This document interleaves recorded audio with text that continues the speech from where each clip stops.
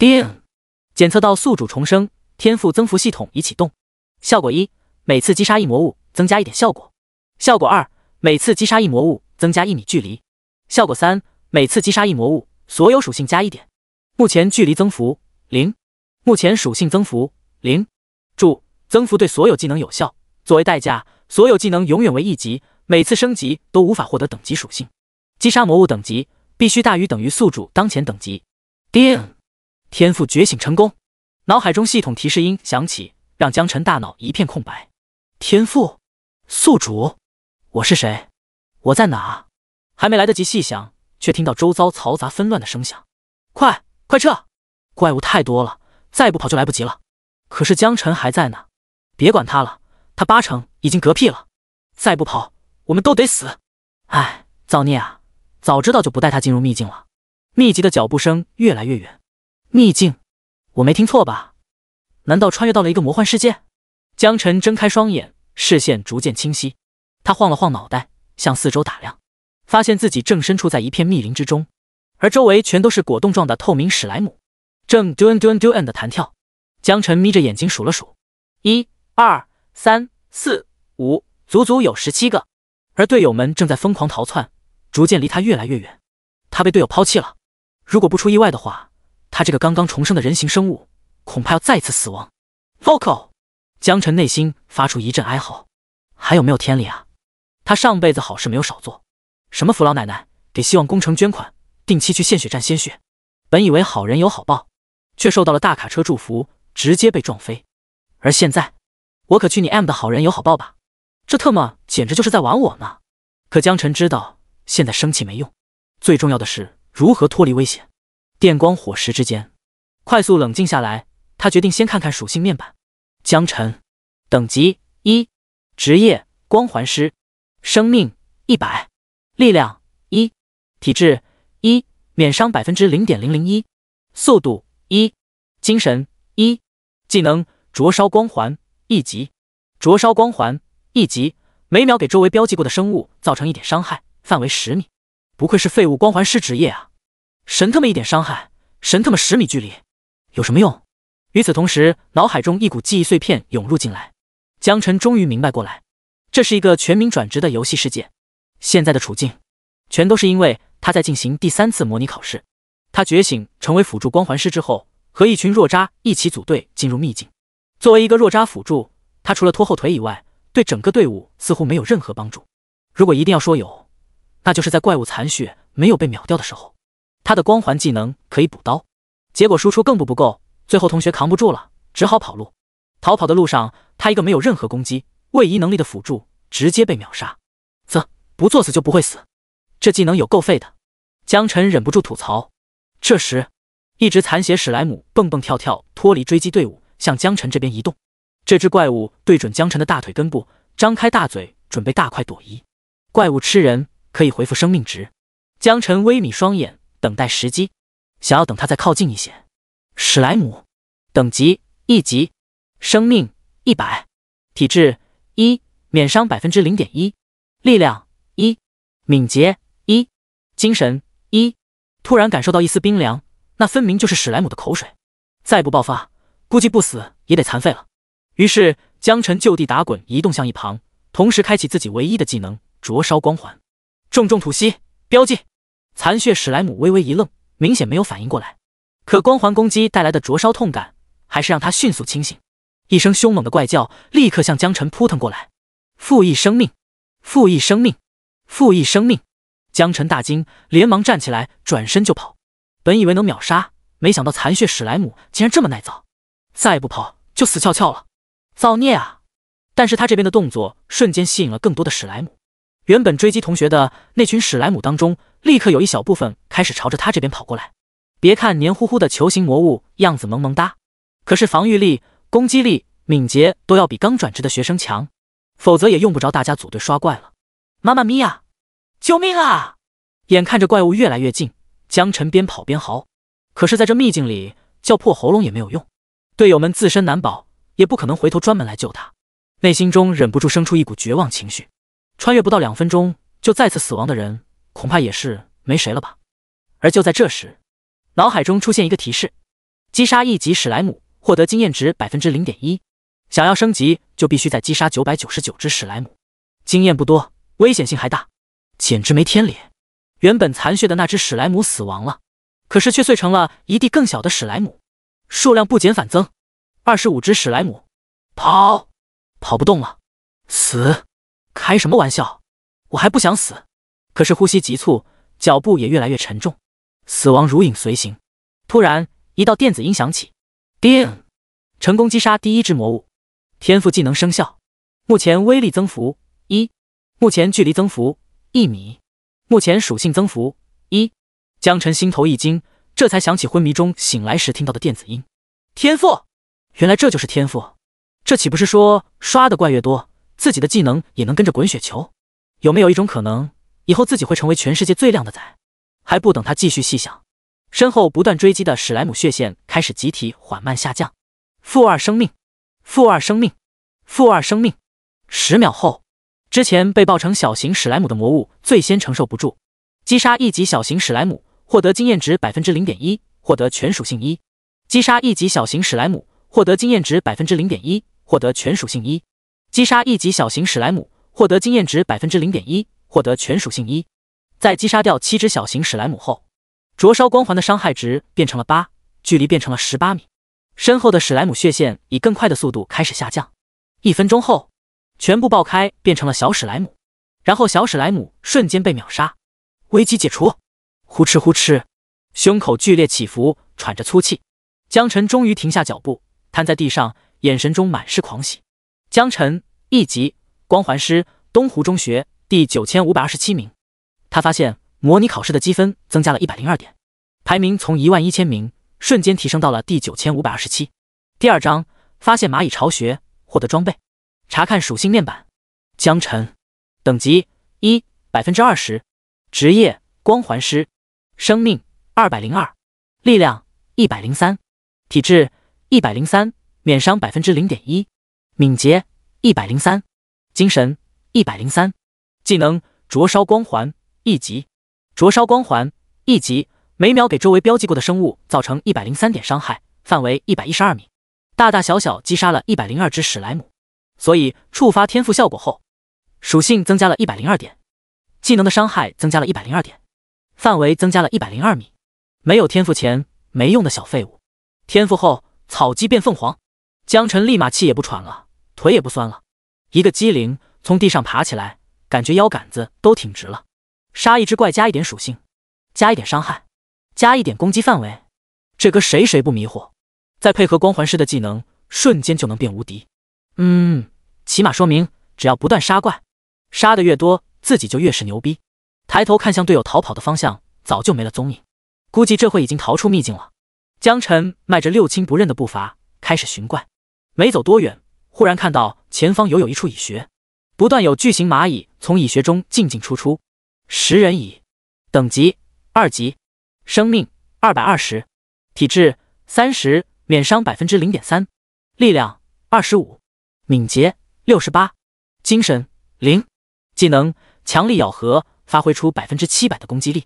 在前世，科学家们经过研究发现，蚂蚁天生就能够使出比自身体重大好几倍的力量。这个世界对生物的能力规则也会有形式的部分。眼前的食人蚁数量有点多，至少在100往上。上还是不上？这么多怪物全杀了，自己肯定能再次迎来一波爆发式增长。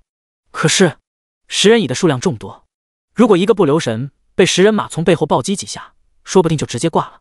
毕竟光环生效是需要标记目标的，这里地形复杂，一定会有很多盲区，万一照顾不过来，那就完蛋了。江辰正在纠结，突然身后发出一声吆喝：“你前面站着那位。”“对，说的就是你。”江辰转过头去，看到5个人正朝自己这边走过来，3男2女，分明是一支完整的小队。一脸疑惑地问道：“你们好，有什么事吗？”战士模样的男生将巨盾往地上一扔，冷笑着说道：“这座蚁穴我们来刷，你可以滚了。”其他4名小队成员也一脸戏谑地看向江辰，想要看看他会有什么反应。如果不出意外的话，这小子8成会屁滚尿流地离开。江辰皱了皱眉，蚁穴的怪很多，你们也刷不完吧？进入秘境之前，学校的老师就曾经说过，这次秘境的模拟考试很可能会有同学之间的竞争出现，只要不影响对方的生命安全，就可以任意发挥。往年发生过学生被打成残疾的情况。战士怒了，扬了扬手里的大砍刀，敲击盾牌，发出巨响。要你管？赶紧给我滚！江晨摸了摸鼻子，笑了起来。看来今天算是被自己给遇上了。这群人的头顶上能看到，他们都已经升级到了2级，一支2级小队，而且似乎都穿戴了1-2件零散装备，比刚才自己的队伍要强上太多。再没有获得天赋，那铁定打不过。可是现在嘛，面对人均生命值不到200的人形生物，2秒就能将他们全部放倒。江晨寸步不让，我要是说不呢？战士微微一愣，旋即愤怒咆哮：雄鹰队备战，打残他！其他队友纷纷响应。伟大的火元素啊，响应我的召唤吧！火球术，萨斯克，影之分身术，圣光照耀，请保佑我的队友！大地母亲忽悠着你。战士一脸狞笑，踏着厚重的步伐，一步步向江晨靠近。你现在后悔也来不及了。江晨眉头一挑，轻声道：标记，灼烧光环，负103生命，负103生命，负103生命！啊！救命！大侠饶命！请不要这样对我！大佬收了神通吧！扑通扑通，一阵膝盖落地声，包括2位妹子也一头磕在地上。生死面前，尊严屁都不是。仅仅1秒钟，5人小队的人直接被吓尿了。为难江晨之前，他们明明有仔细侦查过，江晨明明就只是一名光环师，而光环师这种职业是出了名的垃圾辅助职业，况且还只有1级，没有一上来就给江晨2个大逼斗，都算他们这个小队素质高。可是为什么会这么强？仅仅1秒钟，所有人都半血或者残血。江晨早就在刚刚1秒的时候就立刻将光环技能解除了，他可不敢真的将这些人都给杀了。毕竟国有国法，校有校规，他的主要目标还是想要通过模拟考试，而不是彻底失去大考的考试资格。但是面子上还是要装一装的。江晨冷哼道：现在还让我滚不？战士带着哭腔，磕头不停：不敢了，不敢了，都怪我有眼不识泰山，您大人有大量，就饶了我们这一次吧。是啊，大佬，您把我们当个屁放了吧？看到这些学生一把鼻涕一把泪，江晨心中升起一股鄙夷，有些厌烦的摆了摆手：走吧走吧，还是抓紧刷怪最重要。战士小队立马连滚带爬离开，刚刚跑到一半，却再次听到江晨的声音：等等！所有人立刻定在原地，仿佛被施展了定身法术，动弹不得。战士战战兢兢地回过头来，一脸谄媚地问道：大佬有什么吩咐？江晨轻声：装备都交出来。5人小队明显出现了一丝迟疑，他们好不容易打来的几件装备就这样交出来，实在不甘心。倒是战士比较能看懂形势，一咬牙沉声道：快都交出来，命都没有还要装备干什么？江晨表面冷酷，内心笑出了声：大哥，模拟考试而已，谁他妈放着大好前程不要你这条烂命啊？纯粹入戏太深，不过这样也省得他麻烦。不一会，几件白色装备就摆在他眼前，各个职业都有。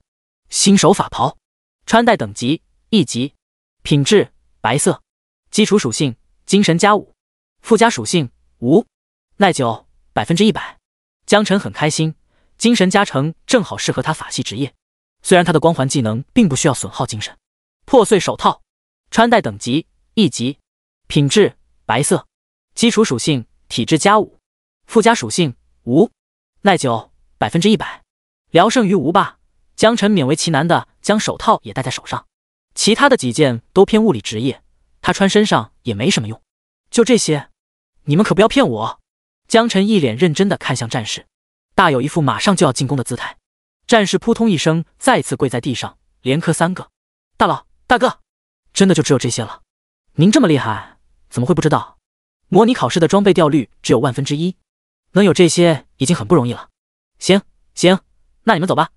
战士闻言心中一喜，立马爬起身来，对一旁的4名队友催促：快走，生怕走得迟了一步。杀神改变主意，将他们当场格杀。毕竟杀神顶多失去考试资格，他们是真的失去生命啊。就在他们快要走出江晨视线的时候，身后再次传来江晨的声音：等等！几人的脚步再次定在原地。第3章，秦王绕柱，江晨我绕树。5人小队能在短时间内升级，并且拿到装备，也并非等闲。队伍中不禁有人猜疑，这位大佬就算是再厉害，但是他们都走了这么远，难道还能攻击得到？可是越是聪明人，就越不敢赌那个万一。毕竟筹码是自己的生命。战士嗷的一声哀嚎，转过身来就向江晨走去。大佬，我们真的没有其他装备了，您行行好，就放过我们吧。您如果真的杀了我们，既脏了您的手，还会被取消考试资格的，对您老来说不划算啊。战士越说越激动，突然脑子清晰起来，灵光一闪，像是抓住了什么救命稻草一般。对了，就是考试资格。一直被江晨给予的死亡阴影笼罩，失去了思考能力。现在突然想起来，这位大佬的终极目标肯定是参加大考，只要不去激怒他，那就大概率不会有生命危险。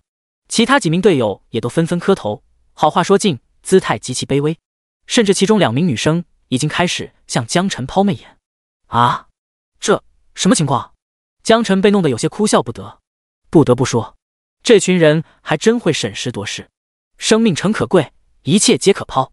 不过眼下不是耍威风的时候，想要在将来的大考中大放异彩，那就必须尽快升级，等级越高，优势就会越大，考上重点院校的概率也就越大。别嚎了，都给我起来！谁稀得杀你们？但我有一个不情之请，想要让你们帮我个忙。战士听江晨说不杀自己，反而让他帮忙，立马长舒一口气，只要能保住性命，其他什么都好好说。于是带着队友一路小跑到江晨跟前。大佬，您说要我们怎么帮？是打人还是打劫？您的事就是我们的事，您开口，我们保证稳妥。江晨听得一脸黑线。打劫？你们的装备怕不都是抢来的吧？我说怎么掉率那么低，你们还能获得这么些装备？看来为难这些人一点都不冤枉。什么狗把打人打劫，要做讲文明懂礼貌的好学生。是，大佬教育的对。看到了吗？前面那几个蚂蚁巢穴。看到了，大佬，你是想你们去帮我拉怪，只需把怪物砍到残血，然后拉到我周围兜圈子，明白？明白。大佬真的是高啊。战士竖起大拇指，心中却早已把江晨的祖宗18代给骂了个遍，但身体却相当诚实。按照江晨的指示，带着队伍就开始向离得最近的蚂蚁巢穴移动。不一会就已经和魔物接触上。战士对着其中最边缘的一只食人蚁发起嘲讽技能，那只食人蚁抬起头来看向战士，立马发怒狂奔过来。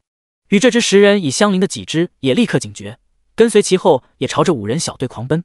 一传十传百，就像是推了多米诺骨牌一般，蚂蚁大军连锁反应，浩浩荡荡追击而来。江晨远远观望，忍不住暗暗咂舌，还好自己没有轻易跑过去，这要是被围住了，再加上地形带来的视野盲区，来不及标记目标，极有可能会被刺暴击。看着食人蚁口气上巨大的钳子，忍不住心中一阵发寒。不过好在这支5人小队人均2级，敏捷上要比食人蚁快上一线，也确实能通过走位来放风筝，只是脚步不能停，停就死。耳旁骤然响起哀嚎声，大佬，我们没办法进攻，救命啊！大佬，快过来救我们！大佬，我们砍不了一点啊，回不了头，回头立马就会被蚁群给咬死啊！快来救我们！刚才不是还想着要把我赶走，自己刷怪的吗？就这一群不自量力的玩意，5人小队狂奔而来。如果不出意外的话，用不了多久，这群人恐怕要么立即而亡，要么被食人蚁追上直接咬死。300米，200米，150米，江晨动了。他标记完战士身后的所有魔物后，不进反退，也加入了逃跑的队伍。大佬，你跑啥？你上去打怪啊！5人小队本来以为江晨会是救星，所以一路抱着希望狂奔过来，却没想到江晨竟然跑得比他们还快。江晨翻了个白眼，脸不红心不跳，边跑边吼，完全没有回头的意思。这么多怪，你们当我傻呀？战士跟在后面带着哭腔，可是我快要跑不动了。我还不想死。一边跑一边开始丢盔弃甲，只为了能坚持得更久一点。他的其他队友也跟着哀嚎起来。大佬，你说你是不是想要借着食人蚁把我们杀了？你真贱啊，大佬！妈妈，我要回家，跑不动了，我快要跑不动了。食人蚁越来越近，眼看着就要追上5人小队了。江晨倒是不担心自己会被追上，103的敏捷可不是开玩笑的，就是不知道这些食人蚁杀掉5人小队后会不会算到自己头上。算了，不冒这个险。江晨当即大吼：你们看到前面的那几棵怪脖子树了没有？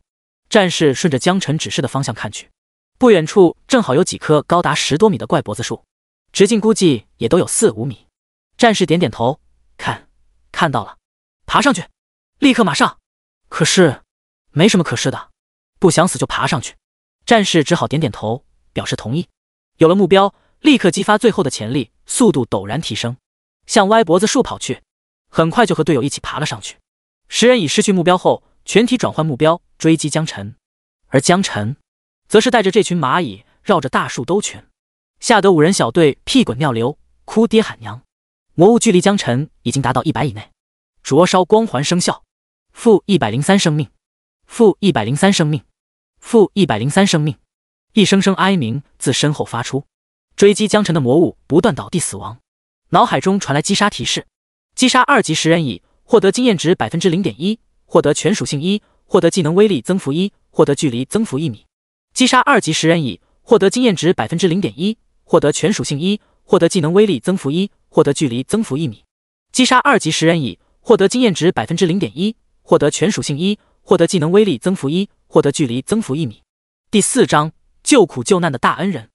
秘境模拟考试时，同一时期会有不少学校的学生参与进来，所以时不时会遇到其他人。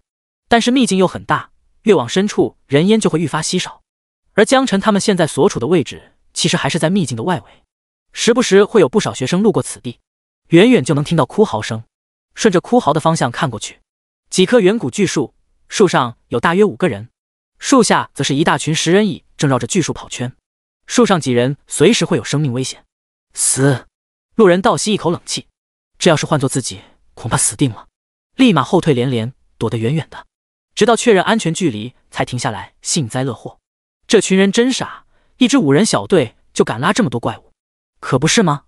不自量力！如果树上的战士听到这些人的话，不知道会作何感想，或许会抢他们的装备，表示感谢吧。只可惜此时他们自身难保，只顾着在树上干嚎，管不了那么多。路人观察片刻，突然啧啧道：“哎，不对啊，我记得蚂蚁是会爬树的，所以呢？你是觉得树上几人还不够惨？不，我不是这个意思，我是说10人蚁本来能够爬树，为什么不直接去攻击树上的人，反而要在树下兜圈 ？Vocal， 你们快看，10人蚁前面有个人，为了救队友，他一定是为了救队友。我好感动啊！可是这次模拟考试最多不是只能组队5个人吗？那就更让人感动了。不是队友他都救，舍生忘死，冒着生命危险救人呀！快要追上了，10人蚁快要追上那个人了，完了，不敢看。部分胆小的路人开始捂住眼睛，不想看到眼前的惨剧发生。可以想象到，被10人蚁嘴上后，除了被肢解，不会有其他结局。眼前这位同学都是如此下场，那他们这些人又将会遭遇什么？兔死狐悲，心有戚戚。这时，路人突然惊呼：“死了！10人蚁死了！1只、2只、3只，牛逼！大佬牛逼！我的偶像啊！走，我们过去看看去。如果大佬找你要装备呢？那走，我们换个地方刷怪，不要去打扰大佬。”不少人看到江辰的骚操作后，纷纷惊呼666，有的甚至想要上前跟大佬认识一下。可此时，同学之间除了小队单位之外，都是竞争关系，尤其是不同学校之间的同学，抢完装备直接驱赶出秘境，那都算是素质高的。遇到狠人，直接把他们打残了，留在秘境自生自灭也都有可能。所以大部分人虽然心里很仰慕，很想认识一下这位大佬，但同时考虑到个人生命安全，最终还是克制住了。他们现在唯一能为这位救人英雄做的，就是把他的事迹传扬出去。很久很久以前，秘境中，一支5人小队被茫茫多的10人蚁追击，命悬一线，最后逃到树上哀嚎，眼看就要被怪物吃掉。就在这时，一位孤狼出现，他不顾个人安危，凭借一己之力将这些10人蚁引开。样子虽然有些狼狈，但最终还是将追击过来的10人蚁全部击杀。每个少年心中都有一个英雄梦，此等英雄震撼人心。哞！随着最后一只10人蚁发出哀鸣，江辰这才慢慢停下脚步。一共击杀52只10人蚁。江辰，等级1 50%， 职业光环师，生命254，力量155，体质155，免伤 0.1%， 敏捷155，精神155，技能灼烧光环1级。灼烧光环1级，每秒给周围造成155点伤害，范围164米，经验值瞬间增加了 30%， 也就是说再来2趟差不多就可以升级了。2级的10人蚁相比于1级的史莱姆，从经验获取来说，效率会高出1倍。通过天赋加成，属性再次增加52点，技能效果增加52点，技能范围增加52点。啊，这简直就是在滚雪球啊！江晨忍不住寻思，照这么下去，自己拿个5成模拟联考第1名不为过吧？不过分，一点都不过分。此时，头顶上嚎叫和哭啼声不断，江晨皱了皱眉，只觉有些吵闹。抬头一看，发现还有5个人挂树上。别嚎了，都下来！江晨的声音仿佛有一股神奇的魔力，树上的5人瞬间就止住不出声了，乖乖从树上爬了下来。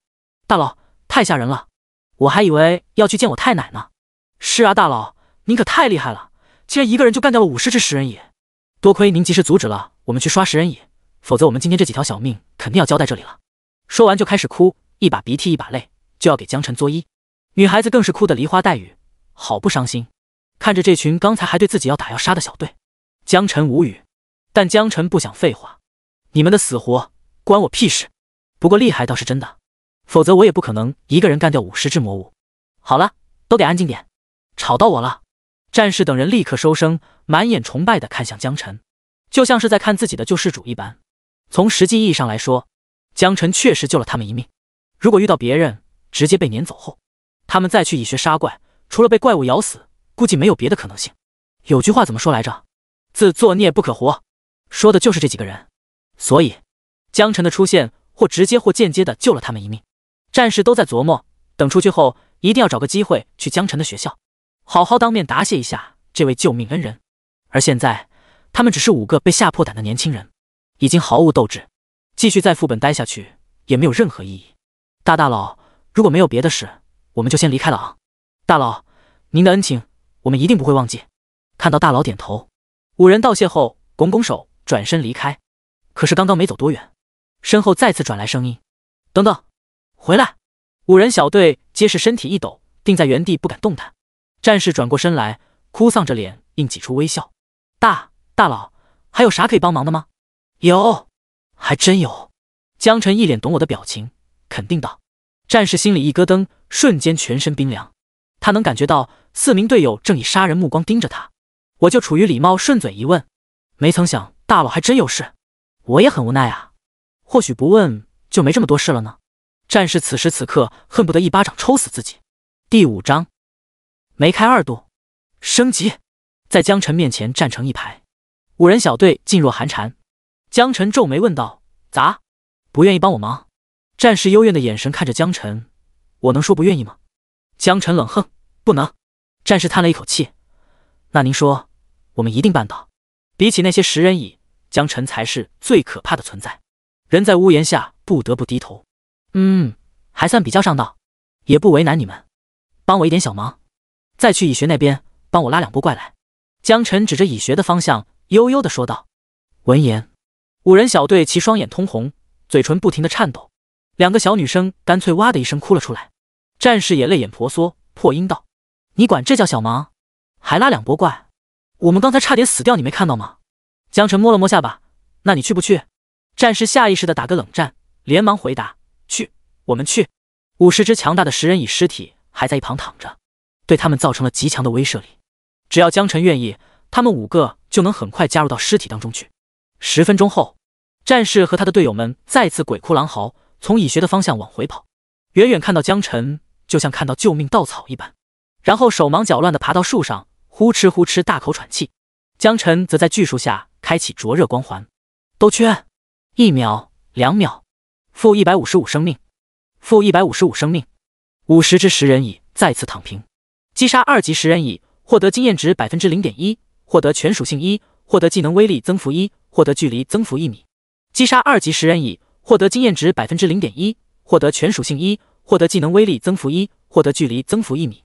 击杀2级食人蚁，获得经验值 0.1%， 获得全属性1，获得技能威力增幅1，获得距离增幅1米。脑海中击杀提示音刷个不停，海量经验如潮水般来袭，经验条再次增加 30%， 天赋效果激活，属性再次增加50点，技能效果增加50点，技能范围增加50点。江晨心中狂喜，似乎掌握了某种了不得的刷怪方式。还别说，这5人小队还真有用啊！此时5人小队见江晨再次把怪物解决，不等呼唤，立马从树上下来，对着江晨就是一顿吹嘘。大佬威武霸气，我愿称大佬为龙国最强一级，大佬牛逼 plus。好了，别评了，赶紧去拉怪。得嘞。经过2轮拉怪，5人小队心中逐渐开始没有恐惧，毕竟能进秘境历练的胆子其实都不小，只是为了节省体力，去的时候故意走得很慢。江晨见状也不催促，只是抱着胳膊靠在树根上休息。20分钟后，怪物来了，小队爬树，怪物死了，又有50只食人蚁直挺挺地倒在巨树周围，食人蚁的尸体在巨树周围堆成连绵小山，蔚为壮观。一道华光从江晨身上升起，2级。江晨一阵狂喜，终于升级了。查看个人属性面板，江晨等级2 10%， 职业光环师，生命502，力量254，体质254，免伤 0.2%， 敏捷254，精神254，技能灼烧光环1级。灼烧光环1级，每秒给周围造成253点伤害，范围262米，等级来到2级。升级带来的各项属性增加了一点，相比于天赋给自己增加的200点，显得有些可有可无。但是江晨知道等级非常重要，当2支战斗单位的等级差超过3级的时候，高等级的单位对低等级单位进攻会有一定几率造成双倍伤害，而低等级的战斗单位对高等级战斗单位进攻则会开始出现偏转，也就是打不中的情况。等级不重要吗？等级很重要，再强的攻击手段如果都打不中对方，那还打个屁啊！况且大考当中，重点高校的入学门槛就得15级，10级到15级之间能选择的高校档次依次降低。如果放在之前，作为一个普通的光环师，他能考上随便哪个高校，那都属于祖坟冒青烟了。可是现在，他觉醒了天赋异能，经过短暂刷怪，实力得到飞速提升。他明白，他早已不是之前那个没什么卵用的光环师了。虽然技能永远只能是1级，但是伤害可以通过天赋滚雪球，他就能有无限可能。拿个模考第1名不过分吧？拿个省状元不过分吧？场外，几个校长聚集在一块，面前立着一张超大型地图般的道具镜花水月，长10多米，高4米。透过道具可以切换画面，观看秘境中学生的操作场景，视野极其开阔。不过学校的镜花水月只能选择秘境中1、2处进行分屏，再多就看不过来了。好在道具可以针对所有学生的数据进行统计，形成一张排名列表出现在画面的左上角。画面前，校长们正聊得热火朝天，唯独张朝阳校长被挤到一旁，独坐冷板凳。他面容苍老，头发花白，看起来快70岁，身上的衣服看起来板板正正，一看就是老学究的样子。和其他学校的校长不同，再有几天他就要退休了。抱憾退休，因为作为东湖中学的校长，他们学校已经连续好几年没有出现好苗子了，今年恐怕也一样。如果不出意外，他退休时也是学校解散之时。张校长，你不过来看看？有人向他招手。不用了，反正看不看都一样。张校长摆摆手。哎呀，张校长，我知道你要退休了，来一起看看嘛，就当站好最后一班岗。这时高璇发话了，他是教委下派过来指导工作的官员，在场就属他说话最有分量。好吧好吧，你们就爱看我这把老骨头的笑话。张朝阳无奈摇摇头，撑着膝盖起身走到镜花水月跟前，和校长们站到一起。和别人的兴奋比起来，他显得有些失望。瞅着列表上显示的数据，参加模拟考试的前100名学生当中，果然没有东湖中学的学生的名字。这时画面一转，突然出现一大群食人蚁在追赶一群学生，险象环生，立刻引起校长们的注意。Vocal， 这是哪个班学生？敢一次拉这么多怪，还往树上爬？爬树上就能躲过食人蚁？这是哪个学校老师教的？蠢货，真是一群蠢货！这群只知道哭爹喊娘的憨货，给我们西湖中学丢脸。要去救吗？这可是你们学校学生，2级的精英小队。救！当然要救！这5个蠢货就回来，我要好好帮他们尝尝脑子。作为一个学校的校长，自然有几分本事在身，知道秘境里的位置，须臾便可到场。只是代价有点大罢了，瞬间移动的道具可不算便宜。但这些和精英学生生命相比，微不足道。正当西湖中学校长掏出道具，准备捏碎传送过去时，等等，蚁群在兜圈，并没有攻击。快看，古树下还有个人，这是谁的学生？这么勇猛，我去救他们，晚了就来不及了。Vocal， 蚁群被秒了，快看！张朝阳双眼放光，灰败的脸上瞬间红光满面，嘴里不住喃喃：“这是我的学生，我们东湖中学的学生，他叫江晨。”第6章，还有谁？镜花水月中，古树周围，食人蚁的尸体堆积如山，细细一数，竟然有足足150多只。现场校长们震惊得说不出话来。再看看排名列表，江晨的名字赫然已经进入到前50名。排名规则先按照等级排序，然后再按照击杀怪物获得的积分排序。一只1级怪给1分，一只2级怪给2分，以此类推。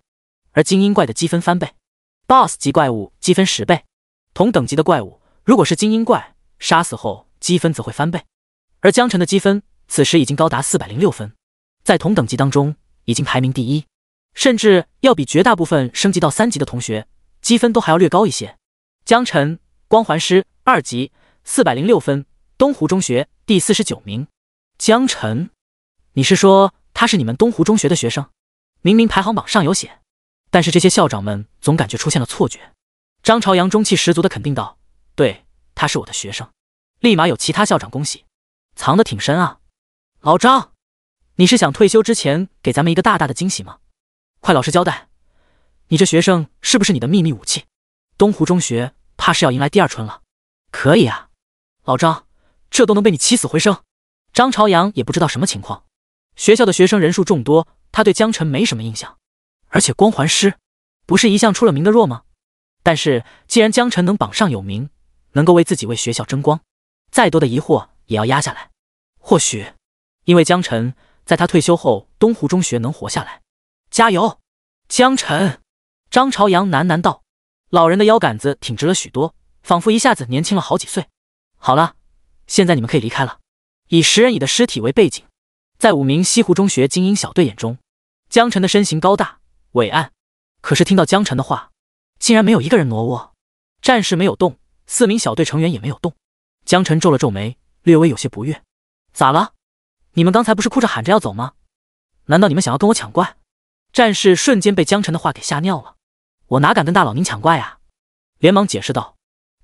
不抢怪，我就是崇拜您，想知道您哪个学校，叫什么名字，以后出去后也好宣扬您的名讳。您救了我们的命，我们一定要记得您的大恩大德。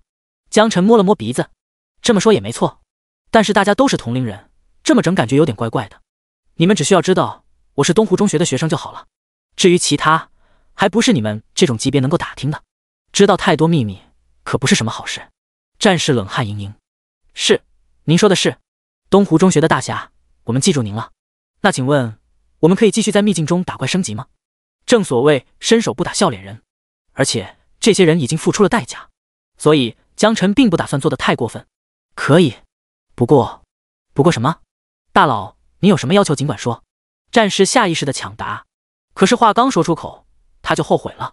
现在他是真的害怕江晨再让他去蚁穴引怪，甚至于提到蚁穴他就感到恶心。一旁的队友甚至狠狠地蹭了一下他的后背，他有苦说不出，但是江晨并没有继续为难他们，而是说离我远点，否则我怕误伤你们。好的。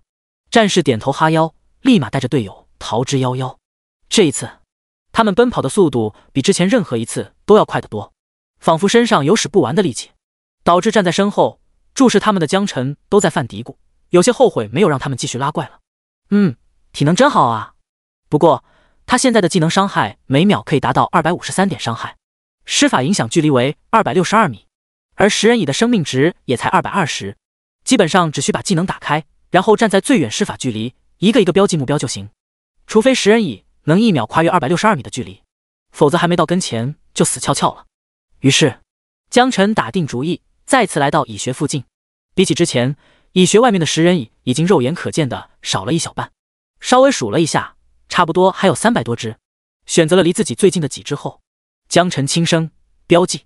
一只食人蚁正在远处游荡，突然感觉到有敌人对自己使用标记，于是立马凭借直觉找到攻击者的方向，向江晨这边狂奔。结果刚刚迈出2步，立马感觉一股钻心的灼烧感。负220生命，击杀2级食人蚁，获得经验值 0.1%， 获得全属性1，获得技能威力增幅1，获得距离增幅1米。其他食人蚁像是被激发了连锁反应，立刻纷纷转向朝着江晨这边狂奔。远处，更远处，一传十，十传百，像是产生了连锁反应。成片的食人蚁大军向江晨的方向狂奔而来，他们挥动着巨大的咬合，要碾碎这位不知道天高地厚的入侵者，让他知道谁才是这片土地上的主人。然而，江晨只是静静地站在原地，用眼睛注视着每一只食人蚁，默默地将其标记。所有踏入光环影响范围的食人蚁，每走出10米距离，便一头栽倒在地上。经验如潮水一般用来，10%、20%、30%，经验条以肉眼可见的速度增长，就像急速加载数据的进度条一般。天赋技能也一直在不断全面强化着。几分钟后，江晨的面前就形成了由蚂蚁尸体堆积而成的巨大半弧。蚁穴外，312只食人蚁全部死亡。江晨，等级2， 40%，职业光环师，生命814，力量566，体质566，免伤0.5%，敏捷566，精神566，技能灼烧光环1级，灼烧光环1级，每秒给周围造成565点伤害，范围574米。江晨看着眼前的一切，内心豪情万丈。还有谁？这时，一阵地动山摇，蚁穴中突然冲出一只体型硕大的食人蚁，长约15米，高约4米，身形要比之前普通食人蚁大了整整2圈。哞！仰天咆哮，掀起音爆，气浪，飞沙走石。第7章，蚁王登场，一切都刚刚好。蚁王，精英，等级4级，生命600，体质110，免伤0.1%，力量80，敏捷80，精神100。技能1，强力咬合，发挥出1000%的攻击力。技能2，狂暴，当血量低于30%的时候，所有属性翻倍进入狂暴模式。技能3，嗜血，可以吞噬血肉来恢复生命值。蚁王站在巢穴上方，仰天怒吼，巨大的音浪响起，吓跑了很多实力单薄或者胆子小的学生，但同时也吸引过来少部分有实力、胆子大的考生。怪物越强大，意味着越有几率爆出极品装备，搞到极品装备，大考就会如虎添翼。江晨面对蚁王，寻思着大概几秒能够搞定这头怪物。目前自己每秒的伤害值565，算上对方的免伤，估摸也就需要2秒的时间。站在最远距离，从背后标记偷袭，应该不难拿下。哎，前面那小子！身后突然传来呼喝，江晨转过身来看向来人，一脸诧异地指着自己的鼻子，有些不太确定。一群男男女女，足足有10多号人，从制服着装来看，像是同一个学校的学生。这些学生基本涵盖了绝大部分职业。对，说的就是你，小伙子，识相的就赶紧给我滚远点，别被爷爷的技能给误伤了。说话间，立刻引来一大群人的爆笑。同学，你赶紧走吧，免得白白挨揍。我们西湖中学可不是好惹的。江晨也笑了，这又是西湖中学，熟悉的味道，熟悉的配方，还真是缘分呢。而此时，镜花水月前，校长大人们纷纷惊呼：蚁王！竟然出现了蚁王！只有当所有普通食人蚁被消灭完后，才会出现蚁王。多少年没有出现这样的情况了？听说只要消灭蚁王，就会有意想不到的奖励。哎，我说老王，你们西湖中学的人未免也太霸道了吧？咋还欺负人呢？蚁王出现的次数很少，因为往年模拟考试当中，食人蚁尽管等级不高，可是数量众多且群居模式，一般有脑子的学生都不会轻易去尝试。记得上一次还是某个学生觉醒了比蒙体质，防御高，攻击强，这才将所有的普通蚂蚁杀死，硬生生逼出蚁王来。现在似乎这位叫江晨的小伙子再次做到了同样的事情，不过却被眼前这群西湖中学的考生截了胡。江晨如果是普通考生也就罢了，现在他关系到东湖中学的未来。张朝阳决定力挺江晨一把。王校长，你的学生以多欺少，未免也太霸道了吧？请你发公告，立刻停止你们学校学生的行为。王校长打了个哈哈，哎呀，张校长，一次模拟考试别这么当真嘛，况且也没有谁说过一个学校的学生不能团结起来一起战斗嘛，合情合理。哈哈，全然一副死猪不怕开水烫的模样，看样子压根不打算理会张朝阳的诉求。开什么玩笑，西湖中学如果能将蚁王拿下，必然会得到不少好处。张朝阳怒了，转头看向高璇，领导，你看看这货厚颜无耻，无耻至极，你可要为我主持公道啊！看着比自己年纪还要大不少的老校长，高璇发自内心的敬重。但是同样都是校长，他也要尽量一碗水端平。于是正色道：“王校长，给我个面子，让你的学生不要驱赶江晨。”王校长沉吟片刻，为难道：“哎呀，高校长，不是我不给你面子，实在是不合规矩啊。一直以来都有潜规则，秘境里学生之间抢怪很正常，毕竟以后要面对真实社会环境，只会残酷千百倍。”高璇无奈，他虽然是教育系统委派下来视察，但是下面的校长真要是不给面子，一时半会他也没有办法强迫。张朝阳被王校长的态度气得直哼哼，却拿他一点办法都没有，被一群西湖中学的人逼退。江晨并没有打算硬刚，对方人多是一个方面，最主要是江晨有点害怕，他怕一旦起了争执，上了头，这些人的血量都不够扛他1秒钟技能的。大家都在2级，少部分3级，就算是战士的生命值也不到500，他只要略微出手，在场这些人全部都得饮恨西北。他怕，真的很怕。学校明文规定，打架可以，杀人就直接取消大考资格。因为这些人断送自己大好前程，他觉得划不来。好，我走，算你识相，快点的吧。西湖中学的学生见江晨这么识相，也松了一口气。真要是遇到不要命的愣头青，他们也怕。看着江晨真的走远后，这才真正松懈下来。哼，那人好像是东湖中学的，我好像在哪里见过。管他是哪里的，怂货一个，以后也不会有什么大出息。要是换我，说什么都不走，就算走，也要以死相逼，要一件装备再走。得了吧，咱们这么多人欺负人家一个，已经算是不仁义了，好吧？切，我们这叫团结一致。听说社会上的竞争可要比这个激烈多了。行了行了，你们这些人安静点，听队长指挥。西湖中学的学生叽叽喳喳，对江晨的离开有嘲讽也有同情。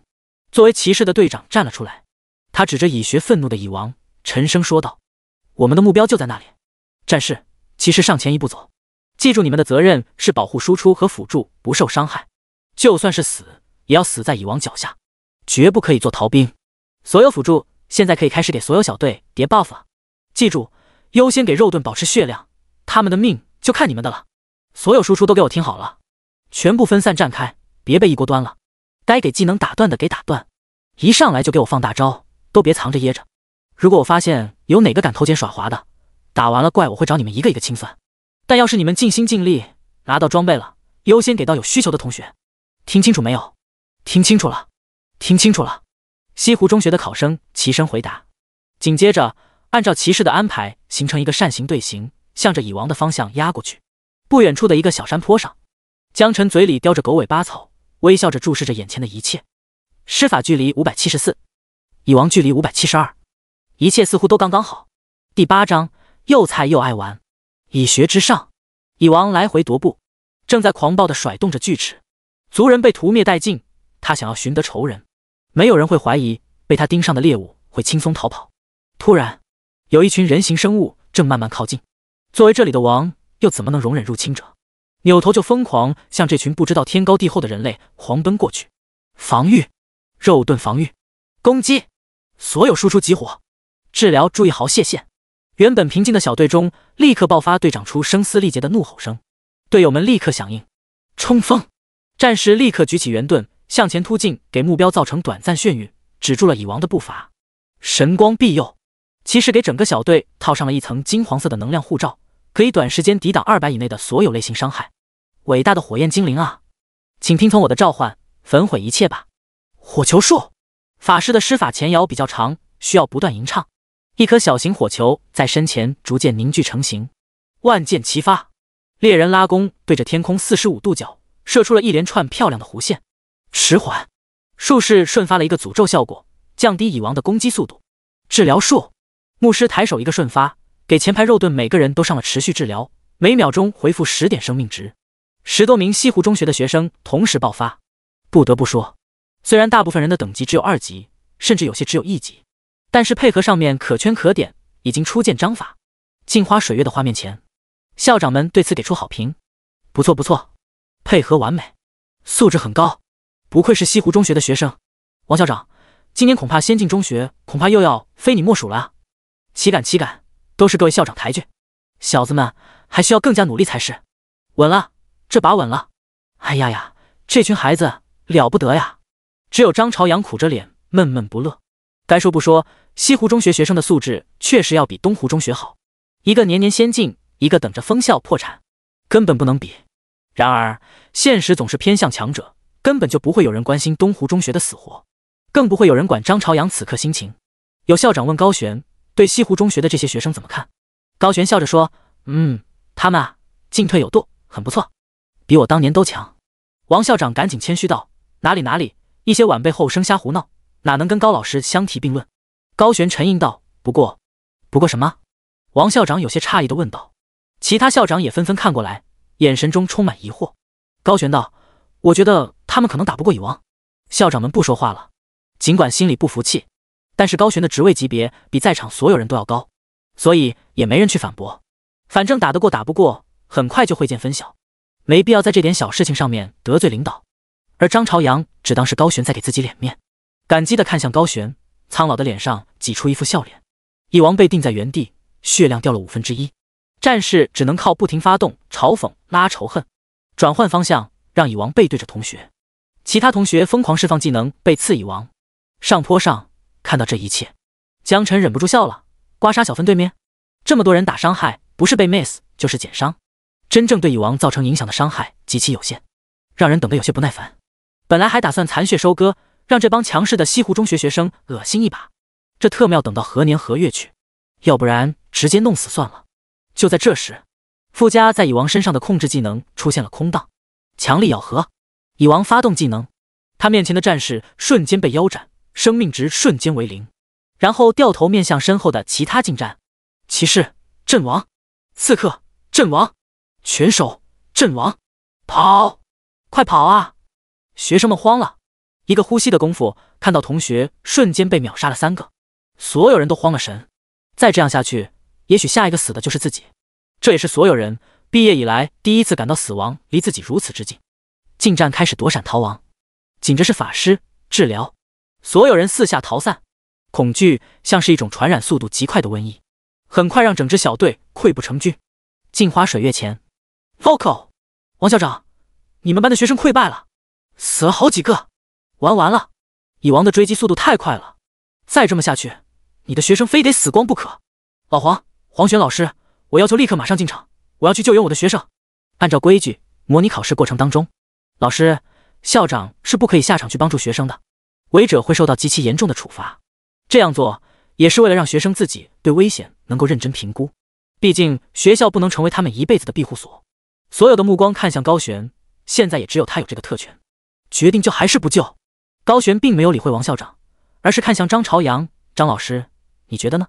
张朝阳虽然记恨刚才王校长的学生赶跑江晨，但人命关天，他还是很肯定的点点头，救，一定要救，都是我们龙国未来的希望。高璇道，好，我特批可以救，不过我丑话说前头，不允许出现送装备、刷 buff、帮忙杀怪的情况，否则……得到高璇的许可后，王校长的笑脸刚刚浮现不到1秒，双眼中立刻变得敬畏。我懂，我会守规矩的，高老师您放心。龙国对规则看得极其重要，否则每一个转职异能者都按照自己的个性行事，那整个社会体系都会逐渐崩坏。这也是经年累月吃过无数次亏总结出来的经验。所以，对于违规者，严惩不贷。正当王校长拿出传送卷轴，准备传送到秘境之时，忽然有人发出一声惊呼：“你们看，是东湖中学的那个学生，江晨，是江晨，他在追着蚁王跑。”画面中，蚁王追着西湖中学的学生四处狂奔，尖叫声、哭喊声四起，而江晨跟着蚁王的屁股后面一路追赶，一点怕的意思都没有。王校长看着画面，整个人都亚麻呆住了。他是想咋地？单挑蚁王啊？张朝阳见状，不禁有些担心起来。西湖中学10多名学生都没搞定，你上去逞什么能啊？高璇倒是很淡定，双眼放光看着画面，这小子有点意思。秘境中，越过山丘，江晨骂骂咧咧的一路狂奔，跑慢点，给我跑慢点。第9章，你想要碰瓷？江晨跟着蚁王一路狂奔，万没想到，10多名西湖中学的精英给蚁王刮痧刮半天，竟然自己先崩溃了。崩了也就崩了吧，你倒是往我这个方向跑啊！特么的越跑越远，还好老子敏捷高，不然还真有点追不上。在追击的过程中，又有2个学生被咬死。不得不说，这怪物的攻击力确实很高。600米， 500米。好，距离够了。灼烧光环。江晨轻声道。负565生命。蚁王突然感觉到灵魂灼烧，刚刚想转身看看是哪个老六，浑身一热，瞬间失去知觉，轰然倒地。击杀4级精英蚁王，获得经验值 10%， 获得全属性1，获得技能威力增幅1，获得距离增幅1米，获得排名积分40分，获得紫色装备蚁王权杖1。蚁王权杖穿戴等级无限制，属性增益：生命值加150，精神加50，敏捷加50，体质加50，力量加50。附加属性：移动速度正 5%， 耐久 100%， 又涨了40积分。此时他的积分已经快要赶超第1名，只是因为等级的原因，排名有些靠后。正在奔跑中的江晨一个急刹猛地定在原地，看着手中精致的权杖。紫色装备，我滴个乖乖！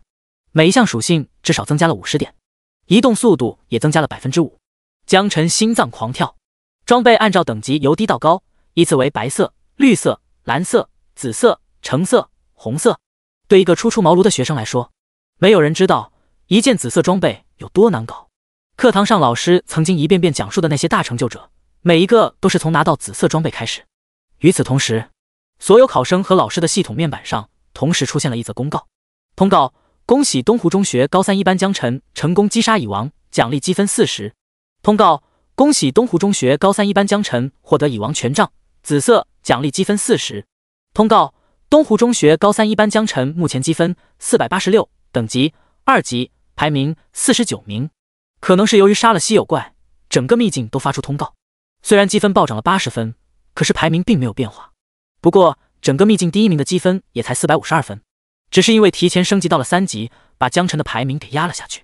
全区所有正在参加考试的学生纷纷停下脚步。通告，竟然出通告了！卧槽，是蚁王的通告！听说只有将所有食人蚁都杀死，才会出现蚁王。这难道是哪个学校的学生全校人一起组队刷蚁学？不对啊，我怎么没听过东湖中学的名字？没听过很正常，他们学校出了名的垃圾。你开玩笑的吧？垃圾？他们能把蚁学给清了？镜花水月画面前，嘶！一阵道抽冷气声。校长们也看到了公告，瞬间不淡定了，因为他们很清楚，整个蚁学都是江晨一个人单刷。也正因为如此，他的积分才会直接超过第1名。不但如此，他还救下了西湖中学10多名学生。通告竟然触发了秘境的通告！蚁王权杖，我记得上一次有人拿到蚁王权杖还是20多年前。恭喜恭喜，张校长，你们东湖中学出了一个了不得的大人物啊，前途不可限量。是啊，张校长，你们学校这小子要逆天啊！哪里，这小子运气罢了。张校长，谢谢你，你的学生很优秀，他救了我们西湖中学。哎，应该的，都是龙国人嘛。回去记得提升你学生素质，不要又菜又爱玩。是，张校长说的是。看到蚁王的危机解除，在场的校长们总算松了一口气。学生死亡量过大，他们脸上也不好看。而江晨的骚操作让校长们印象深刻，对这个小伙子感兴趣起来。算上这一次，江晨已经救了西湖中学的学生2次，垃圾学校的学生营救精英学校的学生。校长们玩味的互相对视，有些话不言自明。另一边，江晨高兴得像个孩子，呵呵傻笑着把玩刚刚到手的装备。嘿嘿，蚁王权杖，我的，紫色的。嘿嘿，突然身后传来不协调的声音。嘿，那小子！一个女生脆生生的呼喝道。江晨转过头看去，一个颜值不错牧师美女走了过来，疑惑的问道：干嘛？牧师礼貌的微笑道：这装备是我们的，请你还给我们。江晨直接无视，凭啥？我杀的怪。牧师皱了皱眉，有些不悦的解释道：明明是我们西湖中学的同学先打的怪。江晨笑了，噗嗤，大姐，你们都被怪物撵成臭狗屎了好吗？麻烦搞清楚，是我救了你们。牧师跺了跺脚，撒娇道：可是我是女生，你就不能让着我点吗？江晨如鲠在喉，让。牧师双眼放光，谢谢，你真是个大好人。江晨直接破口大骂，让你妈个大头鬼啊，赶紧滚！这时越来越多的西湖中学学生围了过来，绝大部分人已经从刚刚的哭爹喊娘从冷静下来，眼睛贪婪地盯着江晨手中的紫色装备。他们不甘心，打了那么久，又死了那么多人，好不容易爆出的紫色装备竟然被一个路人给抢了。这东西要是拿到手，一定会很有面子吧？就算自己用不上，送给辅助或者法系朋友，也算是一份重礼啊。这时又来了一位刺客，他阴恻恻地说道：“装备交出来。”江晨果断拒绝，不交。刺客冷哼一声地问道：“你敢动手吗？”江晨坦诚道：“你打不过我。”刺客像是意料之中，点点头道：“以往你都能杀死，我知道打不过你，但是我可以被你打死，然后取消你的大考资格。你看嘛，你想碰瓷？”江晨就像是被踩了尾巴的猫，瞪大双眼，认真地看向刺客。这世界上竟然有如此厚颜无耻之人！厚颜无耻就算了，还特么不要命。目前他的技能只有灼烧光环，如果对着这些学生释放，可以秒杀，但做不到控制和残废，确实有可能闹出人命来。这样一来，大考就跟自己无缘了。难道真的要交出来？或者能跑掉呢？我敏捷那么高，还跑不过你？江晨握紧权杖，便别了一下方向，准备脚底抹油。对，我想。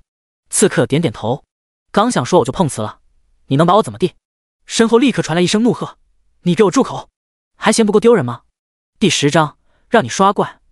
你爬树？是刚才那名发号施令的骑士队长。他一开口，周围的人瞬间克制，保持沉默。骑士说道：“要不是刚才他击杀了蚁王，我们都得死。他是我们的大恩人，你们竟然还敢恬不知耻的要装备，丢人！”江晨笑着冲他点点头。这小子挺上道吗？怪不得能当队长。不过为了保险起见，还是先走为上。握着紫色装备处在这里太过显眼，保不齐遇到个二愣子上来找麻烦。目前最重要的还是抓紧时间刷怪。江晨走后，小队成员望着蚁王和队友的尸体发冷，一些女生更是呜呜咽咽地哭了起来。都知道秘境有危险，有可能死人，可有一天看到队友死在面前，心里那道坎还真就过不去。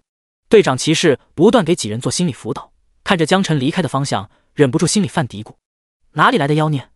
之前怎么没听说过呢？刚才通告上说他是东湖中学的学生，不是说东湖中学快要倒闭了吗？什么时候这样牛逼了？这人不简单呐，说不定会拿到这次模考的前3名。丘陵地带基本上都是1级或者2级怪物，属于新人刚刚进本能接触到的怪物。丘陵的尽头是一片浓密的森林，根据学校的科普，森林中的怪物普遍都在3级到5级之间。蚁穴离森林很近，江晨开足马力，迈开大长腿，利用高敏捷快速奔跑，越过丘陵，毫不犹豫踏入一片葱郁的森林中。枯枝黄叶在脚下发出清脆的炸响，四周虫鸣鸟叫，让人好不惬意。但已经可以看到不少3、4级的怪物在四处蹦跶。由于这里的怪物等级显著提高，难度系数也跟着提高，参加考试的学生却越来越少。比起刚才在丘陵地带，动辄能遇到10几甚至几十号人，现在只能偶尔零星看到5、6个升级到3级的考生。他们小心谨慎，结伴行，专门挑选落单的小怪群殴。发现江晨竟然独自一人时，忍不住皱眉。他一个人怎么敢的？万一人家实力很强呢？ Vocal 他才2级，强个锤子！进入到这座森林，4级最好，3级保底。如果只有2级，那跟送死几乎没什么区别。这时有人压低声音，好意提醒江晨：“哥们，赶紧往回撤，前面都是高级怪，很危险，快点往丘陵方向跑，不然小命就没了。”江晨只是善意的笑笑，没有过多解释，继续向前走。开玩笑，4级的蚁王他都能杀，还怕这密林中的危险？俗话说得好，富贵险中求。想要更快升级，积分更多，当然要刷更高级别的怪物才行。江晨刚刚踏入一片灌木丛，不远处突然传来惊呼：“快奶我一口！退后，快退后！这怪物伤害太高了！”呼哧呼哧，夹杂着剧烈喘息声。江晨循着声音的方向看去，5个人在前面跑，后面跟着一头4级巨熊，森林棕熊，等级4级，生命500、100、500，体质200，免伤0.2%，力量200，敏捷200，精神80。技能1，重殴，发挥出150%的攻击力。技能2，愤怒，当血量低于30%的时候，进入到短暂狂暴模式。巨熊肚子被洞穿，头上也血肉模糊，身上也插着好几支箭矢，眼看着就是残血状态。可是伤痛非但没有对巨熊造成阻碍，反而更加激发了他的凶性，开始不管不顾，疯狂追赶这群凶手，把这群职业者吓得亡魂皆冒。江晨虽然不是什么善良的人，但也知道抢别人的怪不好，于是转身扭头换了个方向前行。可是这5人似乎也发现了江晨，像是看到救命稻草一般，好死不死的往江晨这边跑过来。救命！救命啊！江晨嗤之以鼻，冷哼一声，加快了步伐。一群3级的职业者往一位只有2级的职业者这边引怪，到底打着什么主意？他能不知道？不就是想让他垫背吗？咻！一声尖锐的爆鸣声响起，江晨前行的方向上落下了一支箭矢，是背后的猎人射出来的。江晨怒上心头，转身看向那5个人：“你特么不打巨熊，你打我干毛？”但江晨停留却正中这几人下怀。不好意思啊，兄弟，帮帮我们吧，这熊太凶了。猎人，你个倒霉催的，坑别人干嘛？怎么叫坑人了？多个人多一份力量。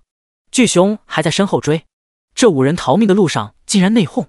江晨苦笑叹了口气，抬头看向巨熊，标记灼烧光环，负566生命。巨熊轰然倒地。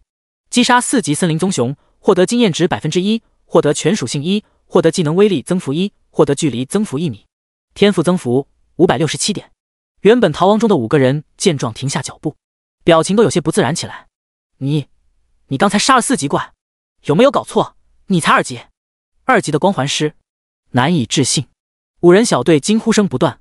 江晨蛋疼道：“呵呵，你们别怨我抢怪就好。”队伍中一位萌妹子说道：“怎么会？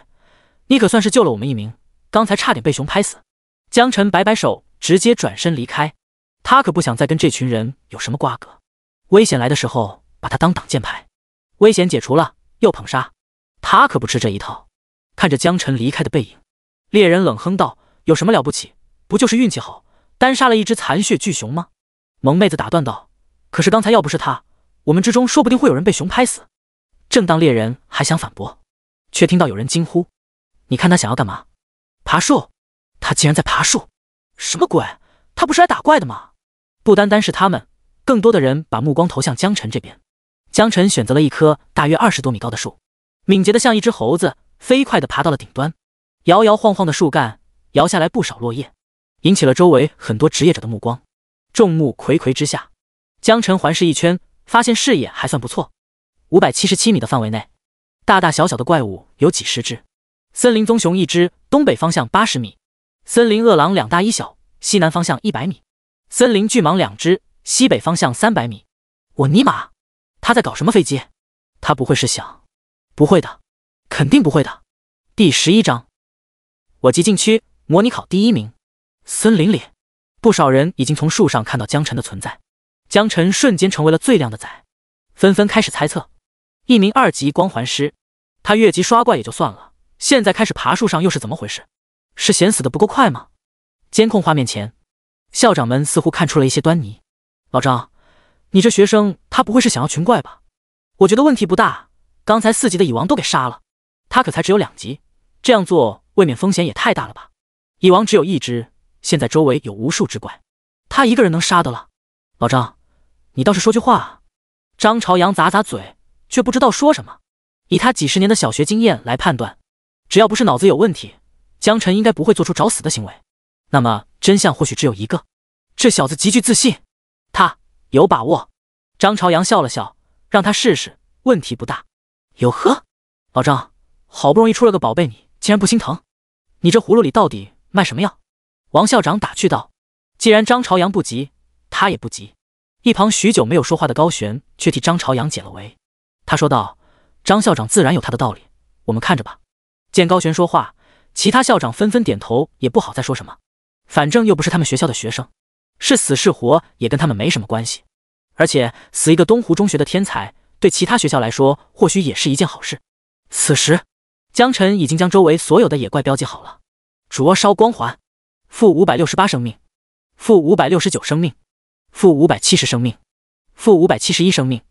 同一时间，以江晨抱着的大树为圆心，577米范围内，所有怪物集体倒地。击杀4级森林棕熊，获得经验值 1%， 获得全属性1，获得技能威力增幅1，获得距离增幅1米。击杀4级森林饿狼，获得经验值 1%， 获得全属性1，获得技能威力增幅1，获得距离增幅1米。击杀4级森林巨蟒，获得经验值 1%， 获得全属性1，获得技能威力增幅1，获得距离增幅1米。击杀4级森林 Malo， 获得经验值 1%， 获得全属性1，获得技能威力增幅1，获得距离增幅1米。经验暴涨了 35%， 天赋增幅增加了35点，来到600点。技能伤害来到601，技能距离来到610。江晨摸了摸鼻子，效率还行，再来2次差不多就可以升级了。于是从树上纵身一跃，风声呼呼从耳边掠过，直接跨越了上百米距离，5、6下便来到了新的区域。看着江晨的骚操作，现场考生定在原地，一片安静。随后爆发出尖锐报鸣声：秒了，全部都秒了！他一个2级怎么做到的？这不玄学，我们5个打1只怪都费劲，他竟然直接全秒了 ！OMG， 这到底是什么牛马存在？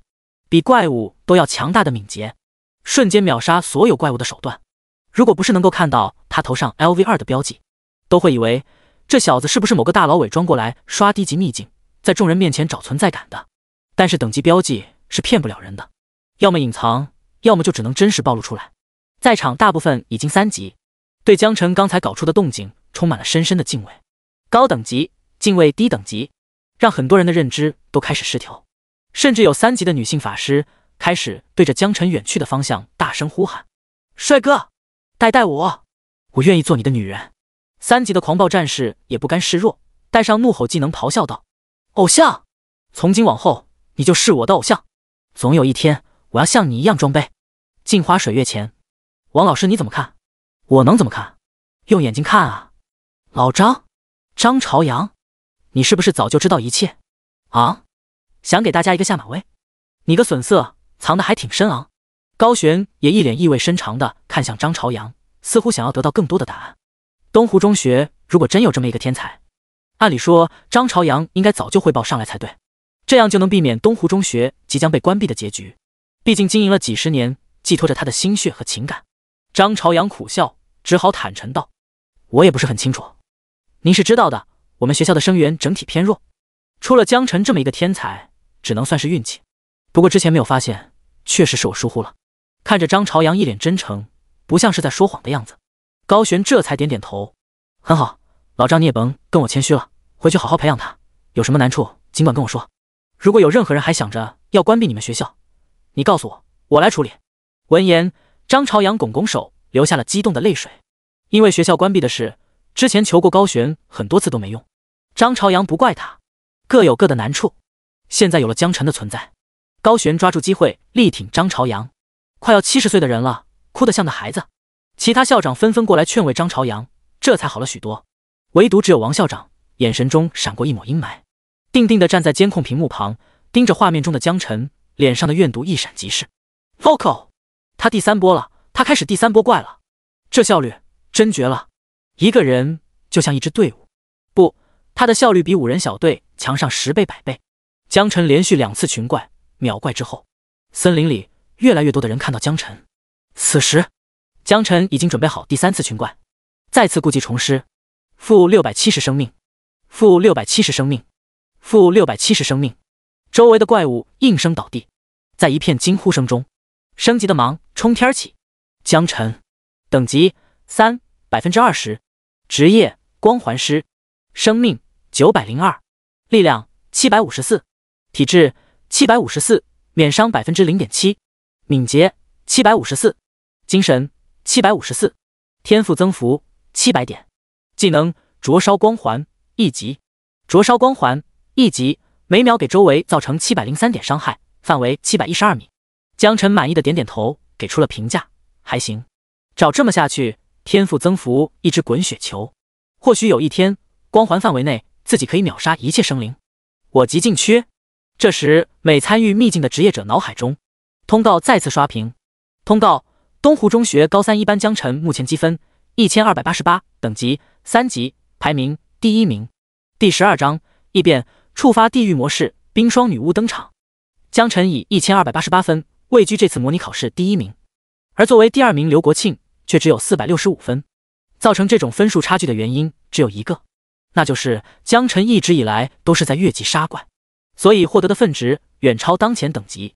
通告：距离3模考试结束还剩下5小时，5小时后各位将会被强行传送出副本，请各位考生抓紧时间。什么？只剩下5小时了？时间一到就会被强行传送出去？江晨蹲在30多米高的大树尖上，陷入了沉思。周围600米方位内躺了一地的各种怪物。虽然现在已经是模拟考试第1名了，但是江晨还是想尽快升级。等级越高，他就能挑战更高等级的秘境。快人一步，则以后每一步都会比别人快。大考还不是手到擒来？升级，一定要充分利用最后5小时，哪怕只是再多升1级也是好的。江晨动了，继续像一只灵活的猴子飞跃在森林上空。这里对别人来说危机四伏，随时会有生命危险；对江晨来说更像是游乐场。旋转、跳跃、标记目标、灼热光环、流水线作业，如丝顺滑。好在江晨比较讲武德，对所有其他小队正在围殴的怪物都会网开一面，默认忽略掉，否则所过之处恐怕其他人真的要骂娘了。半小时后，升级光芒再次冲天起，等级来到4级，天赋增幅来到900，一骑绝尘，遥遥领先。查看属性面板，江晨等级4 1%， 职业光环师，生命1002，力量964，体质964，免伤 0.9%， 敏捷964，精神964，天赋增幅900点。技能灼烧光环1级，灼烧光环1级，每秒给周围造成903点伤害，范围912米，生命直破1000了。4维属性也都来到了900加，可以说在同等级当中算是无敌的存在。在天赋增幅的加持下，灼烧光环的伤害来到了903，距离来到了912。江晨胸中豪情冲天，一个魔3算什么？我特喵日天！接着奏乐，接着舞，江晨继续如法炮制，在树冠间跳跃群怪，一套操作行云流水。但是升级到4级后继续刷怪，江晨感觉经验上涨的速度开始明显下降，从4级升到5级还有 70%， 经验增长速度越来越慢了，得抓紧点。此时江晨已经快要接近森林的中心位置，地势逐渐陡峭，已经能看到不少青山。听说山上的怪物等级大概都在5级到8级之间，运气好的话说不定能在秘境之前升级到8级。森林区域大部分都已经被江晨推了一遍，怪物已经被杀得七七八八了。群完最后一波怪物就可以去山上刷更高等级的怪物。灼热光环，江晨低语，几十只怪物应声倒地。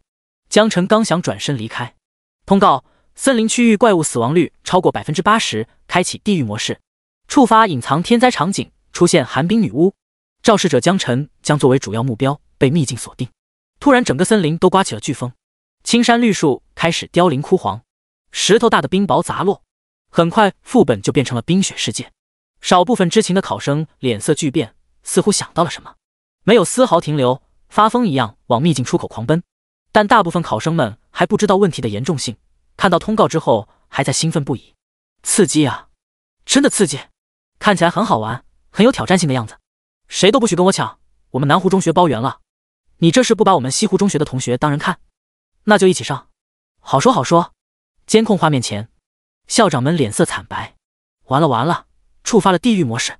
江晨现在被秘境锁定，他将会面对一个秘境最高等级的精英头目怪，在解决掉头目之前，他没办法从秘境中出来，而且秘境从现在开始只能出不能进。开启地狱模式，秘境危险系数直线上升，秘境最高等级怪物是8级，也就是说即将会出现一只高达8级的精英头目怪物。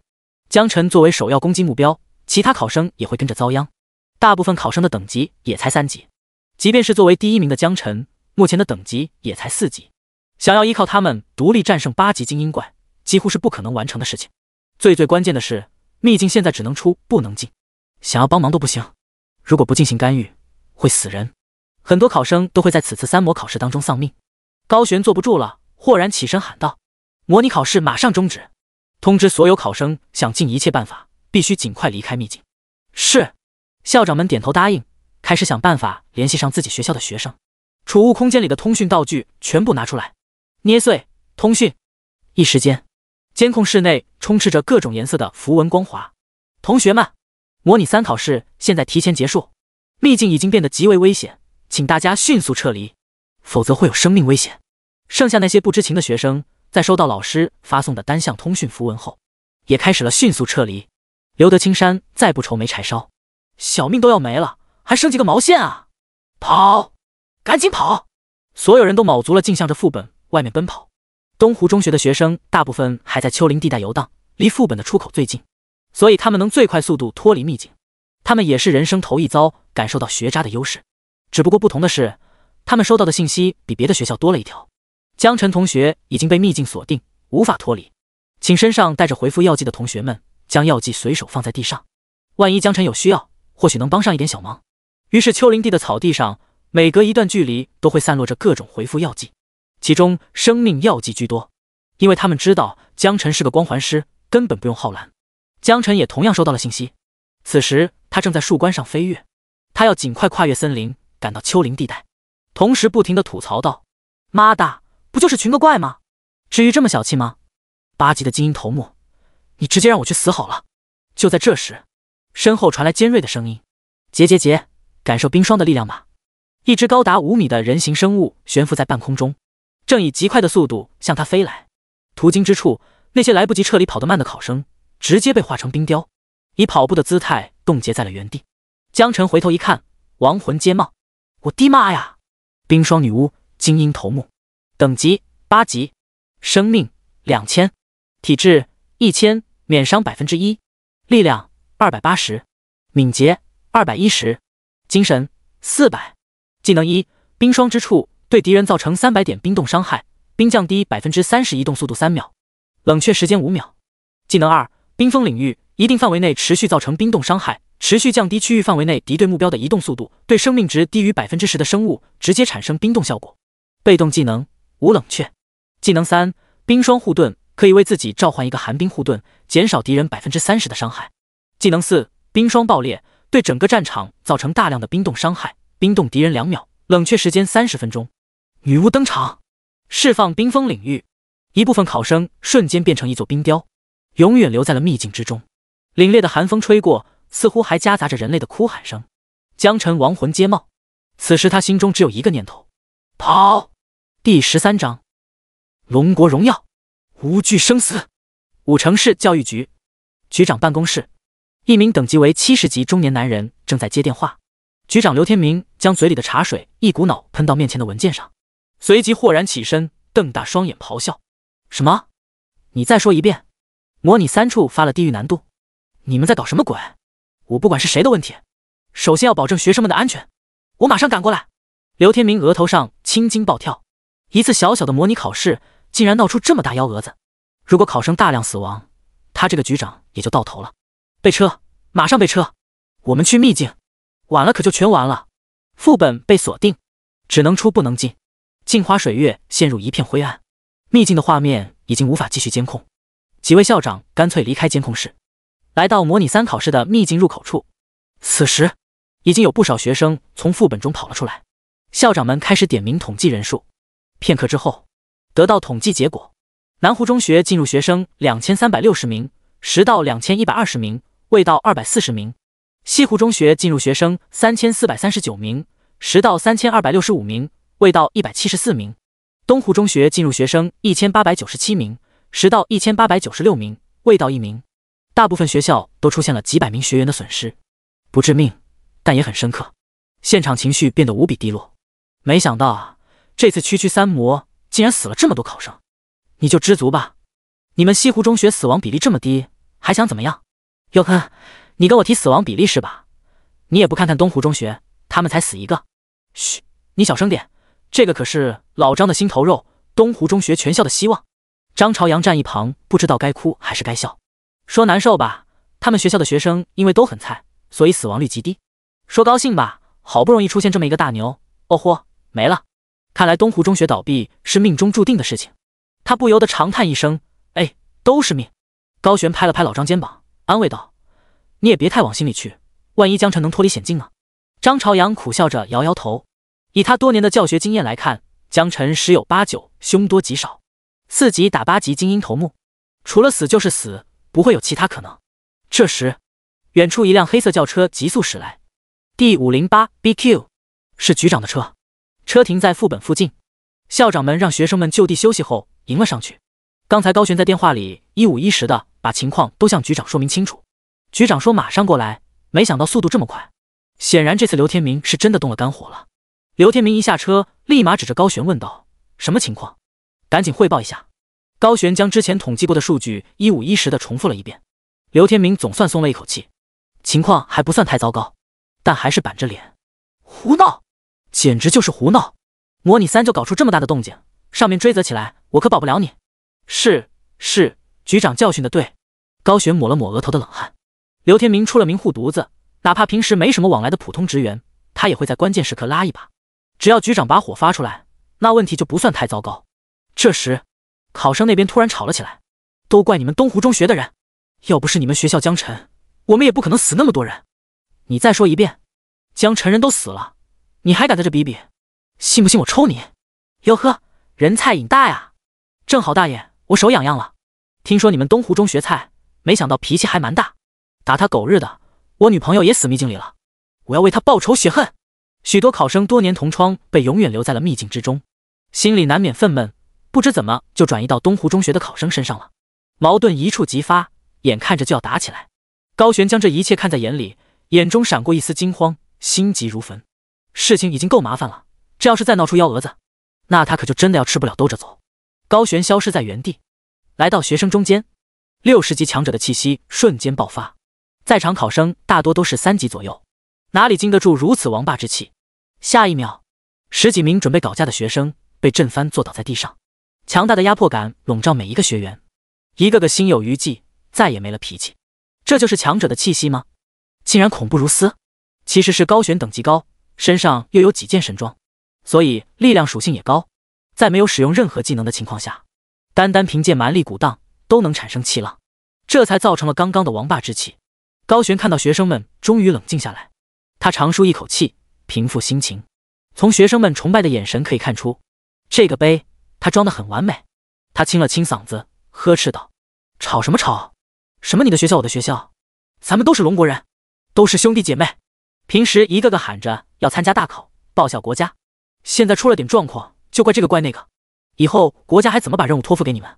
你们放心，所有在这次考试过程中死亡的考生，国家都会给予对应的抚恤金。至于你们，都给我振作起来，把死去的兄弟们那份责任给我扛起来。龙国荣耀，无惧生死。”高璇的话传入每一个人的耳朵里，引起了在场学生们深深的共鸣。龙国荣耀，无惧生死。龙国荣耀，无惧生死。龙国荣耀，无惧生死。学生们齐刷刷怒吼，士气瞬间空前高涨。一旁的刘天明嘴角扬起弧度，心中对高璇竖起大拇指，不愧是我的手下。几位校长也跟着吼声震天。张朝阳70多岁的人了，激动的老泪纵横。江晨死，学校被封似乎已成不可改变的定局，但是龙国荣耀，无惧生死这8个大字在他心中镌刻了几十年，已经形成了肌肉记忆。高璇见气氛已经烘托差不多，师生都已经斗志昂扬了，于是接着说道：“下面我们开始公布此次考试过程中前100名学生名字。第1名江晨，虽然他不在了，但是该给的奖励我们一样要给，结束后会直接给到他家里人。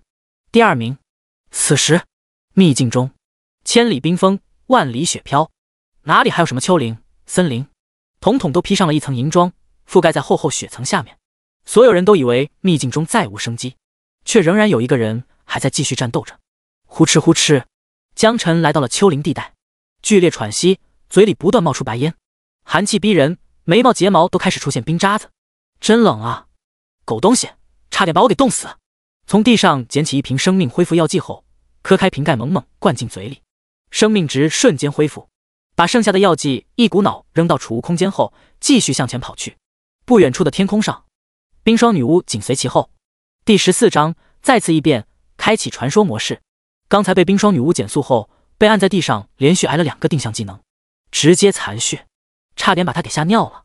万万没想到，冰霜女巫的施法距离竟然比江晨自己还要远上一些，根本就没办法通过放风筝来击杀，只能换伤。可是真要直愣愣换伤，那江晨肯定先死。所以减速失效后，江晨发了疯一般逃命。好在他敏捷远高于冰霜女巫，这才得以逃出升天。从丘陵上找到了不少生命药剂，把生命值回满后，心中才稍稍安定。不过冰霜女巫也没好到哪里去，被他找准机会灼烧了一下，造成900点伤害。再来2次就能送他归西，但是要快，整个秘境都进入寒冬，每秒掉5点生命值，再等下去多少生命药剂也扛不住。江晨故意放慢脚步，等待冰霜女巫靠近。几个呼吸后，江晨身体一僵，再次感受到减速冰冻，整个行动都慢了下来。负面效果，冰霜之处减速 30%，300生命值。负面效果，冰封领域，减速 30%，300生命值。血线瞬间掉了一大半，还被减速。第二次感受还是很难受，但没办法，谁叫别人施法距离比自己更远呢？唯一让江晨庆幸的一点，冰霜女巫不会放风筝，否则真就要被他给玩死不可。控制住江晨后，继续向江晨这边靠近。900米，灼烧光环生效，负900生命值。女巫仅仅剩下200点生命，还差最后一击。江晨懒得跑了，立马从召唤空间内将生命药剂统统掏出来，顿，就是灌，瞬间恢复满血。结果下一秒，冰霜女巫似乎感受到了生命威胁，立马发动终极技能。负面效果，冰霜爆裂，减速 30%，980生命值。江晨刚刚恢复满的血线瞬间又变成残血，吓得他亡魂皆冒。好在女巫的技能都需要冷却时间，否则再来一套连招，非得饮恨西北不可。负900生命值，灼热光环再次生效。啊！女巫发出刺耳尖叫，消弭在天空之中。击杀8级精英头目冰霜女巫，获得经验值 20%， 获得装备冰霜女巫的戒指1，获得技能书1，白银秘境支持1。查看冰霜女巫戒指属性：冰霜女巫地戒指，穿戴等级无限制，属性增益，生命值加250，精神加50。附加属性：冰冻伤害正 10%， 耐久 100%。备注：紫色。江晨捏着戒指发愣，冰冻伤害是什么鬼？他寻思自己也不会冰冻法术啊，算了，不管了，先戴手上再说吧。好歹也是一件紫色装备，带出去装个逼总是没问题的。再看看技能书，江晨毫不犹豫地选择学习。习得技能冰霜光环。冰霜光环持续对周围造成 10% 的减速效果，持续造成1点冰冻伤害。减速冰冻伤害，江晨眼前一亮，他目前正好缺少控制技能，而冰霜光环自带的减速效果貌似刚好可以弥补这点。 10% 的减速，如果加上901点增幅，应该怎么换算呢？或者根本就对这种百分比的技能不生效？江晨尽管是学霸，可也一时间没办法确定下来。等有机会一定要找个怪试试。白银秘境支持。备注：可以开启任意白银秘境，必须达到白银段位。升级到10级后，就可以去龙国的政务中心进行段位考核。通过考核后，江晨就可以由现在的青铜段位升级到白银。正当江晨琢磨技能，通告再次出现。通告：恭喜东湖中学高3一班江晨成功击杀冰霜女巫，奖励积分120。通告：恭喜东湖中学高3一班江晨获得冰霜女巫的戒指，紫色，奖励积分100。通告：东湖中学高3一班江晨目前积分1508，等级4级，排名第1名。此时，秘境外，校长们轮番给学生们做演讲，鼓舞士气。考生们受到鼓舞后，情绪空前高涨。刘天明亲自上阵，正准备给大家颁发奖励。既然江晨不在了，那么第1名的位置自然由他之后的人顶上去。突然，所有人都听到了通告，全场瞬间安静，一个个爆发出惊声尖叫。考生们立马把江晨作为焦点，议论起来。Vocal， 江晨没死，江晨还活着，不但没死，他还成功击杀了冰霜女巫，那可是8级的精英头目啊！他到底是怎么做到的？妖孽，简直就是妖孽！你确定他只是个光环师，而不是其他什么别的？我骗你干嘛？千真万确，我几个小时前才刚刚和他组队过。就一个技能，好像叫灼烧光环，每秒1点伤害，范围10米。这能干啥？给怪刮痧都嫌慢。难道他觉醒了天赋技能？很有可能，否则早就死了。那可牛逼了，觉醒天赋的人极少，但凡拥有天赋技能的人，最后都成了龙国的大能。还有更牛逼的，听说有人天赋2次觉醒，直接成了整个蓝星霸主。你可别做梦了，觉醒1次就已经不错了，你还想他觉醒2次？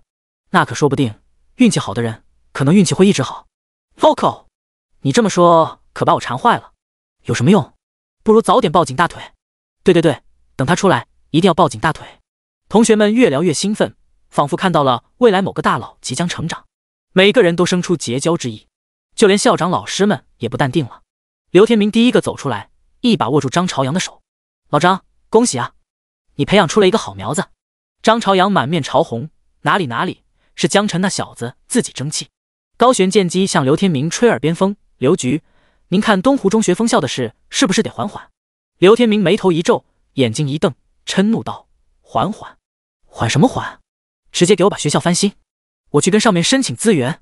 好端端的封什么封？这么强悍的师资力量，谁敢封先过我这一关？听到刘局肯定答复，张朝阳心里算是了却了心病。好，我先谢谢领导了。不用谢我，都是你们学校应得的。刘天明摆摆手，一旁的校长们都投来羡慕的眼神，也跟着不断恭维张朝阳。恭喜啊，老张！东湖中学以后前途不可限量。等江晨出来，我们再好好絮叨。正当大家欢喜之时，通告再次出现。通告：秘境天灾场景被暴力破除，开启传说模式，触发亡灵场景，所有秘境生物都会以丧尸形态对目标发动攻击，丧尸形态会让生物提高2级。在此期间，秘境被锁定，不得进出。轰！在场师生脸色巨变，什么情况？怎么难度又升级了？传说模式，最高难度的秘境模式，这特么坑死人不偿命啊！秘境所有生物主动攻击江晨，每个复活的生物还提高2级，那最高等级的怪岂不是有10级？搞毛线啊！这还让不让人活了？第15章，超音速升级，你还来？江晨双目圆瞪，瞳孔微缩，他感觉自己被人针对了。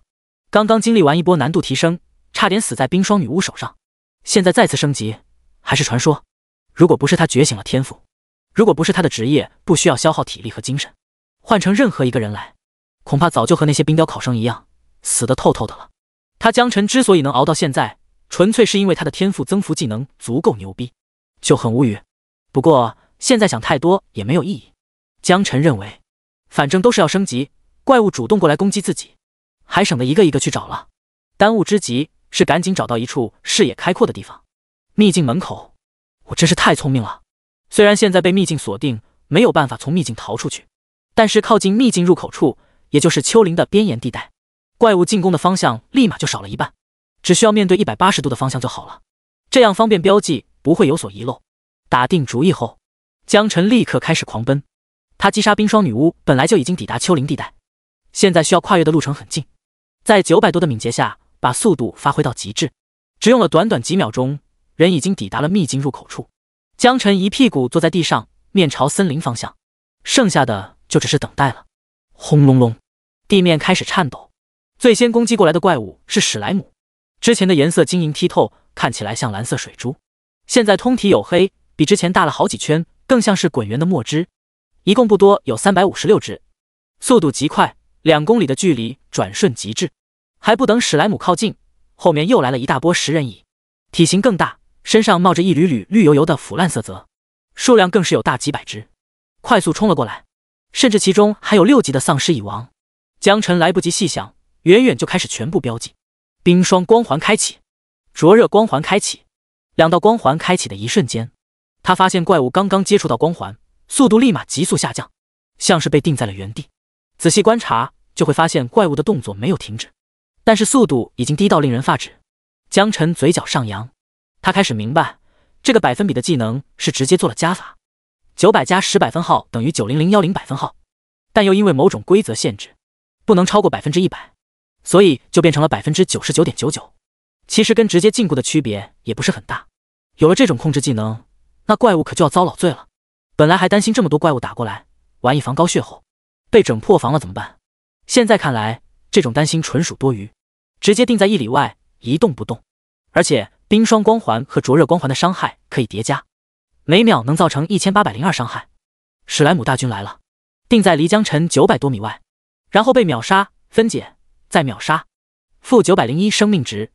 食人蚁大军来了，定在江晨1600多米外，冲锋速度戛然而止，负1600生命值，秒杀。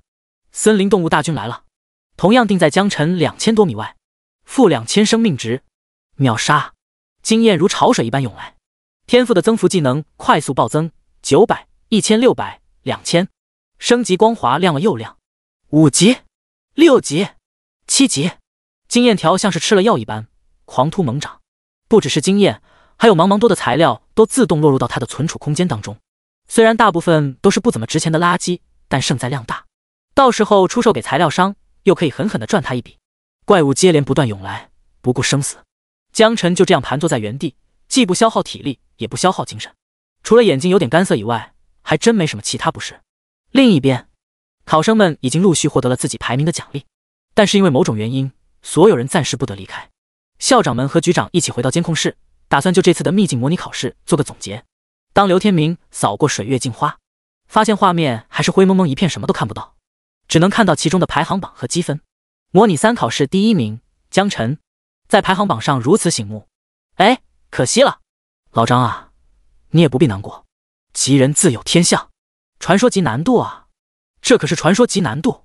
最关键，整个副本的怪物提高2级，一起进攻江晨。你们说他还有机会吗？校长们沉默了，这几乎是十死无生的局。张朝阳欲哭无泪，满脸死灰。高璇也不知道说什么，只能是拍了拍张朝阳的肩膀，表示安慰。刘天明长叹一口气，坐到一旁不知道在想些什么。整个监控室的气氛相当压抑，一个天才刚刚才崭露头角，就要这样陨落了。这时有人瞥了一眼监控画面，发出惊呼声 ：“Vocal！” 积分变了，1508变成了2000，又变了，2000变成了3000。我滴个神呐，他到底怎么做到的？我记得里面的怪物可都是直接提高了2级，他到底怎么做到的啊？不止，你们看他的等级，升级了，升到5级了，6级、7级，还没完，8级，短短10几分钟内就连升3级。校长们激动得快要歇斯底里。张朝阳70多岁的人了，满脸通红，兴奋的大吼：“好样的，给我干死他们！”江晨，好样的！高璇见状，上前给了张朝阳一个拥抱。了不起啊，东湖中学的学生实在太了不起了。刘天明已经开始拨打电话。喂，教育局吗？对，是我，刘天明。告诉保卫科，就说是我说的，立刻马上安排值班精锐过来模拟3秘境考场这边。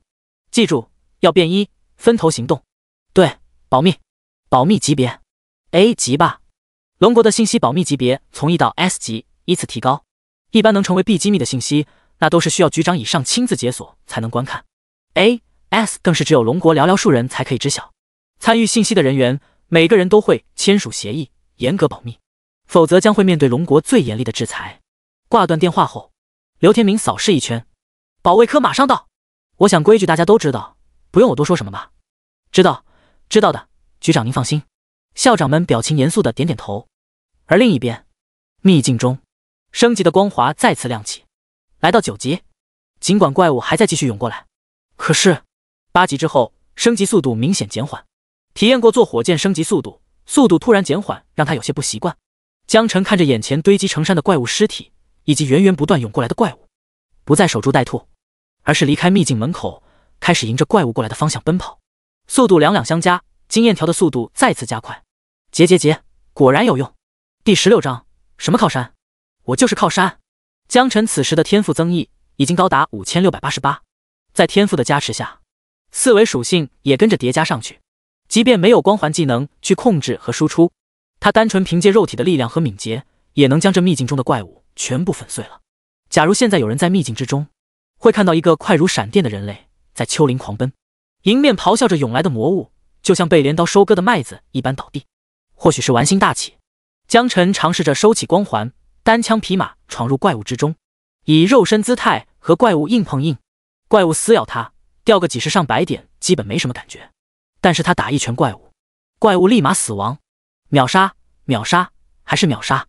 一拳下去，没有怪物还能继续活着。奇大无比的力量让他感觉这些怪物都是纸糊的一般，然后又加上变态的敏捷，怪物的行动力在他眼中就像是在做慢动作。只要江晨愿意，这些怪完全碰不到他。再给我一点时间，我特么能日天。大考算什么？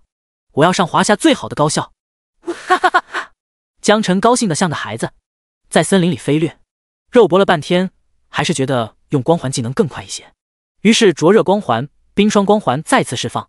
半小时后，确认副本里的怪物都被他刷得七七八八后，江晨有些意犹未尽地走出秘境。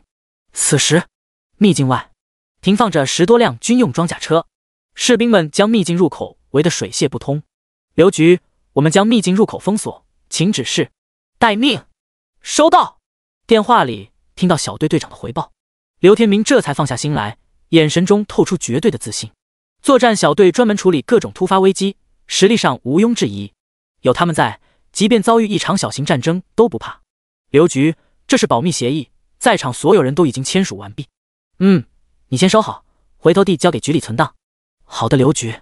高璇将一沓 A4 纸插入黑色公文包中，夹在胳膊肘下。60级的刺客，守护一个公文包问题不大，实在不行还可以隐遁跑路。刘天明扫视在场每一个人，沉声道：“我再次重申一遍，江晨现在是教育局的重点保护对象，任何人都不可以将这次秘境发生的事情透露出去，否则后果很严重。我有讲清楚吗？”巨大的威压散发出来，几名校长内心感受到无比震撼。和传闻中一样，刘局长好像又突破了。讲清楚了，局长您放心吧，我们心里有数。这次模拟考试的信息，我保证一个字都不会往外说。是啊，局长，根本就没有江晨这么个人。刘天明很满意，转身推门离开监控室。走吧，我们也去秘境门口，会会这位年轻人。刘天明在前，校长们紧随其后。沿途遇到士兵，纷纷向他们敬礼打招呼。士兵队长迎上来，刘局好。看到有人从秘境从来了吗？局长，还没有。那行，我们一起等吧。是，局长。士兵队长心里犯嘀咕，到底是什么样的人物，能让刘天明这么大动干戈？又是调兵执行紧急任务，又是 A 级保密等级，从出门到现在全程懵逼。不过好奇心再大，他也不会去问。部队有规定，不该问的一律不问。况且，即便他问局长，除了引起一顿臭骂，估计也不会得到任何答案。还不如就好好守着秘境门口。他倒要看看秘境中人到底何方神圣。秘境出口的漩涡突然发光，一道模糊的人影出现，逐渐变得凝实。来了，江晨，是江晨！张朝阳急呼着上前。70多岁的人步伐极其矫健。刘天明、高璇和其他几名校长也一起跟上去，把江晨围了起来。这里念念，那里看看。士兵队长看到江晨后有些不解，这不就是个毛孩子吗？难道是某个要员大佬的儿子？江晨啊，你还好吗？挺好的，从来没有这么好过。好，那就好，只要平安回来就好了。张朝阳悬着的心总算落地了。东湖中学好不容易出了这么一个天才，要是真有什么三长两短，那他到死都不会甘心。好了，老张，叙旧咱们回头慢慢聊。刘天明出言打断，转头看向江晨，同学，你现在什么等级？你的个人面板我们可以看看吗？其实如果大佬想要看江晨的个人信息，直接扔一个探测数就能看到，等级越高的探测数，看到的信息就越全面。但是出于对江晨的尊重，刘局长还是客客气气的先询问一下。士兵队长整个人都懵逼了，他越发笃定这个叫江晨的小子一定是关系户。什么样的背景实力，竟然让局长都这么客气？江晨点头同意，他觉得这没什么好隐瞒的，反正在场的大佬如果想知道，他想藏也藏不住，还不如坦荡大气一点。7、8道探测数打在江晨身上，包括士兵队长也不例外。江晨，等级10%，职业光环师，生命10002，力量9864，体质9864，免伤9.8%，敏捷9864，精神9864，天赋增幅9588点，技能灼烧光环1级，灼烧光环1级，每秒给周围造成9588点伤害，范围9600米。冰霜光环1级，持续对周围造成99.99%的减速效果，持续造成9600点冰冻伤害。生命值已经来到1万多点，其他4维属性也接近破万。天赋增幅点数达到9588，两个光环技能在天赋加持后，伤害都来到9600。冰霜光环的减速效果直接打满，无限趋近于100%。如果真想要对江晨造成伤害，要么从等级上碾压，让江晨的技能没办法集中目标，因为超过3级的差距就会造成一定概率的 miss 效果，要么攻击距离超过9600，直接把江晨给秒了，否则想要弄死他很难。看到这样的属性面板，所有人都沉默了。士兵队长也不再认为江晨是有什么靠山的人了，因为他发现江晨自己就是靠山。第17章铂金级屏蔽勋章。刘天明突然想到了什么，脸色微变，左右环顾一圈之后，发现并没有异样，于是抬手便从储物空间内掏出一件物品。江晨眼尖，一眼便认出这是遮蔽勋章，用来遮盖个人属性用的，而且还是最高级的那种。最普通的青铜遮蔽勋章只能防止差距不到10级的人窥探，而这种铂金遮蔽勋章可以防住80级差距以内的人。也就是说，戴上这枚勋章后，连刘天明自己都没办法再对江晨使用探查术。这种级别的宝物就算是贵为局长的刘天明，想要获取也非易事。孩子，这是一件宝物，可以帮助你隐藏属性面板，带上它，没有人能窥探你的属性值。刘局，这东西太贵重了，我不敢收。江晨怎么也没想到，局长竟然能亲自赶过来，一见面就送这么贵重的礼物，着实把他吓了一跳。张朝阳劝道：“江晨，拿着吧，这是刘局的心意，不单单是为了你，同样也是为了国家人才培养。70多岁的老江湖，他又怎么看不出来？”刘天明跟江晨非亲非故，若不是起了惜才的心思，断然不可能将如此贵重的东西忍痛割爱。如果在江晨成长起来之前不懂得藏的道理，龙国很有可能痛失一位大能者。其他几个校长也都看出端倪，善意的劝江晨赶紧把东西收好。江晨点点头，从刘天明手中接过勋章，纯铂金打造，直径2.5公分左右的圆形物件，中间还刻画着一颗红色五角星，手感摩擦起来特别光滑，上面还带着体温，说明刘局长应该是贴身佩戴。谢谢刘局。客气，你如果不愿意佩戴，放在储物空间里也一样会生效。江晨点点头，将勋章纳入空间当中。不是他不愿意戴，而是这么贵重的东西就这样戴在身上，万一弄丢了，他得心疼死。当几位校长再次对江晨释放探测术的时候，发现竟然什么都探查不到了。欧了，勋章生效了。刘天明这才长舒一口气，拍了拍江晨的肩膀：“好，后生可畏啊！你这次模考考了第1名，奖励肯定不会亏待你。但是由于你的积分太高，我们组织内部需要研究下。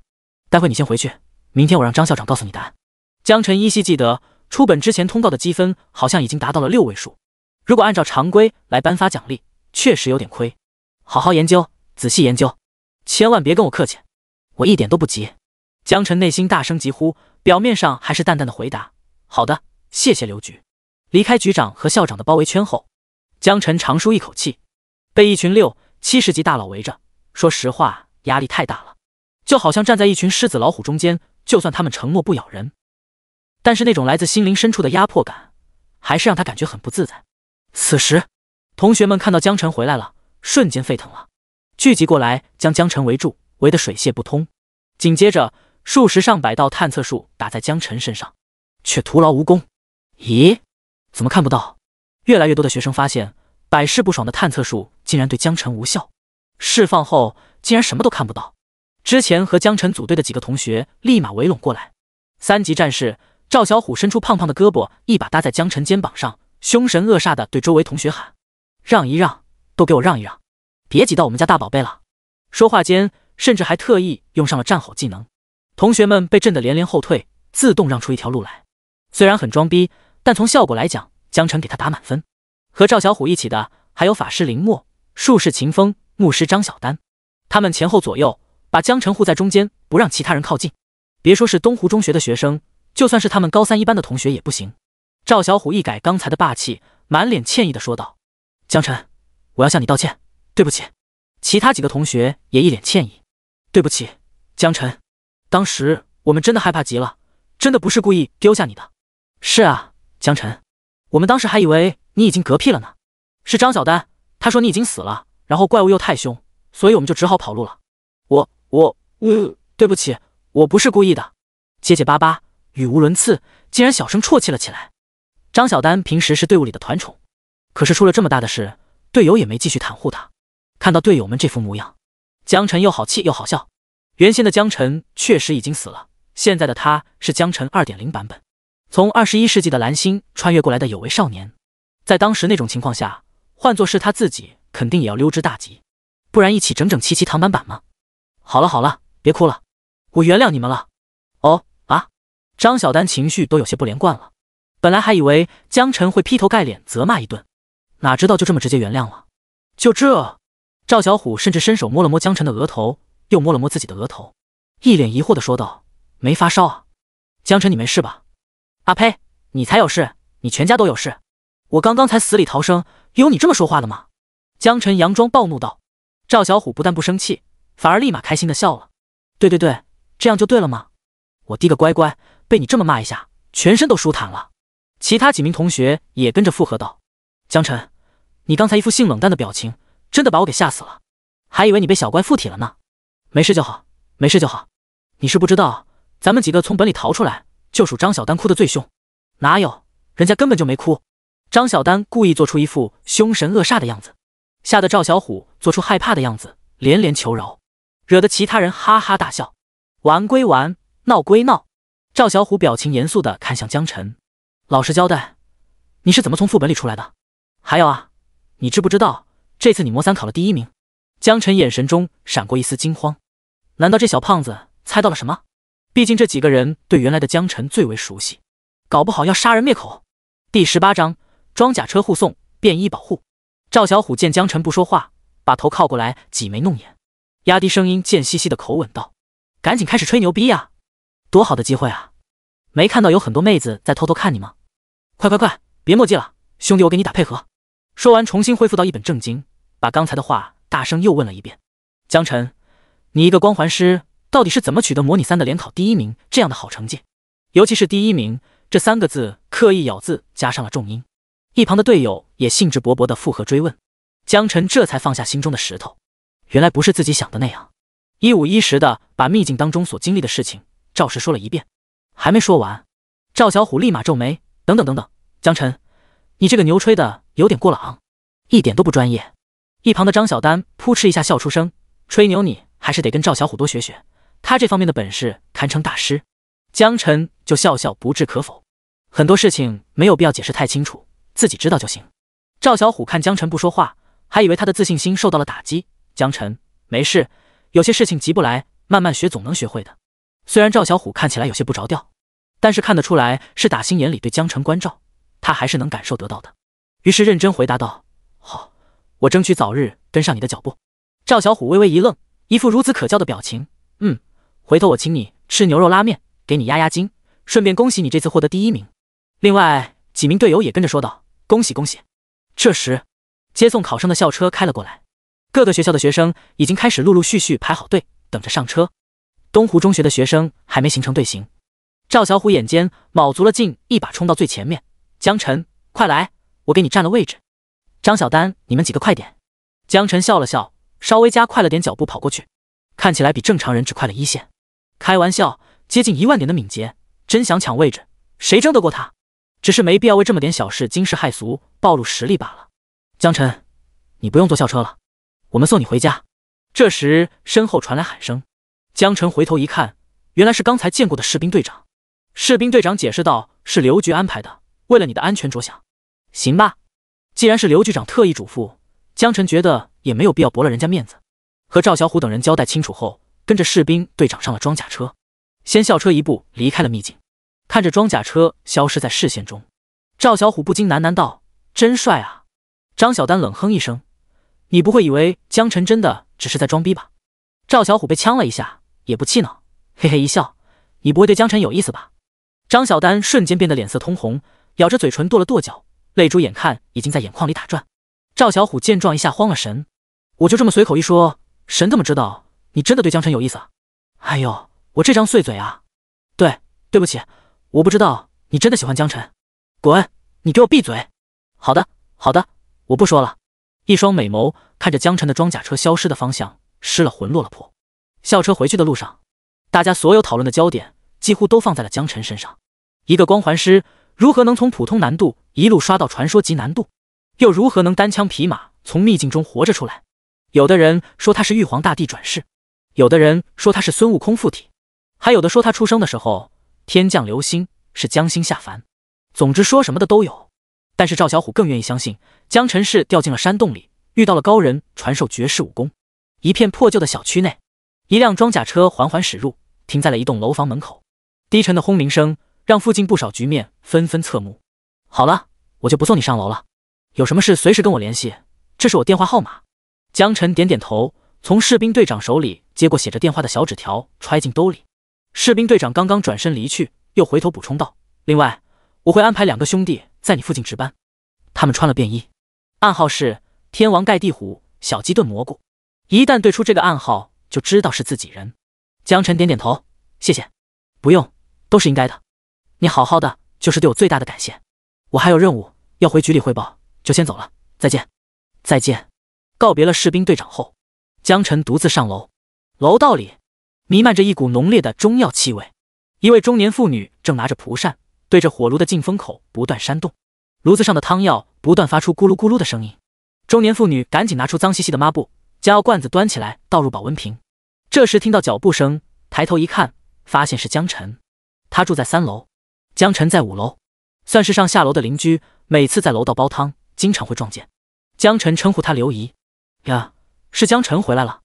听说今天全市3模考试，考得怎么样？考得还行。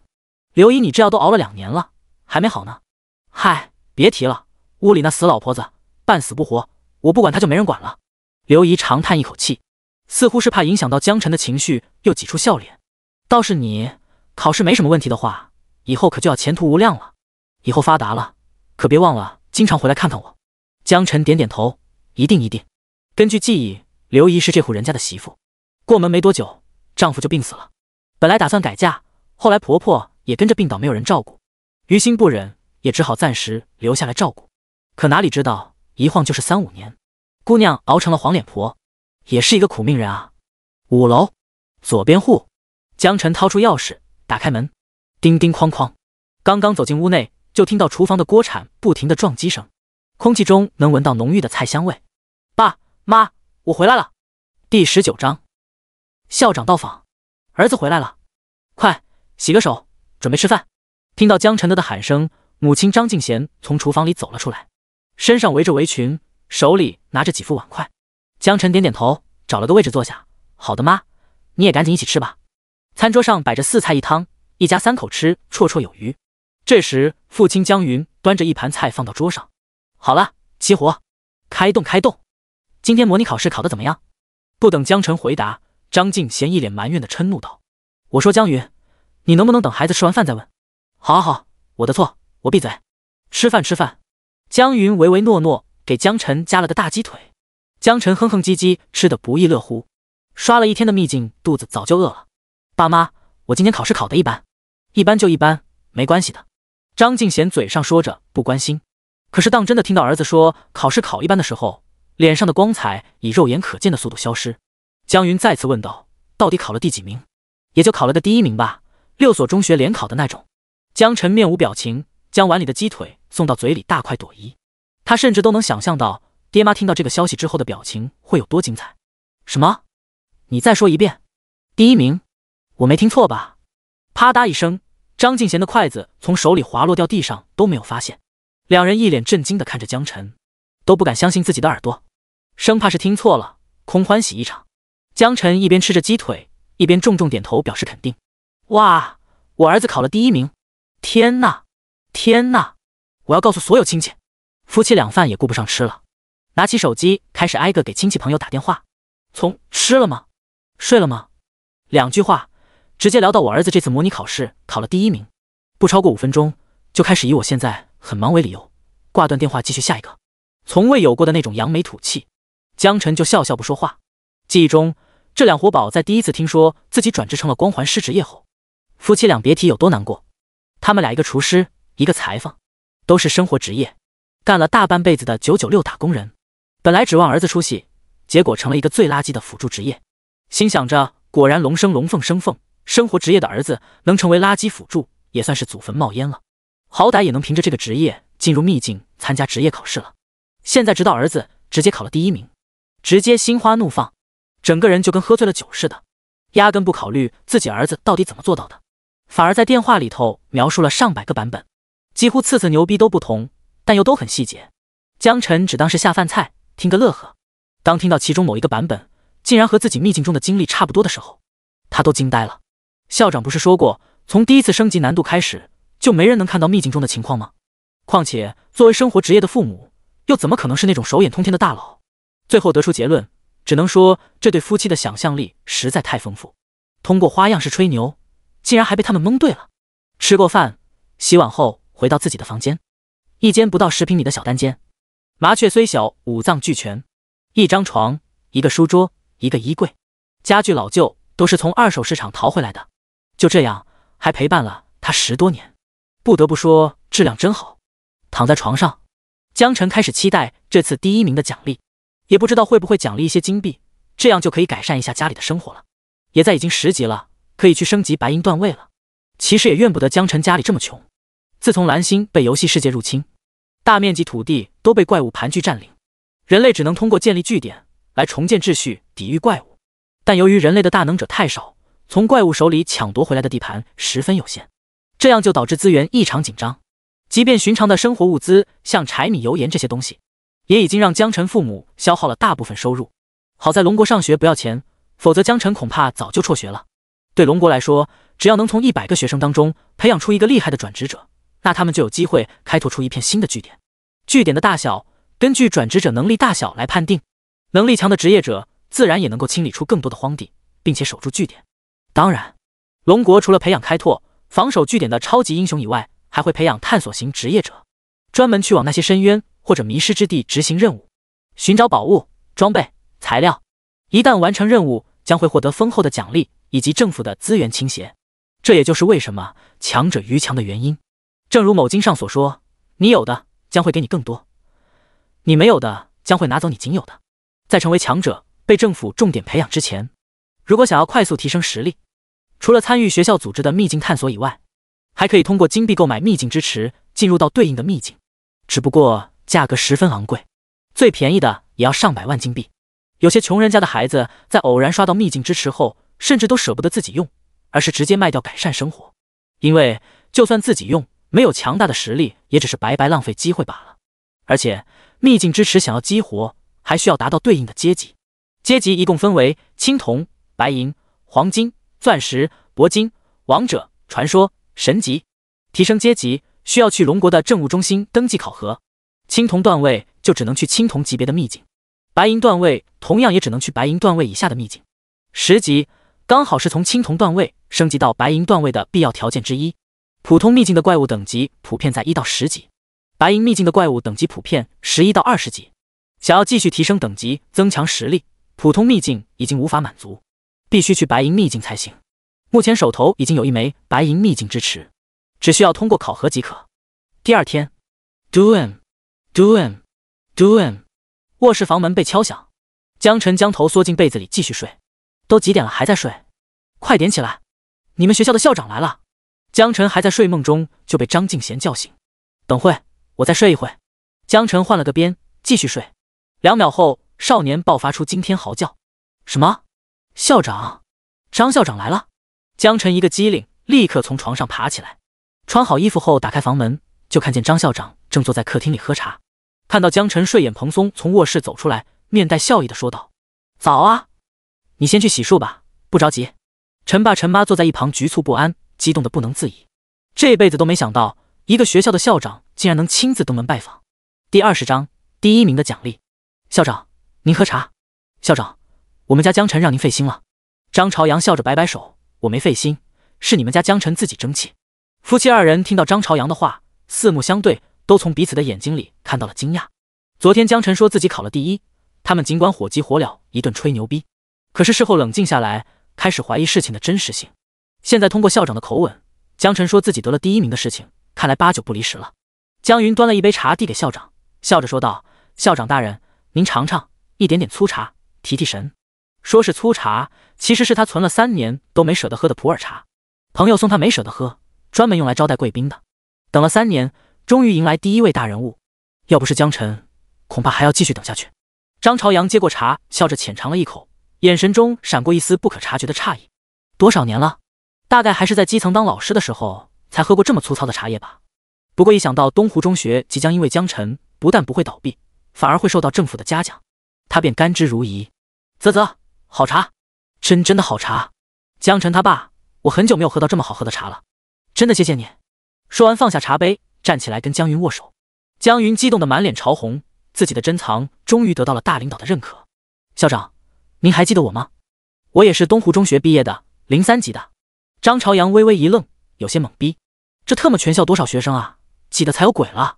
不过还好来之前做了充分调查，知道江云确实是东湖中学毕业。张朝阳额头微微有些出汗，表情庄重严肃地说道：记得？怎么可能不记得？你是一名厨师，不光是你，你的爱人张敬贤我也记得，他是裁缝。你们都是03届毕业，是我们龙国不可或缺的人才。在学校的时候我就很看好你们俩。听到校长的话，夫妻2人虽然潜意识觉得有些浮夸，但还是如小鸡啄米般疯狂点头。校长则是不着痕迹的给自己擦了擦额头上的汗水。不愧是江晨的父母，虽然只是生活职业，让他这个65级的老法师都感受到了压迫感。孩子他妈，你看，老校长还记得咱们。张敬贤更是激动的泪水在眼眶直打转，再也坐不住，走进洗手间，看到江晨正对着镜子洗脸。臭小子，你整快点，别让老校长久等。知道了，知道了。江晨将脸上的泡沫冲干净，用毛巾潦草的擦干后扔给亲妈，转身就要离开。发型整一整。算了，我帮你吧。说完，张敬贤干脆拿着梳子亲自上手，给江晨梳了个中分。江晨看着镜子，沉默了1秒，这还不如刚才的鸡窝头，看起来软塌塌的中分，没有丝毫美感。妈，亲妈，你是认真的吗？什么认真不认真？赶紧给我滚！校长还在客厅等着你呢。好嘞，您说了算。江晨转身，还是将头发用手指往上提了提，多少看起来精神点。看到江晨从洗手间出来，张朝阳从储物空间里拿出几样物件摆在桌子上，江晨眼睛都看直了。1张银行卡，3封信。张朝阳指着桌上的东西，这是你第1名的奖励，银行卡里有23万块，根据你的积分来兑换。这3封信分别是3所龙国高校的邀请函，分别是华清大学、京都学院、魔都学院。客厅片刻沉默，江云和张敬贤2人大眼瞪小眼。江晨看着桌上的东西，半天没缓过神来。张朝阳看大家都不说话，还以为江晨一家人嫌少，心想江晨确实对东湖中学起到了不小的作用，怎么也应该帮他多争取争取。于是又补充道，另外我可以以学校的名义满足你一个不过分的条件。江云从愣神中缓过来，不是，张校长，你刚才说华清、京都和魔都3所学院邀请函是什么意思？张敬贤激动地问道，难道是说我们家江晨不用参加大考，直接就能在这3所高校当中任意选一所，不用参加大考，直接录取 Top 3的任意一家学院？江晨整个人都陷入到恍惚中，就像是刚刚中了头等奖似的，感觉如此不真实。或许是父母理解错了吧，世界上哪有这么好的事？张朝阳点点头道，对，可以这么理解。轰！江云和张敬贤如遭雷击，这可是3大顶级高校啊！虽然那23万的银行卡对他们也有着极大的吸引力，可是跟儿子的前途比起来，又算得了什么？谢谢校长，谢谢校长的栽培。江云几乎带着哭腔，都快要准备拉着妻子张敬贤一起给张朝阳跪下了。不用谢，都是你们家儿子争气。看到江晨爹妈如此这般，张朝阳感受到巨大压力，直接站了起来。我65级的法师，让你们跪下去，算我输。江晨其实内心也很激动，看着桌上3封信，那可是决定一生前途的东西啊！好多人求都求不来，现在一次来3选1，幸福的烦恼。张校长，您刚才说过帮我一个忙还算数吗？张朝阳笑着点点头，当然算数。那好，我想让您帮我申请1张专属技能卡。江晨接着说道，另外我还想尽快申请白银段位的考核，专属技能卡价格昂贵，每1张都在100万起步，而且还有价无市，普通人想要弄到1张比登天还难。如果能通过学校搞到1张，那对江晨来说无异于如虎添翼。这个我得回去帮你问问，递交一个申请，现在还不能给你确切答案。白银段位的考核，你直接去市政厅就好了，我随时都可以帮你联系。张朝阳喝了一口茶水，向江晨解释道。江晨表示理解，专属技能卡不算小事，能申请到最后，没有也无所谓，有早没早打一杆再说。校长留下东西后说了一些鼓励的话，就离开了。江晨一家人看着桌上的东西直发愣，爸妈，这钱你们拿着改善一下生活，给我留个零头就行。江晨知道这么多年爹妈作为生活职业有多不容易，终于等到机会反哺报答。张敬贤直接拒绝，儿，你自己留着用吧，买装备什么的，以后赚大钱了再说，不过最好还是省着点花，你也老大不小了，存点钱娶媳妇。江晨也没客气，把银行卡和邀请函都收起来。娶媳妇？开什么玩笑，我这钱留着自己花它不香吗？第21章白银考核传说难度。从家里出来后，打了辆车直奔市政大厅，门口站着一位引导工作人员，看到江晨过来，立马迎了上去。先生您好，请问有什么可以帮到您？江晨淡淡道，我是来办理等阶提升的。工作人员问道，请问有提前预约吗？没有。很抱歉哦，先生，我们这里必须提前预约才可以办理，办理之后立即考核。那麻烦你帮我查查东湖中学江晨这个名字，看看有没有预约记录。工作人员点点头，从江晨手里接过身份证，放到机器上扫描。滴滴，信息显示：姓名江晨，申请项目白银等阶考核，申请单位东湖中学，申请人张朝阳，通道极速通道，备注享有优先考核权。工作人员微微一愣，眼神中闪过一丝惊讶。极速通道，这可是高级特战队的待遇。职业素养让他很快冷静下来，将身份证归还给江晨。您好，根据查询到的信息显示，您这边拥有极速通道权限，可以不用等待，直接走绿色通道，请跟我来。工作人员在前面带路。江晨将身份证收好，紧随其后，好奇地打量四周。大厅内有10多个办公窗口，每个窗口前都有一名美女业务员，身穿浅灰色工作服，身材勾勒的曲线弧度又不失端庄典雅。办公窗口前都排着长队，虽然人多，但都极力克制，所以整个大厅很安静。哎，哥们，今天你也来申请进阶啊？什么项目？嗨，别提了，青铜升级到白银，都考了3回了，每次都不过。别气馁，实在不行，咱把难度降低一下，从极难调整到普通也行。看看吧，不行也只能这样了。哎，你看那边，竟然有人往绿色通道走。随着一个排队路人的惊呼，所有人都扭头看向一位少年，他此时正跟着工作人员往绿色通道走。那里没有人，不用排队。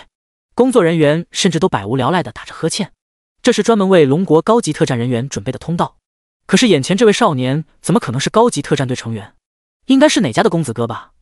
嘘，如果真是，被他听到可没你好果子吃。路人赶紧闭嘴，讳莫如深，不再讲话。绿色通道柜台这边，引导工作人员对柜台说道：这位走绿色通道，帮他办理一下。看向江晨，微笑着说道：你直接找他办理就可以了，有什么问题可以来找我，我就在大厅门口。江晨点点头，坐在柜台前。原本犯困的柜台美女一秒变成职业微笑，含情脉脉地看着江晨。您好，需要出示一下您的身份证，请问办理什么业务？白银晋级考核。白银？白银，你用绿色通道？柜台美女微微一愣，眼中闪过一丝疑惑，但还是很快就压制下来，微笑道：好的。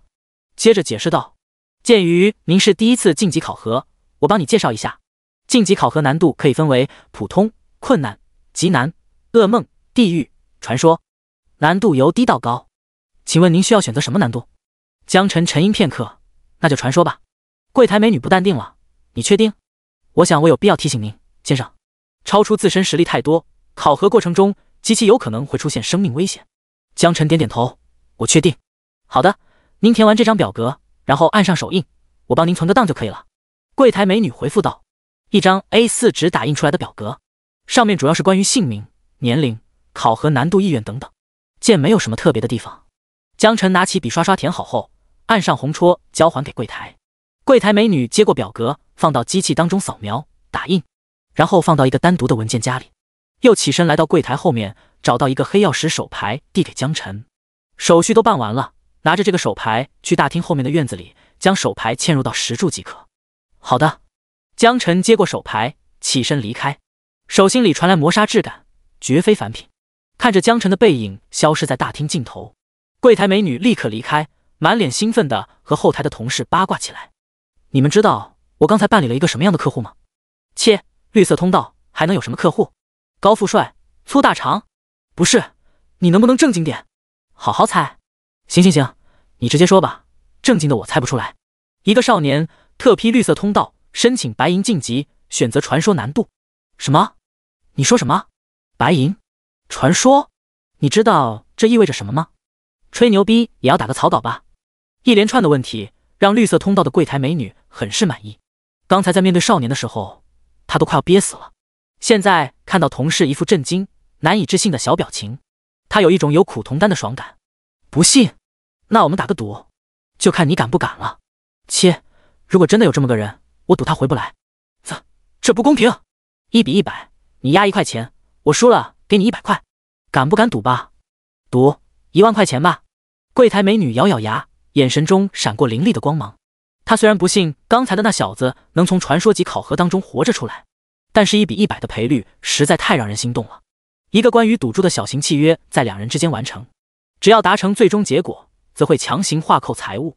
江晨并不知道有人拿他下注，否则非得给自己也押上一宝不可。庭院中间立着6根石柱，石柱通体符文不断释放着淡淡的白光，最右边的石柱已经落满了灰尘，江晨将手里的黑曜石手牌放入石柱的凹槽之中，下一秒，整个人直接消失在原地。短暂眩晕之后，江晨出现在一道回廊之中，四周弥漫着腐朽的血腥气味，让人忍不住作呕。结，终于又有不长眼的玩意来送死了！稀客呀！刚刚站稳身形，立马听到尖锐刺耳的怪叫声，阴风刮过，一道枯瘦的面庞出现在眼前，佝偻着身形，戏谑地盯着江晨，双目血红。鲜血，美味的鲜血。第22章，我劝你不要多管闲事。残忍，血腥，满口黄牙，形如枯槁，却身法敏捷，稍不注意便消失在视线中。围着江晨疯狂跑动，出现一圈圈模糊的黑影。幸好江晨刚刚踏入进来，便给了这人一个标记，否则还真就拿他没有办法。嘣嘣嘣，接连3道势大力沉的攻击，分别打在江晨的后背、腹部和膝盖。负1000生命值，负1800生命值，负1800生命值，血线瞬间失去了一半。江晨心头一惊，伤害竟然如此之高！咦，竟然没有被秒，真硬啊！再来！怪人惊讶于江晨竟然没有被自己秒杀，再次发动身法。可是江晨怎么会坐以待毙？灼热光环，冰霜光环。江晨毫不犹豫地同时开启2道光环，再有丝毫迟疑，恐怕立刻会饮恨西北。因为听说等阶考核也是会死人的。啊！一道凄厉升起，怪人一个趔趄从身法中跌落出来，被冻在原地1秒钟。负9864生命值，负9864生命值。怪人立刻被吓得亡魂皆冒，虽然只困住了他1秒钟，但却直接把他干成了残血。之所以还能苟延残喘，是因为他现在18级，身上全是蓝色装备，而对面这小子只有10级。超过3级的等级差距就会出现技能被 miss 的现象，将近8级的差距，技能 miss 概率将到达一个惊人的地步。可是江晨的技能并不是一次性的，而且好死不死一开始就命中。怪人知道，只要再次命中一下，他必死。miss 概率再大，他也不敢赌。给公家打工，犯不着玩命。怪人趁着江晨的光环技能 miss， 身体还能动弹，立马以迅雷不及掩耳盗铃响叮当之势，扑通一声跪倒在地上。我投降，大佬，我错了，收了您的神通吧。咚咚咚，地面被磕的响声不断。这么一折腾，直接把江晨给整不会了。咂咂嘴，这么说，我通过考核了？通过了，绝对通过了。怪人着急忙慌地回答道，同时打了个响指，江晨头上出现一道符文光芒。白银考核，传说级，通过。脑海中出现提示，江晨这才意犹未尽地收起光环技能，不过还是下意识地保持距离。怪人见状，长舒了一口气，差点被这小子弄死，下手可真狠呐。不过人天生慕强，尤其是这个实力为天的世界，江晨比他强，他就得乖乖当孙子，否则就算现在当场把他击杀，那也合理合法。你好，我叫陆子毅，你叫我小陆就行了。你通过了白银进阶传说级考核，根据规定，我可以让你任意挑选1件宝物。说完，陆子毅指了指走廊尽头，刚才一直紧绷，处于战斗状态，没仔细看。直到现在，江晨才发现走廊竟然有个王座，王座附近堆满了枯骨以及各种武器装备和道具，难怪有这么浓重的血腥味，估计有不少人进来考核，丧命于此。这陆子毅绝对不是个省油的灯，只不过刚好遇到了自己。这些堆积如山的宝物，极有可能是那些考生们爆出来的，要是能都归自己所有，那该多好啊！江晨眼前一亮，认真地问道：“这些宝物我可以多拿2件吗？”陆子毅有些为难道：“抱歉，只能拿1件。那要是我杀了你，是否就可以都拿走了？”江晨鬼使神差地说出自己想法：“只要我杀了你，就不用通过你的同意了，不是吗？”合情合理。陆子毅听到江晨的话，顿时亡魂皆冒，害怕江晨突然暴起，杀人越货，立马高喊：“考核完成，传送！”江晨直接从眼前消失。陆子毅此时早已汗流浃背，大口喘气。妈的巴子，头一遭被考生欺负成这样。庭院中，江晨目瞪口呆，他万没想到自己就随口一说，陆子毅竟然直接把他传送出来了，而且1件宝物都没有捞着，可气可恨。传说级考核的 BOSS 胆子就这么小吗？可是已经通过考试，任凭他如何催动黑曜石手牌也没有任何办法。尿急，先去上个厕所。江晨拿着手牌，本来打算直接回大厅，但人有3急，只好先去厕所。大厅内再也不似刚才那般平静，关于有人在白银升阶考核选择了传说级难度的消息悄然传开。无论柜台还是在场排队的人都在互相传话。哎，听说了吗？有人白金进阶选择了传说级难度。真的假的？哼，骗你我能多2两肉咋地？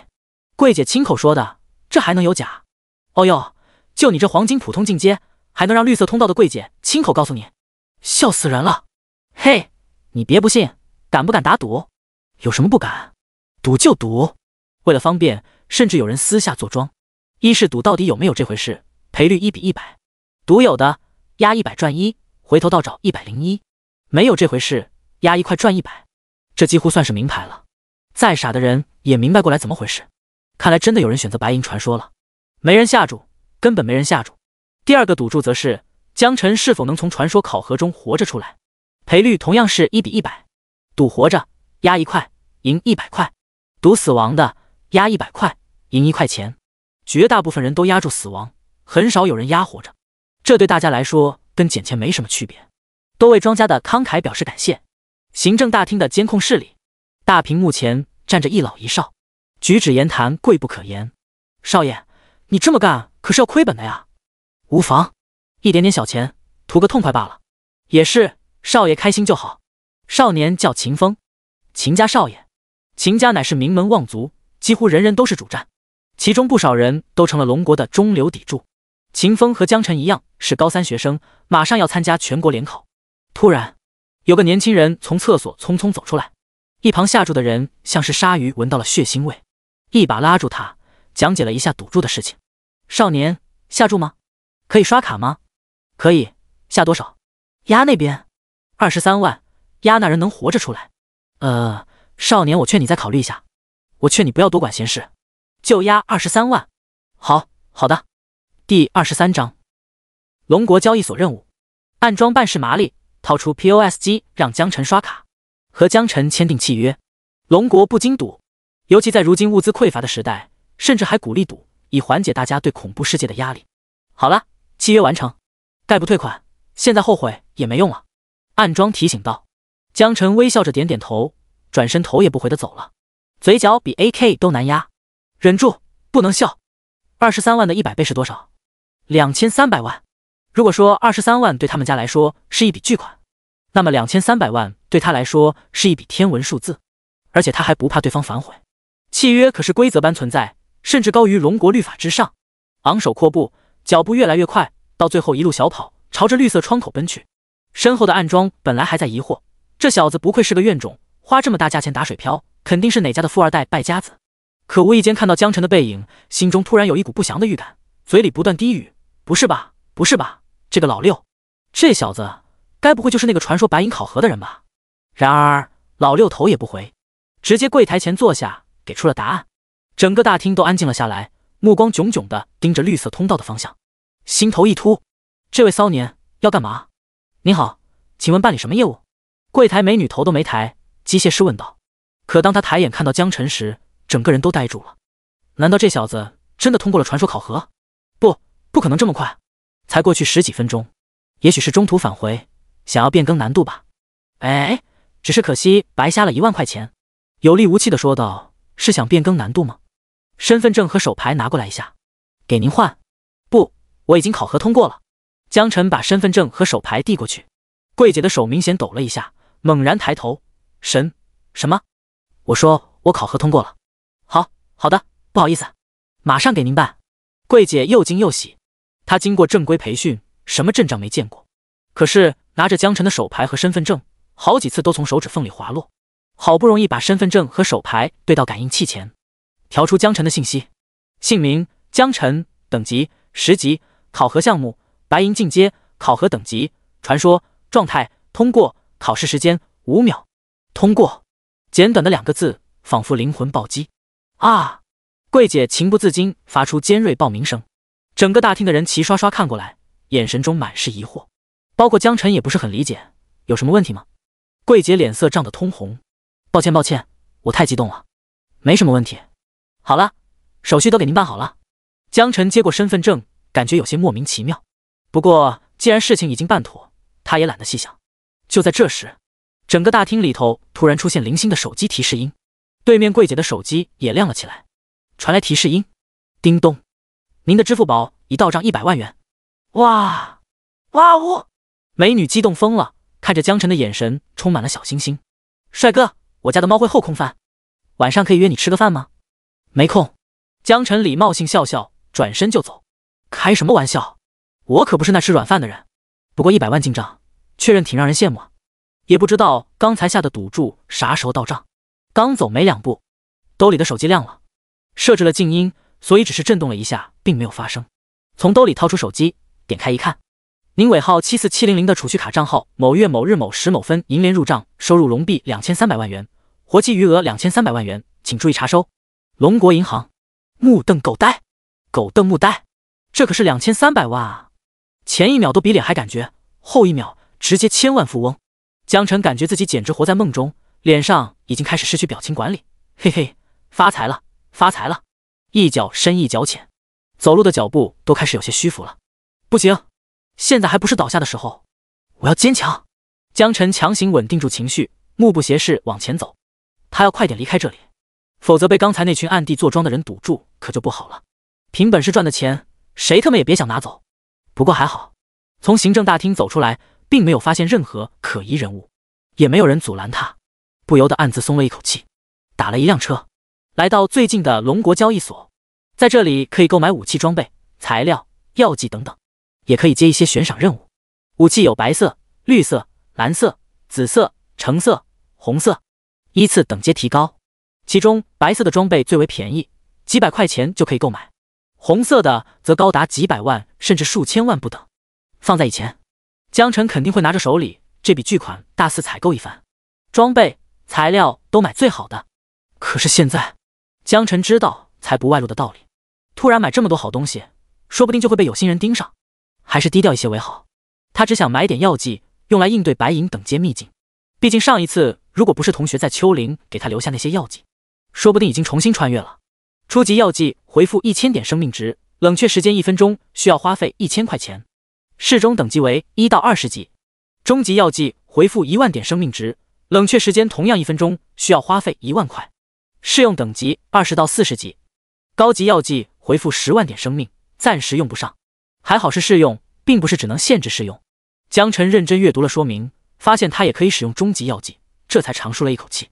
现在他的生命值已经达到了1万大关，属性已经可以和30级左右的职业相比。用初级药剂根本就不够，直接买了10瓶中级药剂，刷卡成交，消费10万，还剩下2290万。获得中级药剂时，江晨有些肉痛。虽然10万块现在对他来说算是9牛1毛，但这是他有生以来消费的最大一笔金额。当然，赌注那23万不能算进去，那个叫投资。交易所里还有那种加状态的食物，但是价格实在太贵了，最便宜的也要1000块钱，而且听说味道还不咋的。江晨没舍得买，现在虽然钱多，但是日子也要慢慢过不是，所以只花100块买了一点普通豆沙包，用来路上果腹。买完东西后，正当他准备离开交易所，余光扫过一旁的液晶板上，立刻被吸引住了目光。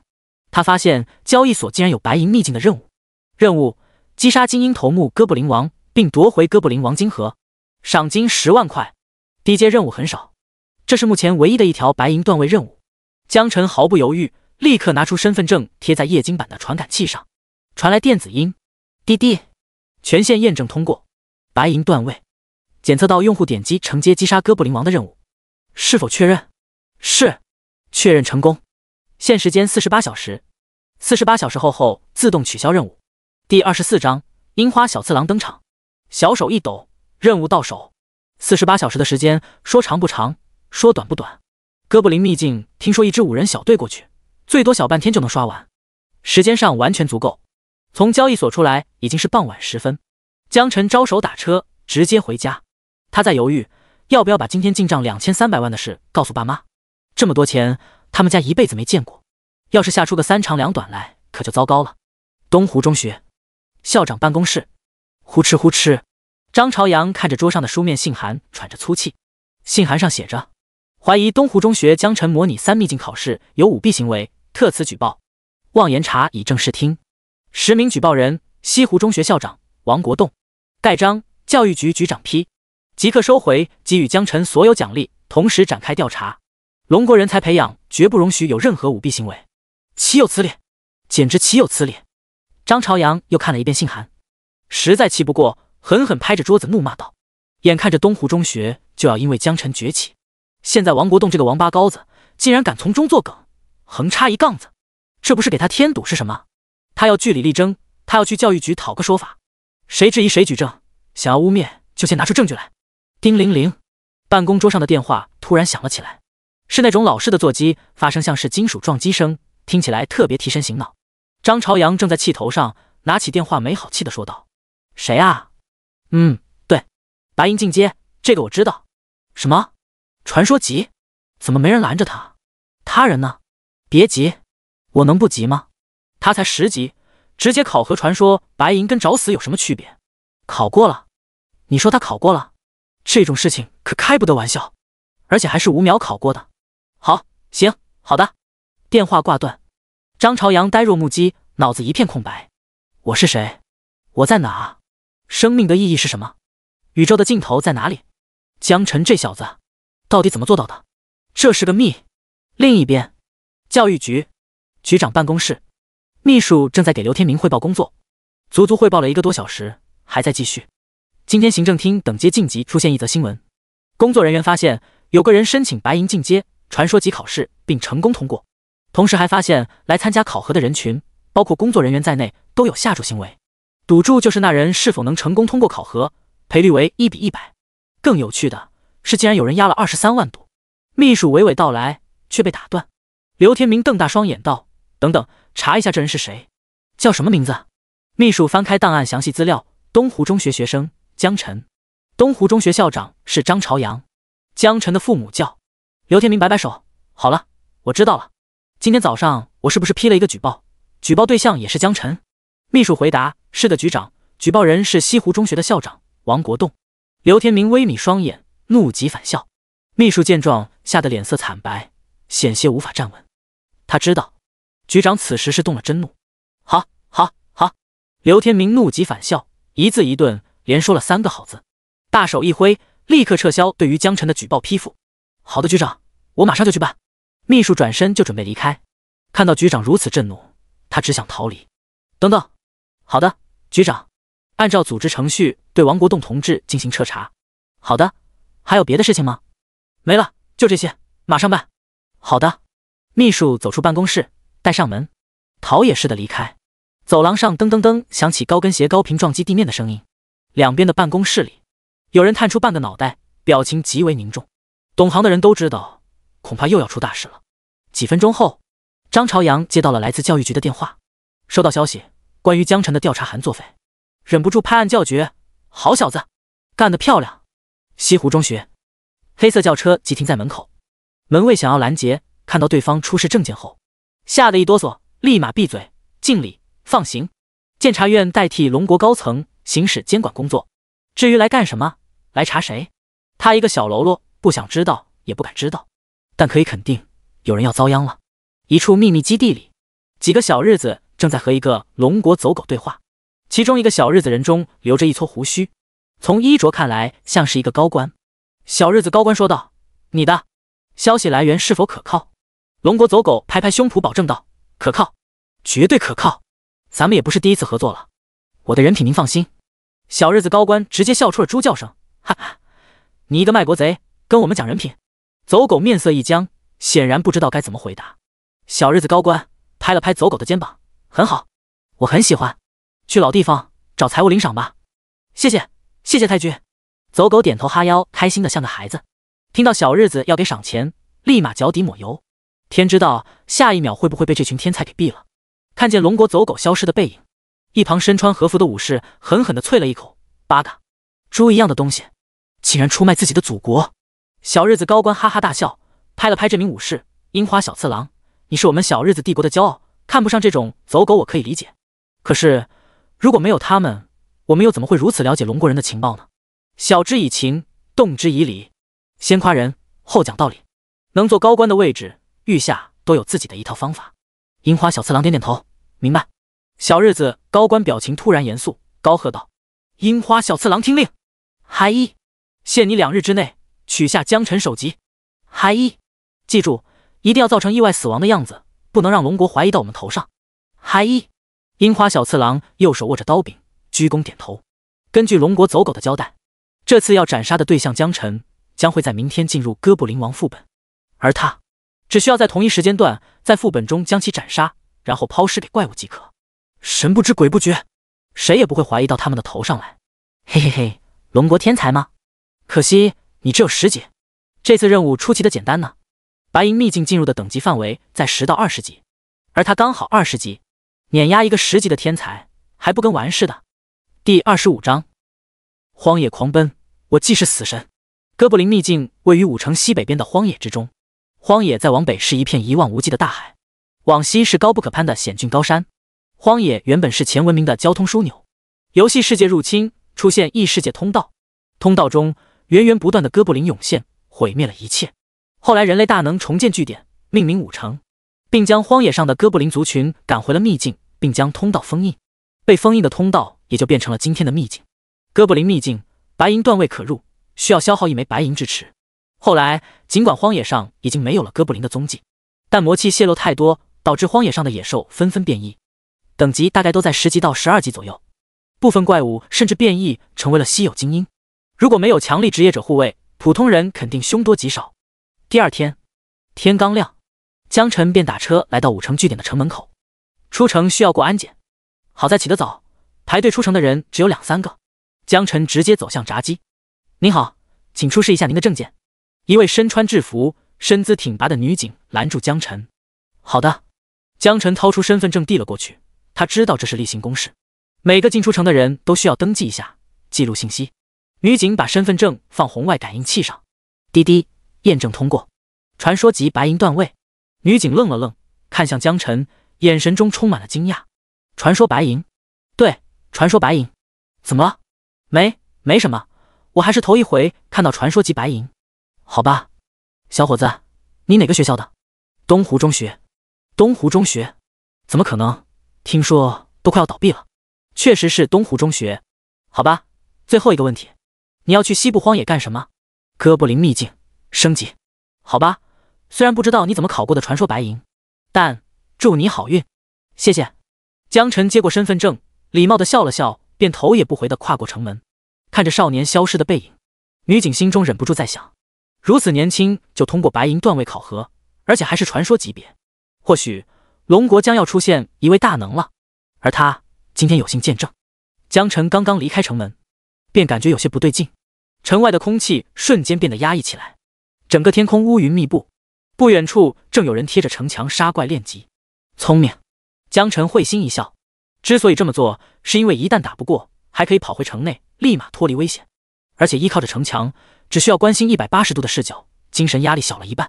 有不少法系因为耗尽精神，正靠着墙根恢复精力，也有不少近战生命值不够，再吃干粮恢复生命值。江晨抬腿离开，径直走入荒野，消失在城门口的小道上。原本还在打怪或者恢复的职业者们，纷纷扭头看向小道的方向，眼神中写满了震惊。孤身一人踏入荒野，难道不怕死吗？江晨走的是主干道，虽然主干道杂草丛生，但是怪物相对而言会少很多，不是怕打不过，而是哥布林秘境刷怪效率更高，更具有性价比。嗷呜！不远处传来一声凄厉的狼嚎声，一只狼仰着头对着天空嚎叫，头顶出现一道红色的魔纹，像是在发动某种技能。看向江晨，双眼放着绿光，狂奔而来。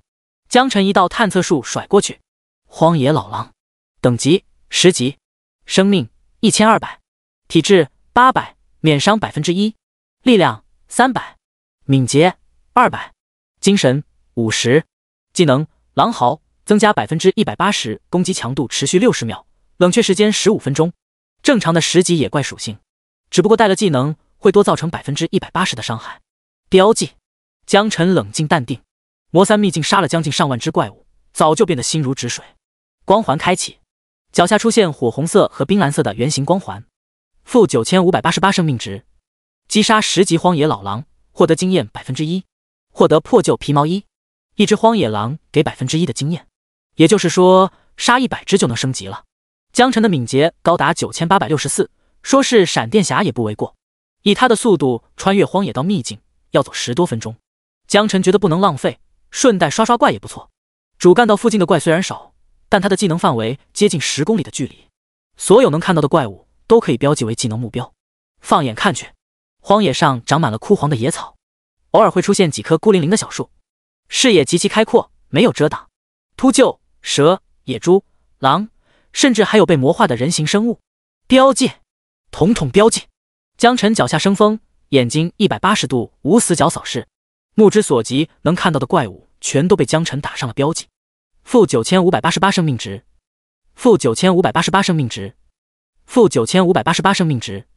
击杀10级荒野青蛇，获得经验1%，获得毒牙1。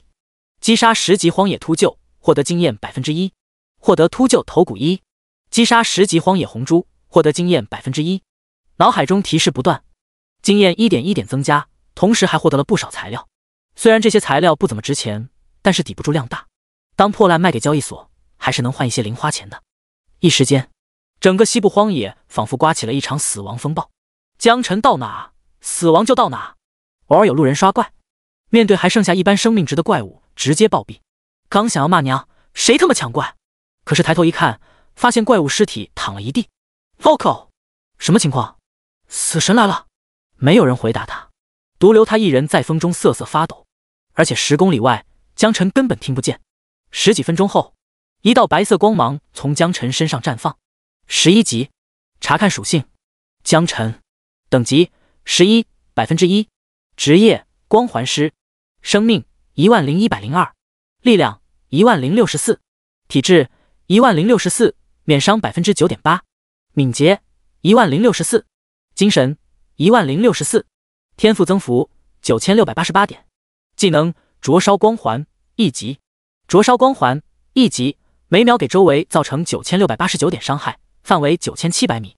冰霜光环1级，持续对周围造成 99.99% 的减速效果，持续造成9689点冰冻伤害，增幅再次增加100点。技能伤害增加100点，技能距离增加100点，共计9688点增幅。第26章哥布林白银秘境。不远处出现一座山洞，洞口有一个巨大的蓝色漩涡，漩涡旋转，不断发出呜呜咽咽的呼啸声。秘境门口此时已经有不少人聚集。5人小队4缺1，来个强力输出昂！血牛战士带队来输出和治疗。有法爷吗？来个法爷，马上开车进本。寻求组队的吆喝声此起彼伏，大部分组队的职业都要求治疗、输出或者肉盾。哥布林秘境到了，江辰眼前一亮，喃喃道。刚刚一出现在秘境门口，就有不少职业者对他使用探测术，可是却都无功而返。咦，怎么看不到？少见多怪，肯定是带了屏蔽勋章。这个可以用来遮挡属性，可是什么人会用屏蔽勋章来掩盖属性呢？莫非是某个强者？不少人都动了拉拢的心思。有个骑士走过去，一把拦住江辰的去路，态度友好的说道：哥们，请问一下，你是什么职业？我看你一个人要不要考虑来我们队伍？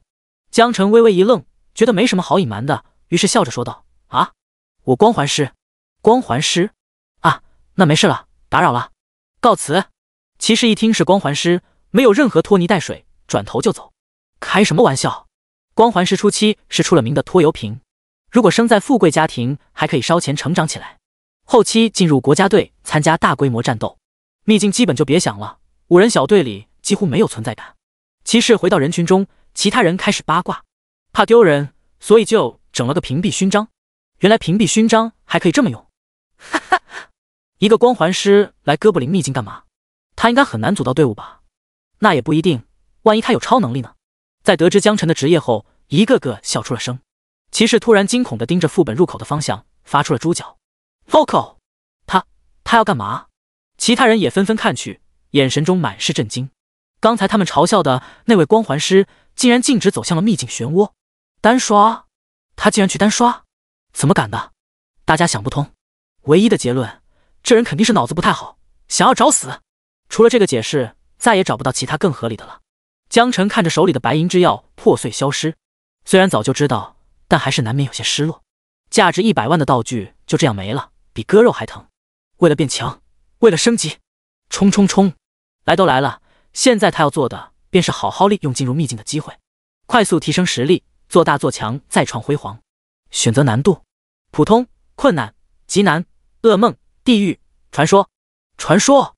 江晨毫不犹豫选择了传说，整个人瞬间消失在原地。10分钟后，突然暗处闪出一道身影，嘴上骂骂咧咧：“八嘎，竟然选择传说难度！”一位身穿和服、腰间挂着长刀的武士，脚踩木屐，迈着碎步，快速冲入秘境。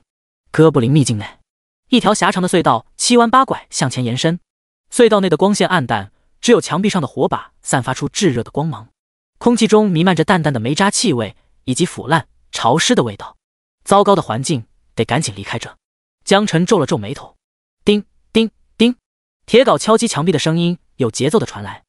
狭长隧道两侧，依稀能看到有哥布林正在卖力的挖坑。一个探测术丢了过去。哥布林矿工，精英，等级11级，生命2000，体质1000，免伤1%，力量800，敏捷300，精神50，技能挖矿速度提高30%，永久被动，无冷却时间。同样的等级，属性要比西部荒野上的怪物多出1倍来。不过挖矿技能是什么鬼？永久提高挖矿速度？1、2、3、4，标记。目之所及能看到4个哥布林矿工。江晨一口气标记，灼热光环开启，冰霜光环开启。下一秒，哥布林矿工身体微微一僵，瞬间冰封。负9689生命值，负9689生命值，负9689生命值，负9689生命值。击杀11级哥布林矿工，经验挣1%，获得物品破旧的铁镐1。击杀11级哥布林矿工，经验挣1%，获得物品2枚铜矿1。击杀11级哥布林矿工，经验挣1%，获得物品哥布林头骨1。击杀11级哥布林矿工，经验挣1%，获得物品麻布1。4名哥布林矿工被秒杀，经验上涨了4%，获得了各种材料，增益属性加4，总属性9692，还行。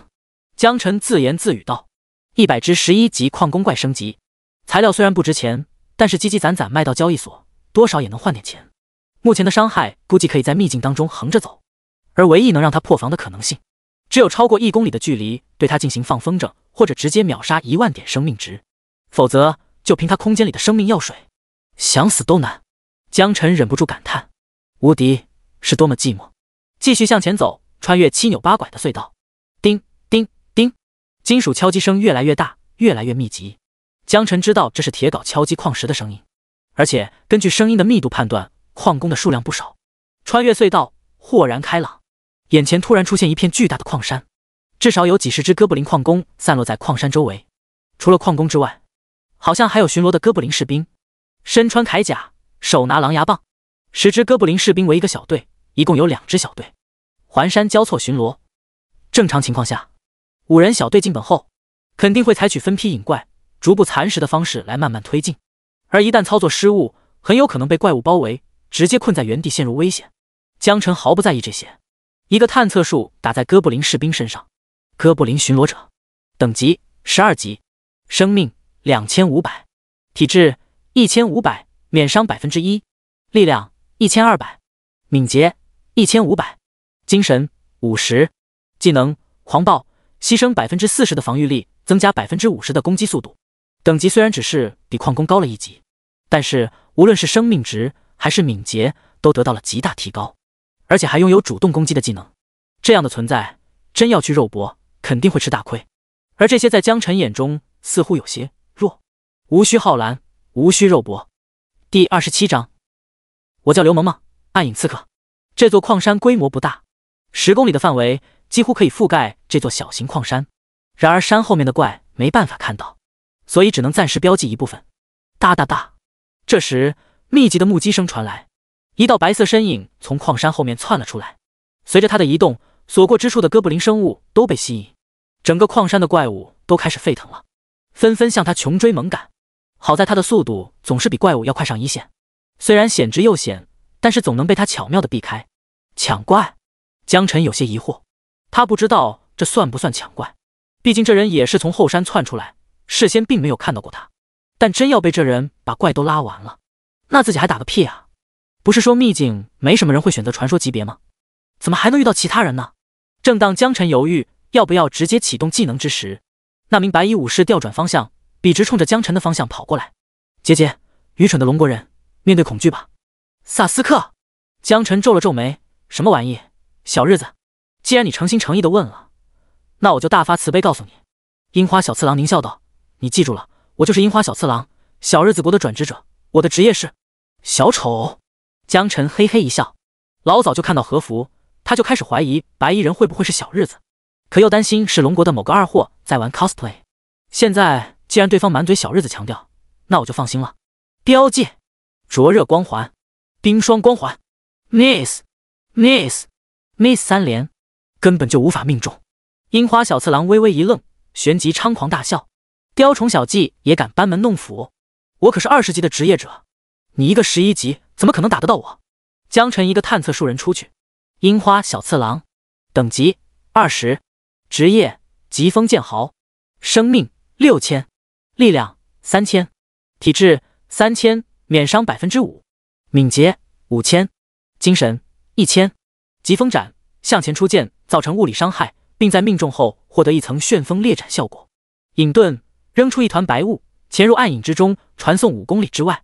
疾跑，移动速度增加200%，持续30秒，冷却半小时。狂风绝息斩，闪烁到一名被击飞的敌方英雄身边，对其造成海量的物理伤害。疾风剑豪是小日子国特有的职业之一，是忍者职业的变种，属于近战输出，拥有敏捷优势，再配合身法，就算是同等级的职业者对战，也有很大的概率会被他躲过攻击，属于特别难缠的一类职业。打又打不到，扛又扛不住，怎么办？如果今天一直飞球，极有可能被这货活活捅死。顿时一股寒意涌上心头，眼看着小日子带着怪物们一路小跑，向自己狂奔而来。江晨从来没有像现在这样清晰地感受过死亡一步步逼近。跑，你牛，打不过我跑总可以了吧？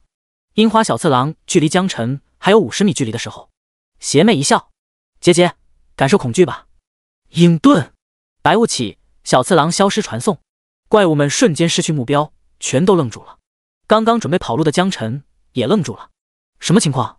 所有怪物齐刷刷看向江晨，和江晨大眼瞪小眼，随后疯狂地向江晨涌过来。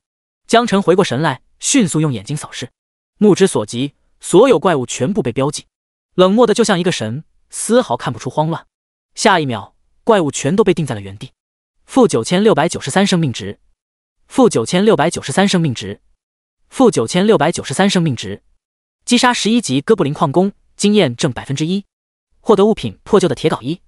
击杀12级哥布林巡逻者，经验正1.2%，获得物品哥布林头骨1。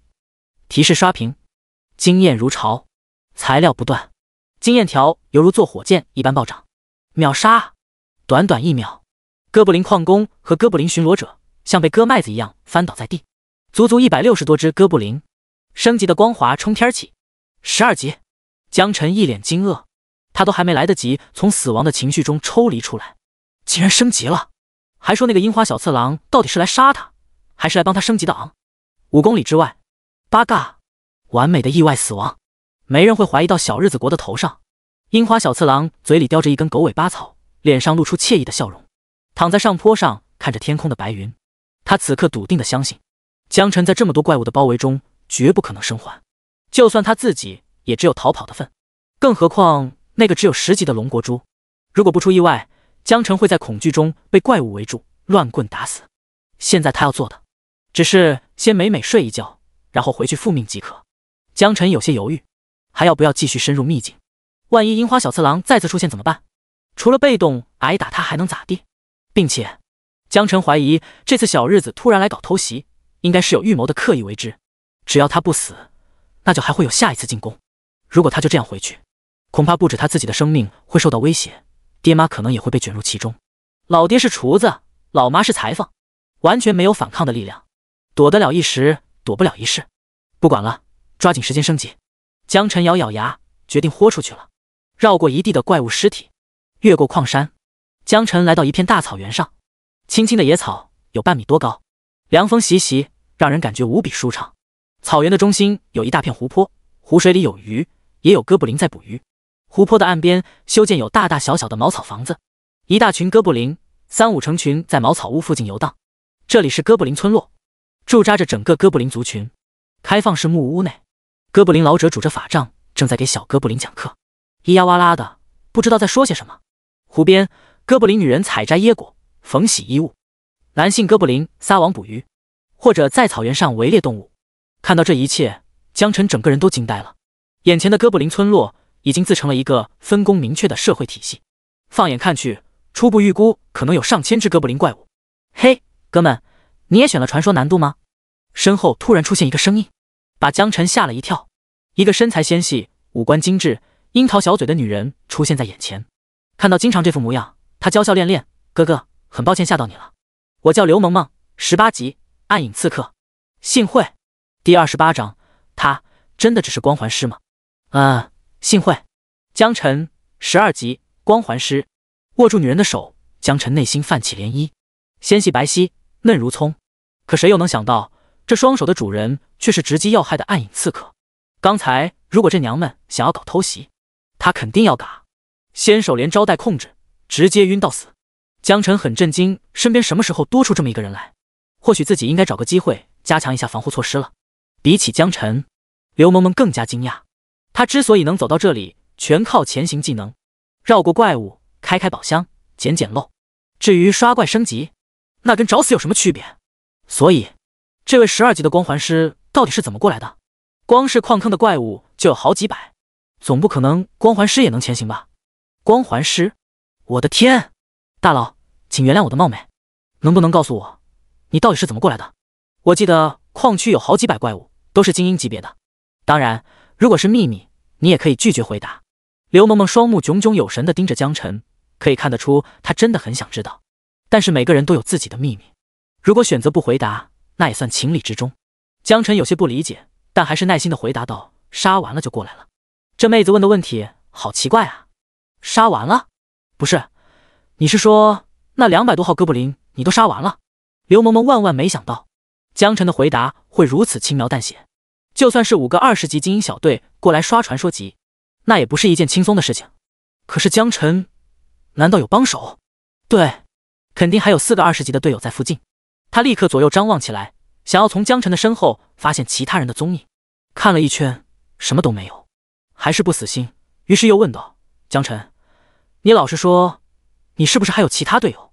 刘萌萌的怪异行为立刻让江晨内心警觉，这货难道是觊觎我？趁我落单想要用强？于是不动声色地打了个标记，下意识向后退了几步。你想干嘛？我能干吗？刘萌萌似乎意识到了什么，小脸一红，恼羞成怒道：“我就是好奇，你一个光环师怎么过来的？总不可能是你自己杀过来的吧？你队友呢？”江晨松了一口气，这货原来就是纯八卦，没好气地说道：“谁告诉你有队友了？啊呸！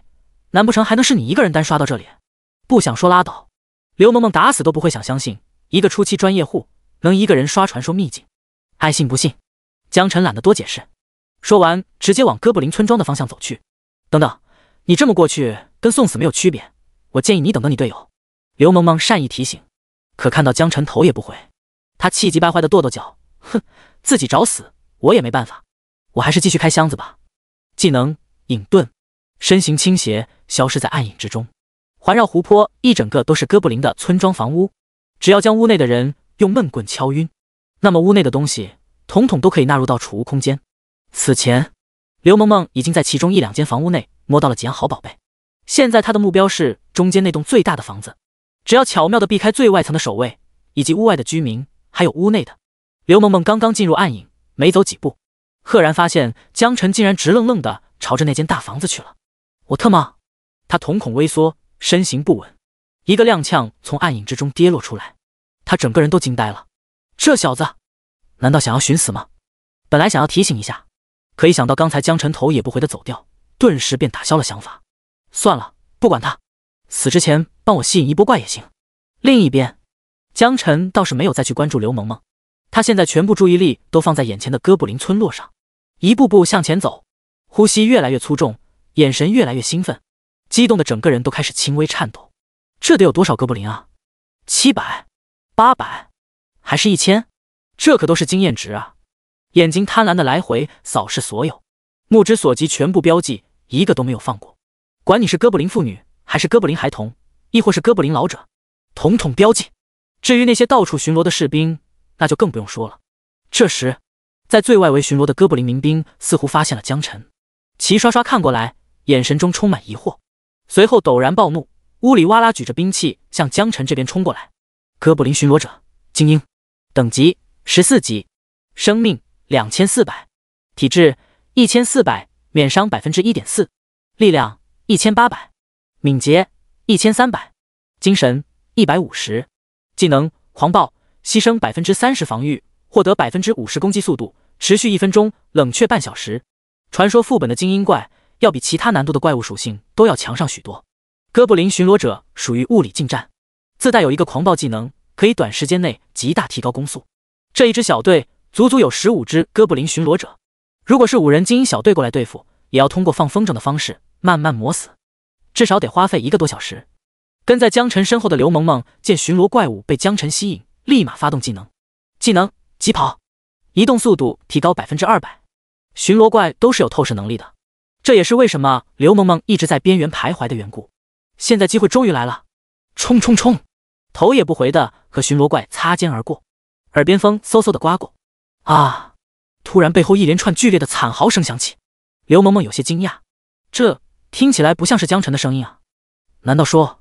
他猛然回头，发现错身而过的那些哥布林巡逻者竟然一瞬间被全部秒杀，瞳孔微缩，呼吸急促，后背已经开始汗流浃背。15只14级精英怪，单挑其中一只，他能手拿把掐把怪物控死。可要是同时15只，一旦被围住，别说打不打得过了，就连逃跑他都没有太大的把握。可是这15只怪只是一瞬间就被江晨秒杀了，他真的只是一个12级的光环师吗？第29章，变态、妖孽、怪物，未知的才最恐怖。击杀14级哥布林巡逻者，经验挣2%，获得物品哥布林头骨1。击杀14级哥布林巡逻者，经验挣2%，获得物品哥布林腿骨1。击杀14级哥布林巡逻者，经验挣2%，获得物品哥布林手骨1。30条提示在脑海中刷屏，越级杀怪给到的经验要比平级更多一些。杀一只给2%的经验，就是说50只这样的哥布林巡逻者就可以再次升级了。获得了各种材料，其中哥布林的骨骼对人类来说其实就是兽骨，是炼金师作为药剂配方的一种材料，到时候卖给交易所也能换一点碎银子。管他呢，蚊子肉也是肉吗？精打细算才是王道。咦，江晨正沉浸在自己的盘算中，突然一道人影在前方显现出来，一看竟然是刘萌萌。刘萌萌看着地上躺了一地的哥布林尸体，就差给江晨跪下了，再看向江晨，眼神中全是敬畏和崇拜。大佬，求带，求组队，不带不组。为什么？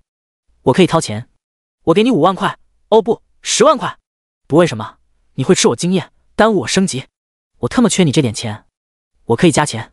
江晨本来懒得跟刘萌萌墨迹，从一开始就是路人，问个话还颠三倒四，耐着性子回答了，竟然还不相信自己。这种人多理会1秒钟都觉得烦。可是他竟然说要加钱。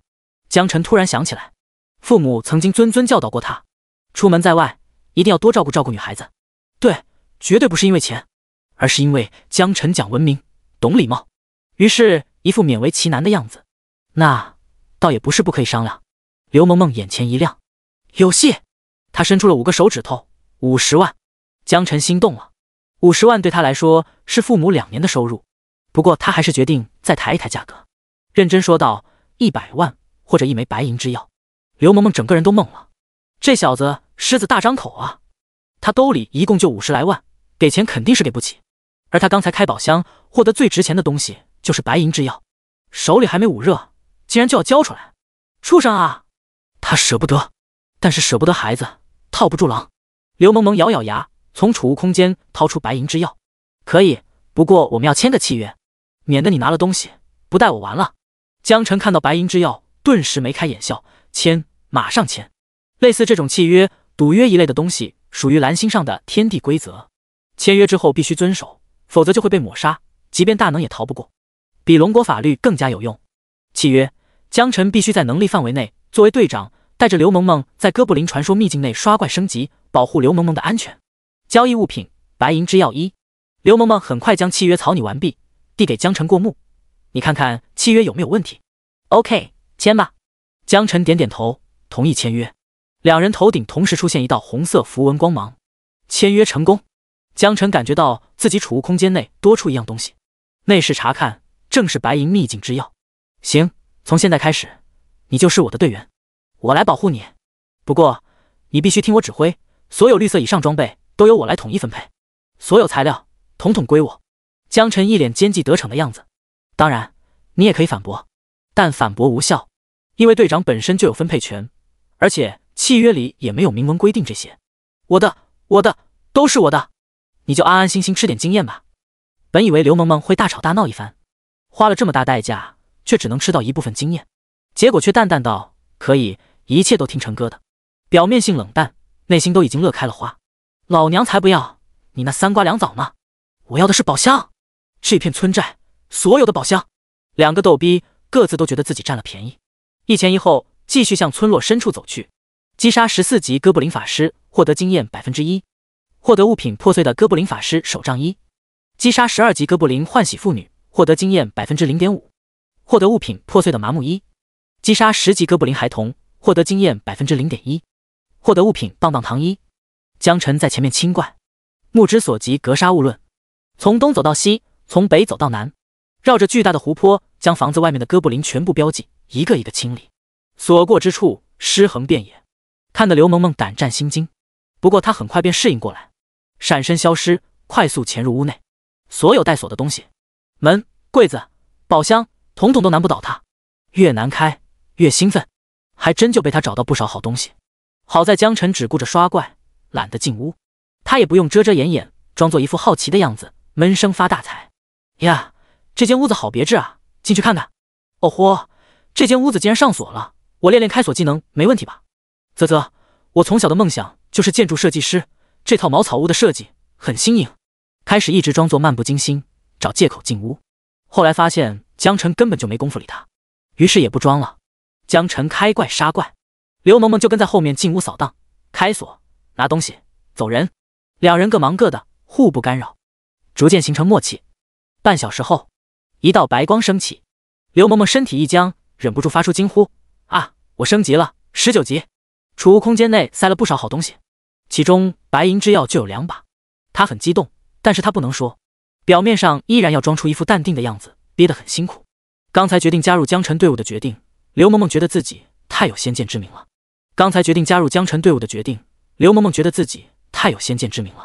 与此同时，江晨身上也亮起了白光，再次升级13级，速度还行。江晨两眼放光，整个村落才刷了一小部分就升级了，如果刷完，那岂不是还能再升1级多？这效率，这速度，果然刷怪还是要找这种秘籍的地方。刘萌萌看着江晨身上的冲天光柱，在满地的怪物尸体，忍不住吐槽：变态、妖孽、怪物。这些话他只敢小声说给自己听，因为刘萌萌深知19级的他打不过13级的江晨，老早就对江晨释放过探测术，可是发现什么都看不到，未知的才最恐怖。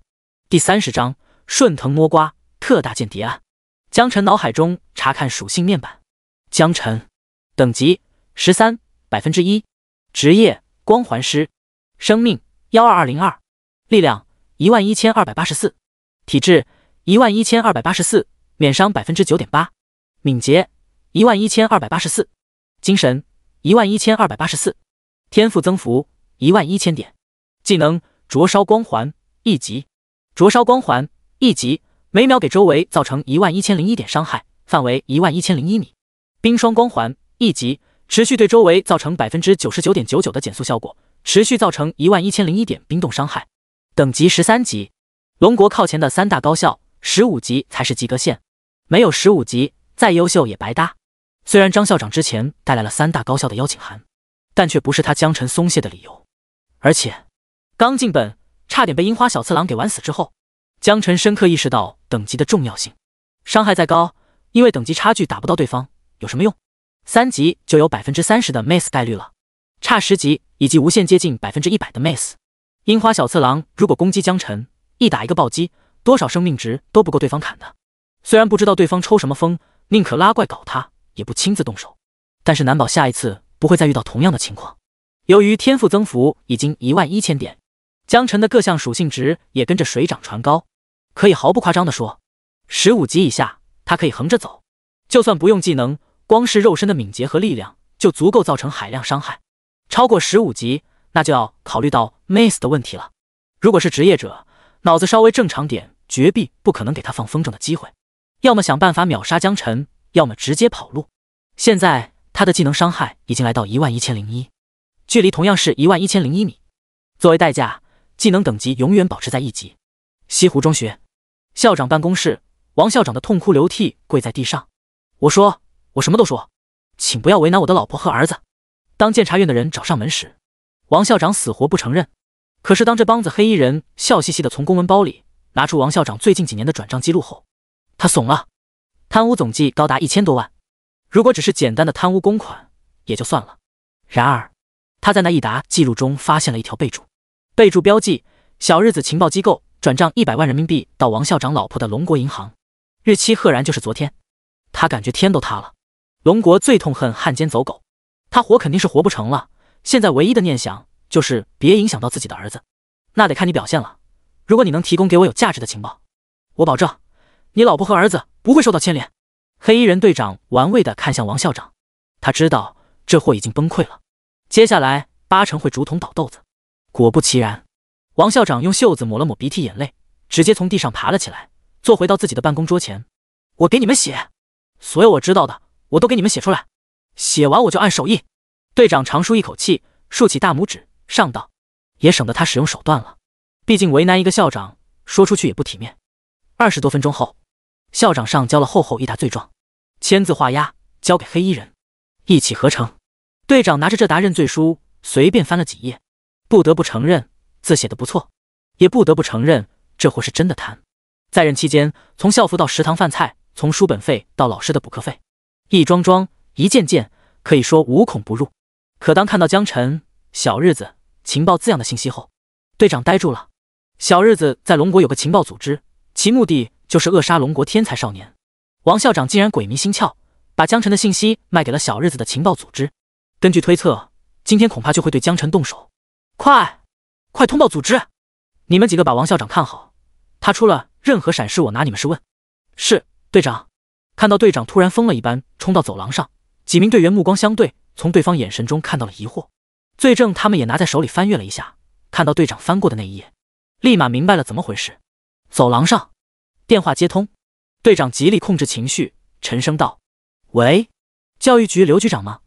对，是我。10万火急。对，就在今天。教育局，反了天了，欺人太甚，简直欺我龙国无人。刘天明大为震怒，把刚刚泡好的碧螺春直接连茶带杯子一股脑的摔在墙上，溅了一地。一旁的秘书噤若寒蝉，一句话都不敢说。这还是他第一次见到局长生气。你出去吧，这里不用你管了。刘天明沉声道。秘书点点头，落荒而逃似的离开办公室。刘天明拿起桌上的座机电话，开始拨号。喂，安保局吗？我，刘天明，帮我找一下你们局长张震。好的，您请稍等。电话出现等待提示音。10秒钟后，电话那头传来声音：您好，刘校长，我是小张，您请讲。根据情报，小日子国今天要对他下死手，他们想要扼杀我们龙国的未来，请校长指示。我命令你：1. 营救江辰； 2. 根据线索端了小日子的老巢。好的，校长。张震领命。啪嗒，电话挂断。同一时间，江辰的信息被传送到安保局。2分钟后，5城的安保局拉响了战备警报。呜，凄厉的警报声响起，一个个当值的战备人员疯狂赶往教场，身上穿戴着龙国政府配发的制式装备，绝大部分都是30级以上的职业者，足足有500人之多。这些人想要踏平一个据点，问题不大。这还只是当值人员。看到快速集结完毕的队友，张震开始犯难了。哥布林秘境的等级上限是20级，超过20级，不管选择什么难度都进不去。头一回让他觉得等级太高，竟然会妨碍执行任务。听我口令，站一排报数。听到口令后，士兵们动了，快速按照要求站一排。张震再次发号施令：20级以下的，向前一步走。在场的士兵们白脸懵逼，但还是执行命令，听话照做。整个队伍中只有12个人向前走了一步，他们满脸通红，羞愧难当。等级低意味着战斗力低，这一直都是他们心中的隐痛。今天局长亲自点名，难道是想要把他们从安保局踢出去了吗？你们几个很好。张震长舒了一口气，心中石头落地。他真的怕大家等级太高，完不成任务。现在给你们一人发1枚白银之药，去哥布林秘境救人。再来100人跟我守在秘境门口，其他人按照线索去把小日子的情报站给我端了。是，保证完成任务。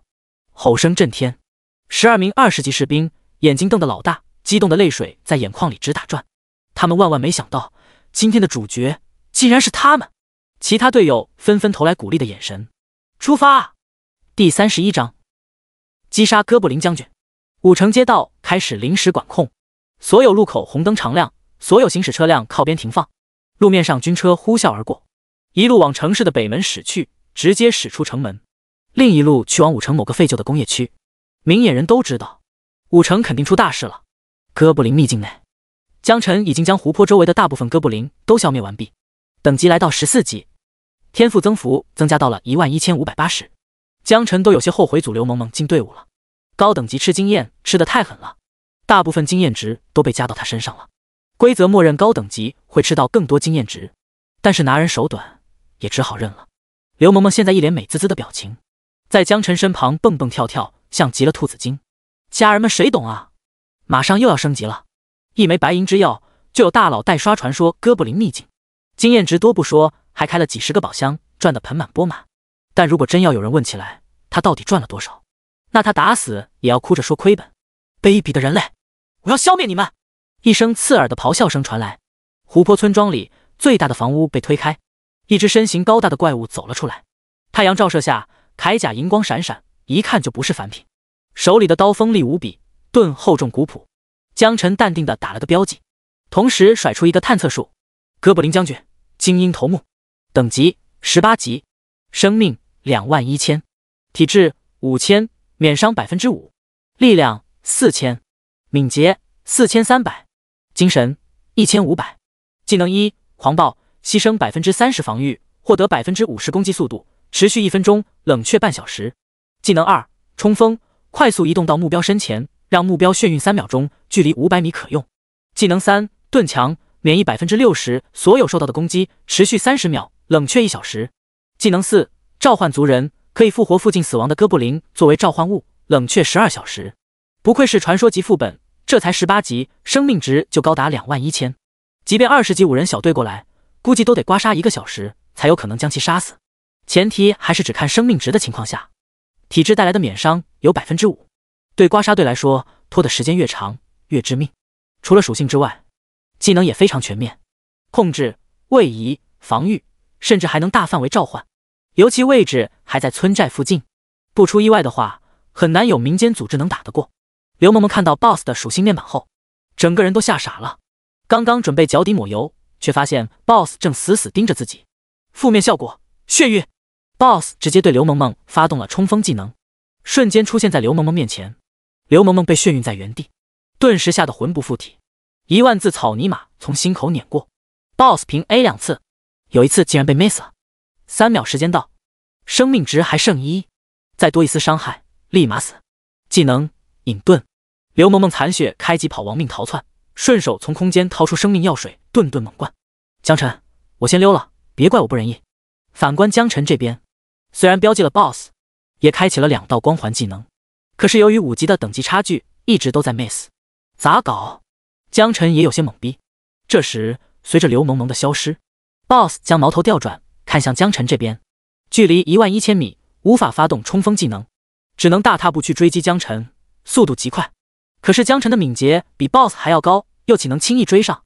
于是就出现了江晨在前面跑， BOSS 在后面追，一人一怪绕着湖泊兜圈子，但距离始终保持在11000米的极限范围，不多1米，也不少1米。刘萌萌的眼里，江晨这种行为叫逃命，而且是最愚蠢的那种逃命，还不如直接朝秘境出口跑。而江晨把这种战术称之为放风筝 ，miss miss miss， 大概率无法命中。就在这时，哥布林将军突然使用技能召唤族人，原本安安静静躺地上的哥布林尸体仿佛重获新生，全都挣扎着站了起来。原本死气沉沉的湖泊村庄再一次出现了繁荣的假象，只不过复活过来的哥布林双眼血红，没有生气，从站起来开始，便立刻从四面八方冲向江辰。村落里湖对面全都是哥布林，看起来声势极为吓人。前有堵截，后有追兵，标记！江辰不断转着脑袋，目光扫视所有靠近的哥布林，目之所及，全部都像割麦子一般倒下。本以为这些复活的哥布林会提供经验值，可是却发现毛都没有。江辰兜了差不多5圈之后，哥布林将军身体一僵，整个庞大的身躯瞬间覆盖冰霜，冻结在原地。-11001生命值，-11001生命值。2道光环同时生效，哥布林将军轰然倒下。击杀18级哥布林将军，获得经验 15%， 获得物品哥布林将军的匕首1，获得物品哥布林将军的胸甲1。哥布林将军的匕首，紫色等级，敏捷加150，生命值加1000，刺客系技能效果提高 10%。哥布林将军的胸甲1，紫色等级，力量加150，生命值加2000，全系技能效果提高 10%。增幅来到11002，装备还行，江辰觉得还算满意。如果有人听到江辰这句轻描淡写的话，不知道会不会吐血。这可是紫色装备啊，好多人一直刷到30多级，甚至连蓝色装备都没见过。而江辰的紫色装备一次刷2。刘萌萌此时已经摸到了矿山，越过矿山再去往狭长隧道就可以走出秘境了。此时他身体陡然一僵，哥布林将军被击杀的提示信息他同样收到了。紫色，2件紫色，其中有1件还是刺客专属。刘萌萌内心怒吼，必须搞到手。尽管才刚刚从死亡边缘挣扎出来，但是贪婪最终还是战胜恐惧。他果断折返回去，以他对江辰的了解，只要给的价格公道，肯定能谈成。秘境某个角落，樱花小次郎吐出狗尾巴草，从草地上爬起，伸了个懒腰。这可真是美好的一天，该回去领赏去了。樱花小次郎朝出口走去，心里开始期待这次任务完成，少不得像往常一样被上司嘉奖。与此同时，安保局的车队也风驰电掣地抵达秘境门口，惊呆了一众路人。是安保局，是安保局的车，出什么状况了？一般出现重大事故才会出动安保局，这怕是要出大事了。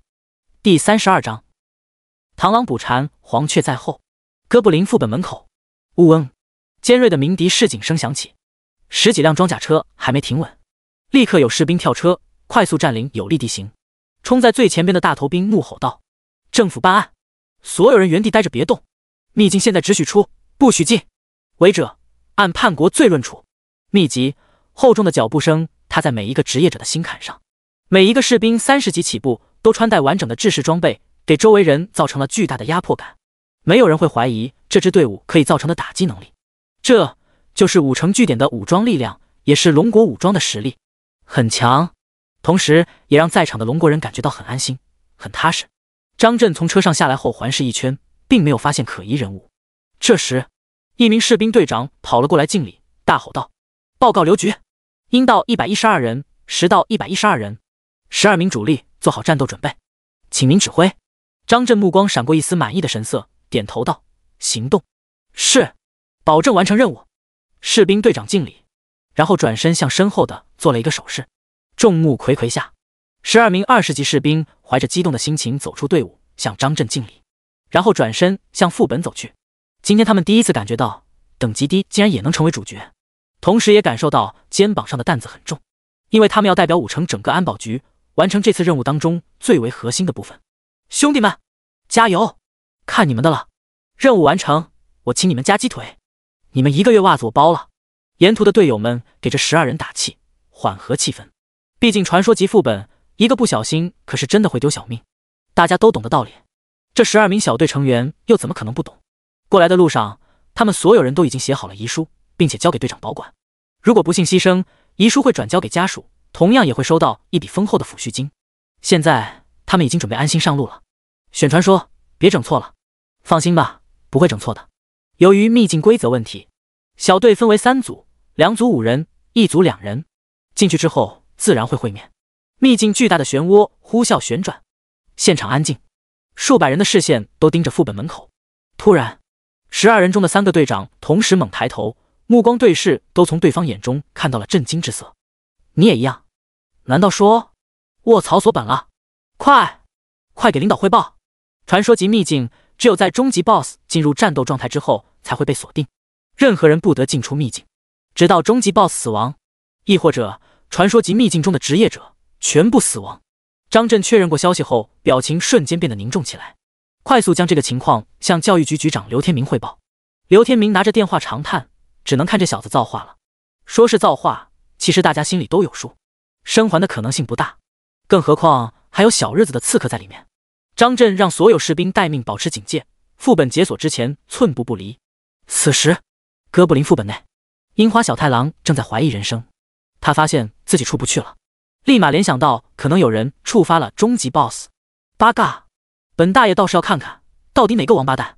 闪电般的速度折返回秘境深处，樱花小次郎趴在山坡上，远远看去，江晨竟然独自一人面对哥布林王。当看着眼前的一切，眼神中透露出难以置信，整个人都惊呆了，低声狞笑道：“江晨没死，他要独自挑战哥布林王。杰杰，或许我可以在关键时刻送他一程。”一个邪恶的计划在心底里诞生。然而，螳螂捕蝉，黄雀在后。樱花小次郎身边还有一名正在前行的19级刺客。刘萌萌看着趴地上的小日子，很无语。好巧不巧，刚才樱花小次郎的话全都被他给听到了。打 BOSS， 他自问肯定帮不上江晨什么忙，但是就这20级的小日子，老娘特么还整不死你，那我这暗影刺客也算白瞎了。既然你丫小日子想玩阴的，那我也等你要动手的时候搞偷袭，咱就是说走着瞧，看谁阴得过谁吧。暗影刺客乃是暗影中的幽灵，团队作战或许是他的弱项，但要说刺杀，没有人比他更合适了。远处，江晨正站在一个木质王座前，王座上坐着一只体型巨大的哥布林，头戴王冠，身穿战甲，手握着权杖。吼！一声暴虐的兽吼响起，高达6米的哥布林巨人从王座上站起身来。他发现自己的子民竟然被一个爬虫全部屠戮，他必须让这只该死的不知道天高地厚的爬虫付出代价，而代价就是死亡。3道探测术同时打出，哥布林王精英头目，等级20级，生命31000，体质10000，免伤10%，力量15000，敏捷8000，精神20000。技能1：闪现瞬发，向前跨越空间距离800米，冷却时间1分钟。技能2：烈焰火球，施法距离100米，吟唱2秒，无冷却时间。技能3：能量护盾，瞬发，将精神力量转化成护盾值。技能4：召唤族人，可以复活附近死亡的哥布林作为召唤物，冷却12小时。各项属性高的离谱，尤其生命值竟然高达恐怖的3万，而且还有4项技能：位移、攻防、召唤。这对20级以下的职业者来说，无异于噩梦般的存在。樱花小次郎整个人都不好了，八嘎！疯子，变态 ！BOSS 不杀完所有人是不会解锁秘境的。江晨这个疯子自己找死也就算了，竟然让他这样高贵的小日子也陷入到危险之中。看向江晨的眼神中散发出愤怒和怨毒。杀死江晨的最后一击必须是他樱花小次郎。一旁隐身状态的刘萌萌看过 BOSS 的属性后，瞬间暗自伤神。本来只是打算进本开个箱子，结果遇到江晨后想搭个顺风车，而现在竟然要把小命丢在这里，这特么跟谁说理去啊！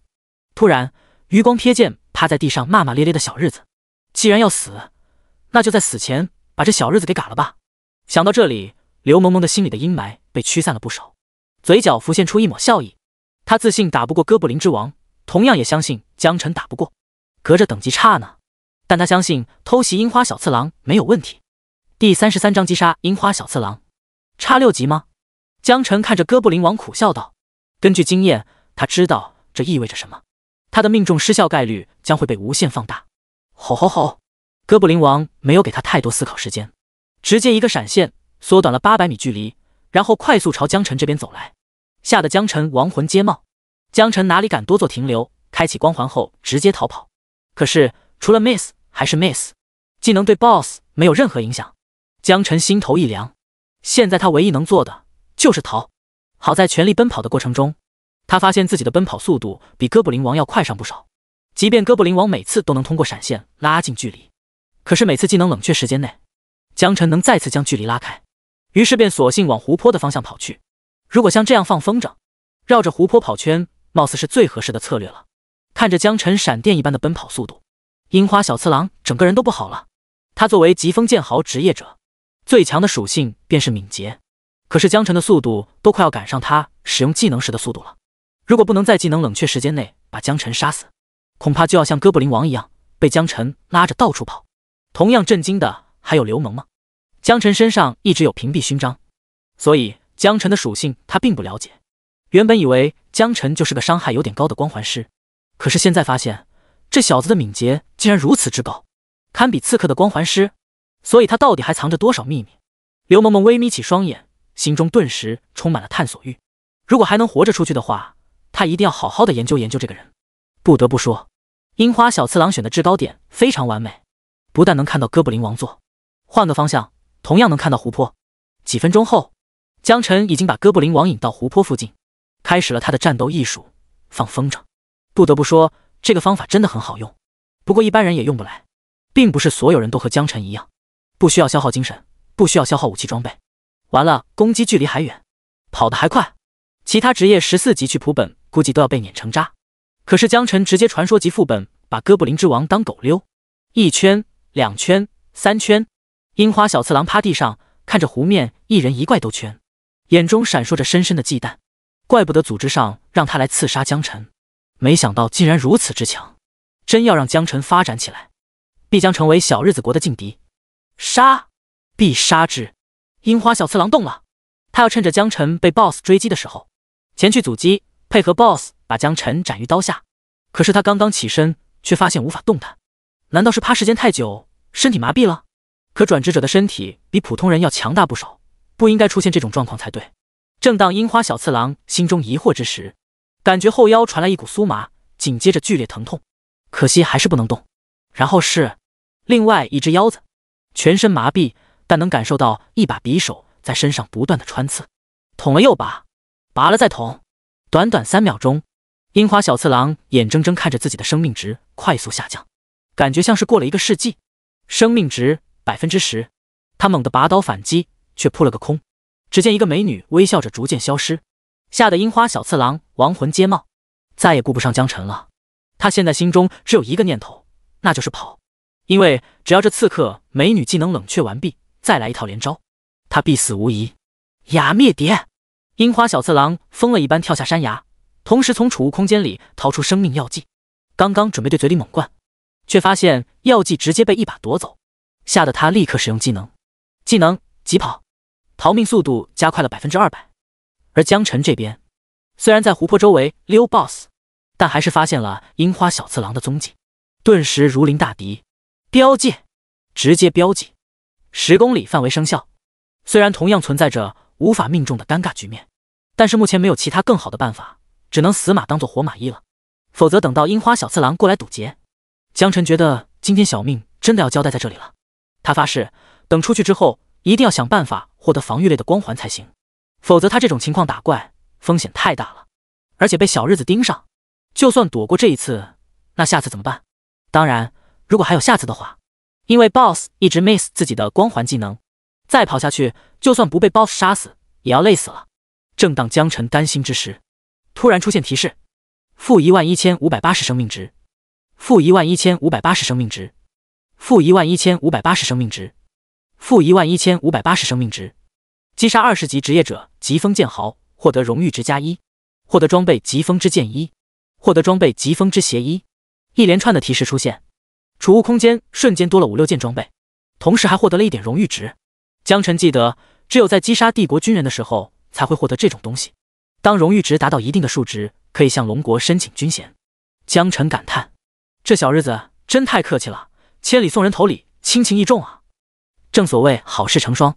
此时哥布林之王也被技能命中，冰冻在原地，血线直接下降了1半有余。不过很快冰冻解除，哥布林之王继续追击，顺便给自己套上了能量护盾。白色的能量护盾又大又圆，将哥布林之王整个包裹起来。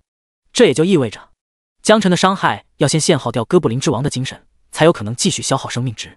江晨暗暗叫苦，继续绕湖奔跑。跑呗，还能咋地？20分钟后，哥布林王的护盾破碎，精神值为00。江晨心中一喜，胜利在望，继续，曙光就在眼前了。这时江晨抬头发现，不远处刘萌萌坐在马扎上，掏出1包瓜子、1瓶可乐、1盒薯片，一边看着江晨跑，一边津津有味的吃零食。江晨没好气的喊道：你怎么在这？还不过来帮忙？刘萌萌坐在马扎上稳如老狗，老神在在地问道：“看你跑了几十圈了，要不要来瓶可乐再跑？放心，不收你钱，也不用跟我说谢谢。”滚！江晨发出怒吼，嘴上很抗拒，但是身体却很诚实。当刘萌萌跑过来一罐可乐的时候，他下意识接在手里，多犹豫1秒都是罪过。顿顿顿，仰头猛灌，边跑边灌。刘萌萌看得啧啧称奇，高，实在是高。第34章，我可以作证，江晨此时已经跑过头了。怎么说呢？就是那种已经跑透的感觉。刚刚开始跑个10圈8圈的会有点累，而现在他感觉跑个800圈都没问题。跑过步的人可能都会有这种体会。回头看了一眼还剩下一小半血量的哥布林王，江晨呵呵一笑，跑呗，反正你也打不到我。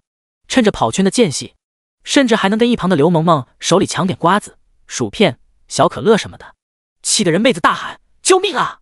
打劫！非礼啊！”他一个19级的暗影刺客被一个14级的光环师给抢了，说出去都没人相信。甚至于不动用技能的情况下，他发现还真干不过江晨。看到湖面上一人一怪，刘萌萌刚开始还有些暗自心惊，现在却已经开始麻木了，手往袋子里抓去，却发现只剩下最后一片薯片了，瓜子也磕了一地，饮料也喝完了。他拍了拍手上的残渣，冲江晨喊道：“我说，大哥，你整快点行不行？老娘的零食都吃光了，你行你来，不行别逼逼。”江晨没好气地吐槽道：“他也想要快一点啊，可是等级相差6级，一直无法命中，他能有什么办法？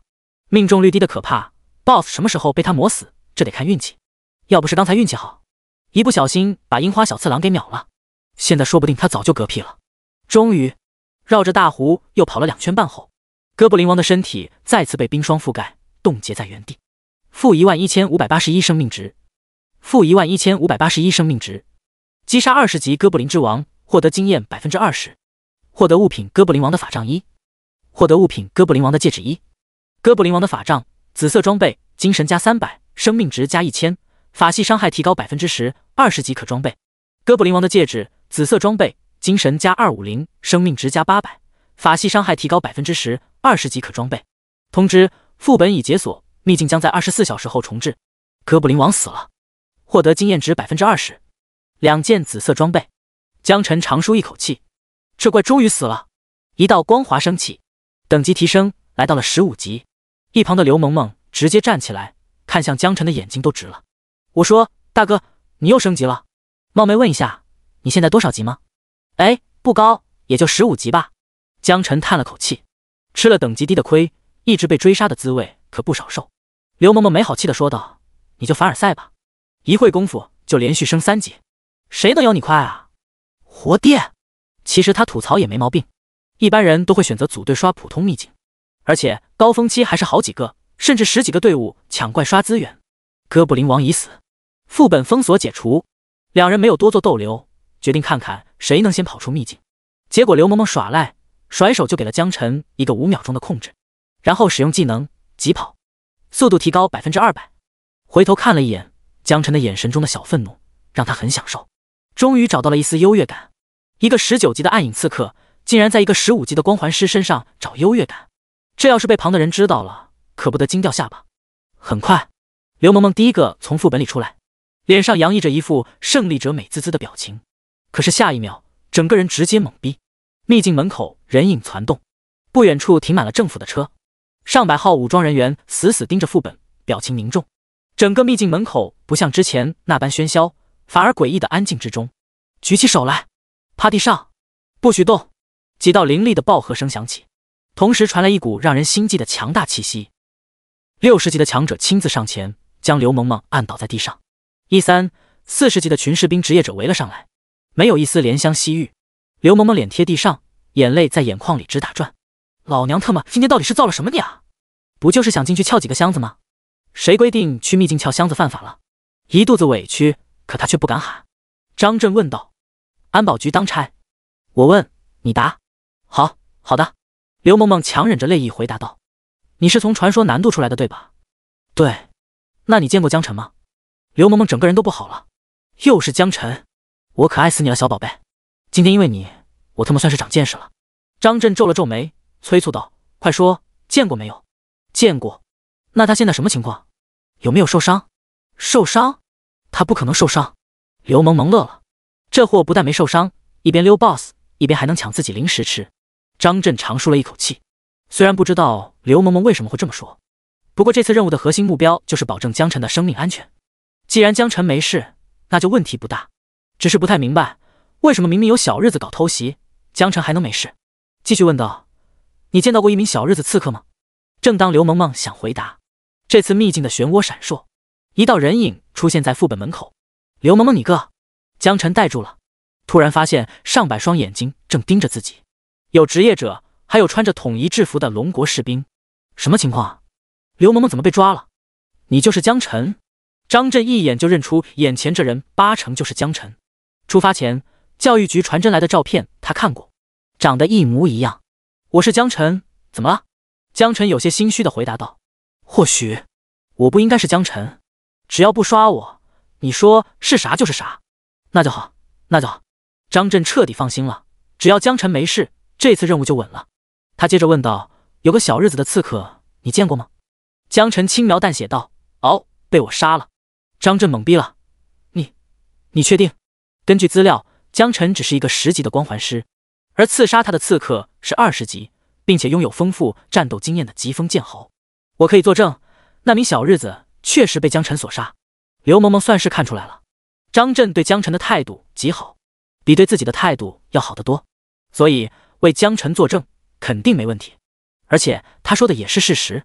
张震整个人都懵了，作为一个60级强者，他无法理解。一旁安保局的士兵也懵了，闻所未闻。张震还不死心，继续问道：“那传说级秘境呢？谁帮你通关？”刘萌萌学会了抢答，也是江晨，他一个人清掉了所有秘境的怪物。这时，所有人的目光都看向江晨，眼神中透露出震惊。第35章回局子。刘萌萌的声音不大，可是耐不住全场过于安静，不单单是安保局的人听到了，就连站在一旁的职业者们也听见了。安保局的人来就是为了保护他，这少年何方神圣啊？有谁认识他吗？那美女说少年单刷了整个传说级哥布林秘境，开玩笑的吧？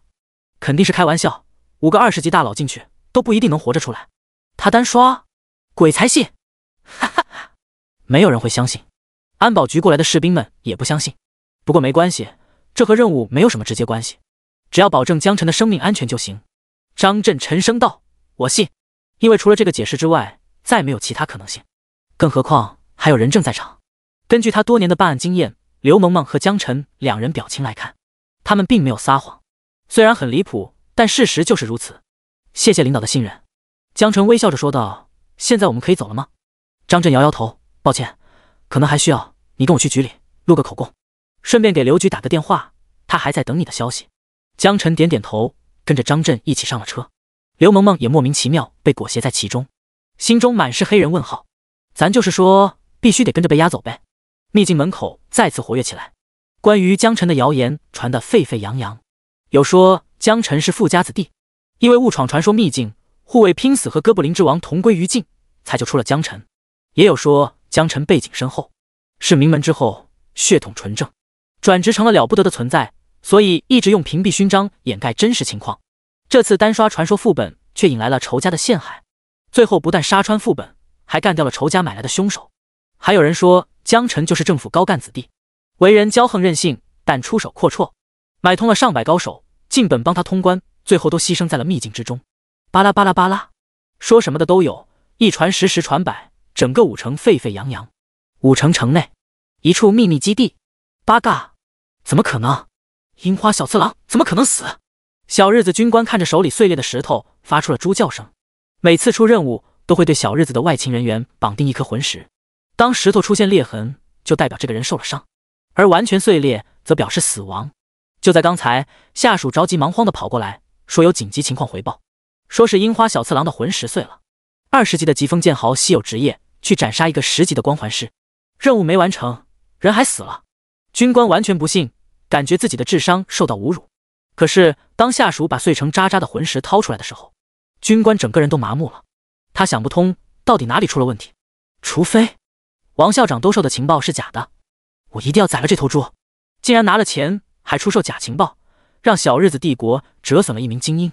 罪该万死！军官做事就要下达命令，立刻对王校长展开报复行动。可转念一想，王校长如果真的想要坑小日子国，直接举报秘密基地的地址不就信了？何必多此一举？小日子军官汗流浃背，隐隐感觉大事不妙。快通知所有人，我们立刻转移撤离这里。另外，销毁所有文件。嗨！下属点点头，转身离去。可是刚走没2步，一阵密集的脚步声由远及近，带队的黑衣人大手一挥，全部抓起来，反抗者格杀无论。茫茫多的龙国士兵闯入，迅速占领每个路口，偶尔有零星的反抗，很快被镇压下去。小日子军官和他的一众下属被抓住后，声嘶力竭的怒吼挣扎：“我们是小日子的公民，你们无权审判我们！”可是没有人理会，往他嘴里塞袜子，绑得结结实实，扔到车里。他们只负责抓捕，不负责审讯。他们接到的任务是抓捕目的地的所有人，至于小日子国的人叽里呱啦什么，他们一概不管。江晨和刘萌萌被带回到安保局录口供，两人并不排斥，只当是配合组织工作，一五一十的把经历都交代出来。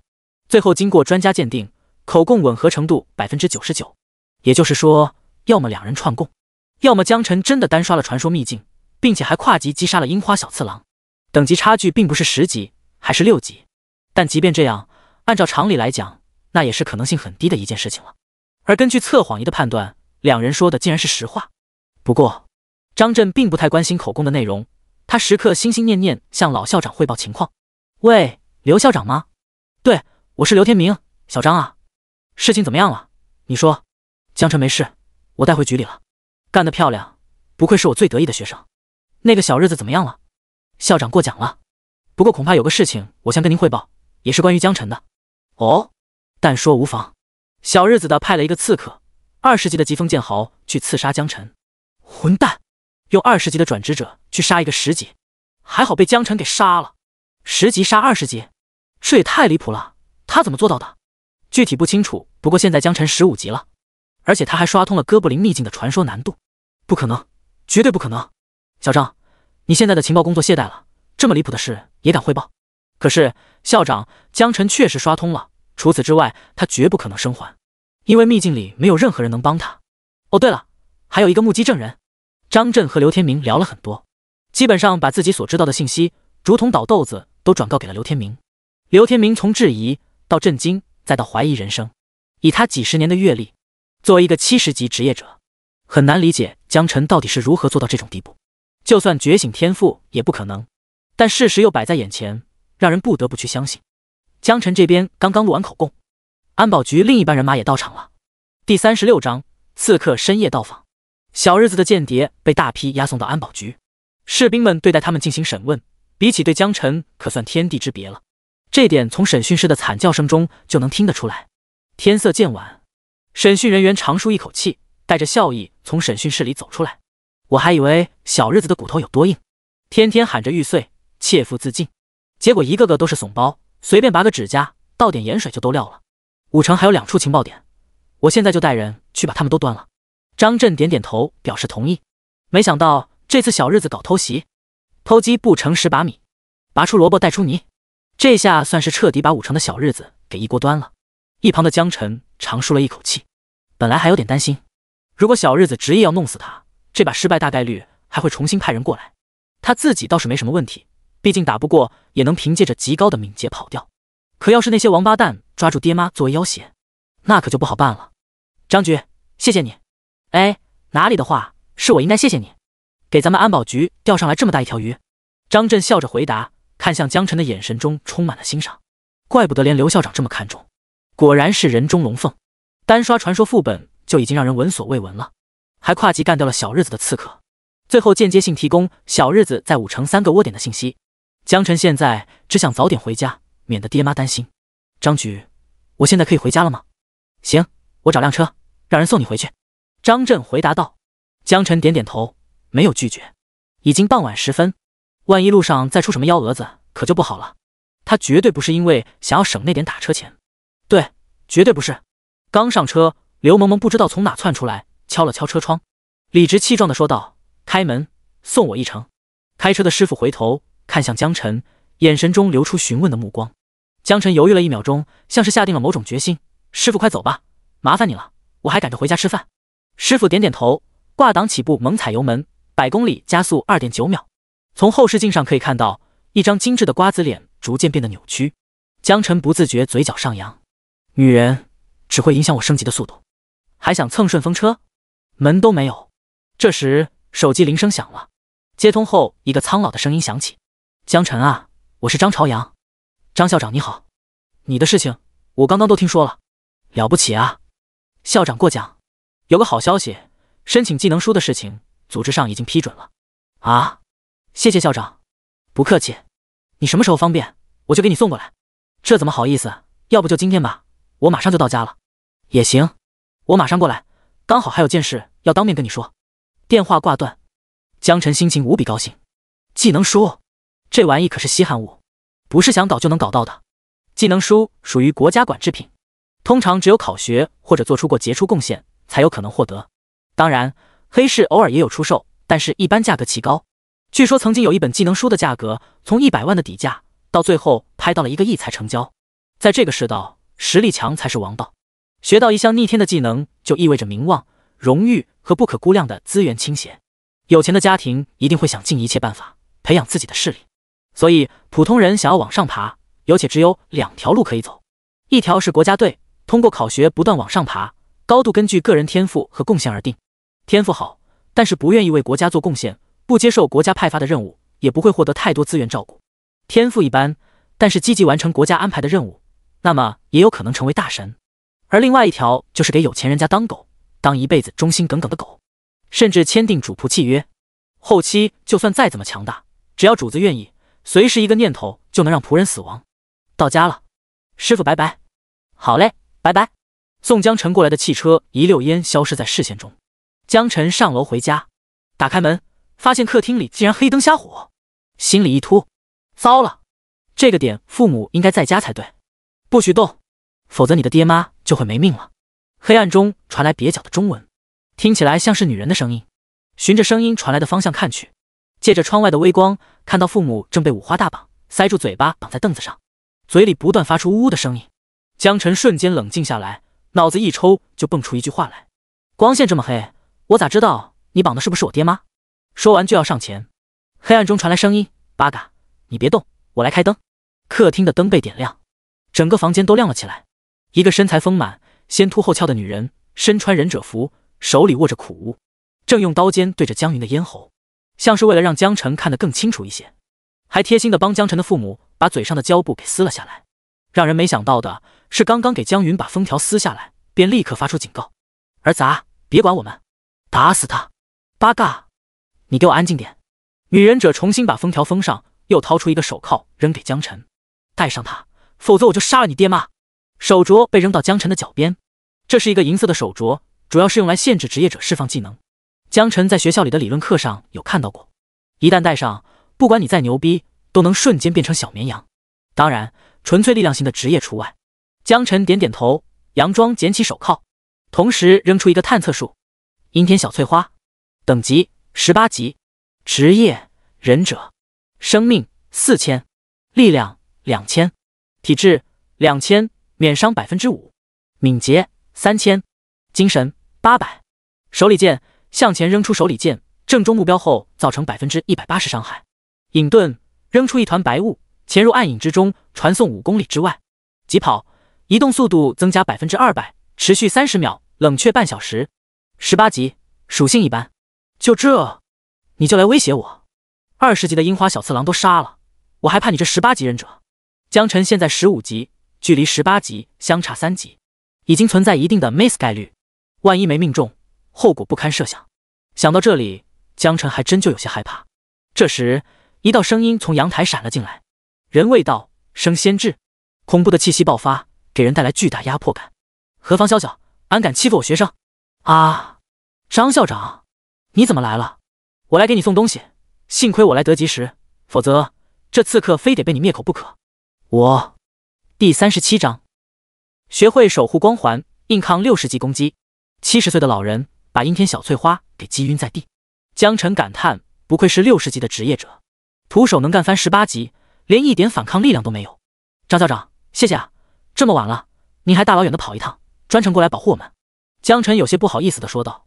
张敬贤在一旁提醒道：“江晨，还不快跟老师说谢谢？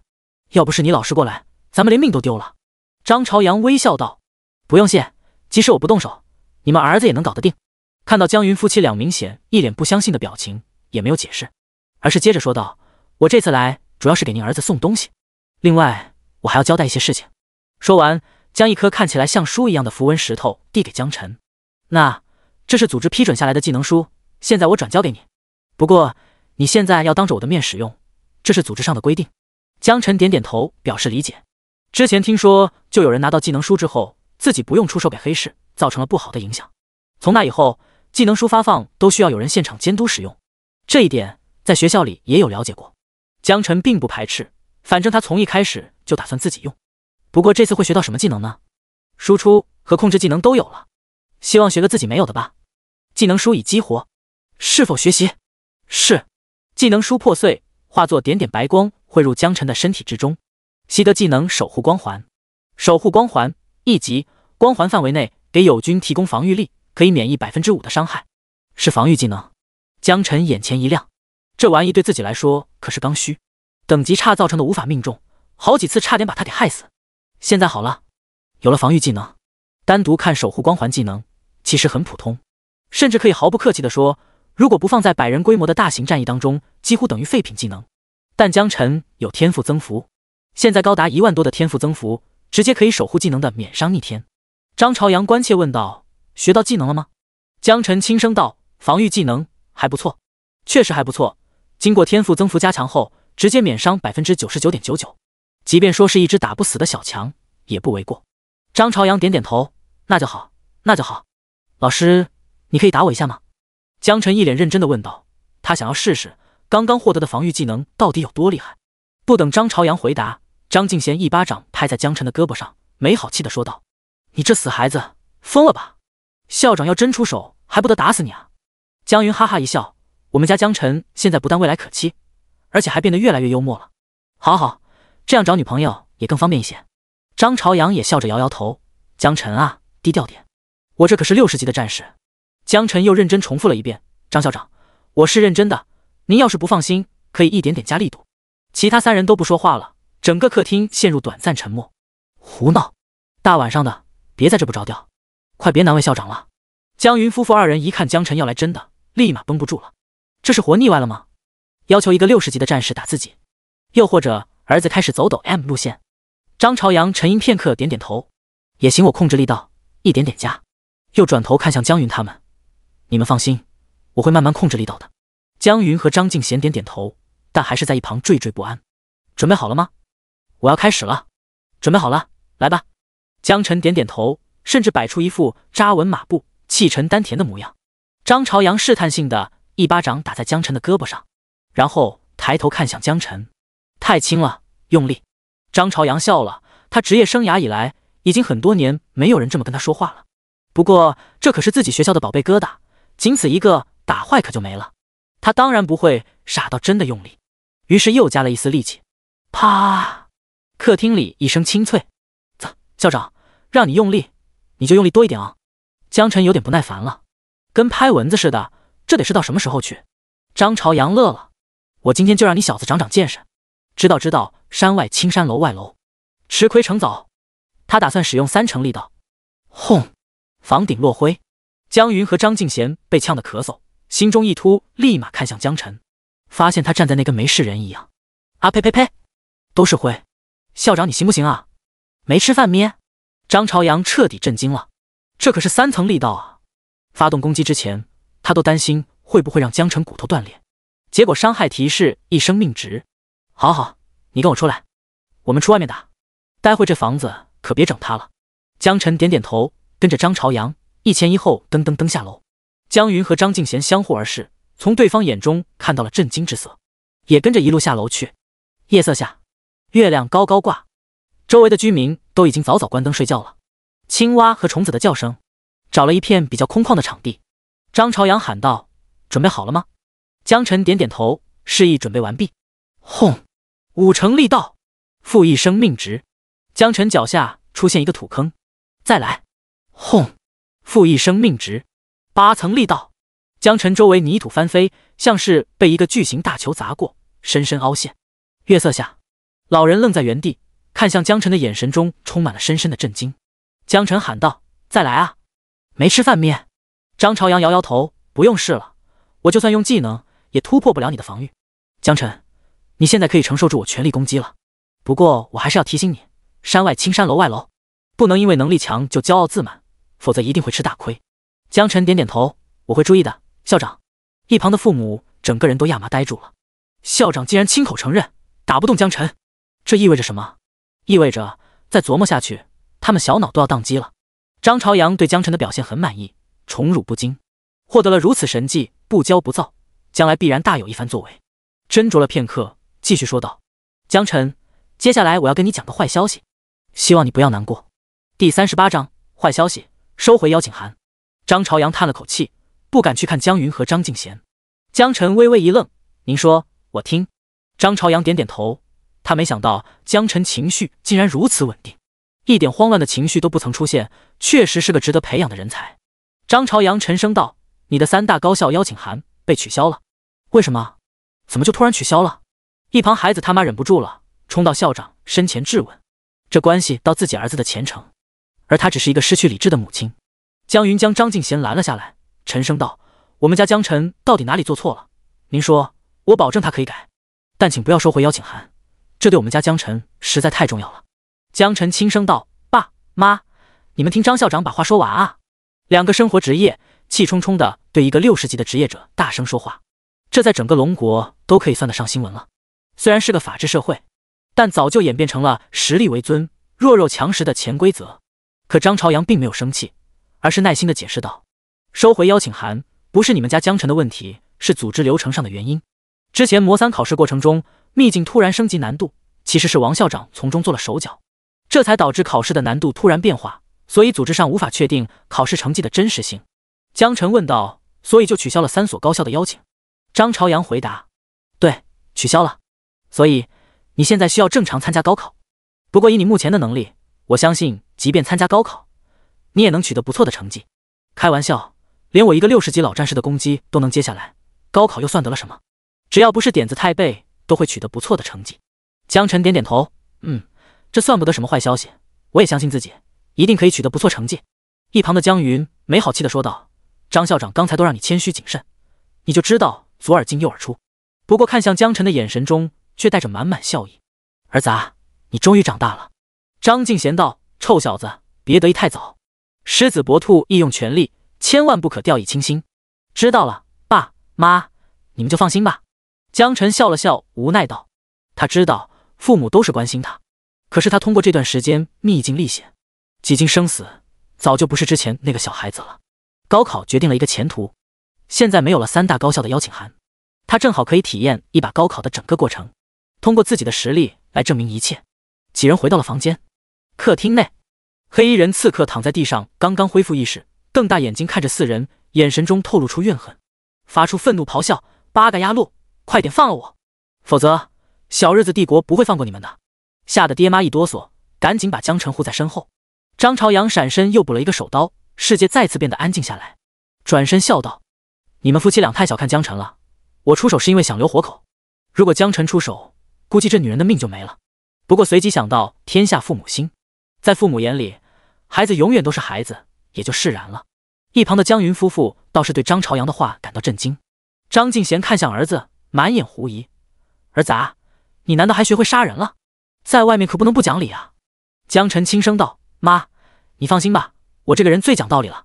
张校长只是打个比方，夸我能力强，我哪敢真的杀人啊？”张敬贤拍拍胸脯舒了口气：“那就好，我还以为你变坏了呢。咱们家这辈子都本本分分做人，可不许到处造孽。”江晨点点头：“放心吧，妈，我保证不会动手杀人。”心里想的却是：人不犯我，我不犯人；人若犯我，那我杀人都不用动手。张朝阳将地上的刺客扛起，70多岁的人了，看起来一点都不费劲。这人我送到安保局。另外，高考的时间提前了，就在明天。本来因为你拿到了邀请函，我就没有另外通知你。明天早上7点来学校集合，会有阵法大师将你们统一传送到考场。传送只有1次，一定不要迟到了。江晨点点头：“好的，谢谢校长，我知道了。”送走校长后，江云夫妇拉着江晨坐在客厅里，六目相对，看到爹妈突然正襟危坐地看着自己，江晨忍不住扑哧笑出声来。爸妈，有什么话你们就直说。江云和张敬贤互相看了一眼，确认过眼神，决定由江云来说明。江云沉声道：儿子啊，你长大了，我跟你妈都为你感到高兴。我们虽然是生活职业者，但也知道主战职业所要面临的风险。所以儿子啊，我不要求你做个好人，我只希望你能平平安安。咱一定不能欺负弱小，但谁要是敢对你下黑手，你一定要不惜一切代价弄死他。江晨愣住了，这还是他有生以来第一次听到老爸说出如此狠绝的话来。作为厨子，这辈子都一副和气生财的模样，从来都是告诉他出门在外尽量礼让谦卑，要做个好人。今天这是怎么了？张敬贤说道：你爸说的没错，咱不欺负人，也不能被人欺负。你爹妈辈本事都是生活职业，帮不了你太多。现在你好不容易风光了，成了辅助职业，但同样面临着无穷无尽的危险。听妈一句劝，如果再有人拿你爹妈威胁你，答应妈不要管我们，直接弄死他。语气温柔细腻，却让人感觉杀意凛然。说着说着就红了眼，但眼神中透露出不可辩驳的坚定。两个生活职业的父母虽然没有经历过打斗厮杀，但深知他们那一套老好人的谋生方式并不适合江晨。两只羊养出了一只狼，那么这只狼必定就是要吃肉的，否则就会被其他的狼给吃掉。江晨也红了眼睛，点点头，轻声道：爸妈，我会好好努力的，你们也要保护好自己。好了，儿子明天还要大考，你让他早点休息吧。好，儿子你早点回房休息吧。熄灯，夜已深，纵有思绪万千，也因为白天种种早就疲乏不堪。江晨回到房间，上好闹钟后，很快进入梦乡。第39章考前动员。第二天一早，叮铃铃，闹钟刚刚发出一声脆响，江晨抬手按灭，不是不想起床，而是昨天晚上搞到很晚，父母都没有好好休息，白天还要去上班，所以不想因为自己参加考试去打扰到他们。穿好衣服，蹑手蹑脚打开门，准备直接穿过客厅出门。刚刚打开房门，却看到爹妈早就坐在餐桌旁，煎了你最爱吃的荷包蛋，快过来吃早餐。爹妈竟然起得比自己都早，又或者一夜未眠。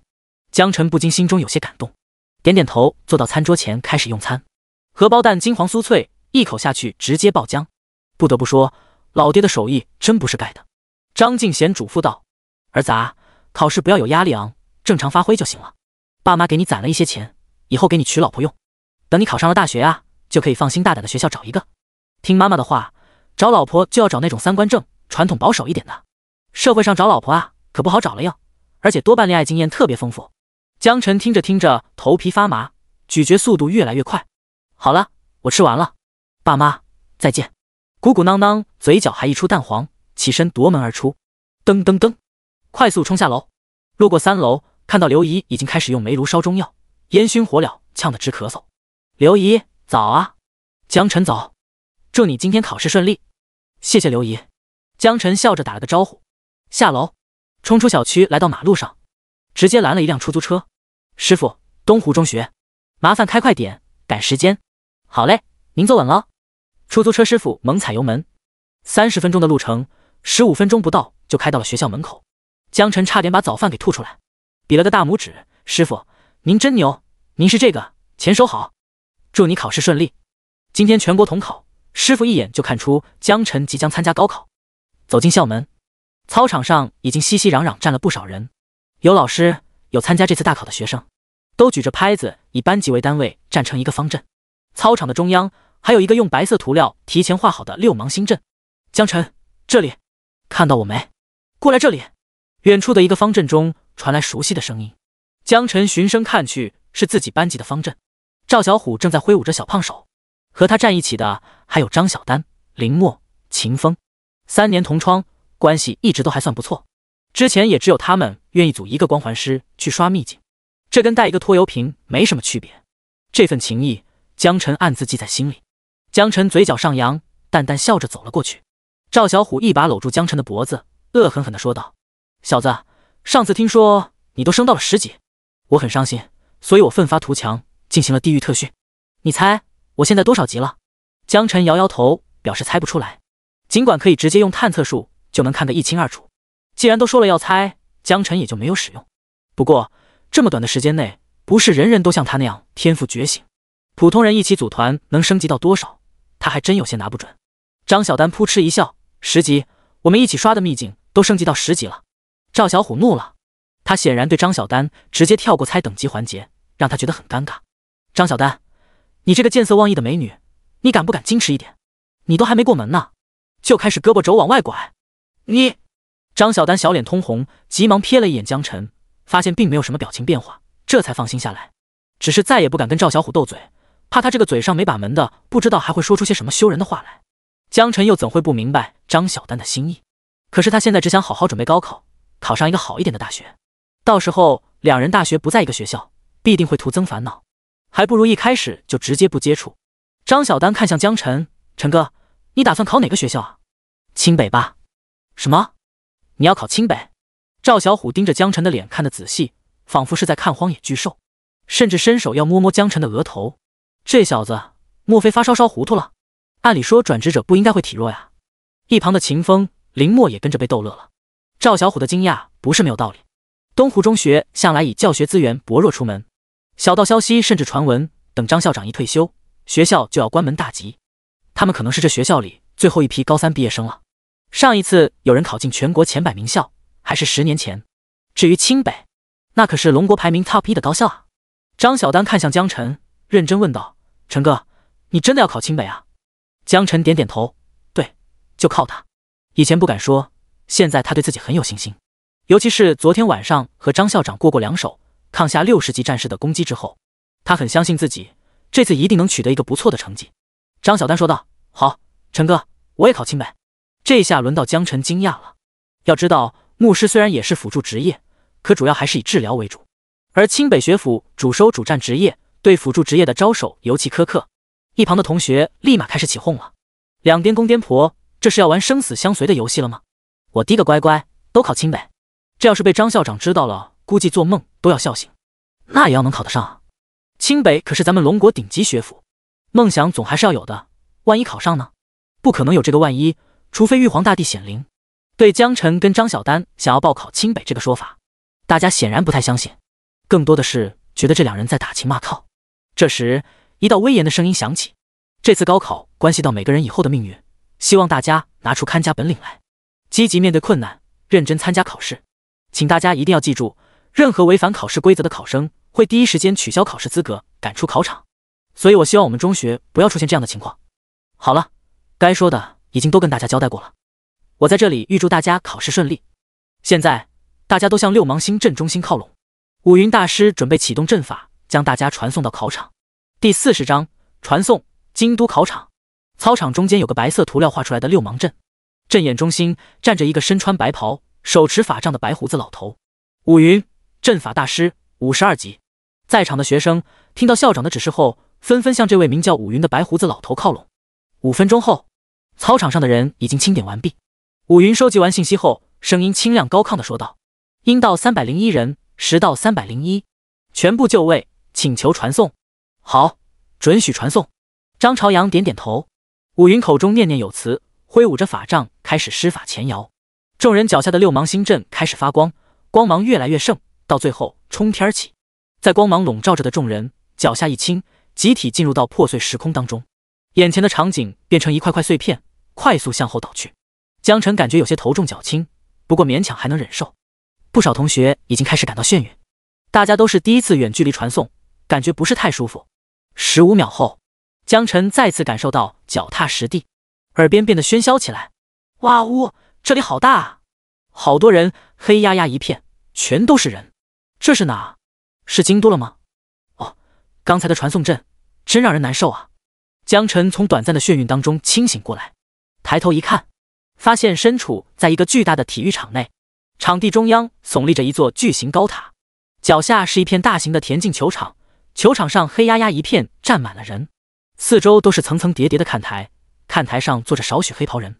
江晨心里粗略估算，整个体育场至少有3万人之多，看来这次参加考试的考生人数不少，而且陆陆续续还有其他学校的考生被远程传送过来，很多考生刚刚落地就开始眩晕、呕吐，看起来都是第一次被远程传送，还不是很适应。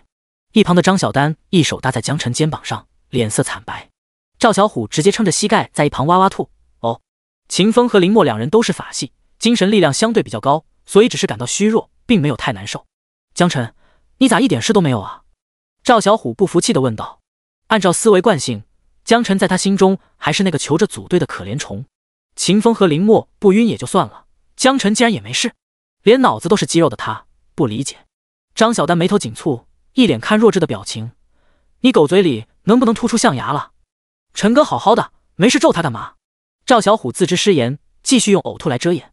这时考生们已经全部到场，一道低威严的声音响起：考试即将开始，现在我宣布考场规则：一、不被许可的情况下，不允许提问，更不可以喧哗。二、考试过程中可以使用装备，但不可以使用恢复药剂。三、考试过程中禁止使用通讯设备。四、不可以附加自己技能以外的任何状态叠加。这时，人群中有个人小声嘟囔道：凭什么不让人加状态了？还有没有一点点自由度了？另外一人也附和道：不许提问，万一没听懂怎么办？甚至还有人吐槽：什么狗屁规则，吃屎去吧！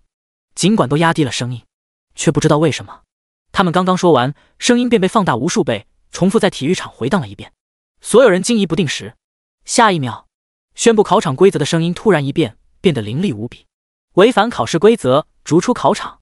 3名考生瞬间被移出考场，反向传输回之前的传送阵。不得不说，这波操作起到了杀鸡儆猴的作用。现场再也没有人敢说话。威严的声音再次响起：我们接下来的考试将在试炼塔内的试炼场进行，每个进入到试炼塔的考生都会单独分配一个试炼空间。试炼塔会根据不同的职业安排不同的考试场景，辅助职业会有非战斗场景，主战类职业则会安排主战类场景。通过基础难度的考试后，各个职业将会有选择考试难度的权利。不同的难度会有不同的成绩，同时也会获得不同的积分。积分既是你们考试的成绩，同时也可以将积分带到高等学府作为货币使用。另外，再次重申，你们可以提前穿戴好武器和装备，一旦进入到试炼塔后，每个人的储物空间都会被封锁，无法使用。除此之外，任何道具都不可以使用，一旦发现立马视为弃考。考试过程中如果无法继续，请立刻喊出弃权2个字，你就会立马被传送到塔外。记住，生命安全第一，活着才有希望，千万别硬撑，到最后丢了小命。威严的声音把所有的考试细节都说了一遍，只要不是大傻子，一般都能理解其中所讲述的内容。刚开始那些吐槽抱怨的人确实是没事找事，多等几秒耐心听完，答案自然会有。现在请大家以学校为单位，依次排队进入到试炼塔。试炼塔1层的大门缓缓打开，走出一位身穿白袍的老法师，守在大门门口。在场的考生们也按照要求开始动了起来，以学校为单位排成一个纵队，依次进入到塔内。大部分学校参加考试的学生人声都达到了1000有余，列出的队伍宛如长蛇。只有东湖中学的学生才300人不到，不过好在东湖中学的次序比较靠前，并没有等太久就轮到了他们。江晨可以感觉到同学都很激动，但为了避免违反考场规则，也都在克制情绪，有一种紧张到想要欢呼雀跃，却又忍住无法发声的感觉。即使平日里是家里的大小姐、大少爷，此时也不敢胡乱作为，万一被判违规，那可就划不来了。大考是龙国每年一次最重要的一场考试，龙国高层也会盯着这场考试的整个过程，谁要是敢在考场上乱来，那跟作死没什么区别。同学一个一个进入试炼塔，赵小虎、张小丹、林默、秦风依次进入试炼塔，江晨也紧随其后。门口的白袍法师看到江晨后微微一愣，随即要求江晨把屏蔽勋章收回储物空间。白袍法师随手打出一个探测术，瞳孔微微收缩，但又很快归于平静，挥挥手让江晨继续往里走。江晨穿过大门后，眼前景色变成了灰蒙蒙的一片，再回头看去，试炼塔的大门已经不复存在。这和他猜测的一样，试炼塔就像是人造秘境，不同的职业传送到不同的空间里。和秘境不同的是，这些人都不会相聚。试炼塔的监控室内，几名表情严肃、气场磅礴的职业者站在监控前，人均70级以上。这场考试由他们来监考。江晨15级光环师。江晨的画面出现在了屏幕前。刚才白袍老者察觉出了异样，立刻引起了考官的重视。区一个辅助职业有什么好关注的？还是那种吊车尾的辅助职业。这种职业只有在大后期参加军团作战才有意义，想要在大考脱颖而出，难上加难。刚才塔下的徐老传来消息，说这小子的属性高的离谱，让我们注意一下。行吧，那就把他按照主战职业来安排，搞不好第一轮就要被刷下来。几人虽然搞不懂徐老为什么会对一个光环师感兴趣，但既然上报了，那就尊重徐老的意思，稍微关注一下吧。江晨的眼前突然出现一道光幕，光幕的对面是一只人脸蛇身的怪物，手里拿着钢叉，看起来异常诡异。而自己的这边也出现了一个手拿盾牌和钢刀的战士，难道默认我是辅助？江晨猜测，8成因为光环师被判定为辅助职业，所以就安排了一个虚拟主战，他只需要通过光环给战士加状态就好。然而不等他多想，下一秒战士的身影逐渐消失。第41章秒杀，速度 0.1 秒。江晨微微一愣，什么情况？辅助职业，辅助主战对象很正常，没毛病。他有守护技能，防御直接加满，肯定可以拿到不错的分数。可是你让需要辅助的对象直接消失，那我还怎么辅助？没有人来回答这个问题。光幕变得越来越淡薄，最后逐渐消失。江晨下意识的标记，开启灼热光环，开启冰霜光环，开启守护光环。一套下来行云流水，已经形成了肌肉记忆。几乎就是在怪物向江晨移动的同时，负11581生命值，人脸蛇身的怪物都来不及哼唧一声，瞬间被秒杀。就这就没了。江晨有些懊恼，都还没来得及使用探测术，这怪物的属性都还没来得及看仔细。此时几位监考大佬刚刚准备拨动监控画面，毕竟整个考场的学生不止江晨一个，光环师而已，并不值得投入太多的注意力。可是江晨画面显示出来的内容让在场的大佬瞬间凝固了。秒杀？这就被秒了？什么时候光环师这么强了？会不会是参数设置错了？这怪物的属性或者等级设置的太低。不同的主战职业也会区分为稀有主战和普通主战，而稀有主战和普通主战所面对的怪物也会不同。稀有主战一般会比普通主战面对的怪物要高3级，普通主战则面对的是高于自己1级怪物。虽然职业者当中有不少天才，但绝不可能出现秒杀的现象。而这一轮考试主要是针对考生的1v1实战做一个系统性评估，像这样的考试策略已经延续了数十年，从来没有出现过秒杀的情况。最短的时间也用了将近1分钟，长的话可能干好用掉半小时，也有直接磨磨蹭蹭半小时都没有结束战斗的存在，那种直接第一轮淘汰不及格，这种情况有，但是很少发生。可是江晨竟然直接将怪物秒杀了，这还怎么考核？这还怎么系统性评估？这种情况怎么打分？监考的考官们人妈了，江晨这是实打实没有任何作弊，他们没办法评估，也怪不到江晨头上。这时一位年纪大的白袍老者进入到监控室里。徐老，几位监考考官对这位老者恭敬打招呼。徐峰淡淡道，刚才我让你们关注的小伙子，你们有了解吗？考试情况怎么样？算了，我自己来看看吧。监控画面中，江晨孤零零站在那里，表情时而错愕，时而懊恼。几位考官把刚才画面中发生的事情说了一遍。徐峰沉声道，如果按照普通主战的标准来测试，恐怕没有办法测试出他到底有多强。我这边建议直接按照稀有职业的强度来测试。监考考官们纠结道，可是这样是不是有些不太公平？我们把他从辅助改成主战，现在又提升主战级别，还有这个积分谁来出啊？徐峰笑着说道，之前也见过类似的情况，职业者实际能力远超表面能力，这次考试第一场就算他通过，按照第一名给他100积分，另外再加试一场给1000积分，从我的积分里面扣除。监考的考官们纷纷点点头。哎呀，这怎么好意思让徐老破费呢？哎呀呀，好，就按照徐老说的办。虚拟空间内，眼前再次出现一道乳白色半透明的光罩，光罩的对面出现了一只和刚才一模一样的怪物，只是看起来仿佛像是开了灵智，气息比刚才的怪物要强大不少。第一轮第2场考试，1对1击杀怪物。第一轮第2场，江晨并没有觉得奇怪，毕竟之前也没有高考的经验，可能所有人面对的都一样吧。不过这次他打算先探查一下怪物的属性值再说。光照落下，加纳女妖，等级19级，生命2000，力量1000，体质1000，免伤0.1%，敏捷2000，精神800，技能钢叉投掷，快速打击。这属性好弱呀！江晨忍不住心中感叹，传说级哥布林副本的怪，随便拉出一只都要比这个强。好吧，或许考试才刚刚开始，后面的难度或许会逐步提升。秒杀！屏幕前，监考考官们暗自咂舌，依然简单粗暴的秒杀怪物，已经按照最高的标准安排对战怪物了，可是还是什么都没看出来。整个过程，江晨甚至都没有挪动过脚步。15级对付19级的怪物，按理说应该会出现大概率的 miss 情况，可就连这都还是秒杀了，又被秒杀了。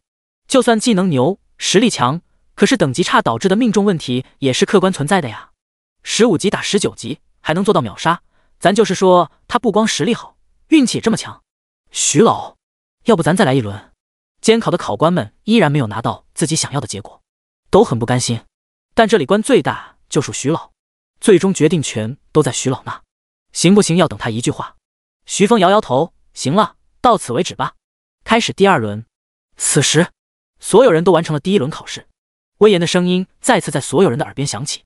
主战考试第1轮结束，参加考试的考生人数9666人，合格人数9527人，成绩排名如下。每个人的脑海中都出现了排名信息：江晨 0.1 秒，积分1100；罗丹 4.3 秒，积分70；孟天昊 9.6 秒，积分40。江晨排在第1名，时间仅仅用了 0.1 秒。第2名是罗丹，用时 4.3；第3名是孟天昊，用时 9.6 秒。前3名的积分依次是1100、70、40。从第4名往后全统一给了10分，按照完成的时间长短排序，时间短的排前面，时间长的排后面。这时虚拟空间内有不少人开始骂娘了。Vocal， 怎么可能？第1名竟然1100分，总分不应该是100分吗？而且时间才用了 0.1 秒，这可能吗？到底是哪里出了问题啊？东湖中学的学生也都看到了，直呼大佬牛逼。张小丹脸色红润，陈哥加油，你太了不起了，我也会好好努力的。第42章第2轮传说难度。赵小虎用刀背重重敲打着盾面，发出砰砰砰的闷响。好兄弟，这下我算是服气了，希望你能如愿以偿考上清北。至于为什么江晨的分数会超出总分这么多，关我屁事，自己的好朋友分数自然越多越好。江晨看到分数排名后，眼神中透露出意外之色。啊，我竟然考了第1名，我是谁？我在哪？分数差距怎么会这么大？而且这一轮考试如此简单，为什么还会淘汰掉100多号人？监考老师的声音再次响起。接下来将进行第2轮考试，考生可以自行选择难度，难度分别为普通、噩梦、地狱、传说。但我有必要提醒大家，这一轮考试过程中，历练都出现过不少伤亡情况，给大家提前打个预防针，心里有底。如果考试过程中万一招架不过来，请立刻喊出弃权2字，届时会被送出塔外，之前所获得的成绩依然有效。考官把第2轮考试的细则和注意事项都耐心介绍了一遍。第2轮考试开始，可以自由选择难度，不同的难度，怪物的强度就会不一样，危险系数也会直接攀升。难度越大，击杀怪物后获得的积分也就越多。普通难度击杀一只怪物获得1分，噩梦难度获得2分，地狱难度获得3分，传说难度获得5分。时间还是30分钟。而第2轮考试主要测试的目标是看谁杀的怪物更多。罗丹13级剑圣，罗丹想都没想就选择了地狱难度。在他看来，想要取得第1名，就要尽可能选择最难的。地狱难度杀一只怪物等于普通难度杀3只。他自己是剑圣职业，敏捷高，躲闪高，同时还具有剑圣风暴技能，所以应对地狱级别难度，他很有信心。孟天昊13级元素法师，孟天昊选择了噩梦难度。作为元素法师，无论是攻击的爆发力还是范围攻击，都是他的拿手好戏，只需要控制好精神力，应该能撑到最后。张小丹10级牧师，张小丹想了想，选择了噩梦难度。毕竟作为牧师，不太擅长战斗，目前学到的技能当中也都是加生命值、加防御力，没有一样是加攻击力的。要是怪物越来越多，虚拟战士扛不住，那他就只能弃权了。赵小虎10级战士，赵小虎也选择了地狱难度。他虽然不怎么聪明，但勇气这一块绝对是扛把子，要不然也当不了战士。秦风10级术士，秦风选择了地狱难度，因为他有宝宝可以抗，相当于多了一个肉盾，问题不大。林墨11级法师，而林墨选择了噩梦难度。法师初期精神续航严重跟不上，经常打一半需要做地板冥想恢复，所以他决定还是悠着点。不错的选择，看来大家对自己的能力都很有认知。法师选择噩梦级确实最佳，毕竟精神力量消耗完之后几乎没什么战斗力了，近战和召唤师这一把会占优势一些。值得关注的几个人都看了一下，现在画面再次回到江晨身上。此时江晨听完考官的介绍之后，根据上一轮的成绩，心中有了决定。这轮考试考的是考生的持续作战能力，对精神力量或者击杀爆发都有很高的要求。不过对我来说，压根需要消耗精神，也不需要和怪物近身战斗。当然，如果有必要的话，我的属性也应该可以将怪物击毙，只是没必要。嘿嘿，传说难度，江晨果断选择了传说难度。一路走来，冥冥之中感觉传说难度才是他的专属配置。怪物来一个也是杀，两个也是杀，顺带手的是，管你是传说还是地狱难度，对他来说都一样。而且难度越大，积分也就越高，成绩就会更好。江晨觉得，说不定最后这第一名的头衔还真被他拿到手了。考官们笑了，哈哈，跟我想的一样，这小子果然选择了传说难度。光环师不需要消耗精神，也不用跟怪物肉搏，续航肯定没有问题。就是不知道他的伤害能不能对传说级的怪物构成威胁。毕竟每提高一个难度，怪物的各项属性也会跟着提高，攻防命也会变得更强。能走到这里的人很少有傻子，相信他的选择吧，大不了可以喊弃权。弃权？那就太可惜了。希望这小子不要被胜利冲昏了头脑，眼高手低。考场外，5城各大校长聚集在一起，看着排名播报，议论纷纷。张朝阳，你不地道啊！上次魔3的时候，江晨考了第1名，你说是运气，说是那个狗日的王校长胡来搞了个乌龙。这次你怎么说？ 0.1秒，1100分，还是运气？你个老匹夫，老战士，藏得还挺深呐。这把你们东湖中学想倒闭都难了吧？倒闭？开什么玩笑！5城教育局刘天明要是不把东湖中学列为重点，我第一个不服气。哎，看看你们没出息的样子，这才刚开始呢。如果江晨保持住第1名的位置，最后搞了个省状元回来，我看你们一个个还不得脑淤血，当场打120。呸呸呸，就你会胡说八道，我还想再活180年呢。总之一句话，老张啊，你这次真的要发达了。哎，运气都是运气，哈哈哈哈。张朝阳面色潮红，谦虚的摆摆手，无意中碰到其他校长，差点把同为60级的老法师给掀翻在地上。坐了多少年冷板凳了，怎么也没想到会出现江晨这么个天才。全身紧绷，手上的青筋狂跳，一时间竟然说不出话来。对一个战士来说，荣耀大于生命。虚拟空间，一个不大不小的漩涡悬浮在半空中，像极了秘境的入口。秘境中的秘境，江晨有些惊讶。下一秒，一只龙头马身，全身铠甲，手拿着青龙偃月刀的怪物从漩涡中走出，血盆大口，锯齿锋利，眼睛看向江晨，充满了嗜血的气息。吼！咆哮！冲锋！江晨探测术打出，半龙马精英，等级13，力量500，敏捷300，精神150，体质400。你管这叫精英？这也太弱了吧！比起哥布林传说秘境，实在是弱太多了。不过江晨转念一想，立马明白过来，考试的主要目标是筛选，要的人才不是人命，所以会对怪物有大幅度削弱。标记死！光环开启，怪物的咆哮声戛然而止。第43章躺赢。就这，之前刷怪一直都是跨级，现在出怪比自己等级还要低2级，没有命中问题，倒是有些不习惯了。如此轻松。3秒后，第2只半龙人再次从漩涡中冲出。死！江晨目之所及，怪物立马死亡。不知道的还以为他的技能是死亡视线。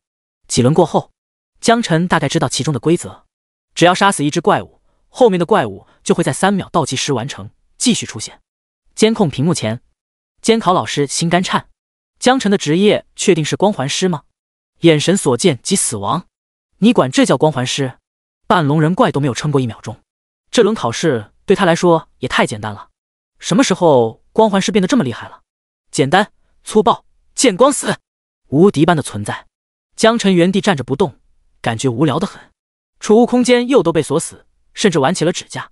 监考老师们整个都无语死了。窃屏，看看其他人。对，看其他人的情况。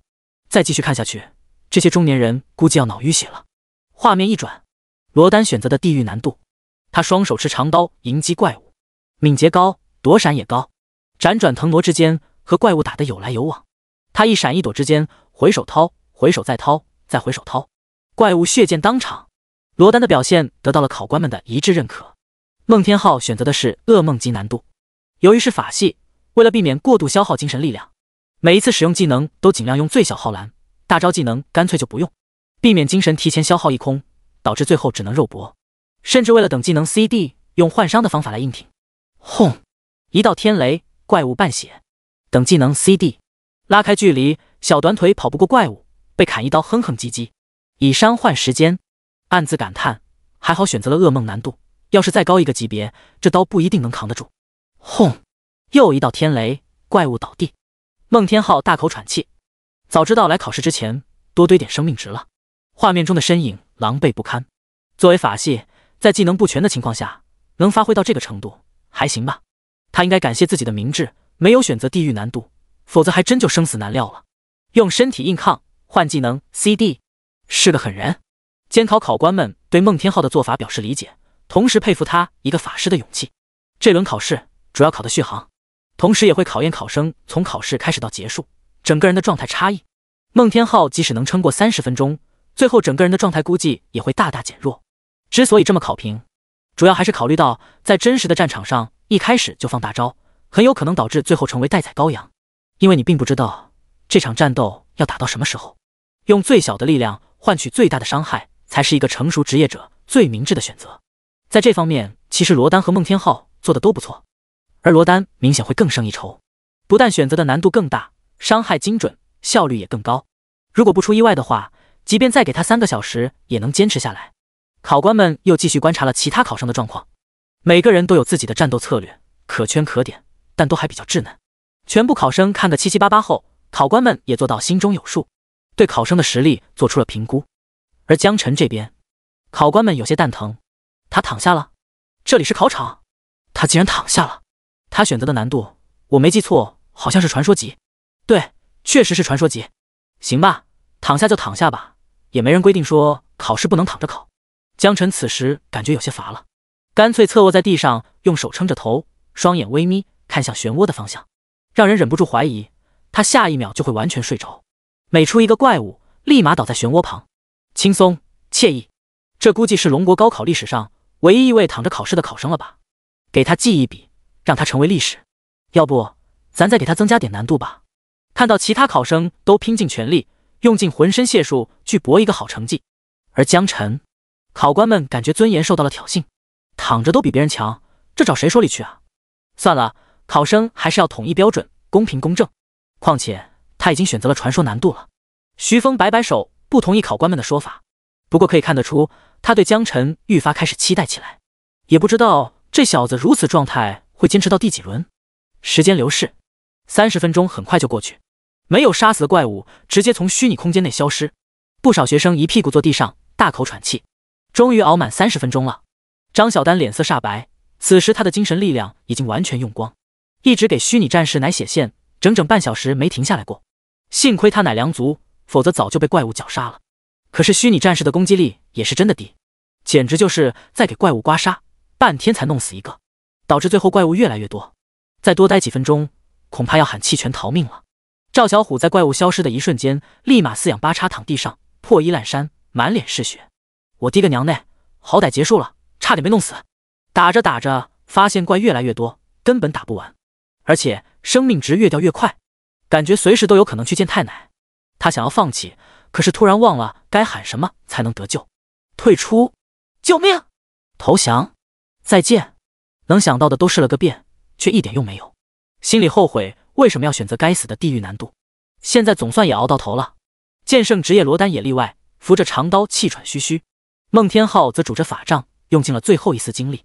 全场所有考生当中，状态最好的恐怕就属江晨了。整场考试不但没有挪步，甚至还躺下了。第二轮第一阶段考试结束，考试人数9527，淘汰3502人，晋级6025人。接下来的考试难度更高，也同样意味着危险系数更高。你们可以选择直接弃权或者继续。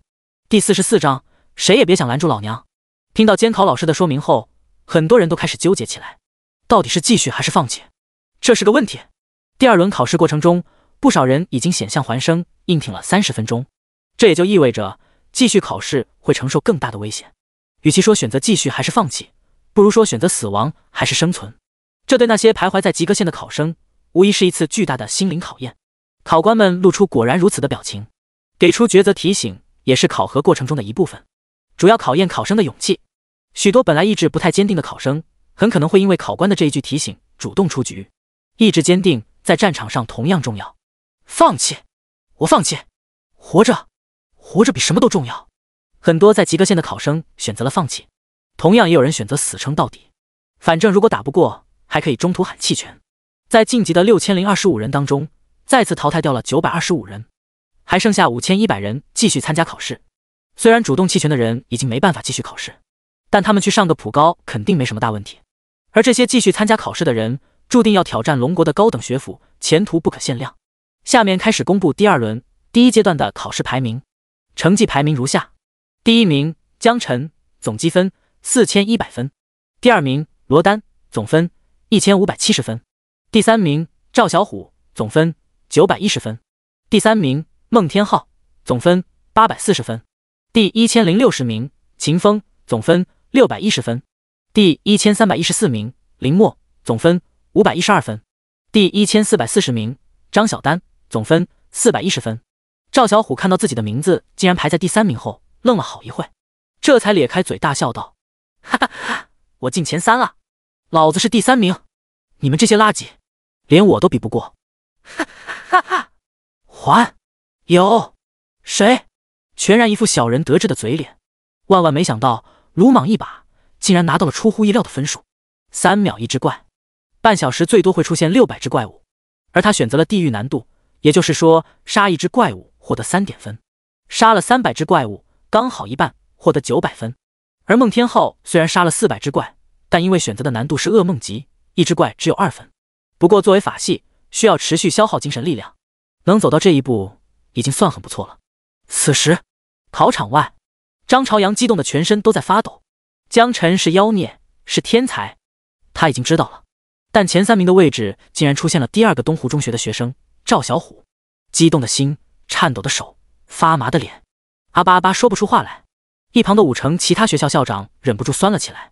东湖中学前3已经有2个了，老张，你不厚道啊，还说这是运气。你们家江晨4100分，直接甩了第2名2500分。我勒个去！老实交代，你是不是隐藏了什么秘密武器？张朝阳乐得合不拢嘴，有些语无伦次的回答：我不是，我没有。他要是知道这么厉害的秘密武器，那可就不止2个学生了。前300的排名，他们东湖中学都得包圆。可事实就是，他真不知道。忽然，虚拟空间中，每个考生的头顶上都被一团白光笼罩。片刻后，所有人的身体恢复到巅峰状态，满血满蓝，神清气爽。大恢复术！是大恢复术！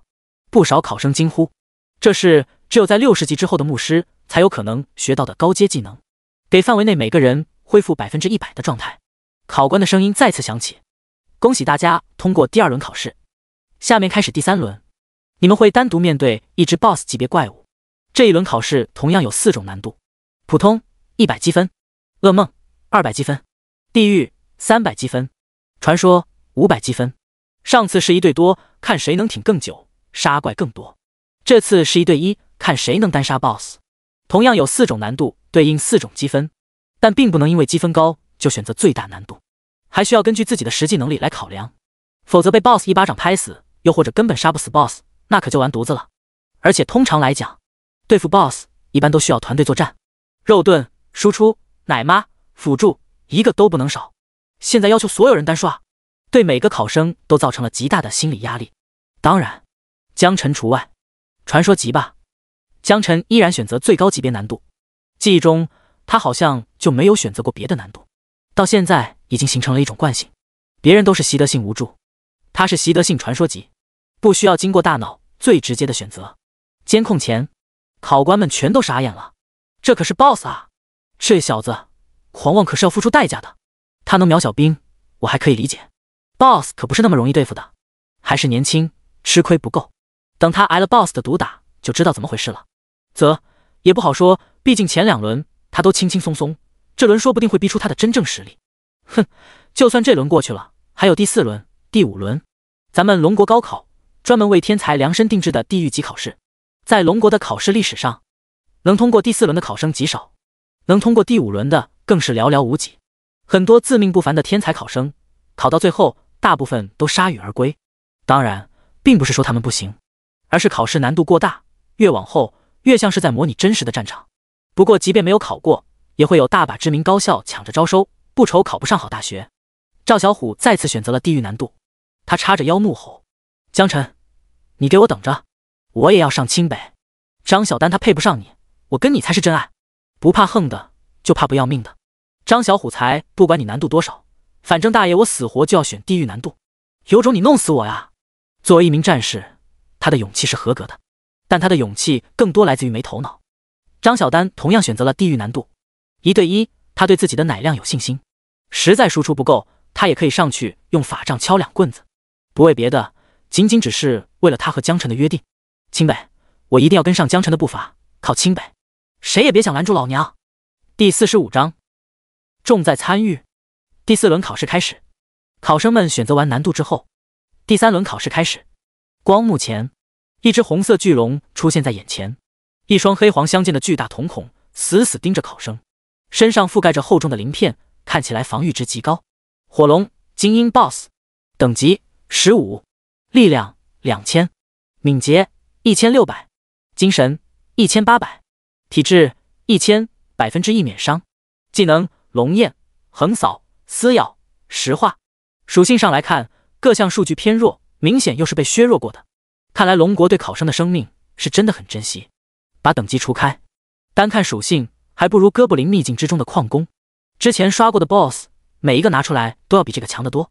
江辰能理解，也能接受，反正强或者弱对他来说都差不多。考试范围也会围绕着当前等级来安排，绝不可能超出能力太多。光幕消失，标界，火龙都没来得及吼一声，直接应声倒地，再次秒杀，前后不到1秒。考官们无语了，什么情况？没了？这就没了？这可是 BOSS 啊，精英 BOSS， 过分，实在太过分了。他这么玩还怎么考？虽然考官们都知道眼前的怪物是被削弱过的 BOSS， 可那也还是 BOSS， 给到任何一个考生，那都是生死考验的存在。想要战胜 BOSS， 不拿出技巧和实力是不可能的，所以也就不会存在秒杀的可能性。但是江辰却做到了。考场的其他人还在陷入苦战，罗丹上手就是剑刃风暴，进入到无敌状态8秒钟。火龙吐息被全部偏转，剑刃风暴贴身攻击，刮下来不少鳞片和血肉。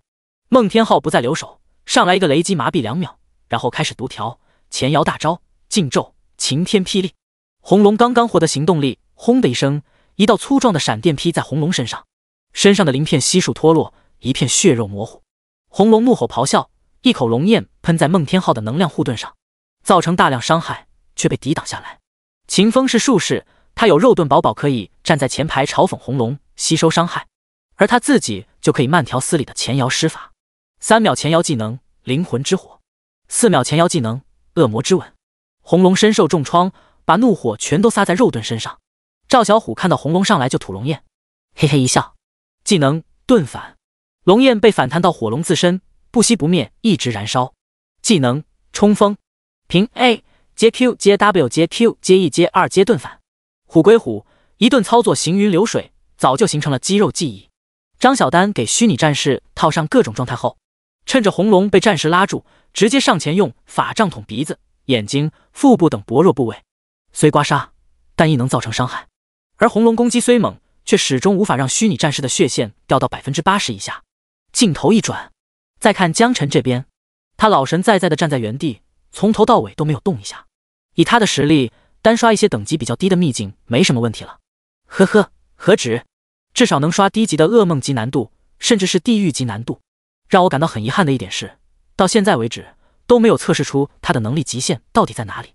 别急别急，还有第5轮，我就不信了，第5轮他还能如此淡定。到时候如果伤害不够，有他好受的。那就看第5轮吧。很少有人能撑过第5轮考试。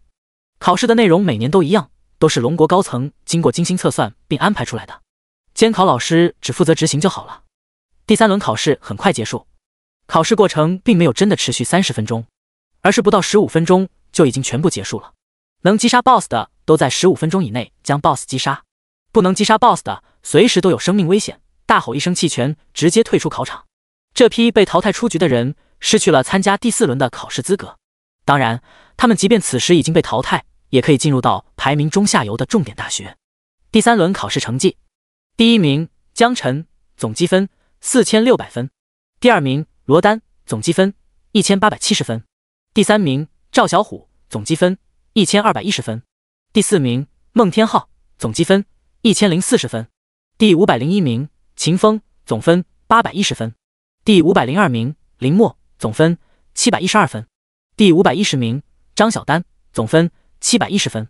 江晨看到赵小虎的名字2次排名第3，眼前一亮，嘴角微微上扬。平时虎头虎脑的，没想到这次考试竟然出乎意料。或许也正是因为没什么脑筋，不知道害怕为何物，才能最大化激发自己的潜力吧。这家伙只要继续保持下去，必然能进入到重点高校。或许进清北对赵小虎来说也不再是一句玩笑话。考官的声音再次响起，第4轮难度将会继续上升，危险系数也会更大。继续，或者放弃，选择权交给你们。这次所有人都选择继续，能拼到现在，没有一个人是孬种。白光再次降临到每一个人头上，考生们状态恢复，满篮满血，神清气爽。好，既然没有人退出，接下来我公布第4轮的考试规则。第4轮考试同样有4种难度：普通难度50只怪物，噩梦难度100只怪物，地狱难度500只怪物，传说级难度1000只怪物。每个难度的怪物积分都一样，杀1只怪获得10点积分，全部杀完算通过该难度的考核。同时，全部杀完的情况下，积分会直接翻倍。比如普通难度50只怪物，全部杀完有500积分，翻倍后最终获得1000积分。其他难度以此类推。考生们再次开始选择难度。江晨选择传说，罗丹、孟天浩、秦风、林墨、赵小虎都选择了地狱难度，张小丹选择了普通难度。这一轮对法师来说是一波福利，他们拥有大范围群怪技能，只要能熬过一次技能冷却，基本上问题不大。对近战职业来说，反倒成了一次生死考验。大部分近战是没有群怪技能的，得一个一个砍，同时被一群怪砍。而张小丹有自知之明，知道这场战斗他作为一个奶妈，只有重在参与的份。第46章，我赵小虎啊，是江晨的大哥。考试从单挑模式变成群怪模式。这一轮考试是对考生进行全方位测试，基础、续航、单挑、群怪，方方面面都涉及到。你只要有一个薄弱环节，很可能会被迅速出局。江晨稍微做了一下对比，整体的难度成百上千倍提升。如果击杀速度不够，或者防御能力不够，亦或者移动能力不够，都有可能出现生命危险。因为一旦被怪物围上来，生死就在一瞬间。考生最合适的策略就是拉着怪物放风筝，边跑边击杀离得最近的怪物。击杀完毕，立马接着跑，把怪物队形拉散，让他们没有办法形成合围。好在虚拟空间够大，这也给考生提供了足够的迂回空间。这一轮想要过关，必须基础扎实，还自带一个超长板，否则会异常艰难。考官们看到江晨的选择，一个个露出果然如此的表情。这家伙果然又选择了传说级难度。这么多怪物同时出现，他标记得过来吗？哈哈，这小子终于站起来了，他站起来了，他开始认真了。江晨说不定会慌的一批啊，哈哈！我现在就想看看他被怪物追着逃跑的样子。始终没有说话的徐峰此时摇摇头道：“我倒是觉得这轮对他来说没什么问题。”大家对秦风的评价不服，但也只是不服而已。这里徐峰的级别最高，犯不着和他逞口舌之快。反正结果很快就会出来，到时候打谁的脸，自己知道疼就好了。第4轮考试开始，眼前同样出现了一道光幕，不同的是，光幕外5个黑色漩涡出现在不同的方向。江晨猜测怪物会从5个方向同时出现，果不其然，光幕消失，漩涡中开始涌出怪物。龙头马身，手拿青龙偃月刀的怪物冲出，一看就是物理系近战。另外还有娇美人脸、蛇身、手持法杖的怪物紧随其后。大约过了10秒钟，所有怪物出完，整1000只，其中蛇美人有100只，龙马有900只。龙马靠前，蛇美人靠后，对着光幕围成了一圈。考生如果不想被围攻，要做的第一件事情就是找个方向突围，然后迂回绞杀。卧槽，这小子，他转了一圈，然后又躺下了。我特么，他不怕死灭？狂，太狂了！这是我见过最狂的考生。他为什么要躺下？他到底在干嘛？看到江晨原地转一圈后再次躺下，考官们不淡定了。该说不说，虚拟空间的地面很干净，也感觉不到地板凉，确实适合睡觉。可他们这是考场啊！你弄啥嘞？徐峰一脸了然地说道。他在等光幕打开。江晨一脸无奈，之前在传说秘境中所经历过的怪物比起来，眼前这点都不够他塞牙缝的。第一次是魔三，整个秘境的怪物突然涌过来，当时把他吓了一跳。后来杀怪多了，人也就麻木了。第二次是哥布林秘境，矿山一堆，湖边一堆，还他妈能反复被 BOSS 复活，当时骂娘的心都有了。最可怕的还是 BOSS 的等级比他高6级，伤害不够不可怕，无法命中最致命，绕着湖放风筝，差点把他跑断腿。中间好像还有个小日子偷袭，不知道怎么的就死了。而现在眼前这点怪，还真让人有些犯困啊。江晨打开3道光环后，干脆闭上眼睛养精蓄锐。是的，跟徐峰设想的一样，他真就在等光幕。光幕开，蛇美人瞄准江晨，开始施法前摇。龙马开始举着青龙偃月刀，怒吼着冲锋。吼吼！光环生效，瞬间1000只怪物全部秒躺。监考老师们看得集体哆嗦了一下。沉默，良久沉默，呼哧呼哧，整个监控室都能听到急促的喘息声。徐峰露出一副果然如此的表情，笑着说道：“怎么样？我说的没错吧？”他在等光幕打开。变态，妖孽，简直可怕！这是个什么怪物？他才是怪物本身吧？切屏，快切屏！看得我心里堵得慌。考官们赶紧转换画面。当看到很多虚拟空间内考生直接被传送到体育场的时候，大家都松了一口气，这才是正常的嘛。看久了江晨的考试，监考老师都觉得整个大考跟闹着玩似的。塔外，一个个考生面如土色，怪物太多了，如果同时发动攻击，必死无疑。想要突围，大概率想要抗下一轮伤害。数百只怪物同时攻击，怎么抗？根本扛不住好吗？恐怖，我还以为我要死在里面了。这么多怪，没有人能杀得掉。这轮考试，我相信通过的人不多。失算了，我还以为自己多牛逼，光看到这些怪物我就给吓尿了。还好我喊弃权喊得及时，那个第1名的江晨这把应该能过。他要是都过不了，我们这整个考场就没人能过了。赵小虎这时也从虚拟空间中传送出来了，光幕掉落的一瞬间，直接放大招，干死了100只怪物，然后干脆利落的喊弃权，就被传送出来了。是的，他终于想起来如何投降认输了，是太奶显灵亲口告诉他的。刚出来就听到有人在讨论江晨，立马抢过话头。江晨啊，他是我小弟，平时他都喊我大哥，可是我都不想认他。大哥怎么称呼？鄙人赵小虎，武城东湖中学，叫我虎哥。虎哥好，大哥您一看就是人中龙凤，拥有无敌之姿，可否请你帮忙讲讲江晨到底何方神圣？这个嘛，嘴唇有点干吧，不太好说。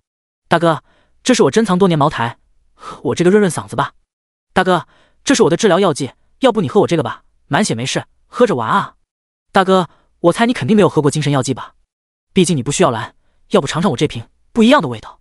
赵小虎对群众的反应很受用，轻咳了几声，毫不客气地将贡品一把揽入怀中，纳入到储物空间里，然后扯着嗓子开始添油加醋。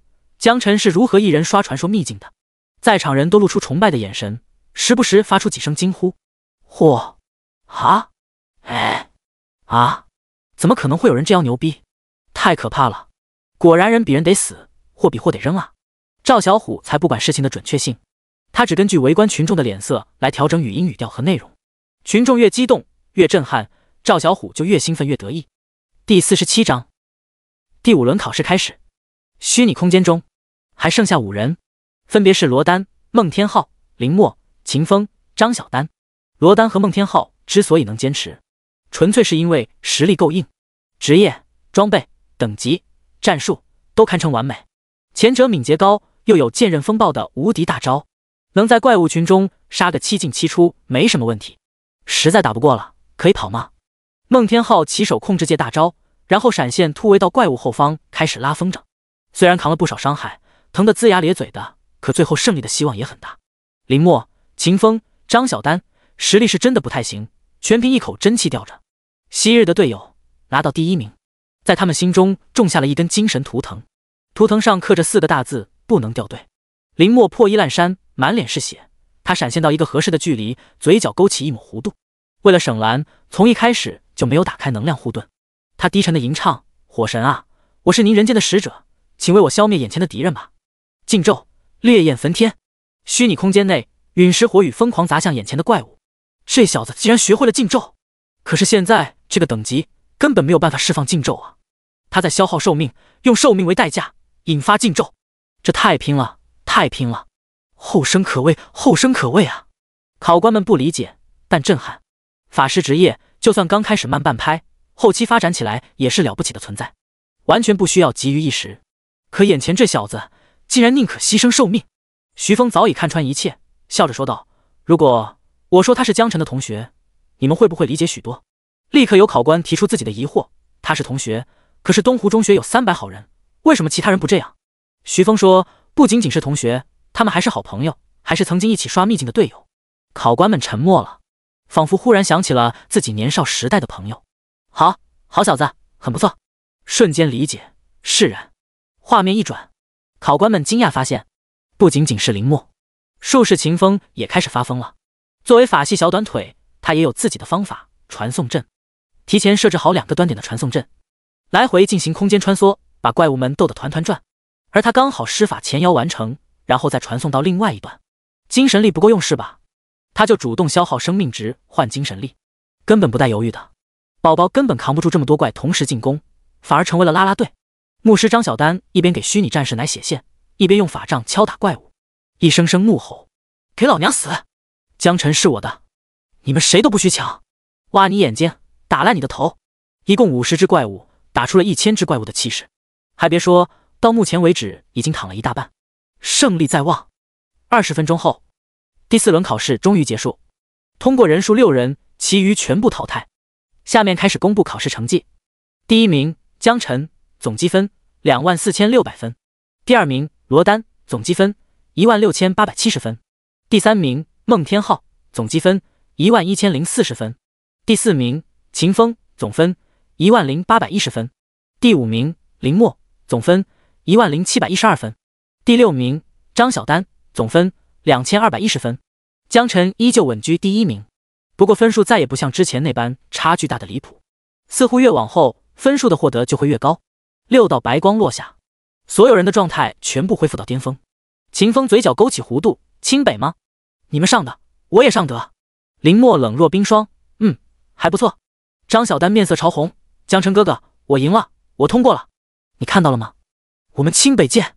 似乎入围的大部分人都在考虑进入清北。考官的声音响起：“接下来将进行第5轮考试，请听好考试规则。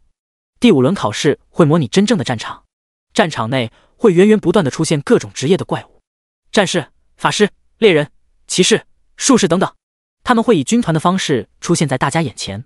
每一波怪数量在100个左右，怪物强度从弱到强，普通、精英、强化精英、头目，甚至 BOSS， 中间没有休息时间，只要杀完最后一只怪，立马会出现下一波怪物。所以你们需要根据自己的节奏来调整战略。15级怪物给50积分，16级怪物给100积分，17级怪物给200积分，每多1级积分翻倍，以此类推。同时，根据怪物的等阶，精英怪的分数是普通怪物的2倍。也就是说，在这一轮考试过程当中，之前的那点分数优势可能根本没什么意义，因为面对如此海量的怪物以及不同等阶带来的积分，积分很快就会被拉平，甚至被超越。江辰知道，第5轮才是天才们一决胜负的地方，任何花招、套路在这里都不顶用，必须得见真章。倒计时5秒，5、4、3、2、1。6名考生眼前画面一变，从灰蒙蒙的虚拟空间演变成一片荒凉之地，头顶挂着一轮血色圆月，脚下是大片连绵起伏的灰色土地，寸草不生，魔气逼人，让人感觉危险随时会降临。监控室里，监控画面也在同一时间消失，考官们瞬间失去了视野，纷纷不满地抱怨道：“哎呀呀，每年都这样，一到第5轮就不让人看了。老徐，你有权限吗？要不借你的光看看？”徐峰摇摇头，苦笑道：“我哪里有权限，看不了。”考官们有些不信：“怎么可能？你如果都没权限，那还有谁可以看到？”徐峰接着说道：“整个龙国有这个权限的人，一只手指头都数得过来，不超过5人。在龙国能排名前5的大人物，不用明说，大家也知道是哪几个。但这样的大人物，尤其是能随意叫出名讳的，考官们讳莫如深。其中一人等了许久，讪讪笑道：“看不到也没关系，没什么好看的。看积分排名也一样。对，就是，我们看看积分排名就好。此时，虚拟空间变得比之前要更加宽阔，一望无际，场景也要更加逼真，四处都散发着腐败的血腥味。不远处有人类骷髅堆积而成的小山包。第48章狂赚积分。江辰有一种很直观的感觉，这里一定是经年累月经历过无数次大规模战斗，否则不可能有如此浓重而又腐败的血腥味。而且远处一座座枯骨山包看起来绝不像是装饰品，更像是在清理垃圾，为了不阻碍道路而随意堆砌起来。这就是人类前辈和怪物战斗过的地方吗？江辰喃喃道。根据他的猜测，眼前这一切十有八九就是在模拟战斗的真实场景。无数人类前辈为了给人族争夺生存之地，前赴后继向魔物开战。恍惚中，江辰甚至能听到风声中裹挟的怒吼：将军，我们快顶不住了！援军还没到吗？顶不住也得顶，我们就是援军，为了龙国，死战不退！龙国荣耀，死战不退！身后就是龙国，我看谁敢退一步！冲啊！杀了这群狗娘养的！风声呼啸，呜呜咽咽，似乎夹杂着哭嚎和不甘。这么多枯骨，看样子人类的这场战役八成是败了。江辰的心情随之沉入谷底。现在，他就是援军，这一方空间里唯一的龙国援军。轰隆隆，远处传来巨响声。江辰抬头看去，水平线上出现了上百个怪物头颅，正迈着整齐划一的步伐朝江辰这边过来。每只怪物都装备精良，手持武器。探测数打出：迅猛龙战士，等级15；迅猛龙法师，等级15；迅猛龙骑士，等级15；迅猛龙猎人，等级15。除此之外，无法看到更详细的信息，似乎有某种阻碍帮助这群军团怪物隐藏掉了信息。月色下，怪物的铠甲寒光闪烁，手里的长矛看起来无比锋利。他们似乎已经发现了江辰，脚下的速度逐渐变快，加速朝着江辰这边赶来。对考生来说，这样一支完整的军团队伍扑杀上来，很快便会被团团围住。正常情况下，现在就应该赶紧跑起来，以便拉开距离，这才能不被包围住。江辰站在原地动也不动，用眼睛看着迎面跑过来的怪物，挨个标记。3道光环同时开启：负12681生命值，负12682生命值，负12683生命值。怪物像割麦子一样，随着江辰的目光倒下，脚步声越来越轻，直到完全消失。天赋增幅加100点，来到12783。江辰的排名积分猛然从24600变成了29600分，只一瞬间就多了5000分。监控室里，考官们看不到虚拟空间内的画面，但是能看到积分排名。江辰的积分变了 ，Vocal 直接多了5000积分，这是直接把一波怪全秒了吗？考官们说话的声音都在不自觉的颤抖。江辰的伤害到底有多高？他们想不通。前后不到1分钟的时间，一支怪物军团就这样没了。江辰很淡定，这样的杀戮他早就习以为常。忽然，眼前死亡的100只怪物尸体不消片刻，便化为黑烟消失在空气中。消失的同时，远处的地平线上再次出现第2波怪物，中间没有任何缓冲，没有任何时间间隔。江辰动了，他朝着怪物出现的方向跑去。以他上万的敏捷，速度极快，不是嫌怪物跑得慢，主要还是懒得等。积分再次变化，29600变成了36100，增加了6500分。监控室内，监考老师沸腾了，快看，排行榜，分数又变了，分数又变了，这次增加了6500分，也就是说他已经干掉了第2波怪物，这一次连1分钟都没到。监考老师激动的大喊出声，眼神中露出难以置信的表情。这到底怎么做到的？没有人想得明白，但事实就摆在眼前。龙国的计分系统，每年考评的学生不计其数，属于最权威的存在。就算太阳打西边出来，积分系统也不会出错。可是江辰这积分也太夸张了吧！赶紧又看看其他5名考生的分数，这才放心下来。其他人打了半天，最高的罗丹涨了100积分，其他人也都是2位数，让考官们觉得这才是正常的考生。徐峰相对其他考官而言要冷静很多，但是呼吸也逐渐开始变得粗重起来。光环师什么时候变得这么强悍了？这小子到底有没有尽全力啊？到现在为止，我都感觉他仍然游刃有余的样子。作为这里级别最高的监考官，他陷入了沉思，却又百思不得其解。虚拟空间中到底发生了什么？大家都看不到，只能通过积分的变化来分析。可是江辰这边的积分变化又太过惊人。江辰跑到迎着怪杀了一波后，蛋疼的发现怪物竟然会从另外一个方向出现，是他奔跑的反方向，也就是说现在距离要更远一些。所以他开始明白怪物出现的方向也是随机的，这一点在考试规则里没有交代清楚。于是他干脆回到之前站立的地方，等怪物冒头。积分一下子多了5000，36100变成了41100。忽然大地开始剧烈的晃动，逐渐出现裂缝，不断分叉伸向远方，裂缝中冒出火红色的光芒。江辰低头一看，发现裂缝下面是疯狂跳跃的岩浆，丝丝热气从岩浆中飘上来，给皮肤带来灼热的气息。地面上的枯骨滑落到岩浆里，消失无踪。岩浆中喷涌，一只冒着火焰的巨型石头人从中跳江出来。熔岩巨兽，精英，等级16级，信息依然寥寥无几。体型高大8米，仰头看去极具压迫感。紧接着第二只、第三只，片刻功夫，上百只熔岩巨兽从岩浆跳出，漆黑的眼眸齐刷刷看向江辰，眼神中淡漠冷酷，像是在看一个死物。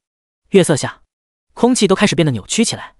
江辰感觉呼吸有些困难，之前是血腥味，现在这些大个头一出现，干脆感觉氧气都变少了。16级的精英，积分应该不少吧？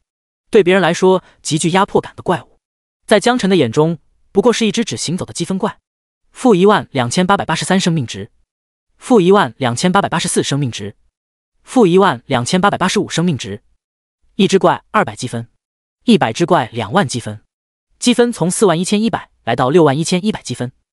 第49章，暗黑入侵，向天神驾到。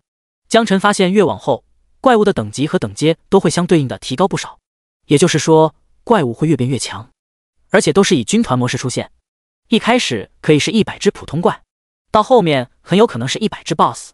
在龙国历年高考过程中，真正能刷到精英头目的已经寥寥无几，最高纪录也不过是17级精英头目。之后的近100年再也没有人能打破这一纪录。考官们看到间歇性剧烈跳动的分数，忍不住期待起来。江辰这小子说不定真有可能打破纪录，积分涨得太快了，我觉得他突破纪录的可能性很大。话说大家想过没有，他为什么能够这么厉害？我记得光环师可是出了名的辅助吊车尾，有没有一种可能他觉醒了天赋？你这么一说我就觉得合理了。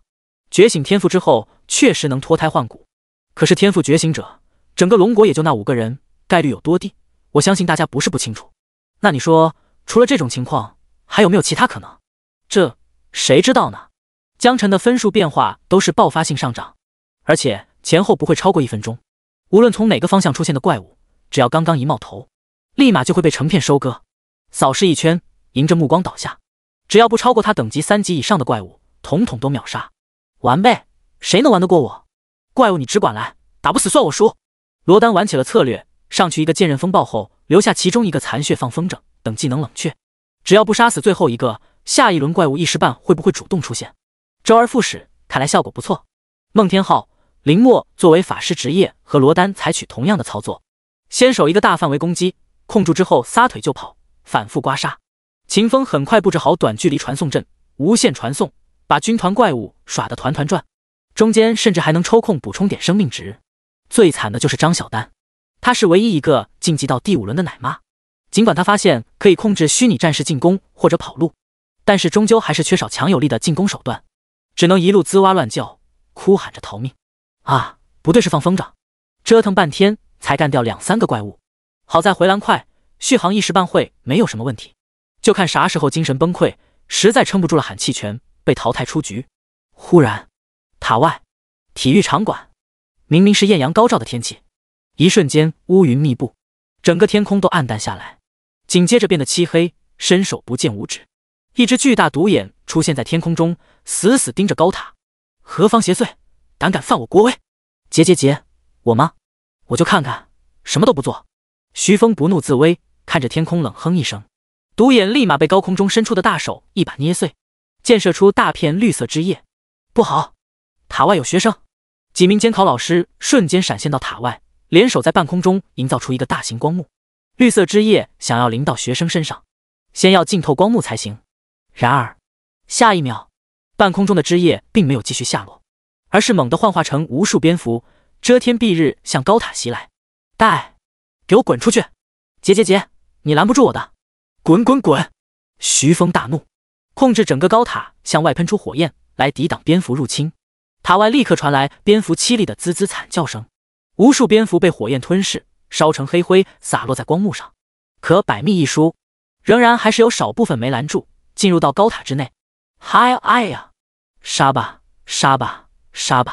这仅仅是我的一丝丝暗黑魔法，我要将你们人类的好苗子都掐死在摇篮里。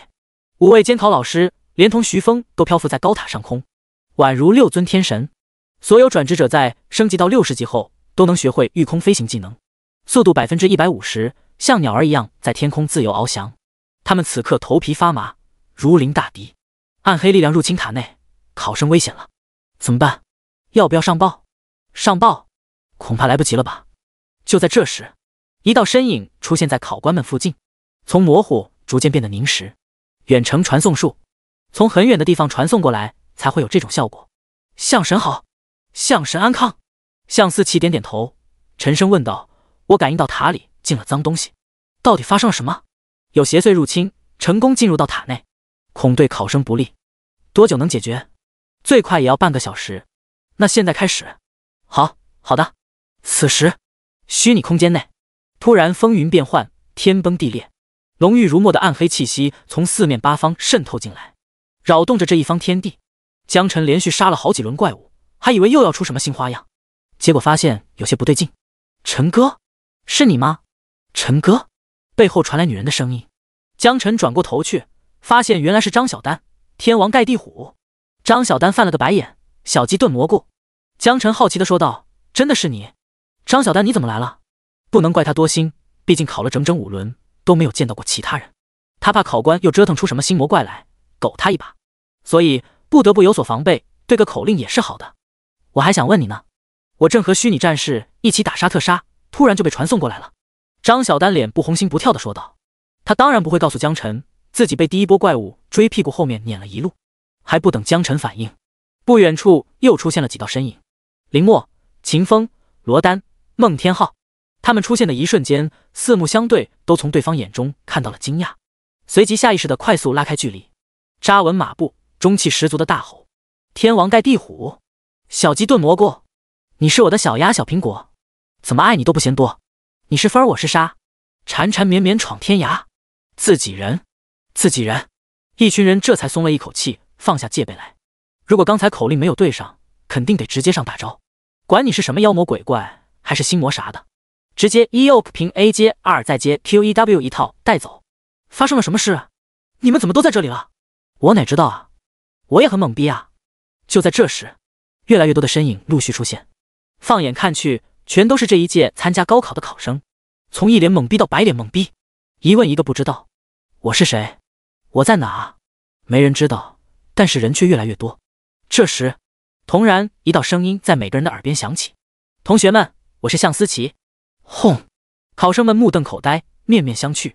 向天神，妈妈，我出息了，我竟然听到向天神跟我说话了。第50章战前动员，严阵以待。向思琪是龙国5位神秘人之一，为龙国解决过无数次危机，是龙国人心中的图腾，大家打心底里认可他为向天神，龙国的守护神。他出现，瞬间让在场所有考生忘却了自我。向思琪的声音再次传来：暗黑力量已经潜入到每一个虚拟空间，我们需要半小时才能修复如初。他们的目标是杀死你们所有人，在此期间，你们要竭尽全力保住性命。你们将要面对的是龙国乃至整个人族的宿敌，他们残忍血腥，超乎想象。所以我希望你们团结一致，共同抵抗这股入侵力量。只有团结，才能将大家的力量凝聚在一起。龙国荣耀！向思琪的声音悠远深沉，字字句句仿佛敲打在每个人的心坎上。虚拟空间里的考生们瞬间被点燃，异口同声发出强烈的共鸣：龙国荣耀！龙国荣耀！龙国荣耀！一个个涨红了脸，声嘶力竭地怒吼着。考生们年纪都在18左右，正是血气方刚的时候，情绪瞬间被带动起来，达到了高潮。张小丹也不例外，跟着其他人一起大声怒吼。然而在他眼里，一向成熟冷静的江晨突然爆发出洪荒之力。龙国荣耀！吼声整天，喊得比谁都激动。不愧是我陈哥，实力强硬，声音也洪亮，就是不知道，待会杀怪应该会更加生猛吧。赵小虎本来只是有些激动，一听江晨的声音盖过了自己，瞬间上头。这小子平时磨磨唧唧，没看得出来中气这么足昂，但老子先天优势，你跟我比中气，气沉丹田，一人发声更比10人有激情。打不打得过怪物，现在还不知道，但是大家的耳膜算是快要被干碎了。江晨神色激动，情难自已。如果真的有暗黑恶魔杀过来，那他一定要杀个痛快。考生们很多人互相之间都不认识，但经过向天神的宣导之后，自发的走到一起，按照职业组成满编小队，肉盾、输出、辅助、奶妈划分的明明白白。在龙国的历年来的教导中，蓝星被大量怪兽占据，其中不乏有强大怪物开启智慧后成为一方霸主，不断侵扰龙国人族的生存领地。暗黑力量便是其中强大代表之一。也正因为如此，龙国每年都会派遣无数强者进入到这些强大怪物的领地进行围剿，消灭怪物，获得经验的同时，还会获得装备、武器。如果还能站稳脚跟以绝后患，那么就能建立新的城市据点。而那个开辟者可以选择成为这一方城市的守护者，掌握城市居民税收的1半以上。当然，如果不想成为城市守护者，也可以选择一名队友守护，而自己继续开拓新的领地。这也是龙国政府乐见其成的事情。随着龙国这些年发展越来越强大，培养的强者也越来越多，那些有灵智的怪物们开始坐不住了。他们想出一条毒计，扼杀人族的青年才俊。不得不说，用心狠毒，釜底抽薪。虽然败多成少，还真就被他们成功了几次。江晨刚刚转职没多久，很多信息都是学校老师曾经粗略讲过一些。确切的说，他对即将面对什么一无所知，而他现在唯一能做的就是高喊龙国荣耀。他相信向天神，向思琪是龙国人的图腾，也是他心中的图腾。既然向天神说了团结就是力量，那他相信只要大家团结一致，就一定能战胜邪恶，保卫龙国。否则，如果来的力量真的高级到无法抗衡，一个呼吸就将他们秒杀了，向天神也只会让他们赶紧逃，而不是在这里送死。张小丹说道，连向天神都来了，这回恐怕事情有点大。赵小虎左手盾，右手刀，哐哐哐敲打3下，狞笑道，只管放马过来，事情越大我越兴奋。林默和秦风两人没有说话，而是闭上双眼席地而坐，开始冥想恢复精神力。刚才的战斗中，他们的精神损耗严重，已经没剩下多少蓝了。大战将至，他们必须抓紧一切时间恢复精力。体育馆，几人漂浮于空中，考官们如临大敌。现在徐峰进入塔内修补漏洞，而他们暂时只能守在塔外，以防止邪魔外道再次进攻。向天神已经离去，考场不只是这一处，他还要赶过去做好安排。即便是龙国的5人之一，在短时间内经历多次远程传送，也会吃不消。但没有办法，这些学生是龙国未来的希望，他必须倾尽全力。没想到这些暗黑力量竟然趁着咱们龙国高考来搞偷袭。我听说这高塔本就是前辈从暗黑魔域处击杀精英头目所得，只怕暗黑力量进去后如鱼得水。他们这是想要断送咱们龙国的未来啊！狗东西，现在怎么办？进进不去，出出不来，还能怎么办？做好本职，守护好体育场馆，不能让高塔再次受到侵袭。几位考官们忧心忡忡，心中对考生的生命安全很是担心，搞不好他们将成为龙国的罪人。现在除了守塔，只能默默的祝愿考生们都平安归来。此时，虚拟空间内，温度骤降，给所有人一股阴冷的感觉，空气中的腐朽血腥味愈发浓郁，天地变色，疾风劲嚎。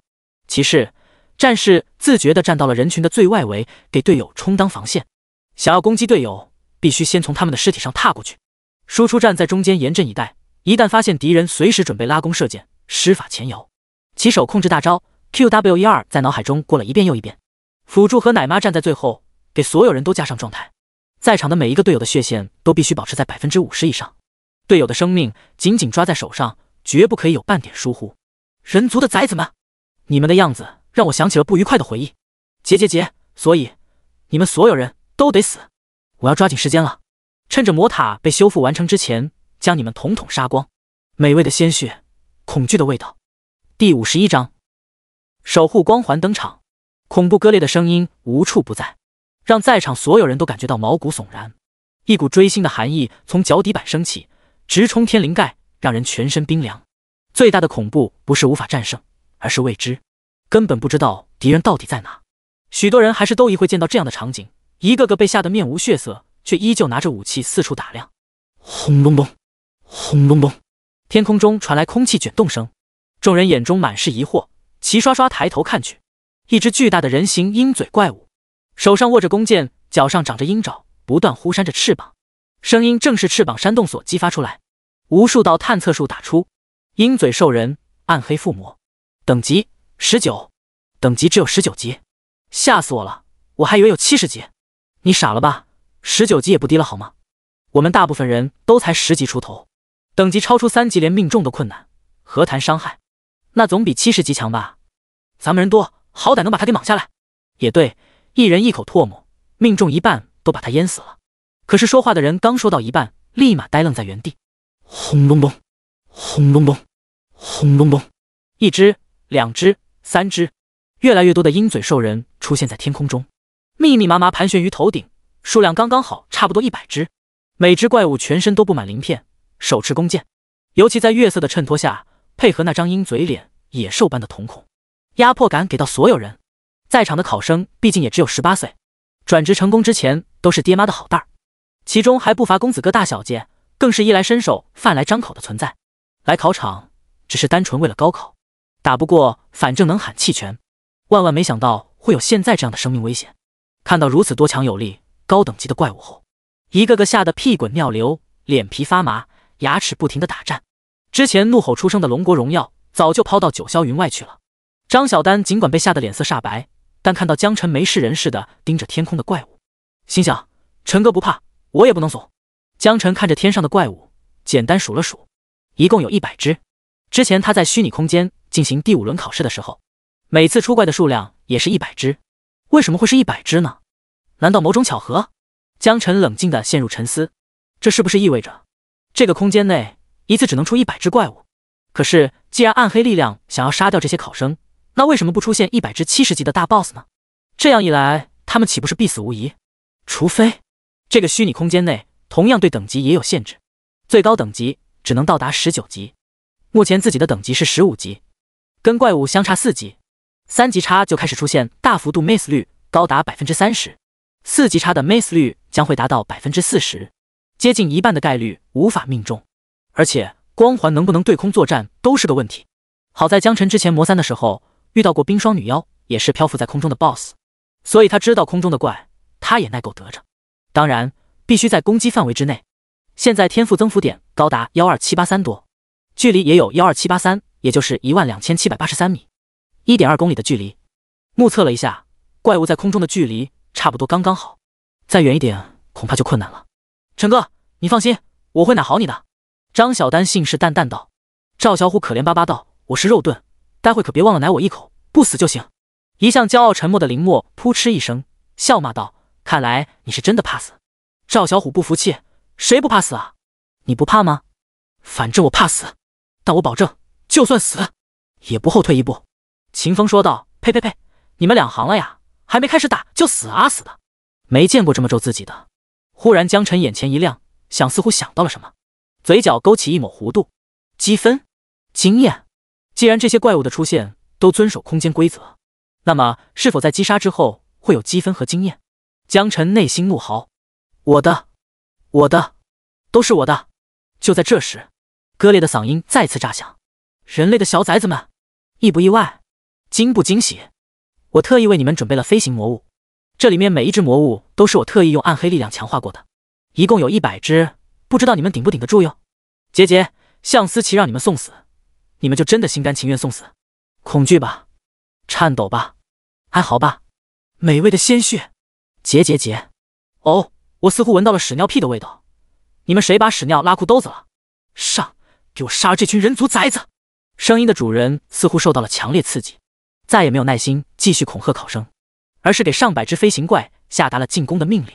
瞬间箭如雨下，战士们齐刷刷盾牌朝上，圣骑士举着重剑挡在头顶，1/3的人都是近战，无法攻击天空，只能被动挨打，输出只能靠远程，他们必须保护好身旁的输出和辅助，让他们不受干扰。猎人开始对天空还击，法师瞬发控制，然后开始前摇大招。只是大家的等级实在太低了，等级差值甚至在6到9级之间，攻击落空了一大半。相反，19级鹰嘴怪发出的箭矢每一次命中目标，在战士或者骑士身上炸开，直接造成暴击。好在有奶妈一直奶谢线，但依旧是险象环生，血条上1秒奶满，下1秒残血，奶不过来，根本奶不过来。继续这样子下去，估计会死很多人。胜利似乎不在人族这一边。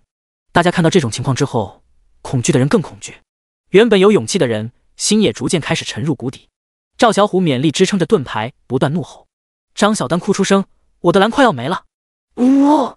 林默像是下定了某种决心，他要再次催动禁咒。反正得死，不如用所有生命爆发一下，让魔物付出惨痛代价。秦风一声不吭，一个静搓技能急火残血的怪物。我来吧。江辰悠悠道。守护光环开启，所有人的动作同时一僵，因为他们感受到身上突然叠加了一道状态，这个状态能够避免 99.99% 的伤害。鹰嘴女妖的伤害降到了冰点，所有人的血线瞬间被稳住。第52章，别装了，你就是那个隐藏大佬。负1生命值，负1生命值，负1生命值。所有人沉默了。战士一脸疑惑的干脆放下手中的盾，骑士也将头顶的巨剑垂在地面。奶妈们在最后一次将队友的血条奶满之后，发现已经不用继续奶血了，因为血条根本就不动，顿时松了一口气。刚才队友的血条跟特么弹簧似的，精神早就见底了，再搞下去随时都有可能死人。法师和猎人等远程输出职业没有了近战的庇护后，也纷纷暴露在鹰嘴兽人的箭雨之下。噗呲噗呲噗嗤，细细密密的箭矢打在身上。按理说脆皮输出硬抗不了一点，可是他们惊讶地发现，血条掉的速度还不如东北大澡堂子的搓澡师傅刮得多，刮痧都比这个疼。于是心情也逐渐放松下来，甚至开始享受这种刺挠的感觉。是谁的光环技能竟然免疫了绝大部分伤害？ Vocal 牛逼，这哥们逆天了。是谁？我要认识认识他。谢天谢地，俺们的小命算是保住了。大家都纷纷在猜测到底是谁这么厉害。一旁的赵小虎刻意清了清嗓子，加了一下声音，朝左边沉声大喝：“谢谢江辰！”又转头朝右边喊道：“谢谢陈哥！”江辰站在一旁，一脸懵逼，这小子怕不是受到刺激变傻了吧？我就站你身后呢，道谢你倒是看着我啊！张小丹也是皱了皱眉，看向赵小虎的表情一脸凝重。林默则站在一旁笑而不语，对着天空摇技能。秦风嘿嘿一声也不说话，继续手搓魔法剑。随着赵小虎吼那两嗓子，所有人的目光齐刷刷看了过来，目光在5人小队身上来回游走。在赵小虎的表演下，目光很快锁定在江辰的身上。谢谢大佬，大佬牛逼，是大佬救了我们，请大佬收下我的膝盖。排山倒海的呼声，每个人都发自肺腑感谢江辰。如果没有江辰的帮助，他们今天就是案板上的鱼肉，用不了多久就会被箭矢穿成刺猬。可是天上的怪物怎么办？我们虽然安全了，可是怪物也打不死啊。什么怎么办？等半小时后不就行了？你不会真的认为自己能打杀这些怪物吧？战斗过去了几分钟，由于等级差造成的命中概率极低，导致到目前为止，即便有数千人发动攻击，也只击落了2只鹰嘴兽，打不动，根本打不动。就在这时，四周再次传来割裂的声音：“姐，小子，你很不错，我很欣赏你。本魔王现在给你个机会，只要你做我的仆从，我会赋予你无限的力量，让你很快便能站在人族巅峰。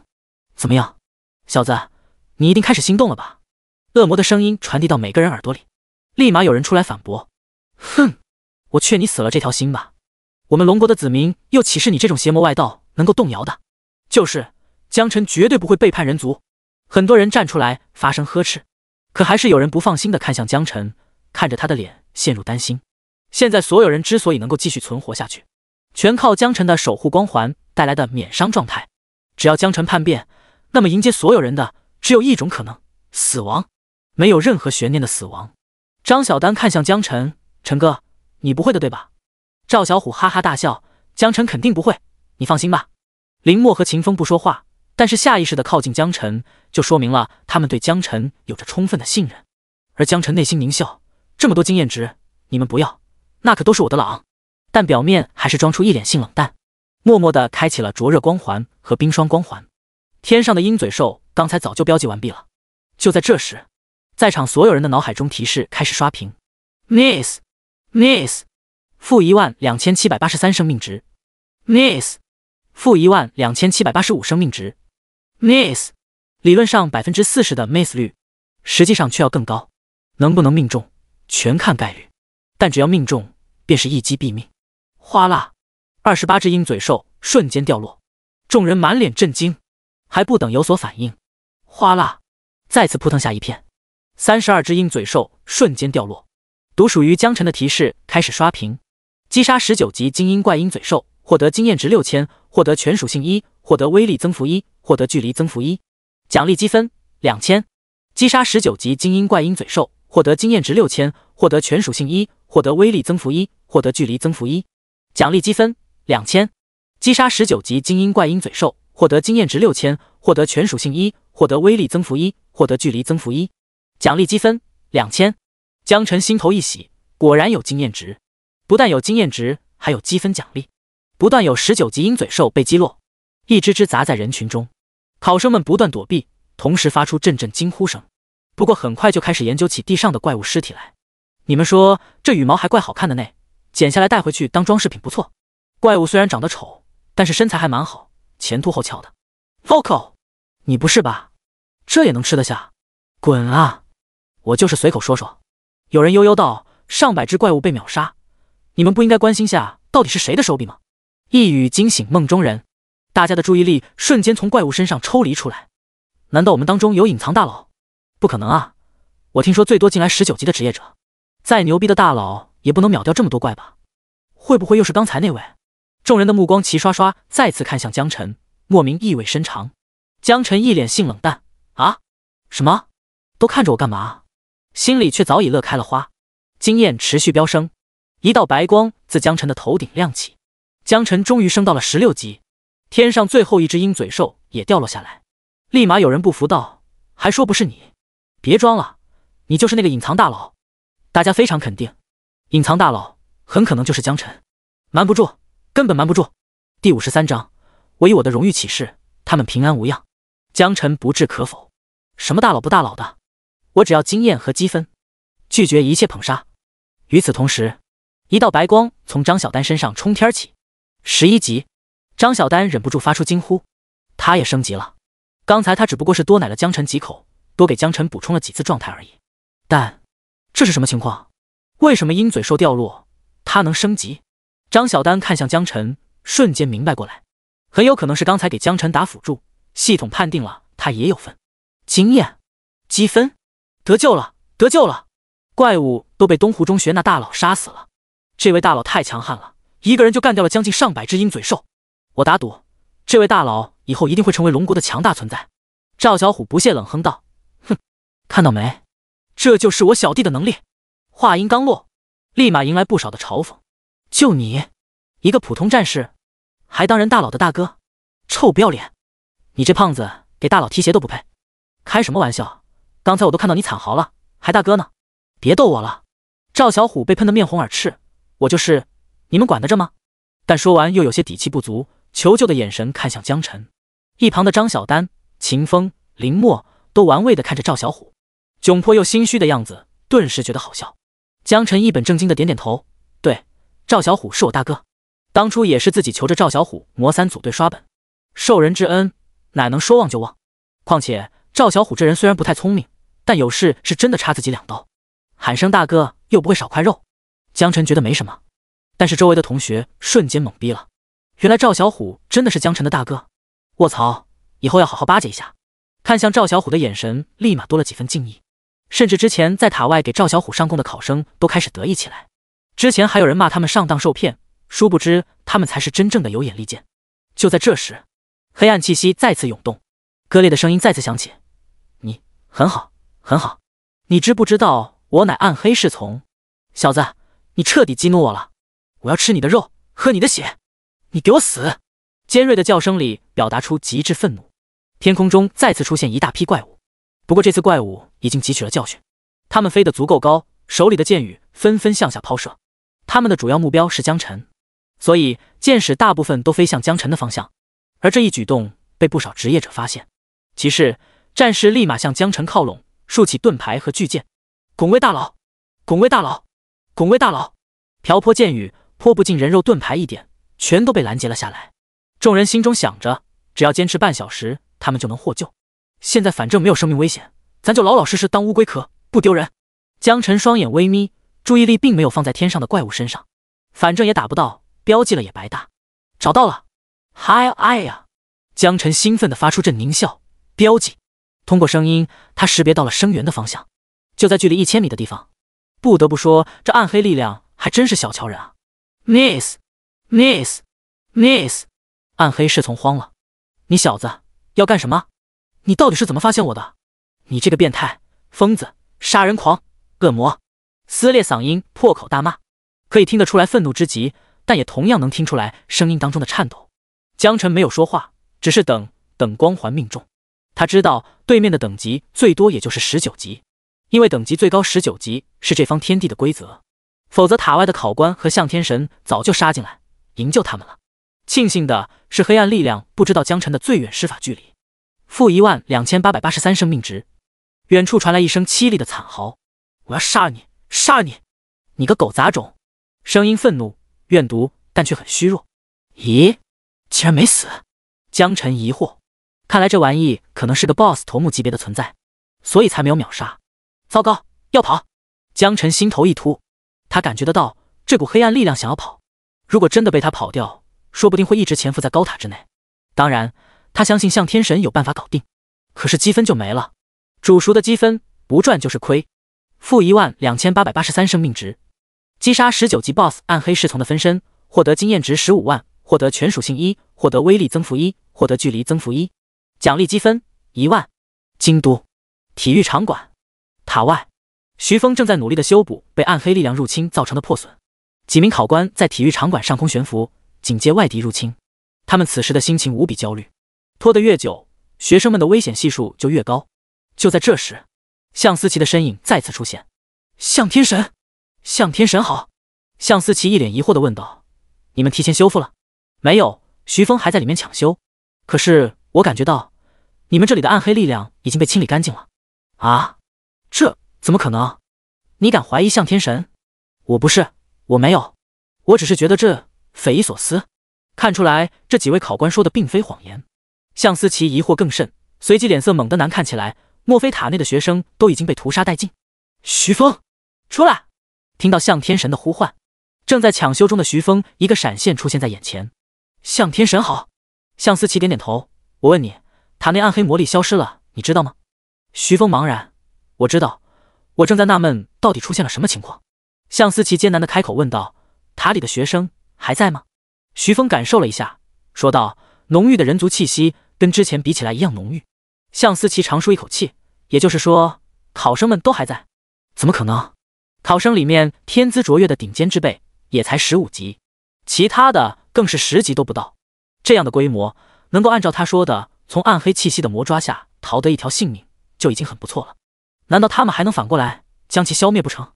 对，他们肯定都还在。我以我的荣誉起誓。徐峰再次确认后，肯定地回答道。第54章 S 级评定 A 级评定。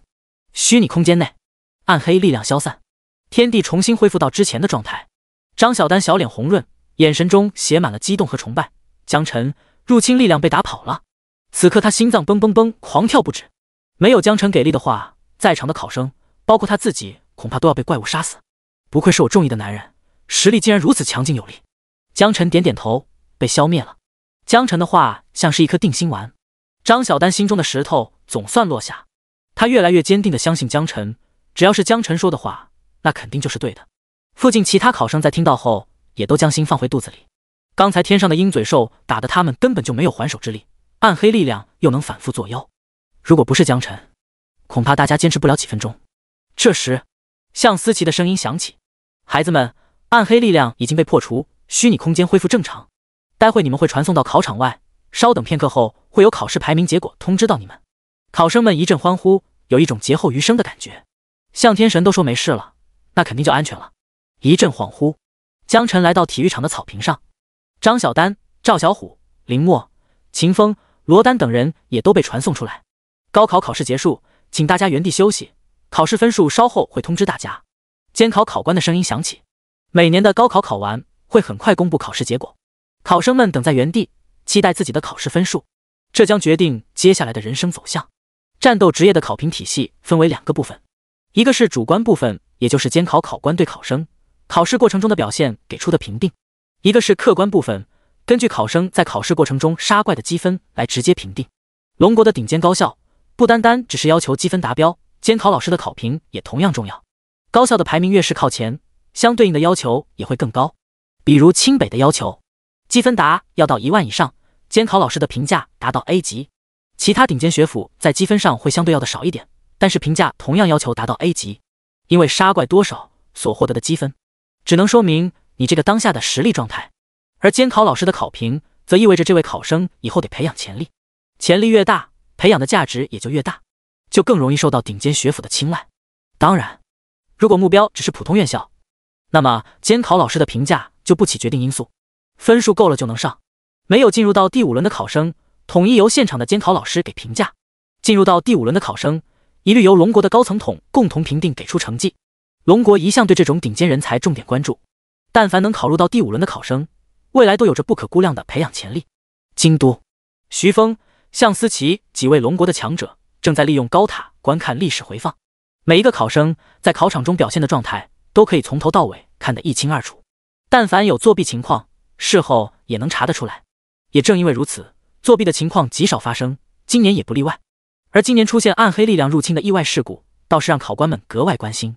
视频监控回放的过程中，暗黑魔物的嚣张，学生们的顽强而又没有任何作用的抵抗，都让考官们特别揪心。突然，画面定格在江晨那张帅气逼人的脸上，各种骚操作开始，全体绝对防御，把天上的怪全都秒下来，干掉黑暗力量。徐峰和考官们的呼吸逐渐急促，这小子很不错，整场考试他的积分都稳居第1名的位置。光环师这个职业据说不是很强，到了他这里竟然如此变态。江晨，武城东湖中学张朝阳的学生，这是个重点中学。哦，不是，据说这学校马上就要倒闭了。倒闭？能培养出天才的学校，你告诉我，竟然要倒闭？回头我去问问，应该其中存在什么误会。话说回来，这娃娃既然是光环师，按常理来考虑，不可能强到如此地步。而且我记得光环师这个职业，就算在辅助职业当中也算是吊车尾的存在，怎么比主战还凶了？有没有一种可能，他觉醒了天赋？只有这种说法能解释得通了。有了天赋觉醒，他的光环师变强大，也就不足为奇了。我认为他身上的闪光点不能单单用职业天赋来评价，他还有大无畏的团结精神。为了保护同学，他挺身而出，以一人之力击杀暗黑力量，吸引了绝大部分火力。冷静、理智、勇气，这些品质，我相信这小子以后必定成为龙国的顶梁柱。考官们通过视频看到江晨的一系列行为后，打心底里认可江晨，情不自禁发出赞美。原本暗黑入侵，他们的期待是考生能存活一半，就算烧高香了。毕竟那可是70级魔物的力量，单论狡猾、奸诈就不是这些刚刚接触战斗的毛头小子能搞定的。更何况能无限召唤19级的怪物出来反复摩擦，而江晨一个人就将局面完全稳住，保护所有考生的同时，反过来还消灭了暗黑力量，将暗黑势力想要对龙国釜底抽薪的计划落空。可以说，相比于江晨，其他考生的表现就显得平平无奇，一般，很一般。货比货得扔，人比人得死。如果硬要造出这些考生中有什么亮点，那就是紧紧围绕在江晨身旁的那些人，还有冒着箭雨拱卫江晨的那些人。今年的软脚虾可真多，竟然还有尿裤子的。这些怂货，要是真的到了战场，肯定第一个抛弃战友。给个 C 吧，也不能这么武断，毕竟都还是刚刚接触战斗的孩子，以后培养，说不定还有机会。其他我不管，反正江晨的评价我要给 S。 谁否定，我跟谁急。否定个屁啊，我又不是傻子。江晨的评价，我认为你们都没有权利，你们应该问问向天神。监考考官们不曾想，竟然真的有人反对给江晨 S 级评定，结果一定向天神还没说话呢，顿时觉得有道理。大家齐刷刷看向向思齐，其实心中早已有了答案。向思齐点点头，笑着说道 ：“S 级，我没意见。另外，江晨周围那4位，我建议给 A 级，你们有意见吗？”第55章，违反考试规则，立即驱逐。体育场馆，一道光幕凌空出现，巨大的光幕上，考试排名终于出现。所有人的目光瞬间被吸引，死死盯着光幕上的画面。第一名江晨，积分296000，评价 S 级，职业光环师，学校武城东湖中学。武城东湖中学，江晨的名字出现在第一位。轰！全场喧哗，张朝阳蹭地站了起来，满脸瞠目结舌。江晨，省状元江晨，我们东湖中学要出头了！张朝阳激动地直接报一，上身紧实的肌肉青筋像龙一样遍布全身，手里的保温杯直接捏碎，枸杞茶水洒了一地。东湖中学的存亡一直都是他的心病。江晨夺得省级状元，对张朝阳来说无异于药到病除，同时带给他无尽的荣耀。一同过来的其他学校校长连连恭贺：老张，你这是要发达了呀！省状元，我的天，这可是省状元呢！再给我500年，我们学校想出个省状元都难。过了昂，500年太久，只争朝夕。不过我说句实在的，东湖中学可都上了武城教育局的计划，只等张老一退休，立马宣布倒闭。这现在，哈哈，不作数，做不得数。真要是封校，刘天明还不得被高层给骂死？哎呀，东湖中学这下算是要出名了。老张，恭喜恭喜啊！张小丹对江晨道喜：陈哥，你果然是最优秀的男人，恭喜你成为省状元。在经历过第4轮考试后，江晨心中已经隐约感觉到自己应该会取得一个不错的成绩，毕竟第2名的积分跟他还是有相当差距的。而现在终于印证了他心中的想法，虽然早就有所预料，但还是会有淡淡的喜悦。等等，最优秀的男人！江晨老脸一红，不自然地转过脸去。张小丹咧开嘴，惊讶地盯着江晨：哎呀，陈哥害羞了，我还以为陈哥脸皮一直都很厚呢，没想到竟然还会害羞。他仔细盯着江晨的脸看，像是抓住了江晨的某种把柄，嘴角的弧度都快要裂开到耳朵根了。光幕上继续出现成绩，第2名张小丹，积分56000，评价 A 级，职业牧师。轰！现场的考生瞬间喧哗起来。什么情况？江晨作为光环师，考全省第1，我也认了。现在又来个牧师，一炮双响，都是武城东湖中学的学生，这怎么可能？我是东湖中学的，凭什么就不可能了？凭你们学校快倒闭，有问题，这其中一定有什么猫腻。拉倒吧，龙国的考试系统有猫腻早就反天了，还等你来发现。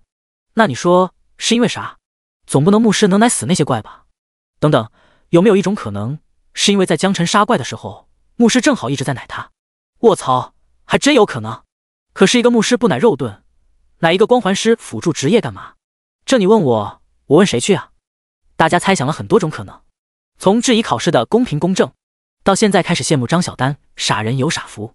你说一个牧师放着肉盾不奶，去奶光环师，这谁能理解得了？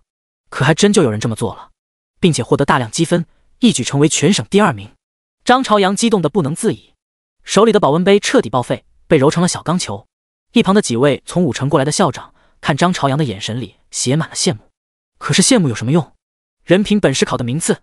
张小丹胸口剧烈起伏，激动到剧烈喘息。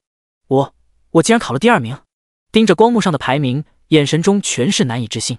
连续考了5轮，看到100只精英怪物后，他终于意识到之前夸下海口说要考清北这句话有多么可笑。而现在看到排名上显示自己竟然是第2名，江晨笑着恭贺道：恭喜你啊，你也考得不错。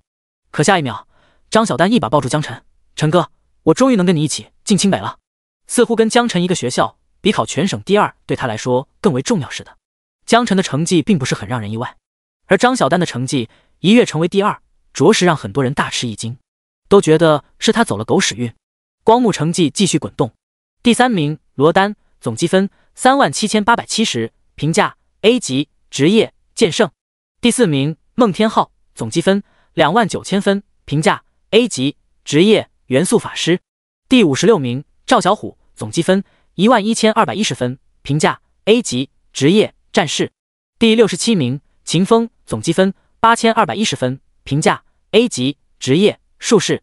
第75名林墨，总积分6210分，评价 A 级，职业法师。东湖中学参加考试的考生一共有300人，当看到前100名当中竟然有5名是自己学校的人后，所有人都愣住了。别人不清楚，他们最清楚，东湖中学从来都是垫底的存在，而这5个人又是班级里的拖油瓶般的存在。如果说张小丹是因为运气，那么其他3个人绝对是凭借自己的实力。只是很多人不理解，为什么之前的小垃圾现在竟然成了只能仰望的存在？有没有一种可能，是因为江晨的原因？因为江晨的强大，带动昔日队友一起变强。许多东湖中学的同学仿佛找到了合适的理由。可是，如果真的是因为这个理由，那他们就更难受了。当初魔3考试是他们嫌弃江晨的光环师职业拉胯，是他们躲着江晨不愿意组队。现在看到4名同学跟着江晨一起取得了成绩，心里就像打翻了酱油瓶，顿时变得五味杂陈。这时，隔壁西湖中学有人大声呼喊：“我不服，这不公平！东湖中学的人这么垃圾，怎么可能有5个人进入前100名？不可能，绝对不可能！这里面一定有猫腻！我要代表其他考生讨要一个说法。”这位考生的声音极具穿透力，瞬间引起了大部分人的注意。不少人心里头其实跟他的想法一样，只是没有说出口罢了。一道声音响起：“聒噪！叶良辰违规，成绩无效，立即驱逐。”话音刚落，刚才那位讨要说法的考生瞬间消失。第56章，我真的是全国状元。叶良辰是第168名，评价是 B 级。虽然进入不了龙国顶尖的高校，但是在次一级的重点高校就读是没有任何问题的。可是就因为极度心理使然，一下子失去理智，在考场上大声咆哮，公然质疑监考考官，质疑龙国的公平公正。这一点放在任何时候都是不能容忍的。驱逐一旦生效，取消考试成绩，即便叶良辰家里有权有势，也没有办法再去改变这一结果。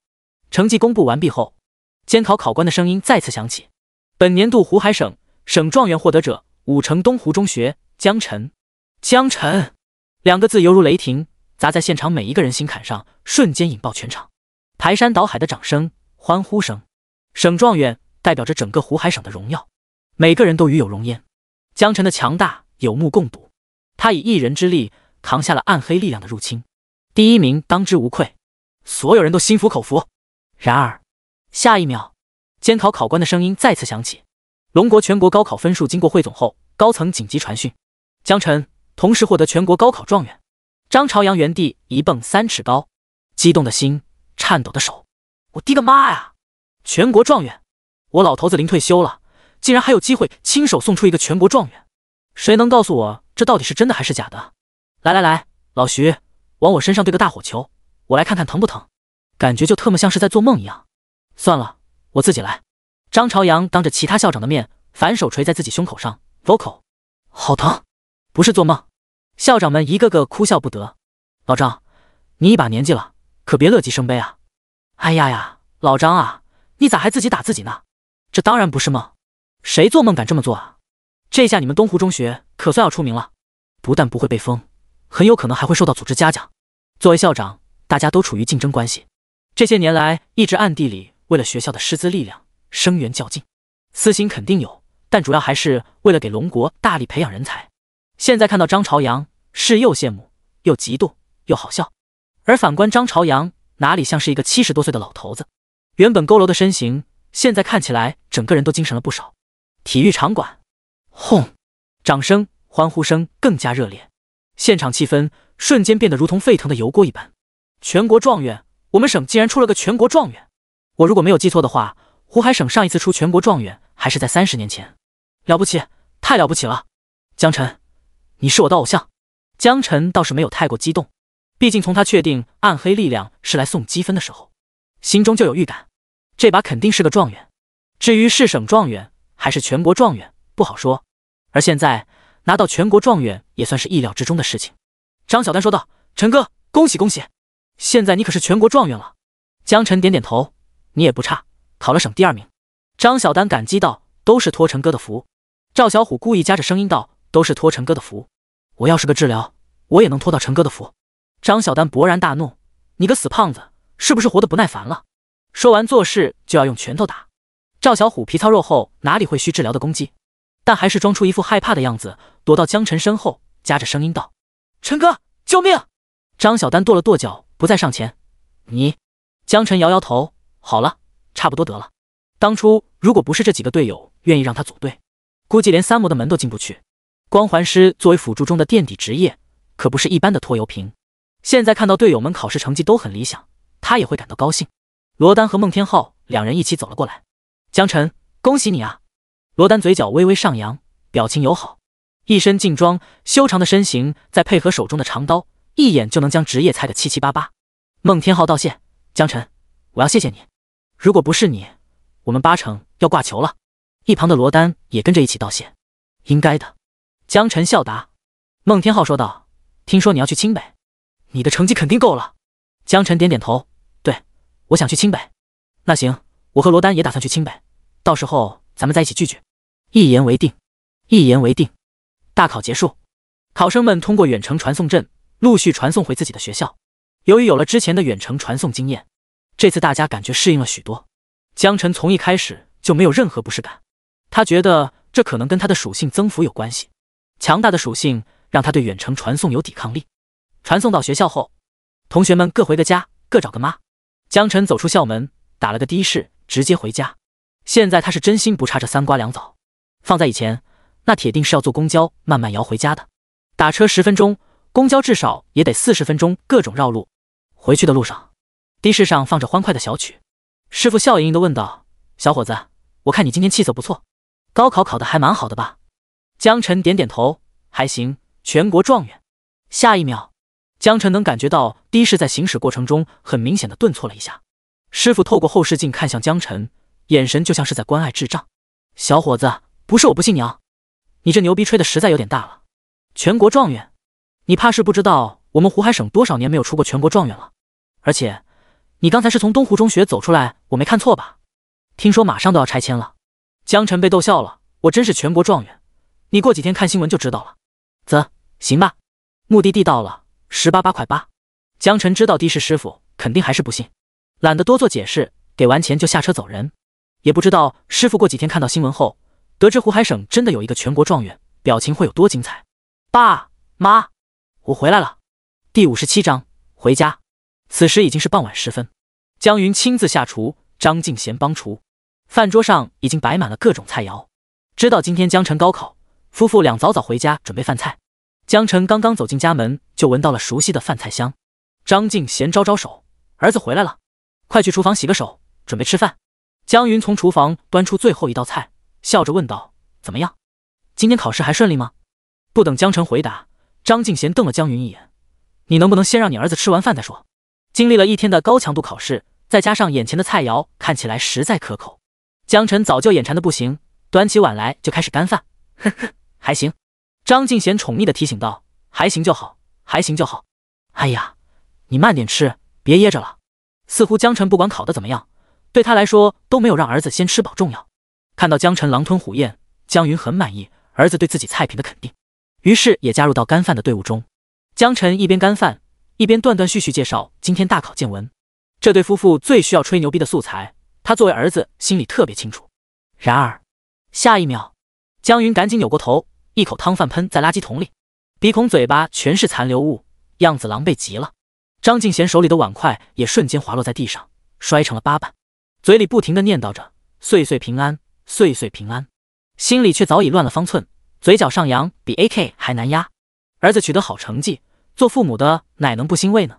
江云清理完脸上的污渍后，回过头看向江晨，认真问道：“你说你考了全国状元，我没听错吧？”江晨点点头，淡定地继续干饭。摩托车。江云皱了皱眉，有些生气，不知道儿子到底在说什么，但又不好让江晨放下碗筷，疑惑道：“摩托车？我问你刚才是不是说自己考了全国状元？你跟我说摩托车，要买也不是不行。”张敬贤收拾好碎落的碗筷，没好气地说道：“你儿子说的是没听错，你这耳朵。”听到老妈翻译，江晨点点头表示肯定。江云整个人都麻了：“妈呀，全国状元！我们江家竟然出了一个全国状元，我不是在做梦吧？快，敬贤啊，你赶紧掐我一下，让我看看疼不疼。”张敬贤翻了个白眼，娴熟地伸出手来到江云后腰，快准狠！一声惨嚎惊动整栋楼。轻点轻点，原来真的不是梦。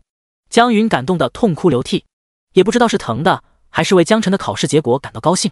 江晨早就习以为常，依旧继续扒饭。根据原先前身的记忆，这似乎是夫妻俩交流感情的日常，没什么好大惊小怪的。吃完饭，江晨本来打算洗洗碗筷，毕竟去了清北之后会有很长一段时间不会回来了，这样做也算是替这个身体的主人尽孝心。但张敬贤说什么也不让，主动揽过一切。江云戳着牙花：“儿子啊，我掐指一算，你这回上清北问题不大，但你这一去，至少半年甚至1年都不会回来，我们都看不到你了。刚好明天周日，我们全家人一起出去逛逛街，你看怎么样？厨房里水声哗啦突然变小，突然就没了声音。江晨觉得江云说的有道理，自己占据了原主人身体，其实也应该尽一下孝道。现在他卡上还有2000多万，就算龙国物价涨得厉害，也能够买很多东西了。但一般的衣服、包包、首饰什么的，给到厨子和裁缝感觉不太合适，还不如改善一下居住环境。爸，要不咱别逛街了？也行，你现在是全国状元了，时间紧。没事，爸就这么随口一提。不是，我是说咱直接去买房。儿子啊，你是不当家不知道柴米油盐贵啊，现在5成的房价。江云听说江晨想要去买房，一脸苦涩解释道。张敬贤从厨房走出来，哎呀，儿子长大了，是不是想娶媳妇了？我这里给你存了10万块，你要我现在就给你。说完就准备去房间里找卡。江晨出言阻止，我是说我出钱给你们俩买房，买套别墅。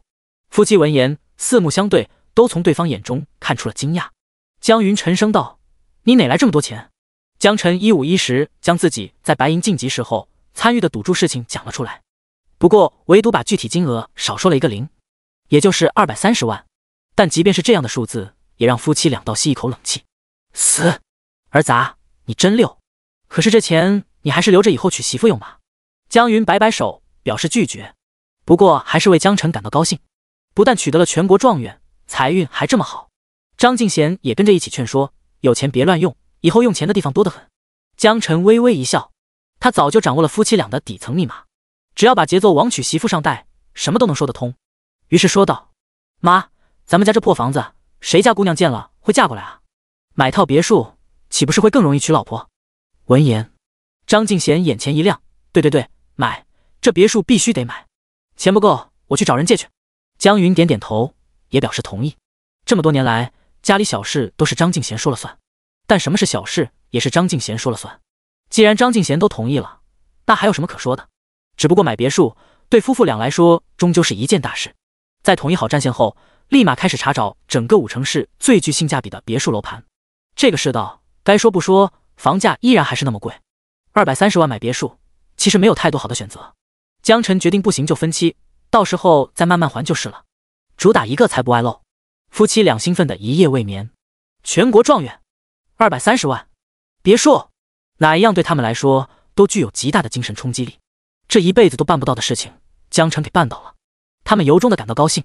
夜里，江晨查看了一下自己的个人属性，江晨等级16%，职业光环师，生命14484，力量13044，敏捷13044，精神13044，天赋增幅12884点，技能灼烧光环1级，灼烧光环1级，每秒给周围造成12884点伤害。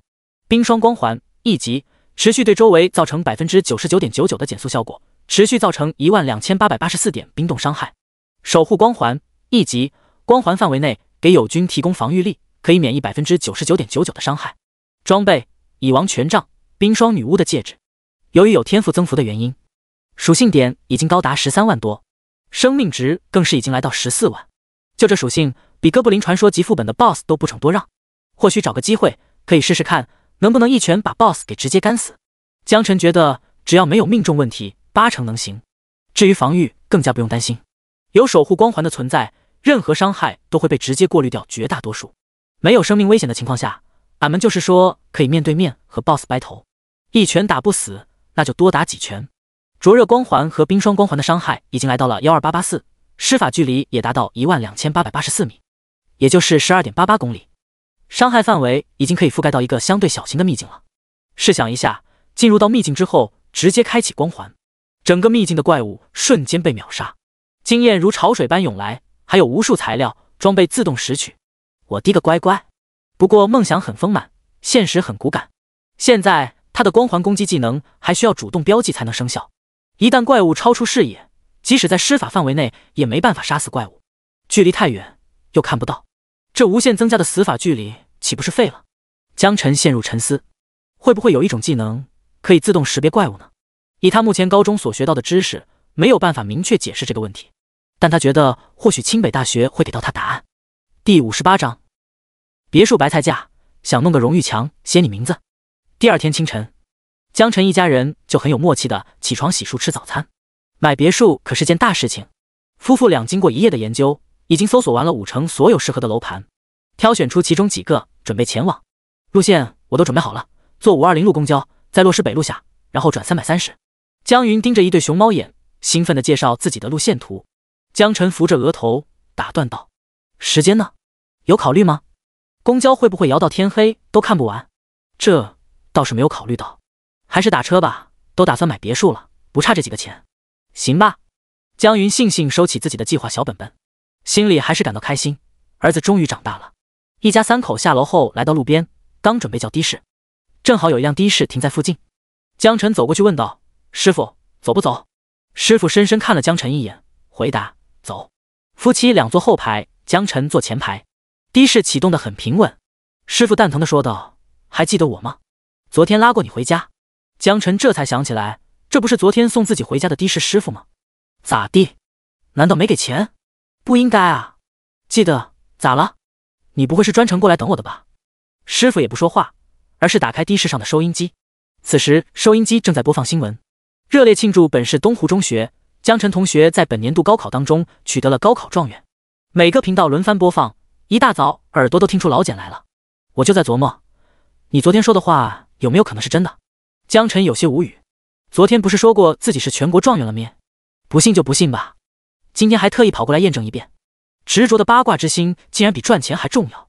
师傅问道：你是叫江晨吗？坐后排的父母立刻警觉起来。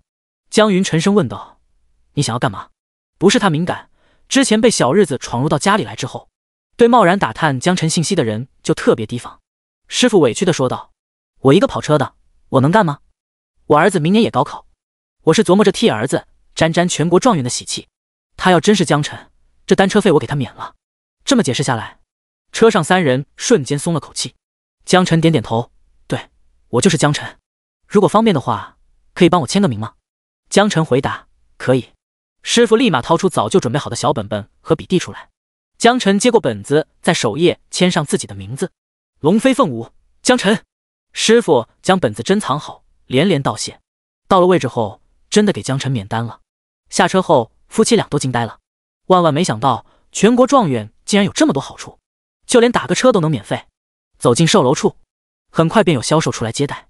楼盘刚刚开盘，选择空间很大，连续看了好几个都感觉很不错。有上下5层，靠中心的楼王户型，也有靠马路边边叠拼边角料，不同的位置，不同户型，价格也不一样。230万刚好够得着临街叠拼。江晨父母觉得临街叠拼也不错，比他们之前住的老破小要好太多了。但江晨不这么认为，都花230万了，还不如添点钱，一步到位。只是不太好跟父母解释，这多余的钱是哪里来的。就在这时，江晨的电话响起，一看是校长张朝阳打过来的。接通后来到一旁：喂，江晨吗？是我，张朝阳。张校长好。江晨同学，这次你可算立了大功了，东湖中学沾你的光，获得高层大力表扬啊。你现在有空的话，方便来一趟学校吗？张校长不好意思，我正在陪爸妈看楼盘。哦，你在哪？我5城熟人多，说不定可以给你争取到优惠。江晨把地址发过去后，张朝阳一拍大腿，说这楼盘老板刚好是他某个学生。好，我马上过来，你等着。然后就挂断电话。于是江晨楼盘也不看了，把爹妈拉到一旁休息。售楼处的销售一看就不乐意了，忙了大半天，看了10几套房子，一看就是特别有购买欲望的客户，结果直接不看了。销售感觉到自己被耍了，很不高兴，轻声嗤笑道：穷屌丝还学人家买别墅。江晨父母唰的一下就脸红了，但是又觉得销售说的很有道理，一时间恨不得把脸埋在膝盖里。江晨就笑笑不说话，他相信张校长不会骗他，待会等人到了，自然会有更便捷的渠道。儿子啊，要不我们走吧，换家再看看。是啊，这里实在太贵了，我们预算有些不够。江云和张敬贤怂怂的劝道。江晨回答：等等吧，马上张校长过来。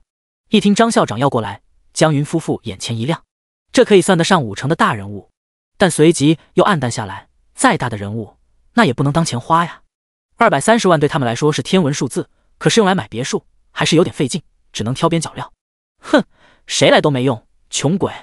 销售一脸怨气地路过江晨一家，自言自语道：“最近业绩压力大，没什么人来看盘，让他很恼火。”这时，门外突然一辆黑色轿车停稳，张朝阳和一位中年人走进售楼处。迎宾和销售人员一眼便认出中年人的身份，正是这里的大老板，纷纷鞠躬过去打招呼。销售也是一脸谄媚过去鞠躬。两人环视一周后，径直走向江晨一家人，对其他人看也不看。江晨，我没骗你吧？这是我学生郑天浩，也是这里的老板，我让他给你打折。郑天浩伸手，你好，江晨。江晨握手，你好，郑天浩。郑天浩笑着说道：“校长跟我讲了你，给咱们5城，乃至整个湖海省争气啊！想要哪套别墅，你随便挑，我给你打3折。”看到大老板和江晨有说有笑，主动示好，一旁的销售仿佛心跳都漏了一拍，他似乎得罪了了不得的大客户。这可是别墅啊，随随便便就给打3折，跟白送有什么区别？江晨也不客气，指了指最中间的楼王户型，就哪套吧。郑天浩眼前一亮，不愧是校长的得意门生，有眼光。来，把合同钥匙准备好。对着身后的工作人员打了个响指。按照规矩，江晨是哪位销售最先接触，销售业绩就算谁的。也就是说，刚才哪位销售理论上应该承办这一切，只是他现在很尴尬，场子都悔青了。江晨摇摇头，学长，销售你帮我换个人吧。听到这话，销售瞬间面如土色，但却不好多说什么。郑天浩一脸诧异，瞬间想明白其中关窍，哈哈一笑，让经理亲自过来办理，同时吩咐事后直接把这位销售开除。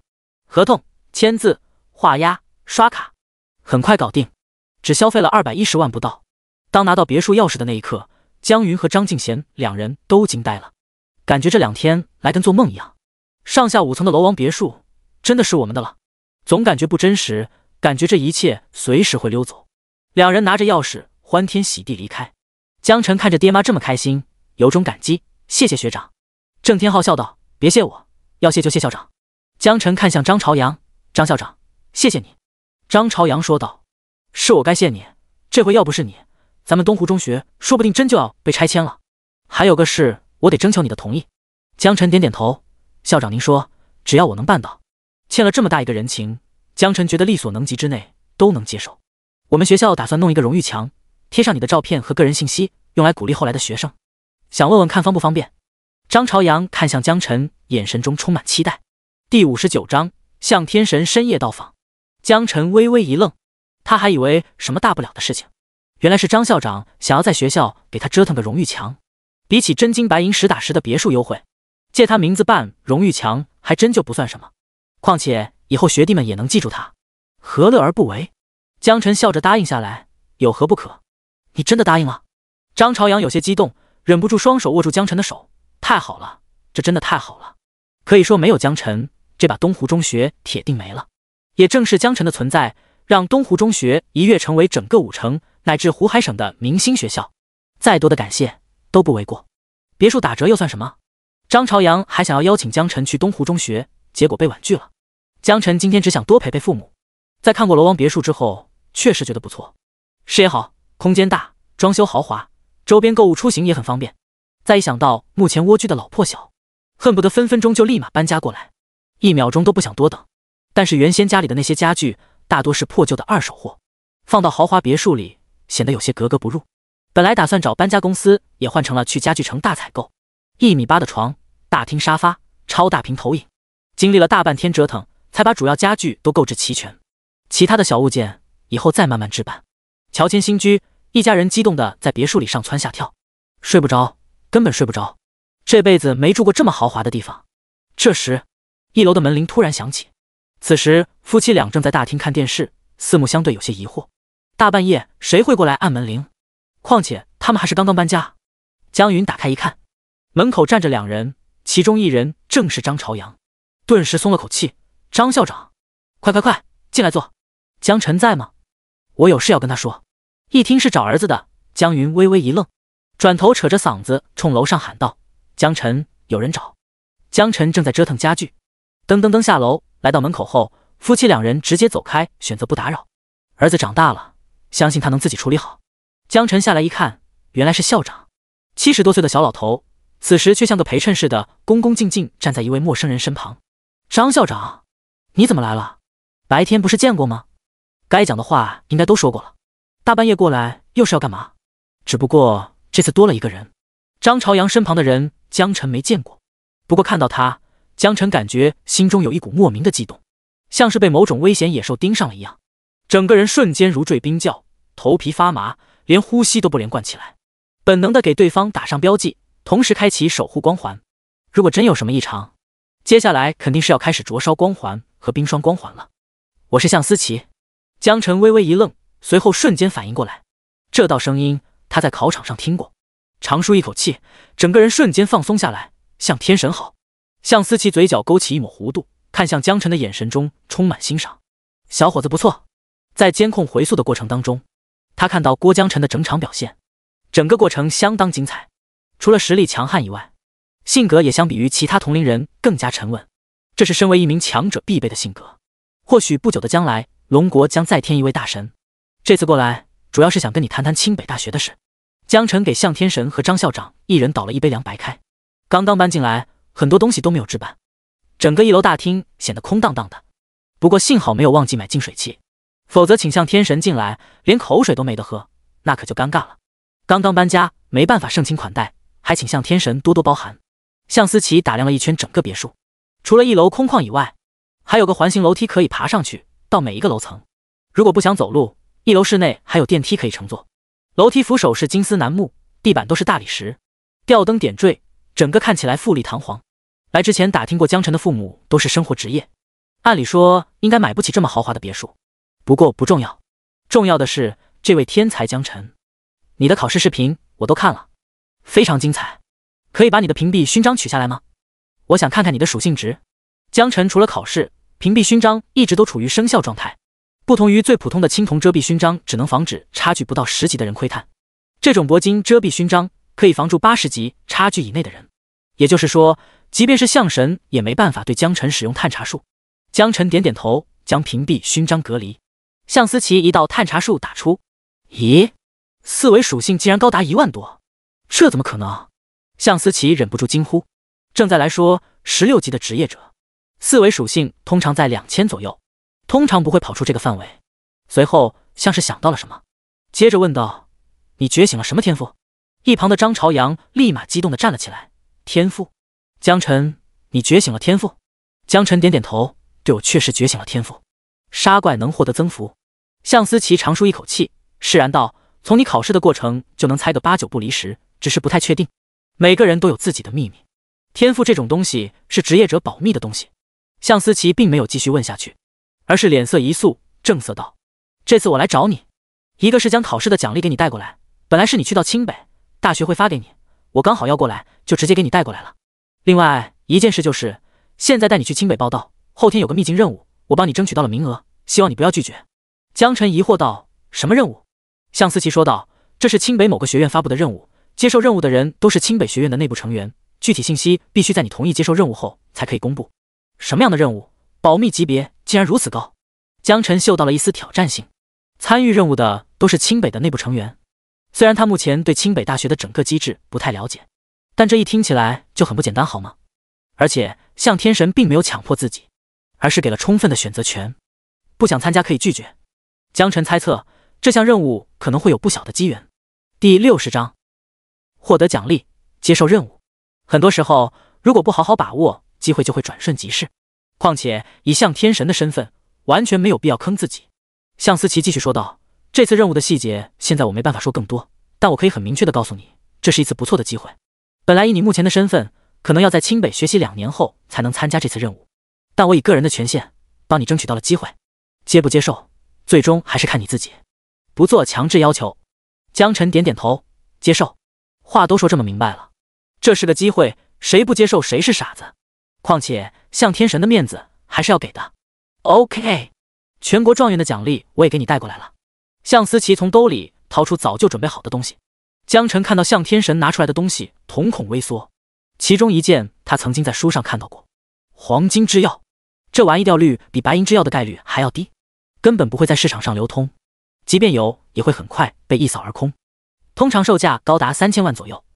第一件物品是积分卡，作为全国状元，国家奖励你10万积分，再加上你之前的积分，全都存在这张卡片上。江晨之前在高考当中最终获得的总积分是29万6千，再加上奖励的这10万积分，现在卡里面应该有39万6千积分。虽然暂时不知道这个积分到底能干嘛，但江晨觉得既然能作为奖励，一定会有它的用处。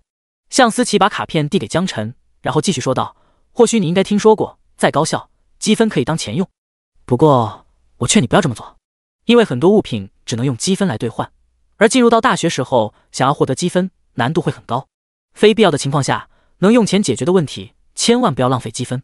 江晨点点头表示理解。向思琪接着说道：第2件奖品黄金之钥，这东西不用我多说，相信你也知道用来干嘛，只是你目前的等级还不够，想要使用必须先去把等级刷到20级，再去通过黄金之钥的考核，最终才能使用。先放好，这东西很贵重，别弄丢了。第3件奖品奖励你进入清北大学的试炼塔修行一次。关于清北试炼塔的具体信息，去了清北你自然就会知道，但我劝你最好在使用这次机会之前多做一些准备。向天神说的很有耐心，也很细节，可以从言语之中听出长辈对晚辈的关切。江晨点点头，我都理解了，不过在去学校之前我得跟父母打声招呼。去吧，我在这里等你。向思琪微笑着说道。临行前跟父母道别，人之常情，可以理解。江晨找到父母，跟他们说明了情况后，立马得到了支持。江云，啧，儿子啊，你真的要去清北了呀？记得一定要听老师的话，跟同学搞好关系。张敬贤，儿行千里母担忧，老妈祝你一切顺利，记得去大学给咱们找个媳妇回来啊！向神还等着我。走了。听到爹妈的唠叨，话题又再次扯到媳妇上来，江晨立马落荒而逃。该说不说，父母唯一不好的一点就是心心念念找媳妇。江晨收拾好行李，放到储物空间。向思琪带着江晨开始远程传送，白光闪烁，两人消失在夜色中。别墅2楼，这是江晨第一次离家这么久，也不知道在外面习不习惯。孩子长大了，总有出去闯荡的一天，哪能一辈子守在我们身旁啊？话虽然这么说，可是真的让人舍不得呀。江云和张敬贤在房间里暗自伤神。江晨18岁之前，从小学到高中一直都在父母身边，现在突然离开，一时间还真有些难以适应，总感觉少了点什么。尤其刚刚搬进大别墅，江晨走了后就显得异常清了。这么多年，日子虽然清苦，倒也快快乐乐。原本以为是江晨需要他们，直到今天才发现，原来是他们需要江晨。张朝阳来到2楼，找到江晨父母。夫妻俩看到张校长后，立马惊慌失措站起身来。张敬贤红着脸，着急忙慌抹眼泪，一时间不知道说些什么。张朝阳笑着问道：怎么样，别墅住的还舒服吗？挺好的，上下5层，还带精装修，楼顶视野开阔，还有游泳池。只是江晨一走，总感觉少了些什么。江云和张敬贤向张朝阳道谢：谢谢你哈，买别墅给我们这么大的优惠。张朝阳摇摇头：是我该谢谢你们，培养了这么优秀的儿子。不瞒你们说，如果这次要不是你儿子取得了全国状元，我们东湖中学呀都不一定能挨过今年。听到张校长这么夸自己儿子，江云一下子就上头了，用力过猛的摆手：哎，犬子不堪大用，都是张校长培养的好。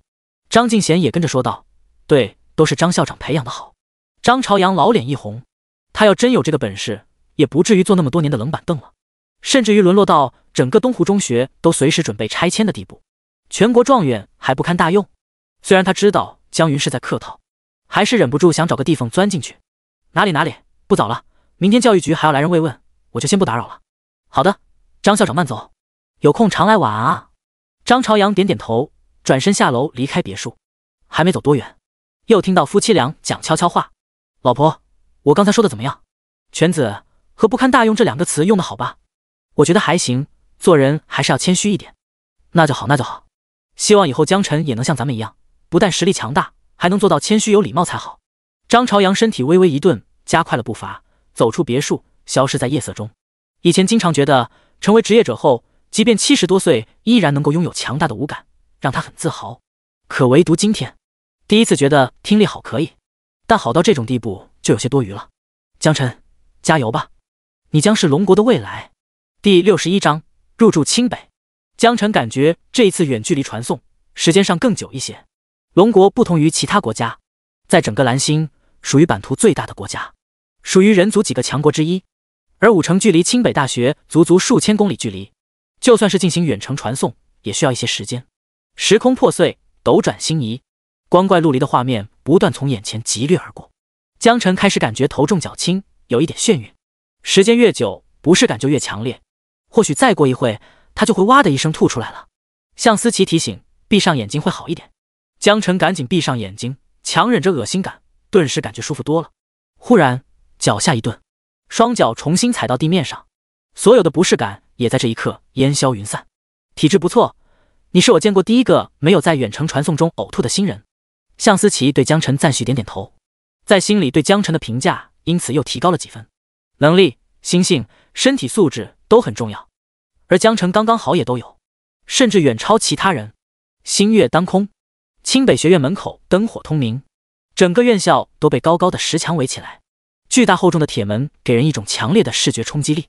古朴厚重，相比而言，江晨感觉到自己仿佛一只蝼蚁。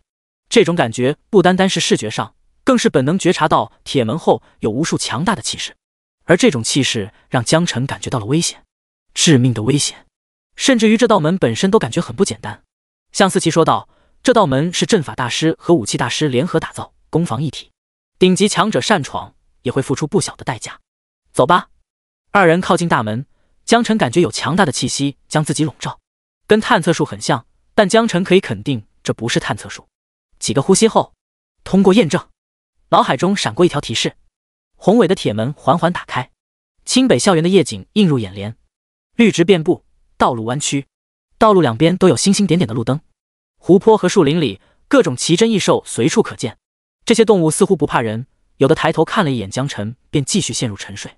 不远处还有很多学生对着假人输出，眼花缭乱的技能形成连招，打得虎虎生风，也有不少法系打到一半，坐在旁边冥想恢复精神。不得不说，清北的学生还真卷啊，不怕人天赋有实力，就怕别人有天赋的情况下还特别卷，半夜都还这么刻苦。向思琪解释道，这些都是学习了几年的学姐学长，他们等级上来后学到不少技能，而这些技能只有形成连招之后才能发挥更大的作用。而且 PVP 和 PVE 模式下连招也有所不同， PVP 是职业者之间的战斗，主要是控制、打断、配合输出，同时还要躲闪反制对方的技能，总之就是干扰对方输出，让自己能不断给对方造成大量伤害。而 PVE 主要是针对秘境、荒野怪物的战斗，不同的职业侧重的战斗方式也有所不同，这点以后学校会慢慢教给你，我就不多嘴了。向思琪解释得很仔细，江晨点点头，把向天神的话都一一记在心里。这些知识点在高中提到，但是都讲得特别粗线条。经过向天神这么一解释，逐渐对职业者的战斗有了更为清晰的认知。PVP 有 PVP 的打法， PVE 有 PVE 的打法，侧重点不同，使用技能的时候就需要采用不同策略才行。前者在更注重干扰、控制的情况下进行输出，后者侧重续航和伤害量。两人边走边聊，很快便来到一处宿舍楼前。到了，今晚你就住这里，会有人具体跟你说清楚要注意哪些事项。在清北大学，什么东西你都能买得到，但不允许强买强卖。另外积分方面，我还是那句话，能不用尽量别用。这时，有个人一路小跑来到两人跟前。向天神好。来人看到向思琪后，赶紧跑过来，远远便开始鞠躬行礼。在龙国，向思琪宛如精神图腾般的存在，认识他的人全都非常尊敬。江晨见状，心中对向思琪的敬重又多了几分。向思琪点点头，明天会有人来带你了解学校，手续办好就早点休息，帮我照顾好他，我先走了。向思琪即为龙国5大顶级高手之一，手里自然会有很多任务，平时一般都特别忙，很少有闲工夫处理某一个人的事情。像单独带江晨来清北这种情况并不多见。江晨点点头，行。一旁接待的人直接吓了一跳，谁见了向天神不是鞠躬行礼？这小子竟然如此的。向思琪点点头，转身离开。江晨是向思琪亲自带过来的人，旁的人同样恭恭敬敬，客气地问道：江晨对吗？是。你好，我是这里的宿管，我叫王鹏。你好，王鹏。那人点点头，继续说道：我们这里的宿舍有好几种，分别是8人间、4人间、双人间、单人间以及独栋别墅，不同的房型价格也有所不同。除了单人间和别墅必须用积分来消费以外，其他户型既可以用积分也可以用钱。用钱来结算的话，在积分后面多加2个0就行了。江晨微微一愣，他想起向思琪曾经跟他说过一定要谨慎使用积分，没想到刚刚进入学校办理住宿就开始要消耗积分了。不过也没关系，反正他积分多。那人继续说道：8人间需要250积分1个月，4人间需要500积分1个月，2人间每个月1000积分，单人间每个月2000积分，独栋别院每个月积分1万。江晨听后心中连连咂舌，就算只是8人间，用钱来结算也需要25100一个月，这在外面随便都可以租一套豪华大平层了。2人间直接就高达20万一个月。如果打算用手里的钱来消费租房，估计用不了多久，手里的钱就会很快被他霍霍光。甚至想要住单人间或者独栋别墅的话，还只能通过积分来消费。这时他第一次最直观的方式感受到积分的重要和特权。第62章，熟悉清北大学。在华清大学，每1分积分都可以找专人换成100块钱，但不允许用钱买积分，否则一定严惩不贷。江晨明白，这项规定是学校为了保护学生不被资本侵害。如果金钱站起来说话，很多贫苦出身、天赋强大职业者根本得不到资源，这并不是龙国高层想要看到的结果。向思琪在来的路上有介绍过，清北大学里大部分东西都可以交易，但很多稀有、特殊资源只能通过积分来交易，所以积分成为了清北大学的主要硬通货。大家会默契地认为，能用钱的地方绝对不掏积分，毕竟绝大多数人大考结束后，手里的积分常年都不超过1000，再想要获得积分，只能通过完成各种学校颁发的任务才能获取，速度极低。王鹏看在向思琪的面子上，讲解的特别耐心，说话的语气也很柔和。江晨，高考可能是你获得积分最快的方式没有之一，可是一旦进入到学校之后，获取积分的速度会变得很慢。我建议你省着点花，毕竟学校里面需要用到积分的地方实在太多了。江晨当然知道积分要省，可是他现在不想和其他人住一起，那就租个单间吧。确定吗？确定。江晨点头，王鹏只好叹了口气。他觉得江晨没有把他的话听进去，但也不好多说什么，毕竟该劝的都劝了，以后离后悔的日子还在后面。看到江晨，仿佛看到刚刚进入学校的自己，带着江晨走入学校宿舍。王鹏边走边介绍，这里一大片都是居住区域，前面几栋楼都是多人间，男女是分开的，后面2栋是单间，男女混住。这是26号楼的单间，除了50450万0556被人租了以外，其他的都没人租。你可以自己选一个。王鹏从腰上拿出一个大铁环，上面全是叮铃哐啷的钥匙，示意江晨从中挑选。江晨不想跟人挨着住，怕隔音不好，501吧。靠边边，风景好。身份证拿来，我帮你刷个记录。身份证是唯一个人 ID， 通过这玩意可以通刷龙国所有个人业务。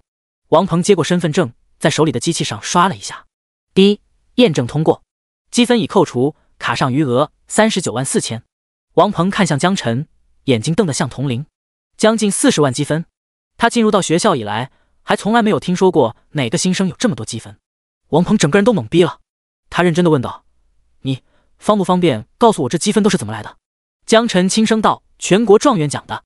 王鹏没有考过全国状元，也不知道全国状元给多少积分，不过他也总算明白江晨为什么会不在乎积分，直接选择单人间了。我当年高考过来，手里总共也才1万出头的积分，你可真土豪啊，羡慕不来。行吧，现在501是你的了，没退租之前，没有你的许可，任何人都无权进入，下个月的房租会直接从你账户上划扣。先这样，有事再找我，我就在门口的宿管休息室。还有，这是我手机号码，你可以记录一下，如果我不在，你也可以打我电话。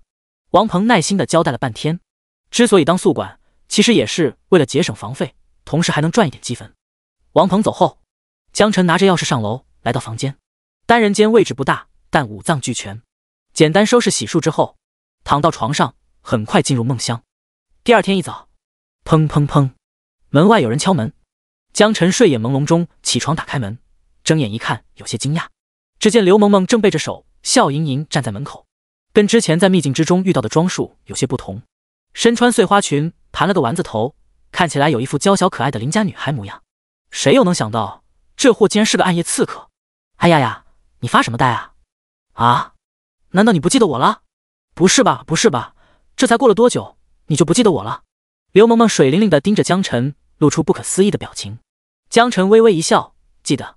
刘萌萌说道，有人安排我带你熟悉学校，我先带你去食堂吃个早餐，然后再逛逛华清大学。说完不等江晨说话，一把拉住江晨就往外面走，手上传来的柔软触感让江晨不禁心生涟漪。食堂在居住区隔壁，早上来这里吃饭的人流很大。刘萌萌端着餐盘给自己拿了一堆食物，江晨也跟在后面有样学样。该说不说，清北食堂的饭菜比之前在东湖中学要好得多，色香味俱全，一看就是级别不低的职业厨师做的。到结账的时候，江晨掏出了一张银行卡，我来吧，一共消费15块钱。江晨都惊呆了，这也太便宜了吧！按理说这么多东西，怎么也得个40-50块了，没想到竟然这么便宜。似乎看出江晨的疑惑，刘萌萌得意地解释道：清北食堂有补贴，龙国政府亲自给他们发工资，所以这里的学生只需要象征性的支付一下就好，价格比外面要便宜得多。江晨点点头，心中感慨，不愧是重点学府啊，就连吃个饭都有这么多补助，其他方面可想而知。看来清北大学是来对了。吃饱喝足，刘萌萌带着江晨开始熟悉清北大学的整个校园环境。清北大学除了居民区、食堂以外，还有练功用的假人区域，那边不用花钱，先到先得。如果没有位置了，还可以去学校的练功房，花费一定的积分就可以享受定制化的服务。专门开辟一道虚拟空间，让学生在里面根据自己的需要进行修炼。最关键是，根据不同的积分消费，可以减缓时间的流速，1点积分可以减少1分钟。也就是说，消费60积分，进去修炼1个小时后出来。外面现实世界的时间不变。当然，这个虚拟空间只是用来熟练技能，并不能刷怪刷经验。如果想要刷怪获得经验，还需要取得秘境大厅的资格才行。另外，清北大学也龙国排名第2的图书馆，藏书极为丰富，里面的资料浩瀚如烟。里面除了某些基础书籍，其他绝大部分也需要消费积分来借阅。同时，如果想要复印本，只需要缴纳大量的积分就可以带走。刘萌萌最后又带着江晨来到教务处办理入学手续。或许是因为向思琪的原因，教务处的人对江晨很客气，态度上明显区别于其他的同学。刘萌萌羡慕的眼睛都绿了，不禁开始怀疑这小子身上到底有什么魔力。第63章汪汪汪。两人从教务处走出来后，江晨对即将展开的清北大学生涯充满了期待。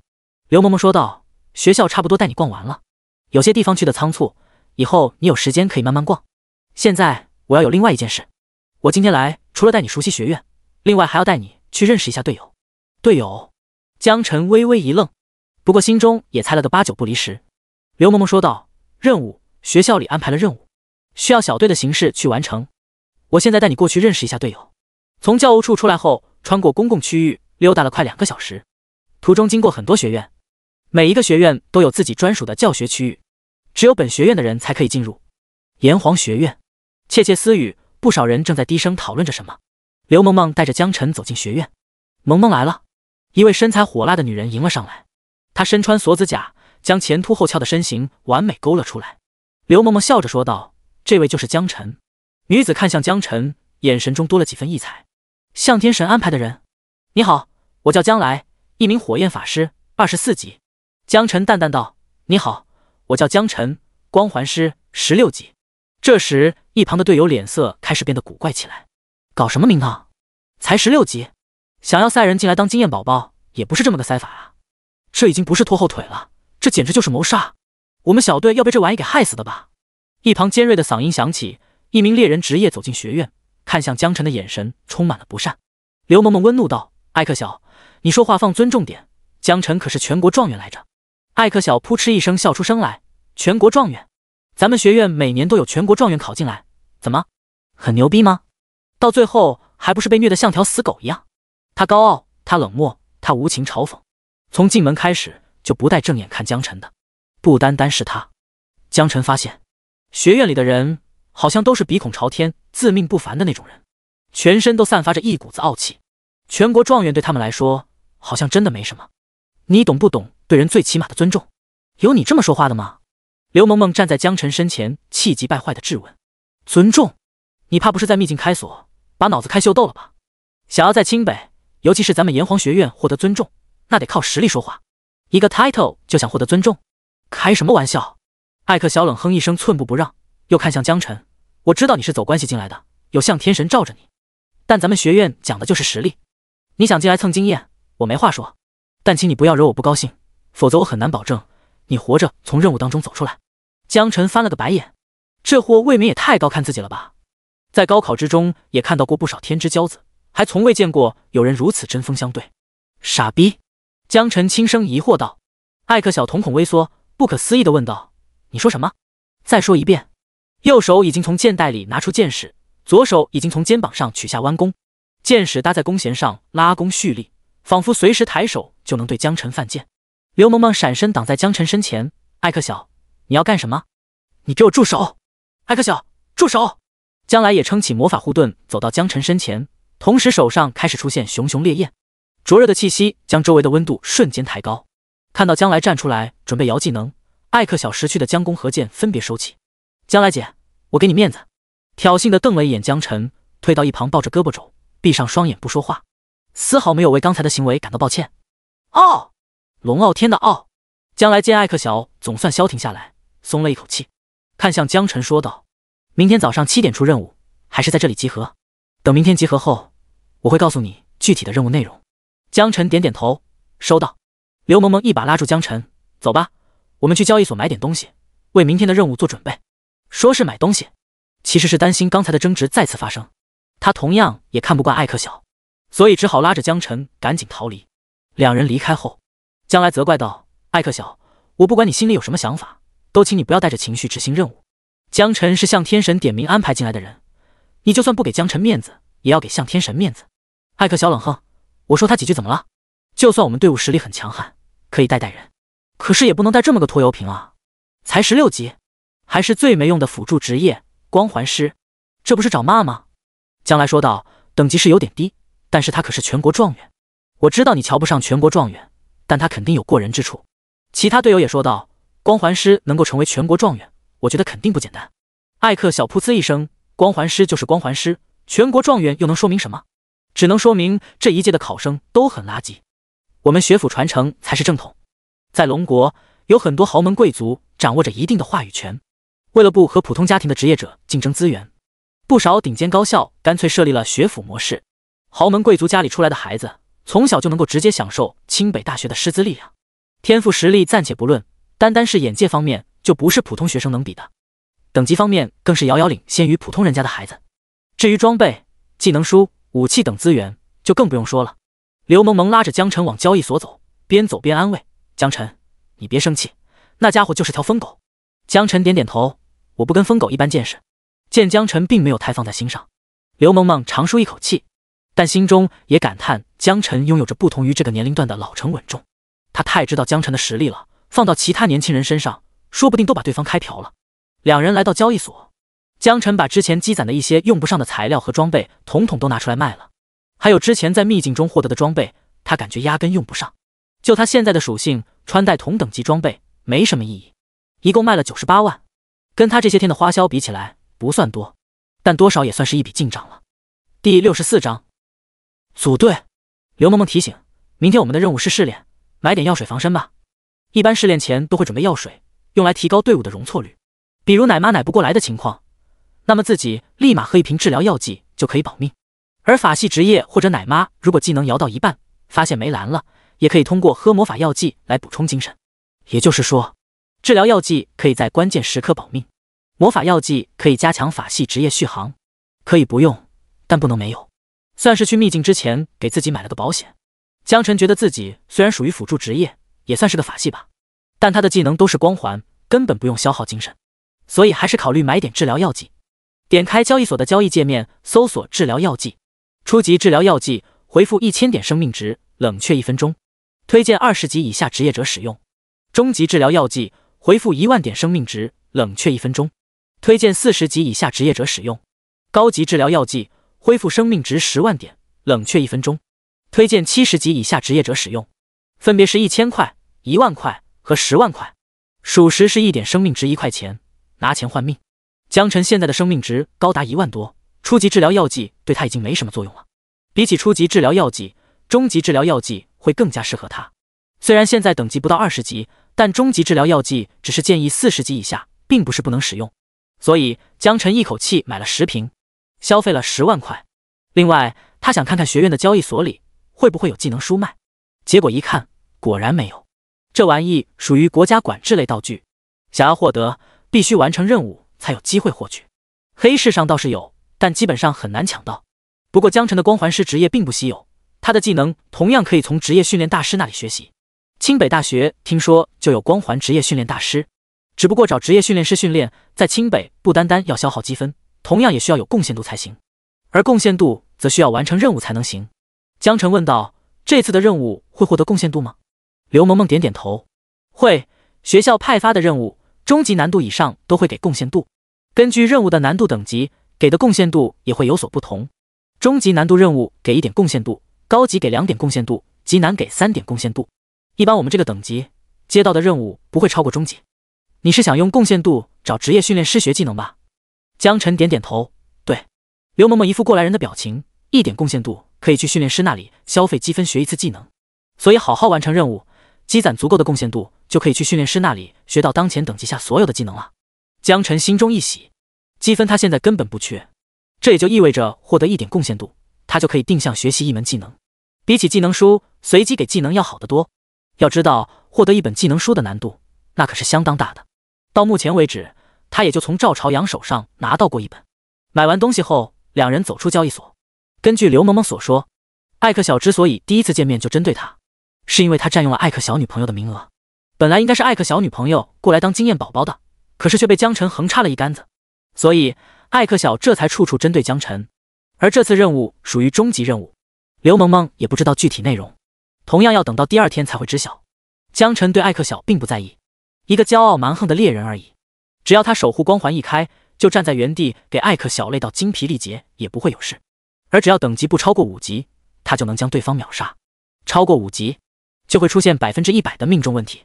江晨不知道训练师那有没有提升命中的光环技能，如果有的话，那他在对战中，就目前的伤害而言，他基本可以无视所有30级以下的生物。我之所在便是禁地，所以目前的当务之急还是尽快完成学校派发的任务。刘萌萌说道：“江晨，你电话多少？我们互相加一下吧，免得明天联系不上。”江晨点点头，和刘萌萌互相添加了通讯录。好了，明天见。刘萌萌拿到江晨的电话后，高兴得像个孩子，和江晨告别后，蹦蹦跳跳的离开了。江晨继续逛了一会学校，然后回到宿舍简单洗漱一下，便开始休息。第2天，天刚刚亮，手机突然响起悦耳的铃声。江晨打开手机一看，已经6点多，电话是刘萌萌打过来的。起床了没？你别告诉我还没起来吧？我在楼下等你，赶紧起来吃个早饭，准备出发去做任务了。电话接通，传来刘萌萌银铃般清脆悦耳的声音。好。两人来到食堂，刘萌萌买了不少食物，其中一小部分是用来当做早餐，其他全都收纳到储物空间储藏起来。这次任务不知道要出去多久，所以就多买点吃的，有备无患。我记得上一次出任务足足出去了10天，要不是队友带的食物足够多，分给我一点，我差点饿死在路上。江晨点点头，同样也买了不少鲜肉包、馒头、大饼之类的放到储物空间里，主打一个听劝。食物不贵，再加上学校有补贴政策，但耐不住他们俩拿的实在有点多。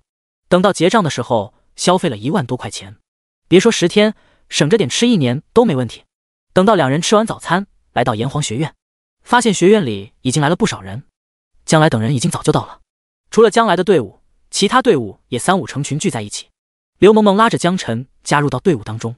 江来看向江晨认真说道：“一会你跟着我们队伍就好，不要随意走动。”艾克小冷哼一声，轻蔑地看向江晨：“敢拖后腿，我就打断你的腿。”刘萌萌怒对：“你才拖后腿，你全家都拖后腿。”江来扶着额头，一脸无奈：“都别吵，你们有什么矛盾自己私下解决，但执行任务的过程中，我希望你们最好能保持团结一致。好了，现在大家都介绍一下自己，队友们相互熟悉一下。”第65章墓园秘境。江来一阵头疼，但是作为队长，他有责任化解队友之间的矛盾。如果不团结，产生内耗，在执行任务过程中必然会将风险无限放大。那这次任务还不如一开始就不做。张程程20级牧师，李艳华20级德鲁伊肉毯。牧师职业是标准的奶妈职业，除了可以奶人以外，还能给人套上真言护盾，在护盾破碎前可以抵挡住大量的伤害。德鲁伊属于比较稀有的平衡职业，可肉可奶可输出，当然这个得看职业者的个人发展意愿，也有均衡发展的天才。李艳华这次任务选择成为肉盾。艾克小不情不愿的自我介绍：艾克小21级猎人。猎人职业天生就是荒野之王，能够通过技能感受到周围的生物气息，提前发现危机，输出能力一点都不比法师差。刘萌萌19级暗影刺客。江晨16级光环师，将来24级烈焰法师。将来扫视众人，表情严肃地说道：“我再次重申一下，这次任务难度不小，想要成功完成任务，大家必须团结一致。谁要是敢在任务过程中拖后腿，我会第一时间请出队伍。”这时，学院内响起一道威严的声音，所有学员均已到场。现在开始传送。一道巨型的六芒星传送阵在学生们脚下亮起，发出剧烈的白光。这是远程传送的前兆，不同于之前向思琪带江晨远程传送，当人数达到一定数量的时候，就会采用阵法的形式。咻！几乎同一时间，所有人感觉脚下一轻，瞬间消失在原地。长达半分钟的传送过程，让人不禁猜测，这座传送阵的目的地到底是哪里？在任务没有开始之前，没人知道具体情况。等到双脚落地，踩实地面，四周瞬间感受到一阵阴冷的气息，隐约还能听到沉闷的哀嚎和尖叫声。空气中飘散着一股腐败的泥土气息，光线阴暗，被一层厚厚的阴霾笼罩。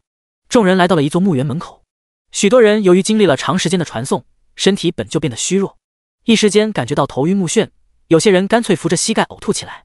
江晨倒是觉得还好，没有受到远程传送的影响，不过周围的环境让他感觉全身都有一种潮湿拧巴的感觉，整个人像是泡在油桶里。刘萌萌脸色惨白，一手扶着江晨，身体摇摇晃晃。Vocal， 头好晕，差点死在传送阵。将来笑着说道，远距离传送时会有些头晕，多折腾几次就适应了。他惊讶于江晨竟然跟没事人一样，不禁猜测这小子要么就是经常远程传送，要么就是身体素质超强。不管哪一样，都说明江晨并非看起来那么弱小。江晨四下打量，发现他们正处在一片暗黑的森林里，整片森林都被灰蒙蒙的雾气所笼罩，能见度非常低，脚下的土地是泥土，腐臭而又散发血腥。眼前的墓园由低矮的石墩围成，范围极其广阔，一眼看不到头。墓园内全都是林林种种的墓碑，很多墓碑都已经断裂，有不少亡灵生物正在墓园内漫无目的的游荡。这时，每个人眼前出现一团白光包裹着的手牌。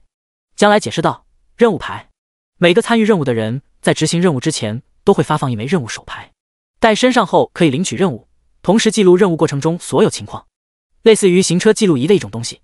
说完，将来伸手一把将手牌握住，从光团中取出手牌戴在自己的手上。江晨也有样学样，在触碰任务手牌的一瞬间，任务信息一股脑地涌入心中。地点：亡灵墓园。任务：进入墓园秘境，取得尸王核心。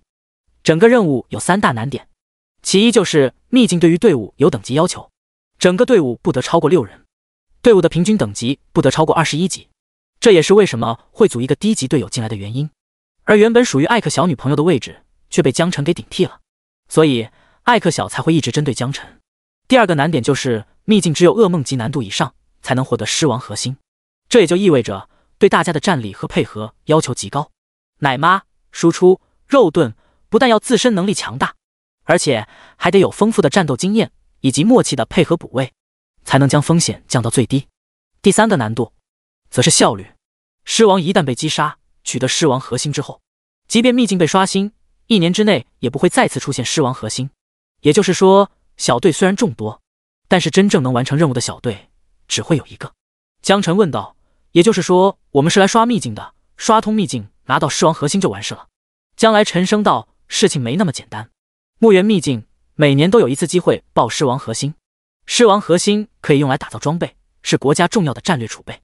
但墓园秘境离我们龙国很远，它在我们和小日子中间的一座岛屿上，属于公共区域，所以每年这个时候，不单单由我们龙国会派人过来夺宝，其他国家也有可能参与竞争当中。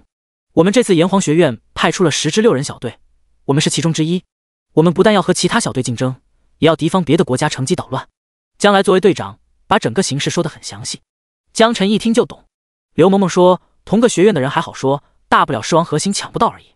可如果其他国家的人来了，我们难道要开战吗？我的意思是要下死手杀人吗？一副乖巧邻家女孩模样，嘴里却说出了杀人这样冰冷的话，跟他的形象极其不符，倒是和贴合当前墓园的场景。说完看向江晨，之前在哥布林秘境之中，这小子就曾经杀过一名小日子，好像还是20级的稀有职业疾风剑豪，后来2人还被带到安保局去录口供了。江晨可是实实在在杀过人的存在，这点刘萌萌一直印象深刻。将来摇摇头，秘境夺宝主要是夺宝。虽然国家有别，但是大家都会默契地保持克制，打得再凶也不会出现杀人的情况。几名队友松了口气，放下心来。只有江晨在独自蛋疼。他光环目前的伤害，一旦出手，基本只有一个结果：秒杀。如果不以杀人为目的，那么在跟其他国家的人起冲突的时候，他除了开个守护光环以外，就只能傻傻的站着。将来又说道，既然会起冲突，就算双方都不愿意杀人，但是失手也是难免的事，所以大家都不要松懈。江晨顿时眼前一亮，我不想杀你，但是我可以失手，这总没毛病吧？或者换个说法，我不小心失手杀了敌国的某个刺头，我说我不是故意的，这你重要相信吧？不信可以，那就再失手一次。好了，准备战斗。张程程，给大家刷状态。收到。一道道白色光芒在众人头上亮起，队伍之间也会给对方的队友刷状态。护盾、四维属性、法伤、攻强，所有人的能力都得到了巨大的加强。江晨感受了一下，属性的状态被加强了 30%， 攻击强度被加强了 20%， 法术伤害被加强了 20%， 状态持续1个小时。第66章快速突进。江晨打算开个守护光环，这样至少自己的小队就能拥有绝对防御能力了。至于灼烧和冰霜就算了，江晨自问也不是什么圣物。小队模式经验会评分，到时候便宜艾克小那货划不来。况且遇到敌国竞争者，万一不小心失手把对方打死，激化矛盾也挺麻烦的。艾克小瞥了一眼江晨，戏谑地说道：光环师，你就乖乖当你的经验宝宝就好了，你的技能就不用开了，有我们就够了。不过你可千万别拖后腿，否则我很难保证你会活着。刘萌萌怒对道：艾克小，我请你放尊重点，不要仗着等级比别人高就欺负人。将来沉声道：好了，都不要再说破坏团结的话，要搞等任务完成了自己私下去折腾，谁要是在任务过程中拖后腿，别怪我不客气。艾克小冷笑一声，不再说话。江晨嘿嘿一笑，心想还有这好事，什么也不做，就纯粹当个经验宝宝呗。待会真有麻烦了，你可别叫唤。就在这时，天空中响起一声爆鸣，绚丽的烟花在空中炸开，这是龙国的提示，任务正式开始。走，进入墓园。将来当即说道。6人小为一个小队，平均等级刚好在21级以内，符合进入墓园的规则。踏入墓园，瞬间被一股阴冷的气息包裹，墓园内充满了腐朽潮湿的泥土气味，湿气重，空气吸入肺里，有一种恶心想吐的感觉，整个人仿佛受到了诅咒一般，每个毛孔都开始堵塞。这什么鬼地方，也太让人难受了。刘萌萌皱着眉头，忍不住捏着鼻子，多待1秒钟，心情就下降1秒钟。墓园很大，放眼看去全是墓碑，墓碑周围零散潜伏着各种怪物，而墓园副本就在墓园的最中间一处地下陵墓内。陵墓之上有一座高耸的石碑，很好识别，呜呜咽咽的哀嚎哭泣声，好像就是从陵墓中传来。将来看向石碑，确定好方向，其他小队也已经是闪开，各自寻路开始出发。原本10个小队已经不见踪影，只剩下将来1支。走吧，抓紧！狮王核心只有1支小队能拿到，所以我们的目标是副本，路上的怪物能忽略就忽略。将来说完后，能量护盾一开，抬脚就向前冲去，其他几个人也紧随其后。这里的路面坑坑洼洼，时不时有食尸虫从泥土里爬出来，体型跟蟒蛇一样大，嘴里的牙齿锋利得很，如果咬在人身上，很难保证不会缺胳膊少腿。另外还有少了半个头但行动迟缓的丧尸，以及半透明漂浮在半空中的鬼魂，想要绕开他们难度极大。结，各牙的怪笑声传来，一只游荡中的丧尸终究开始发现了众人，原本步伐迟缓，瞬间变得敏捷，健步如飞的朝着众人冲杀过来。德鲁1秒变熊人，一个嘲讽瞬间将丧尸的注意力吸引过来，紧接着冲锋将丧尸定在原地，随后上重欧眩晕3秒，丧尸被控的一动不动。江晨扔了一个探测术过去，丧尸等级19级，生命2000，力量1000，体质1000，免伤 0.1%， 敏捷2000，精神800。技能1，实施吞噬尸体，每秒恢复 2% 点生命值。技能2，疾跑，速度提高 100%， 持续30秒，冷却10分钟。属性上来看平平无奇，属于19级怪物的标配。技能方面更偏向于战术性，真正攻击性技能没有。像这样的怪物完全无法对小队构成威胁。一颗火球飞出，精准地打在丧尸的后背炸开。刘萌萌身形闪动，瞬间来到怪物身后，手中的匕首闪着冰冷绿色光芒。技能背刺暴击，匕首刚好插在丧尸的后脑勺上，丧尸发出一声兽吼，跌倒在地。一支锋利的箭矢飞来，彻底将丧尸钉死在地面。箭头爆炸出火光，丧尸瞬间被焚烧起来。击杀19级丧尸，经验加1500，将来获得果实不一。江晨脑海中出现提示，丧尸被击杀。6人组队，经验分摊下来到每个人手里就变得微乎其微。将来是队长，所以掉落物品会自动拾取到他那里，等到任务结束再统一分发。江晨倒是无所谓，他这次任务主要是想拿到贡献值，至于经验、装备，他都没什么需求。有了贡献值，就可以去学校找职业训练师学习技能。解决掉丧尸后，队伍继续快速前进。一路上遇到不少怪物，都被快速干掉。只是离陵墓越近，怪物的数量也越来越密集，而且怪物的等级也随之逐渐提高。到后来，甚至已经出现了21级的怪物，各方面属性也出现了极大提高，严重拖慢了小队的前进速度。在干掉一只21级丧尸后，将来看向陵墓。以现在的速度，至少还需要1个小时才能赶到陵墓。进入墓穴之后，估计离副本门口还有一段距离，我们应该想办法提高速度，否则很有可能就来不及了。艾克小，你是猎人，沿途释放减速和冰冻陷阱。德鲁伊，中欧好了，直接冲锋过去控住怪。大家都别恋战，能控的怪咱就别杀了，直接往副本里冲。队友们纷纷点头，听从将来的安排。前进的速度果然提升了很多。路上遇到的怪物，要么被减速，要么被拍晕，只控不杀。原本1个小时的路程，硬生生被压缩到25分钟，就跑到了陵墓附近。通过陵墓入口往下看，已经有不少小队进入到地下，比他们要领先几百米。正如将来判断的一样，其他队伍的进度比他们都要快上许多。陵墓入口周围有许多高级怪物，其中不但有丧尸，甚至还有骷髅战士。怪物基本把必经之路给堵死。能控过去吗？如果能控住，我们可以快速跑过去。将来目光如鹰，恶狠狠地说道。队友们纷纷摇头，怪物太多了，控不了这么多，跑一半就会被怪物包围，而且怪物的等级已经达到22级了，技能有可能出现 miss 的情况。一时间，将来陷入两难境地。第67章团团包围，控不了就不控了吧。我开个守护光环，大家加强防御力，可以硬抗过去。江晨忽然开口道。艾克小哈哈大笑，守护光环？你怕不是脑子秀逗了吧？一个16级的光环师，他来个开守护光环，让大家硬抗？你不懂就给我闭嘴，别在这丢人现眼好吗？真他妈丢脸！我怎么会跟你这么个玩意儿组一个队伍？一路上江晨都没有开口，只是默默跟在队伍后面。除了刘萌萌，没有人了解他的具体能力。刘萌萌气愤道：艾克小，别满嘴喷粪，你行你上啊！不行别逼逼。将来看向艾克小，瞪了一眼，眼神中充满警告，然后耐心地看向江晨，你有把握吗？守护光环能给大家增加多少点防御？江晨淡淡说道，也不多。艾克小扑哧一声没忍住，赶紧捂住嘴，看向远处的丧尸。小丑跳梁，不能笑，绝对不能笑，除非忍不住，也就 99.99% 的免伤吧。话音刚落，小队所有成员都僵住了，包括刘萌萌在内，齐刷刷看向江晨，眼神中充满震惊。愣了好一会，刘萌萌瞪大眼睛，深吸一口气，江晨，你是认真的吗？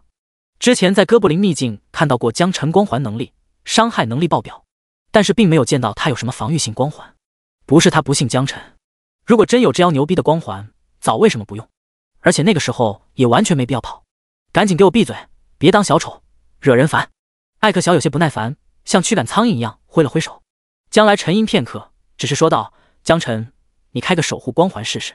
他其实也觉得江晨牛逼吹得有点大，但既然敢这么吹牛逼，可能也真有两把刷子，毕竟全国状元多少有点用。他觉得 99% 肯定没有，但只要有个 30% 防御，他就敢带着队伍往里冲锋。江晨点点头，好的。技能守护光环，一道灰白色的圆形光环从江晨脚下亮起，紧接着其他5名队友脚下也亮起了同样的光环。死！在光环亮起的那一瞬间，所有人都感受到了来自光环的增益状态。Vocal 真的是 99%？ 没错，我感受到的增益状态是 99%。 疯了，这简直疯了！5个队友满眼惊恐地看向江晨，大声惊呼，似乎忘记了自己在墓园之中。艾克小这才发现，小丑原来是我自己。刘萌萌看向江晨的眼神里充满小星星。江晨，我还以为你是吹牛，没想到你是真牛啊！将来嘴角上扬，微笑着点点头。有了这个防御能力，我们可以直接冲进去，中间不用停留了。本来只打算试试，没想到江晨竟然给大家带来这么大的惊喜。队友们也纷纷这次任务充满了信心，甚至为了保险起见，熊人德鲁伊一个冲锋对到怪物脸上，扛了几次伤害后，发现跟刮痧没什么区别。不，这伤害还不如刮痧。负1生命值，负1生命值，负1生命值。熊人德鲁伊直接背对着丧尸，向队友们招了招手：“没事，走吧，我来开路。”说完，拉着丧尸向前狂奔。沿途的怪物也都纷纷被熊人德鲁伊吸引，陵墓周围的怪物很快就被撕开一条口子。走！将来沉声道。队伍快速跟进。由于怪物都被熊人德鲁伊带着往前走，队伍的行动没有一丝丝阻碍，几分钟时间就突破了怪物封锁，来到陵墓通往地底的入口。被吸引的怪物已经有数百只，不过由于很多怪物已经远离初始位置太多，纷纷开始脱战往回跑。将来长舒了一口气，太棒了！刘萌萌笑道：“江晨，可以啊，没想到啊，你还藏了这么一手。”其他队友也纷纷给江晨点赞，而只有艾克小习惯性的冷嘲热讽：“哼，既然有这个本事，那为什么一开始不用出来？如果一开始用出来，我们早就进到副本里面去了。”江晨淡淡说道：“刚才不是你说不让我用辅助技能的咩？”刘萌萌抢答：“对，我也听到了，我可以给江晨作证。”德鲁伊也跟着点头：“我也听到了。”艾克小脸上挂不住了：“不就是个防御光环技能吗？有什么了不起？”将来耐心已经到达了极限，喝道：“好了，给我闭嘴吧。”艾克小三番五次针对江晨，江晨很少回怼，慢慢大家也都看出来是谁有问题了。这时墓穴入口突然传来惊呼，不少炎黄学院的同学从里面跑了出来，大量的怪物跟着在他们身后。等到这些怪物靠近，众人恐怕要被怪物给团团围死在中间。就算防御能力再强，可是如果不杀光怪物，根本没办法动弹，进退两难。走，快走！将来急呼。队伍快速后退，从墓穴离开。数百只怪物从墓穴里面冲了出来，将墓穴的入口完全封住。狗日子的小日子！他们派人引怪，把怪物往我们这边带。有一位炎黄学院的学生死里逃生，忍不住怒骂道。江晨放眼看去，怪物确实有一名黑衣人，他的服饰和其他炎黄学院的人不同，一看就是小日子国的人。炎黄的同学时不时回头发起进攻，可是忍者的闪避极高，而且等级也不低，根本无法命中。是小日子的忍者，他背上背着倭刀，手里还有苦无和手里剑。江晨之前听说过这个职业，来去无踪，是刺杀的一把好手，很擅长 PVP 作战，专门针对其他职业者。刘萌萌说道：“跟我的暗影刺客差不多，不过更加滑溜。”将来说道：“确实，对战起来神出鬼没，难以捕捉。”这时，这名小日子的忍者看身后的墓穴已经成功被怪物堵住，任务完成。于是对着炎黄学院众人轻蔑地笑了笑，然后向地上扔了一个白色烟雾弹。砰！烟雾爆开，原本忍者站立的位置变成了一截木头道具，忍者消失。从墓穴里跑出来的炎黄学院学生瞬间傻眼了，他们被怪物团团包围住，根本没办法突围。第68章，艰难的抉择。陵墓入口挤满怪物，丧尸、尸虫、幽灵、骷髅战士，铺天盖地，足足有300多只，而且等级都不低，在22级左右。这也就意味着，平均一个队伍要面对60-70只怪物，哪怕是装备精良的精英小队，一时间也无法招架。炎黄学院的学生们慌而不乱，快速收拢队形。平日里训练有素，临战的时候就产生效果了，一个个表情上慌的一批，但是该干嘛干嘛，防御、输出、辅助各司其职。但当怪物群扑上来的时候，瞬间造成巨量伤害，肉盾血线狂掉，奶妈刚刚奶满，血条就开始见底。至于输出，根本打不过来，一个输出要面对几十只怪物，而且并不是所有输出都拥有范围攻击技能。巨大的强迫感让很多人心态瞬间崩溃，有很多人忍不住选择了放弃。对不起，我走了。抱歉，我不想死。这次任务我选择放弃。抱歉了，我劝你们也走吧。人群中有强硬派，也就有软骨头，有些人直接吓破了胆。这些吓破了胆的学生纷纷拿起手中的任务手牌，大喝道：“弃权！”咻！几道人影化作白光，消失在原地。紧接着像是连锁反应，又有10几个人陆陆续续选择放弃任务，利用任务手牌逃离这里。任务手牌不但可以记录任务过程，同时在危机时刻，只要使用者手握任务手牌，喊出弃权2字，就可以被立马传送到任务出发点。剩下的炎黄学院学生都还在死撑，他们不甘心就这样放弃。任务最后的积分和贡献分对他们来说实在太重要了，直接关系到之后的实力提升。但不出意外的话，这些人撑不了多久，就会被怪物全部绞杀。而这一切都在电光火石之间发生，根本来不及有更多反应。大家只是做出了下意识的选择。将来小队也刚刚逃到一个安全位置，在包围圈之外。将来急忙道：“快，江晨，给他们也用上守护光环。”虽然是竞争关系，但同样都是炎黄学院的人，并且这件事情已经升级到国与国之间的博弈。比起完成任务的私信，他觉得更应该保全这些龙国精锐。江晨点点头，没有丝毫犹豫回答道：“好。”下一秒，所有人脚下瞬间出现一道灰色光环，怪物攻击的伤害由狂风暴雨变成了刮痧。负1生命值，负1生命值。正在拼命厮杀的同学动作一僵，都不可思议地把目光从怪物身上移开，相顾而视，想要从对方眼里看到答案。这特么什么情况？防御 99.99%， 什么鬼？光环师的技能？什么时候光环师的技能变得这样牛逼了？队伍里面有几个看向将来小队，发现了江晨的存在，当即不顾怪物环伺，干脆给江晨跪了。是他，将来小队有个光环师 ，Vocal， 牛逼了！大佬，请收下我的膝盖，感谢大哥的救命之恩，小女子无以为报，唯有以身相许。大佬，我这里还有上次找你借的10万块钱，您看什么时候有时间来我这里取一下？哎呀，大佬，我储物空间有个紫色法系装备太扎手，你可不可以帮忙，帮我拿走？不得不说，在这个世界，强者为王。即便这些人出自权贵之家，心气再骄傲，也都会有慕强心理。江晨及时伸出援手，瞬间在他们心中种下强者的种子。死不了了，大家顿时松了口气，心情也放松了下来。甚至有奶妈从队伍中间走出来，走到怪物面前抗伤害，拍着丧尸的脸蛋，调戏道：“你打我腮，你打我腮，除了弄我一脸口水，你还能干嘛？”一旁的队友发出阵阵哄笑。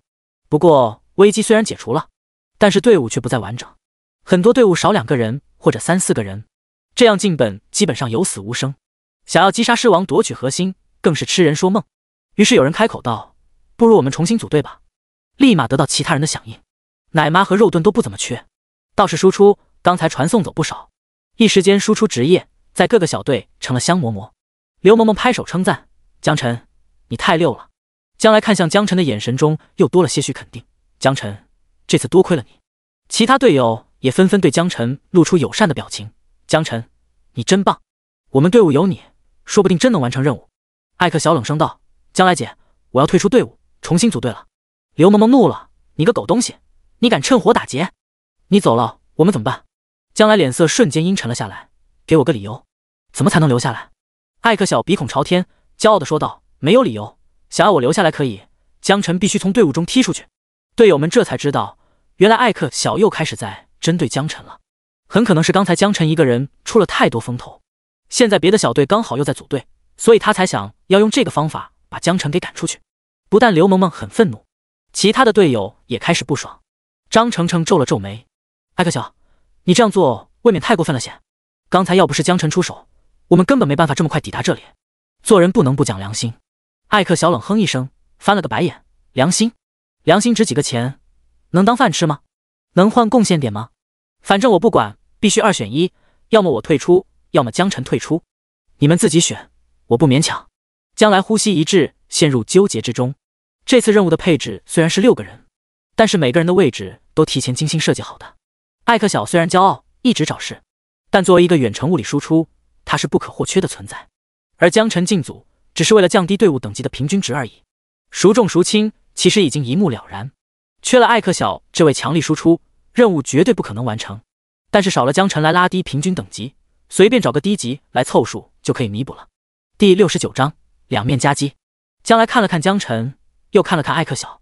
对于艾克小的做法，从道德上他感觉很龌龊，但是6人小队刷本，少一个物理输出很致命。而对艾克小来说，退出队伍并不会有任何损失。现在其他小队都缺人，尤其缺输出，这也是为什么艾克小会在这个时候釜底抽薪。江晨作为一个平衡等级的经验宝宝也很重要，但是重要程度远不如一个强力输出重要。想要找个低等级的经验宝宝，没有其他限制的情况下，还是很容易找到的，至少比换个输出容易。刘萌萌想要对艾克小，但被江晨阻止了。他知道刘萌萌想说啥。如果江晨被退组，刘萌萌肯定也会跟着退组。但是江晨只想看看将来的态度。将来纠结了半天，最后沉声道：“艾克小，你走吧。”此时，艾克小觉得将来肯定会让江晨退出组，而选择让自己留在队伍中。但凡只要是个脑子正常的人，都会做这种选择。然而，当听到将来的决定后，他微微上扬的嘴角瞬间僵住了，一脸惊愕地看向将来。等等，将来姐，我没听错吧？你让我退组？将来肯定道：“对，你退组。”艾克小被气笑了，将来的答案让他难以置信。他手指着自己问道：“不是，你让我退组？我如果退组，你们这任务可就没了。天神学院难道你不想进去了？”将来不为所动，冷哼一声：“我想进。”艾克小一副孺子可教的表情。将来接着说道：“但我有我的底线，人品比能力更重要。”江晨帮过自己，甚至帮助过在场所有炎黄学院的人。这个时候让他把江晨踢出队伍，他做不到。而且像这种任务组队，除了做任务本身以外，还是在培养以后的战友，生死相托的战友。大学也好，大学毕业以后参加国战也好，这样的战友都需要通过平时一次次筛选磨合才会牢靠，否则遇到一个人品差的，很可能因为敌人的一句利诱而当场倒戈。于情于理，将来都觉得自己的选择是正确的。艾克小冷哼：“那就别怪我无情了。”他直接退组。现在最缺的就是输出，他根本不愁找不到队伍，需要发愁的倒是将来他们。没有了艾克小，正如他所说，任务也约等于失败。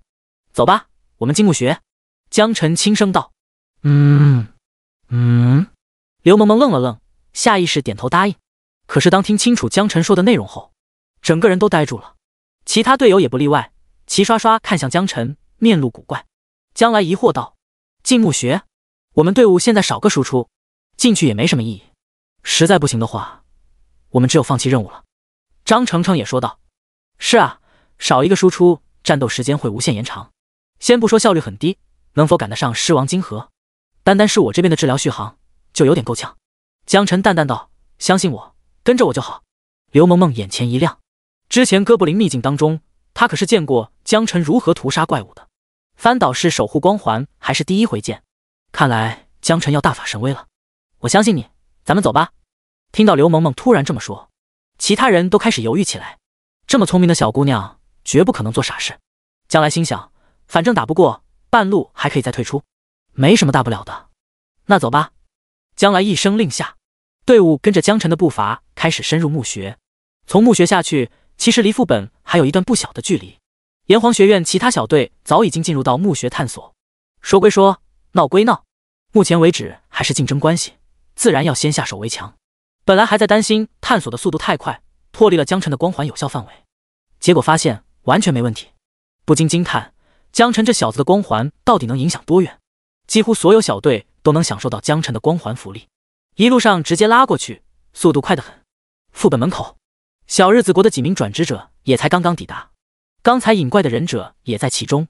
龟田君，这次多亏你用忍术将入口封住，否则龙国那群人人多势众，进本之后非得抢我们前头不可。这次狮王核心必将属于我们小日子帝国。龙国那帮职业者恐怕现在都还被困在墓穴入口吧。哈哈哈哈！被称作龟田君的小日子，正是刚才引怪祸水东流的忍者，等级30级。如果不是因为为了避免引起不必要的争端，龟田君都想要杀几个龙国职业者来给自己的功勋添上一笔。这时，其中一个小日子职业者的笑声突然停止，惊恐地盯着墓穴入口的方向，忍不住惊呼道：“龙国人，是龙国的职业者！”其他的小日子呼吸一滞，随后爆发出哄堂大笑：“哈哈，你这个笑话讲得真好笑！龙国人，你说的是那种长了翅膀的龙国人吗？门口那些怪，就算全都杀死，至少也需要3个多小时吧？”那名职业者举起手指着一个方向，继续说道：“我没有骗你们，你们看啊，他们真的来了！”小日子们眼看不像是讲笑话，纷纷看向手指的方向，全都呆愣当场。此时，陆陆续续有龙国的职业者正快速向副本靠近，而他们身后正跟着一大群各种等级的怪物。德鲁伊，快点莽！其他队伍都冲到很前面了。是啊，我们有点落后了，没关系的，能赶上，有江晨在。至于周围不断嘶吼的怪物，大家统统无视。而这种情况，在小日子眼中，还以为这些龙国人正在被怪物追杀。八嘎！快挡住他们，不要让他们进副本。龟田君，我们一起和怪物们形成两面夹击，我们只需要拖住龙国人几分钟，怪物自然能把他们全部都杀死。到时候就算龙国人想怪到我们头上，也没办法了。原本打算直接进本的小日子放弃了进本，而是直接冲着龙国职业者迎了上去。第70章，井上君，你没事吧？此时，炎黄学院的学生在守护光环的加持下，无惧怪物追击，都朝着副本入口猛冲。将来队伍反而落在了后面。队伍里有移动速度快的，可以直接超过去，但是同样也有移动速度慢的，大家要按照速度最慢的那一位来，所以就落在了后面。眼看着要被人抢先一步，突然冲在前面的人在前进的过程中发出一声凄厉的怒吼声：“敌袭！敌袭！敌袭！准备迎战！”剑雨、火球向龙国人袭来。众人抬头一看，副本门口正堵着一群小日子。这帮小日子的进攻拿捏的都非常有分寸，攻击看似凶猛，却都打偏了位置，刚好在众人前进的道路上。炎黄学院的人哪受得了这个气，立马对小日子展开反击。一时间技能眼花缭乱，在空中乱飞。不过很快，小日子这边就开始惊呆了。这群龙国人不但没有停下脚步，并且开始顶着攻击继续向副本移动，脸上嘲讽的表情清晰可见。八嘎雅路，不要让他们进本。龟田君，小的做不到啊。我来吧，用我的百鬼来阻止他们。拜托了。井上君，小日子特殊职业百鬼丸，拥有召唤夜行百鬼的能力。和陵墓里这些欧式鬼怪不同，小日子的鬼怪更多具有个性化技能。这时，炎黄学院的人无惧攻击，正在稳步向副本靠近。眼看着距离越来越近，突然凭空蹦出两只日式小鬼，一只在漂浮在半空，一只压低身体匍匐在地面，眼睛虎视眈眈地看着众人。人群中立马有识货的人发声解释：天上飘着的是雪女，长相甜美，皮肤白皙，拥有召唤风雪的能力，能施法减缓人的速度或者将人冻住。地上趴着的是河童，拥有青蛙的四肢、猴子的身体以及乌龟的壳子，机动性极强，能快速切入到战场各个角落，形成精准阻击。呼！雪女微笑，朝着众人吹了口气，地上瞬间结霜，所有人的行动瞬间变得迟缓起来。河童动了，像陀螺一般滚动跳跃，快速切入到战场之中，所有接触的目标第一时间被眩晕。卧槽！30级的召唤物，对方有30级的召唤师，卑鄙，无耻！知道无法攻击我们，竟然采取控制手段拖住我们，怎么办？我动不了了。我也是，完蛋了！炎黄学院的学生一个个被控在原地动弹不得，伤害虽然都能免疫，但动不了却没有任何办法。大家的心情瞬间跌入到谷底。将来皱了皱眉，30级的百鬼丸和30级的忍者，这两种职业都是独属于小日子的稀有职业。看来这次小日子为了抢夺狮王核心，不惜代价派了2名30级职业者过来，真的连脸都不要了吗？刘萌萌不说话，只是眨巴着大眼睛看向江晨。江晨苦笑，我也没办法，命中不够。刘萌萌像是抓住了某种把柄，立刻惊叫道：不是吧，不是吧，你不会不知道有一种道具可以强行增加命中吧？江晨一脸茫然，摇摇头，不知道还有这种东西。将来不明白为什么江晨作为一个辅助会突然关心起命中来，但还是从储物空间内拿出了2样东西。我来解答吧。目前最方便的加强命中的方式有2种，一种是找附魔师给装备附魔，固定提升命中概率，也就是说不管等级差多少，固定命中收益总会维持在附魔命中的正常范围内。比如我手里的这件法师手套，虽然只是一件10级的绿色装备，但是曾经为了越级刷怪，我就花了1万块钱找附魔师附魔命中，无视等级，固定增加 15% 的命中。另外一种就是我手里的符文卷轴，属于消耗品，在使用之后，它能让使用者拥有 20% 的固定命中，从而无视等级差异。而这2种形式的状态是可以叠加的，也就是说最后不论等级差距有多大，命中收益可以达到 35%。 将来讲解得很详细。江晨看着2件物品，双眼放光，这大概就是学府派所拥有的优势吧。他们觉得是常识的知识点，对普通家庭的孩子来说简直天方夜谭。等级、知识、装备、道具全面碾压，即便非常努力，普通人也需要花费很久的时间才能跟上。刘萌萌开口道：把这2样东西给江晨吧，他有大用，钱回头我转给你。将来点点头，没有拒绝。好。法师手套给到辅助也能用，卷轴每个职业通用，没有限制，江晨刚好都可以用。虽然不理解一个光环师为什么会需要命中，但从江晨展现守护光环开始，将来就觉得这小伙子不能以常理来推断。等级虽然低，但潜力极其恐怖，让人根本捉摸不透。江晨毫不客气地接过东西，红色的法师手套在戴手上，随后又念动捏碎了卷轴，成了。装备加道具一起使用，他立马能感知到自己的命中率增加了 35%， 无视等级，不偏不倚。一旁的张成成好奇道：“你一个光环师加命中干嘛？”刘萌萌笑着解释道：“你就好好看着吧，相信江晨就好了。”这时，小日子国的职业者当中，百鬼丸似乎察觉到了什么，哈哈笑道：“不自量力的东西，30级的召唤物是你们这些20级的玩意能打到的吗？就算有命中，你们也只能是刮痧的存在。要不是有规定不能杀人，哼哼，今年你们龙国人一个都跑不掉。事实上也确实如此，来参加试炼的人最高等级也就在24级的样子，大家很少有人对命中，因为目标任务本子里不会出现超出太多等级的怪物。但是面对百鬼丸30级的召唤物，立马就出现了大量的 miss， 即便有少数人堆了命中，在技能成功攻击到雪女和合同后，造成的伤害也很低。miss， 负12884生命值。miss， 百鬼丸猛地瞪大双眼，脸上露出难以置信的表情。其他小日子见状，立马紧张起来。井上君，怎么了？你没事吧？第71章，江晨，你才是怪物吧？忍者也疑惑道：“怎么了，井上君？是不是哪里不舒服？”表面关心，心里却怀着鬼胎。龙国人已经停下前进的步伐，完全被控制住。接下来只要继续拖住他们，让同伴们尽本刷狮王核心即可。现在胜利就在眼前。至于井上君，回头向上面汇报的时候，他龟田君用忍术围困住了龙国人，井上君作为一名辅助也有些许功劳。百鬼丸举起右手，示意大家不要说话。他静静地感受了一下雪女和合同的状态。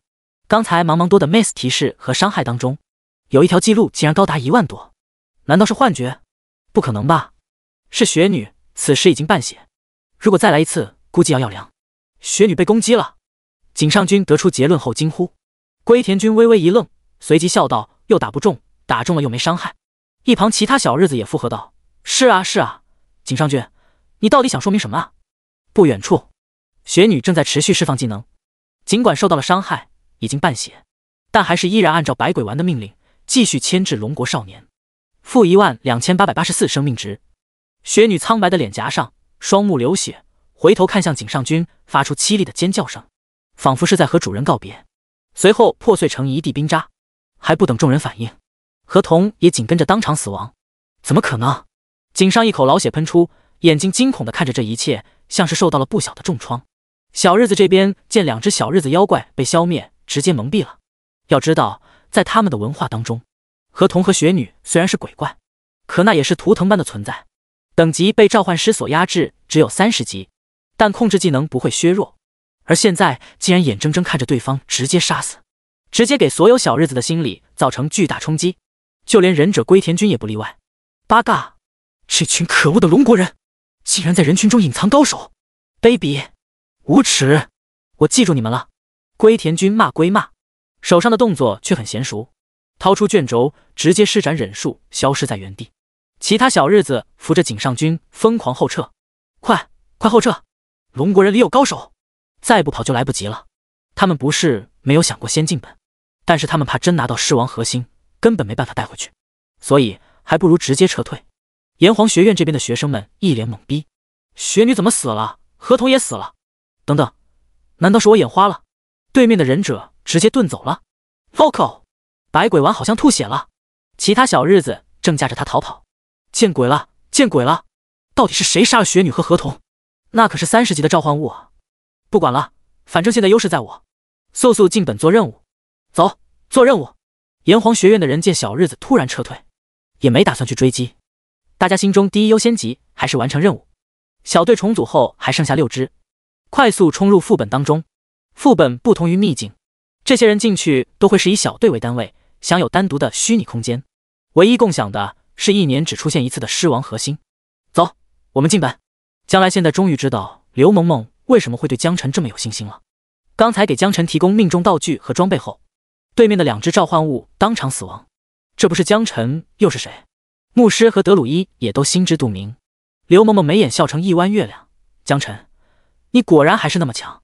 江晨平淡点点头，看向江来，江来姐，我们选择传说难度吧。江来微微一愣，但没有拒绝。好，虽然不太确定江晨到底有多强，但既然连30级的怪物都能斩杀，那还怕个球？如果实在打不过，大不了再逃出来得了，反正少个输出，打不过不丢人。传说难度，血月当空，眼前出现一片乱葬岗，乱葬岗中有不少阴暗生物在漫无目的游荡着。丧尸21级，幽灵22级，和副本外面的怪物类型差不多，但是等级更高。天上的幽灵时不时发出尖叫哀嚎声，让人头皮发麻。丧尸面部全部腐烂，能看到蛆虫和头骨。乱葬岗的尽头是一个大铁门，看样子应该只有清理掉乱葬岗的所有怪物，铁门才会打开。所以想要凭借守护光环冲过去，显然是不可能的。要抓紧了，其他队伍比我们先一步进本，而且我们选择的难度等级更高，所以大家尽量动作快点。张程程，给大家补个状态。德鲁伊，一点点拉怪，不要一次拉太多。将来沉声道。张程程点点头，好的。技能真言之盾，6个人身上瞬间出现6道透明的护盾，可以抵挡大多数伤害。德鲁伊点点头，再次变成熊人，瞅准一只落单的怪物发起冲锋。技能冲锋，技能重殴，技能嘲讽。将来开始摇技能，一颗硕大的火球在头顶凝聚成型。伟大的火神啊，听从我的召唤，燃尽眼前的一切吧。技能火球术，刘萌萌瞬移到怪物的背后，开始疯狂被刺。技能瞬击，技能暗影之舞，击杀21级丧尸，获得经验9000，获得物品果实不一。搞定一只，继续。大家注意一下续航，不要浪费技能。将来提醒道。杀死一只怪用了30秒，速度比他想象要快一点，毕竟这可是传说级副本。但自己的精神力量直接用掉了1/3，也就是说再击杀2只怪物，他就得做地板恢复精神力量。好的，将来姐。张程程说道，我看江晨的守护光环还是很给力的，大家都不怎么掉血，要不我也来输出吧。将来点点头，可以，多一个人输出，输出效率就会变得更高一些。至于江晨，也许他刚才杀死2只30级召唤物后，有技能冷却时间吧。眼前的怪物大概还有200多只，照目前的速度，应该需要100分钟。有些慢，真的得抓紧时间了。就在众人准备如法炮制，冲上去杀怪的时候，这时江晨轻声道：“我来吧。”将来微微一愣：“什么你来？你来什么？”张程程和德鲁伊也露出疑惑的表情。刘萌萌像是早就掌握了一切，给江晨一个鼓励的眼神：“江晨加油，靠你了。”将来疑惑更甚：“什么叫靠你了？靠什么你？”一个暗影刺客对光环师说：“靠你了。”多少有点诡异，跟眼前的乱葬岗一样诡异。江晨微微一笑，没有回答。现在他虽然只有16级，可以说对21级以上的怪物绝对 miss， 放在以前那肯定一点胜算都没有。但是刚才拿到固定命中之后，现在的他无所畏惧。死 miss miss miss， 所有幽灵和丧尸同时看向江晨，紧接着疯狂的冲击过来，速度极为迅猛，声势极为骇人。将来德鲁伊、牧师刚刚要有所动作，却发现幽灵和丧尸在冲击的过程中不断陨落。击杀22级幽灵，获得经验值10000，获得物品微光之尘衣、附魔材料。击杀21级丧尸，获得经验值9000，获得物品果实不一。垃圾怪物冲击过来的速度虽然快，但是死亡的速度更快。众人脑海中的提示瞬间刷屏，虽然经验值被平分，但依然很可观。作为队长，所有掉落统一归将来自动拾取。此时他的心情就像储物空间一样，被掉落物疯狂冲击，看向江晨的眼神中充满惊骇，嘴巴张得有鹅蛋那么大。妖孽、怪物、光环师，江晨，你才是怪物吧？将来心神俱震，其他队友收到不小震撼，唯独刘萌萌一副早就知道的表情。不过剧烈起伏的胸口还是出卖了他。嘎吱，一声刺耳的铁门转动声传来，乱葬岗尽头的铁门缓缓开启。走吧，抓紧时间。江晨淡淡道，先一步向前迈去，沿途怪物全都是怪物的尸体。好的。队友们从愣神中恢复过来，快速跟上。第72章吸血鬼奥古拉。铁门后面是一条宽阔且幽深的走廊，走廊的一侧挂着火把，火光摇曳，另一侧站立着不少蝙蝠石像。阴冷的微风拂过，让人不寒而栗，忍不住起鸡皮疙瘩，总感觉被人死死盯着，浑身不舒服。刘萌萌压低声音说道：“这里太阴森恐怖了，我们快点通过吧。”德鲁伊笑着说道：“你一个暗影刺客，刀口舔血的 PVP 职业，竟然也会害怕？”刘萌萌脸红道：“暗影刺客怎么了？暗影刺客他只是个职业，我当然会害怕。”将来说道：“确实有点让人不舒服，加快点速度吧。”从快走变成快跑，空荡荡的走廊里回荡着众人跑步的声音，很快便来到一扇石门前。借着一旁的火光，可以看到石门上刻画着很多古老的符文，一个字都看不懂。众人大眼瞪小眼，这门怎么开？推肯定是推不开，因为我感受到门上有结界。那咋搞？总不能就这么杵着吧？正当众人一筹莫展之时，走廊里开始发出窸窸窣窣的声音，不断有东西掉落在地上，越来越多，越来越响。走廊上那些原本看起来像装饰的石像开始缓缓动了起来，眼睛发红，全身的碎石头被抖落，缓缓扇动翅膀，转身向将来小队冲来。石像鬼23级，信息不详。杀！仗着守护光环技能，队友们豪情万丈。怪物多又怎样？23级又怎样？还不都是刮痧？然而下一秒，急速飞过来的石像鬼陆陆续续从空中跌落，像下饺子似的纷纷跌落，根本近不了身。击杀23级石像鬼，获得经验11000，获得物品普通石头1。击杀23级石像鬼，获得经验11000，获得物品石像鬼的断尾1。击杀23级石像鬼，获得经验11000，获得物品石像鬼的钉钉1。提示再次刷屏。众人头一回觉得经验值增加竟然如此之快，只有江晨除外。虽然怪物等级高，给的经验更多，但是均摊下来，感觉比以前自己单刷经验反而少了许多。不过他这次主要目标还是来完成任务的。听说有贡献值可以拿，拿到贡献值就可以找清北的训练师学习技能了。队友们在看到江晨能够如此轻松解决怪物后，顿时松了口气，看向江晨的目光愈发敬畏。江晨你真牛，这可是传说级副本啊！我感觉你一个人可以单刷传说副本了，完全不需要我们。队友们感觉占了江晨天大的便宜，都显得有些不好意思。江来笑了笑，对了，江晨，如果你需要命中的话，可以找附魔师附魔，一般手套、武器还有戒指都是可以附魔的，加起来最高可以提高到 70% 的固定命中。不过这种附魔只有学院里才有，需要贡献值。当然你也可以直接找同学买现成的，我相信只要你肯拿出积分来交换，会有很多同学愿意将自己淘汰的装配卖给你，这样对你来说也可以节省贡献值。江晨点点头，等做完任务回去，我去试试。说实话，现在他积分是不怎么缺的，将近40W 积分足够他想买啥就买啥。但是如果说要用到贡献值，那就有些捉襟见肘了。如果能用积分来曲线救国，问题也就迎刃而解了。剩下来的贡献值可以用来去训练师那里学习技能，一旦命中问题被解决，那他再也不用像之前那样跟 BOSS 磨洋工了。这时最后一只石像鬼被击杀，挡住众人去路的大门发出咔嗒一声轻响，紧接着缓缓打开。一座教堂，教堂里有一排排的椅子，椅子上坐满了人，所有人都注视着教堂的尽头。而教堂尽头摆放着一口棺材，一位身穿黑色燕尾服的中年男子正躺在棺材里，脸色煞白的像摸了石灰粉，嫣红嘴唇，嘴角下垂，显得古板而又严肃。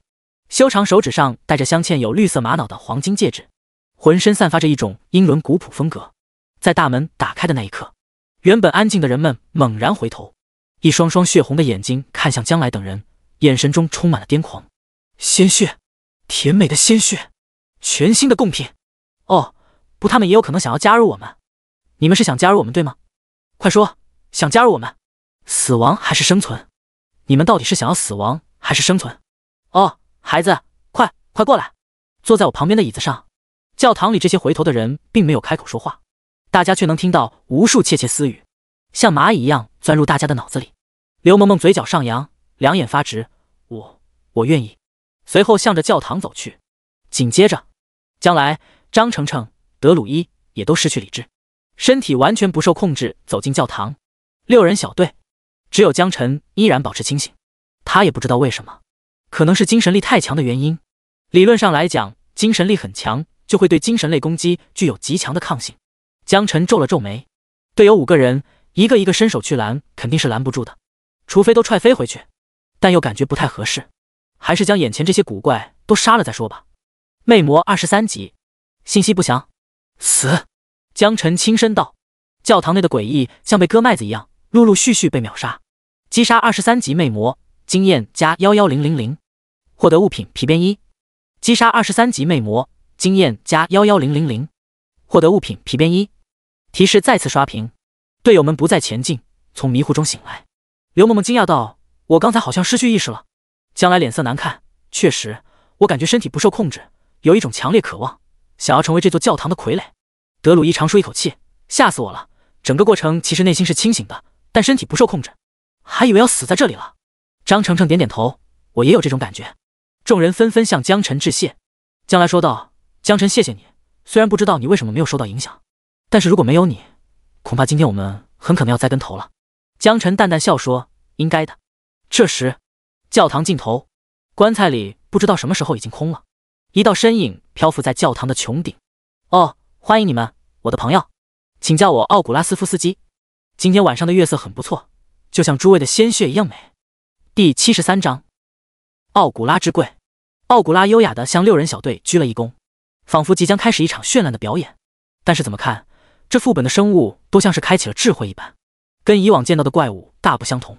这不科学！江辰看向奥古拉，疑惑道：“等等，你刚才说话太快了，能再说一遍吗？你叫什么司机？”队友们微微一愣，表示不理解。刘诗诗担心问道：“江辰，这是怪物，是 BOSS， 你咋还聊上了呢？”将来停下动作没有说话，而是看向奥古拉的方向，心想这不可能吧？莫不是江辰中了幻术？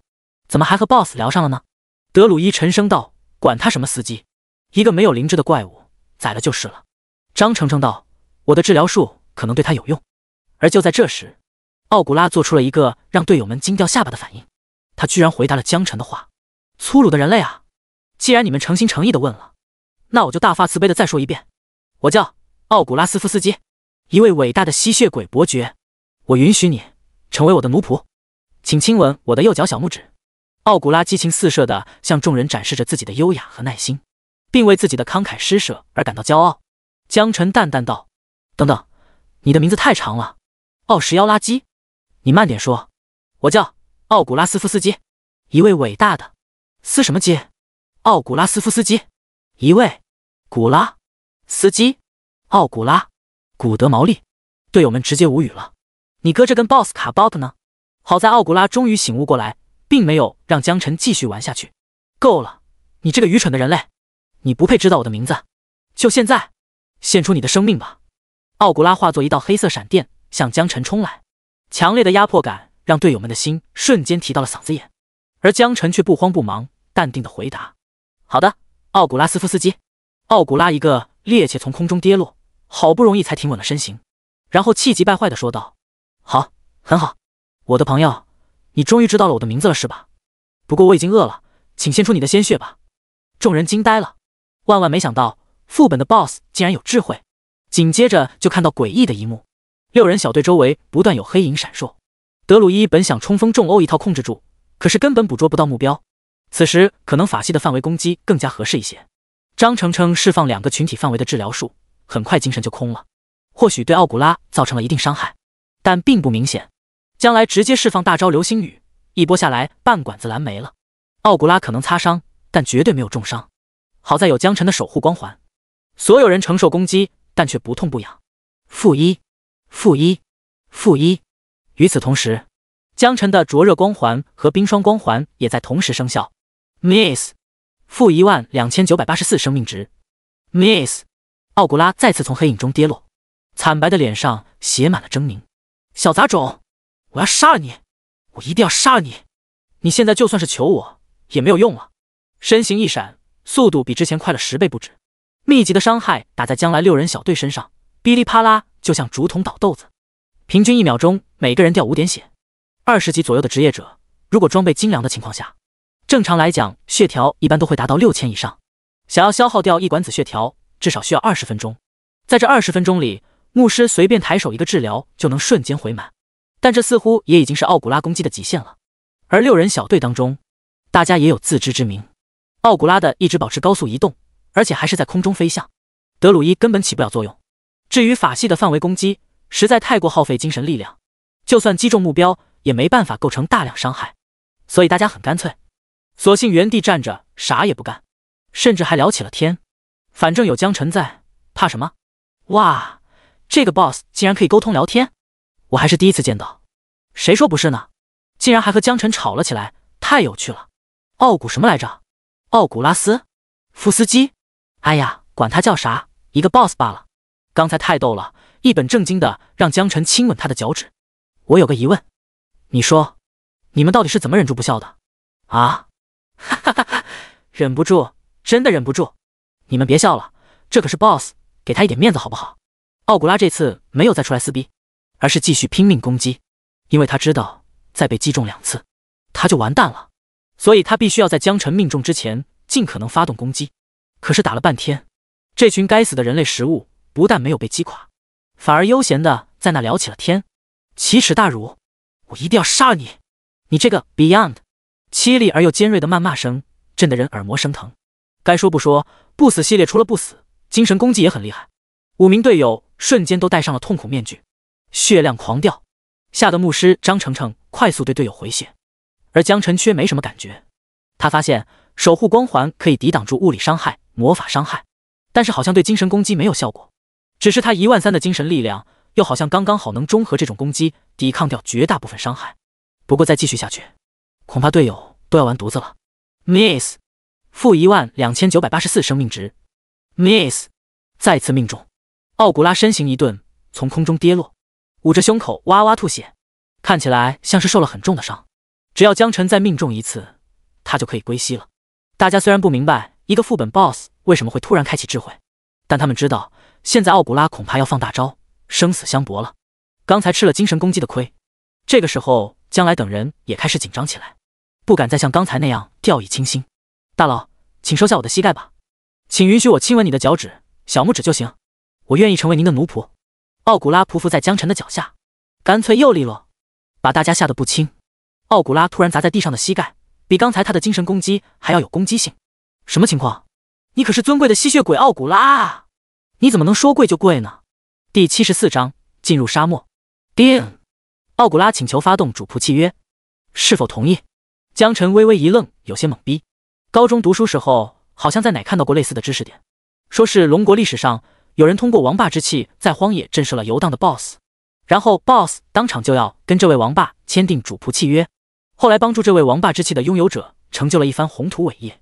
眼前的场景何其相似，虽然这里不是荒野，自己也没有王霸之气，但效果都差不多。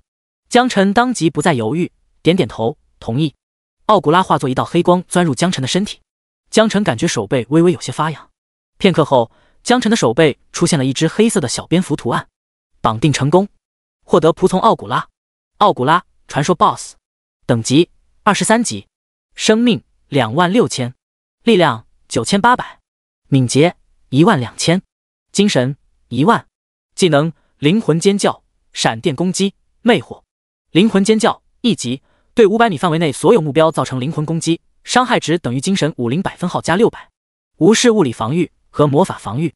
闪电攻击1级，化身黑色闪电，快速围绕目标移动，用利爪对目标造成海量物理伤害，伤害值等于力量100百分号加600。魅惑1级，对目标造成魅惑，使其有一定概率成为奴仆，对女性目标尤其有效，即便失败也能显著提升好感度，可以被精神力抵抗。主人江晨。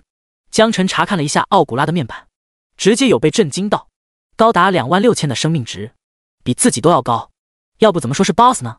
而且还是传说级的 BOSS。力量9800，敏捷12000，精神10000，都是可以完全碾压同等等级职业者的存在。不管你怎么穿搭装备，不可能比这个属性高。而3项技能也很牛逼，灵魂尖叫直接可以对目标范围造成精神伤害，伤害值等于精神50百分号加600，直接基于精神的百分比来，精神越高伤害越大。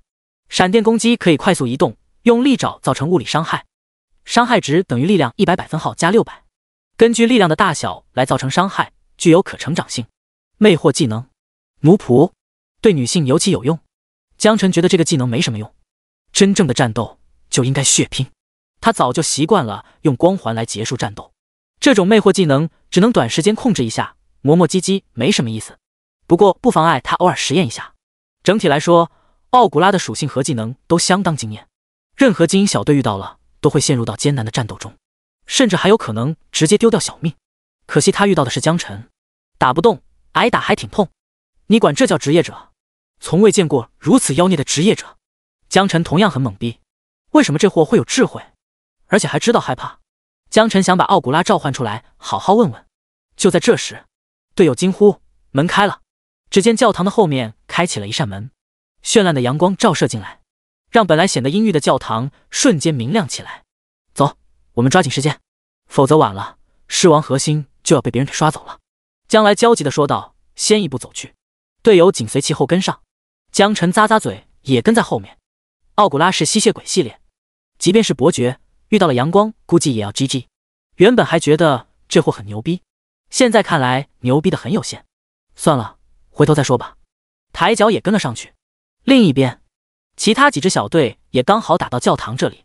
奥古拉的能力尽数释放，让小队成员苦不堪言。他们选择的虽然是噩梦级，但除了属性大幅度削弱，技能效果都是实打实存在的。队友们的血条就像是一根弹簧，上上下下治疗一整个欲哭无泪，苦苦支撑。快了，输出加把劲，已经消耗了奥古拉半条血，只有杀了奥古拉，教堂的后门才会打开。快快快，给我奶一口！妈的，我快不行了！这奥古拉像个泥鳅一样，我的技能大部分都落空了。范围攻击，用范围攻击！妈的，我没蓝了，用你妹啊！别叫！剑刃风暴，暴风雪，圣光啊，救赎我的队友吧！奥利给！吼声伴随五颜六色的技能，队友们浴血奋战。突然，所有技能扑了个空，奥古拉凭空消失了。一脸懵逼，二脸懵逼，白脸懵逼，什么情况 ？BOSS 呢？怎么就消失了？不会让我们重打一遍吧？有可能，之前就听说 BOSS 会突然消失，然后满血出现。那现在咋办？等呗，还能咋办啊 ？Vocal， 真特么服了！别废话了，赶紧推倒教堂门口，恢复一下。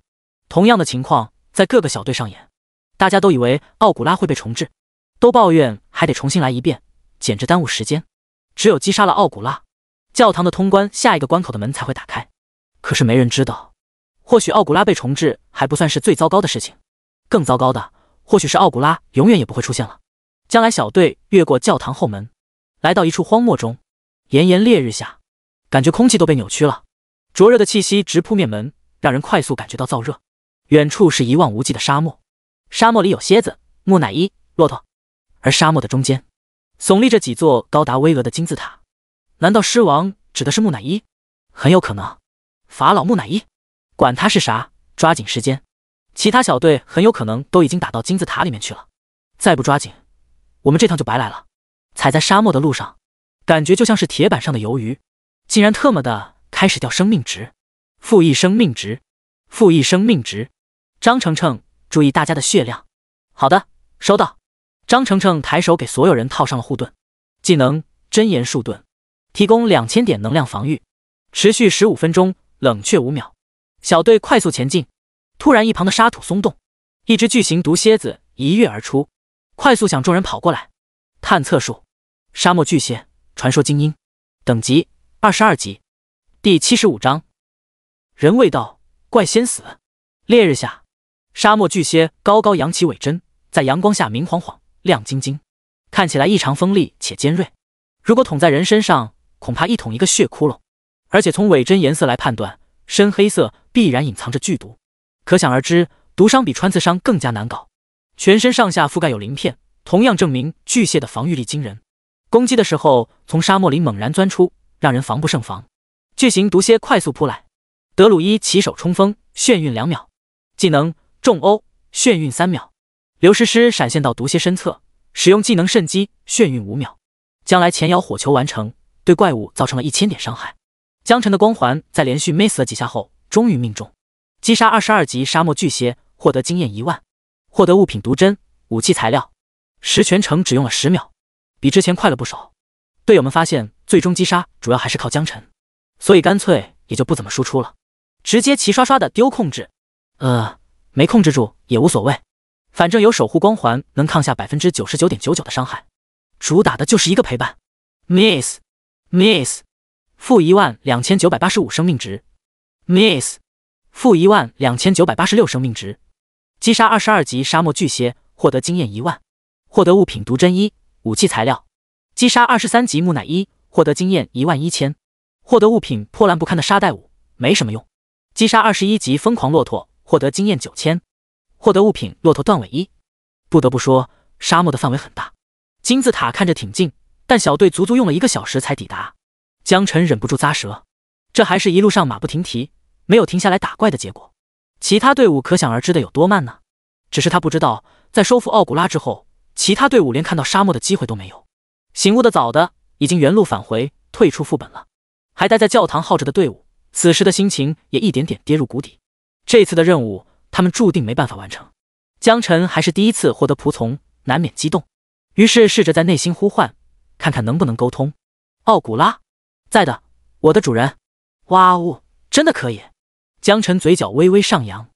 你有什么用？主人，我的技能有灵魂尖叫、闪电攻击、魅惑、集中。好了，这些我都知道，说点其他的。江晨觉得，如果仅仅只是单纯战斗的话，其实不太需要奥古拉来帮忙。毕竟现在他的光环进可攻，退可守，完全可以一个人单刷。而他能看到奥古拉的属性面板，这些技能的内容他早就知道了，所以也没必要再说一遍。现在他主要想知道，主仆关系当中到底有没有其他不知道的东西。奥古拉沉默了片刻，回答道：主人，倒是还有一个，但不是我特有的能力，所有主仆契约都会有。江晨点点头，你说。通感，我可以把五感都共享给您。江晨皱了皱眉头，这有什么用？还有我的视角也会暴露给你。江晨可不想上个厕所都别人盯着，要真是这样，不如直接把奥古拉给嘎了算了。主仆关系一旦签订，江晨想要杀死奥古拉，只需要一个念头就可以完成。似乎感受到了来自江晨的杀气，奥古拉连忙解释道：不，您误会了主人，仆从是不能够主动感受到主人视角的，除非经过了您的允许。至于作用，我可以当您的侦察兵。要知道，每一个高阶吸血鬼都可以化身成为成千上万的蝙蝠，而且蝙蝠是通过超声波定位的，所以我可以当您的眼睛。就算目标隐藏在死角，我也能帮助您发现目标。江晨恍然大悟，也就是说，奥古拉可以用来当侦察兵。该说不说，这项技能对他来讲可太重要了。目前击杀目标如果不在视野之中，即便达到施法距离，也没有办法完成击杀。可如果奥古拉变成一群蝙蝠扩散出去，然后再共享视野，那就能完美解决这个问题。光环范围内，顺我者昌，逆我者亡。此时，将来小队5人已经进入到了金字塔内。狭长走廊上有木乃伊正在来回走动。木乃伊，传说精英，等级23级，足足得有10多个。但众人直接无视，继续向前。同样采用拉怪的方式，能控就控。输出主要让江晨来解决。击杀23级木乃伊，获得经验11000，获得物品破布，没什么用。7弯8拐，众人转了半天，发现怎么走都是死胡同，根本没办法通过。将来突然停住脚步，等等，小队成员都停下来，看向他。将来继续说道：我感觉这就是个迷宫，再这么走下去，需要耗费太多时间，说不定其他队伍都已经开始跟最终 BOSS 交手了。谁有探路的能力？众人无语。如果之前有艾克小在的话，就不会存在这个问题，因为猎人职业自带有探路技能，一进副本就能选择出最正确的路。现在没了猎人，不单单少个输出，更是不知道怎么才能快速找到出路。这下子可把大家给难坏了。江晨轻声道：我来吧。队友都惊呆了，你一个光环师，伤害防御离谱就算了，竟然还能识别迷宫。不过队友们都知道，江晨给大家带来太多意外，不能和寻常职业者相比较，就算能识别迷宫，也不算特别离谱。下一秒，只见江晨右手一抬，一道黑影出现在众人眼前。奥古拉！队友们惊呼出声。本以为是江晨自带有啥子技能，没想到竟然是刚刚主动要求跟江晨签订契约的副本 BOSS 奥古拉。尊敬的主人，请问有什么可以为您效劳？用你的种族天赋帮我迅速探测出通往终极 BOSS 的最佳路径。好的，主人，为您效劳是我的荣幸。话音刚落，奥古拉就化作上万只蝙蝠，分别成为一小撮，朝着各个通道分头飞去。江晨的脑海中逐渐出现一幅迷宫地图，随着时间的流逝，范围越来越大，越来越清晰。没用多久，整张地图就出现在江晨的脑海中。迷宫很大，但没有大到超出江晨的施法范围。蝙蝠侦查路线的同时，怪物也同时出现在地图中。-13001生命值，-13002生命值，-13003生命值。击杀23级木乃伊，获得经验11000，获得物品破布，没什么用。击杀23级木乃伊，获得经验11000，获得物品破布，没什么用。提示再次刷屏，经验如潮水般用来。这什么情况？怎么就开始杀怪了？这经验也太多了吧！第76章，幸不辱命。走吧，跟我来。江晨只是淡淡笑了笑，没有做过多解释。抬脚选中一个路口，走在最前面，给大家带路。将来点点头跟了上去，也没有继续追问，毕竟每个人都有自己的秘密。其他队友们虽然心中疑惑，但也顾不上那么多了。目前最重要的还是先完成任务再说。然而，尽管早就知道江晨提前杀了很多怪物，可是当他们沿途看到的怪物全都东倒西歪，没有一个活口的时候，小队成员再次集体震惊了一把。以前只觉得光环师是辅助职业、垃圾职业，在认识江晨之后，彻底知道了没有最弱的职业，只有拉胯的人。而现在看到眼前的一切，一再受到震撼，队友们有一股不寒而栗的感觉。这要是在 PVP 模式下，恐怕没有人将会是江晨的对手吧。打又打不动，扛又扛不住，可能人都还没看清就直接跪了。大约走了15分钟，江晨停下了脚步。江来疑惑道：“怎么了？”江晨回答：“不用再往前了，咱们就站这里等一会吧。”队友们相过时，从对方眼中看到了迷茫。不过基于对江晨的信任，大家都没有反对。这时，上万只蝙蝠潮水一般飞了回来，再汇聚成一道人形，优雅地站在江晨身前。迷宫已经探索完毕，我的主人。很好，回去吧。是，我的主人。奥古拉化作一道黑色流光，钻入江晨的左手，变回蝙蝠状的黑色纹身。击杀24级 BOSS 木乃伊法老，获得经验10万，获得物品狮王金盒1，极品材料，获得物品法老权杖1，品级紫色，获得物品法老面罩1，品级紫色，法老权杖品级紫色，精神加100，生命加900，穿戴等级20级，2件套装增加 5% 的法系伤害，4件套装增加 10% 的法系伤害。法老面罩品级紫色，精神加80，生命加700，穿戴等级20级，2件套装增加 5% 的法系伤害，4件套装增加 10% 的法系伤害。5人小队当中，其他5个人直接懵逼了。刚才不懂江晨为什么让大家停下，现在终于明白了。有江晨在，根本不需要对 BOSS 面前就可以直接远程击杀。也就是说，墓园的终极 BOSS 已经被江晨消灭了。BOSS 死了，终极 BOSS 死了。Vocal， 江晨，你可太牛逼了！没错，狮王金盒已经在我的储物空间了。另外还有2件紫色装备，1件法老面具，1件法老权杖，有套装加成效果，2件一起加成法系 5%，4件加成 10%。紫色还2件，我滴神了！这玩意放到交易所，最少也得价值上亿。江来打断道：“装备你们就别想了，是江晨打下来的，都归江晨，而且也是他一路带着我们一起完成任务，我们应该谢谢他。”说完，队友们纷纷向江晨道谢。德鲁伊瓮声瓮气：“江晨兄弟，谢谢你哈！”刘诗诗走了过来，一把抱住江晨的胳膊：“江晨，你今天太帅了。”张程程说：“江晨，托你的福，我们总算完成任务了。要知道，类似这样的任务每年都会有，参与到任务中的10支小队，也只有其中1支能完成，再加上有小日子在一旁干扰抢夺，完成任务的概率直接跌破 10%， 而他们整体实力只能算得上是学院的中游，所以几乎不可能完成任务。江晨带领大家做到了，所以说声谢谢不过分。”江晨笑了笑：“应该的，都是一个队伍，一起做任务吗？我们是一个团队，装备属于大家的，我没需求，你们看着分吧。他现在最缺的是命中，而且20级的装备根本带不了。”将来本来推脱，但是财帛动人心，紫色装备有市无价，只好点点头：“行，我们先出本吧。”海岛传送阵附近，一群人正在原地休息，一共10支小队，现在只到了9支，必须等人齐了才能发动传送阵将大家传送出去。但神奇的是，这些最先出来的小队当中，竟然没人完成任务。我们之前进入教堂，刚刚被奥古拉嘲讽了10几秒，然后特么的消失了。教堂后面的通道始终无法打开，这特么还怎么玩？哼，我们都快要把奥古拉打成残屑了，就差最后一哆嗦，结果跟你们一样没了。到底什么情况啊？之前没听说过会发生这种事情啊。有没有一种可能，有人完成任务了，但是他不说？不可能，任务手牌会有显示的好吗？谁完成了，没完成一目了然。Vocal， 那到底是什么情况啊？你问我，我问谁去？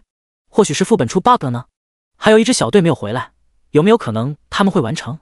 听到这句话，艾克小扑哧一笑，高傲地说道：“就他们，6人小队编制，只有5个人，而且少的那个人还是一名强力输出，拿什么完成任务？拿命咩？我都怀疑他们这支队伍是不是已经死在队伍里面了。”艾克小脱离将来小队后，因为输出职业稀缺，很快就组到了队伍。哪曾想，本来自信满满，想要通过完成任务，想要让将来后悔，结果副本竟然出 bug 了，这特么上哪说理去？不过要让他相信将来小队能完成任务，还不如让他相信这支垃圾队伍已经死在副本里面了。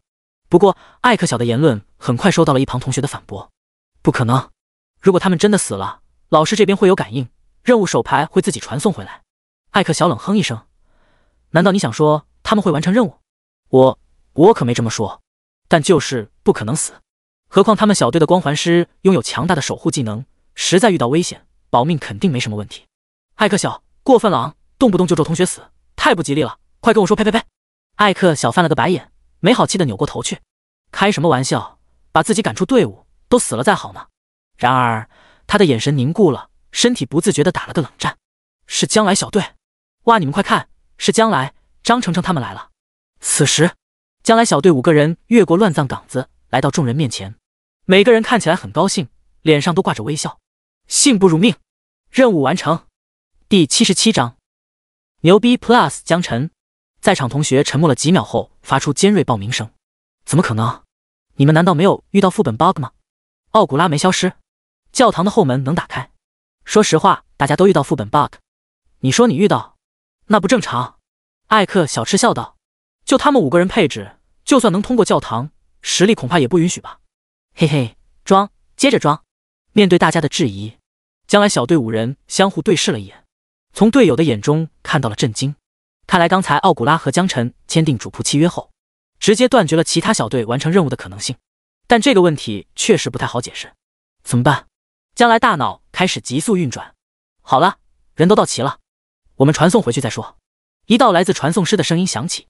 对将来等人来说，4舍5入约等于天籁之音，任务完成不完成都要传送回学院，所以大家并没有什么异议。至于将来刚才完成任务的说法，大家质疑一番后也没有太过放在心上。人员就位，阵法启动，脚下6芒星阵法绚烂白光冲天起，所有人立马消失在原地。15秒后，所有人重新出现在炎黄学院内。这一次大家的状态明显要好许多，不再像刚才传送过去那样感觉头晕想吐。看来也不少人逐渐开始适应了远程传送。江晨从一开始就对这种传送没什么感觉，所以也无法理解周围的同学为什么会有这么大的身体反应。这时一道威严的声音每个人的耳边响起：“同学们，这次狮王核心任务到此结束，感谢大家的积极参与。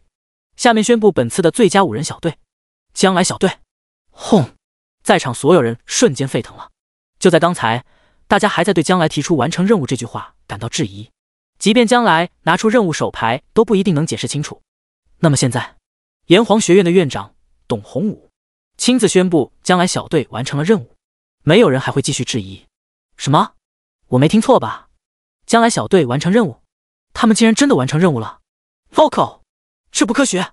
他们的奥拉古怎么会没有消失？董校长说的话难道还会有假？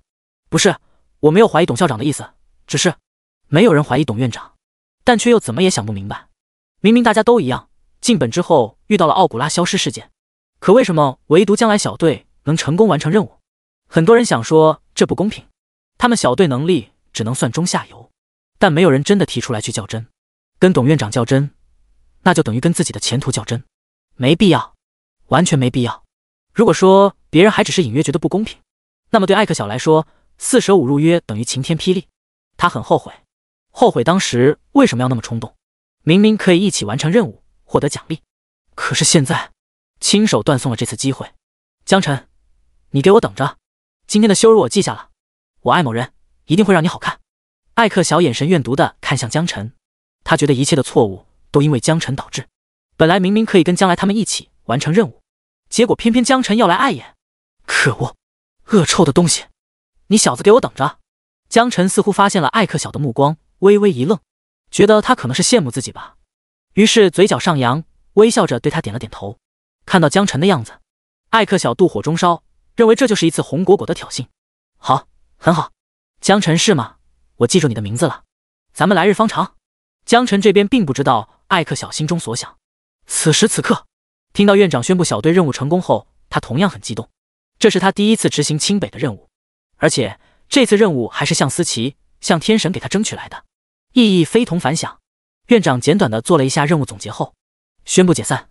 走了，江晨，回去了，下次有机会再合作。放学回家，已经是深夜。江晨回到自己的小单间，从储物空间内掏出一些储备干粮，简单吃了点东西，便洗漱休息。第二天一早，放在枕头边的手机突然收到一条信息。江晨睡眼朦胧，将信息打开一看，任务夺取狮王核心，获得积分1000分，获得贡献点10。积分，贡献点。再睡会。江晨翻了个身，换了另外一边，抱着杯子侧躺。才1000积分，并不能打动他，毕竟手里有着接近40万积分，简直九牛一毛。几秒钟后，江晨猛地从床上坐起来，再次打开手机查看刚才那条短信，呼吸逐渐变得急促起来。10贡献点，去训练师学一次技能只需要1贡献点而已，现在竟然有10点。既然贡献点已经到账，江晨决定立马起床吃个早饭，然后再去找职业训练师。相信过了饭点，职业训练师也已经到位了。说干就干，一个鲤鱼打挺起床刷牙，咕噜咕噜，刚刚洗漱完，手机铃声响起，来电显示刘萌萌。接通后，电话那边立刻传来刘萌萌的声音：江晨早啊。早。你手机短信收到任务的完成信息了吧？对啊，怎么了？天呐，这次给的积分和贡献分太吓人了。你猜猜我拿了多少？猜不到。积分600，贡献分3点。天呐，600积分就算了，贡献点竟然有3点。你知道这意味着什么吗？不知道。笨死了，意味着可以学到更多技能，可以找学院里的锻造装备，还可以找附魔师附魔。啊对了，你拿了多少啊？1000积分，10贡献点。什么？你竟然有10点贡献点？将来姐也才5点贡献点。江晨，你确定吗？牛逼 plus， 我还能说什么？罢了，下次聊，我还有几个电话要打。电话挂断，江晨嘴角微微上扬。10个贡献点很多吗？没有对比就没有伤害。刘萌萌没有打这个电话过来之前，她觉得可能是常规操作吧，但接了电话之后，从她的语气状态就能判断，这贡献点获取难度比积分要高得多。第78章光环训练师。一大早，食堂内就开始排队。江晨端着盘子，拿了油条豆浆，还有2个鸡蛋。爹，学生卡刷卡消费3元。不得不说，有政府补贴的学校食堂就是便宜。龙国银行卡上余额还剩下2069万9982元。端着盘子，随便找了个靠角落的位置坐下。江晨开始用餐。嗨，帅哥，你前面的位置有人吗？声音虽然有点刻意夹子，但很熟悉。江晨抬头一看，刘萌萌端着一大堆食物站在面前。不得不说，这妹子身材纤细，饭量却很大。点点头，没人，坐吧。刘萌萌放下盘子，神秘兮兮的压低声音问：大佬，你打算怎么消费？你那10个贡献点啊？要不要我帮帮你？江晨吃得满嘴鼓鼓囊囊，抬头看了刘萌萌一眼。训练师吧唧吧唧，学技能吧唧吧唧。刘萌萌点点头。那你知道训练师在哪吗？江晨手里的动作停下了。说实话，他还真不知道训练师在哪。每个职业都有专门的训练师，但都分布在学校不同的地方。不知道。刘萌萌一脸得意地说道。那你还真赶巧了，别的职业我不知道，光环职业训练师我碰巧知道在哪。眨巴着大眼睛看向江晨，一副你快问我呀的表情。可是江晨只顾着埋头吃早餐，完全不买账。该说不说，吧唧吧唧，这豆浆油条吧唧吧唧，简直绝配。刘萌萌只好无奈道。光环训练师和骑士训练师都在一起，在学校的图书馆旁边一座骑士大厅内。赶紧吃，吃完我带你过去吧。江晨点点头，谢谢。刘萌萌高兴得合不拢嘴，能让的江晨开口说谢谢，那可了不得。顿时食欲都增加了不少，狠狠啃了一口肉包子，满嘴流油。吃完后，两人走出食堂，穿过湖畔广场，走了足足半小时，来到骑士大厅。进去骑士大厅之后，右手边有个偏房，里面就是光环训练师。我也要去学技能，就不陪你进去了。说完，刘萌萌转身离开，与其说是骑士大厅，更像是一座小型宫殿，门口甚至还有身穿全套铠甲的骑士守卫。这位同学，请出示一下您的身份证。江晨点点头，掏出身份证递了上去。滴，验证通过。好了，可以进去了，请收好您的身份证，慢走。守卫态度和煦的点点头，将身份证还给江晨。江晨走进骑士大厅，眼前一亮，里面清一水的大理石装潢，两边都是历代龙国圣骑士的巨型头像框，相框的下半部分贴有备注，详细解释画像上这个人的丰功伟绩。李天虎，广东佛山人，69级圣殿骑士，剿灭收拢大型秘境3处，中型秘境518处，小型秘境10086处，建立大型城市据点3处，中型城市据点25处，小型据点106处。死于8064年螳螂山战役。赵天明，江西赣州，69级圣殿骑士，剿灭收拢大型秘境2处，中型秘境421处，小型秘境11112处，建立大型城市据点2处，中型城市据点11处，小型据点312处。死于8064年黑风谷战役。骆秉章，湖南娄底，69级圣殿骑士，剿灭收拢大型秘境2处，中型秘境333处，小型秘境1234处，建立大型城市据点2处，中型城市据点36处，小型据点216处。死于8064年刀锋山战役。一排排骑士头像挂满了墙壁，全都记载了他们曾经卓著功勋。可以看得出来，这些圣骑士为龙国疆土收复建立了累累战功。只是江晨不明白，为什么这些人都会死于8064年，也就是10年前？难道是巧合？不应该啊！江晨有些疑惑，回头或许应该找个懂得的人问一下才好。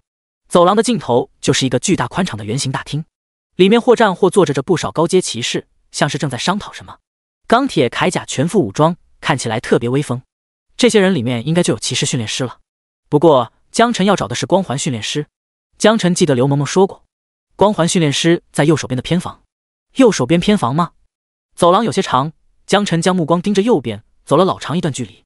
突然右侧出现一处入口，江晨向里看去，空间比起前面的大厅小得多，但也容得下5个人并排走进去。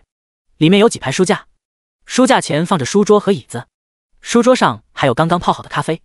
一名手拿着书本，身穿法袍的老者站在书架前，正在仔细研读着什么。江晨心想，这位应该就是传说中的光环训练师了。进来吧，清北很久没有出现过光环师学生了。老者虽然背对着江晨，但却第一时间发现了他。江晨点点头，走进偏房内。老师，我想学习一下技能。老者将书本放回书架，从桌子上端起咖啡，轻轻吹了吹，压了一口。啊，这咖啡真不错。学习一项技能需要1点贡献值，另外还要付出不少积分。虽然我这里常年没有人过来，但是规矩是学校定的，这一点我不能违反，希望你能理解。江晨微微一愣，随即理解老者的意思。作为一个光环师，属于辅助中最弱鸡的存在，考进清北很难，获得贡献值更是难上加难。老者应该是在怀疑自己没办法掏出贡献值来，想丑话说前面，让他知难而退。开玩笑，10点功勋点加上将近40万的积分，半点不虚好吗？江晨笑了笑，老师，我有贡献值。老者眼前一亮，布满皱纹的脸上开始盛开微笑。哦，好，好，好，有贡献值就好，这样也免得我老头子为难了。咦，你身上竟然有铂金级别的屏蔽勋章？算了，你也不用取下勋章，你就直接告诉我，现在你多少级？然后我告诉你有那些技能现在可以学习。老者眸光深邃，在使用探测术未果后，猜到了江晨身上肯定有铂金级别的屏蔽勋章，所以才看不到丝毫信息。铂金级别的屏蔽勋章何其宝贵，能佩戴这玩意，说明眼前这小子的信息面板有与之相匹配的秘密，所以干脆就直接问话得了，免得取了勋章知道不该知道的秘密。江晨轻声道：16级。第79章，小孩才做选择题，我都要。准确的说，应该是16级，40%。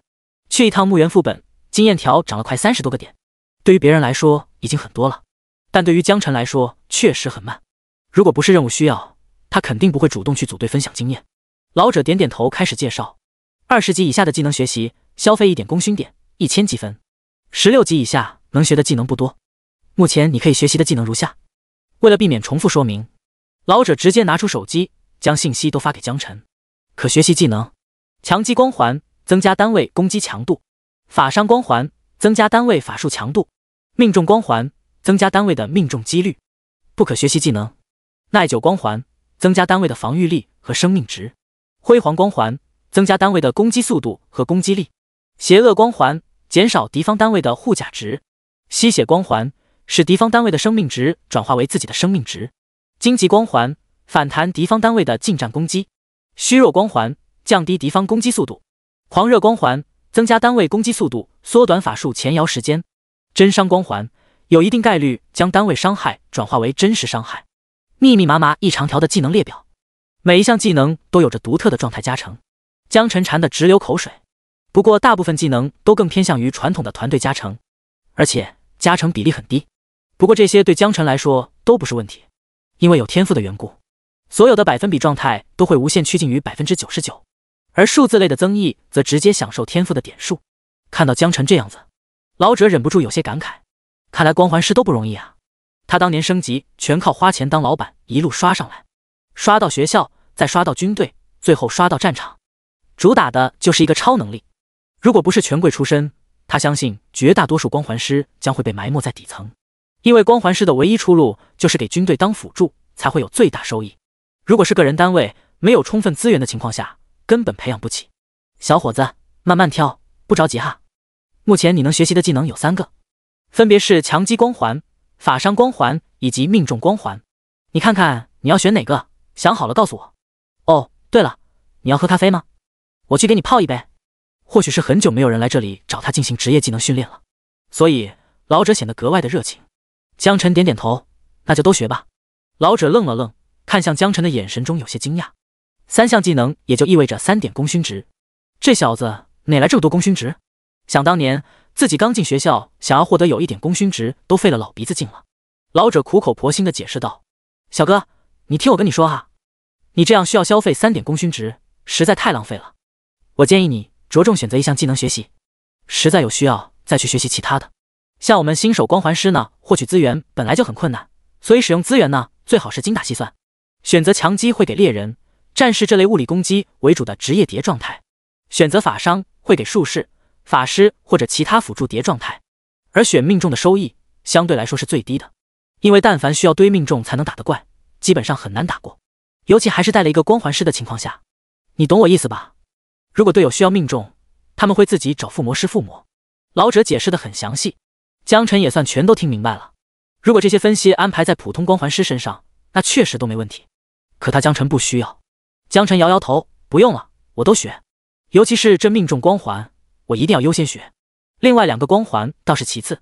老者皱了皱眉，他发现江晨或许就是个运气好的将种，家里或许是比他家还有钱的氪金玩家，否则也不可能以一个光环师的身份gank 到清北来。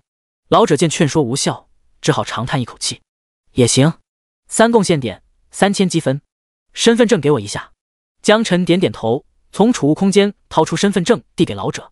第一，验证通过，积分已扣除，卡上余额39万1000，贡献点已扣除，卡上余额7。死！老者倒吸一口冷气，手里的刷卡设备差点没拿稳，直接摔在地上。39万多几分，贡献点10分，这可不是氪金能搞定的事情。老者不禁心生一动，于是忍不住问道：江晨，对吧？我看你身份证上的名字，我没念错吧？对，我叫江晨，没念错。你好，我叫钱多多，你可以称呼我为钱老师。钱老师好。不用客气。我想问你一个问题，如果不方便的话，你可以不回答。您问吧。话说，你的积分和功勋是怎么来的？怎么可能这么多？有什么诀窍吗？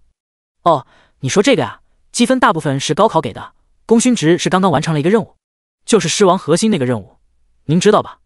行吧，我都说了，你要是不方便的话，可以不回答。听到江晨的话，钱多多根本不信，只当是敷衍搪塞。开什么玩笑，狮王核心任务属于炎黄学院大2学生的任务，一个新生怎么可能会去参加？而且就算参加，通常也只会获得1点贡献点，成功完成的也只会获得3点贡献点。10点，这死孩子，莫不是看我年老，觉得我好糊弄？不过既然江晨按照规矩交了贡献点和积分，那么该学的技能肯定一个都不能少。钱多多从书架中抽出一本书，贴在江晨的额头上，念念有词，像是在做某种技能前摇。学习技能强击光环，学习技能法伤光环，学习技能命中光环，3个技能学习成功，技能都很强，其中最需要的命中光环终于到手了。江晨查看自己的属性，江晨等级16 40%， 职业光环师，生命14484，力量14603，敏捷14603，精神14603，天赋增幅13003点。技能灼烧光环1级，灼烧光环1级，每秒给周围造成13003点伤害。冰霜光环1级，持续对周围造成 99.99% 的减速效果，持续造成13003点冰冻伤害。守护光环1级，光环范围内给友军提供防御力，可以免疫 99.99% 的伤害。强击光环1级，增加单位13003攻击强度。法伤光环1级，增加单位13003法术强度。命中光环1级，增加单位 99.99% 命中几率。装备蚁王权杖，冰霜女巫的戒指。第80章副本大厅全线开通，4维属性全部都达到14000加，可以肯定在同等级的情况下没有对手，就算30级的职业者穿戴紫色套装加满状态也很难超越他。天赋增幅来到13003点，这也就意味着所有的伤害技能全都拥有13003点的伤害值基数，同时影响距离也达到13公里，这样的范围差不多可以覆盖一个最小型的5人副本了。试想一下，往副本门口一站，然后让奥古拉快速刷一波视野，整个副本的怪物立马秒杀，那感觉光想想都会感觉到爽。新学到的强击光环和法伤光环分别增加物理攻击和法术攻击伤害，法伤对江晨的光环技能会有加成，也就是说相当于原本13003的伤害，现在直接变成了26006，伤害直接翻倍。灼烧光环和冰霜光环的伤害被进一步加强，而强击光环带来的物理攻击对江晨来说暂时没什么用处，毕竟他也不可能放弃光环的远程优势不用，而吭哧跑到怪物面前贴脸开大，那跟大傻子有什么区别？当然他相信就算是直接上去用拳头也能把怪物锤死，可那个效率实在太低了，如果不是为了装逼完全没必要。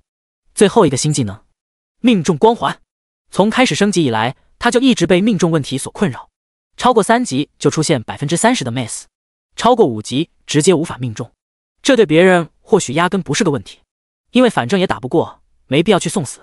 但是江晨不一样，他拥有足够的伤害输出，只要能命中基本都是1秒的事， BOSS 撑死了也就3秒。现在这个问题总算是被解决掉了。3项技能你已经学会了，愿龙国先贤庇佑你，我的孩子。钱多多将书放回书架，对江晨说道，谢谢钱老师，等升级到20级可以再来哈。好的，钱老师再见。江晨走出骑士大厅，脚步都轻快了不少。现在他只想找个副本或者秘境刷一刷试试感觉，可是清北周围哪里有呢？这一点他还真不清楚，要不问问刘萌吗？正当他漫无目的地走在校园的公共区域，准备给刘萌萌打电话询问的时候，手机突然响起，点开一看是向思琪向天神发过来的短信息，现在立刻来一趟教务处，我在那等你。好吧，江晨点点头，虽然不知道要干嘛，但向天神的面子还是要给的。之前刘萌萌带他去过教务处，所以对路线80%熟，7弯8拐走了半小时就到了。来到教务处，一进门，向思琪坐在教导主任的位置上，而教导主任则是恭恭敬敬站在一旁。如果说平日里是工作严谨，表情管理偏硬朗，那今天绝对是笑颜如花中带着一丝丝谄媚。向思琪是谁？这可是龙国的精神图腾，是5大顶尖强者之一。向天神好。向思琪笑了笑，热情地冲江晨招了招手，我果然没有看错你，这次墓园任务你干得很漂亮啊，这喊我过来就为了这事？江晨心中1万只草泥马碾过，但他不说，只是淡淡道，谢谢向天神提携，都是应该的。这次参与墓园任务，拿回狮王核心，整个过程需要面对的竞争确实很激烈，但是对江晨来说并不算什么。向思琪有些意外江晨的反应，按理说18岁的少年正是年少轻狂的时候，完成了这么大个任务，就算性子狂傲一些也是理所当然。可是江晨看起来一副稀松平常的样子，心中顿时有些吃惊。向思琪继续道，这次任务对我们龙国来说是一次比较重要的战略资源回收，本来预测到了精确时间，让炎黄学院过去执行，没想到小日子那边也同样预测到了。不过更让我没想到的是你竟然将对方30级的百鬼丸召唤物格杀，吓跑了小日子，最后还顺利完成了狮王金盒回收的任务。不得不说，这次你居功至伟。作为奖励，我可以满足你一个要求。来了，来了，终于来了！白瞎了半天功夫，终于说到终点了。激动的心，颤抖的手。江晨按捺住情绪，微笑着说道：“我听传闻说清北学校有副本，我想问问怎么才能进学校的副本。”向思琪哈哈一笑，和教务处主任对视一眼，一副果然如此的表情。我就知道你会问这个。目前你的身份还是新生，本来呢，就算是正式开学之后，你也是没有资格进入到学校的副本的，因为等级原因，必须20级以上才能进去刷本。另外还有学校贡献度的原因，必须贡献点达到1000分才有资格进去刷本。但鉴于你这次任务做得很不错，所以我破例给你争取到了名额，作为你这次任务完成的奖励。向思琪说完，着实让江晨心中有了小小的涟漪。不得不说，向天神实力强悍的同时，预判能力也同样强悍。教务处主任微笑对江晨说道：“信息表格我都帮你今天写好了，出示一下身份证，我帮你录入权限。”教务处主任帮忙填表。每天要接待那么多学生，即便是权贵后代过来，可能连他的面都难以见到。而现在竟然提前就帮江晨把表填好了。江晨知道，这完全是看在向思琪的面子上。信息录入成功，副本大厅权限已开通。好了，你拿着这手牌，只要在学校范围内激活，随时都可以传送到副本大厅。教务处主任拿出一枚早就准备好的手牌，一串木质的念珠吊着一个石头做的手牌，石头方正，古朴温润，上面有白色染料画着符文，符文一个字都看不懂，不明觉厉。江晨接过手牌，将其收纳到储物空间内，心中暗自窃喜。刚想要睡觉，就有人递枕头，是一种什么感觉？恐怕就是他此时此刻的心情了吧。巴适，简直太巴适了！我要去刷本，立刻，马上！有兴趣进入清北内门学院吗？向思琪微笑着看向江晨，眼神中充满期待。第81章，内门学院。内门学院，之前好像听刘萌萌提过一嘴，好像说是独立于清北6大学院以外的学院，里面的学生都是作为国家主力精锐中的精锐重点培养，所获得的资源是外部无法想象的。不过进去的难度也极大，很多学院的学长学姐直到快要毕业了都没有接触到这个层面的考核。然而现在，向天神竟然问我有没有兴趣。当然有，必须有。江晨内心激荡，但表面还是强压住喜悦，点点头道：“有的，我可以。”向思琪嘴角上扬，先别高兴太早，内门学院也不是想进就能进的，还必须满足几个条件。江晨若有所思回答道：“您说。”我尽量做到。如果内门学院真的那么好进，那就不叫内门学院了。看到江晨并没有被喜悦冲昏头脑，而是表现得沉着冷静，向思琪心中暗自赞许。好，年轻人就是要有这种魄力。想要进入内门学院，需要满足一下条件。第一，等级必须达到30级。很多人努力1年多也足够了，但我相信你升级的速度会更快，这一点对你来说不是问题。江晨点点头，表示理解。说到底，对于职业者来说，最关键的还是等级提升。在等级不够的情况下，连技能都学不全，还谈什么实力？第二点，贡献分累计必须达到1000点。想要获得贡献分，需要完成学院安排的任务。等你升级到20级后，我会陆续给你一些贡献分高的任务。当然，收益高同样意味着难度更大，你可以根据自己的需要来选择接或者不接，这一点不强求。清北学院毕竟不是慈善机构，就算有天大的本事，不能为学院办事，那也没有培养价值。所以帮助学员完成一些高难度任务，从而获得贡献分，江晨觉得也很合理。2条要求都不低，但对他来说也只是时间问题。同时他也打心眼里感激向思琪的提携。要知道，龙国从来不缺天才，而清北的天才更是多如狗。如果不是向天神有意提携，他也根本不可能短时间拥有这么多特权，甚至直接参与到大2学生的任务当中，可能到现在还在跟其他高中生一样，在家过暑假摸鱼呢。一步快则步步快的道理，江晨还是懂得的。好的，谢谢向天神。这次先说这么多，你去忙吧，记得尽快升级到20级再来找我。你手机上有我电话，提前联系就行了。好的。说完，江晨转身离开。现在他已经迫不及待想使用传送手牌去见识见识清北的副本大厅了，也不知道里面长什么样子。然而这时，向思琪的声音再次响起：“等一下，我差点忘了。”有个事情得问问你。这次墓园任务，我听说很多学生进去之后，奥古拉直接消失了，所以没办法完成任务，跟你有关系吗？江晨停下脚步，心中一咯噔，有着蝙蝠印记的左手微微抖了一下。奥古拉消失确实跟他有关系，但是他现在并不想交出奥古拉，毕竟好不容易收获了这么一个强大的仆从，每次进本能帮助自己快速打开视野，根本不用再一点点找方向了，这对他的刷本效率有极大提高。怎么办？向天神既然问了，肯定就已经知道了些什么。或许将来他们已经跟向天神说了，或许没说。但如果他想要知道真相，也只是早晚的事，还不如爽快点。如果一定要拿走奥古拉，那必须用对等的东西换。毕竟江晨自问在天神面前没有反抗的实力。江晨很光棍的点点头，对，跟我有关系。向思琪眉毛微微一挑，哦，仔细说说，到底什么情况？江晨一抬左手，奥古拉直接出现在身旁，优雅地对着江晨鞠躬。我的主人，很高兴听到您的召唤。向思琪和教务处主任两人微微一愣，看向江晨，眼神里写满惊讶，嘴巴大大张开，能塞进去一只鸡蛋。目瞪口呆。主人。站在向思琪身旁一直都没有说话的教务处主任发出了尖锐报名声。向思琪问道：难道说奥古拉跟你签订了主仆契约？可以问问你用了什么手段吗？在向思琪的心目中，想要收服奥古拉肯定需要某些奇技淫巧，类似于把灵魂出卖给恶魔，出卖给黑暗力量之类的，否则绝不可能让奥古拉签订主仆契约。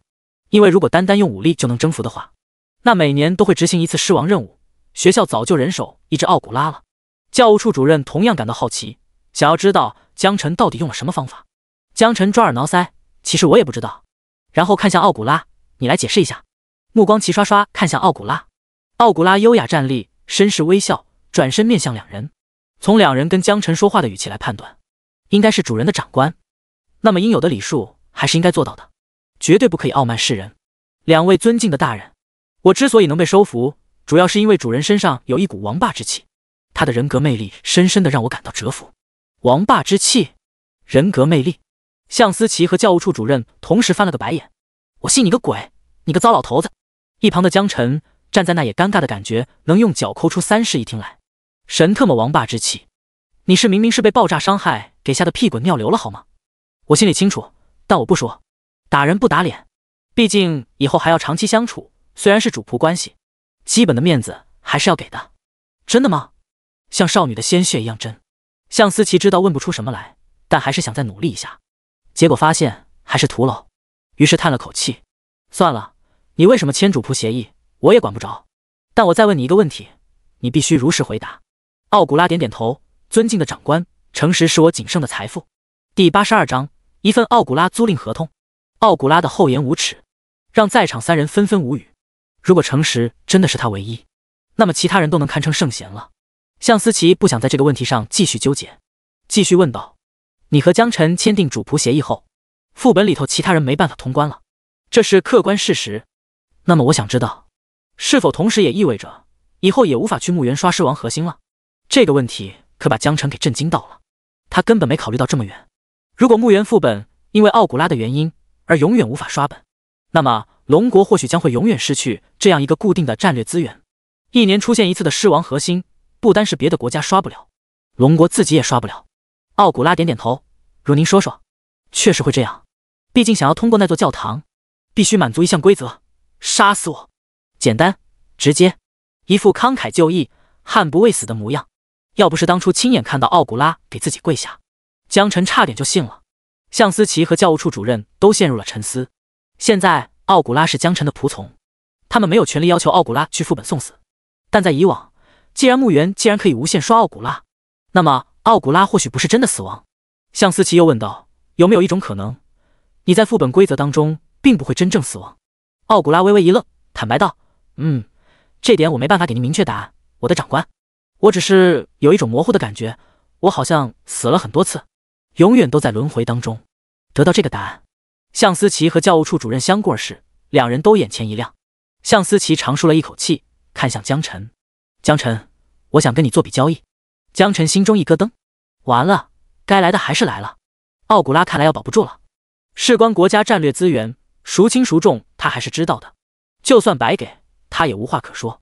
向思琪继续道：交易肯定会让你满意，只要每年让奥古拉进入到副本，想办法把门打开一次就行。作为酬劳，我们会给你相应报酬，50贡献点或者10万积分。江晨瞪大双眼，还以为自己耳朵出了问题。原本还以为会直接征用奥古拉，结果竟然只是租赁形式，而且每年固定都会给他50贡献点或者10万积分，这简直白给的被动收入啊！谁说天下没有免费的午餐了？行，我同意。尊敬的大人，既然我的主人同意，那我也同意。见江晨答应，教务处主任像变魔术一样，立马又掏出一份制式合同。甲方的位置写的是清北大学教务处，乙方写的是江晨的名字。江晨，你在最后一张合约上签个字，按个手印就行。每年完成任务后，奖励会自动打到你的账上。江晨点点头照办。从此以后，奥古拉就是他手里能下金蛋的蝙蝠。看到江晨爽快签完合约，向思琪高兴地直拍大腿。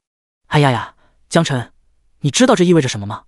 教导主任似乎猜到了什么，只是微微一笑，啥也不说。江晨有点懵逼，意味着自己每年可以白嫖积分或者贡献点。向思琪自顾自地说道，这意味着墓园以后只有咱们龙国可以刷。虽然墓园副本靠近小日子，但是没有奥古拉的情况下，他们也只能刷个寂寞。超过1年的冷却期，我们想定哪天就哪天。其他国家除了干瞪眼，按我们一点办法没有。哈哈哈哈，可以听得出来，让其他国家没办法参与竞争。龙国直接垄断墓园副本，这比狮王核心本身更让向思琪高兴。在教务处主任的心目中，向思琪一直都不苟言笑，即便对待内门天才，也从来都是严厉批评，狠狠鞭策，还从来没有像今天这样看到这位龙国天神如此高兴过。于是看向江晨的眼神又柔和了不少。谢谢你，江晨。江晨点点头，应该的。结果完全出乎意料，原本想的是有可能被迫交出奥古拉，没想到竟然是双赢的局面。学院能继续刷狮王核心，而自己能每个年获得奖励，同时还能直接排除其他国家的竞争。好了，去吧，等你升级到20级再来联系我。向思琪微笑着对江晨说道。好的，向天神再会。看着江晨离开的背影，向思琪笑得合不拢嘴，完全没有天神的架子。你觉得江晨怎么样？教务处主任微微一愣，随即由衷感叹道，此子堪称青年有为啊！而且我观察他性格沉稳老练，丝毫没有年轻人的浮躁。刚才无论说到奖励还是奥古拉的问题，他都丝毫不慌。由此可见，这位少年心性上佳，只要精心培养，日后必成大器，成为龙国的顶尖力量，也未可知。教务处主任的话明显是在顺着向思琪的心思讲，但每一句说的都是事实。向思琪即便听出来他是为了讨好自己，但心中依然还是很舒服。江晨走出教务处后，打算先去副本大厅看看20级才能进入的场所，现在自己提前拿到，也不知道能不能进去。催动手牌，江晨消失在原地，眼前明暗变化，短暂的失重后，耳边传来嘈杂的喧嚣声。组队了，组队了，来26级的牧师马上开车，4等于1。风骚法师求助38级5人本，身上绿色套装齐全，求组队，4颗绿色4件套，带价格来找我，积分或者贡献点都行，给钱的 SX 就别来添乱了昂。蓝色魔法斗篷，法系职业必备了昂，过了这村就没这店了。法师、牧师、术士，所有法系职业都可以穿，25级穿戴，价高的来。卧槽，你们谁认识飞黄学院的聂海涛？妈的，散人组队，这 Beyond 刚才竟然黑了我们一件绿色装备。飞黄学院的战士聂海涛有人认识吗？他一个战士竟然黑法师的绿色装备，大家别被他坑了。我就是飞黄学院的，没你说的这个人。有没有一种可能，他用了屏蔽勋章，并且告诉你假名？我特么。第83章副本大厅知识付费传送之后，江晨来到一处宽阔的广场上，地上都摆着各种摊位，有交易装备的，有组队的，也有求购材料的，喧嚣一片，热闹非凡。一个个看起来不但没有清北精英的架子，反而更像是菜市场。江晨原本还以为会很高尚大，结果竟然如此接地气，没想到，属实没想到。就在江晨刚刚踏入广场的一瞬间，数十道探测术直接打了过来。任何地方都凭实力说话，这里也不例外。所以大家在看到新面孔后，习惯性先用探测术，也好知道要给对方多少尊重和脸面。咦，怎么了？我的探测术竟然没办法获取信息，连名字都没有。你们其他人能探测到吗？我也探测不到。这货肯定带了屏蔽勋章，难道又是骗子？想要通过屏蔽勋章遮蔽信息？哼哼，大家都已经有防备心了，这种伎俩恐怕很难奏效。不对，这人一看就是新来的，等级肯定不高。我都46级了，还是没办法看到他的信息。你们知道这说明了什么吗？大佬您说，我们不知道。说明他用的屏蔽勋章很有可能是铂金级别，因为普通的屏蔽勋章最多屏蔽10级。Vocal， 铂金级别屏蔽勋章，这玩意可是稀罕物，堪比一件60级紫色装备了。不，你错了，就算60级紫色装备都不一定跟你换。你们还觉得他是来黑装备的骗子吗？应该没有人带着铂金屏蔽勋章来行骗吧？平日里进进出出人很多，但是新面孔往往能很快便被认出来。而现在又临近高考结束，所以大家判断眼前这位拥有铂金级别屏蔽勋章的小子绝对是个新生。至于为什么会拥有这么高级的宝物，大家猜测要么家世显赫，要么强大到逆天成为国家重点保护对象。比起后者，大家更愿意相信前者。面对一位家世显赫的新生，试问谁不想去结交一番呢？在场的都是人中龙凤，脑子都转得极快。很快便有人上前跟江晨打招呼：嘿，同学，很高兴认识你，我叫李卫华，玄武学院大二26级战士。怎么称呼？看着来人一口气麻溜地说了一大串，并伸出手来。其他关注江晨这边的人纷纷站在远处怒骂：畜生啊，出手真快！江晨微微一愣，握手说道：我叫江晨，是高考新生，暂时没有院校，16级光环师。李卫华听到江晨的自我介绍，眉头逐渐紧蹙。光环师，16级光环师，他觉得这小子不真诚。光环师出了名的拉胯职业，如果真的是光环师，根本不可能有机会进入清北大学。你真的是光环师？如假包换。江晨见李卫华不信，干脆点亮了守护光环，一道灰色的光环在脚底出现。这不是光环又是什么？光环师的专属技能。李卫华吃过猪，但是还是见过猪跑的。他信了，叹了口气，拍了拍江晨的肩膀。那好吧，兄弟，你加油。说完便转身离开。一个低级的光环师并没有什么利用价值，就算他家很有钱，但日后的发展极其有限，天花板可能也就是等老了，成为清北的光环职业训练师。自己注定是要走阳光道的，没必要在垃圾身上浪费时间。远处那些关注江晨的人，本来还在吐槽李卫华抢先一步跟江晨搭话，在竖起耳朵听到对话后，立马舒了一口气。看到李卫华垂头丧气的往回走，甚至嘲讽：哎呀，李老板回来了。我李卫华，玄武学院大二学生，我26级战士，很高兴认识你。哈哈哈哈，逗死我了。李卫华狠狠瞪了这群嘲讽的人一眼，只是苦笑着摇摇头，没说话。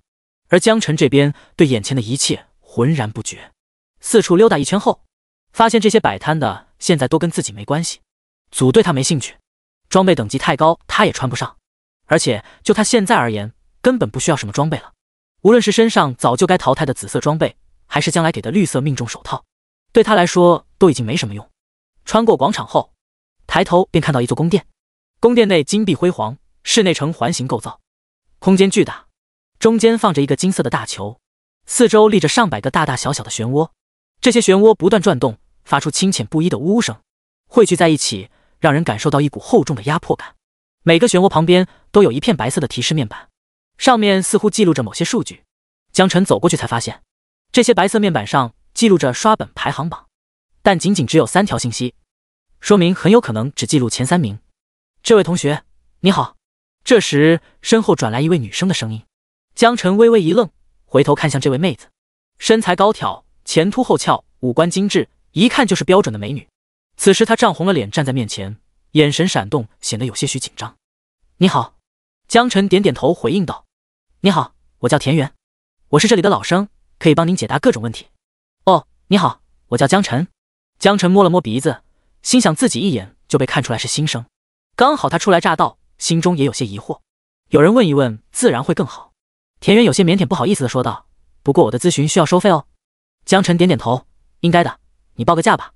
知识付费嘛，他懂，虽然他自己花费更多的时间也能慢慢摸索清楚，但是既然有捷径走，就没必要去浪费这个时间。800积分。田园看着江晨的眼睛明显有些底气不足，眼中甚至开始闪动泪花。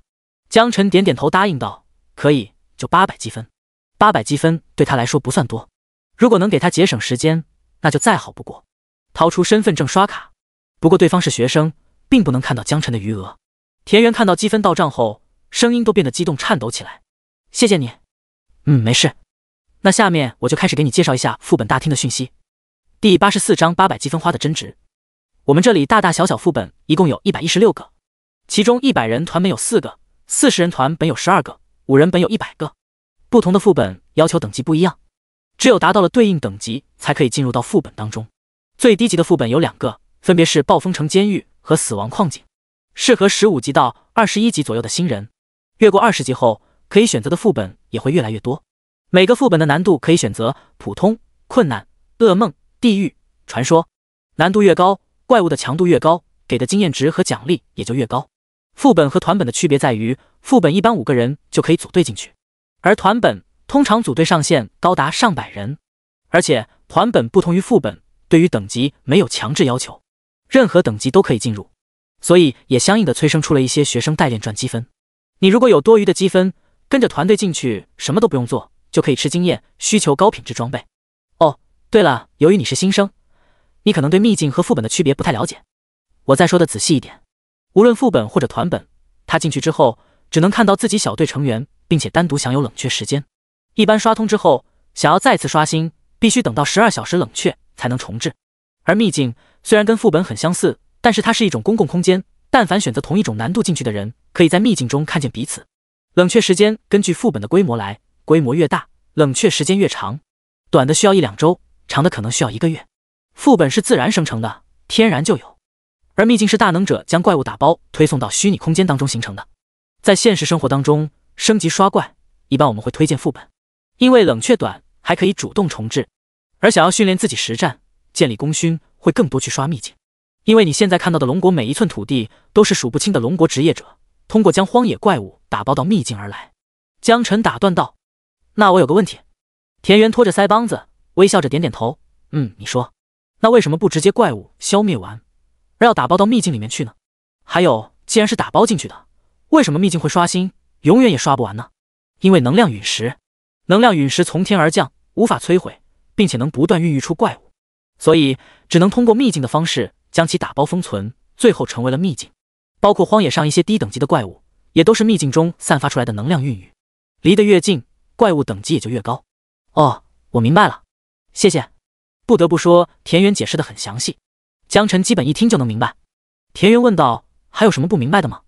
江晨仔细思考了一下，于是问出最后一个问题：“我看副本大厅里，每一个副本漩涡旁都有个排行记录，那个是做什么用的啊？”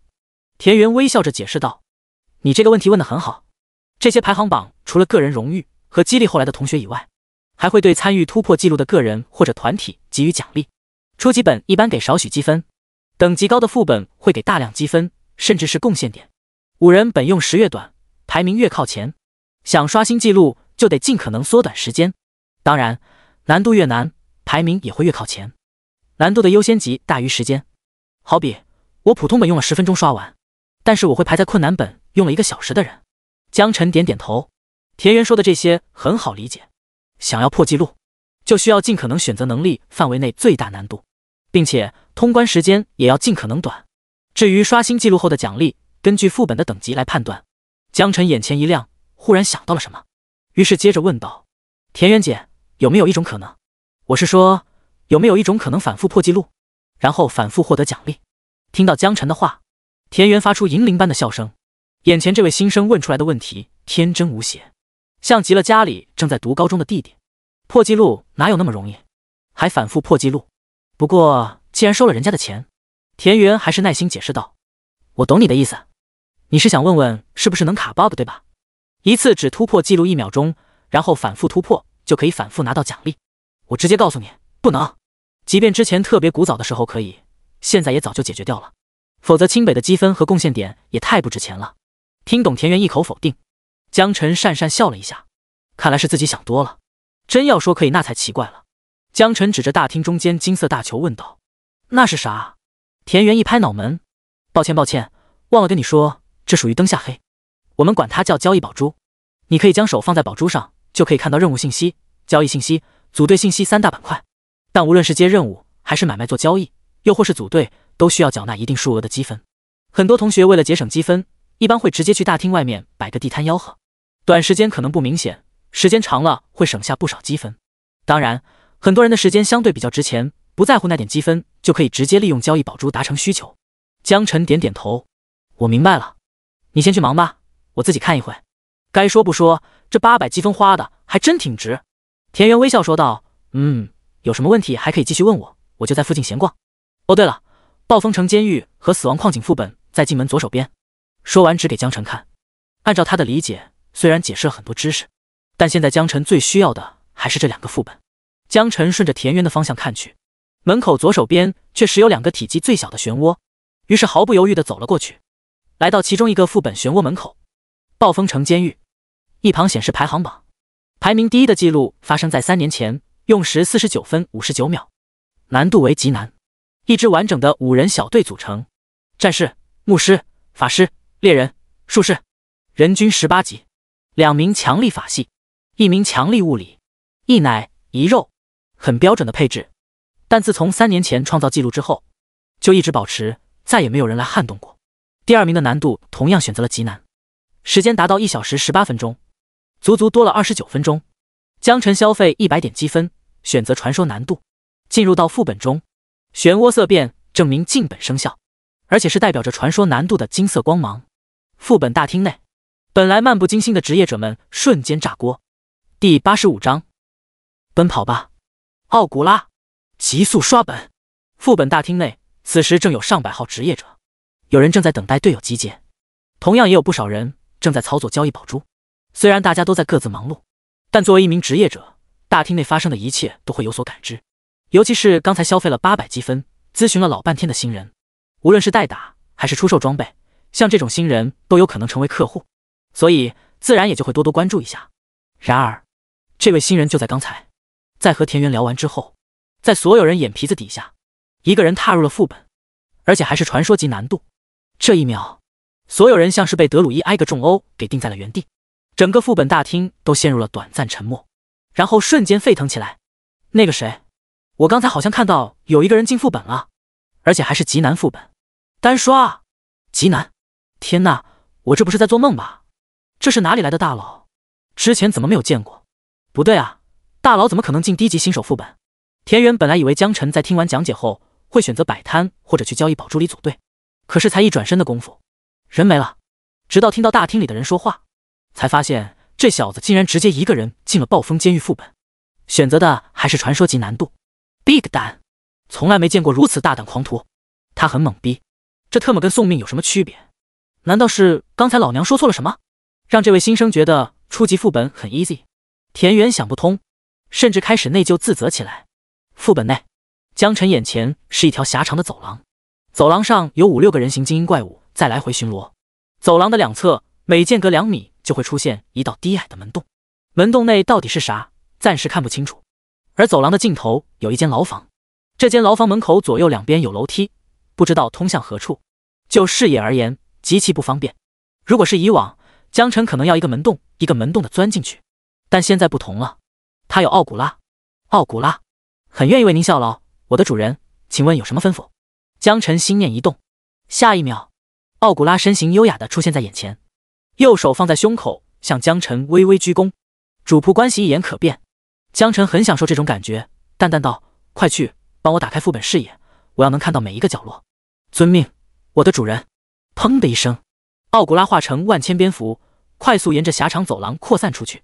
一幅2D 图像出现在江晨的脑海中，并随着蝙蝠的不断深入，快速扩大。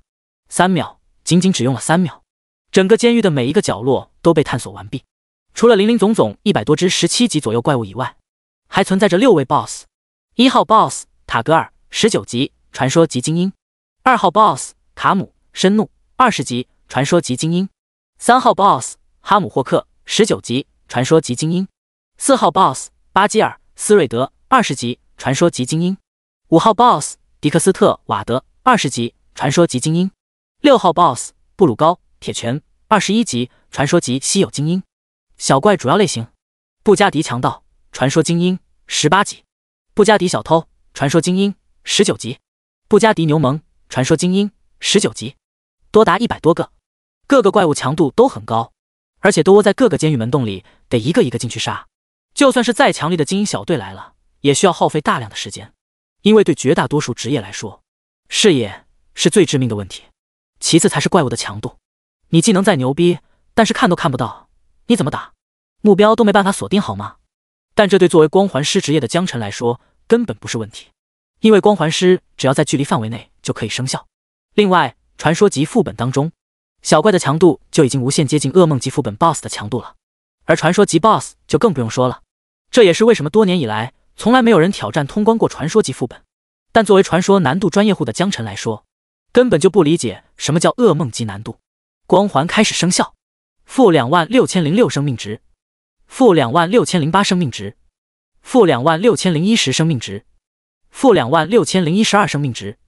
击杀18级不加敌强盗，传说精英获得经验值9000，获得物品亚麻布衣，用途裁缝、工程。击杀19级不加敌小偷，传说精英获得经验值10000，获得物品亚麻布2，用途裁缝、工程。击杀19级不加敌流氓，传说精英获得经验值10000，获得物品亚麻布2，用途裁缝、工程。击杀19级 BOSS 塔格尔，传说精英获得经验12万，获得物品血腥匕首1，紫色，获得物品刺客之靴1，紫色，获得物品丝绸石，用途裁缝、工程。击杀20级 BOSS 卡姆，深怒，传说精英获得经验15万，获得物品精致的圆盾1，紫色，获得物品锋利的砍刀1，紫色，获得物品丝绸石2，用途裁缝、工程。击杀19级 BOSS 哈姆霍克，传说精英获得12万，获得物品血色利斧1，紫色，获得物品丝绸9，用途裁缝、工程。击杀20级 BOSS 巴基尔斯瑞德，传说精英获得12万，获得物品沉默之刃1，紫色，获得物品丝绸石1，用途裁缝、工程。击杀20级 BOSS 迪克斯特瓦德，传说精英获得12万，获得物品掘木铲子1，紫色，获得物品丝绸13，用途裁缝、工程。击杀21级 BOSS 布鲁高铁拳，传说精英获得12万，获得物品矮人铁锤，紫色，获得物品银鳞胸甲，紫色，获得物品丝绸石，用途裁缝、工程。爽，非常爽，简直爽到无法呼吸。大量提示刷屏，击杀信息和获得物品的信息狂刷不止，根本来不及仔细看清。江晨还是第一次刷人形生物的副本，主要爆粗的物品都是布匹、亚麻布、丝绸，这些都是裁缝和工程两种生活职业练级必备的材料，通常价格都卖得不低。另外，每一个 BOSS 掉落的装备基本上都是紫色级别，一共9件紫色装备，相信能卖出不少钱。而经验值一直涨，如潮水一般涌来，一道白光亮起，终于升级了17级，经验值还在不停的上涨，直到17级 13% 才堪堪停下。升1级之后，江晨明显的感觉到经验条需要的经验值便多了1倍。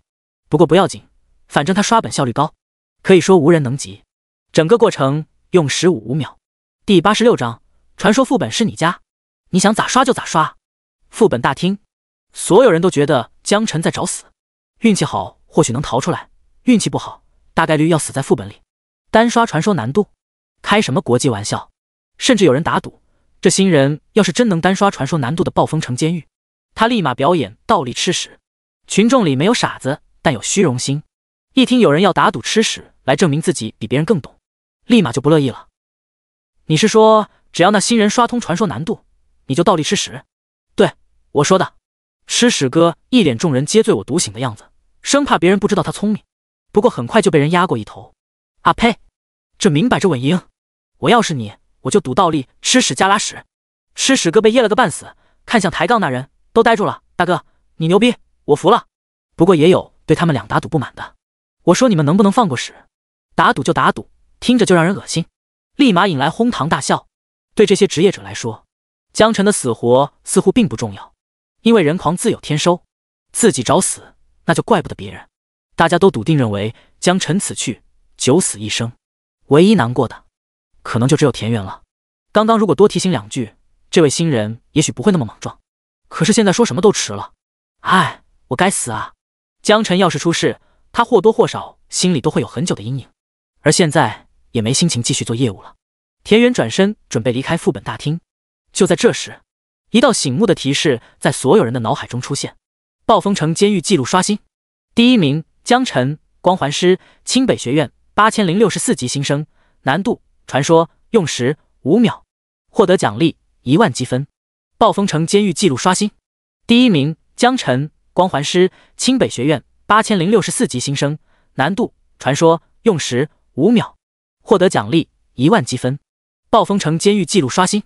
第一名江辰，光环师，清北学院8064级新生，难度传说，用时5秒，获得奖励10000积分。连续重复3遍。轰！整个副本大厅的人瞬间沸腾了。5秒？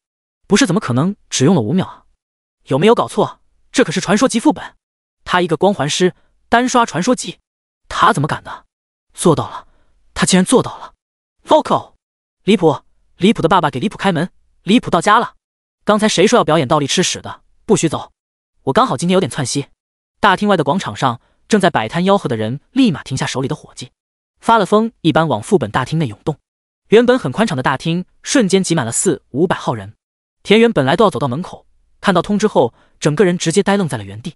江辰，新生？难道就是刚才自己接待咨询的那位少年？暴风城监狱5秒，传说级。尽管心中已经有了确切答案，可还是难以置信。看向小小漩涡的眼神中满是震惊，嘴巴大大张开，能塞进去一个鸡蛋。然而不等他多想，直接被汹涌人潮队回了副本大厅。在一群强大的职业者人流之中，他无法自拔。破纪录是大事，是个人荣耀，也是整个清北荣耀。他们想要看看到底是谁这么惊世骇俗。暴风城监狱副本漩涡光芒闪动，一道人影出现。江辰也收到了通知提醒，破纪录，奖励10000积分。还行吧，好过没有。江辰觉得，毕竟这是低级副本，能给奖励就不错了。况且他也只用了5秒钟，时间成本很低。殊不知，别人要是知道他这个想法，很可能要吐血。10000积分嫌少，5秒刷传说暴风城监狱副本，你觉得理所当然？这特么上哪说理去啊？江辰眼前一晃，脚刚刚落地，立马被大厅的盛况给惊呆了。我是谁？我在哪？你们要干嘛？为什么都这么看着我？为什么整个大厅这么安静？尴尬，极致尴尬，感觉脚趾能抠出3室一厅来。要不是觉得大家都没有恶意，他都想直接开光环发动攻击了。哗！看到江辰后，大厅炸了，所有人都沸腾起来。出来了，就是他，他就是大佬，大佬，绝对是绝世大佬。我要当大佬的挂件，请大佬手下我的膝盖。大佬我爱你，大佬我胸大，我想睡你。田园看着副本前的少年，情绪也被烘托得有些激动，想要上前去问候2句，道一声恭喜，却发现根本没办法挤过去。前后5秒钟，少年就破了保持3年的记录。作为百事通，他清楚地记得江辰破纪录之前的第一名用了49分59秒，第2名是1小时18分钟，并且取得这样名次的是2支老练的精锐小队，难度都是地狱级。3年，记录保持了整整3年都没有破。眼前这少年仅仅5秒，一个人就刷通了传说难度，简直就是降维打击，神一般的存在。这小子到底是怎么做到的？田园想破头也想不明白。看着大厅内闹哄哄，江辰只觉得有些吵，而他现在主要目标还是继续快速升级，于是转身再次进入副本。有冷却时间，消费1000积分可以刷新。行吧，刚刚获得了10000，咱最不差的就是积分。江辰再次选择了传说难度，进入到暴风城监狱副本当中。这一次没有丝毫犹豫，抬手便召唤出奥古拉。探索，是我的主人。很快，副本全貌再次出现在江辰脑海中。负26252生命值，负26256生命值，负26258生命值，负26260生命值。击杀18级不加敌强盗，传说精英，获得经验值9000，获得物品亚麻布衣，用途裁缝、工程。击杀19级不加敌小偷，传说精英，获得经验值10000，获得物品亚麻布2，用途裁缝、工程。击杀19级不加敌流氓，传说精英，获得经验值10000，获得物品亚麻布2，用途裁缝、工程。用时3秒。大厅通告再次出现在每个人脑海中，狂刷3遍。不过这一次，江辰并没有获得任何奖励。果然不能卡 bug 吗？江辰有些扫兴的喃喃道。要是被别人听到了，估计会直接吐血3斤。传说本是你家，你想咋刷就咋刷。第87章白赚1万积分。副本大厅内外，本来大家见江晨出来，想要攀谈两句，也好混个脸熟，可没想到，这位大佬根本不打算停留，转身一头再次扎进副本。副本漩涡依然闪现金色光芒，仅仅3秒时间，所有人脑海中全场3遍通告：暴风城监狱记录刷新，第1名江晨，光环师，清北学院8064级新生，难度传说，用时3秒，奖励无。暴风城监狱记录刷新，第1名江晨，光环师，清北学院8064级新生，难度传说，用时3秒，奖励无。暴风城监狱记录刷新，第1名江晨，光环师，清北学院8064级新生，难度传说，用时3秒，奖励无。哗！一波未平，一波又起。副本大厅内人满为患，越来越多的人想要挤进来看看到底怎么回事。又刷新记录了，这5秒破纪录就够离谱了，现在竟然直接3秒，他都不用走动的吗？不可思议，简直不可思议！田园整个人都不好了，他怎么也想不明白，自己到底遇到了一个什么样的怪物啊！17级58%，速度变慢了一些。江晨发现不光奖励没有了，升级后经验需要更多，经验条增长速度也开始变慢。如果想要升级，刷个1、2次肯定不够。不过没关系，反正刷得快，再多刷1次就好了。从副本出来后，所有人的目光再次齐刷刷看向江晨，眼神中充满了震惊，嘴巴大大张开，呼吸都停止了，仿佛在看什么天外来物 UFO。 尴尬，太尴尬了。江晨老脸一红，有些无语。在场的随便用探查术扫描一下，等级都30级往上走，不少职业者甚至已经达到49级，马上要突破50级的门槛。这些人扯着嗓子喊自己大佬，让他情何以堪。江晨再次消费1000积分进入副本，几乎不用吩咐，抬手召唤出奥古拉，直接开始探测。全程仅仅只用了 2.1 秒，这已经是奥古拉飞行的极限速度。记录再次被刷新，以往被人封为圭臬的紫色装备，在江晨这里就有几十件，更不要说适用于工程和裁缝的材料，亚麻布和丝绸也堆积成山。18级1%，江晨再次升级，天赋增幅也来到了13404。副本大厅里，吃瓜群众时刻关注着排行榜的记录。此时，暴风城监狱旁的排行记录再次刷新，第1名人数1人，姓名江晨，等级17级，职业光环师，难度传说，用时 2.1 秒。第2名人数5人，用时49分钟59秒。第3名人数5人，用时1小时18分钟。赤果果的碾压，无论是难度还是用时，亦或者人数，全方位碾压。之前的第1名以5人精英小队地狱难度49分59秒的速度将记录保持了3年，而现在江晨直接传说级难度，单刷只用了 2.1 秒，这恐怕3年都破不了记录了吧？3年？100年我觉得都不嫌多。有没有一种可能，自此以后都没有人可以破得了他的记录了？一股不祥的预感在大家的心中滋生。这小子封神是没错，可是也封了后来人破纪录的可能性。江晨给大家带来的冲击无法想象，但有不少人仍然还抱着侥幸心理。有没有一种可能，是他掌握了某种针对监狱副本的绝招？这种绝招只有在暴风城监狱才管用。我觉得你说的有道理，或许是他发现了某种未完善的 bug。对，否则他不可能一直只刷暴风城监狱副本，明明死亡矿井也可以刷。对，绝对是这样。老哥，你可真是聪明。哎，可惜了，这样的 bug 我怎么就没有发现呢？等他出来了，一定要问问他到底是什么 bug。切，你问别人就告诉你啊。大家不住的叹息，似乎找到了一种合适的心理安慰。对吗？只有卡到 bug 才说得过去，否则怎么可能2秒钟就能刷完？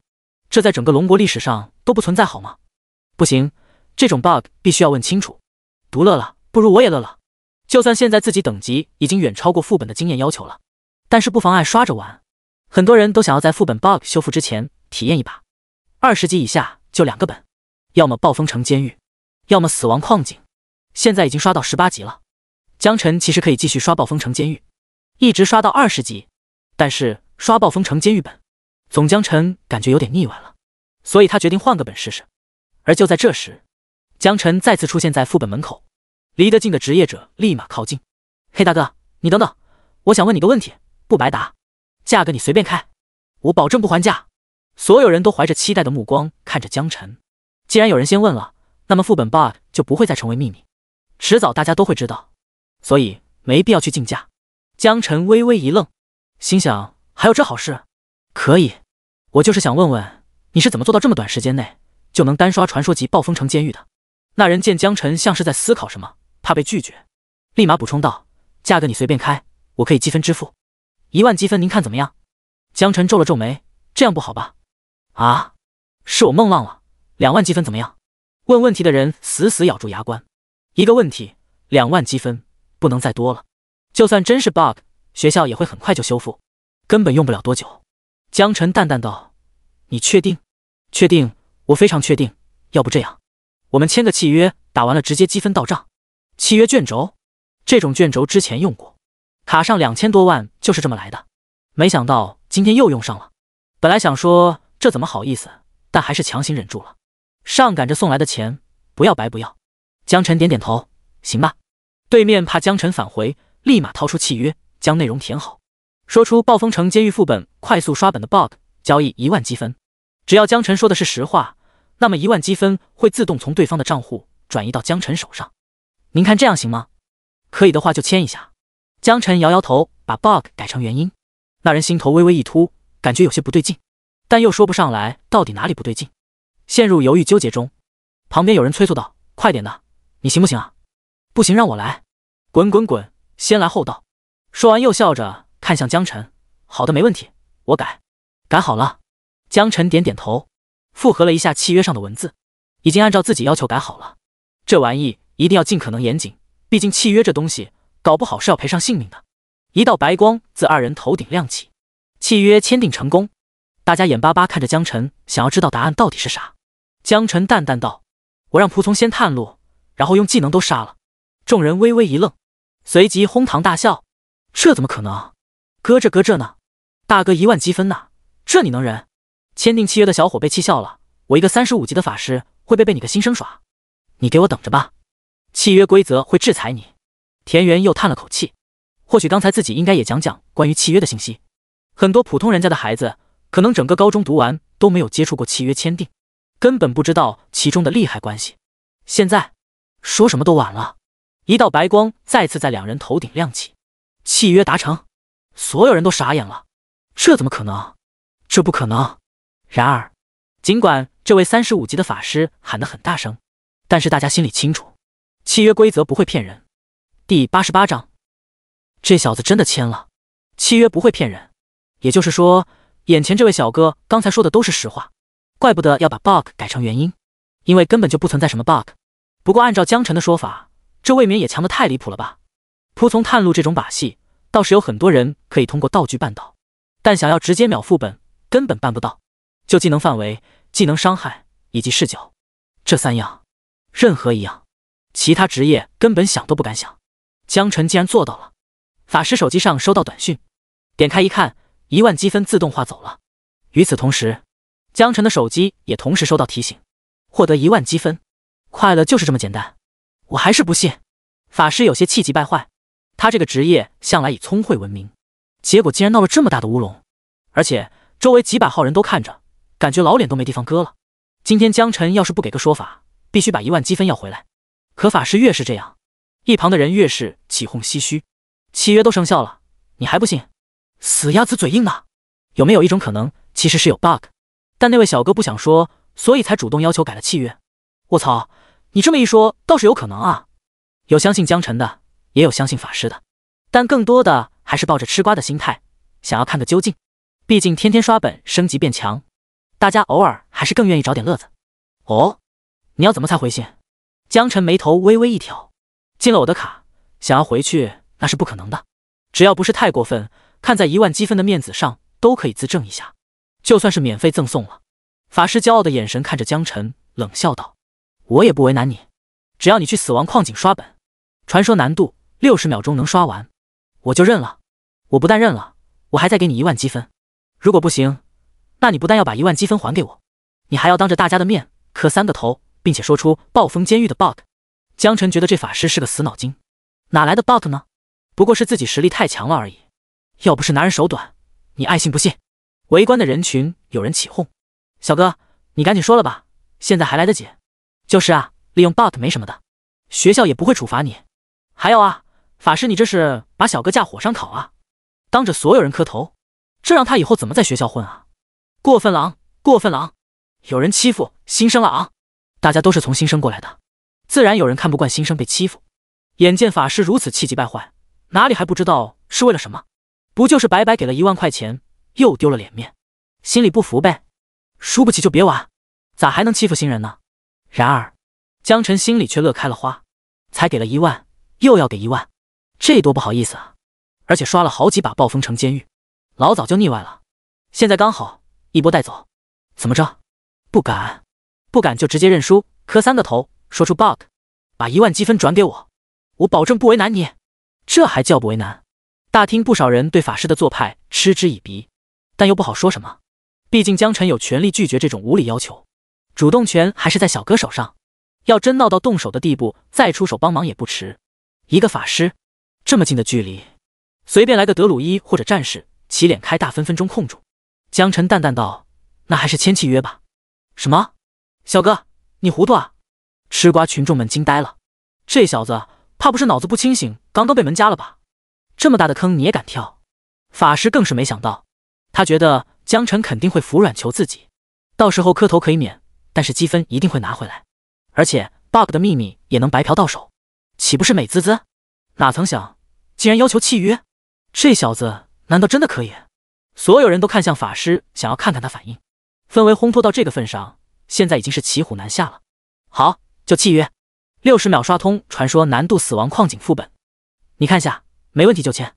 法师看着江晨冷笑不止，你小子就给我装吧，我看你敢不敢签。江晨看到契约内容后摆摆手，替江晨担心的围观群众顿时松了口气，看来这小子还不至于这么傻呗，拿命争面子。法师冷哼一声，不签就赶紧磕头，并且拿着契约扬了扬，转身看向身后的人群，大家可都是见证人啊，我这可不算逼他啊，要么签契约，要么就把我的积分换回来，再给我磕3个响头，并且告诉我暴风城监狱秘密。其实在场不少人也有私心，也想知道秘密，所以并没有反对法师的话。至于磕头不磕头，他们无所谓。倒是田园看到法师如此欺负江晨，有些气愤，纠结要不要替江晨说2句。然而这时江晨说道：不，签肯定是要签的，只是用不了60秒，就10秒吧。法师惊呆了，你当真？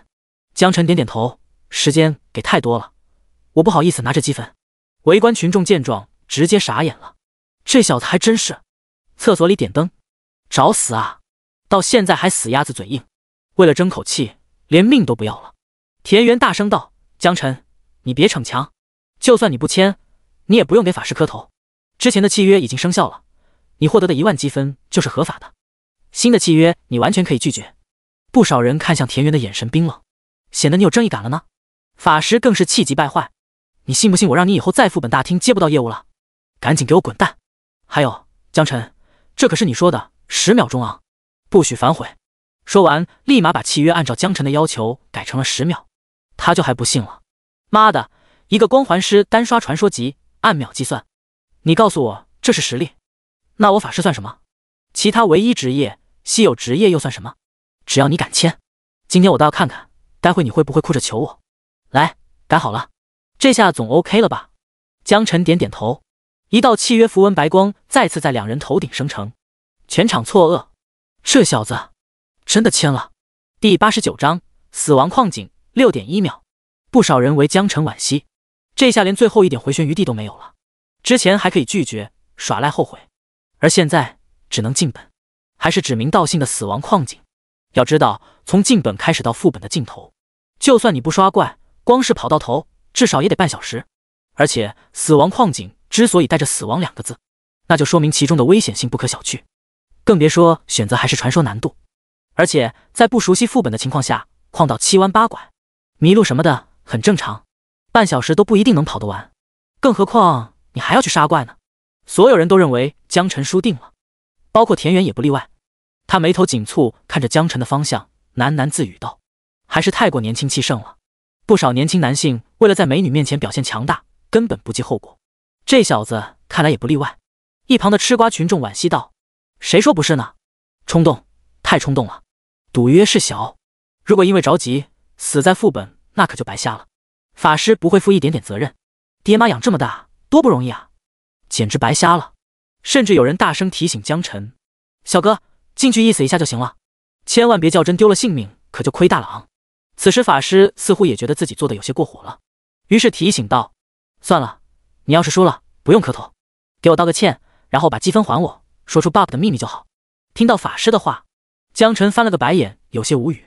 都说了没 bug， 就算真有，他也不知道。副本大厅人太多，本来死亡矿井副本和暴风城监狱2个副本的距离隔得不远，走2步就到，但现在由于人太密，根本寸步难行。让一让，让一让，给小哥让个路。人群自动分开，看向江晨的眼神像是在刑场送行。江晨没有犹豫，径直走向副本，还是选择传说难度。漩涡金色光芒闪动，眼前景色一变，江晨来到一道矿洞中。奥古拉，尊敬的，搞快点。好。时间已经过去1秒，江晨直接打算奥古拉。似乎察觉到江晨赶时间，奥古拉也没有继续整他那套优雅的死出，砰的一声，直接变成一群蝙蝠扩散出去。或许本身就是副本生物的原因，怪物们并没有对蝙蝠产生敌意。随着蝙蝠的扩散，死亡矿井的地图在江晨脑海中逐渐扩大，矿道有很多分支，甚至还有迂回。真要是用人探路，估计会走很多弯路。好在蝙蝠足够多，把所有的分支路线都同时探尽。江晨惊讶地发现，不单单只有矿洞隧道，矿洞7弯8拐的迷宫后面还有锅炉房、矿山。副本的尽头有码头，码头甚至还有一艘巨型木船，也不知道这艘大船是怎么来到地底下的。船上怪物很多，以海盗为主。很快，整个副本探索完毕，一座完整的3D 副本地图在江晨的脑海中呈现出来。死亡矿井比起暴风城监狱来说要大得多，怪也比较分散。矿工，传说精英19级；矿工监工，传说精英20级；哥布林机器人，传说精英20级；哥布林海盗，传说精英20级；布加迪强盗，传说精英20级；布加迪海盗，传说精英20级；布加迪流浪法师，传说精英20级；范克里夫，传说 BOSS 21级；曲奇，传说 BOSS 21级；大副重拳先生，传说 BOSS 21级；基尔尼格，传说 BOSS 21级；斯德尼的伐木机，传说 BOSS 21级；拉克佐，传说 BOSS 21级；矿工约翰森，传说 BOSS 21级。奥古拉足足用了5.3秒的时间，才将整个副本全部探索完毕。有不熟悉本子的原因，更重要还是副本足够大，比暴风监狱要大得多。当最后一只怪物出现在视野后，光环生效。其实江晨一开始就可以开光环，但是他更享受那种数据刷屏的感觉。负27052生命值，负27054生命值，负27056生命值。击杀19级矿工，传说精英，获得经验值9000，获得物品亚麻布衣，用途裁缝、工程。击杀20级 BOSS 矿工监工，传说精英，获得经验值1万，获得物品亚麻布衣，用途裁缝、工程。击杀20级 BOSS 哥布林机器人，传说精英，获得经验值1万，获得物品螺丝衣，用途裁缝、工程。击杀20级 BOSS 哥布林海盗，传说精英，获得经验值1万，获得物品亚麻布3，用途裁缝、工程。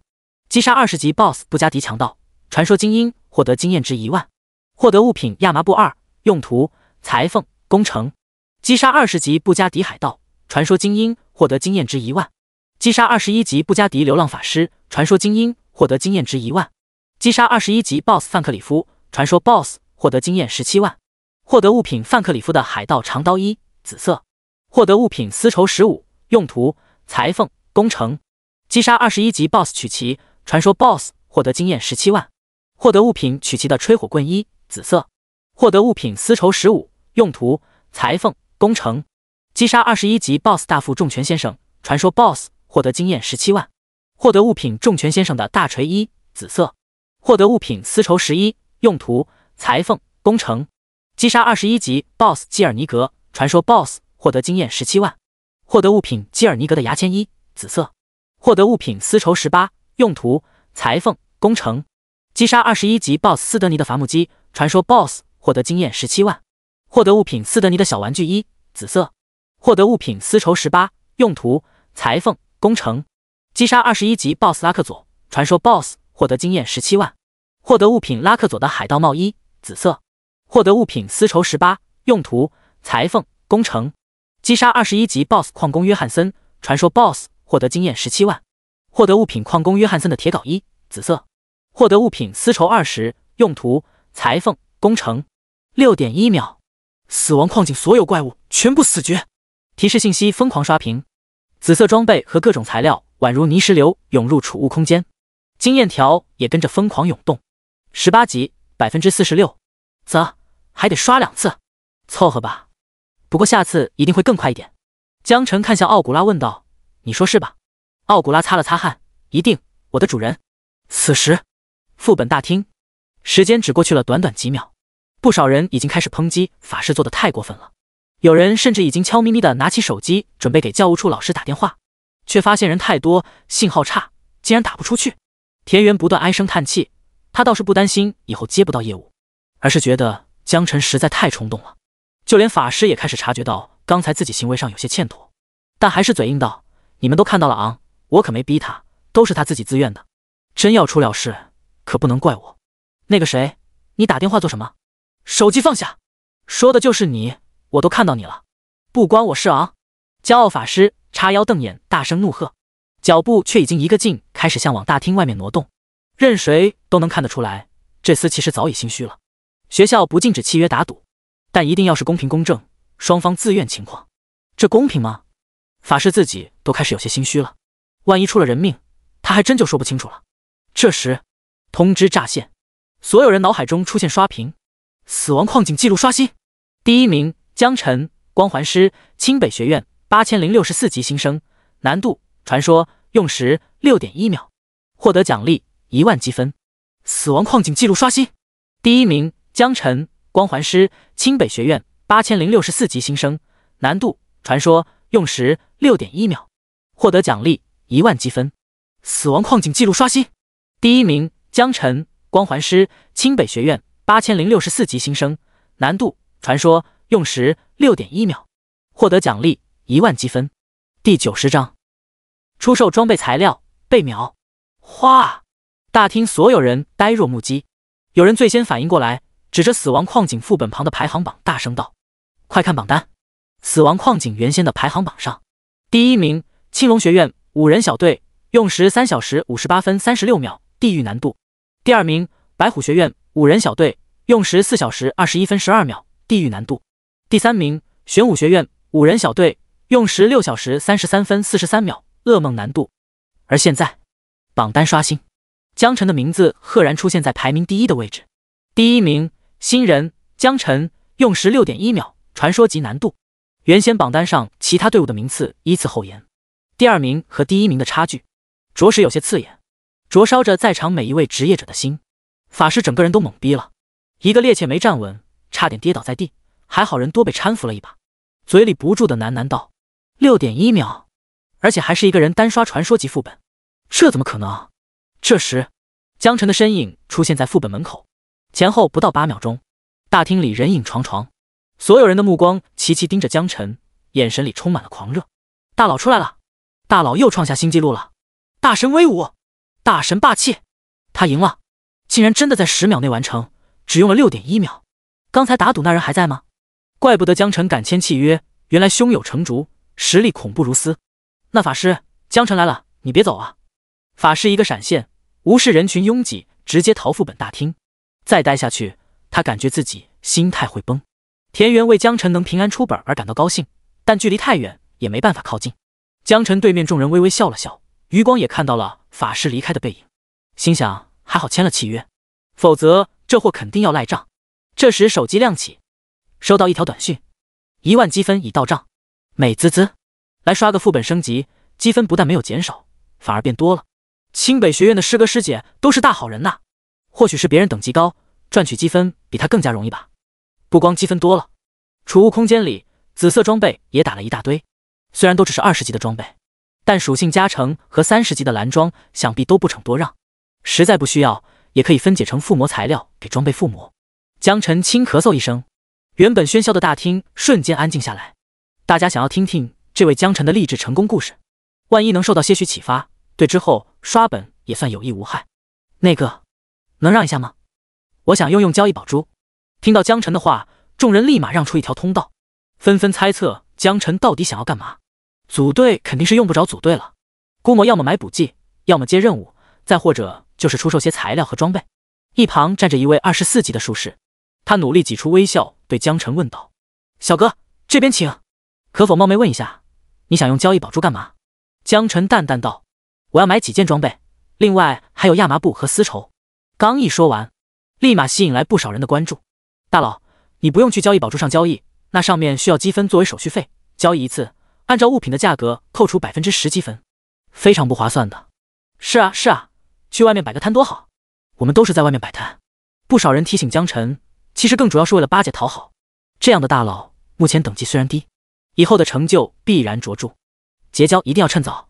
江辰摇摇头，不用了，我时间紧迫，摆摊需要太久，不划算。开玩笑，有那摆摊的功夫，还不如多刷几次副本呢。江辰查看了一下交易宝珠里面装备的价格行情，基本上用来交易的都是蓝色装备，价格一般在1万积分左右，根本看不到紫色装备。卧槽，我这么多紫色装备，这价格怎么定？连个参考的都没有。这里人虽然多，但是他们很有可能是买家，问他们价格，那不是白给吗？摸索过程中，发现交易可以在规定时间内设置竞拍，可以设置12小时、24小时、48小时，不同的时间长短，需要的佣金也不一样，分别收取成交价格的1%、2%、4%。如果没有成交，那么手续费按照底价照常扣除。也就是说，可以设置一个底价，48小时内谁出价高就归谁。手里的紫色装备少说也有7、80件了，他担心这么短的时间内，市场根本不可能有如此大需求，决定先放个20件上去，时间都设置成12小时，先以最小的代价看看市场行情。另外，像亚麻布和丝绸什么的，储物空间内已经高达200-300组，但江辰一点都不担心没人要。这些东西可是裁缝和工程职业必备的炼级材料，需求量极大，基本一上线就会被抢购一空。处理好这一切之后，江辰发现储物空间变得清爽多了。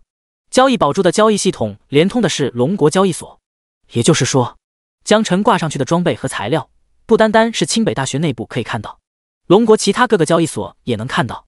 只不过，一般想要从交易宝珠同步到龙国交易所，有半小时的延迟。也就是说，清北内部拥有交易宝珠内的优先采购权。江辰做完这一切之后，转身继续进入到死亡矿井副本当中。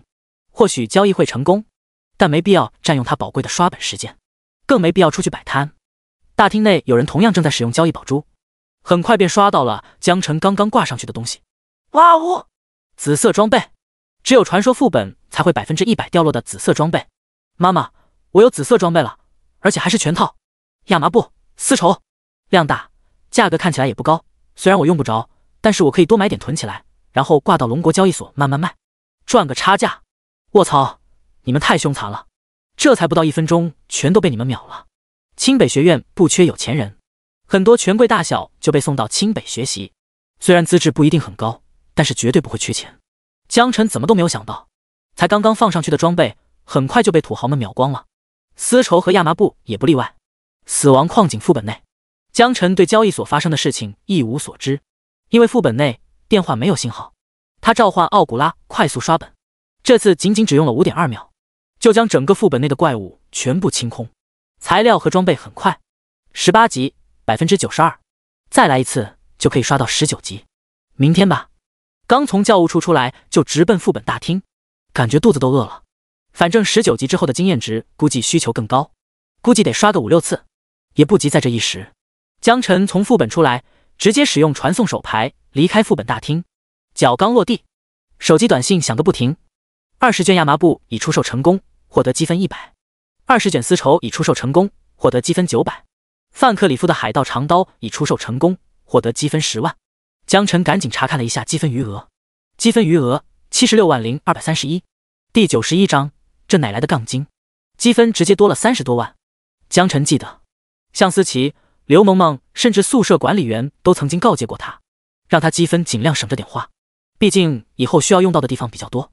可是现在看到账户上越花越多的积分，江辰陷入了沉思。积分余额2360231，这才短短4天，比刚刚进入学校的时候39万积分直接变成了236多万积分，花不完，根本花不完好吗？他相信向天神肯定不会骗他，或许是他还没遇到真正需要使用积分的地方。倒是储物空间里那些紫色装备，本来以为买的人不多，可没想到前脚刚挂上去没多久，后脚直接全部秒了。不得不感叹，有钱人还真多。江晨有一种立马传送回去，把所有装备挂上去的冲动，但是肚子咕咕，加上疲劳，阻止了他这个想法。算了，明天再说。已是傍晚时分，再不去食堂就只能吃宵夜了。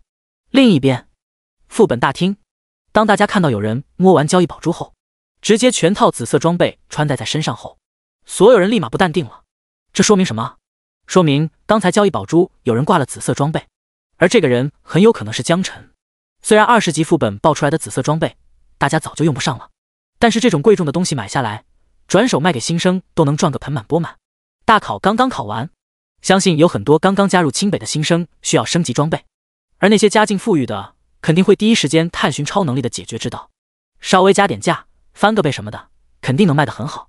另外，就算是拿来当礼物送给那些长得好看的学妹，也是个不错的选择。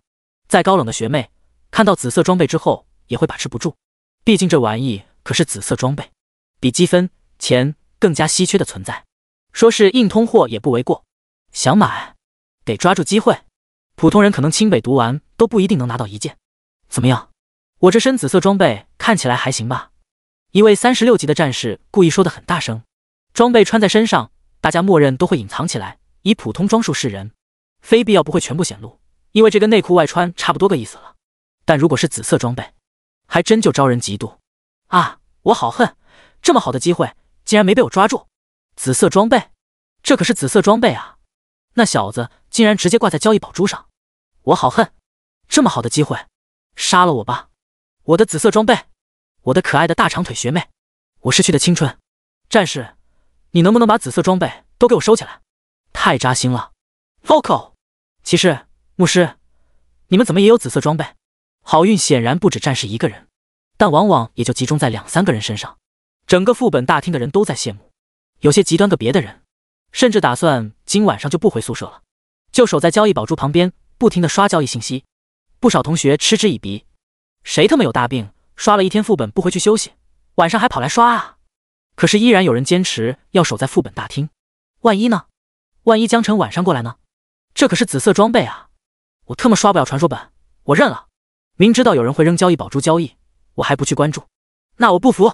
当然，也有人更聪明，开始打听江晨到底在哪。找到江晨，直接从他手上买，根本没必要去守交易宝珠，而且双方都能省下手续费，何乐而不为呢？但是，一个新生没有参与到具体学院，想要找到，其实还是有点难度的。于是，有心人又将目光投射到田园身上。毕竟，从江晨进入到副本大厅，一共就接触过2个人，一个是输给江晨2万积分的法师，人已经跑了；另一个就是给江晨做新手咨询的田园。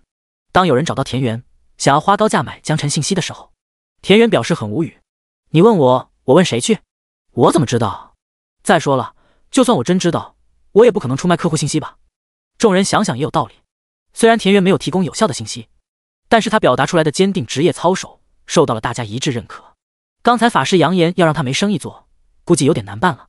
毕竟做生意最重要讲究的就是人品，田园的人品硬的没话说。田园自己也没想到，他一个天天割新人韭菜的存在，竟然有人问他要新人的信息。或许下次在收费咨询之前，应该先收集一下新人的详细信息。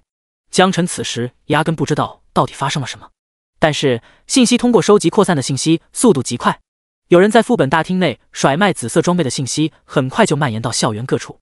食堂里，哎，你听说了吗？有个大傻子打了好多紫色装备，统统挂交易宝珠卖。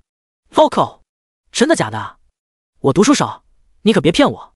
我也不知道，是副本大厅一个朋友发信息告诉我的。我觉得不像真的，谁家正常人会把紫色装备挂交易所呀？这玩意可是稀缺资源。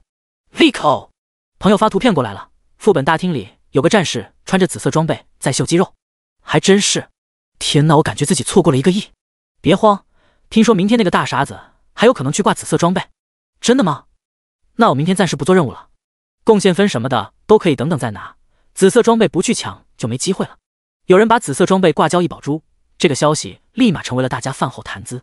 不少人发誓明天要去交易宝珠看看，说不定运气好被他捡漏。殊不知，早就有人打算通宵守着交易宝珠过夜了。而当事人江晨此时正在津津有味地吃完饭，同时听大家讲今天的八卦。可是听着听着，这些人怎么好像是在说自己？那个在交易宝珠挂紫色装备的大傻子冤大头，不正是自己吗？江晨有些无语。我只不过是想赚点钱或者积分，我有错吗？本来还想着如果在座各位有需要，我直接现场卖给大家，也好免掉手续费来着。你都起脸了，我特么还怎么卖？其实那人也不一定是个冤大头，吧唧吧唧。江晨委屈地辩解道：“你吃饭别吧唧嘴行不行？我说冤大头就是冤大头，谁家正常人会把紫色装备挂交易所呀？”似乎吃饭被陌生人打断，很不开心。那人表示很愤怒，这哪来的杠精？第92章，深夜到访大厅。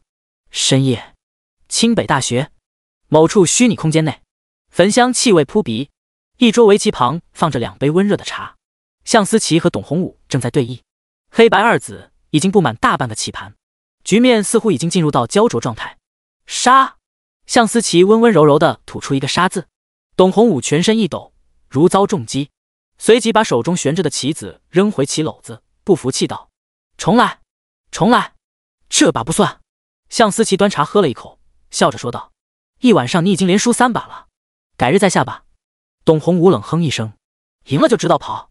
不过他也知道向思琪在给他台阶下，所以就顺坡下驴，没有继续追究这个话题，而是换了个话茬：“你上次让一个新生来我们院做任务，你还记得吗？墓园那个任务。”向思琪微微一愣，记得怎么了？董宏武说道：“我记得这小子叫江晨，对吧？”向思琪问道：“没错，怎么了？”董宏武笑道：“我当时还觉得这小子肯定是你遗落在外的私生子，否则你绝对不可能把一个16级的光环师压进来混经验。后来……”向思琪微微一笑：“后来咋了？”董宏武叹息：“后来这小子不但赶跑了小日子，还带着残缺不全的小队刷通了传说级墓园。向思琪，你这到底什么运气啊？随便拉个人过来就这么牛逼，还让不让人活了呀？”作为年长者，董宏武完全没有倚老卖老的架子，反而会偶尔耍耍性子。无他，眼前这位中年人实在太优秀了。向思琪喝了口茶，微笑着说道：“江晨可不是随便拉来的人，他是这一届的全国状元。”董宏武佯装惊讶：“哦，原来是状元啊！这样，我看在你的面子上，破格把他招到炎黄学院里头来，你看怎么样？”向思琪放下茶杯：“你那点小算盘就别想了，用不着你破格，我已经安排了更好的去处。”董宏武惊呆了：“你不会是想要把他带到内门学院吧？内门学院的学生都是精英中的精英，可以说万里挑一，整个清北每年有资格接受考核的人都没几个。”向思琪微微一笑：“算你说对了，不过目前他还不够资格，如果能按照我的要求完成任务，才有可能最后进入内门学院。”董宏武喝了口茶：“你都给他资格了，8成是潜力十足，心性也很满意。以我对你的了解，问题不大。”向思琪哈哈笑着说道：“你就这么相信我？做人总有失误的时候，哪能每次都看准？”董宏武微微一愣，随即讪笑：“你不会是又惦记上我们院刚刚拿回来的狮王核心了吧？想要打赌？门都没有！别人有可能会失误，但你不会。”向思琪愣了愣，疑惑道：“为什么？”董宏武喝了一口茶，淡淡道：“因为你没有失误的习惯。”这时，虚拟空间又进来一个人。向思琪惊讶道：“吴宪兵，你不去管副本大厅，怎么有功夫跑我这里来了？快快快，过来坐着喝杯茶。”副本大厅副本众多，需要人去管理维护，而吴宪兵正是副本大厅的管理者。吴宪兵从向思琪手里接过茶水，小酌了半口，这才接着说道：“别提了，今天副本大厅出了个惊天大瓜，整个清北都传遍了。你们还不知道？”向思琪和董宏武相视看了一眼，有些惊讶：“副本能有什么大瓜？”吴宪兵又喝了一口茶水，伸出2根手指晃了晃。2件事，一件事是有人以2秒和5秒的速度分别刷通了传说级暴风城监狱副本和死亡矿井副本。另外一件，刚才有人在交易宝珠挂了20件紫色装备，被学院内的人一抢而空。董宏武伸手在吴宪兵额头上摸了摸：“你没事吧？2秒、5秒，传说级，这2副本就算跑一圈都不止5秒吧？还有谁会把紫色装备挂交易宝珠上啊？向思琪若有所思，像是猜到了什么。对面董宏武的质疑，吴先斌有些无奈的接着说道：“一开始我也不信，可是当我看到排行榜后，我想不信都不行。你们自己打开学校的官网论坛去看吧，那上面都有。”从手机上点开学校论坛地址，震惊！清北新人怒刷暴风城监狱副本，用时仅需 2.1 秒。再次震惊！死亡矿井记录被破，用时5秒。点进去一看，很直观贴着排名信息，第1名的位置赫然显示着江晨的名字。评论留言直接炸锅了，我怀疑这图片作假，根本不可能发生这么离谱的事情。就是，这2副本我都刷过，跑一圈都不止半小时，更何况是打怪，这可是传说级啊，不是普通，不是噩梦，是比地狱级难度还要高的传说级。但我听我朋友说，他亲眼看到了。你们还别不信，我刚才还专程传送到副本大厅瞅了一眼排行榜，还真就是这么回事。你们谁要是有疑问的啊，可以自己跑一趟，反正也就分分钟的事。向思琪和董宏武两人在查看手机上的信息之后，面面相觑。这他妈不科学！此江晨是他们想的那个江晨吗？不行，这得去看看。两人掏出副本大厅传送手牌，同时消失在原地。吴先斌看着棋盘上已经落幕的棋局，浅尝了一口茶水。还真是，长江后浪推前浪，前浪死在沙滩上啊！副本大厅内，以往只有几个零星卷王会刷通宵以外，很少有人会待到半夜。但现在，不少人围着交易宝珠打起了地铺。哎，你说我还有机会吗？明天能抢到紫色装备吗？你没机会了，因为哥哥我在，我要替新来的学妹准备见面礼。local， 禽兽啊，学妹都不放过。再说有你这么舔的吗？那可是紫色装备，舔狗舔狗，舔到最后一无所有，你懂不懂啊？哼，反正我不可能让给你。这时，两道身影走进副本大厅，径直走向暴风城副本和死亡矿井副本的方向。在场众人万万没想到，都这么晚了，竟然还有人回来跟他们竞争。看来想要捡漏紫色装备也不是那么容易的事啊。然而，忽然有人小声提醒，好像是向神，还有董校长。卧槽，还真是，这么晚他们怎么来了？第93章，早上醒来狂赚11.2亿。随着一声惊呼，一群围着交易宝珠打地铺的人都发现了向思琪和董宏武，挣扎着起身过来向他们问好。向神好，董院长好，你好你好，当我们不存在，你们继续休息吧。在场学生都点头答应。可是这么两尊大神在此，谁又能睡得着呢？向思琪和董宏武来到副本前，看到排行榜后陷入沉思。你怎么看？用眼睛看。我是说江晨这排行记录你怎么看？看不了一点。别说当年做不到，我现在也做不到。行吧，这小子给我带来的惊喜还真是又快又多呢。两道身影消失在副本大厅，学校的论坛炸了，震惊！深夜两大佬到访副本大厅，一是向神和董宏武院长又惊又喜，并附上图片。谁有跟帖？是不是向神啊？不会是 P 的吧？我就在现场，确实是向神。我滴个乖乖，看来这次副本被秒破记录的事情影响很大啊，竟然惊动了向神和董宏武院长，这还了得！羡慕嫉妒恨，今晚不眠夜。糟了糟了，我感觉学妹会被他迷走一大半。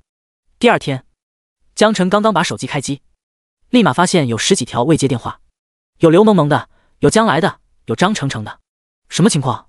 江晨不理解，昨天晚上只是为了睡个好觉而已，就顺手把手机关机了。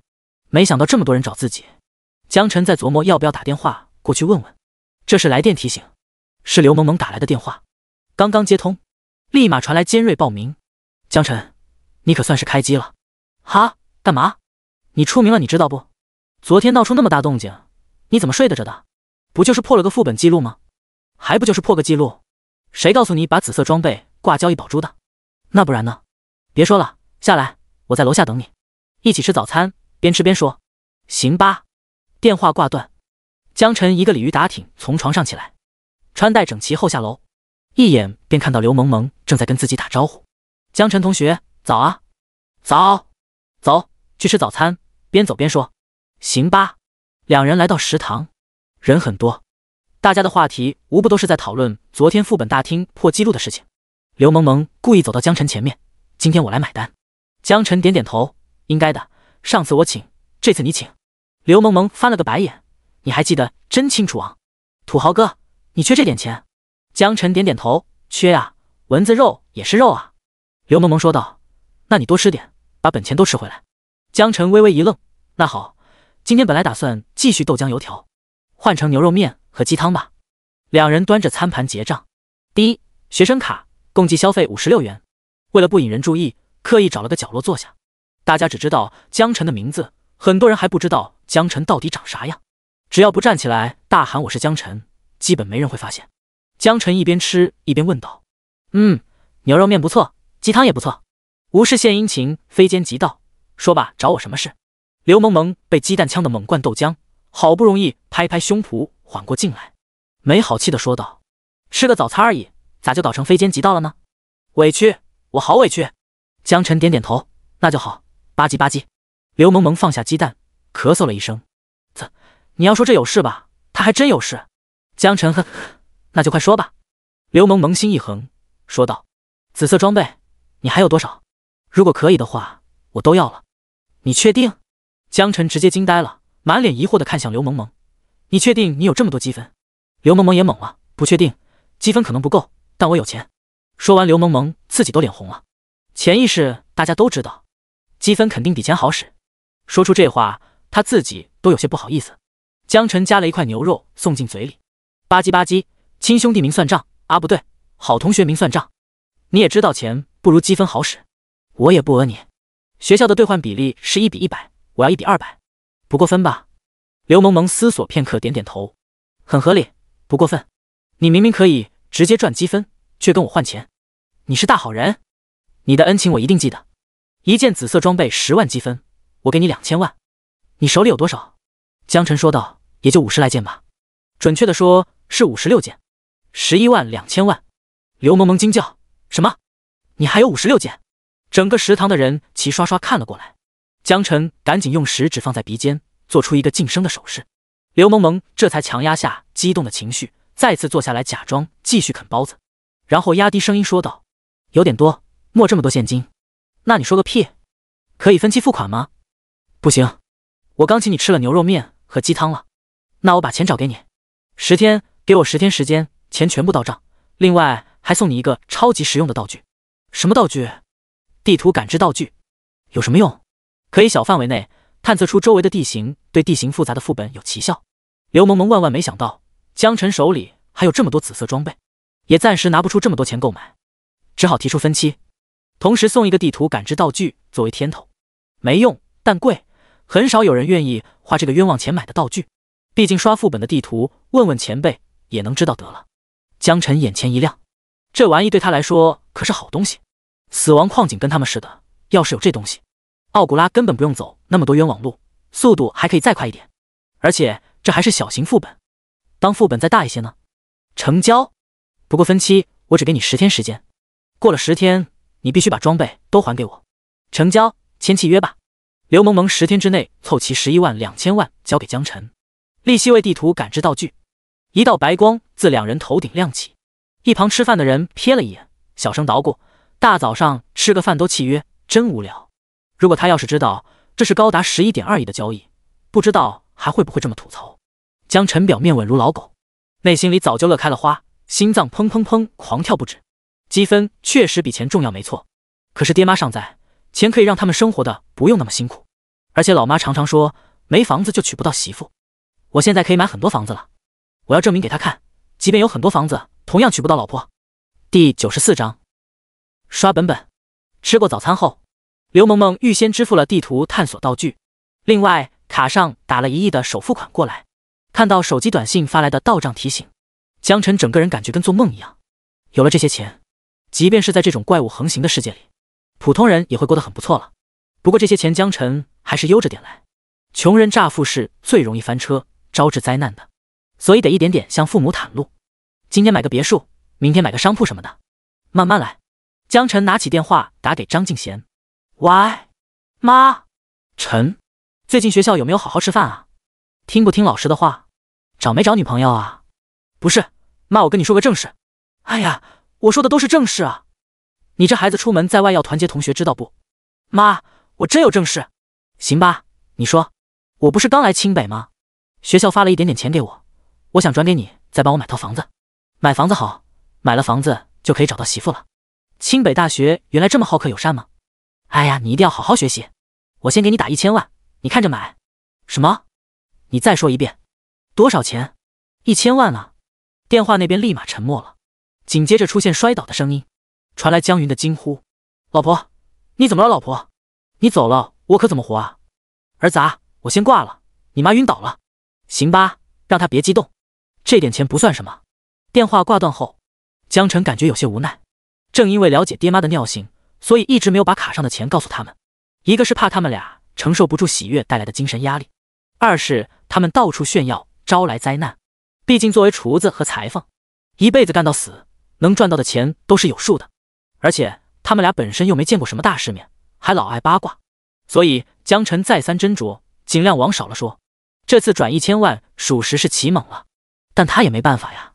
按照目前赚钱速度，必须让爹妈的心理承受能力快速成长起来，否则以后遇到上亿的数额还不得直接脑溢血啊。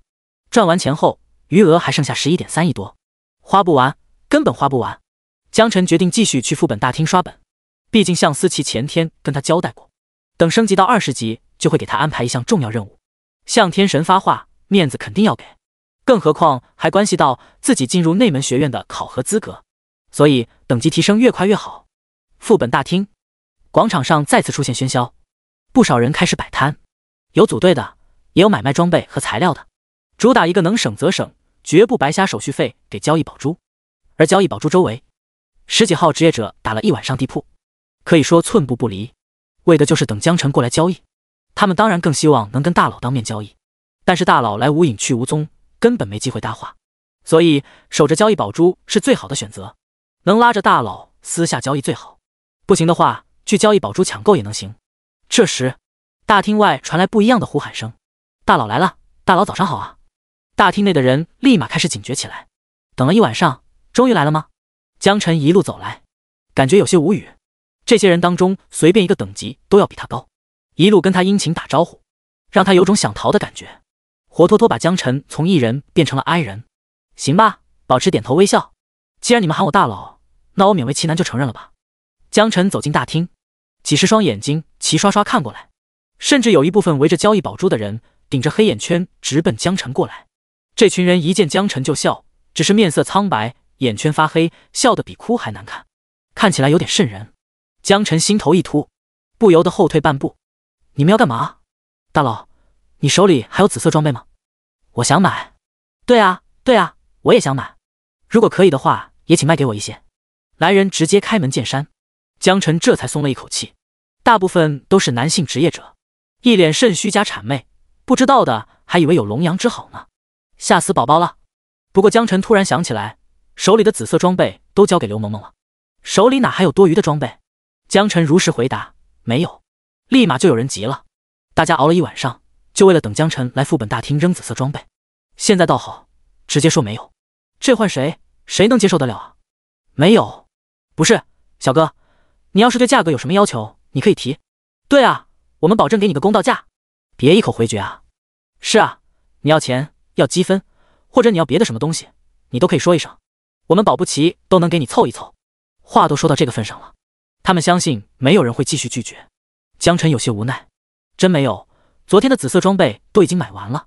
不过我虽然现在没有，但待会肯定有。听到江晨的话，众人眼前一亮，心中恍然。如果别人说这样的话，那肯定是放屁。但昨天江晨几秒钟破一个副本的记录，他说有，那就肯定有。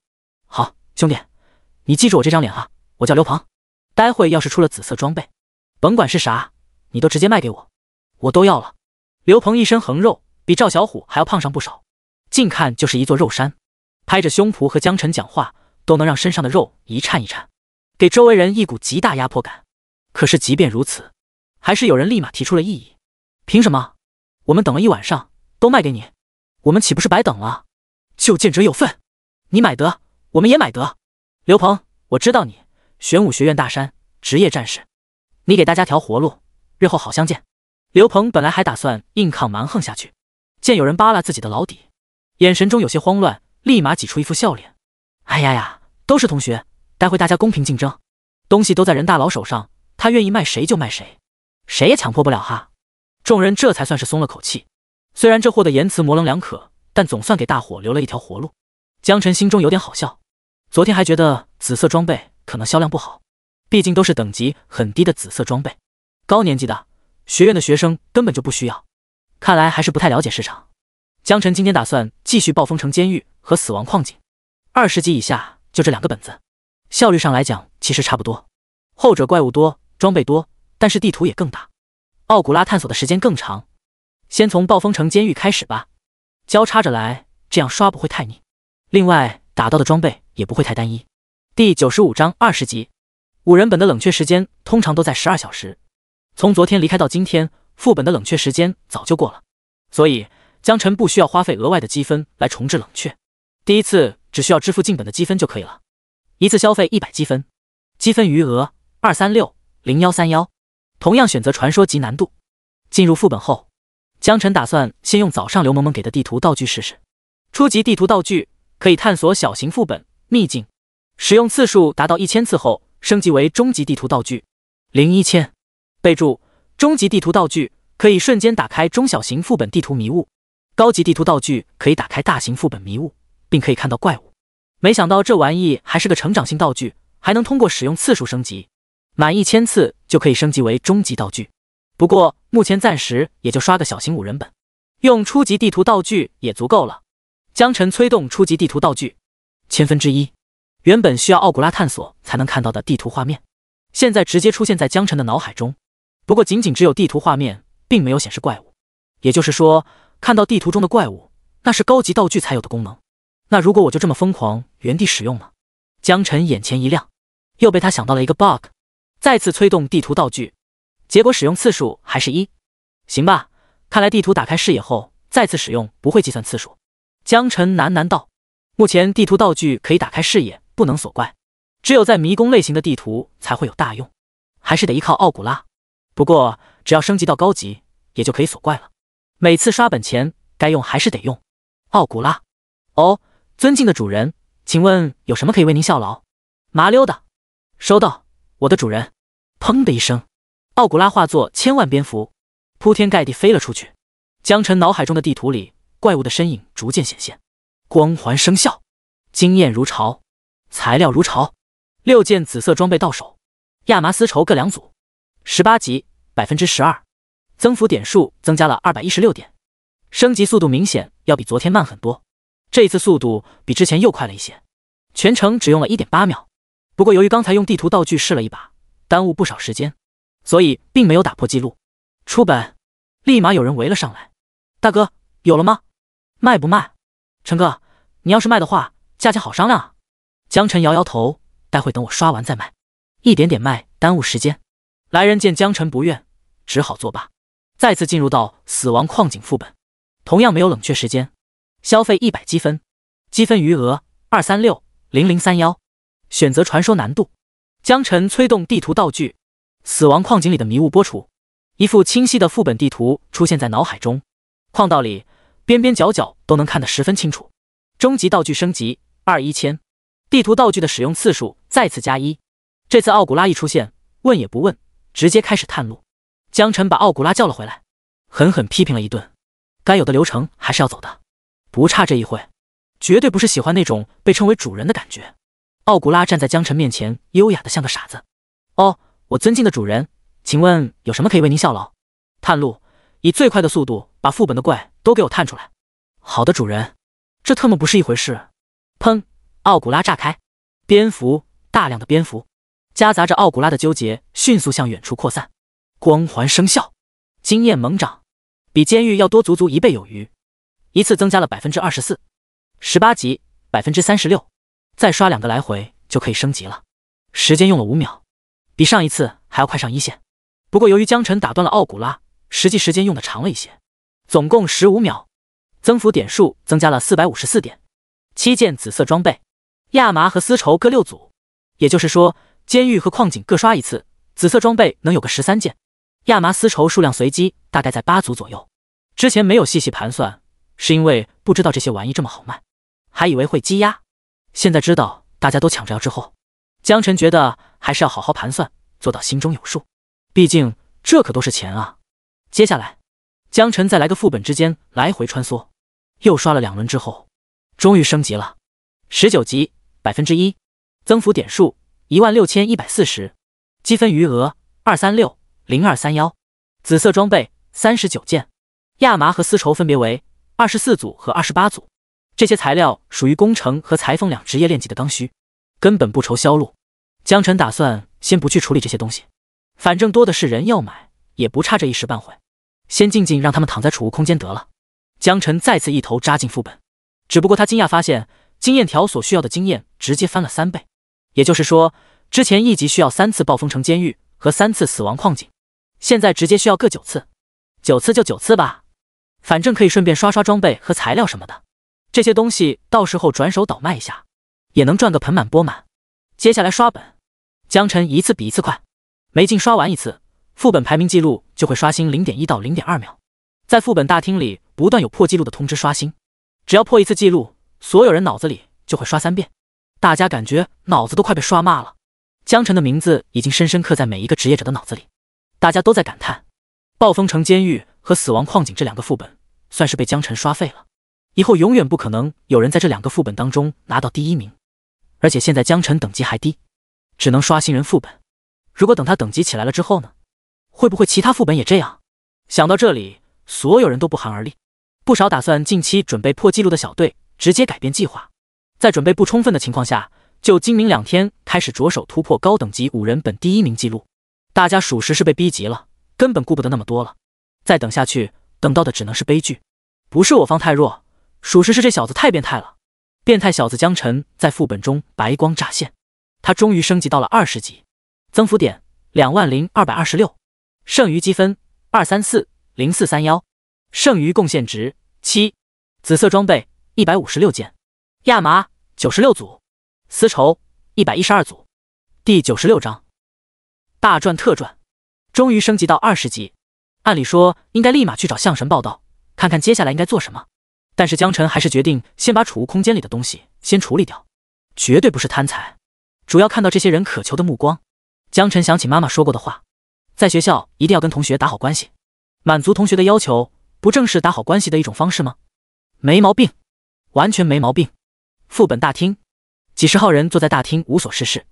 对于职业者来说，最宝贵的就是时间，一般都会抓紧时间刷级做任务，能像今天这样蹲在副本大厅无所事事的情况实属少见。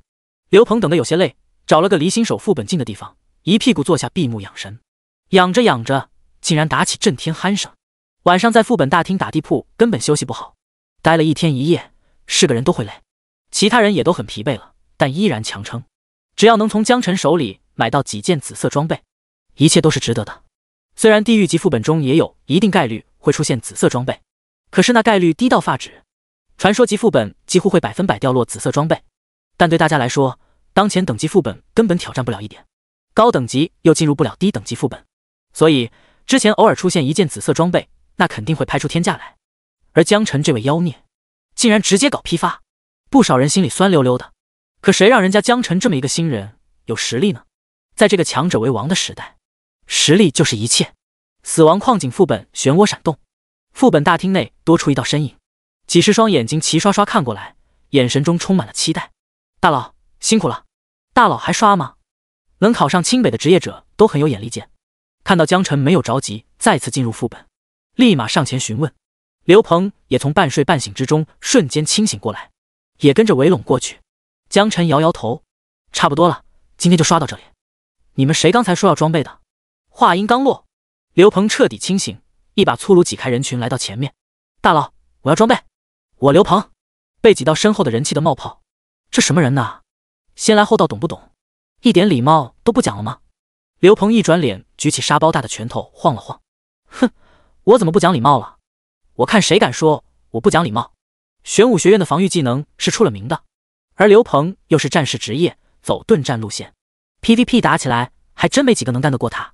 被挤到身后的人也只好不再作声，因为他知道这混蛋犯起魂来是真的敢动手。江晨大声道：都别急，排队慢慢来，我看你们一共有13、14、15个人，这样一人最多来我这里买10件，如果还想买，那就看我手里还剩下几件，行不行？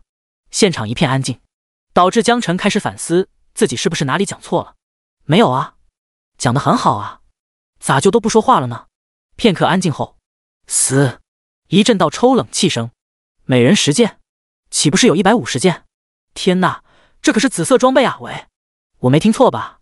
竟然有150件紫色装备，150件足够装备30个来清北报道的新人了。嘘，你瞎说什么大实话，给我闭嘴行吗？懂不懂什么叫商业机密？吵吵嚷嚷又安安静静。江澄看着众人说道：一件10万积分，没积分也可以1比200用钱来购买，随机发货，不可以挑选。有意见吗？没意见就开始吧。刘鹏沉声道：我没有意见。其他人也跟着说道：没有意见，大佬说了算。江晨已经逐渐开始习惯有人叫他大佬了，点点头说道：开始排队吧，从第一个开始。对了，我没有刷身份证的机器，还是用契约的方式吧，契约道具你们自己出，没有的可以去交易宝珠购买。听到江晨的话，在场的15个人没有一个人反对，大家脸上都带着喜悦，自觉地排好队。既然人人都有份，那就没什么好争抢的，排到自己自然也就能买到。刘鹏排在第一个，尽管知道江晨手里有很多紫色装备，但是当真正看到他摆出10件紫色装备的时候，还是狠狠地震撼了一把。不可以挑选哦，随机发货，要就拿契约来签。江晨提醒道。刘鹏赶紧点点头，不挑不挑，这些我都要了。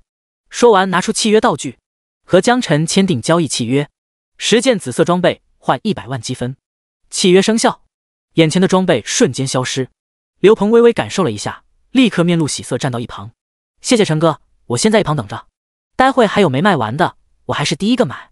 江晨并没有说没卖完的装备能不能全部一次购买，所以他站在第一个其实是动了点小心思在里头的。江晨当然能看得出来，这大胖子粗中有细，但既然没有违反规则，也就没必要阻止。反正东西能卖出去，卖给谁都一样，最后的受益者都是他。手机亮起，打开查看信息，收到积分100万积分，积分余额336023到账真快。下一个，第2名开始交易，紧接着第3个、第4个。随着队伍里的人越来越少，江晨也越来越开心，几乎每个人都直接购买了10件。而刘鹏站在一旁，越来越失望。能在交易宝珠等1天1夜的人，又怎么可能只买1、2件呢？很快，150件紫色装备就交易完成。其中有11人选择积分交易，另外4个人选择金钱交易。江晨瞬间赚得盆满钵满，积分余额13340431，资金余额930000000。刘萌萌欠钱10亿，发了！江晨直呼过瘾，本来只想着打怪升级，没想到还能顺带赚钱赚积分。靠做任务赚积分太慢了好吗？还是卖装备来得快。刘鹏站在一旁唉声叹气，哎，最后还是卖完了，这群牲口啊！江晨压低声音，还有6件，你要吗？刘鹏双眼一亮，惊呼道：真的吗？江晨赶紧做了个噤声的手势，其他人发现过来扯皮可就麻烦了。刘鹏赶紧压低声音，我要。再次获得60万积分，积分余额达到13940431。皆大欢喜后，江晨把亚麻布和丝绸都挂在了交易宝珠，12小时内有人看到就可以交易成功，超时则会自动下架回到江晨的储物空间内。不光能否成功交易，先支付手续费1%，这也是为什么很多人不愿意在交易宝珠交易的原因。不过副本大厅里大家基本都是主战职业，不会有工程和裁缝，所以只能挂在交易宝珠交易。第97章承接任务。交易完成后，从副本大厅出来，江晨第一时间拨通了向思琪的电话。向神，我20级了，来教务处，我在那等你。好的。电话挂断，江晨穿过学校的公共区域，来到教务处。向思琪正在喝茶。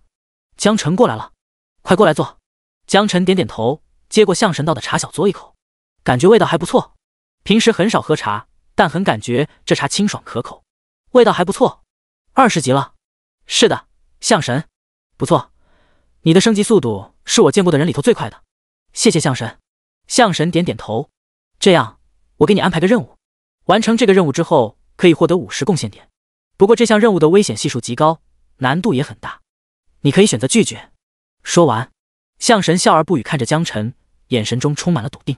他对眼前这位年轻人很满意，才刚到学校几天的功夫，就从16级刷到了20级，速度之快，绝无仅有。江晨喝了一口茶水，点点头：“您说，我会仔细斟酌的。”危机，危险越大，机会越大。当听到危险高、难度大，江晨不但没有害怕，内心之中反而升起一股期待。就是说，不危险，咱还不去呢。向思琪喝了一口茶水，笑着继续说道：“五行副本里头，帮我拿回五行精华来。可能你有听说过五行副本，它是一个40人的大型团本，地图板块极大，分为金木水火土5个大块，不同的区域分别有不同的生物。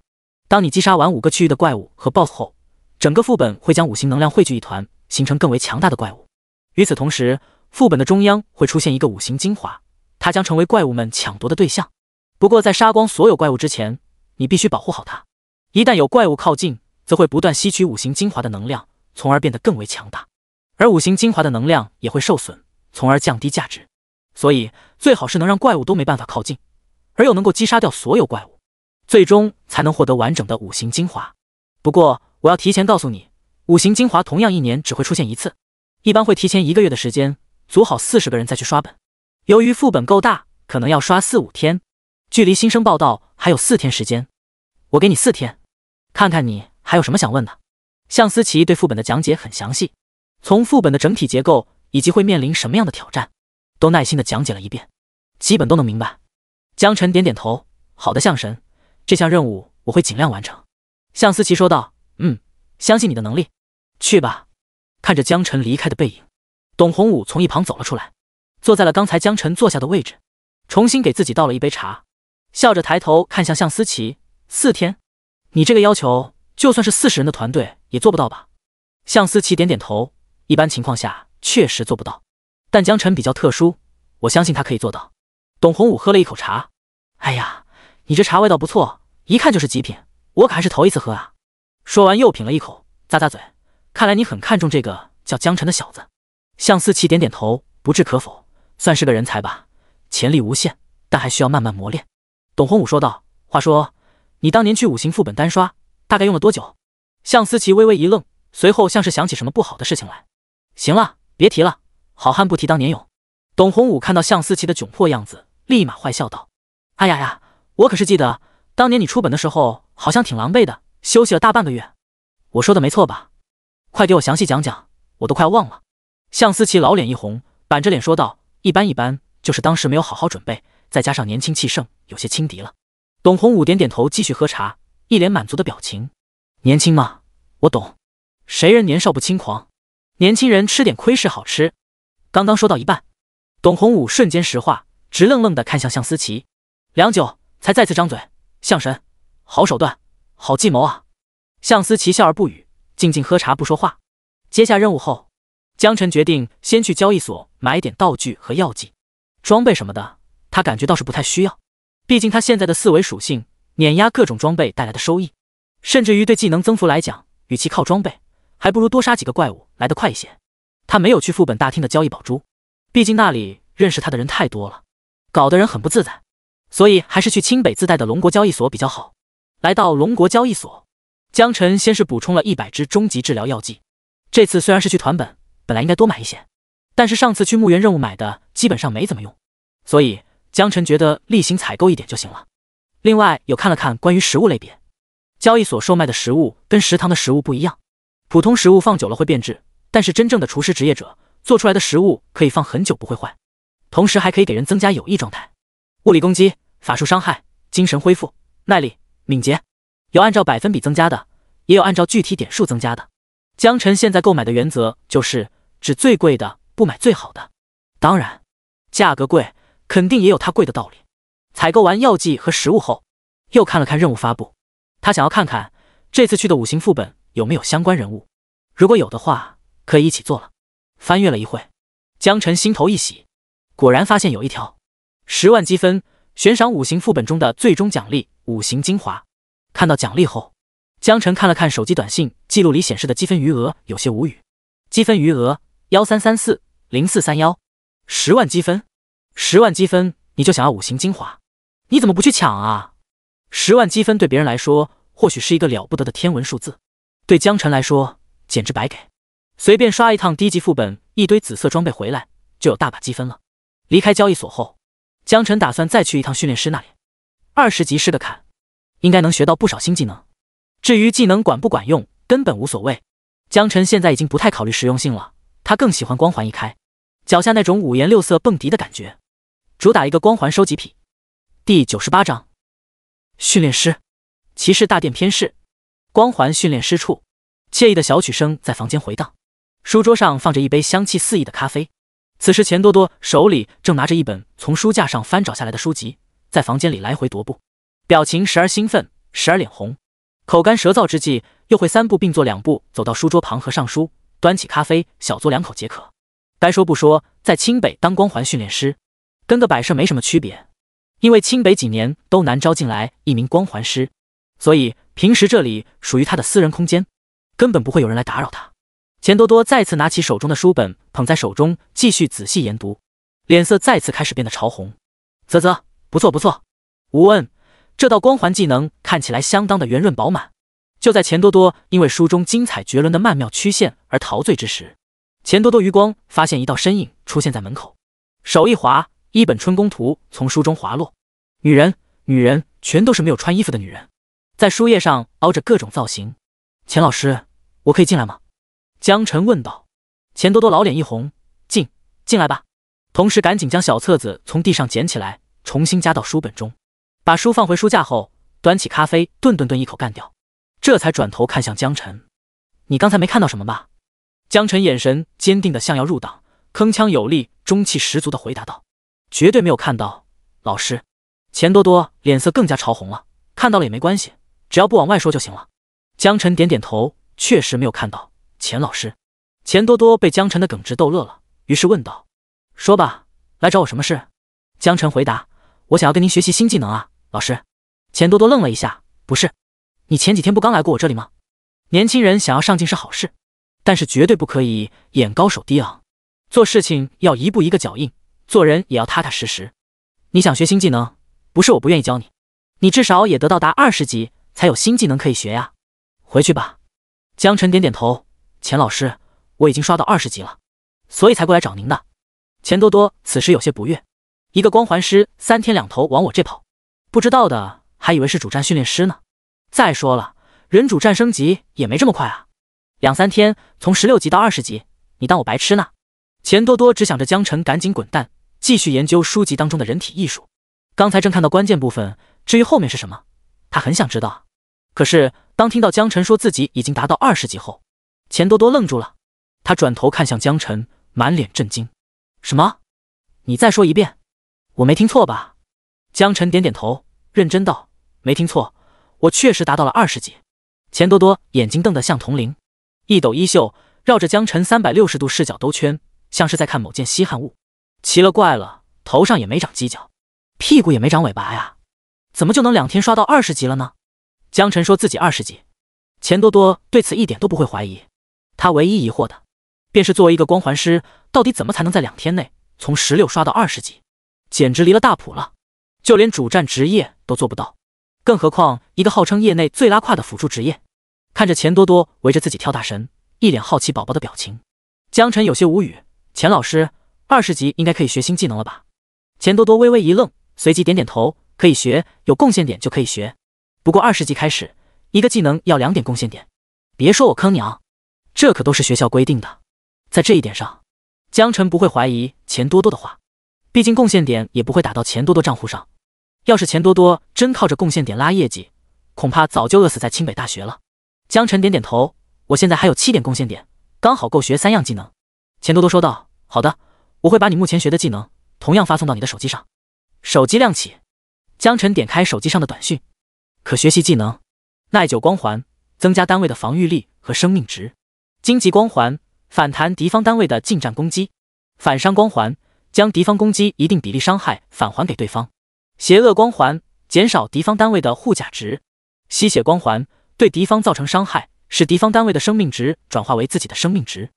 不可学习技能：辉煌光环，增加单位的攻击速度和攻击力；虚弱光环，降低敌方攻击速度；狂热光环，增加单位攻击速度，缩短法术前摇时间；真伤光环，有一定概率将单位伤害转化为真实伤害。可以学的技能有5个，手里的功勋值目前只够3个，江晨有些纠结，思索片刻，抬头看向钱多多，老师，可以便宜点吗？我有7点贡献值，让我学4个呗。钱多多摆摆手，不行的，学校规定，我也做不了主，必须2点贡献值，要都跟你这么玩，还不得乱套。国有国法，教有校规，年轻人不要老想着钻空子。江晨看着钱多多，认真道：那我要是帮你一个忙，可以学4个技能吗？钱多多冷笑，指着自己的鼻子，帮我忙？你说你帮我忙？开什么玩笑呢？别墨迹了，速度选好3个技能。完事了，我还要继续看书。江晨不为所动，轻声道：我是说，我如果不把你看小黄书的事情抖搂出去，让全校人都知道，您说这算不算帮你的忙了？钱多多愣住了，随即勃然大怒：你小子，你敢威胁老师？江晨就这样静静地看着钱多多不说话，始终保持着嘴角的弧度。好一会，钱多多像是泄了气的皮球。行，算你狠，我的贡献值允给你1分，不过我丑话说前头，下不为例。而且今天的事情出了这个门，谁都不许说。江晨做了一个封嘴的姿势，举起右手比划了个 OK。已学习技能荆棘光环，已学习技能反伤光环，已学习技能邪恶光环，已学习技能吸血光环。第99章盘点技能。江晨，等级20%， 1%，职业光环师，生命18640，力量17603，敏捷17603，精神17603，天赋增幅16140点。技能灼烧光环、冰霜光环、守护光环、强击光环、法伤光环、命中光环、荆棘光环、反伤光环、邪恶光环、吸血光环。灼烧光环1级，持续给周围造成16140点伤害。冰霜光环1级，持续对周围造成 99.99% 的减速效果，持续造成16140点冰冻伤害。守护光环1级，光环范围内给友军提供防御力，可以免疫 99.99% 的伤害。强击光环1级，增加单位16140攻击强度。法伤光环1级，增加单位16140法术强度。命中光环1级，增加单位 99.99% 命中几率。荆棘光环1级，对攻击者造成16140的固定伤害。反伤光环1级，将敌方攻击 99% 的伤害返还给攻击者。邪恶光环1级，减少敌方16140点护甲。吸血光环1级，将造成伤害的 99% 转化为恢复生命值。装备无，思维属性已经逼近 2W 点。江晨觉得这点很可惜，但是拥有强大的生命值也就意味着足够的生存能力，起码没那么容易被秒杀。而拥有力量也就意味着他能够拥有强大的物理攻击能力，能够一拳打出惊人的威力。可是，一来他不是战士或者猎人，没办法学到合适的技能。如果单纯用力量出拳，不考虑反伤的情况下，就算能一拳打死怪物，可是效率也远远不如光环群伤来得快。至于敏捷，可以增加他的移动速度以及闪避能力，但拥有绝对防御和反伤效果的他，似乎也用不着这么着急。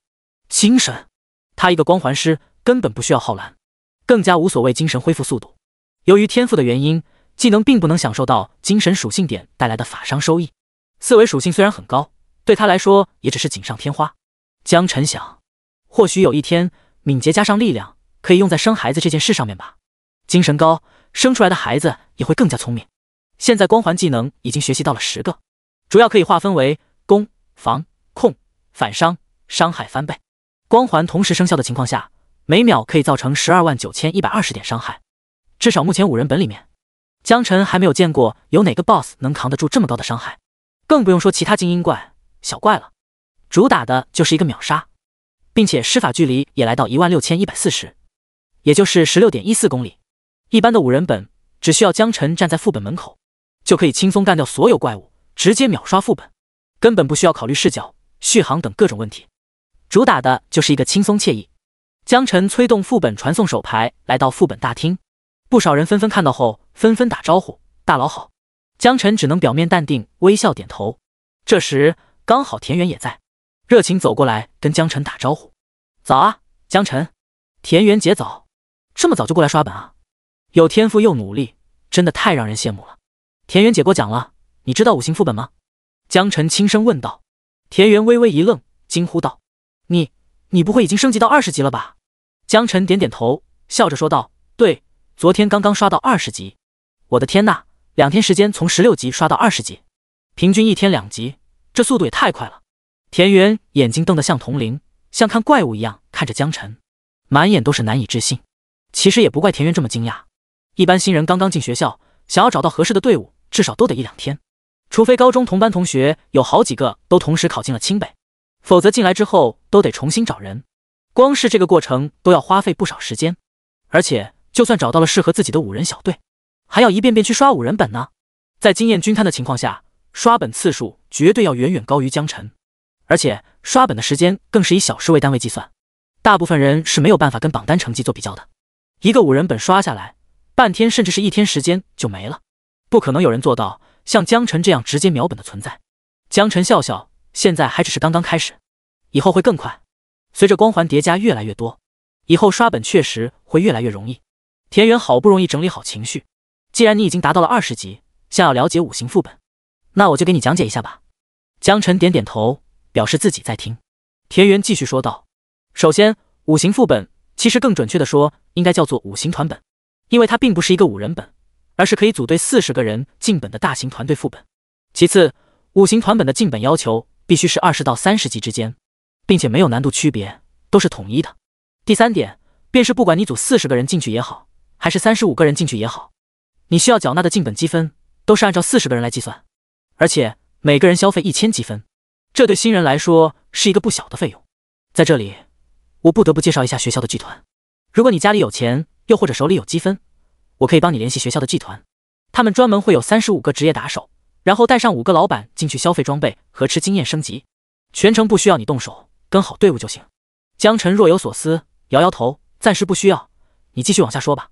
田园点点头，继续道：5行副本分金木水火土5个大块区域，每个区域比普通的5人本都要大不少，光是走完其中一个区域，很可能就需要半天到1天的时间，更不用说打怪时间了。在5个区域的怪物和 BOSS 都杀光后，整个副本会凝聚出一颗被结界保护的5行精华，紧接着会有更强大的怪物诞生，不断从副本的各个方向涌过来，吸收5行精华力量，同时消灭职业者。当怪物吸收到5行精华后，会呈几何倍数增幅，同时5行精华本身也会受到亏损。至今为止，清北从来没有拿到过完整的5行精华，由此可见5行副本的难度非同一般。如果你想要组队的话，我建议你去联系各个学院，看看有没有人愿意组你。如果是别人，我不敢保证，但这2天你在副本大厅有了一定名气，我相信大家还是会愿意破例带上你的。第100章，臭小子，滚开！哦，对了，还有排行榜，我相信你应该也有兴趣了解。5行副本由于没有难度区分，所以它的排行机制也比较特殊。40人团本，组团的人越少，通关的时间越短，排名就越高。江晨又想到了一个卡 bug 的方法，于是问道：那如果我最后快要拿到5行精华的时候，让其他人都退出副本，岂不是可以直接排到最前面？田园笑着摇摇头，有人也尝试过你的这种想法，结果是副本依然会默认原有的人数，也就是说团队中进本的时候多少人，副本就计算你多少人，中途退出的不会自动扣除人数，重新计算。江晨点点头，哦，我懂了，看来 bug 也不是那么好卡的，不过这对他来说根本不存在问题，他本身就是 bug 级别的存在。田园陆陆续续讲了有1个多小时，基本上把5行团本的攻略都事无巨细，耐心讲给江晨听。江晨也听得很仔细，不懂的地方也会及时询问。现在已经对5行副本有了充分了解，那5行副本就在大厅进门右手边靠中间一点的位置，那个比较大一些的漩涡看到没？那个就是5行副本的入口。田园该讲的都讲了，把副本的方向给江晨也指出来。江晨点点头，谢谢。田园笑着说道：应该的，虽然这次没收钱，但江晨必定前途无量，混个交情比那点积分肯定要划算得多，所以田园压根就没有往这方面引导。江晨问什么，有什么疑惑，他都是知无不言，言无不尽。江晨得到自己想要的答案后，朝着副本的方向走去。5行副本漩涡要比普通副本大得多，颜色也更加深邃，从其中发出的声音也更加低沉。漩涡旁边的排行榜显示屏幕上，上面第1名还是5年前36人团队用了7天的时间才刷通的，而且所有人都是玄武学院的人。为什么不是朱雀，不是白虎，而是以防御著称的玄武学院？这让江晨不禁猜测，5行团本之中是不是有什么特殊之处？就在江晨站在副本漩涡旁思考之时，身后传来一声暴喝：“臭小子，滚开！给大爷让路！”江晨心头一怒，转过身去，看到一名身高8尺的战士正站在身后，手里拿着重剑和巨盾，从头到脚都包裹在钢铁盔甲之中。战士身后还跟着几十号人，这些人之前几乎都没有见过。哇，是玄武学院的聂海涛！听说他为了突破5行副本的记录，提前准备了1个月。不止如此，他们学院的人为了跟他一起破纪录，还特意压制等级，就是为了凑够40号人一起进副本。我滴个乖乖，这架势恐怕是要势在必得了。那还用说，5年前也是他们玄武学院拿到的第1名，现在还是他们学院。我感觉啊，这5行副本就是专门为5行学院准备的。哼，他们保不齐有什么特殊的方法可以针对5行副本。嘘，小声点，被他们听见会被打死的。副本不少人已经认出了这些人的根本，他们都是玄武学院的学生。为了强行压制等级，好多人连续1个月都没有来过副本大厅，自然也就不知道江晨这么个神奇人物的存在，也更加不可能去关心暴风城监狱和死亡矿井这种低级副本。江晨突然被人叫滚开，是真的怒了。我正特么在思考呢，思考懂吗？怎么就让我滚开了？好好说话不行吗？非得这么呛人？大爷，我今天还真就不让呢，你能把我怎么着？淡淡道，我要是不让呢？聂海涛微微一愣，眉头紧跟着皱了起来。这小子，莫非是看着玄武学院的人多，想要跟着进去蹭经验，强行压住不耐解释？小子，眼睛放亮点，我们这可不是剧团那种勾巴玩意儿，要找人带团，一边去。江晨摇摇头，不说话。聂海涛继续道，你要真的想进我们玄武，可以等下次，这次我们要破纪录，没工夫的带你。身后的人提醒道，聂团人都到差不多了，我们抓紧点吧，别等了。聂海涛点点头，打算不再理会江晨，转过身去，对着身后几十号人开始发号施令。玄武学院所有人都有，开始点名。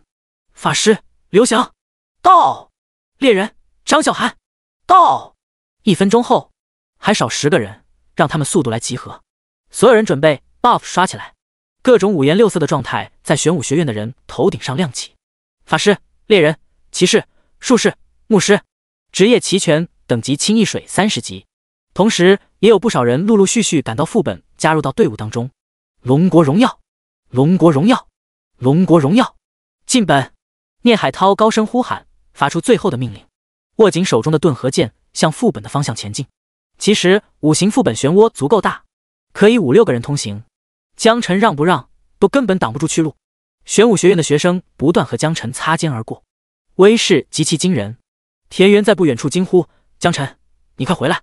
艾克晓不知道什么时候也来到了副本大厅，看到人群逆流中的江晨，不由得冷笑，这小子想出风头想疯了吧？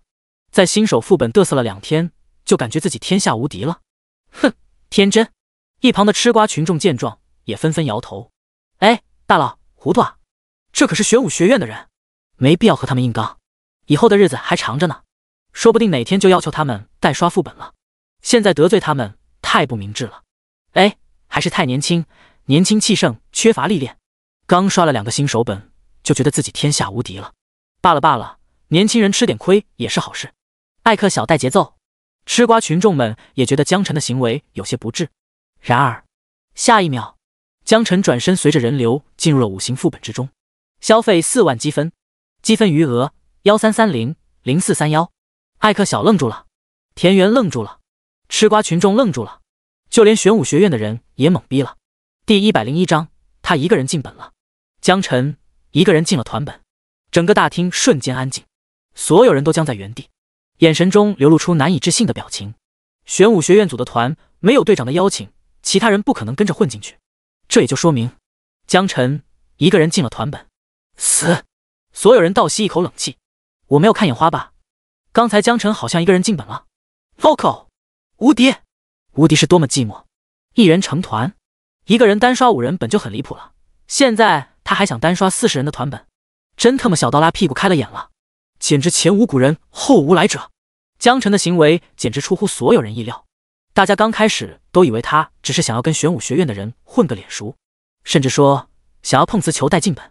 毕竟5行副本里头5年前也是玄武学院破的第1名记录，然而却让所有人大跌眼镜，江晨竟然自己一个人进本了。田园站在原地喃喃自语道，我还以为他会去找人组队，没想到他竟然一个人自己进去了。都怪我，没有跟他把利害关系表述清楚。他觉得江晨之所以一个人进5行副本，很有可能是他刚才没有把其中的危险程度说清楚。或许是因为他提到过，这个副本没有难度区别，都是统一的难度。可是老娘他们说的是没有难度区别，不是没有难度啊！造孽！艾克小扑哧一声笑了出来，这小子真把我给逗笑了，简直花样式找死。40人副本，他竟然打算一个人刷。阎王叫你3更死，你偏偏要2更，还真是着急赶着投胎的命。先是占用他女朋友的任务名额，后来又在任务中让他丑态百出，最后还完美完成了任务。本来就看江晨不顺眼的他，现在仿佛有一种大仇得报的感觉。死，赶紧死，省得大爷以后还得找机会亲手把你给弄死。这话刚好被一旁的田园听到，立马就不乐意了。他看向艾克小，怒目而视：你这人嘴怎么这么多啊？江晨怎么得罪你了？非得咒人家死？艾克小冷哼一声，还真是招女人喜欢的小白脸呢。女人，我劝你不要多管闲事。田园气急，你……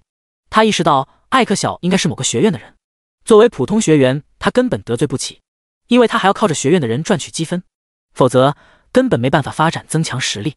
而且学院的人想要整他，那真就易如反掌。艾克小嗤笑：你什么你？不想死就给我闭上嘴！大厅里这2天见过江晨的人听到艾克小的话后，也跟着过来声援：你欺负一个弱女子算什么本事？我也是学院的，我白虎学员，有种你冲我来！江晨怎么你了？死死死，3句话离不开死。咋地？你想死啊？我刘鹏，玄武学院的，你有什么话可以跟我说？哦哟，谁的裤裆没有系好，把你给露出来了？我青龙的，你想怎么地？很多人都是见证过江晨在暴风城监狱和死亡矿井副本破纪录的存在，更有甚者是从江晨手中购买过紫色装备的人。谁家能一口气掏出上百万积分或者上千万的资金啊？即便绝大部分学院学生也做不到。这些人当中没有一个是吃素的，要么极为有实力，要么极为有背景，无论哪一个都不是艾克小能惹得起的。艾克小见状不妙，立马掏出传送石准备脚底抹油。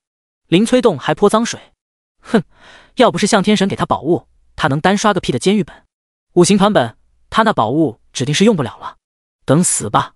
说完，直接催动传送石从副本大厅消失遁走。说者无心，听者有意。艾克小的话立马引来一部分人的猜忌。我说这江晨怎么可能会这么快就把5人本给刷通？原来是有帮手啊！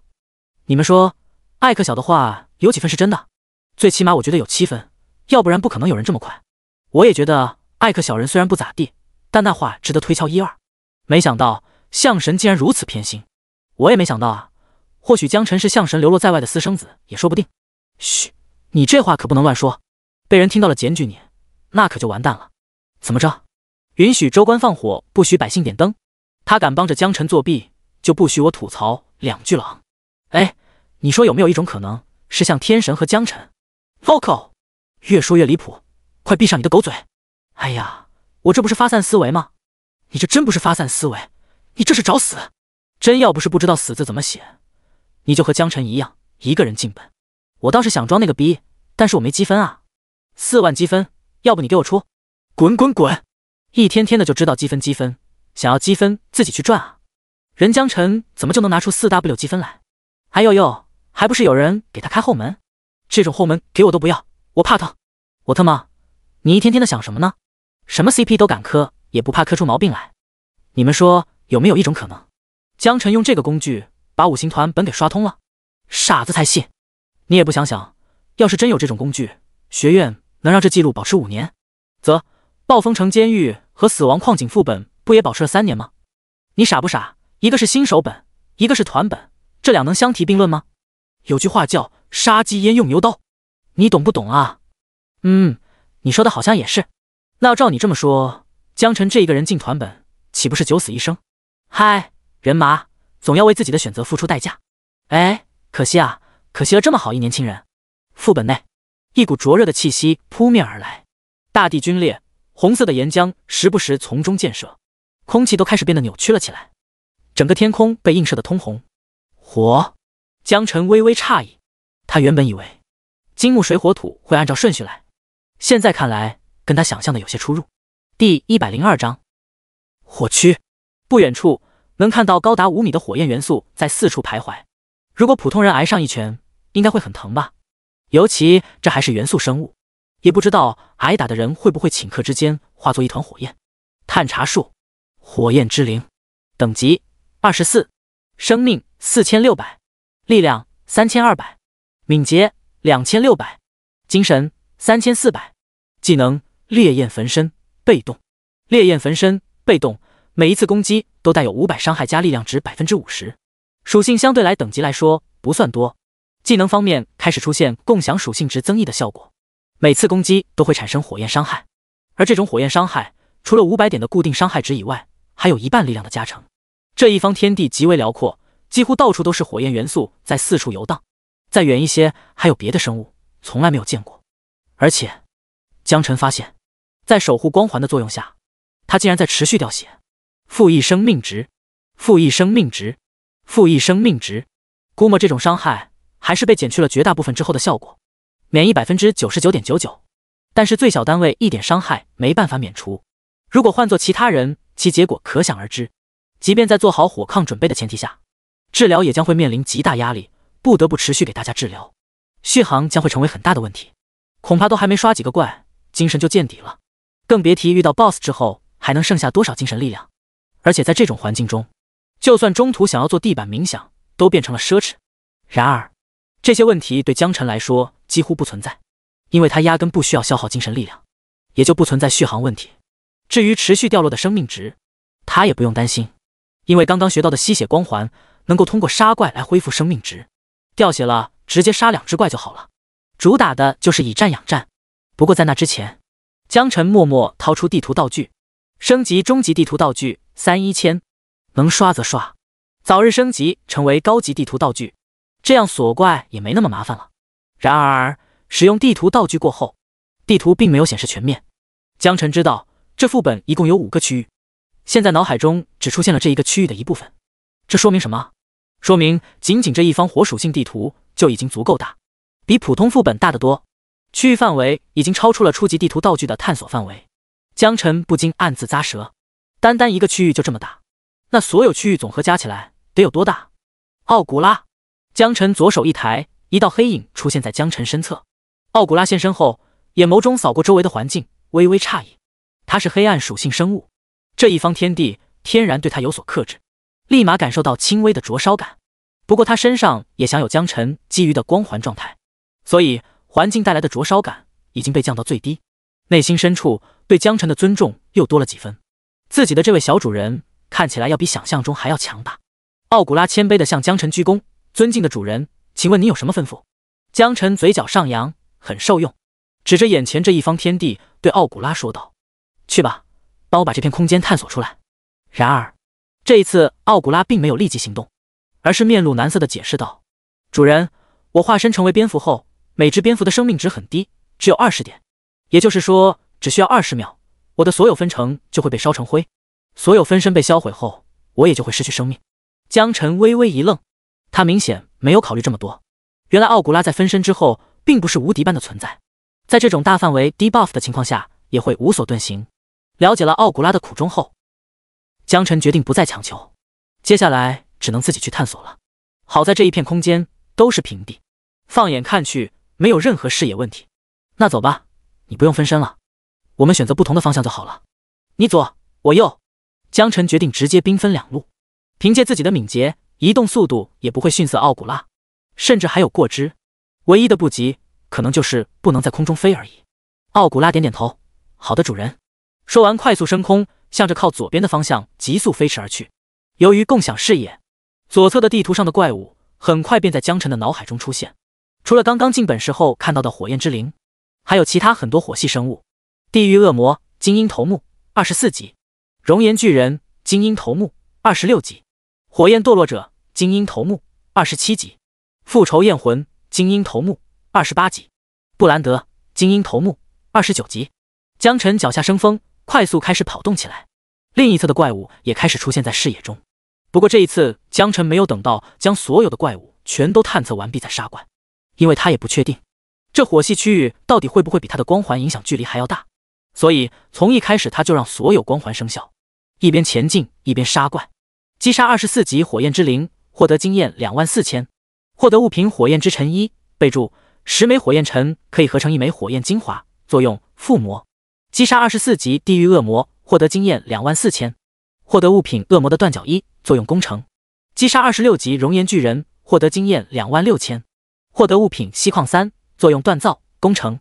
击杀27火焰堕落者，获得经验27000。获得物品没用的灰烬1，没用。击杀28级复仇焰魂，获得28000。获得物品火焰之尘6，备注10枚火焰尘可以合成1枚火焰精华，作用附魔。击杀29级布兰德，获得29000。获得物品布兰德铠甲1，蓝色，29级可装备。随着江晨和奥古拉的不断移动，怪物就像是割麦子一般，成片成片倒下，大量的经验涌来。眼花缭乱的物品进入到储物空间，根本来不及仔细看。两人一个在天上飞，一个在地面跑，但是江晨由于敏捷超过太多，速度也就自然更快一些。尽管奥古拉先行出发，还是被江晨一点点超越并甩开在身后。第103章巨龙权杖。不得不说，眼前这一片区域比起普通副本来说要大得多，具体有多大目前还不清楚。不过很快，江晨惊奇地发现地上的裂缝也越来越大，透过地缝往下看，可以看到红红的岩浆在地缝深处翻滚，似乎有什么东西正在岩浆之中翻滚着。熔岩巨蟒精英头目，等级29，生命12000，力量8999，敏捷6666，精神8888，技能噬火、烈焰吐息、腾空、绞杀。噬火被动，对火焰伤害抗性极高，可以通过吞噬火焰恢复生命。烈焰吐息，消耗一定精神力，对目标范围内喷吐烈焰造成巨量持续伤害。腾空被动，具有飞翔能力。绞杀，将猎物用巨大身体包裹缠绕，造成窒息效果，同时持续造成大量伤害。属性方面不同于普通的精英小怪，已经算是 BOSS 级别了，技能也比一般的怪物要更多一些。两个被动技能，噬火可以拥有强力火抗，对火系法师拥有绝对的属性克制，因为可以吞噬火焰，不但不会受到伤害，甚至还能回血。火焰系禁咒对他来说估计也只能算洗个养生澡而已。而另外两种攻击手段，烈焰吐息属于魔法攻击，能够对目标进行范围内持续的火焰伤害，对一般职业者来说几乎很难躲掉，只能硬抗一波火焰伤害之后快速转移，以免受到持续伤害。想要保证不被秒杀，这对职业者的抗性和生命值要求不低，同时对治疗续航的要求也很高。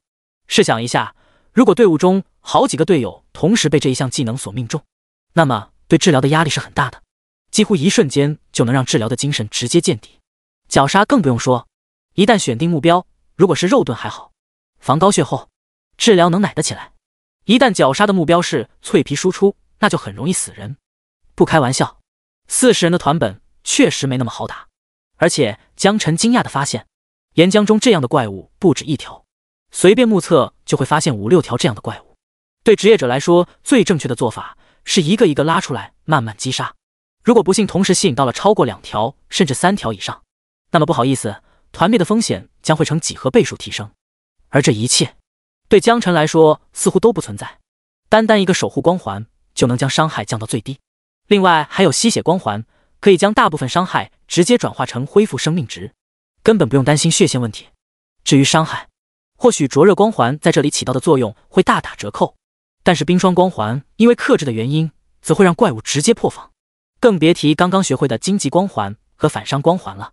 怪物只要对江晨输出，伤害全都会悉数返回，输出有多凶，受到的伤害就有多重。我自己打我自己，差不多就是这个意思。1、2、3、4、5、6，江晨将所有的岩浆巨蟒都纳入到攻击范围，原本平静的裂缝骤然狂暴起来，巨蟒发出震天嘶鸣，岩浆从裂缝中冲天起，整个大地都开始跟着颤抖。一瞬间，6只巨蟒腾空而起，齐刷刷地看向江晨，眼神中充满了凶厉之气。居高临下，强大的压迫感笼罩着大地。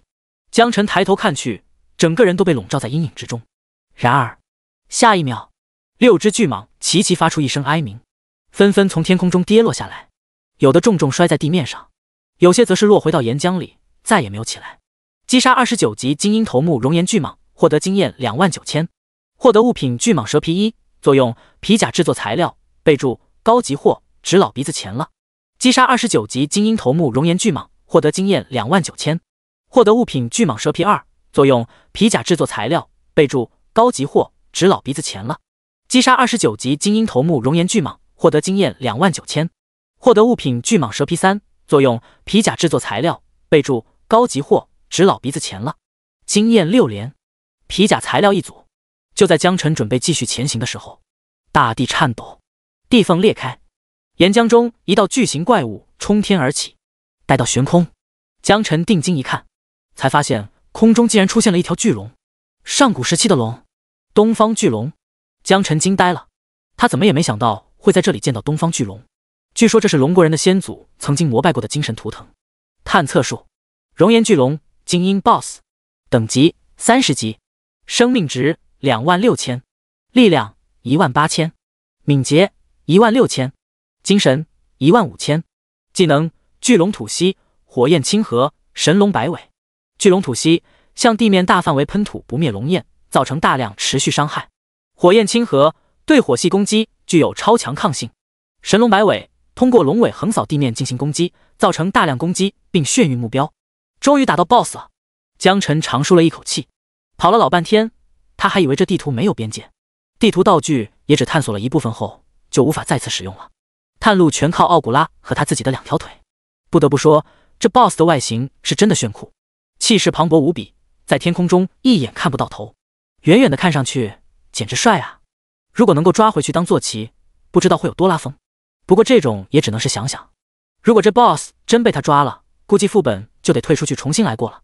如果还像奥古拉这样的存在，或许连副本都没得刷了。天空中的巨龙吼到一半，忽然发出哀鸣，显然是被江辰的光环给打痛了。无尽龙焰喷洒下来，将江辰淹没。可是身在其中，江辰却没有丝毫躲闪的意思，任凭自己在火海中沐浴，还挺舒服。江辰全身竟然有一种暖洋洋的感觉，仿佛就像是在蒸桑拿。这要是被其他人看见，不知道会不会羡慕嫉妒恨。这可是巨龙吐息啊，竟然对江辰一点点伤害都没有，反而看起来更多的是享受。然而没享受2秒，巨龙声势戛然而止，像断了线的风筝一般从天空中急速坠落，重重落入裂缝岩浆之中。击杀30级熔岩巨龙精英 BOSS， 获得经验16万。获得装备巨龙权杖1。巨龙权杖级别橙色，加1000生命值，加1800精神，正10%火抗，正20%火焰系效果。可装备等级30级。道具：将其插入地面，随机传送至下一个区域。储物空间里多出了一根通体黝黑的权杖，龙纹环绕，权柄部位镶嵌着火红色宝石。天赋增幅16960。第104章精灵之弓。江辰将巨龙权杖从储物空间中取出，立刻感受到一股温暖的气息传遍全身。本来因为周遭环境一直在掉血，现在也立刻停止了下来。江辰将奥古拉召回后，举起巨龙权杖，一把插入地面。下一秒，江辰感觉身体一轻，立马消失在原地。待到膝盖再次落地，周遭传来虫鸣鸟叫声，一股花香伴随着泥土的香味，让人心旷神怡。眼前是一片巨大的原始丛林，江辰心里忍不住猜测，这到底属于牧区还是土区？脚下是泥土，放眼看去却又郁郁葱葱，分不清到底是土还是木。手中的权杖收入储物空间，江辰使用地图道具，初级地图道具41000。一道画面地图画面出现在脑海中，郁郁葱葱的森林，一眼看不到头。他知道，这很可能并不是此处区域的全貌，正如之前火系区域一样，地域辽阔。江辰抬手再次召唤奥古拉，让他立刻开始探索整片区域。没有了之前火区环境持续消耗生命值的问题，奥古拉直接化身为万千蝙蝠，消失在丛林里，立马激起一阵阵惊慌逃窜的飞鸟。与此同时，随着奥古拉的探索，整片森林的怪物也逐渐浮现在视野当中。暗夜精灵，等级22，生命3200，力量1600，敏捷2600，精神2131。技能：精灵之火，灵魂攻击。精灵之火通过对目标释放技能，削弱40%目标护甲。灵魂攻击对目标进行灵魂攻击，无视防御。精灵龙，等级24，生命3800，力量1600，敏捷2900，精神4131。技能：精神榨取，位面虚空。精神榨取，榨取对方百分比精神，精神越高，受到的伤害越高。位面虚空，进入位面虚空，免疫70%所有伤害。恶魔猎手，精英头目，等级28级，生命3800，力量1600，敏捷2900，精神4131，技能精神燃烧，闪避，近身突袭。精神燃烧，瞬间燃烧对方30%的精神，同时造成精神值的伤害。闪避，被动 ，miss 概率等于10百分号加，敏捷100%分号。近身突袭，瞬间移动到对方身侧，进行猛烈打击，造成大量伤害。随着探索越来越多，江晨也逐渐明白过来，这里应该是木系区域，因为这些怪物一看就是跟暗夜精灵相关的。职业者来到这里，首先要克服的是地形将众人分割带来的困扰，很容易就会在这密林里走散，亦或者无法站在一起进行集中攻击和治疗，因为很多空间都被树木所占据了，而怪物很可能就在某个树木或者花草之间，稍不注意就会被打个措手不及，所以前进的时候也会让职业者更加谨小慎微。说实话，木系区域不好打，正常的40人团队想要通这个区域，没个1天根本不要想打通。江晨稍微点亮了一下副本情况后，决定以之前同样的方式开始前进，因为木系区域同样很大，远远超出了他目前的光环影响范围，所以没办法原地不动就刷完整个副本。奥古拉在天上飞，他也得跑起来。光环内的怪物首先被击杀掉殆尽，击杀22级暗夜精灵，获得经验22000，获得物品暗夜之尘1，10颗暗夜之尘合成1颗暗夜精华。作用附魔，击杀24级精灵龙，获得经验24000，获得物品暗夜之尘2，10颗暗夜之尘合成1颗暗夜精华。作用附魔，击杀28级恶魔猎手，获得经验166000，获得装备恶魔之刃，紫色，20级可佩戴，刺客专用。击杀26级古树，获得经验26000，获得物品树枝2。作用攻城。随着江晨的奔跑，光环的影响范围也跟着移动，更多的怪物被秒杀。茂密的森林里，怪物都还没有发现江晨的存在，就已经失去了生命，完全没有反抗之力。很快就被江晨刷到了木系区域的尽头，一棵苍天古树出现在眼前。古树似乎感受到了威胁，将脚从泥土中拔出，动摇着全身的枝桠站起身来，身高高达20多米，体型足足有一个篮球场那么粗壮。江晨和奥古拉在巨树的眼前宛如尘埃般大小，但巨树还是看向了江晨，眼神中带着深沉的杀意。远古巨树，精英 BOSS， 等级30级，生命值35000，力量25000，敏捷28888，精神20000，技能盘根错节，枯木逢春，绝对防御。盘根错节，从地底伸出无处根系，将敌人缠绕并造成大量伤害。枯木逢春，恢复大量生命值。绝对防御，短时间内抵挡70%的伤害。这应该是此方天地的终极 BOSS 了。属性方面更侧重于生存，生命值相对更高，技能也偏向于防御。枯木逢春可以恢复生命，而绝对防御可以免去大部分伤害。唯一的攻击技能就是盘根错节。在这片森林当中，盘根错节技能发动后，根本无从躲避。40人的职业团队进来后，可能面临着同时被控制住的风险。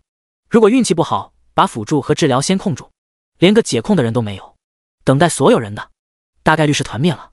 而这还不是最可怕的，最可怕的是远古巨树居然可以自己给大量回血，好不容易打残血了，结果直接释放枯木逢春技能，血条又满了。不说大家的心态会不会崩溃，单单是输出和治疗的续航就顶不住了。想要残血，立马大招斩杀。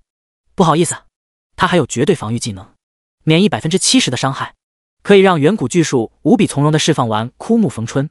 江晨开始有些明白，为什么排行榜上的第1名一直都是玄武学院的人了，包括这次想要再次破纪录的还是玄武学院的，因为他们也擅长防御，可以跟远古巨树慢慢耗着，直到把 BOSS 的精神给耗完再击杀。负33920生命值。这时远古巨树感受到来自江晨的攻击，发出惊天怒吼声，立马开启绝对防御的同时，一把给自己回血回满。然而光环的伤害虽然被大幅度削弱，也就多坚持了1秒钟。击杀30级远古巨树，获得经验30万，获得物品精灵之弓1。精灵之弓，橙色，加1000生命值，加1400敏捷，30级可装备。备注：插入地下，传送到下一个区域。第105章元素之靴，又是一把橙色武器，看起来还不错，不过自己用不上。这是猎人专用的武器，而且要等到30级才能用。现在江晨觉得，不管是橙色装备还是紫色装备，对他的帮助都不如多杀几只怪物来得更快一些。增益属性17530，杀了570只怪物，增加570点。江晨将精灵之弓插入到地上后，身体一轻，再次原地消失。一股干燥的热浪袭来，头顶上烈日炎炎，脚踩着一眼看不到头的沙漠，每一次呼吸都感觉风沙会灌进鼻子里。不远处的沙地里，土狼、狮子、大象出没，天上还有快速盘旋的秃鹫。初级地图道具51000，不用多想，江晨就知道这一方天地肯定是土系。使用过地图道具后，立马驱散了一大片战阵迷雾，小半个区域的地图出现在脑海之中。奥古拉化作蝙蝠，遮天蔽日扩散出去。天上的秃鹫想要攻击，可是刚刚遇到蝙蝠群就被吸成鸟干坠落下来。击杀21级沙漠秃鹫，获得经验21000，获得物品鸟毛2，作用符文。江晨差点都快要忘记了，奥古拉原来也是作战单位，曾经是副本里的 BOSS 存在，现在被他用作侦察兵，确实有些大材小用了。不过没有办法，谁叫他的光环效率更高呢？这一方沙漠之中，怪物类型多是野兽，很少有成群结队的存在，再加上地域辽阔，怪物的密度显得很分散。江晨有一种感觉，土系区域的范围要比其他地方都要大得多，放给其他职业者来折腾，估计光徒步都得折腾个1-2天。江晨敏捷虽然高，可是他瞄的深一脚浅一脚，也极大降低了他的速度，即便全力奔跑，还是不如天上飞着的奥古拉快，所以在探索时间上也用了更多。好在奥古拉拥有绝对的领空权，整个探索过程时常会遇到秃鹫，那也只是加餐而已。江晨这边一边向前奔跑，同样开着光环杀怪。副本太大，他的光环范围也没办法一次全秒，只能边跑边秒怪。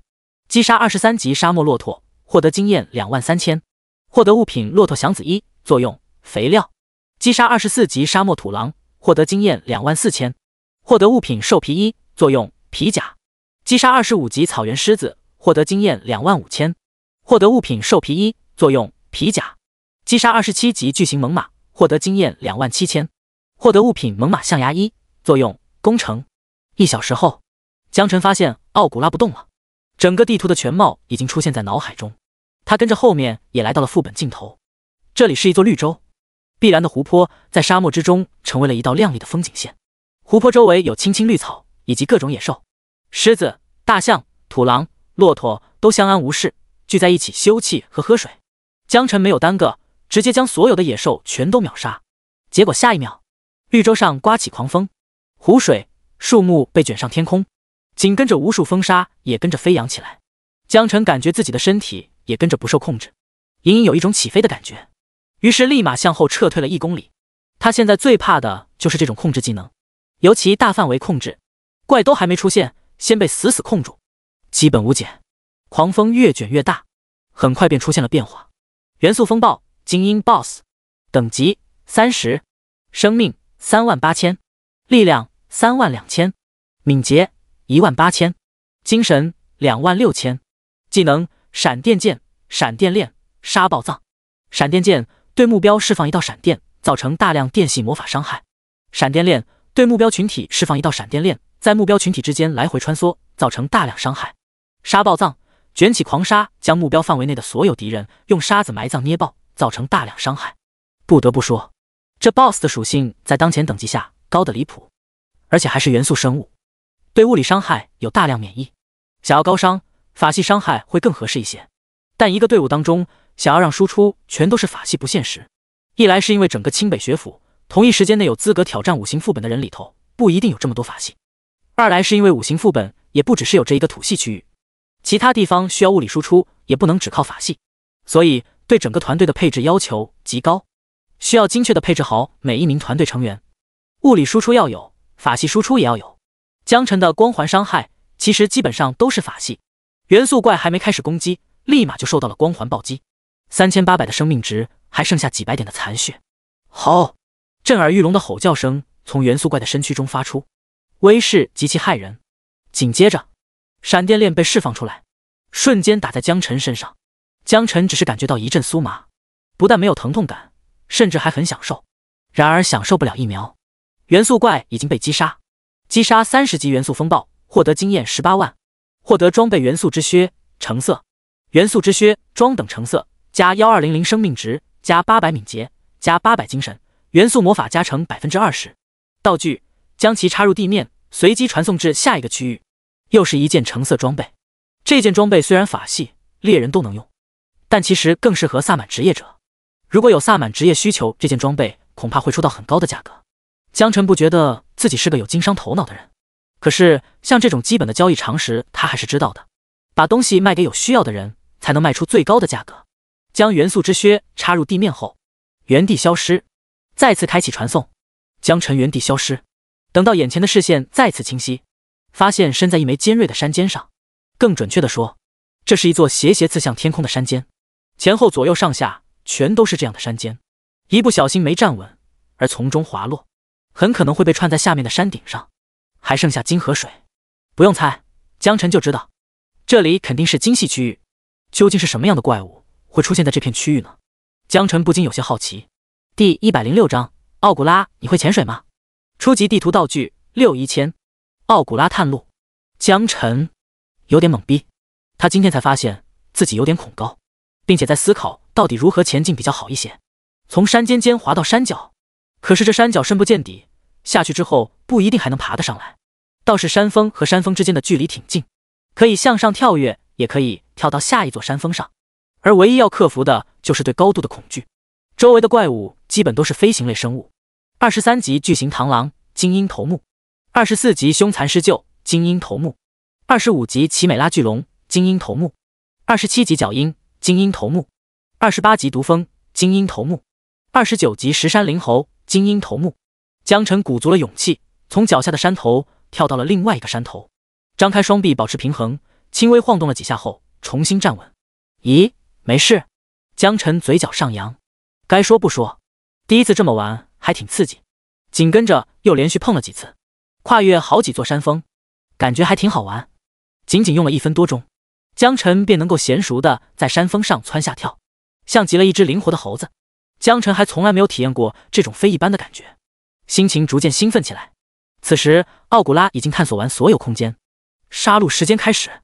击杀23级巨型螳螂，精英头目，获得经验23000；击杀24级凶残狮鹫，精英头目，获得经验24000；击杀25级奇美拉巨龙，精英头目，获得经验25000；击杀27级角鹰，精英头目，获得经验27000；击杀28级毒蜂，精英头目，获得经验28000；击杀29级石山灵猴，精英头目，获得经验29000。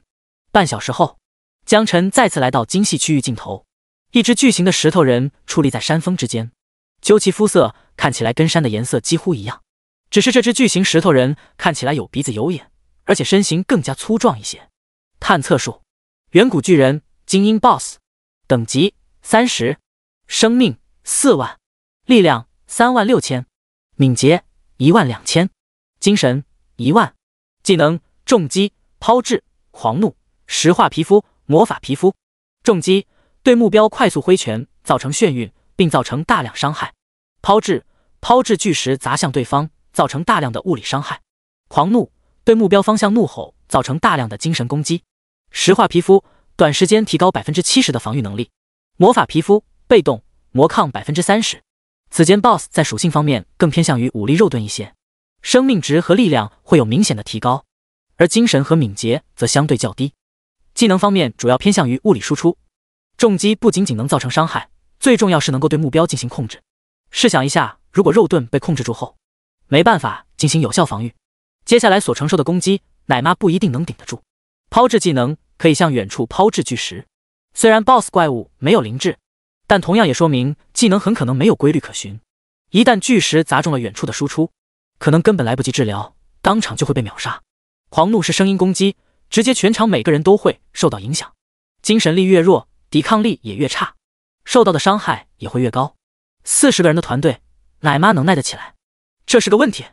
而石化皮肤可以根据需要抵挡 70% 的伤害，直接就让很多拥有斩杀技能的职业没有永无之地。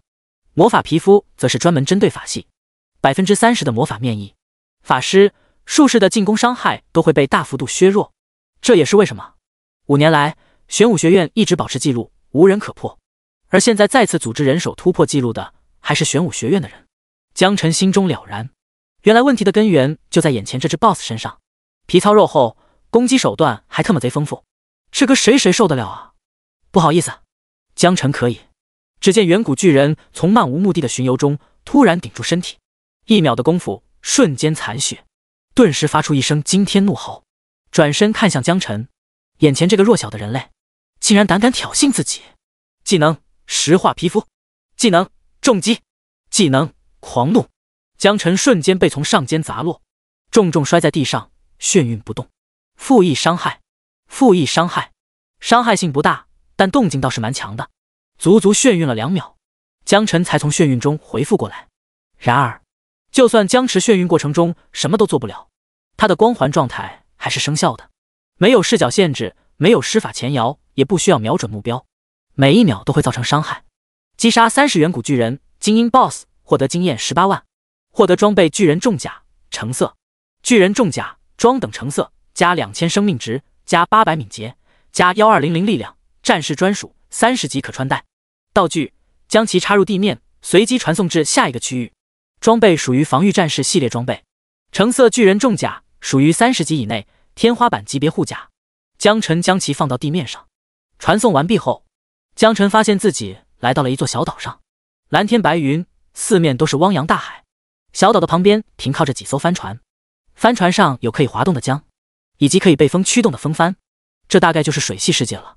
可是难道要用船桨才能移动？而且水里的怪物靠着奥古拉的蝙蝠在天空中也没办法发现了，让奥古拉去划船。可是水下的怪物从船底突袭怎么办？奥古拉，你会游泳吗？奥古拉沉默了片刻，还是礼貌地回答道：尊敬的主人，作为一名绅士，游泳会弄湿我的礼服。也就是会吗？江晨点点头，那很好，你要是介意弄湿你的礼服，那就一副脱光放到我的储物空间。奥古拉煞白的小脸更加煞白，强颜欢笑道：尊敬的主人，我现在觉得弄湿礼服也没什么，我这就去帮你从水下探查。说完逃一般化作蝙蝠潜入水中。第107章海王3叉戟。离开小岛越远，海底变得越深。作为一个人类，江晨没有办法在海底还能保持呼吸，这也就意味着他必须通过吸一口氧气，潜水下去待个1分钟再上来换气，这特么可就要命了。如果怪物 BOSS 都在海床怎么办？他想要试试，当氧气全都消耗完之后，他会遭遇什么情况？试试就试试。他试着把头埋进水里，将空气全都从嘴里吐出来，一阵眩晕的窒息感袭来，他感觉很难受。他感觉难受1秒之后屁事没有，只是开始掉生命值了，一点一点的掉，负1生命值，负1生命值，负1生命值，也行吧。江晨咂咂嘴，心想这不算是最坏的结果，至少不会直接溺亡。此时他的吸血光环派上用场了，只要他能在血量掉完前能遇到怪，那就能一直保持血线。主打的就是以战养战，只是几分钟的功夫，奥古拉已经探索了广阔的海域，海底世界的画面也共享出来。相比于陆地上不同，海底的怪物它可以不是在同一个平面的，它还有上下之分。按理说怪物的密度会被进一步稀释，可是海底世界的怪物反而更加密集，3-5成群是最小单位，多一点的可能几十上百。这对下团本的职业者来说并不是一个好消息，因为这意味着需要更多的职业者拥有群伤技能，并且技能爆发的伤害要求也很高。下水后，江晨逐渐走到河床，他并不打算用光环一次性将范围内的怪物全都杀死，这些可都是他的外置血条，一次干没了有些浪费。他打算根据掉血的速度来，有节奏分批次的杀死。估计其他人知道他想法，得当场吐血吧。能击杀就不错了，你还能分批带节奏去击杀？完呢。江晨对水中的怪物使用探测术。巨齿鲨鱼精英，等级21级，生命2600，力量2300，敏捷2800，精神800，技能速游撕咬。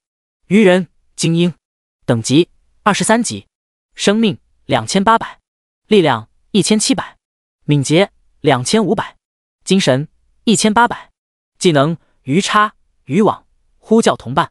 人鱼精英，等级25级，生命2900，力量2200，敏捷1800，精神1000，技能唱歌、哭泣、撕咬、抹香鲸、精英头目，等级27级，生命7000，力量6999，敏捷2300，精神5999，技能喷泉、拍击、吞噬。除了抹香鲸是35成群以外，其他的怪物基本上都是10只级以上，即便是漫无目的在水中游荡，速度也相当迅速。真要是锁定目标，肯定比绝大部分职业者的移动速度要快上不少。此时，奥古拉已经将整片海域探索完毕，没有想象中那么大，但是比起死矿要大3、4倍。江辰的施法距离完全不够，至少要游个20公里刚刚好。海洋的深度远比他想要深，只有海床也就算了，这里还特么有海沟，给人一种深海幽闭症的感觉。海沟底下有一只巨型的加纳海妖，加纳海王精英 BOSS， 等级30级，生命7万，力量48000，敏捷51000，精神12000，技能雷霆一击、海浪、极寒冰封。雷霆一击投掷3叉戟，造成大量伤害，拾取3叉戟能刷新冷却时间，再次投掷。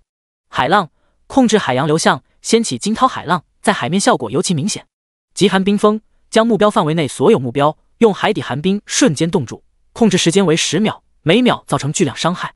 在30级里头，属性算是逆天的 BOSS 怪物了，生命值竟然高达7万，可能这跟怪物本身的种族属性有关系。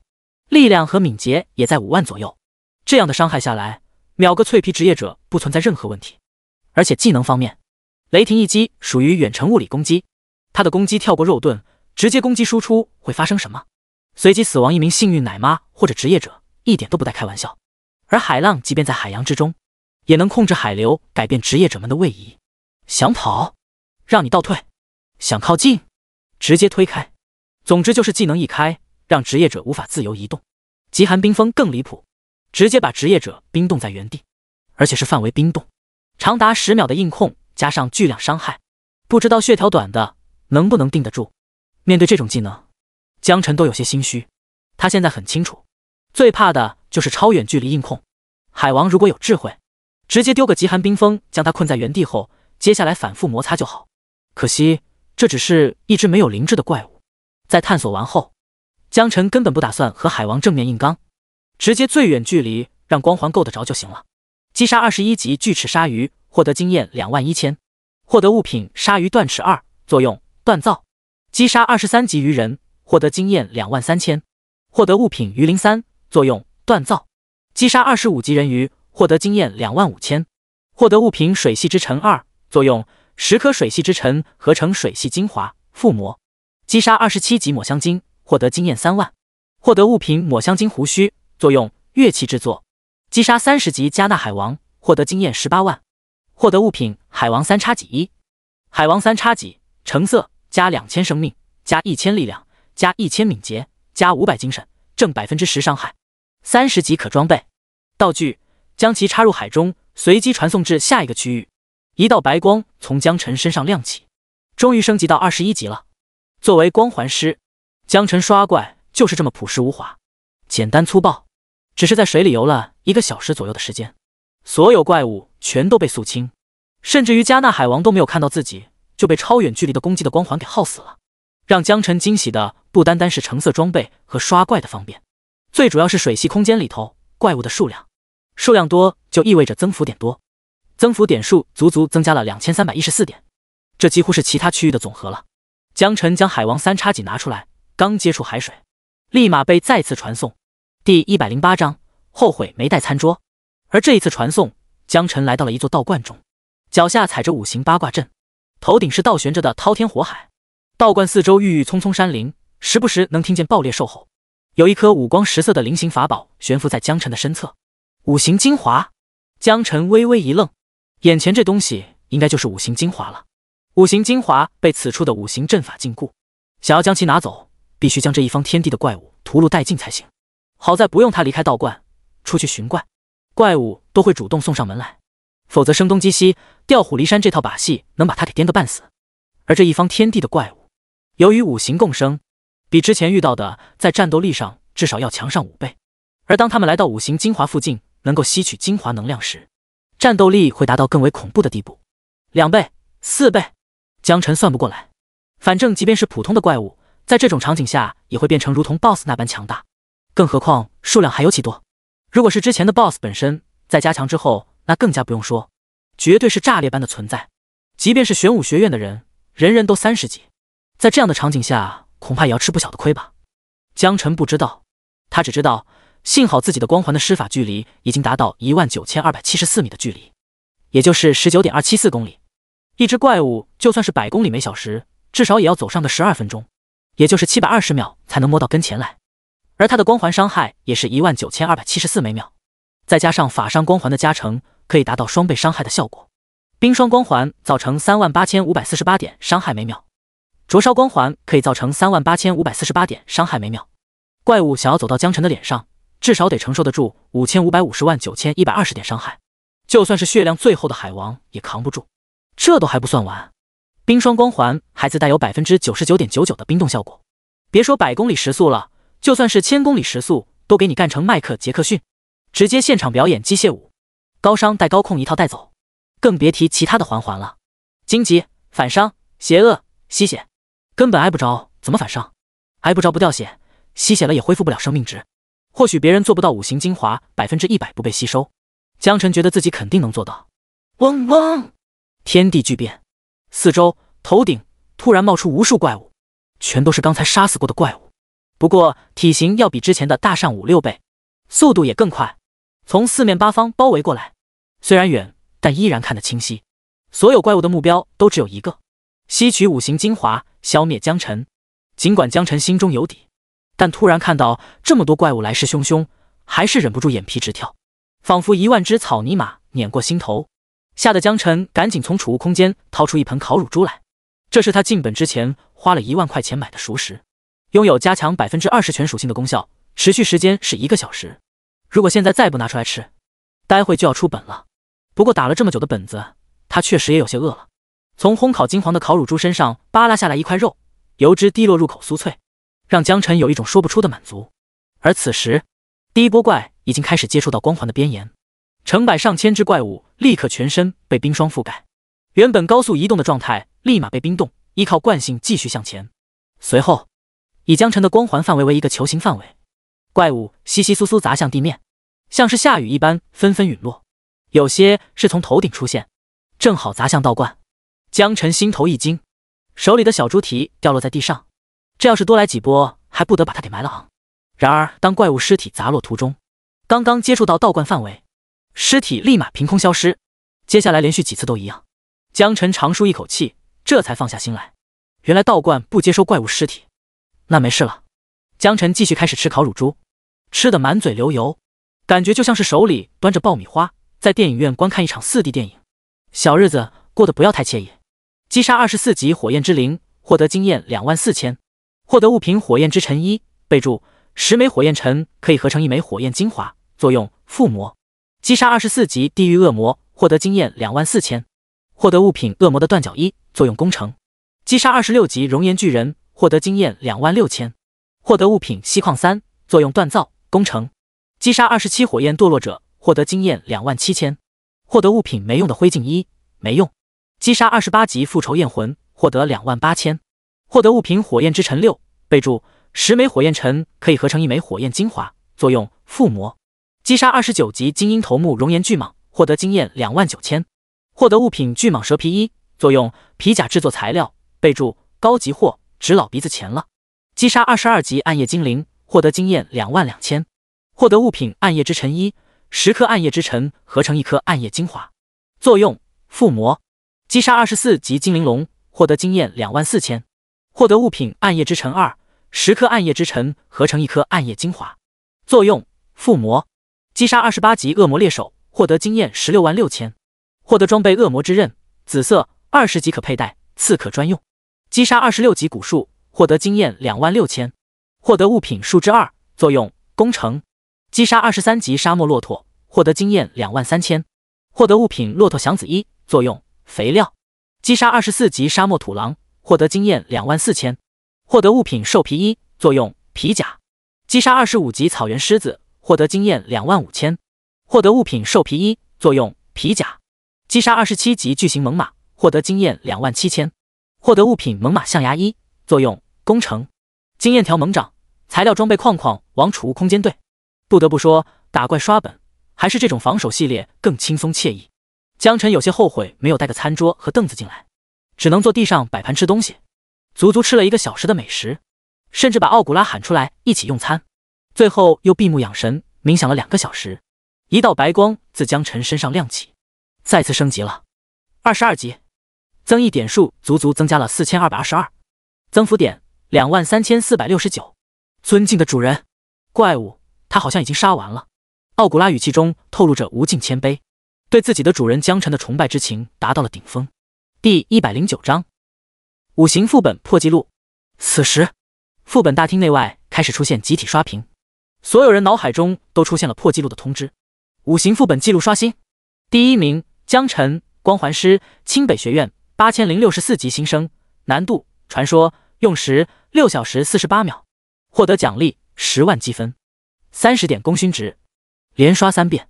大厅内的职业者瞬间石化了，猛抬头看向五行副本的方向，光幕上分明显示着五行精华已经被夺取。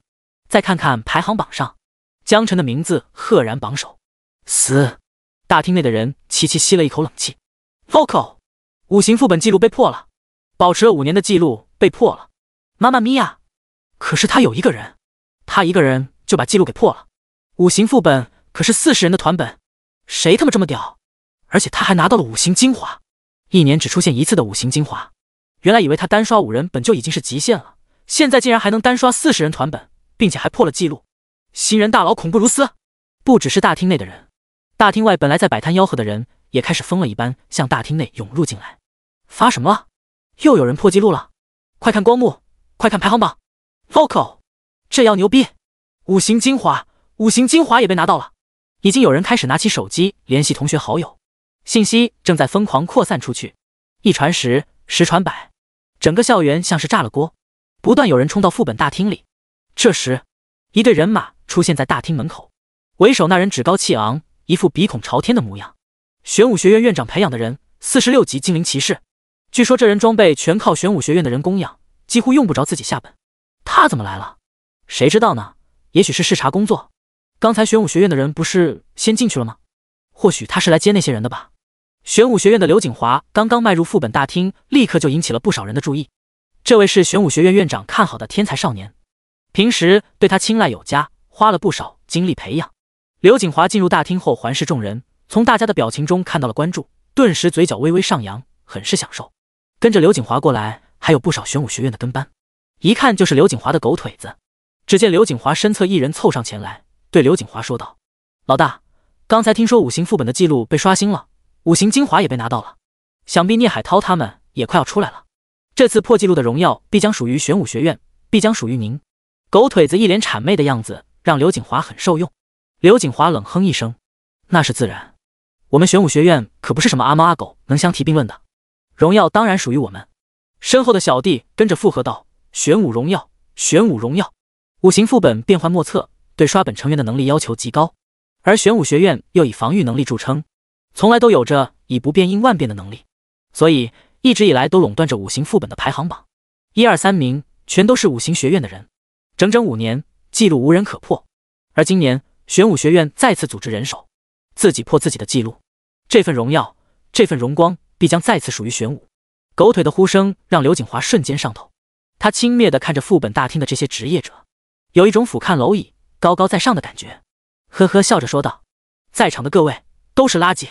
然而即便如此嚣张跋扈地辱骂众人，大家也没有一个人站出来反驳。该说不说，相比之下，其他人确实比不过玄武学院。在这个实力为尊的时代，光会打嘴炮，自己都瞧不起自己。这时，从大厅一角传来女人的不屑声：哼，玄武学院有什么了不起？40个人还不如别人一个人单刷。此人正是给江晨解答问题的田园。田园并不是一个喜欢出风头的人，平日里也都是和气生财，很少主动跟人发生冲突。可是刘景华的样子实在是太嚣张了，同时也很可笑。田园一般情况下不笑，除非实在忍不住。被田园反驳后，刘景华瞬间感觉被驳了面子，脸上无光。身旁的狗腿子见状，立马就要上去分辨一番，却被刘景华拦了下来。这么多人在场，即便再不高兴，他也要保持一下风度，维护玄武学院的脸面，免得落下个欺负女人的口实。眸光微闪，生硬的挤出微笑：“这位姑娘，没你什么事，别瞎掺和，没什么好处。”警告的意味十足。至于田园刚才说的话的内容，他根本没听进去，也不想听。大厅其他人眼观鼻鼻关心，根本没人敢吱声。毕竟刘景华背后代表着整个玄武学院，得罪他一个人倒无所谓，可是得罪整个玄武学院，那就不是小问题了。田园并没有借坡下驴，见好就收，反而继续呛声道：“不就是玄武学院吗？有什么了不起的？自己以为自己天下无敌了？你们这次还想着五行副本破纪录呢？吃屎去吧！张嘴就来，喷人不嫌事大。”刘景华的脸色瞬间挂不住了，立马阴沉下来：“小姑娘，说话得讲道理，免得有人说我欺负你。你刚才说谁一个人破了纪录？今天你要是不说出个子丑寅卯来，恐怕得给我们玄武学院一个交代。”狗腿子们瞬间散开，守住了副本大厅的出入口。不少人看向田园的目光中透露着惋惜，可惜了这么好一姑娘，就是太冲动。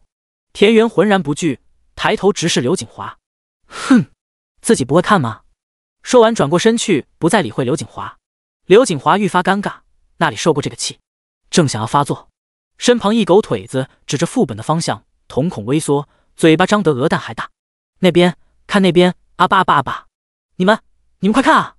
刘景华此时恨不得一巴掌把这只狗腿给拍死，大惊小怪，简直有损他的颜面。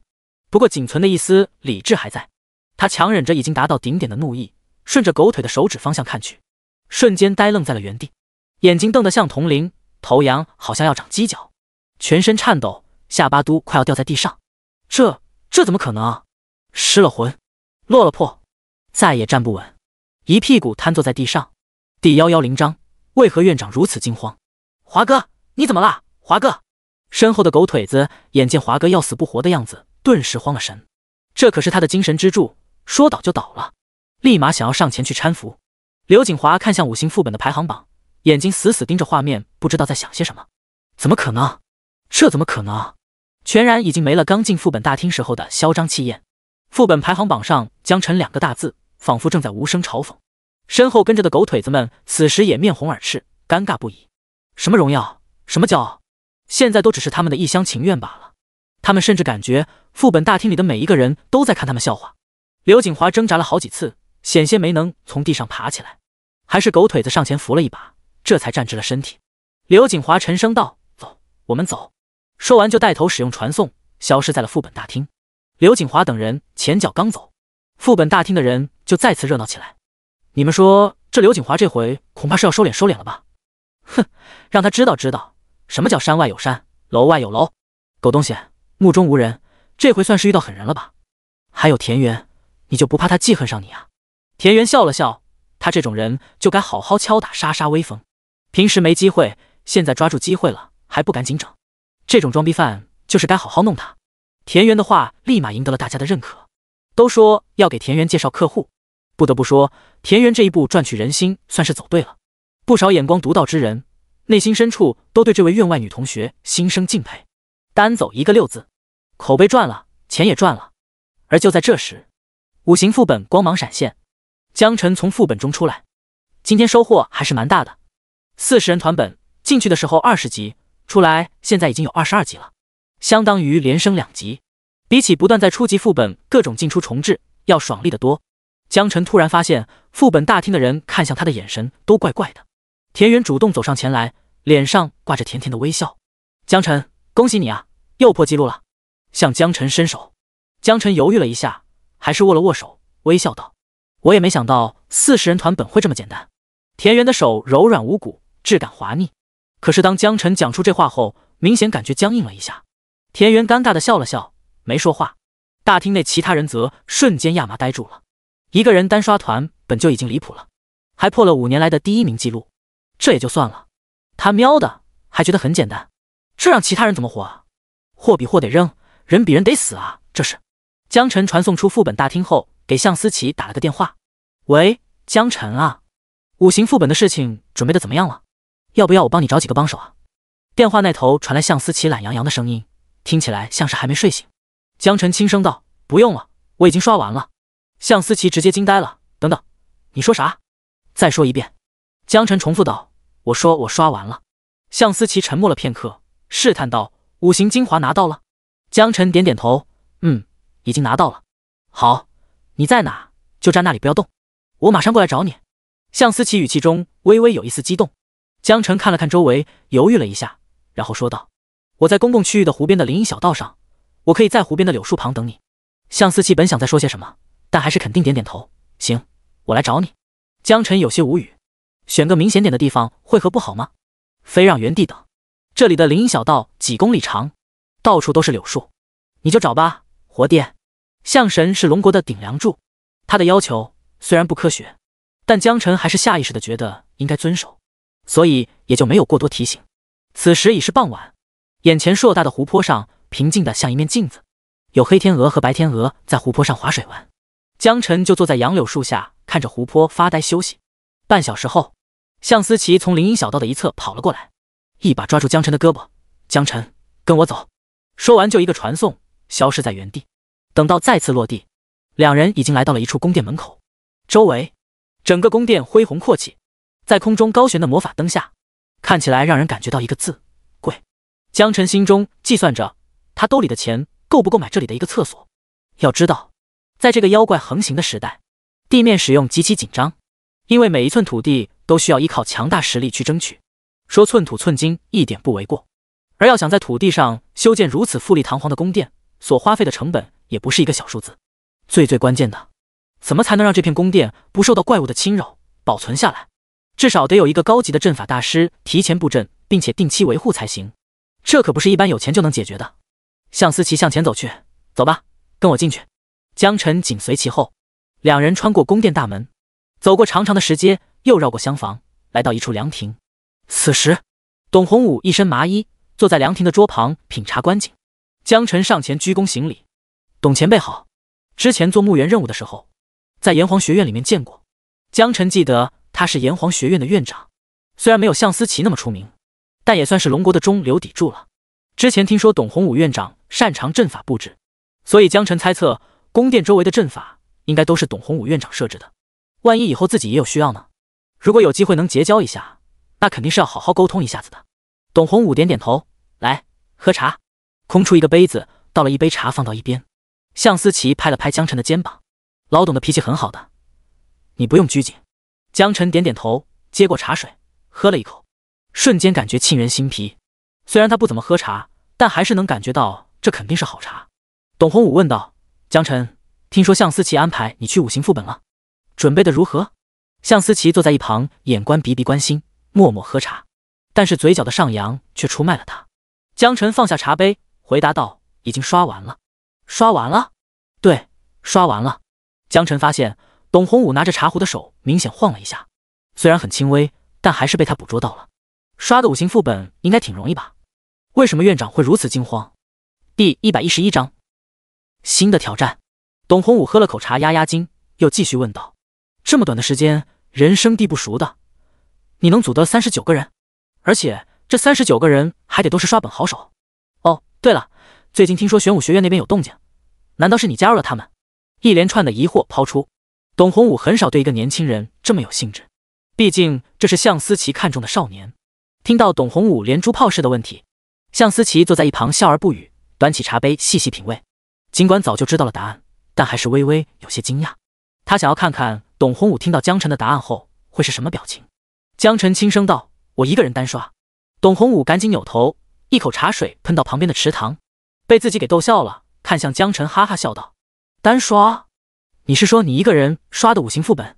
江晨很认真的点点头：“对，我一个人单刷五行副本。”董洪武问道：“那可是40人的团本，你怎么证明？你一个人刷通？拿到五行精华了吗？”向思琪对这个问题也颇为关心，因为这次安排江晨去往五行副本，主要目的就是拿回五行精华。抬头看向江晨，眼神中充满期待。江晨拿出五行精华，一个菱形的光团，有5种颜色在其中游动着，只是看一眼就能感觉到巨大的压迫感，其中仿佛蕴含着巨大的天地能量。董洪武激动了，真的是五行精华，是他没错。他怎么也没想到江晨竟然真的拿到了五行精华。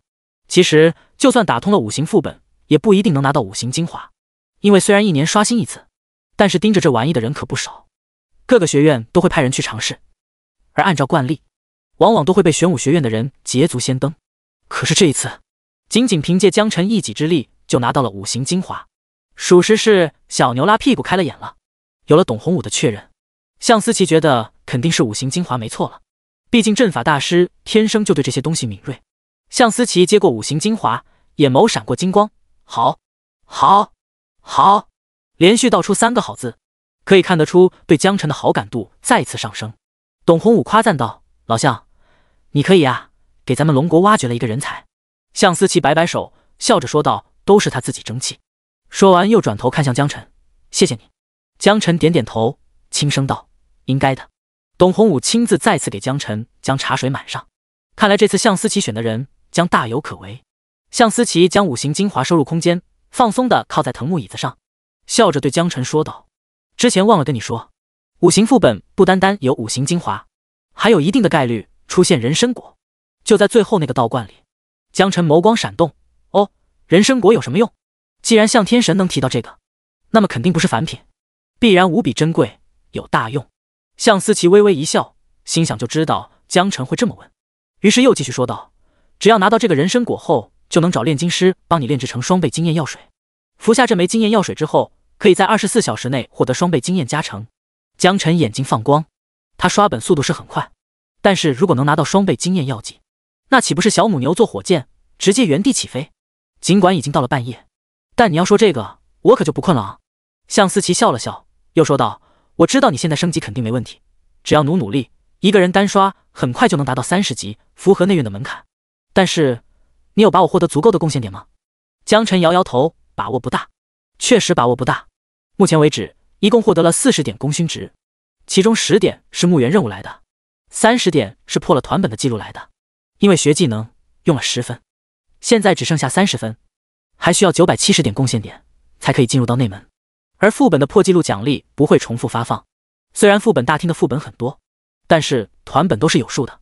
他计划把所有团本都刷一遍，看看能不能拿到足够的贡献点，也许够，也许不够，他也没有太大的把握。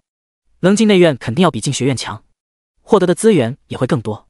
向思琪像是早就知道了江辰会这么说，我可以给你指条明路。江辰点点头，您说。向思琪淡淡道：“完成清北颁布的人类家园计划，简单来说就是清理野怪，拓展新的据点。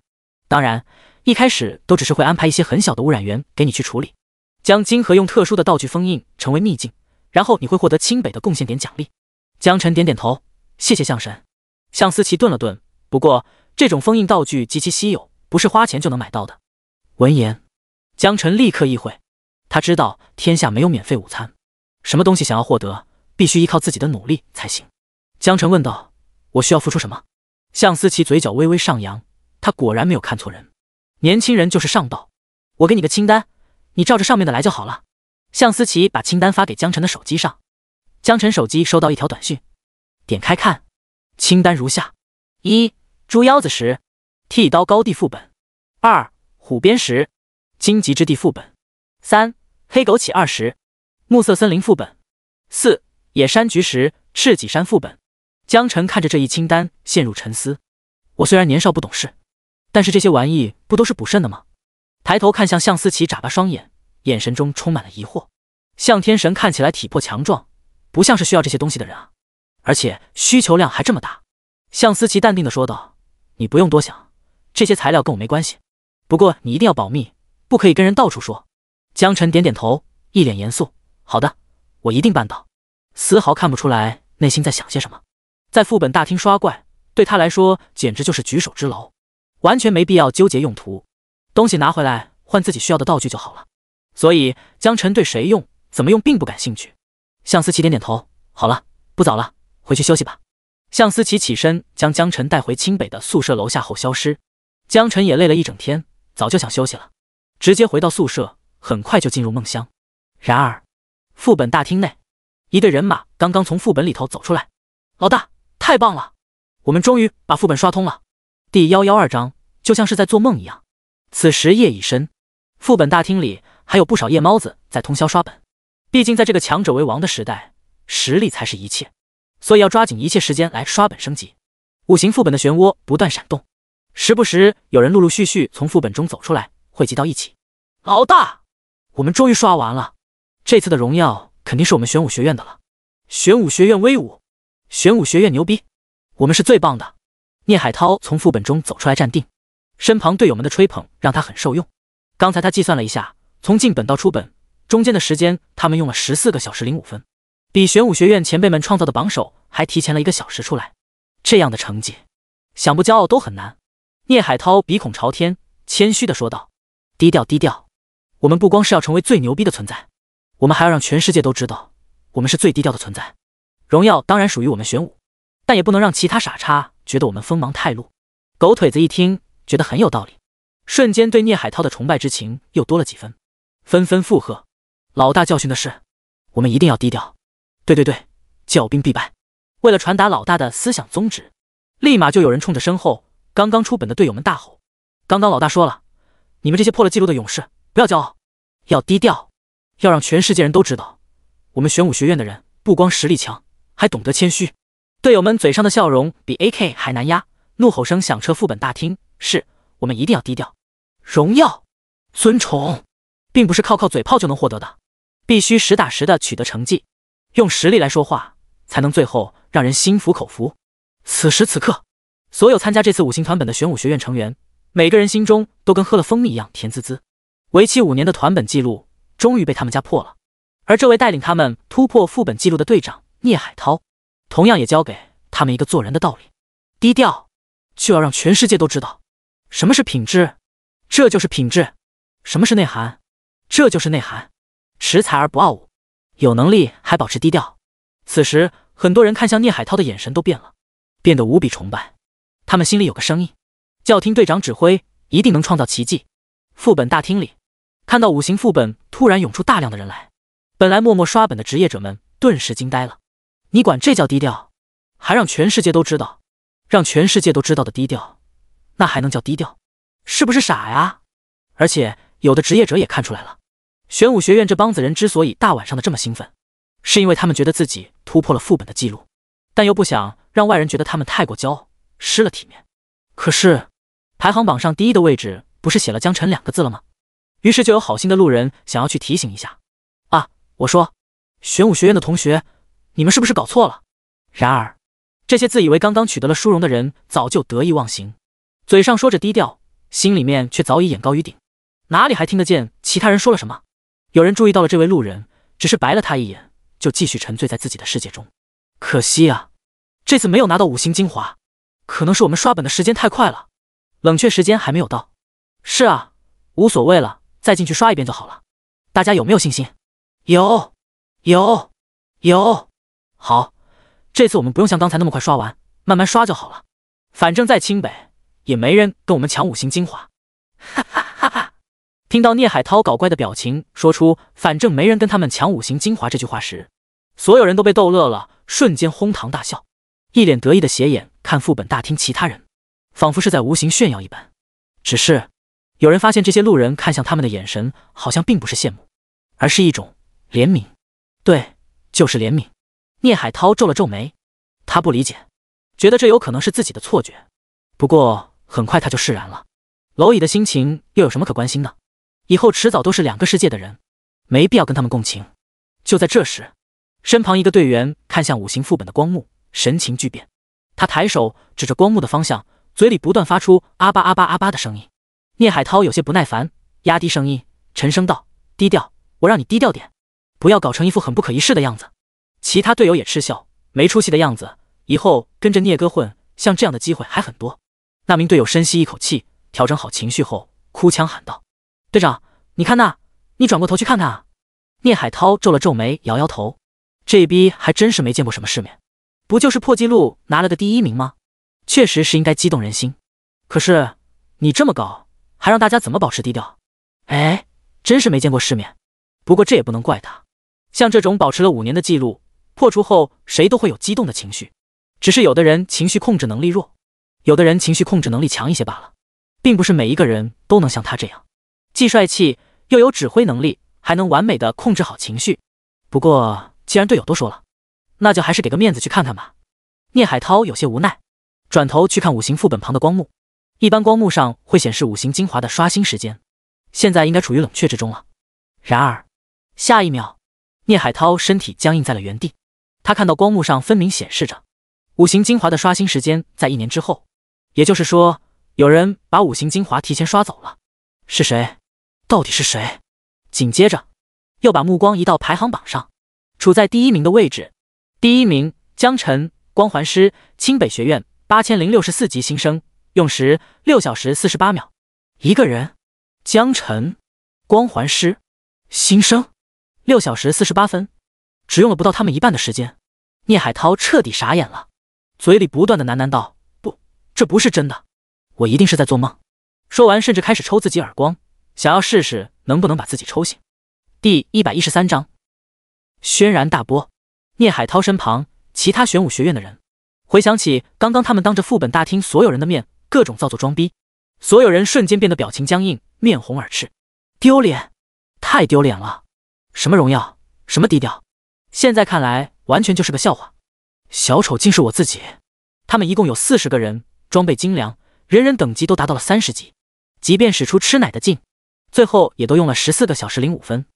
而反观目前突破纪录的第1名，仅仅只有一个人，江晨，一个等级20级的光环师，一个人单刷40人的团本，最后竟然只用了6小时48分，不但破了纪录，还拿走了五行精华。也就是说，他们玄武学院40号人加起来花费的时间竟然比别人一个人都要多1倍。相比之下，差距实在太大。眼看聂海涛还在抽自己耳光，队友们觉得实在太丢脸，脚底板都能扣出30一听来。周围那么多人看着，玄武学院的脸彻底丢完了。队长，别抽了，这不是梦，我们走吧。聂海涛微微一愣，脸上这才传来火辣辣的疼痛感。不得不说，作为战士，防御力是真的强。原来这不是梦，这都是真的。对，这都是真的。聂海涛眼色黯然，随后掏出传送手牌，消失在副本大厅。其他人也跟着同一时间传送出去。副本大厅的吃瓜群众立马沸腾起来了。哎，你们看到了吗？看到了吗？他们队长竟然当众抽自己耳光，哈哈哈哈，太丢脸了！录了个视频发朋友圈，你怎么能这样？一点都不地道，要学我，直接发学校论坛上。玄武学长点 AVI， 还是你溜，你们也太毒了。不过我喜欢。几分钟的功夫，玄武学院某学长打脸的视频就被传到了网络上，一传十，十传百，很快传遍了整个清北学院。不少吃瓜群众表示，从未见过玄武学院竟然还有如此自残的一面。难道是在测试他们学院的防御力？有网友就留言解释，说这些人是因为看到有人以一己之力破了五行副本的记录。然而，这位聂海涛同学感觉不真实，想要抽醒自己，结果立马引来更多网友的疑惑。五行副本通常组队需要40个人，而且对装备等级都有要求，怎么可能说是一己之力呢？这位热心的网友就将副本大厅内的情况绘声绘色地描述了一遍，洋洋洒洒上千字，直接把清北校园的一众吃瓜群众给惊呆了。本来还觉得聂海涛这样失态实在可笑，简直给玄武学院丢流，但是现在知道其中的缘由之后，大家顿时表示理解。如果换作是他们，估计也比聂海涛好不了多少。江晨的壮举引发了轩然大波，可是他全然不知道这一切。美美的睡过一觉后，顿时觉得精神抖擞。昨天晚上听向天神介绍，五行副本有一种可以双倍经验的道具人参果，给到炼金术师可以制作成经验药水，保持24小时的双倍经验收益，这对他来说简直就是如虎添翼。不过听说掉落的概率不是很高，所以可能需要多刷几次。江晨决定今天的目标就是去五行副本中刷到人参果，速度快应该能刷个3到4次，毕竟2刷肯定要比1开始快得多。地图也不用怎么探了，直接轻车熟路往前莽就完了。起床、洗漱、刷牙，从储物空间里掏出半只烤乳猪，吃完后擦擦嘴，使用传送手牌来到副本大厅，径直走向五行副本。卧槽，冷却时间480小时，开什么玩笑？江晨发现五行副本的冷却时间竟然这么高，比起5人本来说，团本的冷却时间简直不可以以道理计。不过还好这是在副本大厅，可以通过消费积分的方式来解除冷却时间。移除冷却1万积分，进入副本4万积分，一共消费积分5万，积分余额132904361积分，立马刷积分进本。这点积分对江晨来说根本不算什么。然而，江晨这头刚刚进本，副本大厅内立马有人发出惊呼 ：“Vocal， 我刚才好像眼花了。”咋的？大清早就眼花？你昨晚干嘛去了？啊呸！你这脑子一天天想啥？我是想说，我刚才好像看到大神了。大神？哪个大神？你倒是说清楚啊！向天神？不是，就是昨天破了5行副本记录那个叫……你是说江晨？对，就是他。我记得他的脸，刚才看了半天没敢确认。不会吧？他不会一大早又进了5行副本吧？对，我刚看到他确实进了5行副本。那你怎么不喊住他，让他带我们一起进本啊？我他妈不是没看清吗？再说了，人凭什么带你进本啊？给钱，给积分啊！我不管，我今天不刷本了，就守在门口等他出来。说什么也要抱个大腿。好，我跟你一起。对很多清北的普通学生来说，5行副本其实是刚需，因为想要进入到学院，其中一个条件就是打通5行副本。可是想要打通这样一个团本，又岂是那么简单？他们多次组队，多次尝试，结果呢？最后都无功而返，甚至有好些学生直接死在里面。就这么一直卡，时间久的甚至卡了有2-3年了。不是没有想过找玄武学院的人带团，可是那帮小逼崽子眼高于顶，给钱给积分还不行，还要托关系找到他们团长，还要各种的献媚，这让大多数心高气傲的学生都接受不了。而现在，似乎大家又重新看到了曙光。江晨一人之力就破了5行副本的记录，如果找他帮忙，似乎是个不错的路径。就在几个人提出想法，想要一起等江晨出本时候，有相同想法的人也越来越多，都聚集在5行副本门口。他们今天唯一的念想就是想就从江晨那讨要一个机会，只有完成了5行副本任务，他们才有可能进入到学院，获得更多资源。而作为这一切的始作俑者，江晨并不知晓，他现在已经进入到副本之中。第114章大佬求带。烈日炎炎，沙漠烫脚 ，GO， 风没有方向的吹来，刮得脸上滋滋冒油。江晨有些意外，第一个区域竟然是土系区域。上一次他记得第一个传送区域是火区来着，看来这个也是比较随机，就是不知道顺序变了之后，地图和怪物会不会有变化。使用地图道具，初级地图道具71000，没用的打开了一部分视野。脑海中出现的沙漠地图明显不是全图，不过也能印证跟之前的地图差不多，也就是说只是区域随机，地图本身不会变。那就好，不用重新找路线。江晨召唤出奥古拉，一主一仆开始默契的刷本探路。以目前的光环施法范围还差点意思，没办法站门口一步到位，所以只能边跑边刷怪。好在地图之前已经熟悉过，奥古拉探路的时候速度也更加快捷，江晨只要跟上就可以了。击杀23级沙漠骆驼，获得经验23000，获得物品骆驼祥子1，作用肥料。击杀24级沙漠土狼，获得经验24000，获得物品兽皮1，作用皮甲。击杀25级草原狮子，获得经验25000，获得物品兽皮1，作用皮甲。击杀27级巨型猛犸，获得经验27000，获得物品猛犸象牙1，作用攻城。一路不停，经验刷屏，仅仅只用了不到半个小时，江晨就再次来到了绿洲，没有丝毫犹豫，直接把绿洲的怪物都给还死。终极 BOSS 被逼了出来，元素风暴精英 BOSS， 等级30。吼！一声咆哮过后，怪物直接被江晨秒杀。击杀30级元素风暴，获得经验18万，获得装备元素之靴橙色，元素之靴装等橙色，加1200生命值，加800敏捷，加800精神，元素魔法加成 20%。 道具将其插入地面，随机传送至下一个区域，掉落也是固定的。江晨有些无语，也不知道是运气原因，2次掉落都是一样的，不过也无所谓。副本大厅那帮人连低级的紫色装备都愿意花钱购买，这种橙装还不得抢疯了昂？这可都是钱和积分啊，100万积分不过分吧？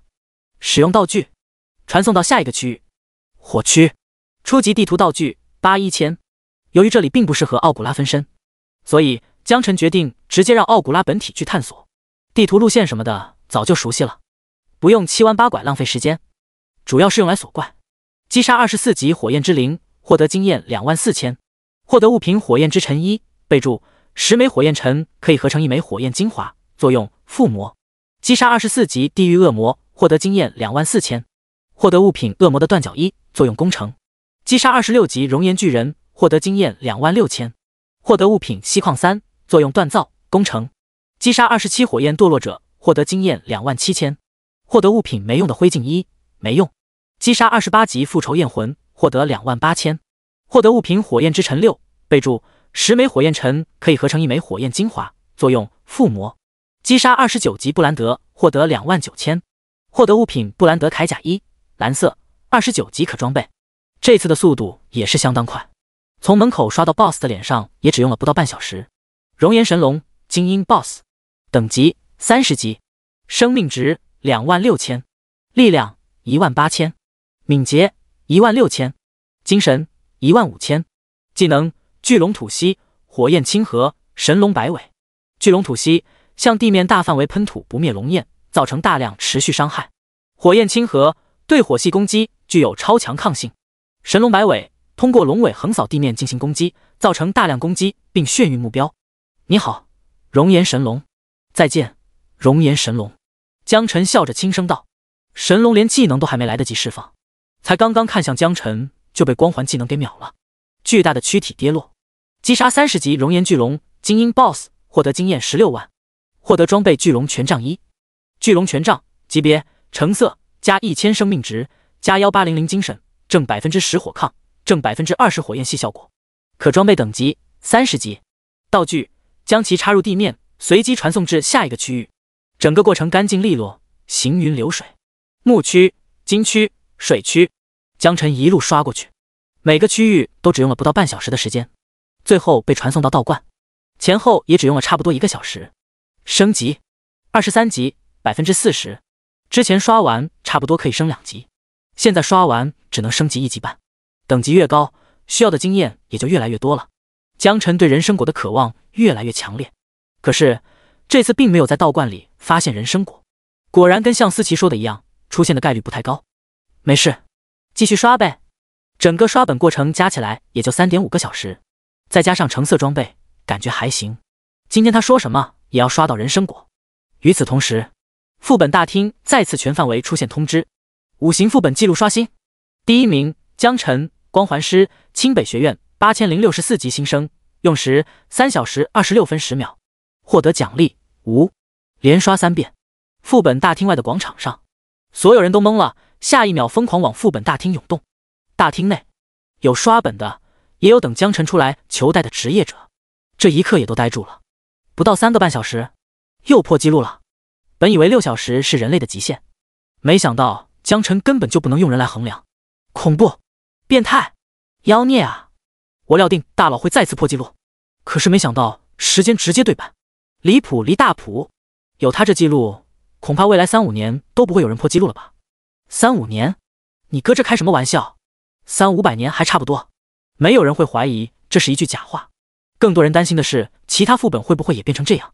突然5行副本光芒闪烁，江晨出现在副本门口，他刚想2刷，突然听到身后传来一片声音：大佬且慢，大佬等等。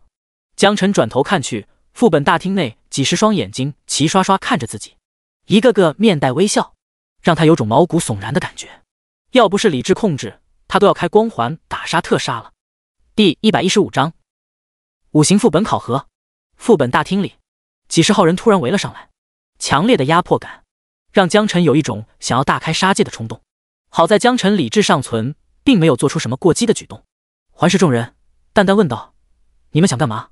大佬，带我们吧。其中一个29级的女性职业法师可怜巴巴地看向江晨，用哀求的语气说道。江晨有些懵逼，什么情况啊？这是……大家见江晨不说话，顿时心中一喜。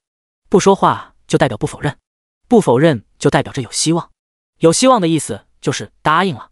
于是纷纷请求道：大佬，只要你带我们刷本，我们可以支付报酬。对，我可以支付报酬，我出10万积分。副本里头的装备我们一概不要，都是大佬您的，求求了，大佬带我们吧。听到一群比自己等级都要高的职业者哀求，江晨都被整不会了。他不太理解，一个5星副本就这么吸引人吗？装备也不要，还愿意给10万积分。要知道他大考过来手里的积分也才6位数，而且他还是以全国状元的身份考进来的。对其他人来说，积分可是珍贵的稀缺资源。现在眼前这些人竟然愿意支付10万积分去让他代刷5行副本，不是不行，但是他要搞清楚为什么。毕竟占小便宜吃大亏的道理他还是懂的，所以还是问清楚比较好。江晨疑惑道：为什么你们一定要刷5行副本？众人微微一愣，以为大佬在考他们，于是人群中派了个代表一五一十的回答：大佬，因为普通学员进入学校后，想要获得更多的资源就必须进入学院，而想要进入学院就必须完成学院的一系列任务，通关5行副本就是其中的一项最为艰难的任务。我们并不是不想靠自己努力，在场的很多人都已经花了2年甚至3年的时间不断组队尝试，可是到最后都以失败告终。而找玄武那边带团没有关系，根本抢不到进团的名额，而且他们一次也就只组那么3、5个客户。大佬，帮帮我们吧，要不然我们真的没办法了。说着说着竟然都开始带着哭腔，眼泪顺着脸颊不自觉地流了下来。要不是人群中有人给这位演员竖大拇指，江晨差点也跟着红眼圈了。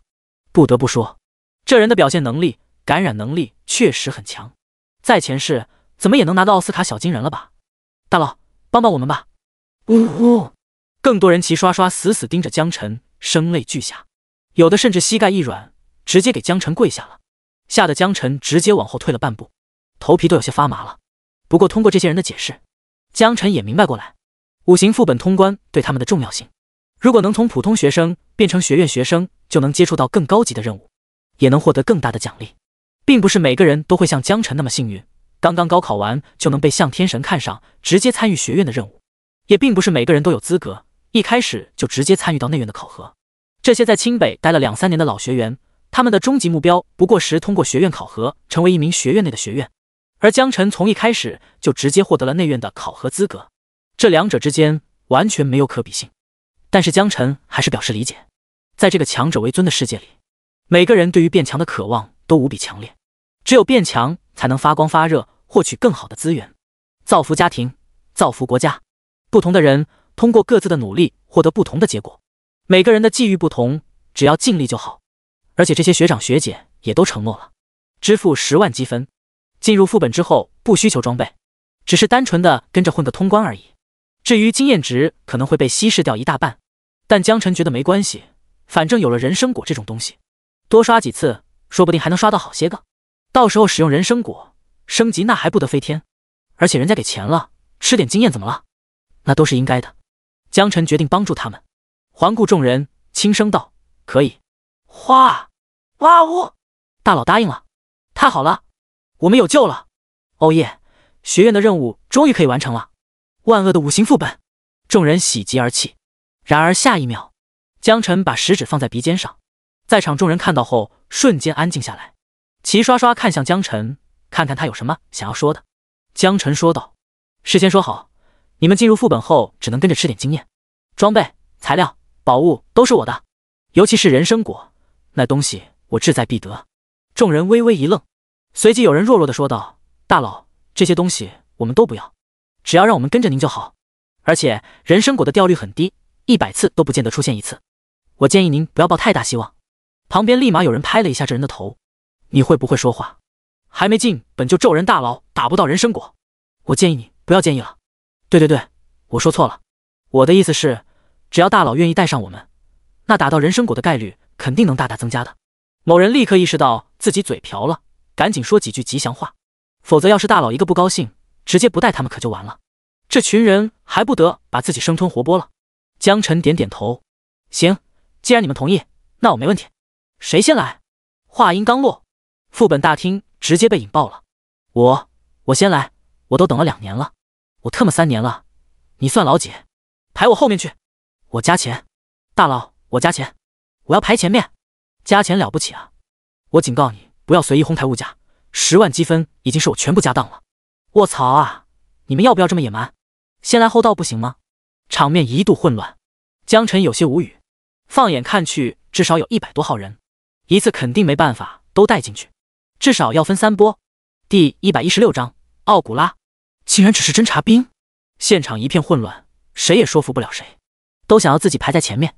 这样吧，我也不多收你们钱，年限长的排前面，年限短的排后面，这样按照顺序来，行不行？江晨索性就给出了自己的意见。听到江晨的话，大家立马纷纷响应支持。合理，很合理，就这么办，按照大佬说的排队。江晨一发话，大家自觉地按照要求，很快就排好了队伍，挨个找江晨支付积分。弟，加1000000积分。弟，加1000000积分。弟，加1000000积分。每支付一个，江晨都会把人组到自己的队伍当中，同时把失去方式改成队长拾取。这还是他头一回组队当队长，而且还是40人的团队。不一会，组满了39个人，收入共计3900000积分，积分余额62404311。其余的人自觉地在副本门口等下一批，看着进组的人，眼神中充满了羡慕。江晨淡淡道：“进本。”一声令下，先一步走进副本，其他39人也紧紧跟随，鱼贯而入。哎呀，我好羡慕啊！原来卡的时间久，竟然还能有优先权。咋地？你不服啊？没有，我就是单纯的羡慕。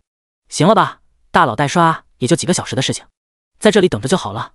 是，不着急。嘴里说着不着急，眼里却巴巴地看着不断进本的人，恨不得自己也是其中的一员。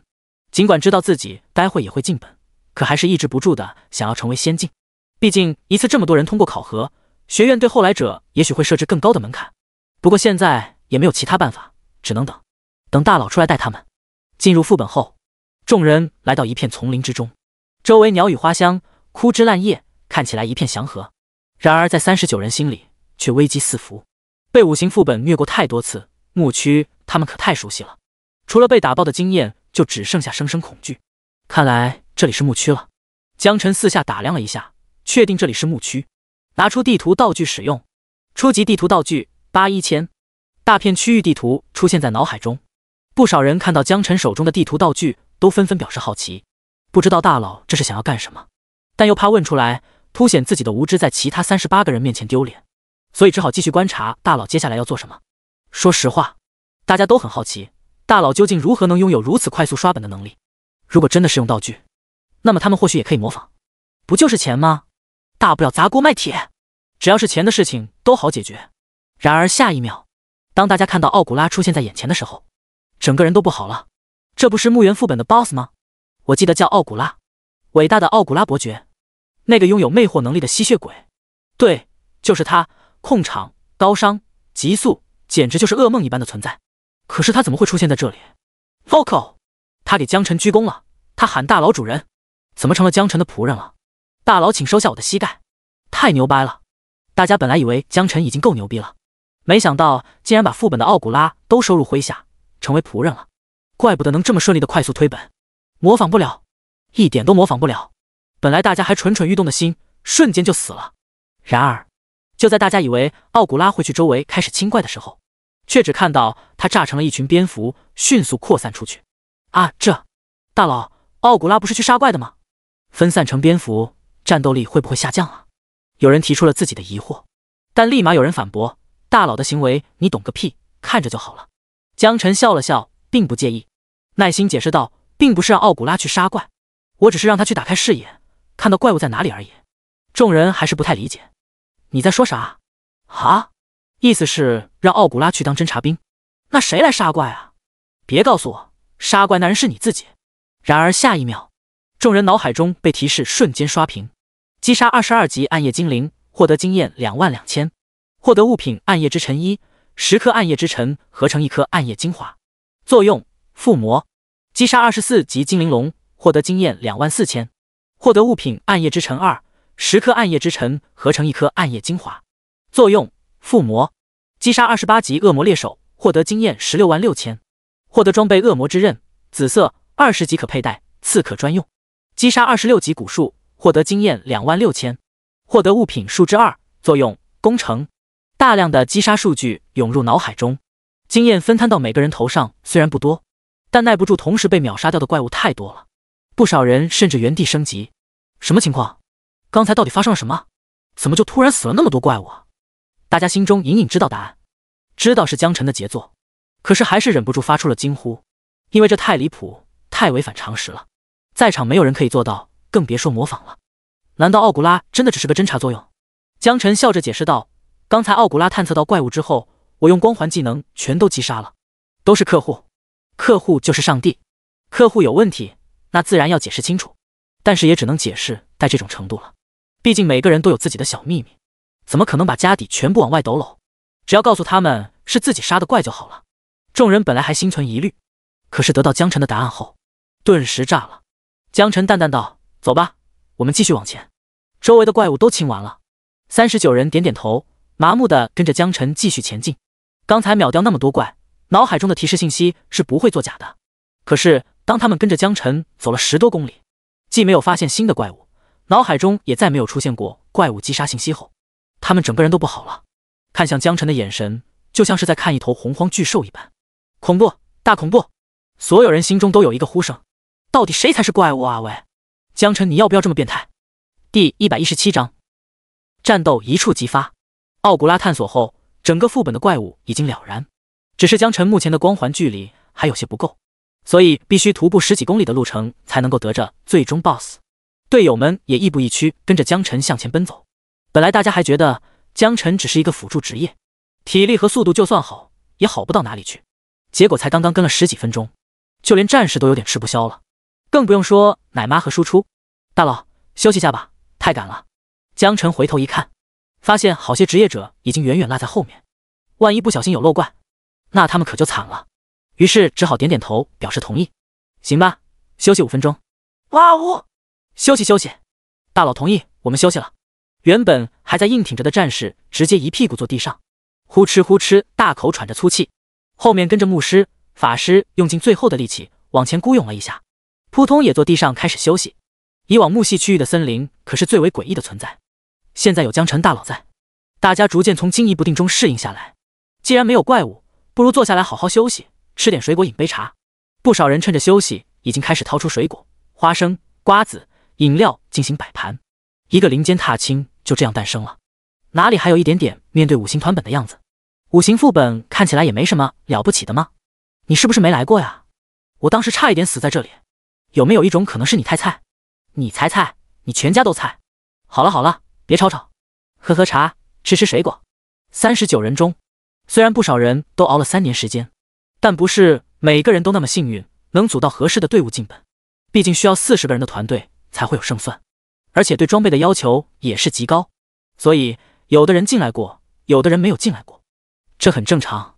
但是没进来刷过本的人看到江晨如此轻松应对后，顿时觉得5星副本可能也就那样，丝毫不觉得自己跟江晨的差距会很大。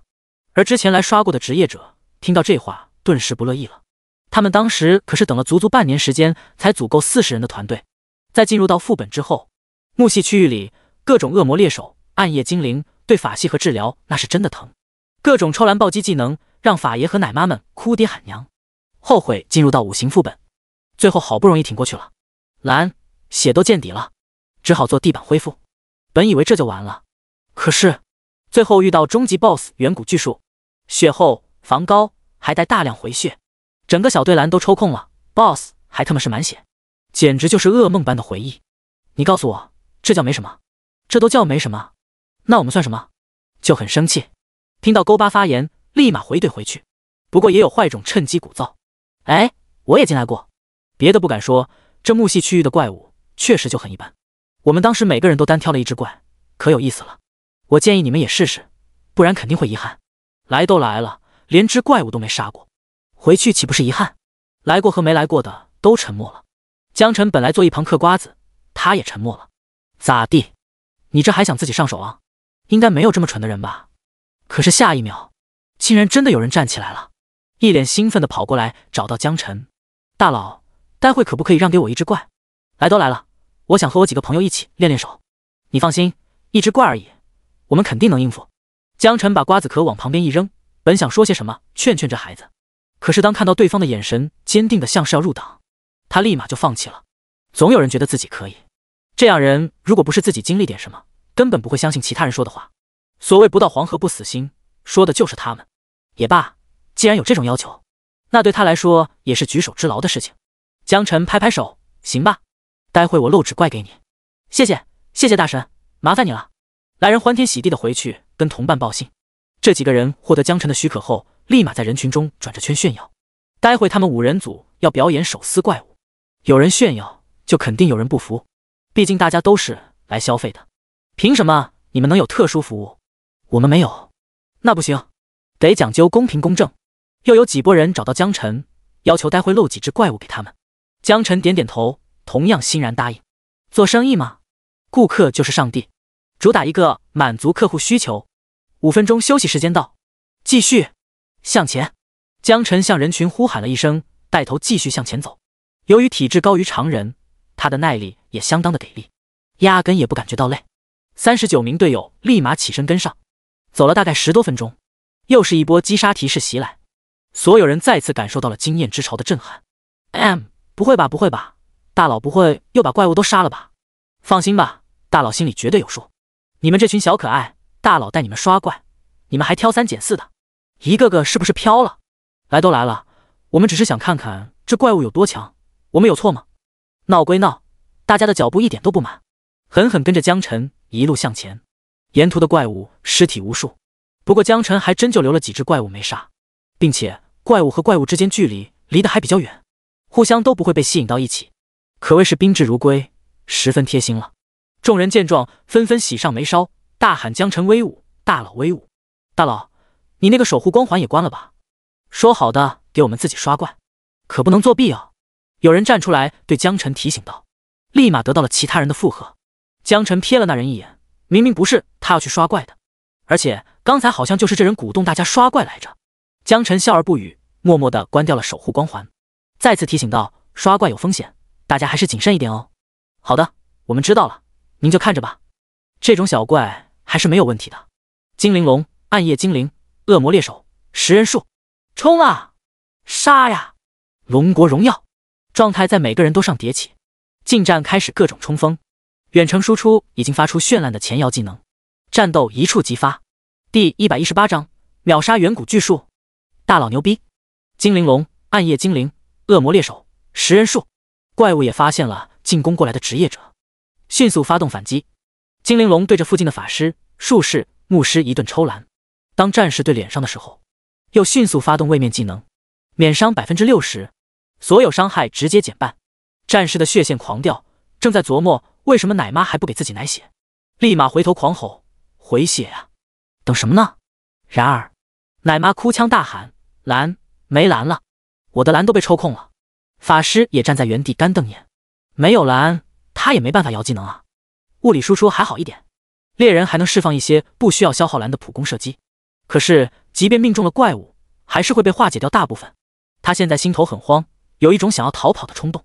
战士残血，各种缺蓝，他喵的，傻子都能看出来这情况有点不对。而相同的情况也发生在其他小队之中，甚至可以说他们的情况还算是好的。有些遇到恶魔猎手的队伍，不但蓝被耗空了，那几个小队成员发现自己还他妈跟着全体残血了。这时只要恶魔猎手稍微爆发一下，他们连哭的机会都没有啊！尖锐爆鸣声此起彼伏，大佬救命！快开守护光环！要死了，我们要死了！大佬快救救我们！眼前这一切被大家尽收眼底。这些上去打怪的人实力其实都不算弱，但是面对怪物却一触即溃，顿时觉得怪物的强度恐怖如斯，也庆幸自己没有头脑一热去跟江辰要求刷怪。但现在作为团队中的一份子，不可能就这么看着。见情况不对，其他人也纷纷动手，39人全都加入到战斗之中，血线瞬间被抬了上来。骑士、战士怒吼着冲向怪物，法师、猎人、术士开始对着怪物摇技能。10多分钟后，4只怪物终于被大家击杀。本来应该是一件高兴的事情，可是所有人都陷入了沉默。此时此刻，他们通过怪物的强度，开始意识到江辰的真正实力，可能是他们根本无法想象的存在。而有的人似乎想起来些什么，立马怒吼：刚才是哪个小逼崽子说的？啊，来都来了，不刷怪可惜了。我可惜你妈呀！小贱人，你这不明摆着坑人吗？没人说话，但所有人都把目光看向了同一个方向。那人立马惊慌失措，如临大敌，满头大汗。你们要干嘛？不要过来啊！说完一个闪身来到江辰身后，头都不敢抬。开玩笑，这群小可爱虽然战斗力不怎么样，但是一人一个唾沫喷死他的能力还是有的。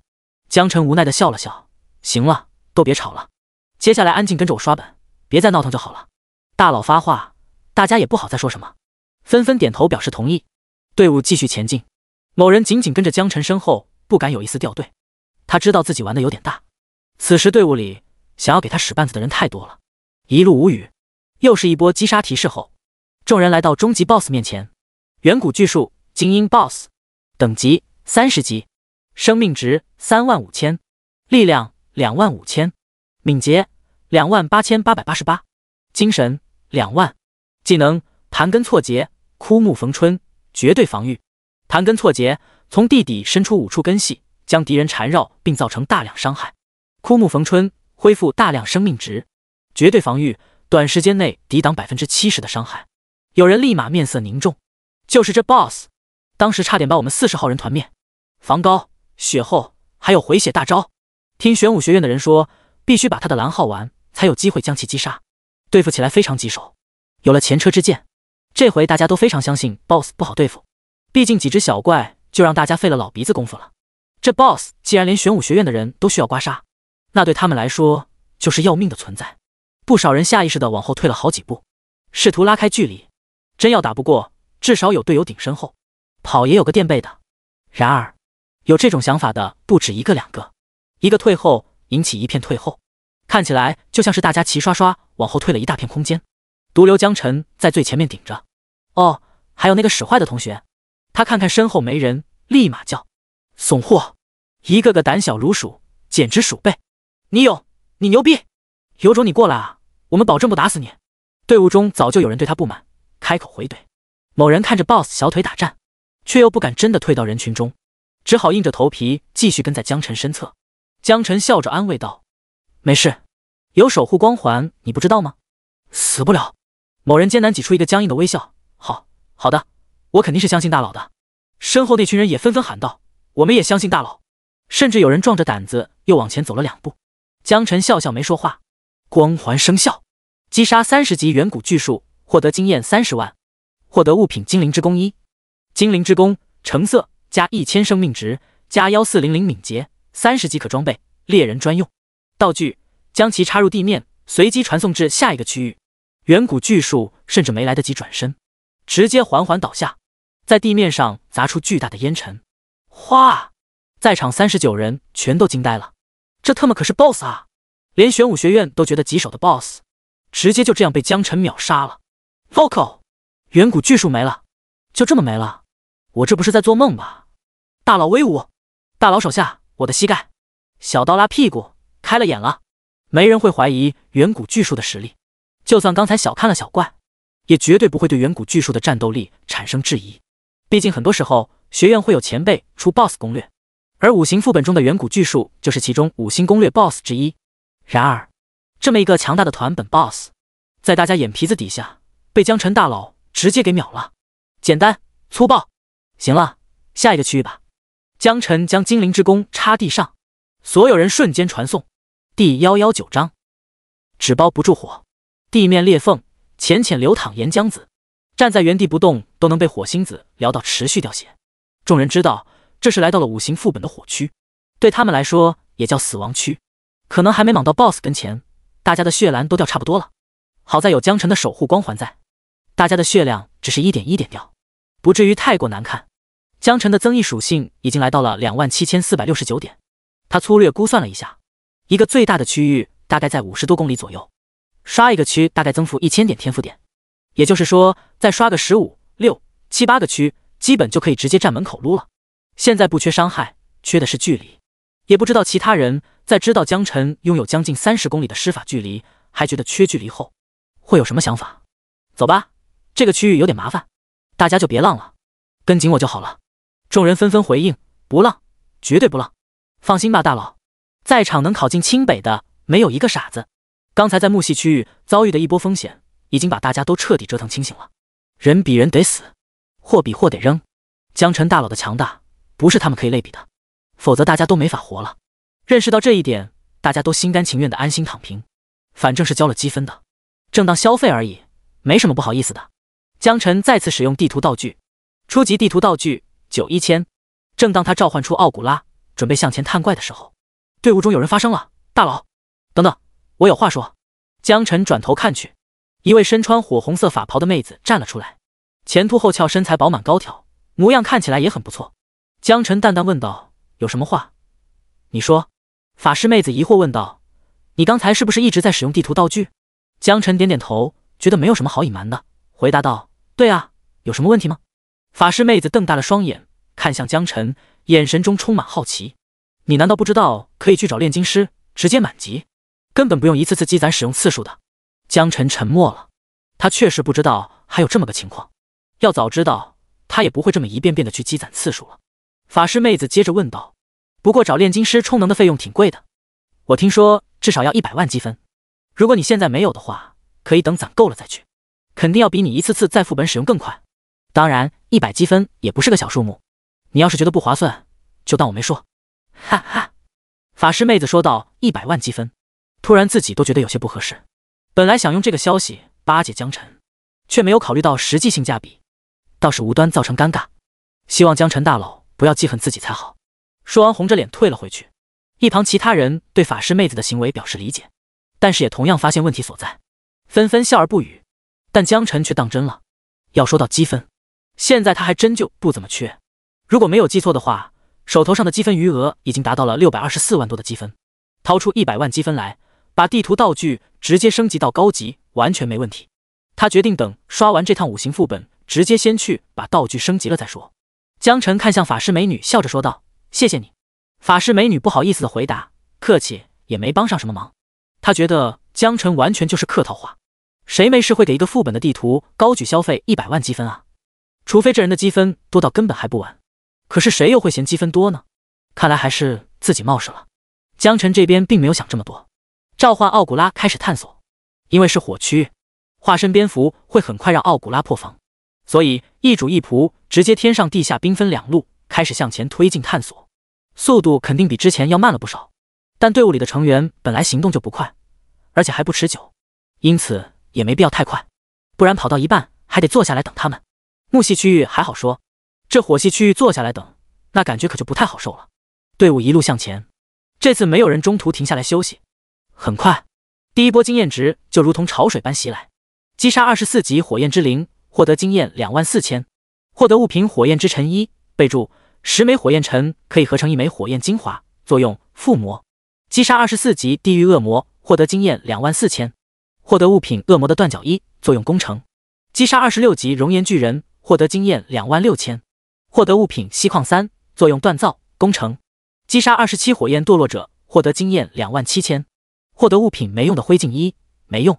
击杀28级复仇焰魂，获得28000，获得物品火焰之尘6，备注10枚火焰尘可以合成1枚火焰精华，作用附魔。众人虽然已经经历过1-2次这样的提示刷屏，可再次遇到，心中难免还是会出现震撼，羡慕不来，羡慕不来。同时也对江晨的能力有了猜测，这位大佬的施法距离恐怕远远超乎大家的想象，不然也不可能会在同一时间出现如此密集的击杀提示。你们猜这个距离大概多远？这谁知道啊？我估计至少得有5-6公里吧。5-6公里？谁他妈技能影响距离有5-6公里啊？不懂别瞎说。那你说多少？我猜至少怎么也得个3-4公里吧。那你要这么说，3-4公里也没人见过吧？反正都很离谱了，那还不如往大了猜。那就100公里怎么样？100你妹啊！要是有100公里，大佬根本就不用跑了，直接原地秒怪就好了。那我不知道了，不知道的好，大佬的秘密里可不要猜，真被猜中了，那就危险了。说的也是，不猜了不猜了。这个游戏比 BOSS 还凶险，谁爱猜谁去猜。队伍无聊，不断开始分析江晨的技能作用范围。可是分析到一半，大家开始感觉不对，立马就此打住，变得沉默寡言起来。江晨在队伍前方其实什么都能听到，看来自己超远距离施法的事情恐怕瞒不住了。不过也没必要隐瞒，纸包不住火，被人知道是迟早的事情。第120章地图道具情报。随着队伍前进，沿途不断击杀各种火区的怪物，众人的经验条也在不断增长，一路上连个怪物的影子都没有看到，心中对江晨的敬佩又深了几分。人总是会对莫名的未知的东西产生恐惧和敬意，而江晨击杀怪物的方式就让人有一种莫名的虚无感。很快，众人便来到了火区的终点，大地裂缝愈发明显，6条熔岩巨蟒在裂缝的岩浆里来回游动，火红的鳞片，锋利的獠牙，样子看起来好不凶猛。熔岩巨蟒，精英头目，等级29，生命12000，力量8999，敏捷6666，精神8888，技能噬火、烈焰吐息、腾空、绞杀。噬火，被动，对火焰伤害抗性极高，可以通过吞噬火焰恢复生命。烈焰吐息，消耗一定精神力，对目标范围内喷吐烈焰造成巨量持续伤害。腾空，被动，具有飞翔能力。绞杀，将猎物用巨大身体包裹缠绕，造成窒息效果，同时持续造成大量伤害。熔岩巨蟒，竟然是熔岩巨蟒！我滴个乖乖，这怪物在攻略上有，可不好对付了。一次6个，最好是一只一只对付。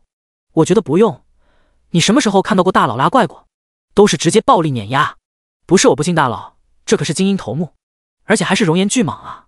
不少人开始担心起来，毕竟这玩意一条就够大家喝一壶了，现在还有6条，很多人的心顿时悬了起来，甚至有不少之前在这里失败过的职业者，开始讲述自己悲惨的失败经验，让众人对熔岩巨蟒的厉害印象更加深刻。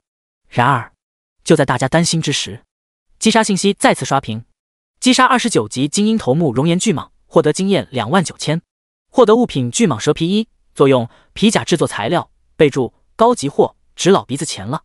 击杀29级精英头目熔岩巨蟒，获得经验29000，获得物品巨蟒蛇皮2，作用皮甲制作材料，备注高级货，值老鼻子钱了。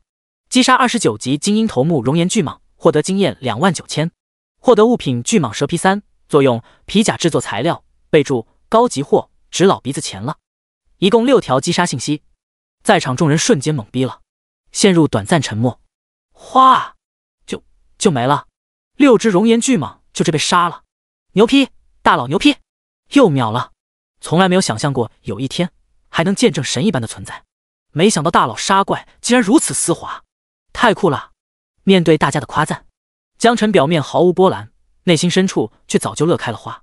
本来他一个人刷还不觉得有什么，但是当一群啦啦队不停地给他灌输正能量后，他才真正觉得自己竟然这样牛逼。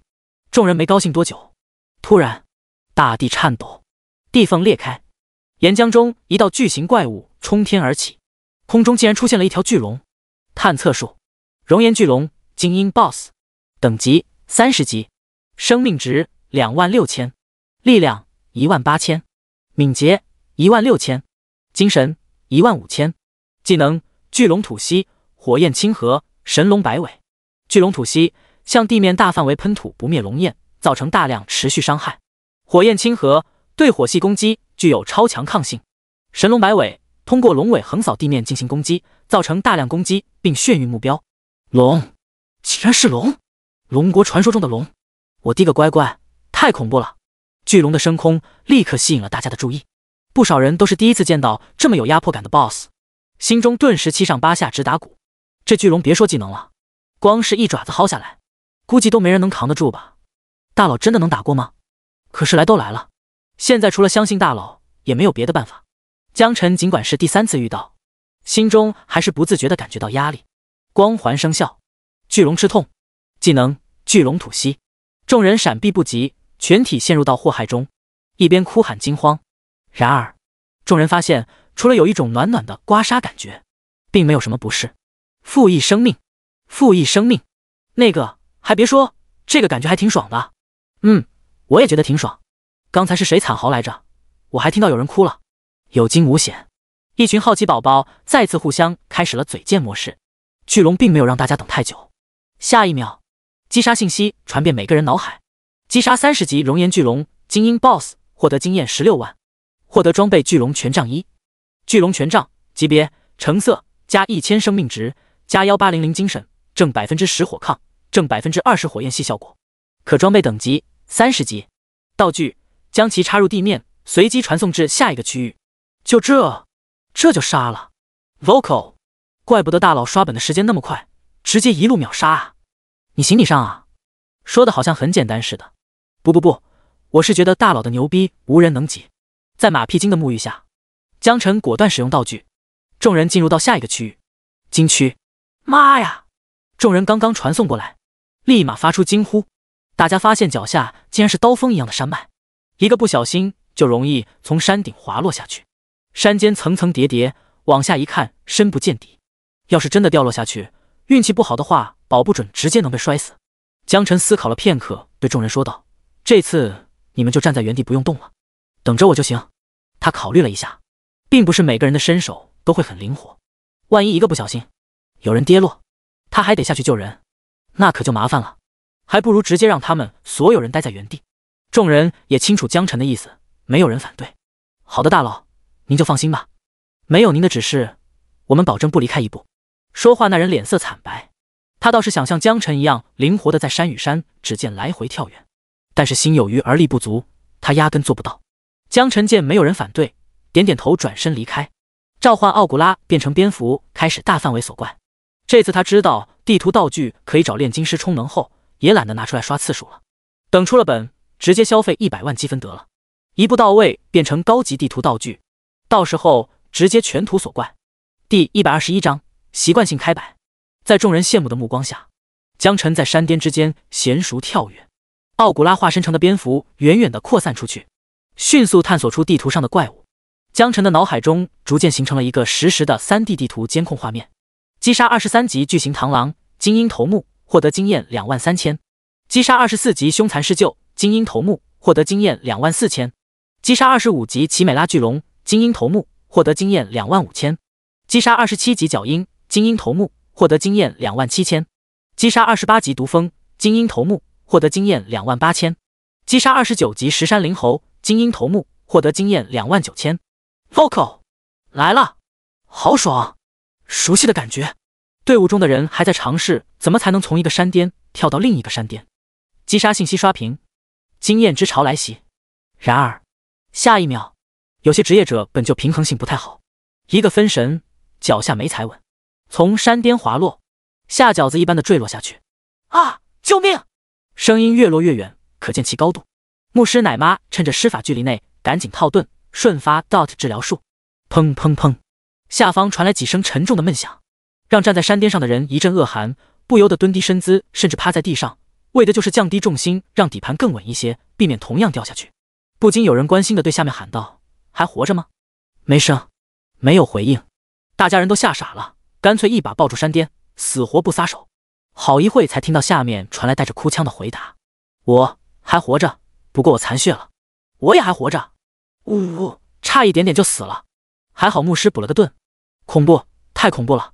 有的人活着，其实他已经死了；有的人死了，其实他还活着。”山上的人细细打量山下的人，看起来像是一只小蚂蚁，但好歹还是能看得清。好消息是，发现掉下去的人都还活着。坏消息是，好像都受到不小的刺激，不少人连站稳都够呛，更别说对怪物展开攻击了。江晨全然不知，一路向前突进，奔跑跳跃，360度旋转在山巅之间，动作无比丝滑。随着他的推进，怪物齐刷刷向下掉落。只用了10多分钟，江晨发现自己的光环已经能够得着 BOSS 了，根本就不用过去。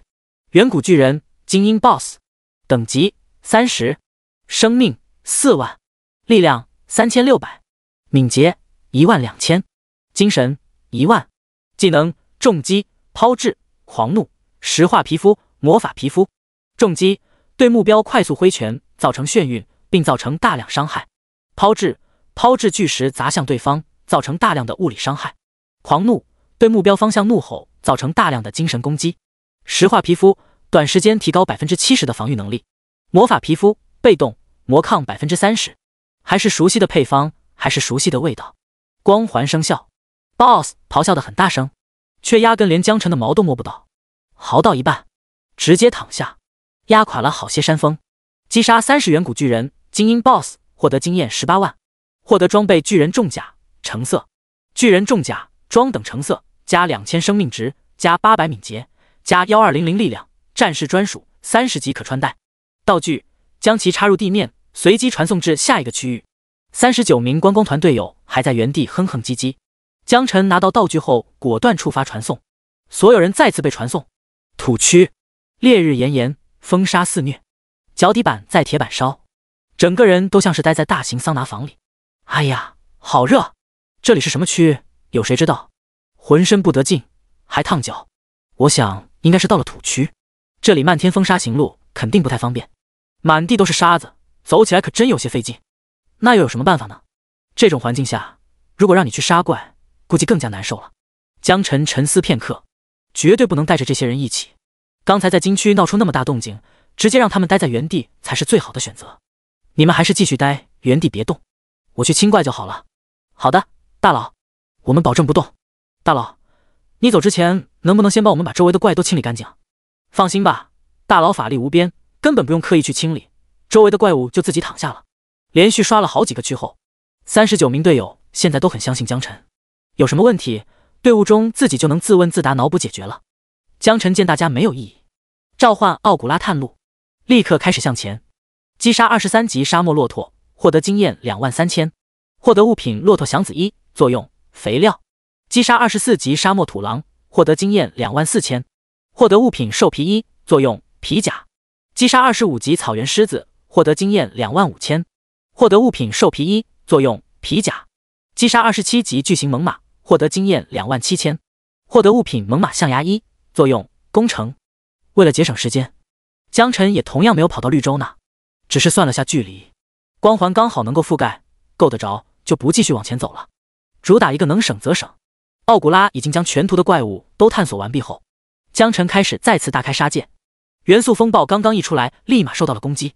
击杀30级元素风暴，获得经验18万，获得装备元素之靴橙色。元素之靴装等橙色，加1200生命值，加800敏捷，加800精神，元素魔法加成 20%。 道具将其插入地面，随机传送至下一个区域。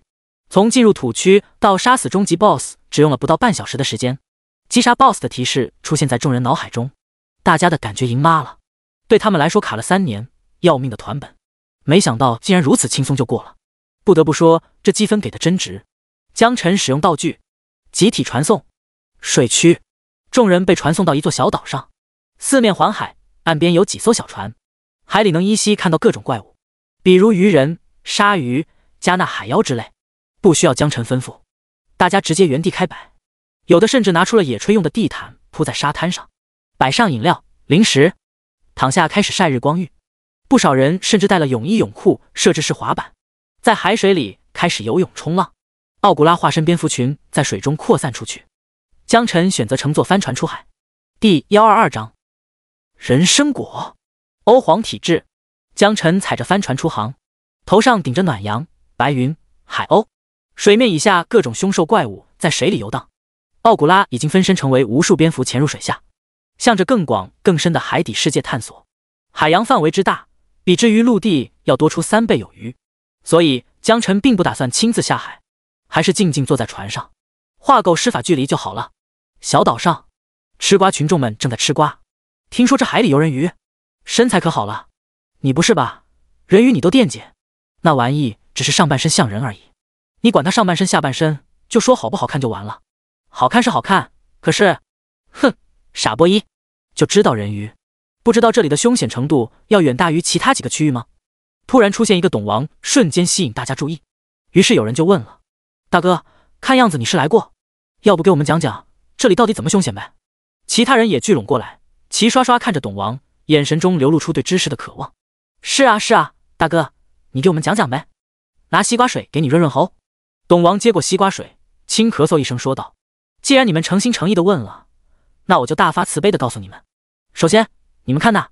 董王手指着海平面的方向，示意大家看过去。有人回答：那不就是海吗？董王笑着竖起大拇指：哎，对了，那里是海。别这么看着我，可能很多人不知道海意味着什么。海很深很深，并不仅仅止于海床，还有海沟，最深的深度达到了11公里深。如果不是水系职业者，在这种场景下很难续航，一旦氧气不够的情况下，便开始持续消耗生命。知道这意味着什么吗？死亡。陷入海底的深度越深，在没有氧气的情况下，血条掉就越快，死亡比你们想象的要更容易。哗！在场的不少人顿时心头一突，开始担心起来。不少人提出了自己的疑问，那岂不是说都还没开始打怪，光是进入到海底就已经够呛了？那还让人怎么打啊？还没开始杀怪就不行了，怪不得这么多人一直卡在5行副本过不去。自然有人有办法，但是肯定不是我们这些人能搞定的。比如准备避水药剂，1小时内水下呼吸，那玩意贵吗？也就1000积分吧。贵不贵的看个人，我滴个乖乖，那可不算便宜，打几个小时就几千积分没了，全团40号人，直接好几万积分打底呢。所以我怎么说找江辰大佬不亏呢？不亏是不亏，稳赚不赔省了一大笔。哼，光是水下呼吸避水又有什么用？董王冷哼打断，再次吸引了大家注意。众人的目光再次聚焦，让他很是享受。于是接着耐心解释道：“你们知道海王吗？”有人点头，攻略上看到过，但是具体没见过。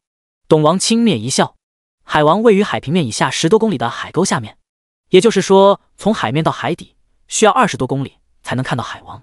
体型庞大，生命值高达7万，手里拿着传说中的海神3叉戟，包含有一个远程物理输出，2个控制技能。海洋是他的主场，一旦发动技能，便是一场盛大的海啸。在海里，你的位移不受控制，很难构成有效的攻击。董王讲得很投入，像是亲身经历过一般，沉浸在回忆当中。不少听众被带入其中，体会到强烈的压迫感，仿佛置身风雨飘摇，下一秒就会被击杀。大家表情凝重，屏住呼吸，眼睛瞪得像铜铃，整个人紧张到了极点，像是遇到危险随时都准备应激的样子。不得不说，董王的表达能力甚至和海王的实力有的一拼。不少人甚至都忘了江辰2次创造过单人纪录，开始为江辰大佬担心起来。这么强大的怪物，大佬真的能够战胜吗？然而下一秒，每个人的脑海中开始刷屏：击杀21级巨齿鲨鱼，获得经验21000；获得物品鲨鱼断齿2，作用锻造；击杀23级鱼人，获得经验23000；获得物品鱼鳞3，作用锻造；击杀25级人鱼，获得经验25000；获得物品水系之尘2，作用10颗水系之尘合成水系精华附魔；击杀27级抹香鲸，获得经验3万；获得物品抹香鲸胡须，作用乐器制作；击杀30级加纳海王，获得经验18万；获得物品海王3叉戟1。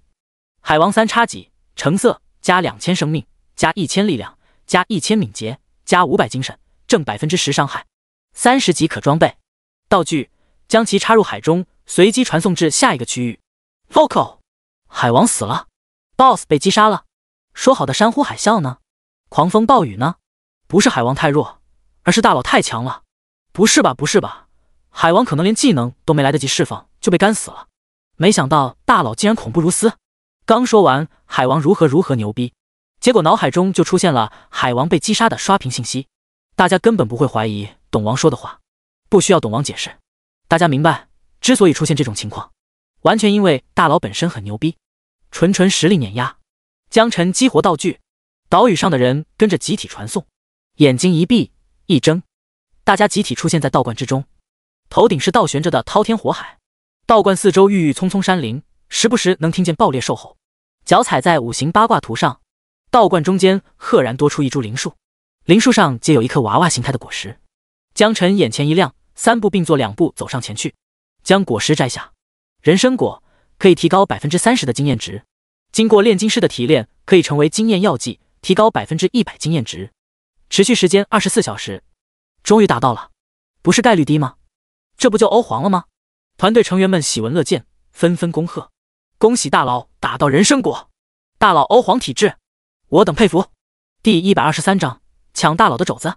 拿到人参果后，江辰心情变得很不错。这玩意属于小概率事件，没个180次想要刷到几乎不可能，但是这才第3次就刷到了。等出了本交给炼金师制作成双倍经验药水，这样以后再刷本，刷一次等于2次，经验超级加倍，爽歪歪，升级速度也会变得更快了。就是不知道一枚人参果，炼金师可以制作几瓶经验药水。管他呢，先收起来再说。现在虽然有30%的经验加成，但是直接用就太浪费了。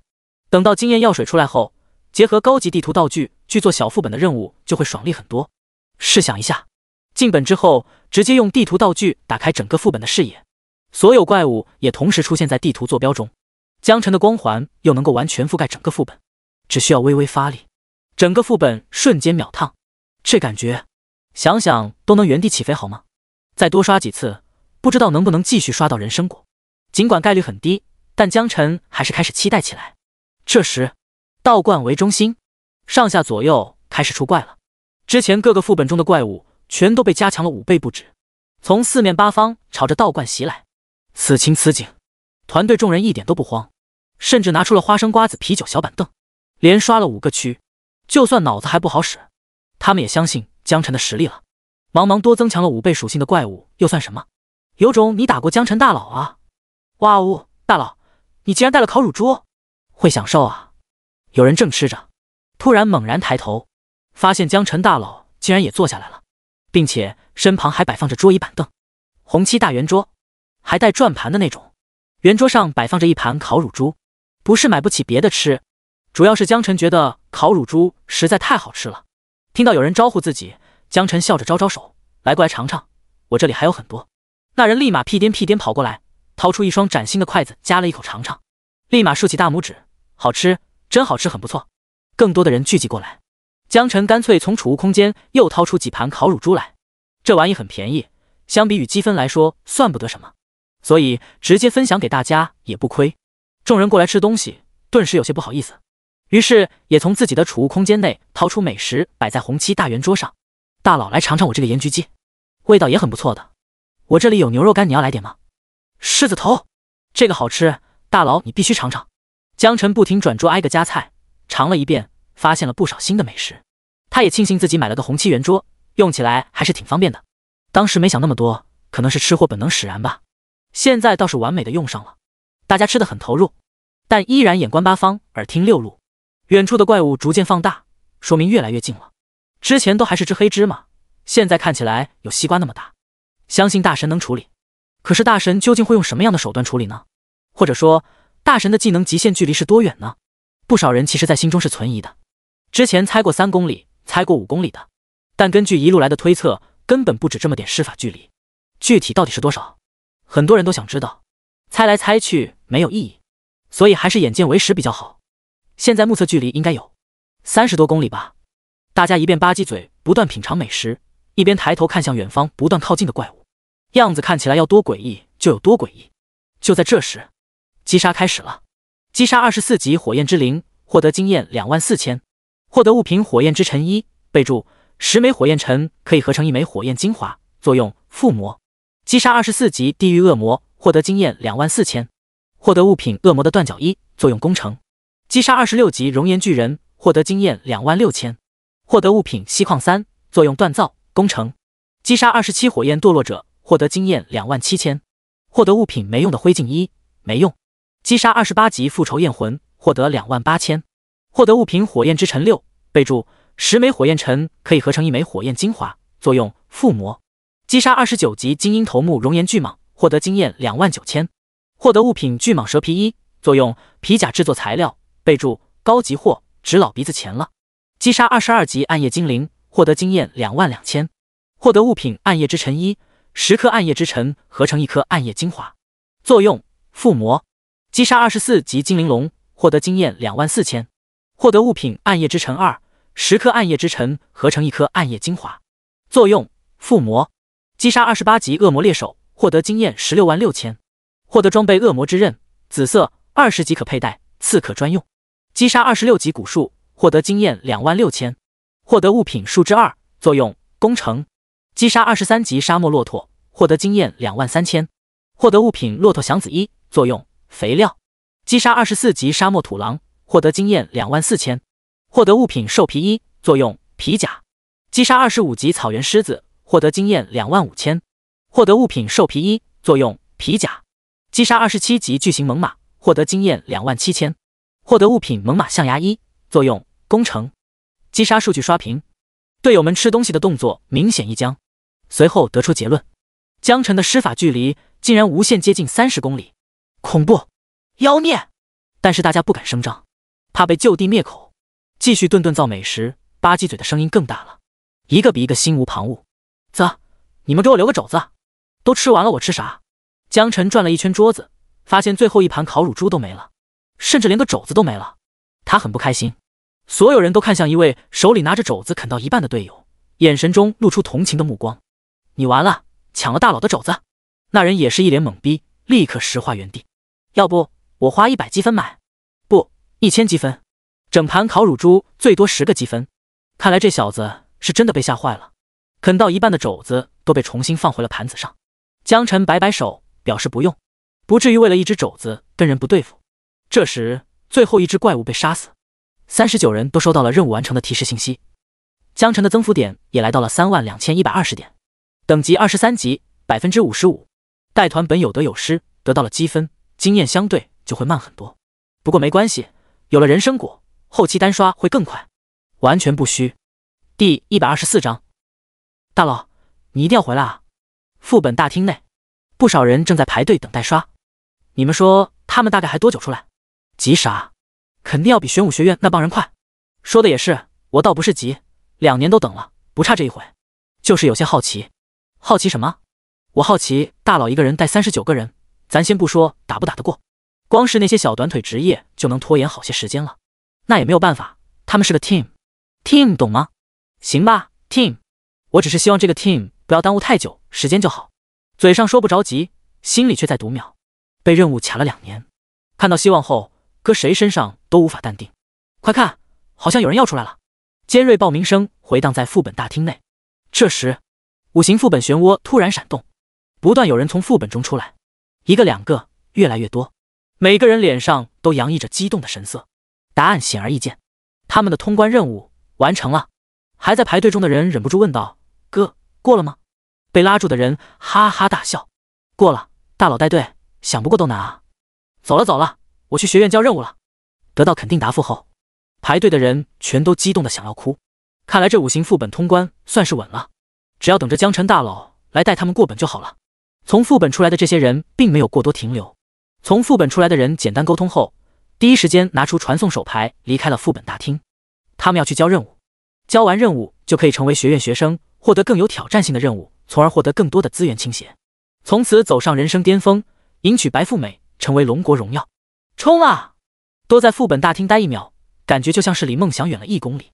像这种卡 bug 的行为，一旦被学校发现，极有可能严令禁止，甚至已经用这种方式完成任务的学生也会被取消资格。所以要抓紧时间，趁着时间差，赶紧成为学院的学生，到时候成了既定事实，法不责众。江辰从副本出来后，看着团队中的39人一个一个离开队伍，长舒一口气，带完了一波了，还有2波人救。等等，什么情况？江辰看着排队的人数，感觉不减反增，并且还越来越长，这不科学。他不知道的是，很多职业者通过副本后，不光是去学院交任务，顺带在路上还用手机发信息告诉了好朋友。副本大厅有人带本，价廉物美，童叟无欺，亲测有效，速度，速来，好吗？一传十，十传百，越来越多的人传送到了副本大厅，密密麻麻都是人，大家都自觉的排队，队伍跟贪吃蛇一样，越来越长。江辰心头一突，认真的后退了半步，感觉到压力山大。这特么要待到什么时候去啊？虽然都是活生生的行走的积分，但是算了，赚积分重要。不过在那之前，我还是先提高一下生产力。所谓工欲善其事，必先利其器，先去消费100万把地图副本给升级了再说。还有人参果也交给炼金师帮忙练练。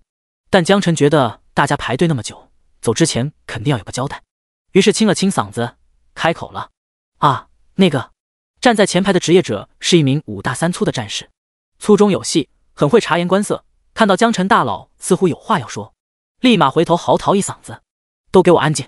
大佬有话说！”嗡，震得江辰脑瓜子都嗡嗡的，不知道这货喊的时候有没有用上技能，反正看起来效果不错。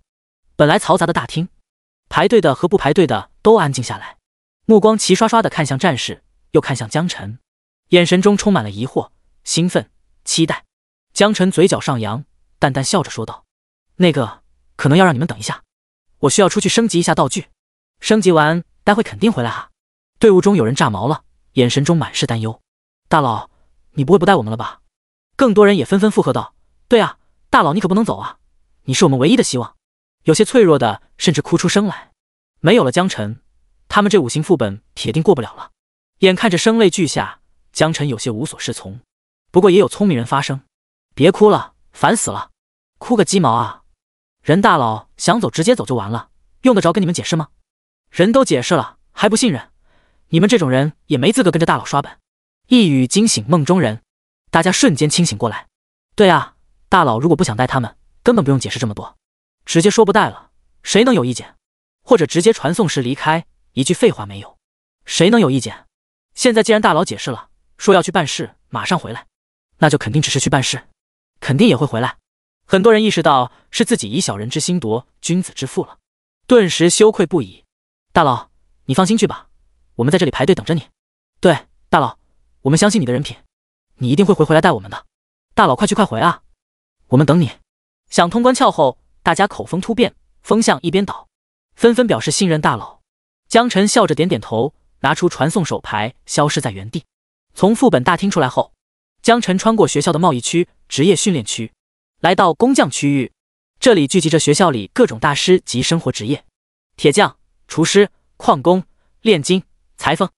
在学校外面，这些生活职业大师属于那种有钱都难得出手的存在，因为人就24小时，大家都想要挂专家号，根本忙不过来。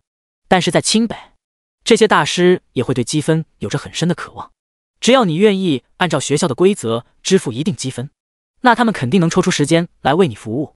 当然，由于每个人的积分都很有限，所以不是所有人都能支付得起昂贵的消费。这些大师平时也不是很忙，甚至有的还闲得冒烟。为了赚积分，偶尔还会促销打折来吸引学生前来消费积分。当然，这样的情况少，一般都是淡季才会出现。第125章公诉珠宝炼金术士。工匠区沿街都是一排排的房子，房子的门栏上都有招牌标识，具体是什么功能，江晨抬头就能看见，一眼便知，很好辨认。进入街道，右手边是厨师，紧跟着是制皮包皮师。炼金师到底在哪呢？种类繁多，弯弯绕绕，江晨一顿找都没发现炼金师的店铺。副本大厅还那么多人等着自己呢，江晨不想让他们等太久，所以决定随便进入一家店铺问问。珠宝店，店内柜台摆满了各种名贵珠宝，装修也是极其奢华。珠宝商是一名身穿旗袍的高挑美女，修长的手指正在摆弄着一件名贵的宝器。这里的珠宝可不是世俗意义上的那种宝石，而是可以镶嵌在武器装备上，加成属性值或者技能效果的宝石。每一颗宝石都是由矿工挖来的矿石萃取而成，成本本身就很高，需要消耗不少矿石，所以售价只会比寻常珠宝要更加昂贵，一般人根本消费不起。平时店里来客也就少得多，毕竟很多人连装备都混不全呢，就更没必要装珠宝了。可就在这时，一道身影走进珠宝店，旗袍美女眸光一闪，猛然抬头看去，嘴角抑制不住的上扬。终于有客人来了，1年不开张，开张吃1年。于是很欢快的踩着高跟鞋赶紧迎了上去。修长而白皙的美腿高平交替，在高分叉的旗袍下若隐若现，凹凸优质的身材被旗袍彰显得淋漓精致，估计是个男人看了眼睛都挪不开。欢迎光临，168号技师为您服务啊，不对，帅哥您好，请问有什么需要吗？我们这里什么珠宝都有，加敏捷、加耐力、加精神、加力量、加法伤，当然甚至也有加攻速的，您懂吧？内衣上也可以镶嵌哦。看到旗袍美女的美好身段，江晨忍不住咽了咽口水，但他就是来问个路的，所以还是老老实实的回答啊，暂时不买珠宝。旗袍美女急了，真的不考虑买几颗珠宝吗？我们店里正在做活动哦，买2颗随机送1颗。江晨被说的有些心动了，其实他并不需要珠宝，主要是旗袍美女的声音太好听了。说实话，按照他的天赋增幅速度，连装备都不怎么需求，更何况是珠宝，随便耍一趟副本得到的增益就要顶得上一整个橙色装备了。江晨点点头，那就看看吧。加攻速的多少积分？旗袍美女见江晨松口开始问价，立马喜上眉梢。帅哥一看就是懂行的，一上来就关注攻速珠宝。这种珠宝啊，除了对刺客和猎人攻守有帮助以外，对男性那方面也有加成，所以价格方面嘛，会比其他珠宝贵一丢丢。当然啦，你一看就不是缺积分的人。江晨皱了皱眉，打断道，直接说多少积分吧，我赶时间。他确实赶时间，买个鸡毛石头磨磨唧唧，不就是想铺垫价格吗？你只要说个离谱的价格，我保证不买好吗？旗袍美女属于官言察色比较厉害的人，一看江晨的脸色变了，就知道不能再墨迹，赶紧报出价格。1枚攻速珠宝888积分，加攻速 10%，2枚攻速珠宝1600积分，还送礼1枚耐力珠宝，加1000点耐力。江晨摇摇头，就买1枚吧。旗袍美女笃定这样的销售捆绑下，所有人都会选择买2枚，毕竟人性本就喜欢贪小便宜。可是哪曾想到江晨竟然只要1枚，把旗袍美女给整不会了。不是，帅哥你仔细想想，2枚更优惠，还送1枚，很划算的。江晨还是摇摇头，就1枚，不过你得告诉我炼金师在哪。听到江晨的话，旗袍美女哪里还能不知道江晨的意思，顿时醒悟过来，这人很可能只是来问路的，被自己一顿推销，搞得不好意思了，所以才买了一个珠宝，可能根本就没有什么需求。于是感激地说道：“谢谢老板，一枚就一枚吧，这边刷卡，刷完卡我告诉你炼金师在哪。”江晨点点头，跟着去柜台刷卡，得到一枚黄色的棱形珠宝。他现在属性很高，力量敏捷都很高，如果用拳头杀人，当个一拳超人没什么问题。如果有 10% 的攻速加成，会更方便他出拳。只是他的光环技能太耀眼了，杀怪效率太高，比起变态的属性值更为耀眼，所以这才被掩盖了。有机会 PVP 的时候还是要试试，毕竟光环技能出手就分生死，不利于切磋，而老拳出手可重可轻，适合面对那些限制性打斗。谢谢惠顾，现在可以说了吧？炼金师在哪？好的小哥，炼金师就在我们珠宝店后面，从我们后门穿过去，另外一条街的斜对面就是。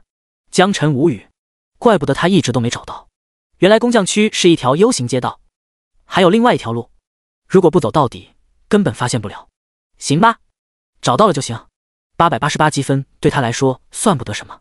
江晨正准备穿过后门，背后传来声音：“帅哥，需要我帮您免费镶嵌上吗？内衣也可以哦。”旗袍美女眨巴眼看着江晨的背影说道。江晨一个趔趄，加快了步伐。旗袍美女的声音再次传来：“不镶嵌也可以，找根绳子当吊坠，或者拴在腰间也有同样的功效。”江晨的脸色微微有些红润，一路小跑。买这玩意的人很多吗？他们到底买来都干嘛了呀？听着就很奇怪好吗？珠宝店的美女果然没有骗自己。穿过门口，抬头一看，斜对面正是炼金房，不过要比珠宝店大得多。从门口就能闻到各种古怪的药水味道，有些像青草，有些又像是腐败过期的烂肉，奇奇怪怪混杂在一起，谈不上难闻，但是让人有些上头。对了，就像是芥末，让人有点想哭的冲动。江晨还是硬着头皮走了进去。老板在吗？来生意了。走进店内，一位中年男子正手拿着试剂管，管子里装着绿色的液体，正在被倾斜倒入装有红色液体的烧杯中。男子头也不抬，只是小声道：“放松，放松，放轻松，小宝贝，这次差不多就可以成功了。新来的客人别过来，就站在门口就好。”江晨是听劝的，他分明看到男子身上防护器具齐全，但依然破衣烂衫，下意识的就开启了守护光环，顺便给中年男子也套上了光环。第126章，炼金师眼里的土豪。砰！在绿色液体接触红色液体的一刹那，一股子青烟从烧杯里冒出，轻微的爆炸响起，烧杯和试管当场碎裂，中年男子直接原地崩溃，发出尖锐爆鸣声。哦，希特，佛科，有没有搞错？又失败了，已经试了108种方案了，还是不行。我去你大爷的！江晨觉得自己来的不是时候，也许炼金师现在正在陷入到某种困境之中，需要时间来突击解决吧。然而下一秒，暴露中的炼金师抬头看向江晨，像是发现了新大陆，瞬间换上笑脸。小伙子，你很不错呀，你这是光环技能吧？显然，江晨给他套的光环状态，他也感受到了，防御力惊人。江晨点点头，没有否认，对，守护光环。中年炼金师微笑着说道：“很不错的守护光环，防御力高达 99.9%， 如果用到我的实验过程中，可以防止爆炸伤害，还真是棒极了的技能呢。如果我没有记错的话，普通光环师并没有这么强大。当然，我也不会问你为什么，毕竟每个人都有自己的秘密，你说是吧？既然你来找我，那一定是有什么诉求。说吧，想要我帮忙干嘛？先说好哈，该收的积分1分不会少。刚才的守护光环可是你自愿给我套上的。哦，对了，我叫金闪闪，你也可以叫我老金。”金闪闪一口气说了很多话，像极了一个十足的话痨。或许是长期沉浸在实验中，跟人说话的时间并不多吧，所以才一次性说了那么多话。江晨点点头，开门见山：“我叫江晨，我来找你2件事，一件是初级地图道具升级到高级，一件是帮我把人参果炼成经验药水。”金闪闪瞪大了眼睛盯着江晨，似乎是在看某个荒野巨兽一般。“小哥，你知不知道初级地图升级到高级需要多少积分？100万，那可是100万积分啊！就算你有这么多积分，我也不建议你这么浪费啊，只是探地图视野更方便而已。而且高级地图道具它也不是真的像说明的那样可以无限距离探索，只是针对副本范围内可以100%探索全图以及看到所有怪物。但要是在具体的野外或者秘境中，那就只能探索固定的100公里范围内。金闪闪说得很详细，虽然语气更多的是吐槽，但江晨能感觉到前辈对晚辈的关心，所以心里感觉暖暖的。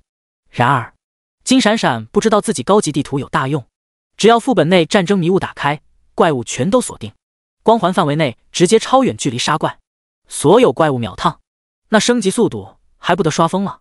到时候装备宝物还不得往死里堆进储物空间？至于积分，手里还有几件橙色装备没卖呢。对别人或许是个宝，但是对自己分分钟保障的属性来说，根本就没有意义。所以100万积分根本不算什么。江晨摇摇头，老金，谢谢你，高级地图道具对我有大用，而且这100万积分我也付得起，你只管帮我整活就好了。金闪闪叹了口气，点点头，行吧，该劝的我都劝了，你有积分你大爷，还是太年轻啊。对了，你第二件事是啥来着？巴拉巴拉说了一大堆，金闪闪忽然忘记江晨说的第二件事是啥了。江晨重复道，人参果，帮我把人参果炼成经验药水。金闪闪懵了，人参果？你真有人参果？我记得那玩意掉落概率真的很低。江晨点点头，对，我也才弄到1枚。金闪闪谄媚浮现在脸上，人参果出售吗？我高价收购，价格你开，我保障不还价。江晨呵，不用了，这玩意市面上都买不到，我打算留着自己用。金闪闪见江晨油盐不进，顿时没了兴致。行吧，1枚人参果可以炼3瓶经验药剂，1瓶药剂24小时的效果。炼制费用的话，你不愿意给积分，可以用药剂结算，给我1瓶药剂就行。江晨摇摇头，我愿意用积分结算。金闪闪明显被噎了一下，随后没好气的说道，那就8万积分，一共108万积分。同意的话就刷卡，然后把东西留这里。江晨明显迟疑了一下，他有点担心金闪闪图他人参果，万一不兑现直接吞了呢？金闪闪像是看出来江晨心中所想，又无奈解释道，你就放心吧，我们店有监控，是学校给安装的，什么时候店里来人做了什么，学校监控都能调动出来回顾。1枚人参果而已，谁他妈稀罕啊？江晨乐了，想想也是，炼金师虽然是生活职业，但也是相当富裕的职业，没必要为了1枚人参果就坏了规矩，更何况学校有监控，完全不虚。不过江晨马上回去副本大厅，他本来还打算用高级地图道具来刷本来着，现在要留在店里。江晨试探道，高级地图道具可以马上帮我升级吗？我现在急用。金闪闪冷哼道，开什么玩笑，我店里又不是只有你一个客户，我自己手里也有很多学员的研究任务，先来后到，你懂不懂啊？年轻人不要这么不守规矩好不好？江晨都懵了，他就随口一问，不行就不行嘛，凶个啥？行吧，要多久时间，我按时来拿也行。然而金闪闪悠悠道，也不是不行，得加积分。有戏。江晨眼前一亮，加多少？我可没多少积分，太多了就算了。金闪闪皱了皱眉，有些不耐烦，5万积分给不起就等1星期后来拿。好了，刷卡吧。江晨嘿嘿一笑，成交。第一，消费积分1130000，积分余额5110431。一般个人 POS 刷积分都不会显示积分余额，但像这种学校安排下的消费，就会在 POS 上显示积分余额。金闪闪整个人都不好了，装，你给我继续装，这特么叫没多少积分，简直就是土豪啊！第127章，卖艺不卖身。金闪闪看到 POS 机上的余额提示后，双眼圆瞪，眼珠子都要掉出来了，嘴巴张得老大，看向江晨的眼神都变了。余额500多万，你逗我玩呢？虽然不是第一次见到这样的土豪学生，可是在整个清北来说还是相当少见的，这余额都快要赶上他1个月的流水了。可他这是学校的商铺啊，属于商业机构，江晨只是个人，做什么任务能赚到这么多积分啊？金闪闪不理解，小小的眯眯眼里写满了大大的问号。我就多嘴问一句，你这么多积分哪来的呀？简直来自灵魂深处的疑惑。金闪闪知道每个人都有秘密，但还是忍不住问了出来。江晨微微一愣，并不打算如实交代。啊，我就是刷刷副本，做做任务。我那个地图道具，你快点给我充能吧，我有点赶时间。我总不能说我各种倒卖装备，带人刷本吧？正所谓财不外露，被太多人知道，肯定会招人嫉恨。金闪闪翻了个白眼，当然知道江晨是在敷衍他，但收人积分，肯定要给人把事情办好。于是接过地图道具，和人参果，找了个容器把人参果先装起来。容器看起来就像是普通的冰箱，因为打开的时候里面有冷气跑出来。但这个容器与冰箱又有不同，因为江晨看到了容器周围有符文道具的存在，应该是某种保鲜的特殊手段吧。江晨如是猜测。随后，金闪闪又将地图道具拿到实验台上，从抽屉里一顿翻找，叮铃哐啷掏出一堆东西，羽毛、骨头、锥子，又从架子上找出几瓶不明液体，大大小小十几样东西摆在桌上，和地图道具摆在一起。擦了擦额头上的汗液，抬头看了一眼江晨。你别看这东西不多，七七八八的材料，想要凑齐可得费老鼻子劲了。东西南北中几乎跑遍整个龙国各个地区的副本秘境，甚至有些还是从国外打回来的。絮絮叨叨，絮絮叨叨，生怕江晨觉得这100多万积分花的不值，于是不停地解释给江晨听。这要是放在普通学生身上可能会心疼，就连金闪闪本人都有些肉疼，但对江晨来说还真就不是什么问题。赚这600万积分也就是来学院几天的事情，别人可能只有做任务一条途径，即便特别优秀的，赚1年撑死也才几十万积分。但江晨的赚积分渠道可太多了，马无夜草不肥，主打的就是灵活。当然任务也要做，不然很多机会就没有了。这叫什么？羊毛出在猪身上，赚鸭的钱，懂的都懂，主打一个商业逻辑。江晨就笑笑不说话，看着金闪闪一顿倒腾。该说不说，金闪闪虽然有些话痨，但是手脚还是很利索的，一顿敲敲打打，各种符文光芒，仅仅只用了10分钟就停止了手上动作，用特殊的眼镜对着地图道具端详片刻后，把东西递给江晨。好了，充能完毕，现在是高级地图道具，有什么问题可以随时来找我，无限期保修。你这得亏是我帮你充能，不然你想要从初级升级到高级，没个3-5年根本不可能。无限期保修。江晨点点头，将高级地图道具收到储物空间。他对金闪闪还是佩服的，仅仅只用了10分钟就解决问题，赚了100多万积分，而且承诺无限期保修，足见其自信。好的，谢谢。客气客气，应该的，你都给了100多万了。经验药水什么时候我可以来拿？明天吧，明天一早就可以。好的，谢谢。有事我先走了，明天见。长来昂。看着江晨离去的背影，金闪闪舔了舔嘴唇，卡上余额还有500万积分，也不知道这小子花不花得完。炼金师这个行业确实很赚钱，很暴利，可是那也得建立在消费者有钱的基础上。整个店铺运营下来，1个月可能也就赚个700-800万积分，其中还要有很大一部分作为公共资源被学校抽走。炼金师也不富裕啊，这小子竟然这么有钱。金闪闪默默把江晨放在心上，转身继续开始刚才的研究。副本大厅内排队的人越来越多，随着时间的流逝，不少人开始抱怨起来，怎么等了半天了，队伍都没有超前走啊？刚才不是出来了一堆人吗？你问我，我问谁去啊？听前面的人说，好像是中途出去了一趟，让大家等着。这特么都10多分钟了，不会是直接溜号了吧？那你可以不等，把位置让给有需要的人，多的是人愿意等。行吧，我就这么一说。那个规矩规定，还不许人吐槽了。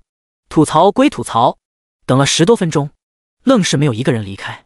不是大家信任江晨一定会回来，毕竟都不熟，谈不上信任，而是这个机会实在太难得了。或许过了这一村，或许就没有这个店了。所以宁可信其有，不可信其无，哪怕心中存疑，希望渺茫，那也得等下去。顶多就是小半天，甚至1天的时间刷不了副本，做不了任务而已。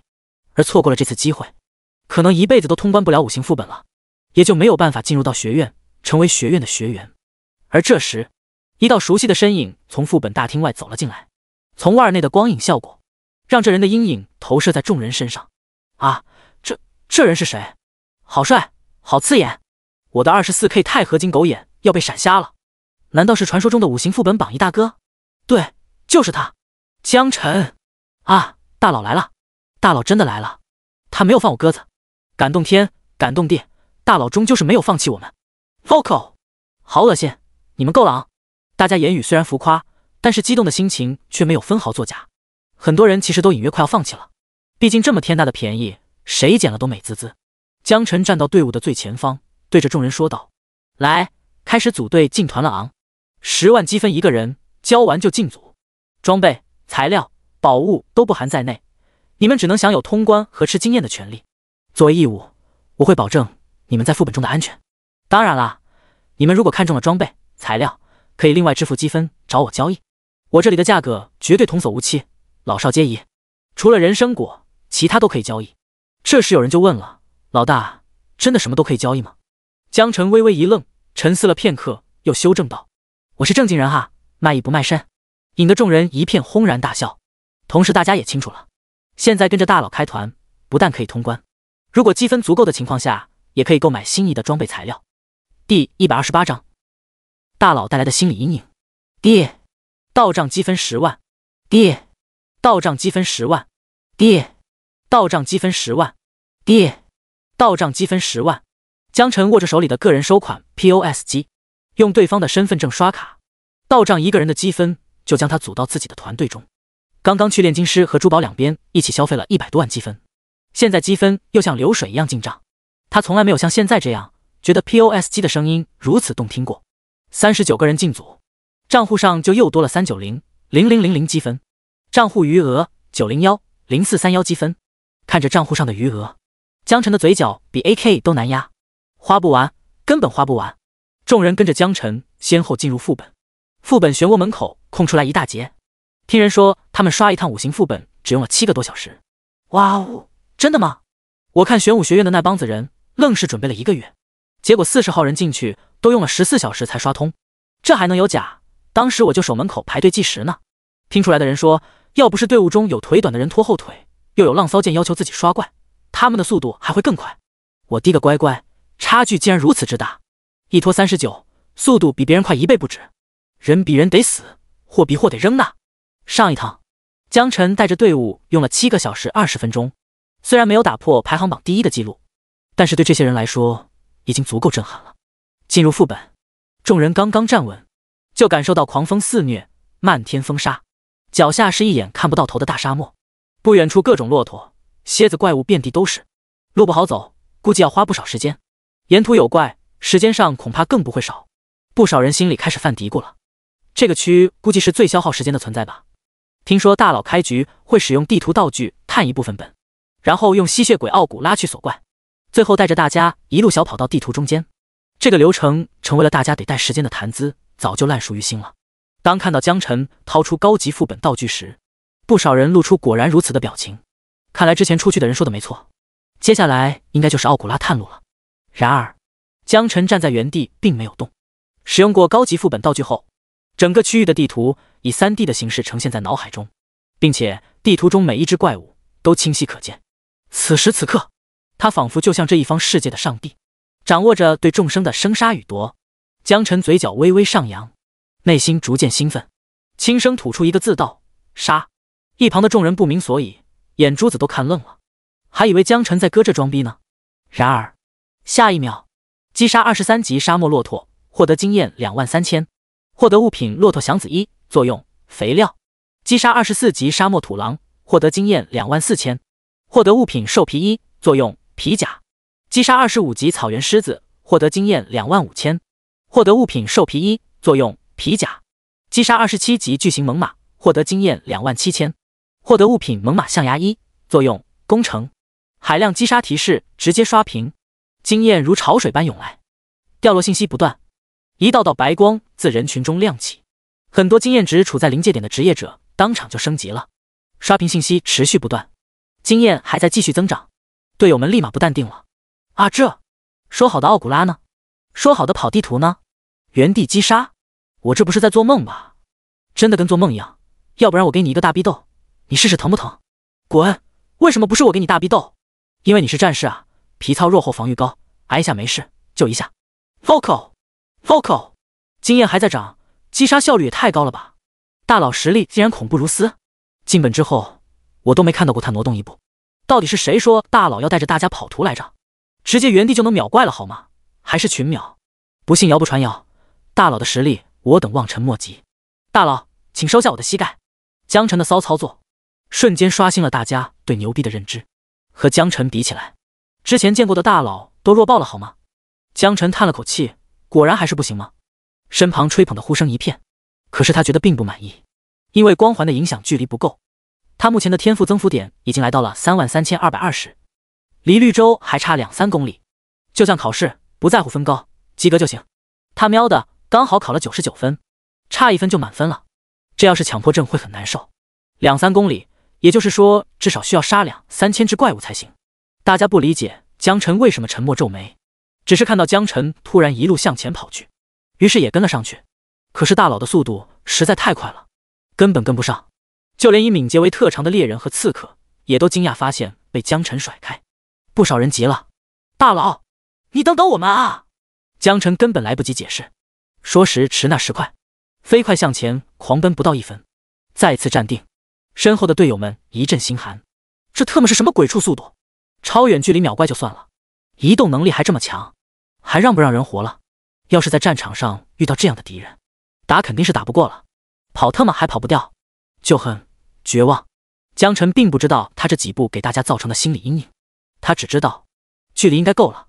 绿洲达到了光环的施法距离内，击杀30级元素风暴，获得经验18万，获得装备元素手套橙色，元素手套装等橙色，加1200生命值，加800敏捷，加800精神，元素魔法加成 20%。 道具将其插入地面，随机传送至下一个区域。江晨看到信息后微微一愣，这把终于不是元素靴了，出了个手套，对元素魔法有 20% 的加成，这要是集齐套装，伤害不得直接翻倍啊！元素法师萨满可就有福了，也不知道队伍中有没有人有需求，待会去问问。先接着刷本吧。江晨道具插在地上，所有人白脸懵逼的情况下，立刻被传送到了下一个区域。第129章小岛狂欢，奥古拉的担忧。水区，众人被传送到小岛，从惊讶到欢呼雀跃。江晨刷本的效率让所有人大为震撼。有人计算过，上一个区域只用了1分钟30秒，以这样的速度，估计大佬很快又要突破记录了。而这一次，在场所有人都会出现在榜1。江晨面对大家笑着轻声咳2声，没有说话。静一静，大佬有话说。人群中有眼力见的人立马大喊，于是众人瞬间安静下来，齐刷刷看向大佬，目光充满崇敬。江晨说道：进本之前跟大家说了，可以购买装备，大家如果有想法可以直接告诉我啊。有人弱弱的问了：大佬，刚才我看到有橙色装备了，这玩意能卖给我们吗？在大众的潜意识里，普遍认为打到橙色装备一般都会留着自己用，除非生死之交或者欠了天大人情，或许才会考虑拿出来交易。所以当脑海中刷屏橙色装备的时候，大家虽然表示羡慕，但第一反应会觉得江晨肯定想要把橙色装备留着自己用，再不济也是送给好友至亲之类的，肯定不会拿出来公开出售。可是现在大佬竟然主动兜售橙色装备，众人胸口剧烈起伏，呼吸逐渐变得粗重。也不知道是谁第一个开口：我要，大佬给我出100万积分。像是被点燃了神经，其他人也纷纷出价：不，我出200万积分，我给300万，400万。价格越抬越高，最终元素手套以400万的价格成交，积分余额10340431。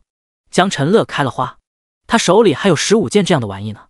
不要慌，慢慢来，一次出多了，价格就降下来了。主打就是一个尽量卖个好价钱。从大家的反应来看，橙色装备还是很有市场的，到时候挂交易宝珠看看，手续费肯定会贵了点，但是看的人也多啊。再用上拍卖模式，价格还不得嗖嗖的。美滋滋的富豪梦。江晨觉得这个办法可行，一手积分一手交货。买下元素手套的是一位元素法师，这玩意对他来说确实很有用。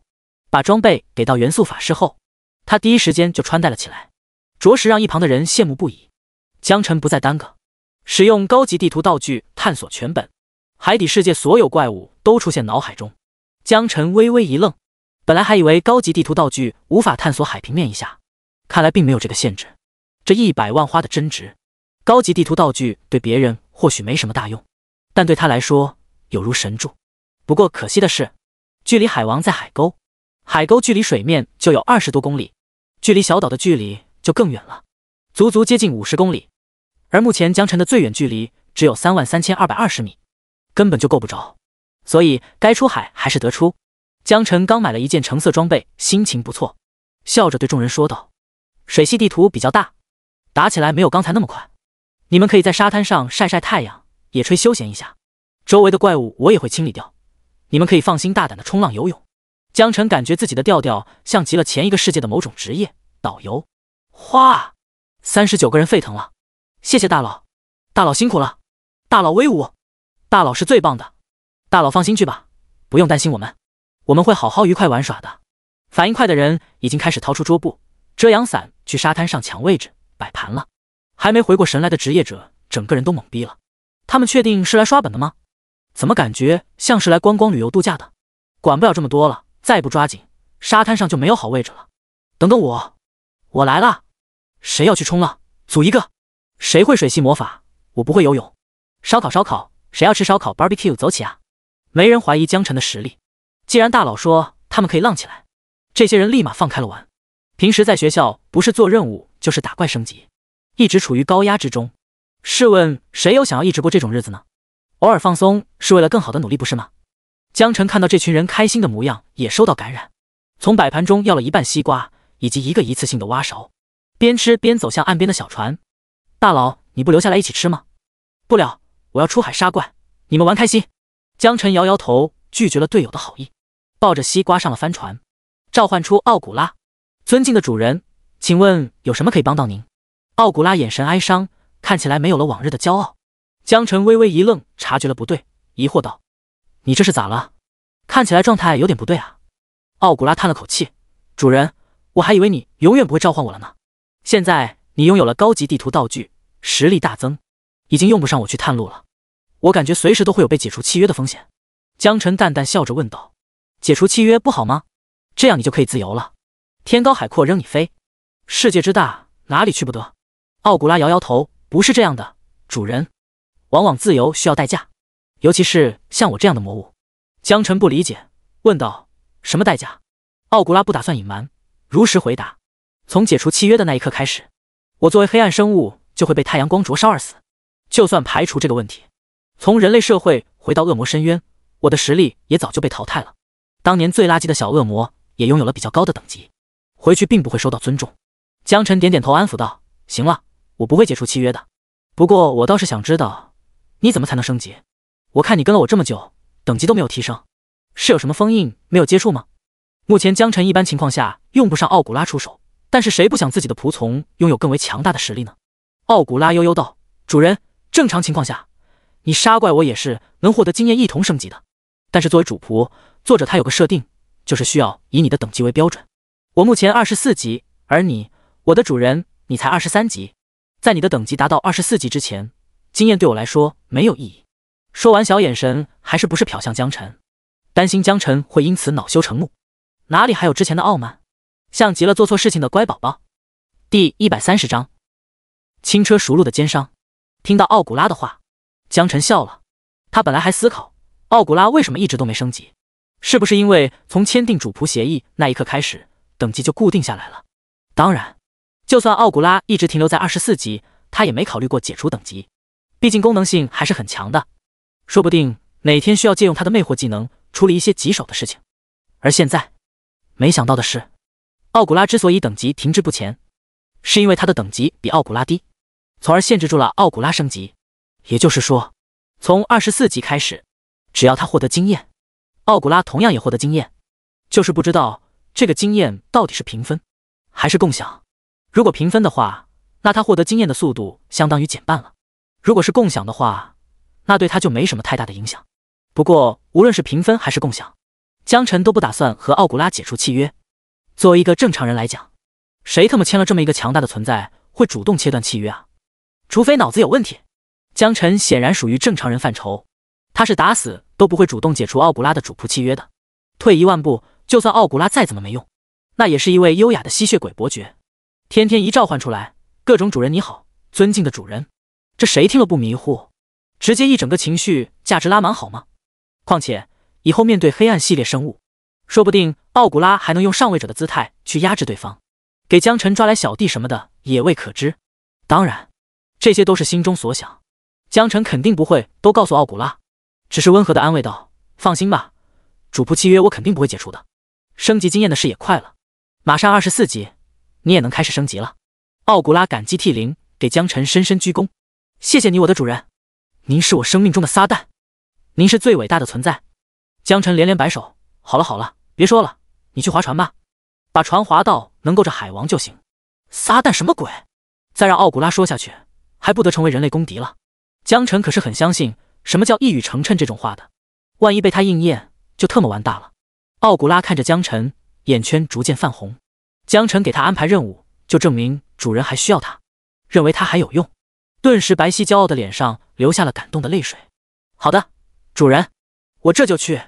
转身立马抄起船桨就拼命划，用力划，对主人的感恩之情全都用划船来证明了。江辰则是讲的嘴巴都起皮了，抱着一半西瓜开始慢慢品尝。该说不说，虽然他现在不怎么缺钱缺积分，但是末世之后资源紧张，土地资源尤其紧张，西瓜也成了稀罕物，1000块钱一颗，10积分一个，是生活职业农民的产物，没什么功效，就是单纯的味道好解渴。一般人疲于为生活奔波，根本舍不得花冤枉钱买这玩意。江辰就算有钱了，平日里也想不起来买这个，毕竟从小家里就不富裕，爹妈一直教导他精打细算，要省钱，所以这还是他第一次吃瓜。以前只是在教科书上看到过具体描述，味道还不错，瓜瓤还有沙，跟书上看到的描述一样。江辰一边吃瓜，沿途的怪物也顺带清理。-66440生命值，法伤光环加持，伤害翻倍。-66442生命值，-66444生命值。击杀21级巨齿鲨鱼，获得经验21000，获得物品鲨鱼断齿2，作用锻造。击杀23级鱼人，获得经验23000，获得物品鱼鳞3，作用锻造。击杀25级人鱼，获得经验25000，获得物品水系之尘2，作用10颗水系之尘合成水系精华附魔。击杀27级抹香鲸，获得经验3万，获得物品抹香鲸胡须，作用乐器制作。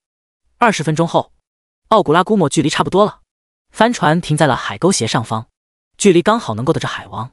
击杀30级加纳海王，获得经验18万，获得物品海王头盔1，海王头盔橙色，加1300生命，加800力量，加500敏捷，加300精神，正10%伤害。30级可装备。道具：将其插入海中，随机传送至下一个区域。这次装备同样有变化，之前是海王3叉戟，这把竟然变成了海王头盔。30级装备看起来更适合骑士、猎人这种需要轻微浩然的物理输出职业。增幅点增加了1001，来到了34221。等级23级，55%。队伍里骑士猎人职业最多。等到传送后，拿出来拍卖看看，头盔应该会有不少人要，或许能拍个好价钱。有赚钱的机会，那是当然要抓住的。触发传送，原本在海岛周围玩耍的人瞬间原地消失，再次脚踏地面，发现周围烟熏火燎，地上直接冒着岩浆，这里很明显是火区。不少人刚才还在冲浪、游泳，身上没穿多少衣服，脚底板甚至没有一双鞋子，被烫得滋哇乱叫。虽然有江辰的守护光环，大家并没有掉多少生命值，但是那种烫脚的疼痛感是真实的。这群人看到面带窘态的队友，立马哄笑起来，都互相指着对方的鼻子嘲笑，同时也很快从储物空间里召唤出衣服装备套在身上。至于周围四处游荡的怪物，如果放在以前，他们早就如临大敌，有的甚至都要吓尿了。可是现在有江辰在身旁，根本一点都不虚。所有人都相信江辰，有大佬在，过个5行副本，那绝对轻松松。江辰面向大家笑着问道：“我这里有刚刚打到的橙色装备，海王头盔，你们要的话可以开始出价了。建议骑士和猎人拍会比较好一点，当然其他职业给朋友买，我也不阻拦。”江辰露出憨厚的姨母笑，有了上一次经验，江辰已经开始轻车熟路了。果然，江辰刚刚掏出装备提醒的大家出价，立马就有人开始报价：300万，我出300万，你一边玩去吧。你要300万，法爷我可要出价了，400万。第131章，真的不用跑本。600万，我出600万。Vocal， 你大爷，你个法师抢这装备干鸡毛啊？他当然是想送女朋友了。大傻逼，这么贵的东西拿去当舔狗。听到一个法师喊出600万的时候，现场其他职业者立马爆了粗口。但是江辰说过可以买来送朋友，并不违反规则，所以大家也只能停留在道德层面去谴责。尤其骑士和猎人看向法爷的眼神，吃人的心都有了。可是没办法，谁让人家是土豪呢？600万一次，600万2次，还有没有更高价格？江辰微微停顿，想要再看看人群中还有没有冤。啊，不对，尊贵的有分客户。然而，等了将近1分钟，现场除了法爷，没有任何人再继续喊价了。而且看法爷的表情，似乎也开始肉疼，脸上出现些许犹豫。江晨觉得不能再等了，立马喊道：“成交，600万成交！”说完，一把将橙色装备塞给法爷，慷慨大方又显得有格局。法爷微微一愣，痛快地掏出身份证找江晨刷卡。爹，消费积分600万。江晨笑嘻嘻，恭喜，获得了一件橙色装备。30级法爷笑了笑，托大佬的福，等级比江晨高7级，喊大佬却一点都不觉得违和，反倒是尽显真诚。收好橙色装备后，立马引来周围人的羡慕，不少人都眼红的不行。法爷也不似刚才那般嚣张狂妄，而是低调的退到一旁，同时把装备纳入到储物空间里。不怕贼偷，就怕贼惦记。消费600万积分的事情，恐怕出了副本后要弄得人尽皆知了。法爷此时也有些后悔，刚才看到橙色装备冲昏头脑，太鲁莽了。不过这也不能怪他，一件紫色装备都能引起轰动，更何况是橙色。这种级别的装备都是学院的大佬才有资格享用，普通的学生根本接触不到。不过好在，他作为法爷，各种代刷低级副本，各种完成学校任务，积积攒攒了3年，才有了这600万积分。刚才之所以嚣张跋扈，就是为了让大家怀疑他手里还有更多积分，断了其他人继续抬分的念想。万一他有分，但他不接了，其他人就会吃大亏。而只有他自己知道，600万积分消费出去，多1分都没有了。而之所以要拼命拿到这玩意，是因为以他3年的赚积分的经验来判断，这玩意去挂交易宝珠，绝对能大赚一笔，至少100万积分是可以赚到的。但他不能这么说，不然真就把现场的骑士和猎人给得罪死了。江晨并不想知道这位法爷出于何种原因购买。现在他看到卡上的积分余额，笑出了声，又多了600万积分，余额有10940431，1000多万积分，省着点花。只有那些安心做任务的人，才只能省着点花。像他这种经商小能手，根本不用担心积分会花完，好吗？低调低调。江晨如是提醒自己。学院好东西很多，或许他还没有真正接触到好东西，有价值的东西。低调点总归是没错的。处理完刚到手车橙色装备，江晨再次使用高级地图道具。下一秒，3D 全图和怪物都出现在脑海中。江晨惊讶地发现，火区可能是所有区域中相对来说地图范围最小的区域，刚刚好在江晨的控制范围之内。之前或许施法距离不够，但现在绝对够了。大佬，我可以跟你一起跑本吗？这时有个身材凹凸有致、皮肤白皙的女法师贴了过来。刚刚从水区过来后，并没有换上之前的森女风法师套装，而是换上了一套高开深 V 包臀的旗袍装。对于女法师的骚操作，团队中的其他人立马一阵嬉笑，学着她的夹子音，有模有样的跟江晨说道：“大佬，我可以跟你一起跑本吗？”“俺也一样，俺也一样。”女法师显然是老司机，脸部红心不跳，就这样直勾勾的看着江晨，眼神中说不出的大胆和妩媚。旁人见状也不好辩驳什么，毕竟英雄爱美女，美女爱英雄，这都是人之常情。万一江晨大佬愿意呢？属于是一个愿打一个愿挨。万一因为自己起哄而搅扰了大佬的好事，那可就得不偿失了。不过也有不少自觉有些紫色的女职业者暗自后悔没有趁早下手，被眼前这个臭不要脸的捷足先登了，属实是又恨又羡慕。就当所有人将目光看向江晨，想要看看大佬到底会拒绝还是同意之时，江晨摇了摇头，淡淡道：“这个本不大，刚好在我的技能范围之内，我只需要站在原地就好了。”法师美女微微一愣，还以为自己幻听了。什么？以她的阅历，天下男人没有一个不好色的，所有看到过她露腿的男人都想要跟她来一次激烈的邂逅。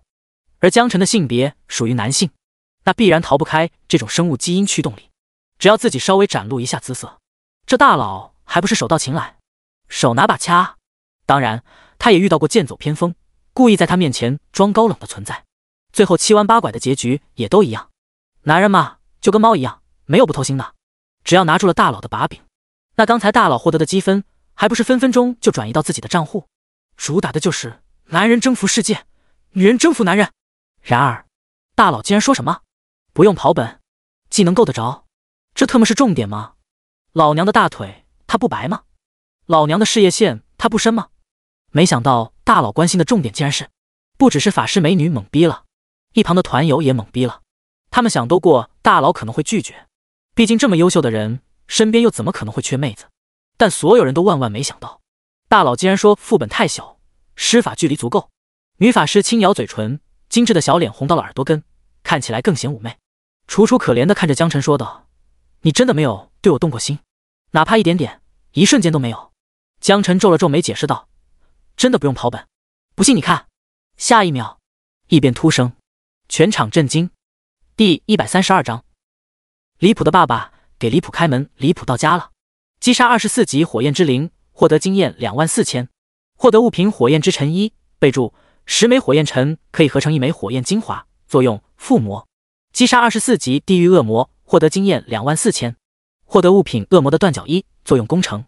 击杀26级熔岩巨人，获得经验26000，获得物品锡矿3，作用锻造攻城。击杀27火焰堕落者，获得经验27000，获得物品没用的灰烬1，没用。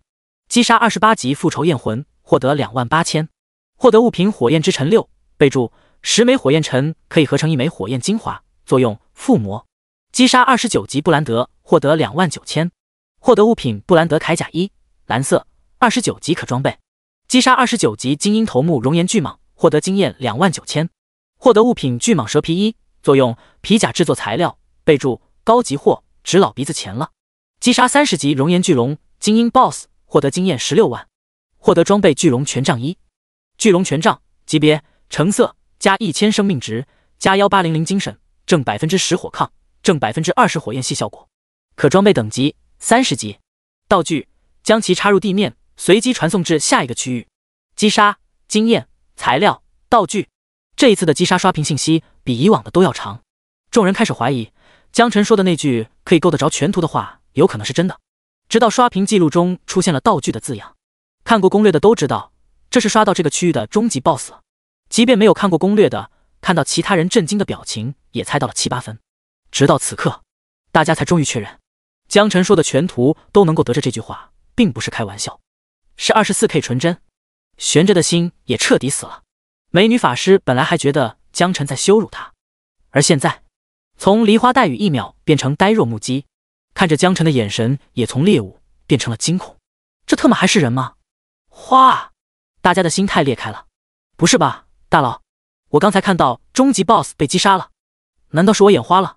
并没有，我也看到了。虽然，可是大佬全程都没有动啊，这叫原地秒本，闻所未闻。这都不是秒怪了，直接就是秒本啊喂！2秒还是3秒？整个副本的怪物都被大佬直接秒了。本来江晨一拖39就已经足够炸裂，刷新大家认知了。现在看到江晨一步不动，秒杀了火区所有怪物，大家的认知再次被刷新。不是没有见过牛人、天才，他们也能秒怪，可是他们再牛逼，那也得乖乖跑本。看到怪物之后，也得摇技能，也得等技能 CD， 也要考虑续航问题。来来回回下去，光是跑本的时间就少不了。可是眼前这位妖孽，什么都不用做，只是站在这一方空间，怪物就被清空了，无视角、无前摇、无 CD， 也不用考虑续航问题。这真的只是光环师吗？这妖牛逼，让其他职业者怎么活啊？不过还好，这样的怪胎仅此一家，别无分店，否则大家真的分分钟抑郁了。美女法师不知道什么时候已经重新换上了火红色法袍，将全身曼妙都遮挡得严严实实，手里拿着法杖，认真地对江晨说道：“大佬，对不起，刚才是我误解你了。”江晨摆摆手：“小事，你付了10万积分的。”付了积分？也就是说，大佬从头到尾只是把法师当成客户而已。美女法师黯然伤神，识趣地退回到人群中。众人看着法师揶揄不已。我刚还在羡慕他，还好没有冲动，否则小丑就是我自己。一般情况下，刚那位美女的做法肯定没问题，但大佬的情况显然不一般。有没有一种可能，大佬喜欢文静被动的女孩子？要不你去试试？算了吧，万一喜欢男孩子也说不定。卧槽，你们够了啊！大家伙对江晨打心眼里认可，武力值变态，同时还具备经济头脑。本以为能从生物基因上将其攻克，哪里知道这货油盐不进。而这一切，江晨根本就不关心，他只想着高积分升级。拿到道具后，继续进行传送。眼睛一闭一睁，周围从烟熏火燎的世界变成了茂密森林。看过攻略的大聪明都知道，这里肯定是牧区了。听说这里有树人，控制技能贼拉多，何止啊，还有各种暗夜精灵族，专业治疗各种法系不服。啊，那岂不是奶妈和所有法系都得死？死不死不知道，反正不好打。卧槽，那完了，我刚好是牧师。这都还不是最关键的，最后那个 BOSS 啊，防高血后还自带回血技能和控制技能。对，我也听说了，玄武学院的人来了都费劲。难归难，但对大佬来说应该不是问题，就是不知道要不要跑本。刚进来就有很多人开始对这个区域品头论足，一个个表情惊惧，但内心稳如老狗，丝毫不慌，就像是在辽宁家大爷的狗子晚上偷吃了王翠花家的小鸡腿。击杀22级暗夜精灵，获得经验22000，获得物品暗夜之尘1，10颗暗夜之尘合成1颗暗夜精华。作用：附魔。击杀24级精灵龙，获得经验24000，获得物品暗夜之尘2，10颗暗夜之尘合成1颗暗夜精华。作用：附魔。击杀28级恶魔猎手，获得经验166000，获得装备恶魔之刃，紫色，20级可佩戴，刺客专用。击杀26级古树，获得经验26000，获得物品树枝2，作用：攻城。击杀30级远古巨树，获得经验30万，获得物品精灵之弓1，精灵之弓，橙色，加1000生命值，加1400敏捷，30级可装备，猎人专用。道具：将其插入地面，随机传送至下一个区域。啊，这是不是又刷完了？这就完了？这才不到1分钟啊！离谱！第133章新人报道。第二次带团，江晨本来期待自己一直可以欧皇，道观里可能会再次出现人参果，可最后却让他有些失望。想来掉落的概率不足1%，能遇到一次就已经很不错了，否则经验药水早就泛滥成灾了，直接用积分或者钱就可以去买到。有何谈需要刷本，不过他以后倒是可以去交易宝珠挂个任务，长期高价收购人参果或者经验药水。虽然大部分人打到这玩意后肯定会用在自己身上加强实力，但也总会有那么几个缺钱的。江晨感觉现在手头的积分和钱其实还挺够用，只要不是特别离谱的天价玩意儿，他也都能买得起。咱就是说打不到，总不能不让人买吧？啊，哈哈哈哈！想通这一点，江晨不再纠结，很快就通过了道观刷本。增幅点36122，积分10940431，等级236600分号。江晨觉得升级还是慢了点，但这都只是暂时的。出本后，第二批通过副本的职业者也立马使用传送手牌去交任务，那些还在排队的人羡慕的不行，不过也更加期待起来。江晨看着一眼看不到头的队伍，陷入沉思，人数不减反增让他倍感压力。虽然都是行走的积分，但大佬，到我们了吗？终于到我们了，太好了！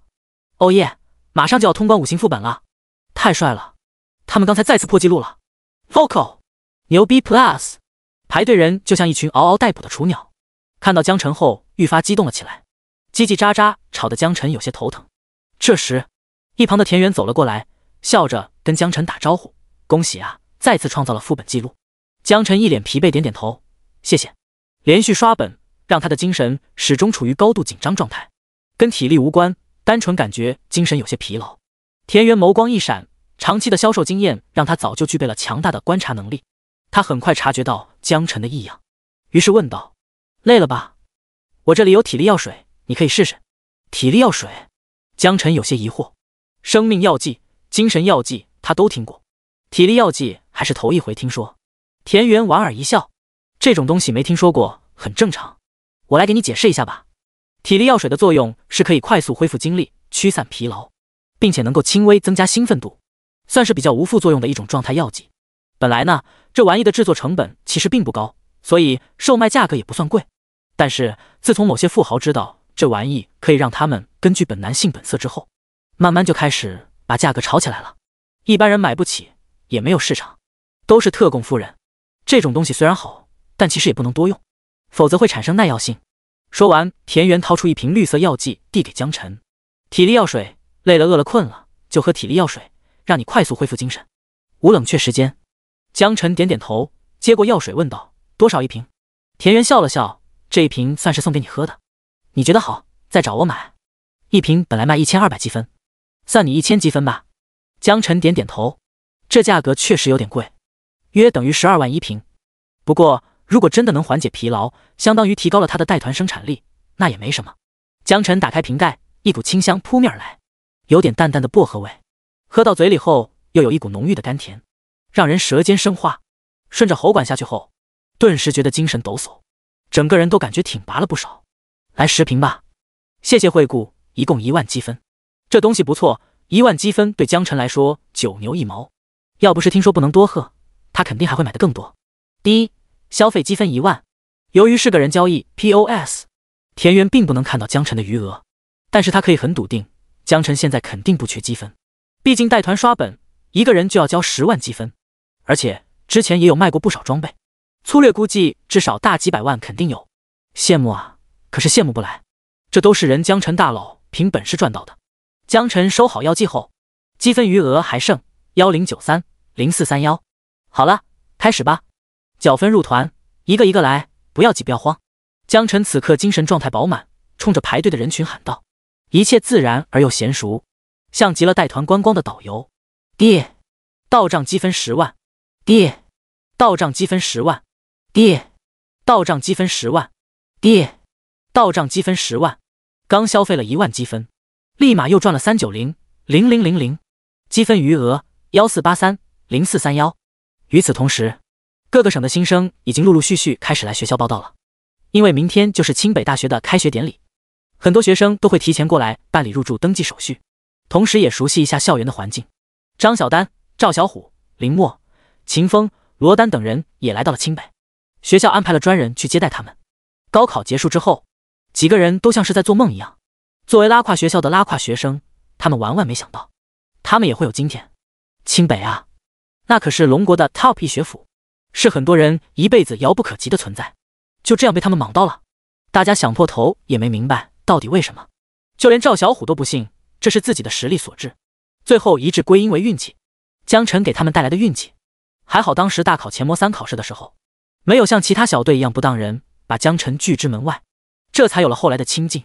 张小丹等人跟着学校接待一起穿越清北学府的各个区域，绿树林荫，街道规划的井井有条。公共区域有不少奇珍异兽、草地湖泊，功能区域又分为贸易区、工匠区、训练师区域。学校之大，功能之齐全，不亚于一座城市，完全超出了他们的想象力。全程一半徒步，一半乘坐校园的公共交通，直到傍晚才开始各自选择宿舍。8人间需要250积分1个月，4人间需要500积分1个月，2人间每个月1000积分，单人间每个月2000积分，独栋别院每个月积分1万，丰俭由人。不过我还是建议你们最好是省着点花，积分用处很多，而且不太好赚。宿管很耐心的给他们介绍了入住的费用，并且给予了提示。其实不用宿管提醒，在来之前张校长就亲自嘱咐过他们，积分更是重中之重。第134章，颤抖吧，低贱的法师兄弟。几个人当中，张小丹拥有最高积分，也才56000积分，其他人的积分依次降低。罗丹积分为37870，赵小虎积分为11210，秦风积分为8210，林墨积分为6210。积分需要节省是大家的共识，所以没人会选择别墅。单间倒是考虑了一下，但也仅仅只是考虑一下而已。最后张小丹选择了双人间，1个月消费1000积分，先支付1000积分，以后直接从卡里扣除。虽然有些贵了，但是听说只有双人间以上的厕所是独立卫生间，洗漱什么的更加方便一些。听说会和另外一个省的女同学分配到一起，张小丹觉得没什么问题，可以认识认识新同学，到时候说不定还能了解一下不知道的情报。而4个男生选择了4人间，虽然罗丹是别的学校学生，但都是一个省出来的，高考又一起经历过生死考验，彼此之间也很熟悉，所以最后决定还是一起选择4人间，既省钱又能够有个照应。人均消费500积分，也算是在可控范围之内，唯一美中不足的可能就是要去排队挤厕所。选好宿舍之后，张小丹就和其他4个人分道扬镳了。多人宿舍是男女分开住的。张小丹走进宿舍，宿舍内的布局并不是想象中那么局促，本来以为会是上下铺，在旁边摆2个书桌，没想到是2张床分开的，下面是书桌，通过扶梯可以到床上，这样确实能节省不少空间。室友还没来，张小丹先把卫生打扫了一下，又整理好床铺，最后去厕所摆好洗漱用品。也不知道江晨怎么样了，听校长说他已经先来清北了，这几天过得好吗？作为全国状元，学校应该会奖励他不少积分吧。积分那么难赚，或许他也是选择的2人间吧。张小丹整理好房间，坐在椅子上发呆。作为一名牧师，他太知道自己几斤几两了。要不是当时发了疯的乃江辰，估计也取得不了这么多积分，他也绝对上不了清北。或许这一切都是上天注定的缘分吧。缘分天注定，老天说了算。江辰果真是自己的真命天子。哎呀，好害羞。张小丹脸从耳朵红到了脖子根，也不知道想到了些什么画面。这时，房间传来锁被打开的声音，一道人影站在门口，光线照耀下，向房间内投下阴影。你好啊，我叫赵媛媛，很高兴认识你。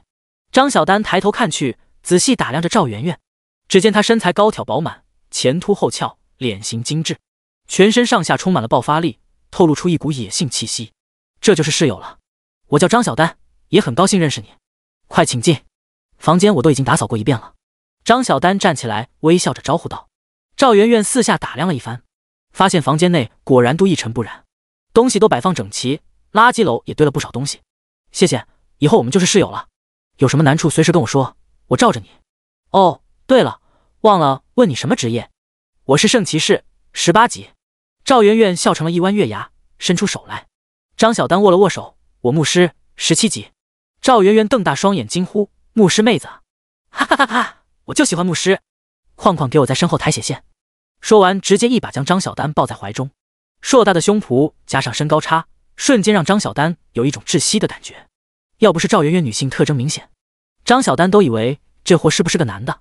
性格外向热烈，过于奔放了一些，似乎是察觉到张小丹不是。赵媛媛又立马松开了双臂，看着张小丹惊慌失措的样子，捧腹大笑起来。哎呀，不好意思，太激动了，没注意。张小丹红着脸说道。没事，就是有些呼吸困难。你身材可真好，羡慕死我了，标准的梨形身材。赵媛媛一愣，低头看了下去，发现视线被遮挡住了，于是笑得更凶了。两人的性格，一个外向奔放，一个内敛含蓄，以后的日子或许不会太枯燥乏味了。而赵小虎等人这边进入宿舍后，立马有一股臭袜子味扑面而来。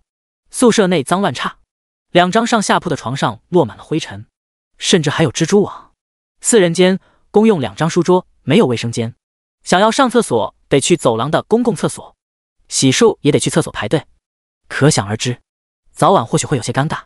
但谁叫这里便宜呢？一人1个月500积分，比起2人间足足少了一半。几个男生看到宿舍的情况后皱了皱眉，最后还是咬咬牙，一人负责一点，扫地、铺床、拖地、倒垃圾，分工明确，很快就把房间收拾得个七七八八了。好兄弟，一辈子，以后你就是我上铺的兄弟了。凭什么我睡上铺？因为你是战士，你皮糙肉厚，半夜滚下来摔不死。我特么，你管这叫好兄弟？我不服！赵小虎怒吼咆哮道。林默冷哼一声，高傲的法师职业不允许他低头。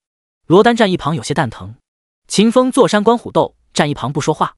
刚打扫完，几个人就为了上下铺的问题开始起争执，最后没办法，决定用猜拳、石头剪刀布来决定胜负，获胜优先选择床铺，只要前2名就可以稳稳地选择下铺了，一局定胜负。最后赵小虎和罗丹睡上铺，林默和秦风睡下铺，结果猜拳之前争执的一样，赵小虎愿赌服输，只能睡上铺。好在他是第3名，可以选择睡哪一边的上铺，左边还是右边呢？他选择睡林默上铺，就从这货刚才跟他抢床铺。好兄弟一辈子，你给我等着，看我晚上打嗝磨牙放屁。颤抖吧，低贱的法师兄弟。几个人快速分好床位，把自己的东西都各自放好。短暂沉默后，走走走走走走走，也不知道谁喊了一声走，也不知道要去哪。这4个人收拾好房间后，勾肩搭背往外走。寝室走廊上还有人不断打招呼。你好啊，新来的兄弟。走走啊，一起一起。几10号人都是学校里的新面孔，就这样冲进学校的公共区域。每个人的脸上充满了迷茫和好奇，不知道为什么走，不知道去哪。当看到几10号人涌入学校便利店的时候，店员都快崩溃了。这架势，100人团本都差不多了，你们这是要干嘛？有人把门放风，更多的人冲进店里，声势极为骇人。老板，来根棒棒糖，娃哈哈味道的，谢谢。好的，你等一下。第135章，来人正是江辰。法师、猎人、术士、战士、骑士。几十上百号人，只有其中一人买了一根娃哈哈味道的棒棒糖。便利店的售货员手心微微出汗，脸色有些惨白，颤抖着手递过去一根棒棒糖，另一只手随时准备报警。然后他们就这样走了。激动的心，颤抖的手，售货员捏了一把冷汗，这才将手从拨号键上移开，悄咪咪给老板发信息：老板，刚才有将近100号职业者来我们店买棒棒糖，你信吗？好好上班，1个月2000积分已经够多的了。老板果然不信，谢特，2000积分吗？我差点被杀死好吗？第二天早上6点，由于新生的到来，食堂早早就排起了长队。该说不说，学校的伙食让这些没见过世面的中学生馋得直流口水。值得高兴的是，大家发现竟然还能用钱结算，这样就可以把积分省下来了。不但可以用钱结算，而且还有补贴。但有一条，不许浪费，吃多少拿多少。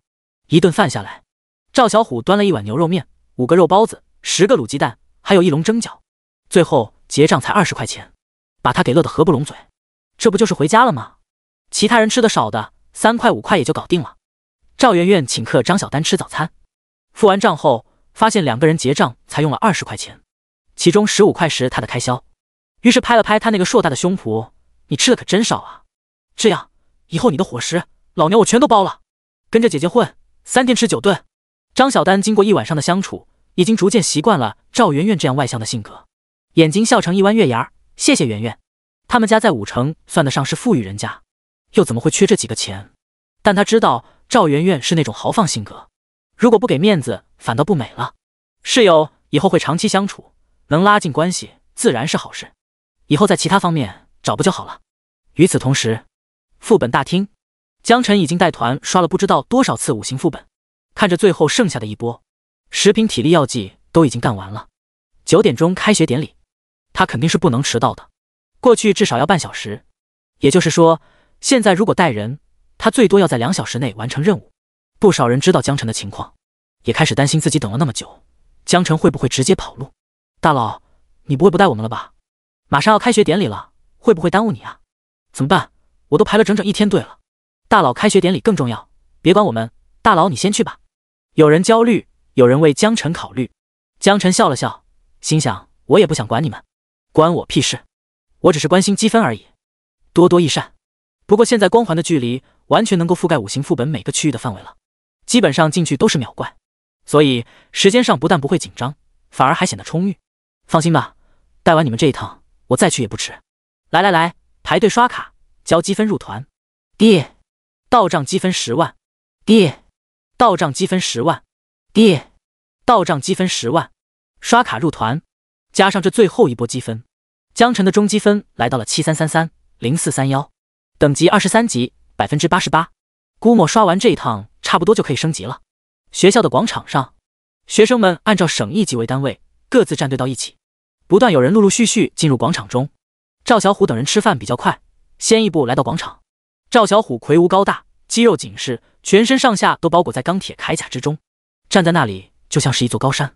秦风嘴上总是挂着淡淡的微笑，样子看起来憨厚实诚。如果有人知道他的职业是术士，各种个人释放诅咒技能，还能召唤恶魔，估计会大跌眼镜。林默作为法师，一言不发，眉宇之间总是散发着淡淡的忧愁，冷傲孤立，给人一种拒人千里之外的感觉。罗丹职业剑圣，身上背着一柄长剑，身穿深紫色修身衣，衬托出完美修长的身材比例。可以说5个人往那一站，把少女们对男性的幻想都占全了，引得其他省的少女们纷纷惊呼不已。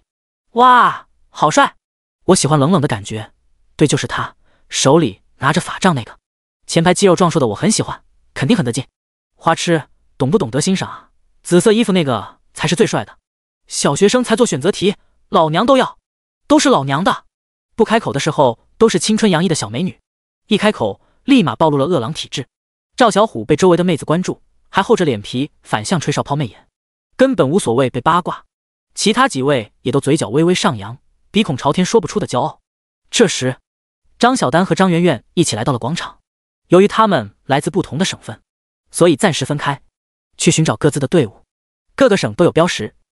张小丹一眼找到属于自己的队伍，赵小虎眼观六路耳听八方，也看到了张小丹，高兴地挥舞着双手。张小丹，这里呀！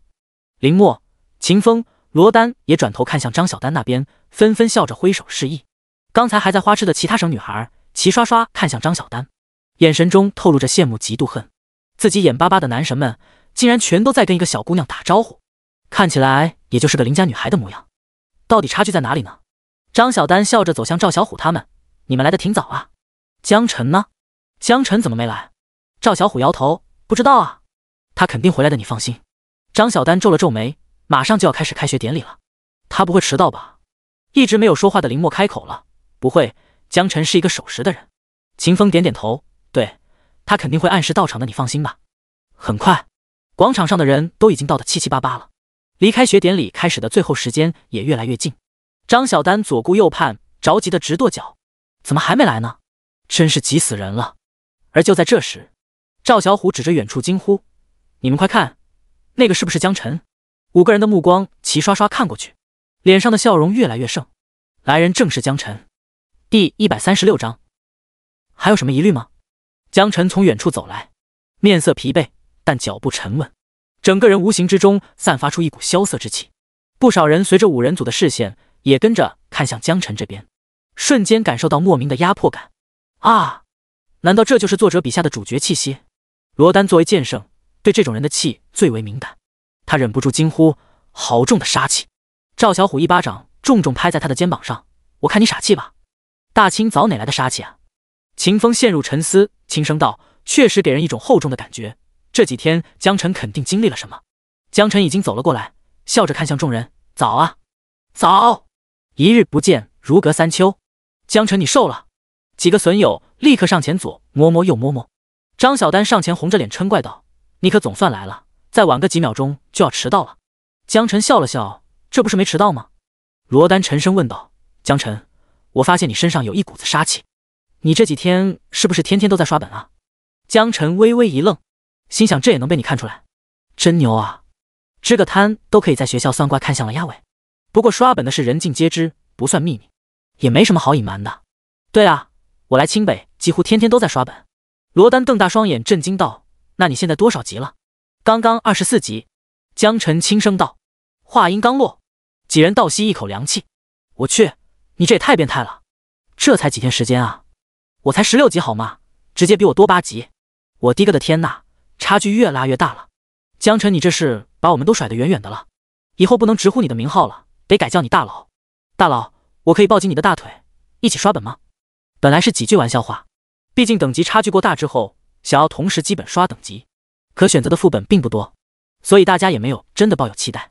然而大家不知道的是，如果江晨没有带团刷本，估计等级会升得更快。江晨认真的点点头，可以的，典礼完成后就带你们刷，刚好我也有一些任务要做，向思琪安排的材料任务，几个副本需要去刷，顺带带他们也问题不大。不是，江晨，你真的带我们啊？赵小虎打了个饱嗝，看着江晨满眼不可置信。是个人都知道这样会耽误升级。江晨点点头，轻声道，当初你们不是也带了我吗？怎么看不上我了？赵小虎连连摆手，不，我是怕耽误你升级。其他几名队友也都高兴的不行。不过在场有5个人，江晨想要带他们，显然进不了5人本。还好5行副本虽然标注的20至30级，但是只是建议等级，低级也可以进，生死自负就好了。江晨觉得到时候可以专门为他们开个团，自己等级最高也会吃到大部分经验，慢是会慢一点，但是比带39人团肯定好很多。这时，广场尽头的讲台上，麦克风被轻轻拍了拍，紧接着发出一阵刺耳的忙音，让在场不少人都不自觉地捂住耳朵。一道声音轻咳了2声，紧接着用低沉的嗓音说道，同学们早上好，我是清北学院教务处主任王翠花，你们叫我王主任或者老王都行。我代表清北大学欢迎大家的到来，同时也感谢大家选择清北大学，清北大学也不会辜负大家，这里有丰厚资源供给，但是天下没有免费的午餐，你们需要积极完成学院的任务，从而获得积分点或者贡献点，通过积分点和贡献点去学院置换物资资源或者服务资源。我知道你们很多人都是各个省市的高考状元，都是出类拔萃的天之骄子，但我在这里不得不给大家泼一盆冷水。清北每年都会有很多像你们一样的学生考进来，天才妖孽在我们这里多如牛毛，所以我希望大家能够摆正心态，不要因为一时的逆境而气馁。努力找到自己的发展优势，好好利用在清北这几年，快速提升自己。等到毕业之后，成为国家栋梁，为国家建设做出贡献。后台，几道人影站立。向思琪开口笑着说道：“王主任每年都这么啰嗦，而且内容还都一样，我耳朵都听出老茧来了。”白衣人冷哼道：“你行你上，不行别逼逼。”向思琪呵呵：“上就上，明年的开学典礼我来，你们谁都别拦着我。”白衣人翻了个白眼：“傻子才拦着你，又不是什么好事。”向思琪吐槽道：“那你为什么不上啊？你不上，又凭什么让我上？”白衣人呼吸一滞，随后没好气地说道：“爱上不上，反正我不上。”董洪武在旁边听得直乐：“你们老大不小了，怎么一见面就斗嘴？这要是让学生们看到了，还不得惊掉下巴啊？一个是龙国的向天神，龙国人心中的图腾；一个是龙国的刘虫师，拥有控制亿万虫族的能力。你们两个这拌嘴，真让人发愁。”向思琪没有接话，而是打断道：“快看，正戏要来了。”台上，王主任继续说道：“也许有同学听说过，咱们清北开学有一项不成文的规矩，那就是每年都会有老生来给新生做一个洗礼。学校里会安排老生向在场的新生发起挑战，你们可以约定一个积分数额，由老生支付。如果新生赢了，老生的积分就会直接赔付给新人；如果老生赢了，新生也不会有任何损失。”这么一说，看似新生有些占便宜，但很快就有人察觉了不对劲，于是向讲台上的王主任问道：“王主任，我可不可以问你个问题？”听到有学生提问，王主任一副早有准备的样子，笑着点点头道：“你说，老生的等级肯定比我们高，技能肯定比我们多，这样的比试岂不是稳输不赢？”王主任一副果然如此的表情，解释道：“这点你放心，学校早就安排了，每个人都会进入到一个特殊的能量罩里，每个能量罩都会产生规则，在能量罩中大家的等级按照两者之间取最低的来，高出等级所学技能也会失效，从而无法释放。而且场外有我们专业的治疗老师坐镇，随时一口大圣光束给你1秒奶满，甚至于60秒内死亡都能给你直接复活过来。还有什么疑虑吗，同学？第137章想要挑战，你答应我一个要求就行。”那名提问的学生摇了摇头：“没有了，王主任，我第一个报名。”听到王主任的说明后，他对即将面对的比试充满了信心。要知道，他可是他们省一级的状元，从县里、市里到省里，他的战斗能力都是最强的存在。王主任点点头：“好，我记住你了。还有谁？”“还有我。”一个又一个新生从方阵队伍中走了出来，他们很享受万众瞩目的感觉。王主任一副果然如此的笑容，向讲台一侧大手一挥：“上来吧，挑选你们的对手。”讲台左手边，10多名老学员鱼贯而入，弓箭手、火枪手、骑士、战士、刺客、猎人、盗贼、德鲁伊，职业应有尽有。仔细看就会发现，这些职业都更偏向于 PVP 战斗的，因为其中没有看到任何辅助和奶妈，大概率也会默认这些人在挑选对手的时候不会选择辅助和奶妈。毕竟就算等级一致，也无法弥补职业技能带来的差距。不用多说，这几乎是大家的共识。我先来，就选刚才第一个报名那个。德鲁伊一脸人畜无害的朝着那人指了指。王主任提醒道：“你可以拒绝挑战。”被指着的人笑着摇摇头：“不，我接受挑战。”德鲁伊能奶能抗能输出，他都知道。但他作为一名盗贼，专门为了 PVP 战斗而生，尤其是软柿子。好，你们作为一组，记录一下。德鲁伊刘景洪对盗贼朝天椒：“收到。”立马有老师在旁边认真记录下队垒人员。接下来又有不少人组成对手挑战，大部分都尽量选择的是同职业选手，比如弓箭手会选弓箭手职业，骑士会挑选骑士职业，法师选法师职业，尽最大可能保持公平公正。而作为刚刚到清北的新人，一个个锐意正经，想崭露风头，证明自己都来不及，又怎么可能拒绝？后台，董洪武突然说道：“这一届的新生果然还是上套了，待会被虐得哭爹喊娘，就知道天高地厚了。”向思琪笑了笑，这不正是清北希望看到的吗？让这群新人发现差距，好好收敛收敛，以后的日子里才能真正的努力用功，把心思都用到正途上。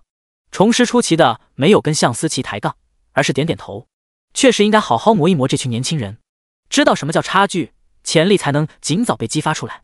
董洪武又说道：“哎，你说会有人去挑战江辰吗？”向思琪摇摇头，应该不会有那么蠢的人。即便之前不知道，这几天江辰在清北闹出的动静几乎人尽皆知了，现在还有勇气挑战他的，估计除了脑子不好使以外，那就是真的实力强大到离谱了。董洪武笑了笑，山外有山，江辰就是那座山。不过我还真想看看老生吃瘪的样子。重石淡淡道，清北没有这种蠢货。董洪武点点头，也是，能考上清北的，没有一个不是人精，断然不可能主动做出这种自讨苦吃的事情来。挑选对手的环节很快要接近尾声，确实就没有人去主动选择挑战江辰。作为一名猎人，艾克晓也是其中的一员。终于轮到他挑选对手了。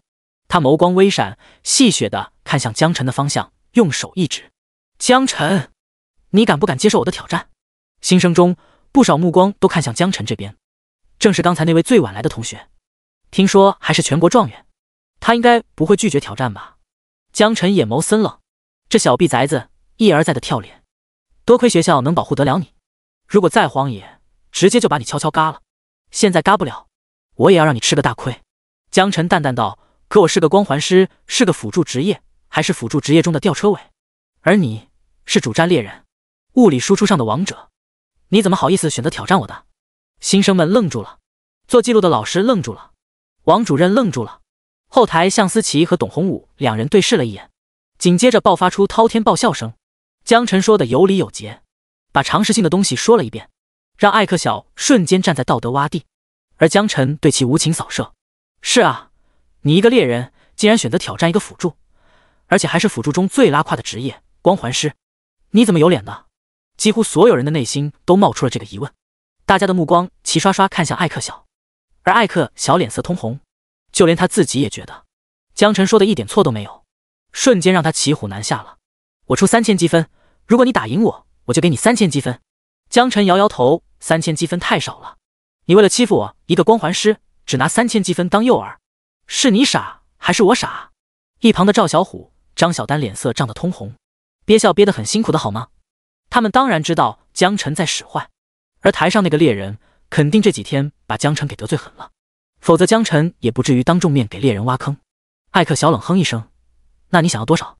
江辰伸出一根手指头：“1000万积分。”死！本来还在看热闹的众人齐刷刷倒吸了一口凉气。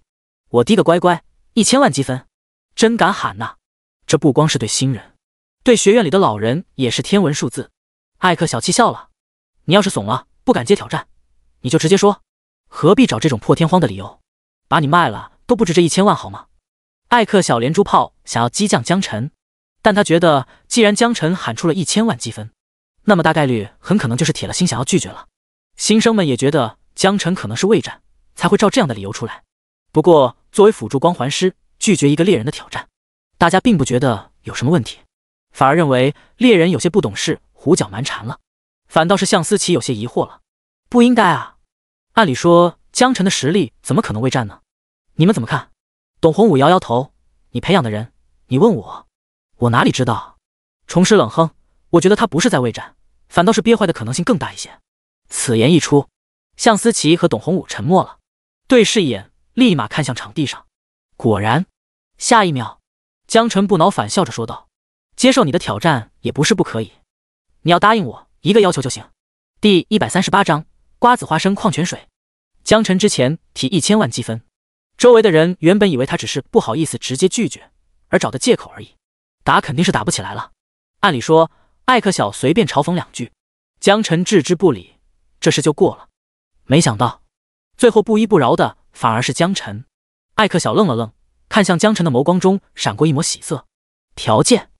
你也配提交件？行吧，像刚才1000万积分那种条件，我劝你就不要拿出来恶心人了。提一点正常的条件，打开你的想象力，6888积分怎么样？图个吉利。艾克晓想是怕江辰返回，立马提出一个自认为极具诱惑力的奖励。要知道，6888积分可以说是很多老生都要辛苦做2-3个月任务才能拿到的奖励，其他老生可都只支付了3000左右的积分作为赌注。艾克晓此言一出，立马让不少有实力的新生蠢蠢欲动，极个别自信狂妄之徒甚至站出来冲着艾克晓大喊道：“学长，要不然你挑战我吧，我很好挑战的，保证让你满意。”言辞之中哪里有半点畏惧之意？周围的人听后一阵哄笑。艾克晓被激将的面红耳赤，他的目标就是江辰。如果这次不是专门为了挑战江辰，台下这小逼崽子他肯定要好好炮制一下。但他答应过玄武学院那人，所以最好还是让江辰上头。艾克小冷哼一声，江晨，你是不是怂了？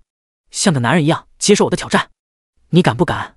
现场纷纷侧目，即便是正常挑战，这么说话也相当侮辱人了，更何况作为一个猎人，如此言辞激烈的挑衅以为辅助职业光环师。就在大家谴责声越来越大，艾克小的心沉入谷底的时候，江晨笑着说道：6888积分太多了，你留着吃饭吧。如果我赢了，你就赔给我卡上这么多积分就行。如果我输了，我卡上的积分就都给你，怎么样？此言一出，众人皆惊疑不定，竟然还有这种要求。本来学院组织一场这样的比武，其实就是明摆着给新生一个下马威，所以在奖励上会更多偏向于新生一些。老生赢了没有奖励，输了要支付积分；新生赢了获得奖励，输了没有任何损失。可江晨倒好，竟然主动要求压上自己卡上的积分，这不是倒反天罡了吗？赵小虎微微一愣，瞪大双眼，一把拽住江晨：“陈哥，你糊涂啊？怎么能赌上自己的全部积分？”术士秦风微微皱眉：“胖子，你才糊涂，你全家都糊涂，给我闭嘴！”林默拿着法杖一棍子顶在赵小虎的后腰上，赵小虎吃痛回头来看向林默，眼神中满是幽怨。看到林默食指放在鼻尖，示意他闭嘴，其他人更是笑而不语。赵小虎就算再笨，也想明白到其中缘由来，猛地低下头，嘴角裂到了耳朵根，比 AK 都难压。后台，向思琪瞪大双眼，猛然看向一旁，积分，江晨有多少积分？身旁一位校领导捂着手机输入关键词，偷瞄了一眼，不多，1400多万积分。向思琪懵逼了，董宏武也愣住了，就连一向冷淡的虫师也目瞪口呆。不是，你没看错吧？真有1400多万积分。那位校领导本来都熄灭了手机屏幕，见三位龙国大佬齐刷刷用质疑的眼神看向自己，于是又再次打开确认了一遍。对，没错，就是1400多万积分。向思琪伸手说道：“来，拿给我看。”校领导立马握着手机后退2步，学校规定可是要保密的，你想害死我呀？向思琪冷哼：“那你还告诉我？”校领导愣了愣，皱着眉头说道：“不是你问的吗？”向思琪嘿嘿一笑：“我问你就说啊，我这是考验你对组织的忠诚。现在考验失败了，信不信我检举你？”这位校领导面如土色，咂了咂嘴没吱声。正在纠结要不要把手机交给向思琪的时候，一旁的虫师开口了：“你别听老向胡说八道，他就是偶尔见得慌而已，不会真的去检举你的。”董宏武点点头，这点我可以保证。这位校领导这才舒了一口气：“向神，你可吓死我了。”向思琪笑着说道：“1400多万吗？这下可有的玩了，快答应！艾克小，快答应江晨！”仿佛像是咒术师在不停的诅咒一般。这还是那个高端大气上档次的向天神吗？董宏武无语，虫师无语，校领导无语。听到江晨的条件后，艾克小明显迟疑了。就算他再怎么上头，蠢笨如猪，也明白这其中肯定有什么大坑。可是挑战是他发起的，猎人挑战光环师本来就够丢脸的了，不应该说是缺德。而现在光环师答应他的挑战，如果他要是不应战，这帮子新生估计要把他给看扁了。而且玄武学院那位也不会放过他，属实是骑虎难下了。不过转念一想，江晨一个新人，刚来没几天，手里能有多少积分？或许就是个空城计，虚张声势罢了。想通此节，艾克小不再犹豫。好，你的条件我认了。两人口头达成约定，一旁的助教老师将约定如实记录下来。虽然不用契约卷轴，但是在学校里，老师本身就是规则，任何一方都不得违反，否则会由老师来亲自监督执行。挑战配对很快完成了，全都被记录在助教老师的小本本上。王主任清了清嗓子：“好，现在请大家移步到我右手边，那边有光幕擂台，没有参与挑战同学可以在周围找个座位。”顺着王主任的方向看过去，广场的右手边不知道什么时候多出了10几道半球形光幕，座位下面给每位同学都安排了瓜子、花生、矿泉水，大家可以一边看一边吃。记得散场的时候把垃圾带走就好了。这时，广场上的新生们陆陆续续开始移动，已经有不少人被助教引导去往光幕擂台的方向。而光幕擂台周围不但提前放好了凳子和零食，另外周围围满了不少老生。今天他们刚好没有出任务，刷本也不急于这一时，所以都自带零食过来看热闹来了。第139章，放心吧，我不用光环杀他。20分钟后，所有人都找到了自己的位置坐下。王主任的声音再次响起：“第一场，德鲁伊刘景洪对盗贼朝天椒。”两人闻声而动，穿越过人群，快速来到指定的光球中。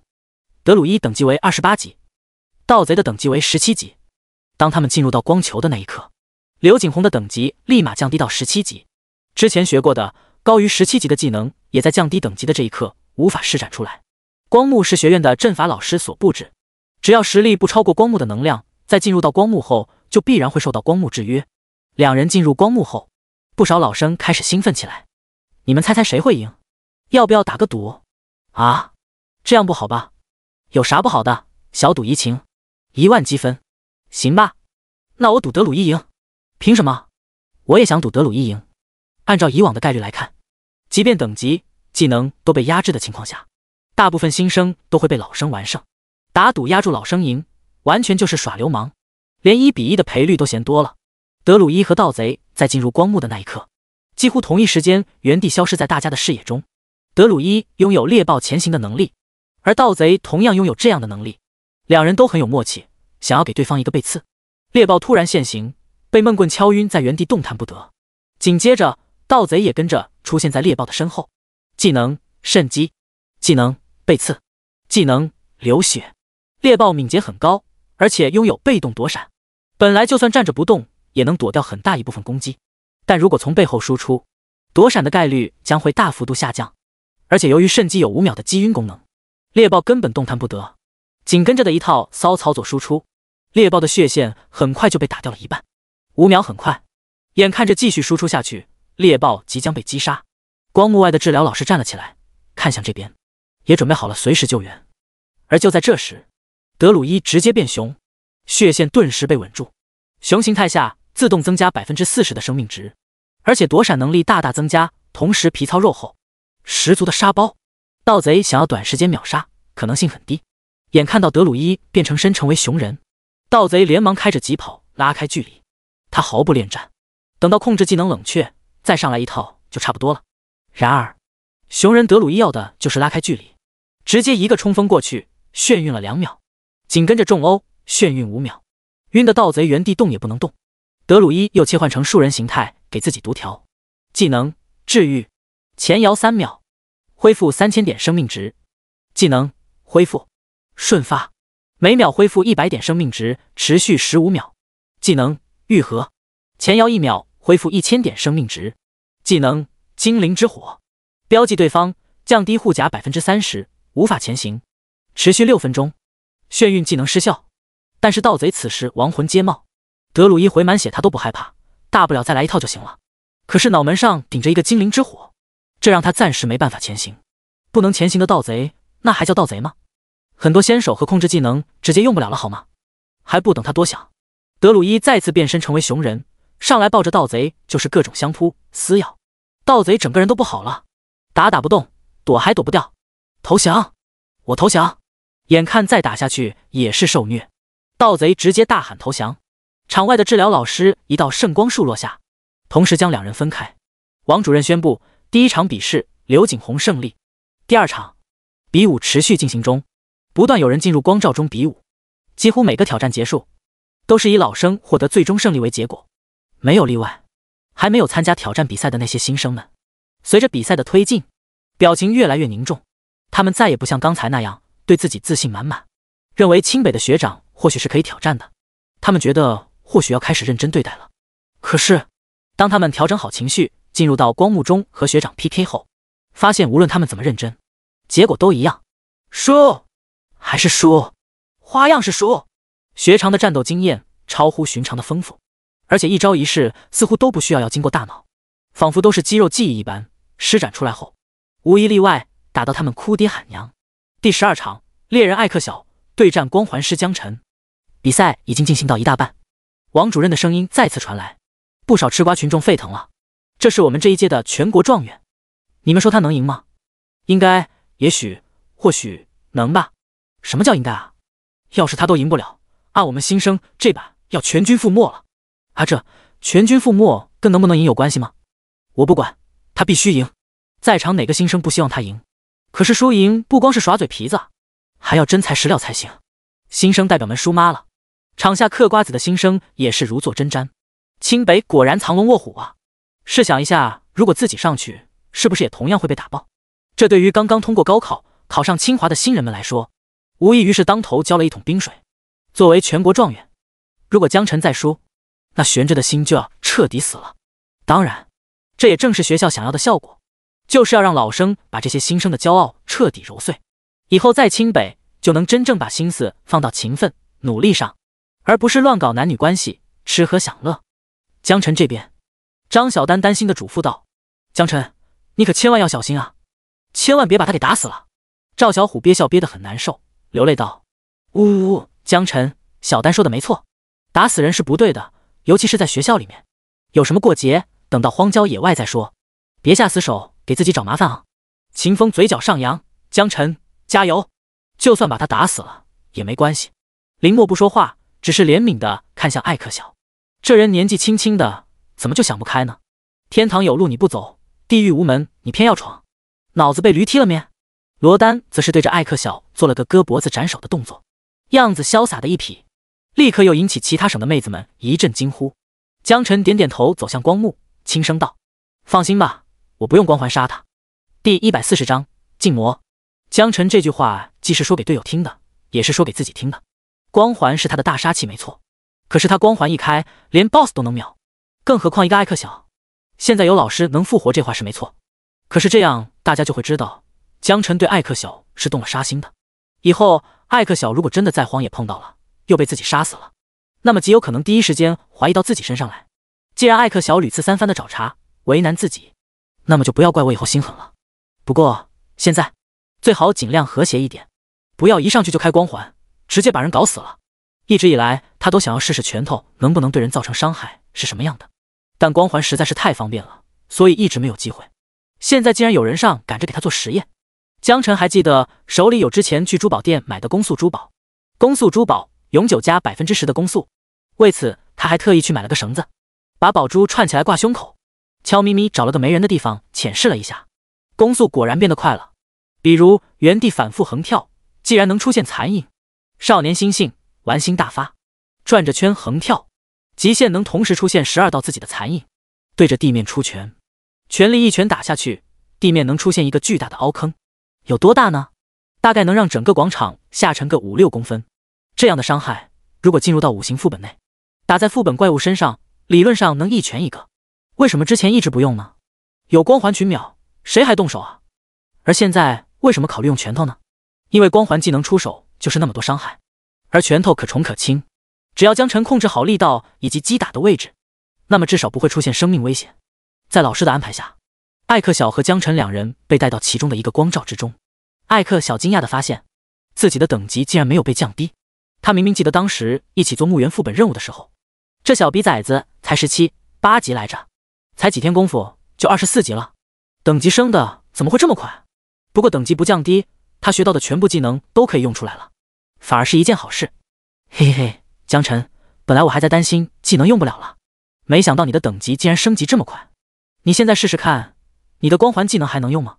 光环技能，江辰本来没打算使用光环技能来着，他准备徒手锤爆艾克晓，不过这么突兀的一句把江辰给整不会了。他尝试着使用光环技能，惊讶抬头看向艾克晓，你用了什么招数？还真用不了了。看到江辰的反应，艾克晓露出一个满意的笑容，早知今日何必当初，现在后悔晚了。说完畅快的大笑起来。看到江辰惊慌失措的表情，多日来对江辰挤压的怨恨在这一刻得到彻底抒发。高空之上，向思琪几人凌空而立，为了避免引起轰动，同时又能观看挑战比试，他们决定从后台飞到光幕上空，居高临下观看。我特么，艾克晓这逼崽子竟然用了禁魔，他手里哪来这玩意？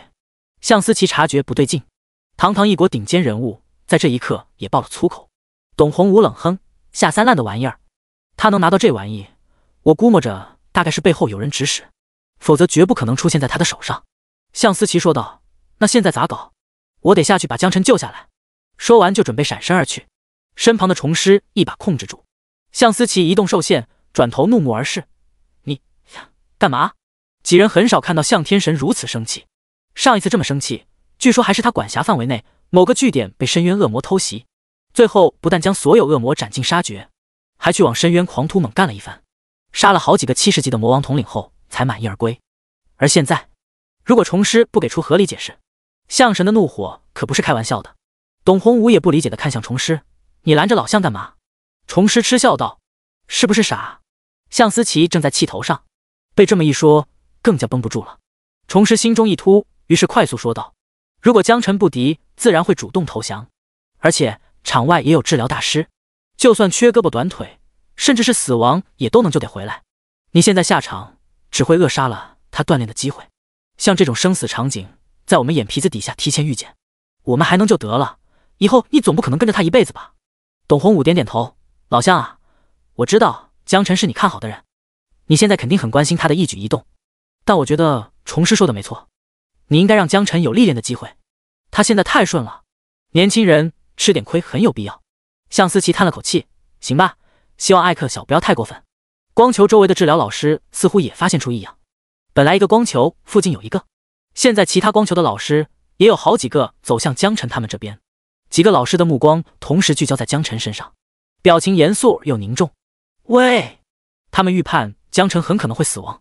光照内，艾克小嘿嘿一笑，受死吧骚年。技能猎人标记，无法前行，受到伤害正 10%。 技能毒箭，持续造成每秒200点伤害，持续15秒。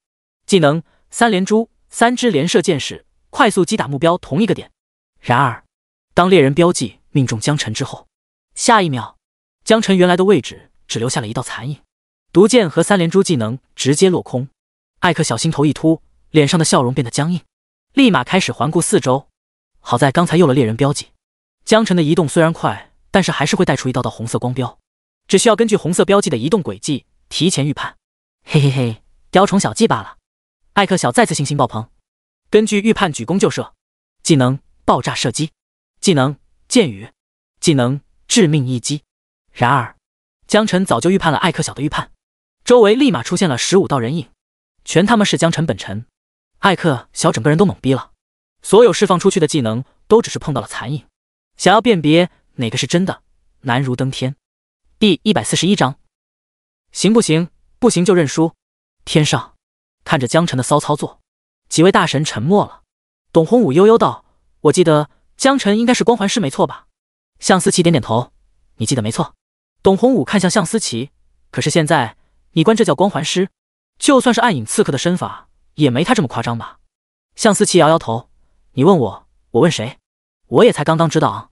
虫师，不好意思啊，刚误会你了。虫师冷哼，误会我啥？向思琪只是笑了笑，不说话。江辰是他看好的人，江辰越厉害，他越高兴。光幕外几个准备救援的老师也懵逼了，这什么情况？光环师被禁魔了，不但没有被锤死，反而更厉害了。这身法，这敏捷，简直炸裂了好吗？艾克小已经成了无头苍蝇，各种 AOE 范围技能朝着周围疯狂输出，单点技能既然打不中，我就大范围攻击。该说不说，这种情况下，江辰确实被命中了不少伤害。负100生命值，负200生命值，负150生命值，负300生命值，暴击。群技能相比单体技能造成伤害要小得多，这点伤害对江辰5万多的生命值来说，跟刮痧没什么区别。突然，江辰停了，就这样大刺刺的站在艾克小面前，发出了一句感叹：装逼，真累啊！光幕周围的人一个踉跄，差点跌倒在地。艾克小惊恐的脸上再次出现笑意。按照他的理解，江辰的特殊技能到时间了，接下来会进入漫长的冷却。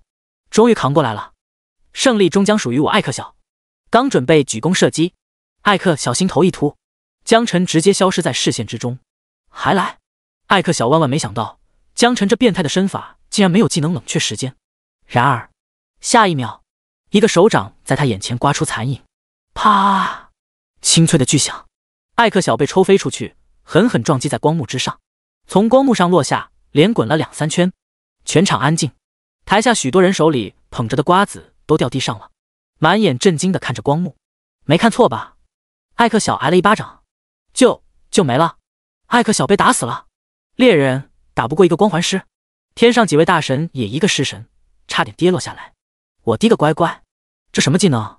大逼斗，这不科学啊！1秒、2秒、3秒，艾克小躺地上一动不动。治疗老师慌了，这是死人了吗？要抓紧时间赶快救治才行，死亡复活也是有时限的。正当几位老师准备冲进光幕开始救援的时候，艾克小动了，他慢慢从地上爬起来，右侧脸上眼睛和腮帮子肿了一大片，半张脸直接成了猪头，咳出2颗带血的牙齿出来。江晨，贱人，我杀了你！技能剑雨，技能毒箭。本来想要上前救援的老师定在原地，既然艾克小还能保持战斗，那么就说明他没问题。围观吃瓜人都能看得出来，艾克小这巴掌算是被打出真火来了。本来是想着教训教训江晨，将怨气发泄出来就好了，一个大逼斗下去，现在直接失去理智，更气了。一道残影再次出现，艾克小的左侧出现熟悉的手掌，由远及近，越来越大。啪！艾克小呼吸一滞，整个人顺着巴掌的方向被拍飞出去，再次撞击在光罩上，弹回地面滚了好几圈。死！所有人倒吸一口凉气。清脆的巴掌声，艾克小在空中旋转，可以看得出来巴掌的威力不小，感觉就像是打在了自己身上。天空中，虫师看了看光罩，又看了看向思琪，视线在两者之前来回移动，最后忍不住了。老向，嘿，老向，你培养的人下手是不是太狠了点？向思琪嘿嘿道，年轻人下手每个分寸，狠是狠了点，但那也没有办法。虫师看着向思琪发呆，你他妈，你刚才可不是这么说的。向思琪笑而不语，就这样默默看着光幕，像是在欣赏一件艺术品。吃瓜群众中，赵小虎捂着脸露出一副蛋疼的表情，这得多疼啊！啧啧，这大逼斗谁挨一下都受不了。不得不说，艾克小真坚强。叶秋雨莞尔一笑，应该没打死，谁让他热江城哥哥呢？活该。秦风英侧侧笑道，不知死活。林默冷哼一声，江晨没把他抽死，算他走运。罗丹表情凝重，作为剑圣，对于身法体术他最有发言权。可是刚才根据他的观察，江晨纯粹是靠着身体本能在行事，完全没有使用任何技能。这说明什么？说明江晨强大到可怕，江晨仍然留有余力，否则艾克小肯定一巴掌就被拍死了。什么？几人被罗丹的评价震惊到了，这都还没尽全力，太变态了！你管这叫光环师？这一次艾克小躺地上的时间更久，就在治疗老师想要上去救援的时候，他再次站了起来，看向江晨的眼神充满了怨毒。你嗨嗨！左侧脸的眼睛和颧骨也浮肿起来，咳嗽之间再次突出几颗带血的牙齿来。看着艾克小的惨状，还要战吗？所有人心中都出现这样的疑问。胜负似乎已经很明显了。江晨悠闲站在场上，只是抬起右手整理了一把发型。艾克小几乎下意识地抬起左手进行格挡，眼神中出现浓烈的恐惧。哗！周围的吃瓜群众哄堂大笑，这小子被江晨打怕了，条件反射本能的那种害怕。看出来了，这货以后怎么面对江晨，恐怕得绕着走呢吧。嘿嘿，别说江晨了，当着这么多人的面输给了新生，他不光在新人面前丢脸，老生也不会放过他吧。啧啧，废了，总算是给我们新生找回了场子。学长也不是个个牛逼，新人也有挑战他们获胜的可能性吗？这次新人挑战会主打就是消灭新人的浮躁，之前连续10几场都是新人这边输，确实给大家造成不小的打击。本来大家都没有抱什么希望，准备认命了，结果江晨用2个大逼斗震惊了全场。王主任看不下去了，对着光幕里的人说道：艾克小，你还行不行？不行就认输。第142章，还他妈可以这么操作？本来学校是想要让老生磨一磨新生的锐气，整个过程也算是按照预期发展，新生无一例外输给了老生。然而艾克小挨2个大逼斗，瞬间让这场比试变味了。看着他肿胀个猪头脸，说话都说不清楚，还一而再的以猎人身份挑衅光环师，中间还用了禁魔，可以说既没品又无奈。听到王主任的话，艾克小已经被打上头了，开始不依不饶，对王主任的劝告置之不理，怀着无尽悲愤的冲江晨喊道：男人不能说自己不行，江晨，你个狗东西，能不能不要总是打脸？江晨摸了摸鼻子，淡淡道：我就是单纯觉得打你脸比较解气。哗！台下的新生再次沸腾，掌声欢呼声响彻广场。哈哈哈哈！你们看看呐，被江晨徒手揍成猪头了，你能不能别打我脸？哈哈，笑死我了！一个猎人带着禁魔打光环师，结果被揍的妈都不认识了。这人叫艾克小是吧？我记住了，太逗了，这就是老生的实力吗？看来老生也没有想象中那么强嘛。周围不仅仅有新生，同样还有老生围观。看到艾克小这副模样，纷纷表示痛心疾首，丢脸啊！清北老生之耻！我滴个乖乖，这也太丢脸了吧！我以后看到新人是不是还得鞠躬问好，叫大哥啊？狗东西，这个狗东西！猪头快点认输下场，别给咱们老生丢人了。艾克小不但被新生看不起，甚至老生也开始将他排除在外。不等江晨再次给艾克小一个大逼斗，王主任实在看不下去了，直接宣布结果：艾克小和江晨对战结果，江晨获胜。战斗结束，一道柔和的治疗光幕降落在艾克小的头顶上。艾克小满脸悲愤地看着江晨：“你给我等着，这事我跟你没完。”江晨毫不在意，只是淡淡笑着说道：“你输了，赔我积分吧。”艾克小呵呵道：“赔就赔，你能赔多少积分？当大爷赏你了。”江晨点点头，谢谢惠顾，一共1483043积分。为了避免报错数值，引起不必要麻烦，江晨还特意看了一眼手机卡上的信息，没错，就是1483043积分。然而，江晨话音刚落，艾克小就歇斯底里的炸毛了：“不可能，你怎么可能有这么多积分？”又回头看向王主任：“王主任，他骗人，他绝不可能有这么多。”王主任冷哼道：“我可以作证，他确实有这么多积分。”听到王主任的肯定后，艾克小整个人都在头皮发麻，那可是1400多万积分啊！他一个新人怎么可能有这么多？王主任双眼眯起看向艾克小：“你是在质疑我说的话咯？”艾克小连连摆手：“不，我没有。可是我卡上积分余额只有50万积分，这是我2年的所有的积蓄了。”王主任冷哼道：“愿赌服输，我不管你有没有，但你必须给。你要是给不了，我就去找你的家人要。”艾克小脸色唰的一下变得煞白。他是学院从小培养的学生，家里属于权贵阶层，但也仅仅是那种不大不小的权贵。就算是再大一些的权贵，也不敢惹清北的老师。如果王主任较真的让他们家赔偿的话，1400多万的积分，换算成钱至少是100倍，也就是14个亿。艾克小清楚的知道，他们家一时间根本也拿不出这么多钱的流动资金来，真逼着还钱，那只能是紧急变卖家产，把那些之前的固定资产贱卖换钱。现在艾克小想死的心都有了，早知今日何必当初啊！对积分惊讶的不单单是艾克小，在场的所有学生也都懵逼了。1400多万积分什么概念？可能是某个院区所有学生做1整年的任务所得，而江晨仅仅只是一位刚刚到学校几天的新人。一部分接触过江晨的老生可能还多少理解，毕竟卖装备、搞团本代练赚积分的速度确实很快，但大部分人都不了解情况。看向江晨的眼神中，小小的脑袋大大的疑惑，根本想不明白这小子到底是怎么做到的。江晨从台上下来后，立马被张小丹、赵小虎、林默、秦风、罗丹围住。他们深知积分的重要性，也知道积分在清北有多难赚，只是没想到江晨这个大腿竟然比他们预期的还要粗壮。陈哥，我以后还能这么称呼你吗？1400多万积分，这才刚刚到学院几天呢，你可别告诉我你都是做任务赚的。我有朋友在清北，据说他勤勤恳恳做任务，1年都赚不了10万积分。陈哥，你还是陈哥吗？陈哥，不得不说财帛动人心。这几位中学朋友虽然用半开玩笑的口吻，但眼神中的敬畏却是出卖了他们。江晨觉得也没什么要隐瞒的，因为自己的方法就算说出去也没人能模仿得了。就问你气不气？江晨笑着回答道：“当然不是做任务。”张小丹娇嗔道：“不是做任务，那是干嘛？”陈哥，你就别卖关子了，快点告诉我们吧，我们保证不抢你生意。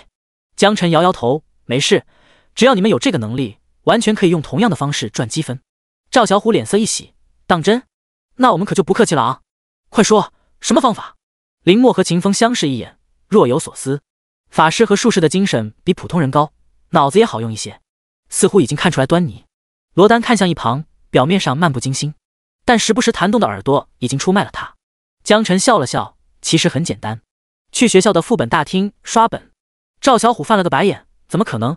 要是这样可行，那其他的老学员不个个都有上亿的积分了？”张小丹说道：“你让陈哥把话说完啊，急啥？”江晨继续说道：“选择传说难度，紫色装备爆率100%，然后一件10万积分。单刷40人团队副本，橙色装备爆率100%，一件100万积分。一人带39人刷团本，每人消费10万积分。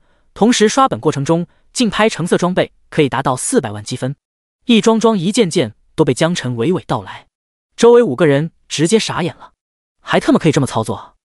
第143章，副本传送手牌开后门，看着江晨一脸真诚坦然，5个小伙伴哭笑不得。这方法对江晨来说或许可行，但绝对不是随便哪个阿猫阿狗就能复制的，甚至可以毫不夸张地说，除此一家，别无分店。现在他们心中只有一个念头，那就是放弃尊严，抱紧大腿。整个比试结束了，抛开江晨这种妖孽不谈，其他的新生无一例外都败给了老生。这也正是学校想要看到的。不过江晨这种意外已经发生，当然不是想抛开就能抛开的。如果不出意外的话，艾克小成了一坨臭狗屎，被新生瞧不起，老生也觉得他给自己丢了脸。王主任毫不犹豫把他卡上的积分全都转给了江晨，同时逼着艾克小签了个契约，限定1年时间内将积分或者等额的财物转给江晨手上。考虑到资产变现情况，其实王主任时间上并没有为难艾克小，已经给的相对宽裕了。才来到学校3、4天，刘诗诗还欠江晨10个亿，艾克小欠14个亿，光是外债就有24个亿了。即便在这个世道钱没那么值钱，但也绝对可以和小型权贵的资产掰掰手腕了。开学典礼完成后，走吧，不是想抱大腿吗？你们先得去教务处把副本的传送手牌领了，否则根本进不去。我带你们过去吧。江晨向5名队友招了招手。张小丹等人一听江晨真的愿意带他们刷本，顿时欢呼雀跃，高兴得不得了。6人来到教务处，刚好王主任也回来了。看到他们后，一向严肃的脸孔露出了和煦的笑容。江晨来了，是来带同学办理入学手续吗？那表情，那举止神态，把一起过来的5个小伙伴都惊呆了。他们昨天过来的时候，王主任可都是一直板着脸的。就在刚才开学典礼，王主任也都是不苟言笑的。可是现在，王主任竟然对着江晨笑了。5人心中不禁疑惑，卧槽，这什么情况？听到王主任的话，江晨笑着说道：“王主任好，他们不是来办入学手续的，昨天已经办过了。”王主任微微一愣，那有什么可以帮忙的吗？卧槽，帮忙？王主任竟然主动问江晨有什么可以帮忙，不知道的还以为江晨是王主任的私生子呢。赵小虎不禁哀嚎，我为什么没有这个待遇？江晨点点头，他们是来办理副本的传送手牌的。王主任说道：“江晨啊，你可能不知道，学校有规定，要办理传送手牌，需要先完成学校的一个外勤任务，就像你之前去墓园副本那样。但即便是出外勤任务，也需要在学校里面先从各种杂物任务开始做起。之前是有老项跟你开后门，所以直接跳过了杂项任务环节，直接就去做了墓园的外勤任务，所以你才能获得副本传送手牌的资格。”江晨皱了皱眉，这样吗？他也没想到，这一路走来，向天神确实帮了他不少忙。普通人光是想获得外勤任务，都需要花费不少精力，消耗不少时间。张小丹见状，小声道：“陈哥，要不我们走吧，等我们完成了外勤任务再来。”其他几位小伙伴也表示理解，毕竟国有国法，校有校规，作为学生，他们肯定要遵守学校的规章制度。看到江晨为难，这群小朋友准备离开的时候，王主任开枪了。不过也不是不可以变通，我把手牌可以先给你们，但是学校的杂物任务和外派任务你们还是得做，而且难度也会稍微上调一些。你们看这样可以吗？闻言，赵小虎连忙说道：“可以，当然可以。”张小丹激动的小脸通红，谢谢王主任。林默认真道：“好的，王主任，谢谢你。”秦风点点头，这样安排很合理。罗丹说道：“王主任，谢谢你。”王主任笑着摇摇头，总不能让你们白跑一趟吧？别谢我，要谢就谢江晨吧，我是看他面子上才给你们开了后门。哗！此言一出，5人心中宛如平地惊雷。看江晨的面子，这可是清北王主任啊，他竟然都要看江晨面子，凭什么？就凭刚才开学典礼打赢了艾克小？绝无可能。不过刚才有提到过向天神，大家也都猜到了个七七八八。每人缴纳1000积分，刷自己的身份证记录后，都拿到了传送手牌。临走时，王主任特意嘱咐江晨，替我向老向问好啊。江晨说道：“一定。”本来几个人还心存疑虑，现在彻底确定，王主任就是看在向思琪份上，才乐意帮他们。几个人毫不犹豫使用传送手牌，来到副本大厅。哇，这里人好多，好多副本漩涡，中间还有个球，这是干什么用的？赵小虎像是个好奇宝宝，东张西望看个不停。秦风冷哼道：“别问那么多，跟着江晨就行。”嘴上虽然这么说，但是眼神中的渴望早已出卖了他。副本大厅很多人认识江晨，不少人围了过来。大佬，又来刷本啊？五行副本还带吗？有装备卖吗？大佬，上次听说你卖了不少橙色装备，如果没有的话，紫色装备也行啊。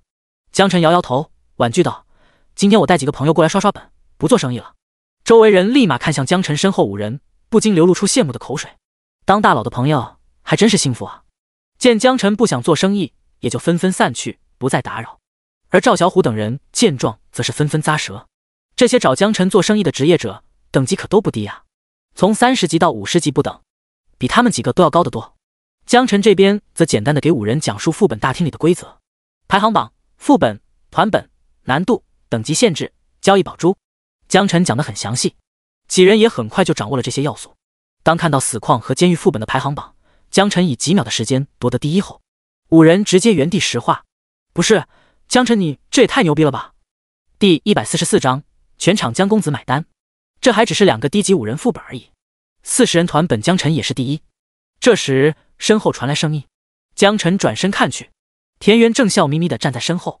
听说你今天不做生意，带朋友过来刷本？江晨点点头，对，不过我顺带是想要做任务。田园眸光微闪，哦，对副本有要求吗？江晨低头看了一眼手机上的短信息，上面有之前向思琪发过来的清单信息：1. 猪腰子石，剃刀高地副本；2. 虎鞭石，荆棘之地副本；3.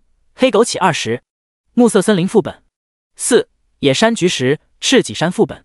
江晨把信息递给田园看了看，田园点点头解释道：这些副本都是25级左右建议进入的小型团本，一般情况下会组队10个人以内进入，对等级其实没什么限制，倒是挺符合你现在的情况。说完，田园在副本大厅环视一周，指了几个方向，分别将剃刀高地副本、荆棘之地副本、暮色森林副本以及赤脊山副本为江晨指出来。那看到没？剃刀高地、荆棘之地、暮色森林、赤脊山这几个副本又称为小团本，一般是打材料的好地方。不过江晨，我有句话不知道当问不当问。看着田园一脸疑惑，江晨点点头，问吧。田园压低声音贴耳说道：你刚才给我看到的那些材料啊，可都是治疗肾虚的，但我看你这么年轻，怎么会需要这个？江晨身体一僵，沉默了。这玩意是向思琪发布的任务，就算不是向思琪本人需要这些材料，那必然也是向思琪的朋友或者学校的大佬。这样的事能跟外人说吗？显然不能，甚至于他都怀疑这是向天神给他设置的恶趣味任务，为的就是看看他能不能保守秘密。如果全天下都知道向天神要找这种治疗肾虚的材料，江晨也就不值得继续培养了。当然，江晨只是隐约有这种感觉。不过小心驶得万年船。江晨摇摇头，抱歉，这是个人隐私，无可奉告。田园微微一愣，点点头表示理解。每个人都有自己的秘密，而肾虚或许就是江晨的秘密。想通此节，田园报以歉意的微笑，又接着说道：不好意思，是我多嘴了。江晨笑着说道：这4个副本有什么需要注意的吗？身旁其他5人也竖起耳朵，想要知道这其中到底会有什么攻略。毕竟不可能一直跟着江晨刷本，以后他们自己也会组队，多多了解一下总是没错的。田园像是早就知道江晨会这么问，于是整理了一下思路，笑着回答道：剃刀高地副本，怪物等级主要集中在30级到34级左右，怪物类型大多是野猪人。这个副本唯一需要注意的就是在刷怪的时候尽量避免被围住，因为野猪人大多都是群居动物，一旦被围住死亡率会直线上升。但我个人认为这样的攻略对你来说可能不太适用。根据已知的情报来看，怪物的数量对你来说不但不能构成威胁，反而还会提高刷怪的效率。根据田园的意思，他掌握的攻略信息基本都只是适用于普通职业者，告诉你如何更容易通关，如何规避风险。对一旁的5人小队来说或许有用，对江晨而言几乎没什么意义。不过田园知道江晨问自己介绍副本，不单单是自己想听，更多是想让一旁队友朋友也听一听。很快几个副本的攻略都详细说了一遍。田园深深看了江晨一眼，又继续介绍道：40人的团本对你来说都已经不是问题，像这种10人团本你肯定也能很快推完。既然你来带人刷本，那我就先不打扰你了。江晨点点头，真诚说道：谢谢。田园转身离开。江晨辨识了一下5个副本的位置，决定先从剃刀高地副本开始。副本旁的排行榜是最近2年的，第1名是白虎学院的10人小队，用时10个小时26分钟，战法得目奇数，基本每个职业都齐全，而且等级清一水30级以上。江晨扫过一眼就没有再关注了，这些对他来讲意义不大。把5个人都组进队伍中，团队装备需求设置成按需实取，本来每个人需要缴纳1000积分，但由于是10人本，一共1万积分需要平摊到每个人头上。本来张小丹提议 AA 制，为的就是帮江晨省着点积分，江晨直接拒绝了。他现在手头有1000多万积分，另外艾克小还欠他这么多积分，给曾经的好友花点积分，对他来说真不算什么。不用 AA 了，才1万积分而已，我来吧。江晨当即拒绝了张小丹的提议，主动支付了1万积分。看了一眼余额，积分余额14820431，纹丝不动，没什么区别。大佬威武，老板大气，全场由江公子买单。陈哥，我爱你，太酷了。那就祝陈哥福如东海，寿比南山。队友们欢呼雀跃，跟着江晨抱大腿刷本就已经占了大便宜了。没想到连进本积分都是江晨给的，简直就是再生父母，现世活菩萨，喊一声带爹不过分吧？不单单是5人小队，原本看到江晨过来后想要跟着江晨消费刷本的几个高等级职业者，也流下了羡慕的口水，心中都忍不住疑惑猜测，这几个新生到底什么来路，竟然能跟江晨这样的大佬攀上关系。要知道江晨的时间可是金贵的很，半个多小时刷一次5星副本，赚个390万积分没什么问题。这还不算从副本当中刷到的橙色装备，据说1件橙色装备可以卖到400万金币，一场下来既有5件橙色装备，而这一切江晨都没有放在眼里。积分现在对他来说足够用了，再多感觉也没什么意义。几个中学同学刚刚到学校，还不如多多带他们刷本。之前这几个魔三除了他们没人愿意带自己刷本，现在自己带他们刷个本不过分吧？江晨虽然平日里看起来像是个唯利是图的商人，但对朋友尤其是帮助过自己的人，他还是会想办法报答感恩的。第145章剃刀高地副本破纪录。天赋增幅点是江晨最大的依仗，虽然技能永远只能1级有点坑爹，但是增幅点给技能增加的效果足够弥补这个损失了。不过之前在和艾克小的比斗当中，竟然出现了禁魔这种玩意儿，让光环技能直接失效。江晨不知道这东西上哪可以搞到，但是既然有，那就一定要加强防范。同级别甚至高10级左右的一对一公平决斗，江晨觉得问题不大，毕竟他的属性值摆在那里，就像大象对面一只蚂蚁，蚂蚁再怎么身强力壮，最后的结果都是被大象一脚踩死。他的敏捷带给他移动速度和攻击速度，力量全力出击，老拳下去能直接让艾克小这种级别的人失去战斗力，生命值堪比 BOSS， 除非被小团队控着围攻，否则绝对不可能。等等，围攻？江晨心头一突，本来他还琢磨万一在荒野上遇到艾克小就是他的死期，可如果艾克小带着禁魔提前埋伏好呢？艾克小本身又是猎人，在荒野最具优势，提前带一群人埋伏好，然后禁魔加上放风筝，再多的生命值也扛不住刮痧。被动了，江晨忽然发现光环也不是完全无敌的，有空他得找向思琪问问，看看有没有体术之类的技能可以学。5名队友开开心心跟着江晨进入到剃刀高地副本中，他们并不知道江晨此时此刻的担忧，完全沉浸在抱大腿的喜悦情绪里。周围全是丘陵高山，山体之间有巨大的藤条探出，藤条上长满了锋利的荆棘，样子看着极其有压迫感。山下不少篝火和帐篷，野猪人以群落的方式分布在周围，3、5一群或者10几个一堆，期间还有巡逻队伍来回游荡。放眼看去，浩浩荡荡，根本数不过来啊！这山，这巨大的藤条，还有一群群野猪，让我有一种想要高歌一首的冲动。看着副本的景象，赵小虎杰逐渐兴奋起来，竭尽脑汁想不出更好的形容词。张小丹吐槽：就你那破嗓音一开，都不用江晨出手，那些怪物直接被你吓死了。林默看着远处的怪物，沉声道：等级都在34级左右，以我们目前的等级，连命中都困难，真要上去打，估计连最小撮的怪物都能让我们团灭。秦风点点头，对，只要最边沿的3只，我们5个就凉了，除了跑，没有任何办法。罗丹摇摇头，不一定，我上去直接坚刃风暴，你们2个法师献祭生命使用禁咒的情况下，那3只必杀。林默翻了个白眼，像看傻子一样看着罗丹，3个普通怪就献祭生命，活腻歪了，还是脑汁有问题？罗丹笑了笑不说话，他知道剃刀高地这个本对他们来说相当超前了，至少要提升到30级才有可能刷得动。现在大家等级都在16、7级的样子，提升到30级，对他们来说至少需要1个月的时间。如果再加上学校的一些杂项日常任务的话，时间可能会更久。张小丹笑了笑，你们啊，既然都来跟着江晨抱大腿了，就别总想着自己刷了，我们听江晨安排就好了。赵小虎耿直点点头，对，陈哥，我们听你的，你说往哪冲我们就往哪冲。林默一脸看弱智的表情，冲你妹啊！20级不到，冲30多级的精英怪，连炮灰都算不上吧？更何况对面的怪物他还是群居动物，一冲一个全军覆没，一冲一个不吱声。不过如果江晨真让他冲，林默也不会犹豫。在高考过程中，他可是见识过江晨守护光环的厉害，打不打得死两说，起码生命安全肯定有保障。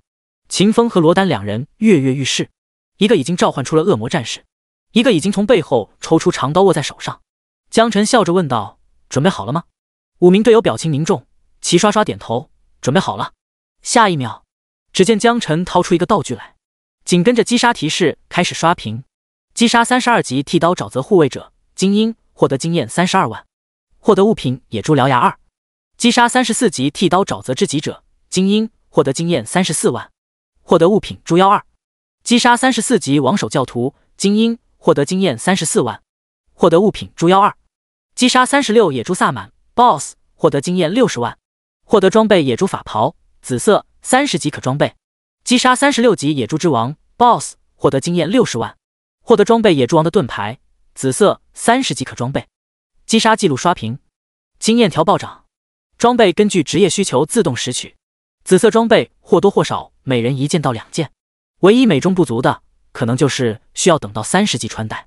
5人小队身上先后升起白光，林默法师来到17级，秦风术士来到17级，张小丹牧师来到18级，赵小虎战士来到19级，罗丹剑圣来到18级。江晨的等级24级 15%， 迈过20级这道坎后，明显感觉到升级速度会大幅度降低了，需要的经验呈几何上升。不过没关系，多刷几次就好了。倒是5名队友直接炸毛了。之前或许是道听途说，看到排行榜的记录知道江晨可能很厉害，现在直观感受后，在场几个人都大受震撼。陈哥，我升级了，我也升级了，太牛逼了，瞬间秒怪啊！对啊，一个不留神，眼前这波怪全都躺下了。我勒个去，紫色装备啊，我竟然拥有紫色装备了。江晨早就知道这些人会受刺激，微笑着说道，慢慢习惯就好。走，我们出本吧。张小丹等人呆住了，他们以为就算江晨再牛逼，也只能是把眼前的怪都刷了。现在看来，这是整个副本都刷完了。整个过程如果没有算错的话，张小丹记得只用了2秒多。与此同时，副本大厅里，所有人的脑海中再次出现通知刷屏，剃刀高地记录刷新。第1名，人员名单：江晨，光环师8064级新生24级；张小丹，牧师8064级新生18级；赵小虎，战士8064级新生19级；林默，法师8064级新生17级；秦风，术士8064级新生17级；罗丹，剑圣8064级新生18级。用时 2.2 秒，获得奖励5万积分，10点功勋值。第146章，能不能别刷了？通告连续3刷，江晨几人的名字出现在众人的脑子里。副本大厅内的职业者们惊呼连连。2.1秒，我记得当时我组队打剃刀高地，足足用了27个小时才刷通，我们更久，用了48个小时。可是这 2.1秒是个什么鬼？我早就说了，要快点去破纪录。这下好了，剃刀高地也没办法破纪录了。不少之所以想要刷本破纪录，一方面是为了荣誉，更多的是因为破纪录之后可以拿到积分，团本甚至还能奖励贡献值。积分和贡献值对他们来说几乎是刚需，在清北大部分好东西都需要积分兑换，而学习技能甚至高级别的生活服务更是需要贡献值才能行。而想要获得贡献值，途径一般除了给学校做任务以外，就是破副本的记录。但能够给到贡献值的任务，基本难度都极高，变数也大。而副本记录相对来说就容易得多，因为有前辈提供的攻略基础。然而，面对犹如江晨这样的变态妖孽创造出来的记录，即便有攻略，这个本子也废了。甭想拿到第1名的记录，或许第2名还可以考虑一下，但相对而言，贡献值和积分就要少得多。等到江晨几人从剃刀高地副本中出来后，老生看他们的眼神都不对了，有羡慕，有嫉妒，更多的是幽怨。哎，江晨，你说他们为什么都这么看着我们啊？张小丹心思敏锐，出本后很容易就发现了大家的情绪变化。江晨摇摇头，不知道。赵小虎笑呵呵地说道：“小丹，你想多了吧？”林默摇摇头，不，确实有变化。秦风点头，刚才如果说是激动，现在就是压抑的气息。罗丹补充道，甚至还有一丝丝杀气。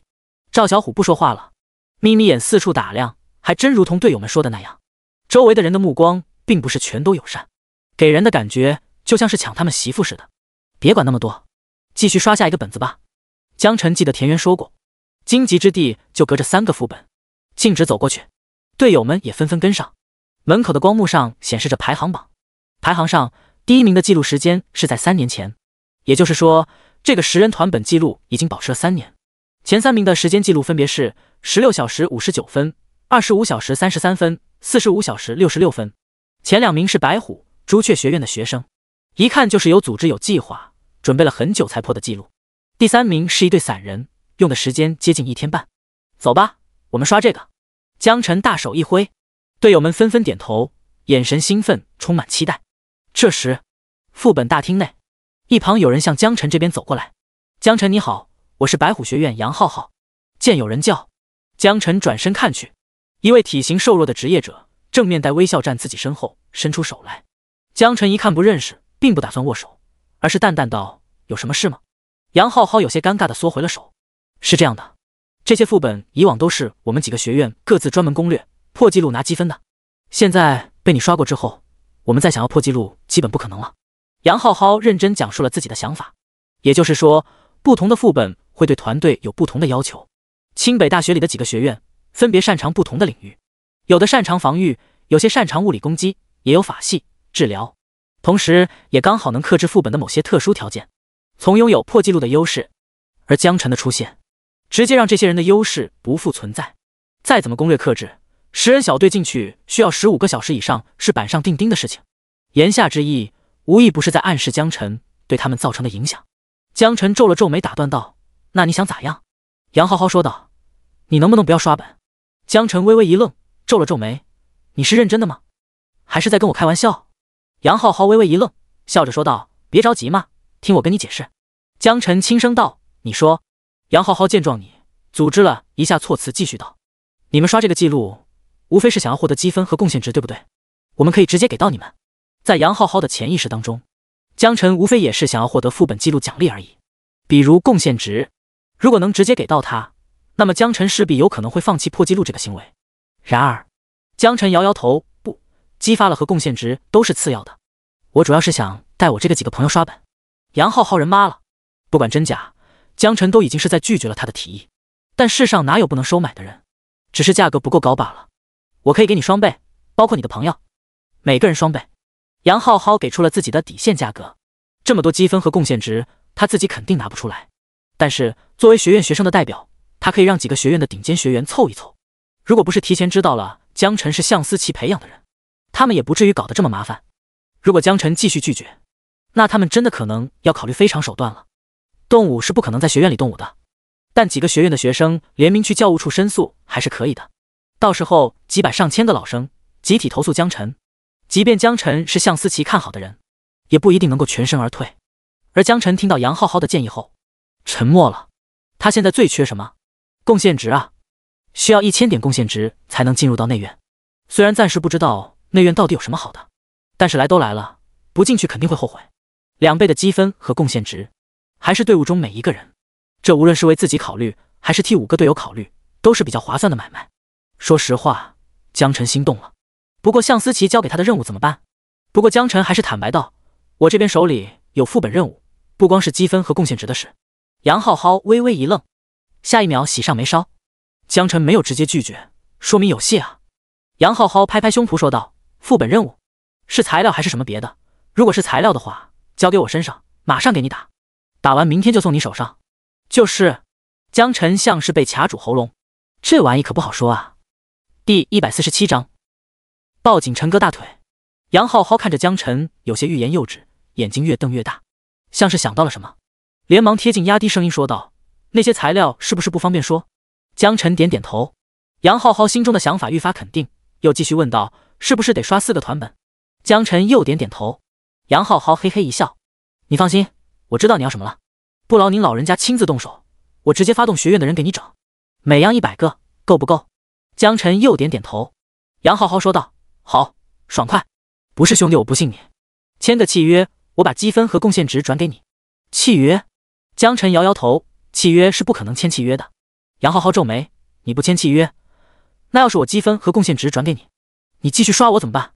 一旁一直没有说话的张小丹突然发言：“我觉得这个事情还是要慎重。”江晨微微一愣，杨浩浩看着张小丹有些恼火，明明都快要谈成了，关键时刻横插一杠子，要不是这女的是江晨朋友，他都要直接开骂了。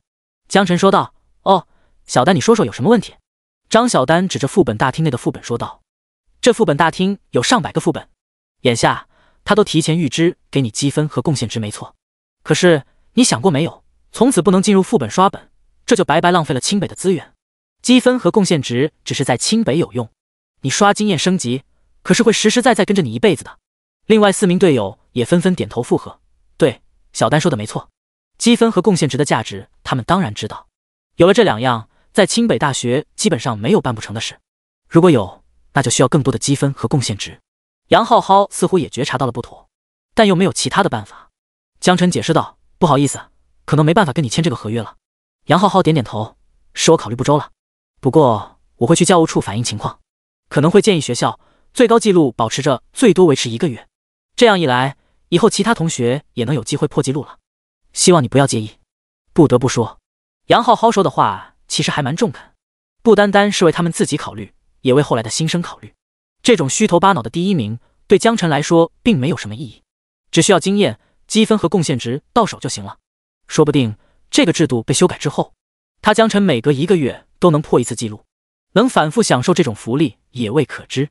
于是当下，江晨笑着点点头：“小事。”杨浩浩点点头，使用传送手牌离开了副本大厅。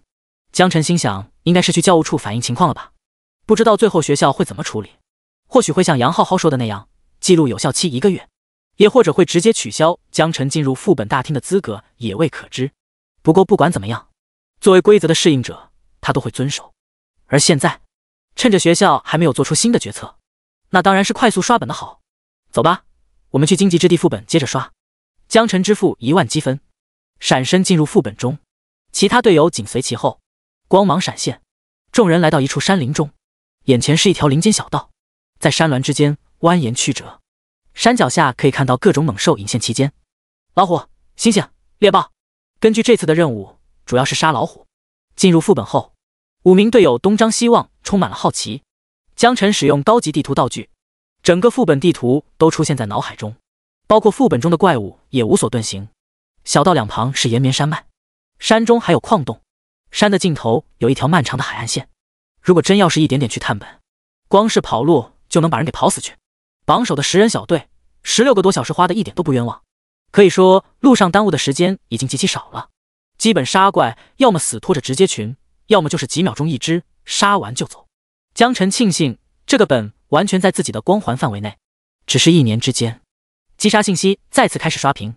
击杀32级丛林猛虎，获得经验32000；击杀33级丛林猎豹，获得经验33000；击杀34级老迈黑猩猩，获得经验34000；击杀33级迅猛龙，获得经验33000；击杀36级霸王龙，获得经验36万；获得装备霸王龙之刃，紫色，30级可穿戴；击杀32级海盗，获得经验32000；获得物品丝绸衣；击杀38级海盗首领杰克斯帕罗，获得经验38万；获得装备杰克斯帕罗的弯刀，橙色，30级装备。经验狂涨，掉落物品几乎每个人都有份，装备竟然爆出了橙色弯刀，其实罗丹和赵小虎都可以用，不过掉落的时候除了需求分配，还有一种情况就是顺序。如果按照需求同时满足好几个人的情形，那么就会按照顺序来自动分配。刚才掉落的橙色弯刀直接进入到了罗丹的储物空间，不过罗丹一贯喜欢始终长剑，至少也是唐刀，所以对弯刀主观上并没有需求。赵小虎，给你吧，我用不上。哇呜，橙色装备，谢谢罗哥。你可别谢谢我，受不起，要谢谢就谢陈哥吧。谢谢陈哥。看到赵小虎拿到橙色弯刀后，立马一脸开心的换上装备。江晨淡淡道：“应该的。”说完，又拿出几件从五行副本里打到的装备，对五人说道：“30级的装备对你们来说还太遥远，你们可以留着以后用。我手里的这些装备是从五行副本打到的，20级就可以装备，你们现在就可以换上。”众人愣了片刻，没反应过来，一个个看着江晨手里的橙色装备，口水不争气的流了下来。要知道，紫色装备就已经是普通人无法企及的存在了，现在跟着江晨混，橙色装备竟然随便就可以拿到好几件。看到队友们开心，江晨也很开心。这些装备拿去卖，确实能卖不少钱，但对他来说，其实也就是30分钟刷一趟五行副本的事。先他的积分完全够用了，没必要攒太多手里。谢谢大佬，陈哥，你就是我的再生父母。陈哥威武，跟着陈哥混，一天吃8顿。你是猪咩，一天吃8顿也不怕撑死？哈哈哈哈！疯了疯了！人手2、3件橙色装备穿身上，几个小伙伴直接疯了。江晨也在考虑，如果遇到禁魔，他只能凭借肉体来战斗，应该穿什么样的装备呢？第148章，你们是来找死的吗？教务处，上百名学院派学生堵在门口，每一名学院派学生都出自名门权贵，又是清北从小培养起来的，可以说是嫡系班底，说亲儿子也不为过。可是现在，一个个神情激动地围在教务处门口。教务处内，一声咆哮传来：“你们是要造反吗？啊！你们知不知道，带着这么多人过来，会给学校造成多大的影响？”看着王主任气急败坏的模样，一旁站着的杨浩浩和几个学生代表们噤若寒蝉，他们暗道糟糕，心知这次恐怕把事情给搞大了。他深知学校制度已经运行了几百年，而他人微言轻，绝不可能因为他的一面之词而改变。可是事关所有老生，尤其是那些顶尖学生的前途，就算是硬着头皮，杨浩浩也要拼一拼，带着他能笼络到的学校精锐们来教务处评评理，只要能拿到合理结果，即便最后受到些惩罚也在所不惜。可是万万没想到，王主任竟然会有这么大反应，也没想到会给学校带来影响。王主任，我们只是想要个公平，这不是怕您以为是个例吗？所以才带了这么多人过来。解释得很牵强，但也勉强能让人接受。权贵加嫡系，顺坡下驴是最好的选择。王主任叹了口气，你们呐，还是年轻，说吧，你想要个什么样的公平？杨浩浩左右看了一下一旁的同学，大家都以鼓励的眼神示意他作为代表。杨浩浩点点头，深吸一口气。副本大厅的榜单有问题。王主任皱了皱，有问题？什么问题？这都运行了几百年，还能有什么问题？以前是没问题，可是自从江晨来了之后，问题就大了。杨浩浩把这段时间以来副本大厅发生的事情事无巨细地讲了一遍，主要意思就是江晨刷过的副本几乎都封死了大家破纪录的希望。别人需要10几个小时、几10个小时的副本，对江晨来说只需要半小时甚至几秒钟。这或许对普通学员没什么意义，但对于那些早就计划好通过刷副本记录拿到功勋值从而进入内院的学员来说，简直就是致命打击，直接断了他们进入内院的念想。这才有了100多号学生围堵教务处的闹剧。听完杨浩浩的申诉后，王主任冷哼一声：江晨凭实力刷的本，他有错吗？学校运行了几百年的规则制度，你说改就改，还是说你觉得我有问题？杨浩浩呼吸一滞，不知道该怎么回答。江晨和学校的制度都没错，可是如果两者叠加，却又断了他们想要进入内院学员的生路。大家都没错，但却又实实在在产生了冲突，痛苦、难受、想哭，事情没办成，还把王主任给得罪了。这是杨浩浩最不想看到的局面。杨浩浩怂了，跟在他身后一起来的同学也都怂了，还要在清北待上个好几年，能不能进内院不好说，但王主任可是一直都能管着他们的。王主任，我不是那个意思，要不然我先回去再好好想想。对，王主任，都怪我们年轻，欠考虑，还希望您不要介意。王主任摆摆手，将桌上已经泡开的菊花茶端在手里轻嘬了一口，哐的一声又放回原位，抬头看向杨浩浩几人：你们带着上百号人来都来了，就这么想走，当我教务处菜园子呢？杨浩浩等人呼吸一滞，几人相视惊慌，看来此事已经不能善了。王主任，您说吧，我们甘愿受罚。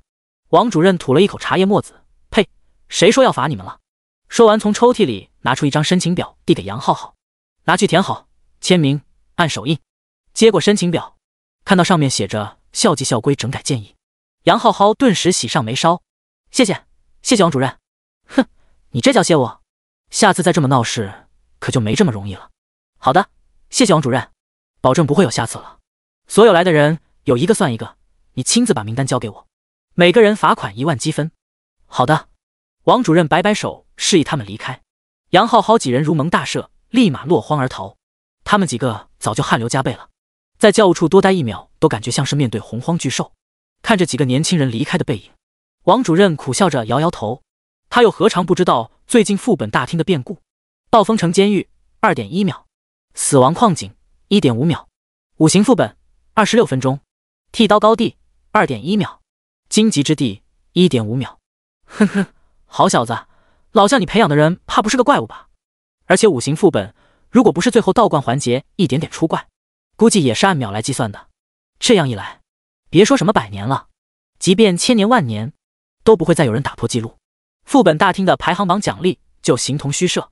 规章制度这种东西，不是他一个人决定说改就能改的，尤其是这种延续了好几百年的规则，必须通过清北甚至龙国高层共同商议之后才能最终决定。时间上恐怕不会太短，而他唯一能做的就是赶紧上报。或许确实需要有一些变化了。王主任浅尝了一口茶水后，从办公室原地消失。副本大厅，几人来到暮色森林副本，众人出现在一个小镇上。这里明明是白天，可是天上的乌云黑压压一片，阳光根本透不进来。小镇周围全是树木草地。江晨用高级地图道具探索之后，发现小镇周围不少墓地，怪物全都是亡灵系列，丧尸、骷髅法师、幽灵、尸虫。而稍微远些的森林里，有身材高大魁梧的狼人，3、5成群，移动速度极其迅速。你好，年轻的勇士，请问你们是来小镇上送死的吗？一道声音从背后响起。赵小虎看着壮得不行，可是胆子却比想象要小，立马被这声音吓了一跳。我尼玛！掏出家伙是自觉地后退了一步。江晨转身看去，一位面色苍白的中年妇女正直勾勾地看着他们，脸上露出诡异的笑容。第149章暮色森林，你们是不是来找死的？这里阴森恐怖，刚进副本就有人这么问话，只要是个正常人都会感觉到很恼火。这中年女人有毛病吧？可是当大家冷静下来后，想到副本里除了他们，不可能出现别的玩家，那这女人是谁？中年女人头上赫然浮现出一个名字，凯文。看到这个，众人这才长舒了一口气。这是副本 NPC 所独有体现方式，名字出现在头顶上，一直挂着的就是 NPC。江晨微微有些诧异，之前刷本的过程中还从来没有出现过 NPC， 这还是他头一次遇到。中学时期书本上也都有讲过， NPC 的存在一般都是提供辅助、派任务，完成任务之后一般会有额外经验奖励，好一点的还会有物品奖励，比如装备、道具、材料等等。一想到这里，众人原本怒火中烧，态度立马180度大转变。啊对，我们就是来找死的，请问有什么任务可以接吗？赵小虎收起盾牌和海盗弯刀，搓了搓手，一脸谄媚地问道。凯文并没有理会赵小虎，而是对着江晨说道：年轻的冒险者呀，我们镇子常年都会遭受到亡灵侵袭，我请求你带你的奴仆们帮我们杀死罪恶之源堕落女巫。巴拉巴拉巴拉，讲了10多分钟，总之就是怪物间歇性来小镇扫荡，不少年轻人都已经牺牲了，外面来的冒险者也死了不少，怪物似乎杀不完。昔日的战友陷入黑暗后重新复活，成为了敌人，整个小镇朝不保夕。如果江晨再不愿意伸出援手，就会如何如何。行，不用说了，不管什么任务我们都接了。江晨直接打断道。没想到这 NPC 是个话痨，本以为几句话的事情，竟然絮叨个没完。凯文见江晨一口答应，惨白的脸上挤出笑意，宛如盛开的花一般。好的冒险者，任务完成之后还是这个地方来找我，我会给予你们每人1件紫色装备，1万积分，1点贡献值，但你们需要在10个小时完成任务，否则将会扣除你们10%的属性点。好的，行，快接吧。说实话，紫色装备对江晨来说完全无感，橙色装备都随便刷，紫色装备要来干嘛？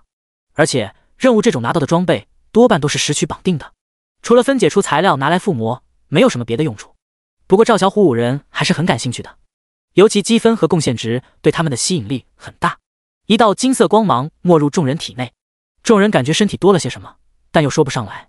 获得任务：击杀堕落女妖，10小时内完成，否则将会失去10%的属性点。凯文点点头，任务接取成功。去吧，我的勇士们，不完成任务就别回来。不得不说，这任务一般人不敢接，有时间限制不说，完不成任务还会丢失10%的属性点，这谁受得了啊？然而，在听到凯文的催促后，6个人一点都不慌，站在原地纹丝不动，像是在等什么。凯文皱了皱眉，又继续催促道：“你们还不出发吗？”下一秒，5人虎躯一震，熟悉的感觉再次来袭。击杀28级骷髅战士，获得物品亚麻布2；击杀30级幽灵，获得物品暗影之尘；击杀32级丧尸，获得物品丝绸2；击杀33级疯狂的食尸鬼，获得物品丝绸2；击杀33疯狂的恐狼，获得物品丝绸2；击杀35级堕落女巫，获得装备女巫法袍紫色30级装备。10人团本只有6个人，所以经验分摊的并不多，每个人都能获得大量经验。而20级以下对经验的要求相对较低，5名队友经验条都涨了一大截。击杀堕落女巫掉落了一件法袍，根据需求原则，张小丹、江晨、林墨和秦风都可以用，在一个队伍中都有需求的情况下，根据顺位原则，这件紫色法袍装备落在了江晨的储物空间内。虽然这玩意儿江晨看不上，但按照规矩属于他的，他也不会推辞。而且法袍就这一件，3个人当中选一个送，还不如不送。做人情这一块，江晨也是懂得边际递减效益的。交任务，恭喜你，尊敬的冒险者，你的任务已经完成。凯文毕竟只是 NPC， 对江晨的骚操作并没有太大的惊讶，只是公式化确认任务完成。每个人奖励40万经验值。几道白光闪现，之前处于升级临界值的几人同时升级了。张小丹，牧师19级；赵小虎，战士20级；秦风，术士18级；林墨，法师18级；罗丹，剑圣19级；江晨，光环师25级。终于升级了，等级超过20级之后，经验所需明显会变多，所以江晨升级相对比其他队友要慢很多。而现在，江晨已进刚来到了25级，他惊讶地发现，这时奥古拉已经不会再受到江晨等级压制，而是跟着他一同来到了25级。也就是说，奥古拉升级并不需要额外的单独经验升级，而是可以随着他的等级提升一起升级。不得不说，这套主仆契约还真省事。之前一直没有把奥古拉放出来，就是觉得他有可能会分摊经验，现在看来并不会有什么影响。完成副本任务后，除了拥有海量的经验之外，同时还给到了每个人一件蓝色装备。大家都已经拥有了几件紫色和橙色，当然看不上这种蓝色装备，但是拿出去分解当材料，给橙色装备附魔还是不错的。不过唯一让江晨头疼的是，杀的这些怪物中并没有出现像思琪交给任务当中所需要的物品。黑枸杞，张小丹提醒说，有没有一种可能，这种东西不是怪物身上掉落，而是需要采集的？江晨微微一愣，觉得很有道理，毕竟这玩意儿是植物类的东西。于是试着跟凯文沟通了一下，没想到竟然小镇周边的丛林里就有，只不过之前都被疯狂的暗夜狼人盘踞，所以想要采集就必须先清怪。而现在整个副本的怪都已经秒躺了，直接采集就好了。采集够需要的黑枸杞后，几人出本。毫无意外，他们以35分钟的时间再次打破了副本第1的记录。暮色森林记录刷新，第1名，人员名单：江晨，光环师8064级新生25级；张小丹，牧师8064级新生18级；赵小虎，战士8064级新生20级；林墨，法师8064级新生18级；秦风，术士8064级新生18级；罗丹，剑圣8064级新生19级。用时16分钟，获得奖励5万积分，10点功勋值。第150章象神驾到。副本大厅，当再次收到江晨破纪录的通知后，大家其实早就已经预料到了，甚至于当看到江晨刷新的第1名记录竟然要10多分钟，是1分钟为单位的时候，都表现出了诧异的神色。咦，竟然不是秒，这你就不懂了吧？这本有个任务，完成后让小队成员获得额外的积分和装备。任务很难吗？对别人来说或许很难，但是对江辰应该都一样。只不过这个任务有个毛病。啥毛病？说来听听。NPC 比较啰嗦，光是描述任务都需要10多分钟，我估计时间主要耽误在这里。我说呢，怪不得会用了16分钟。就在这时，暮色森林副本漩涡光芒闪动，大家本以为是江辰小队出本了，结果却看到几个人灰头土脸的人连滚带爬从副本中跌落出来，还没站稳，一屁股坐地上，大口喘着粗气。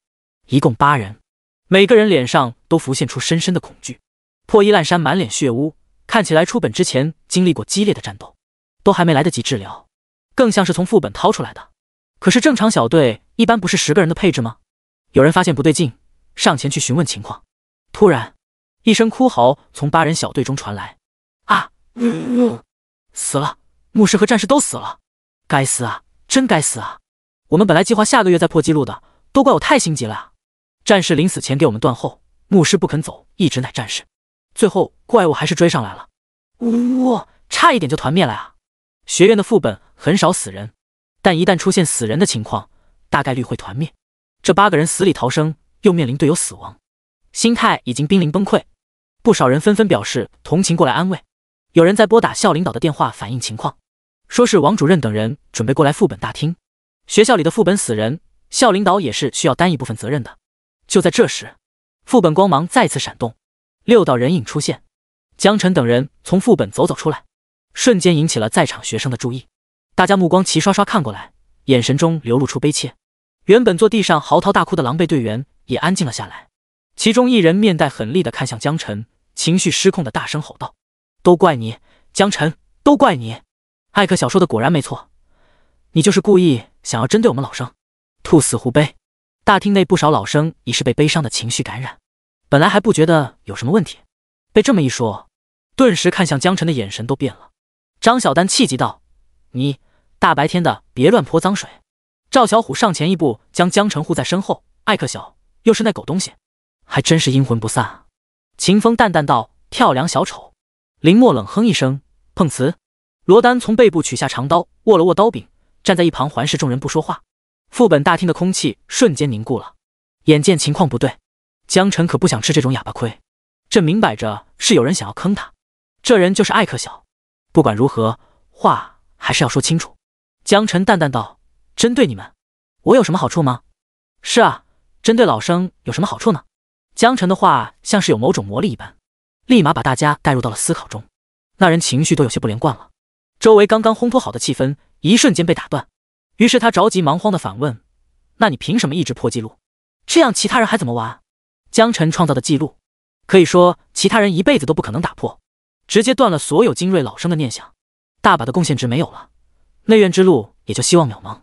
很多人心中早就存在这样的想法，只是今天被说破而已。对啊，江辰，你这么搞未免有些过分了。江辰淡淡道：“过分？这世道本就是强者为王，各凭本事。你……呵呵，我正常刷本而已，记录本来就是用来打破的。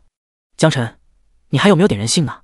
我们刚刚死了2同学，都是别你害死的，你必须向他们认错道歉。”坐地上破衣烂衫的法师哭得楚楚可怜。大厅内不少老生为止动容，能考虑破纪录的人自然都是学校顶尖级别的存在，平时自然也会互相有过合作的经历。现在昔日合作过的队友死亡了，有人为他们哭泣，自己只能袖手旁观。江辰，你确实做得有点过分了，要不你还是给他道个歉吧。对啊，你不光要道歉，还要赔偿别人积分作为精神损失费。做人要厚道啊，年轻人，你能力再强大，也要照顾下弱者。龙国不是靠某一个人支撑起来的。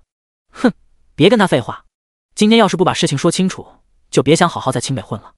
我说的，这些说话的人都是老生中的精锐，不断朝着江辰他们围拢过来，更是有其他学生用传送手牌传送过来，看来是他们当中有人摇人了。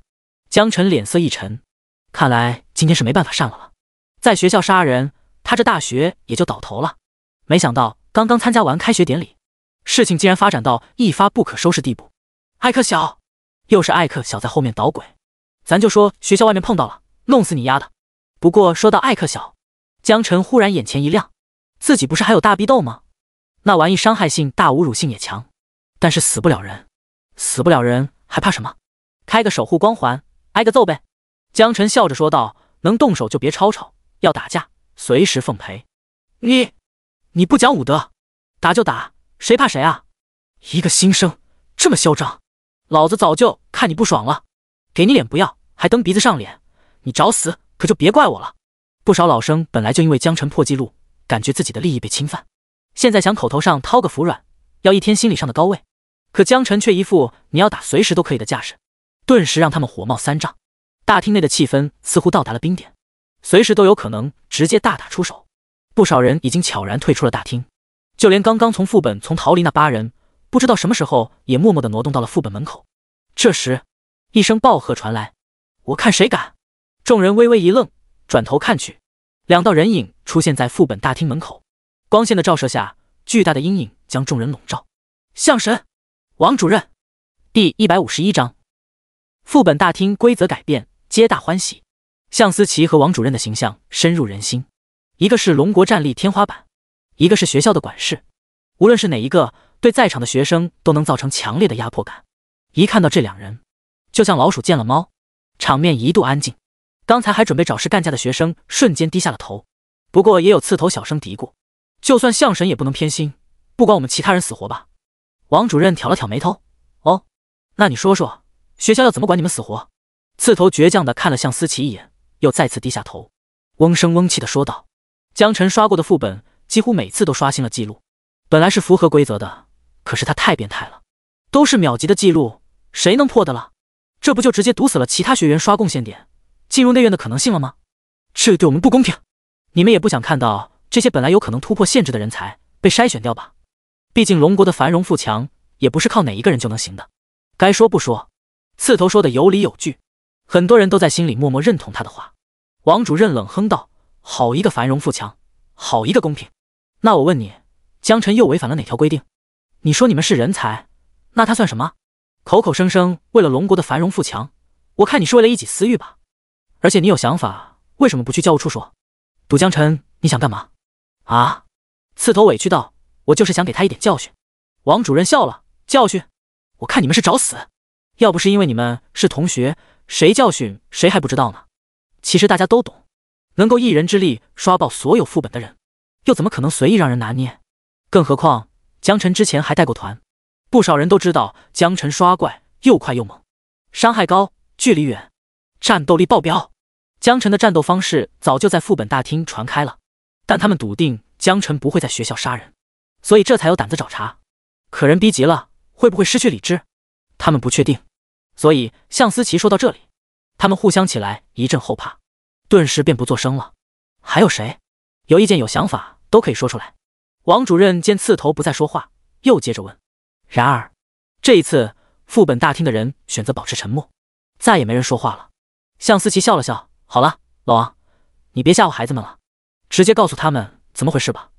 说完又看向江辰：你们也听听。向神对江辰的态度不一般，所有人都能看得出来。江辰也感到一丝温暖，这是向神在暗示大家不要为难自己。江辰点点头：好的。虽然大厅内的其他职业者刚才跟他矛盾，其实他并没有生气，不是什么圣母不圣母，而是话里话外他都能听得出来，这件事情的来由本身确实是他影响到了别人，而且也是由艾克小在背后推波助澜。想要真正解决问题，其实还是要看学校怎么做。有向思琪和王主任在，他相信学校这边不会为难他。这时王主任清了清嗓子开口说道：我知道这几天江辰在副本大厅内创造的记录让你们所有人都很困扰，但是你们想过没有，江辰他也是咱们清北的一员，龙国的公民，非亲非故，凭本事破纪录，凭什么要给你们行方便？本来这些规则的制定就是为了筛选人才，已经持续了几百年都没有变过，难道你们没想过从自己身上找原因？亦或者你们对学校规则不满，就不能像杨浩浩那样去教务处找我？难道学校会不讲理吗？王主任环视众人，大家都不敢抬头对视，纷纷低下头，就连刚才的刺头此时脸色也有些红润，只有江辰冲着王主任感激地笑了笑。5名队友激动得不能自已。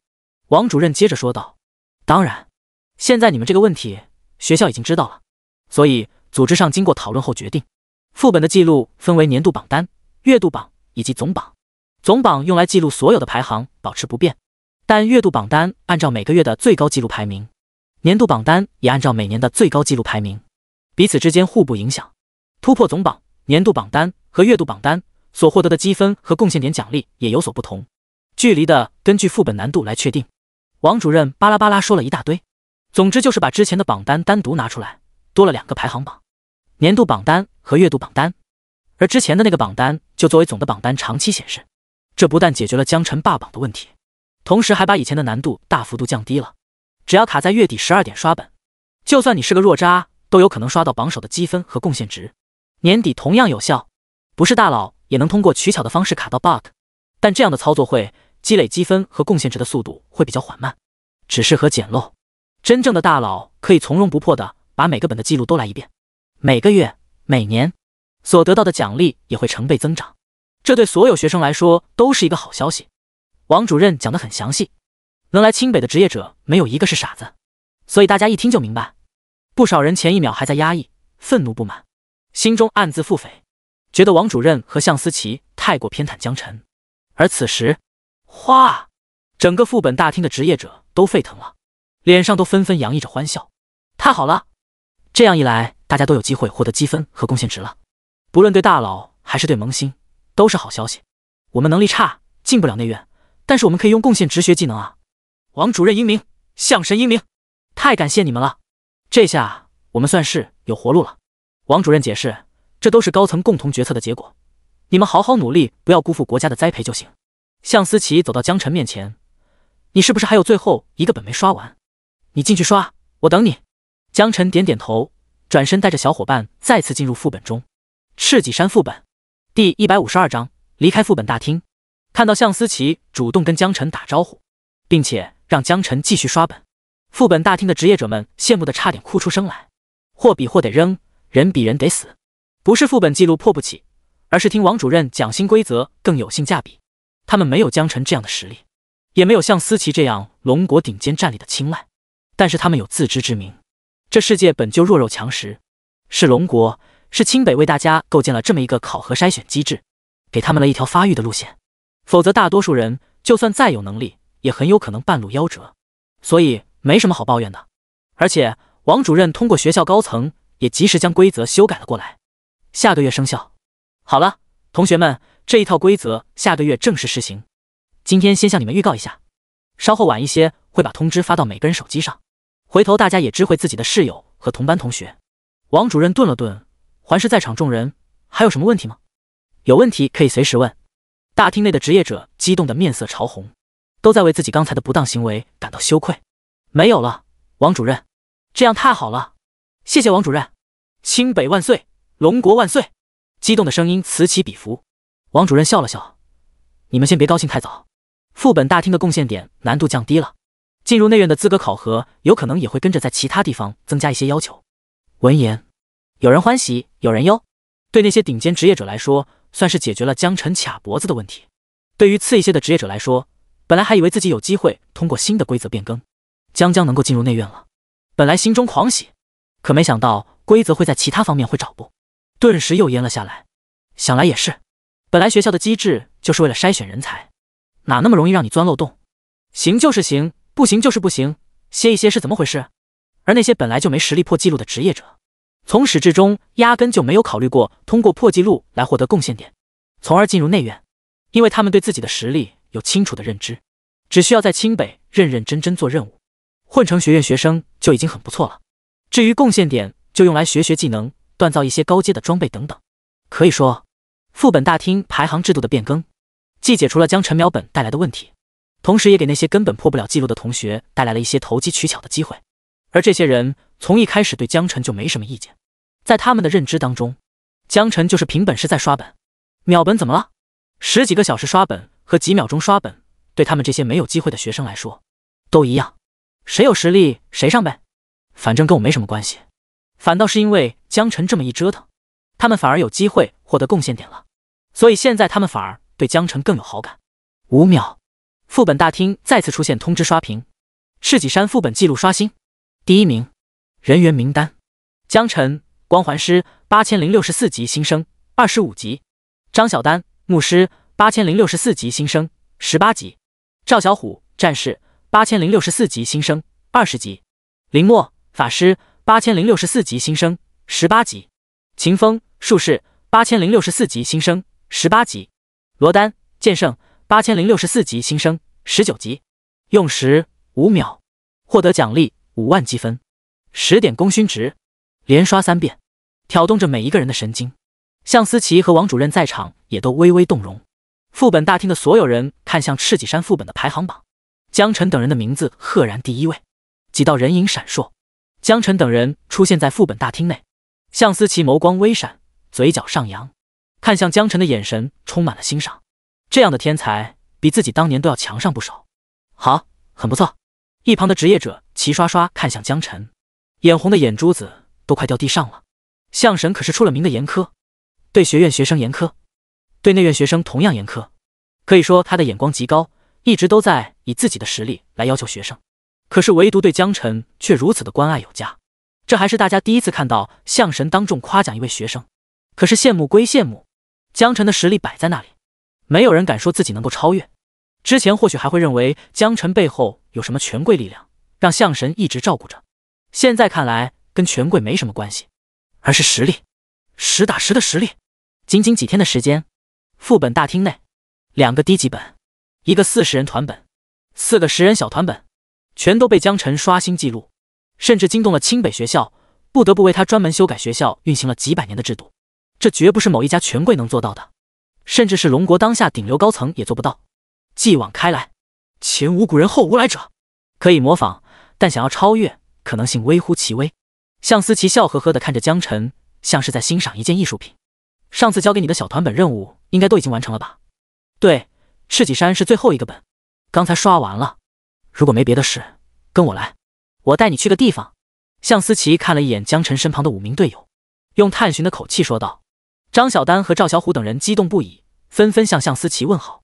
向神好，见过向神。然后有对江晨说道，你去吧，向神找你有事，我们自己在学校逛会，不耽误你正事了。江晨点点头，好，有什么情况随时电话联系。所谓一人得道鸡犬升天，也不过如此了。本来这5人可以说平平无奇，可偏偏是江晨的中学同学，就连向神都过来跟他们主动示好，简直羡煞旁人。向神带着江晨瞬移离开副本大厅后，张小丹等人打算先继续熟悉这里的环境。他们刚刚来学校不久，说实话，对副本大厅其实还一无所知。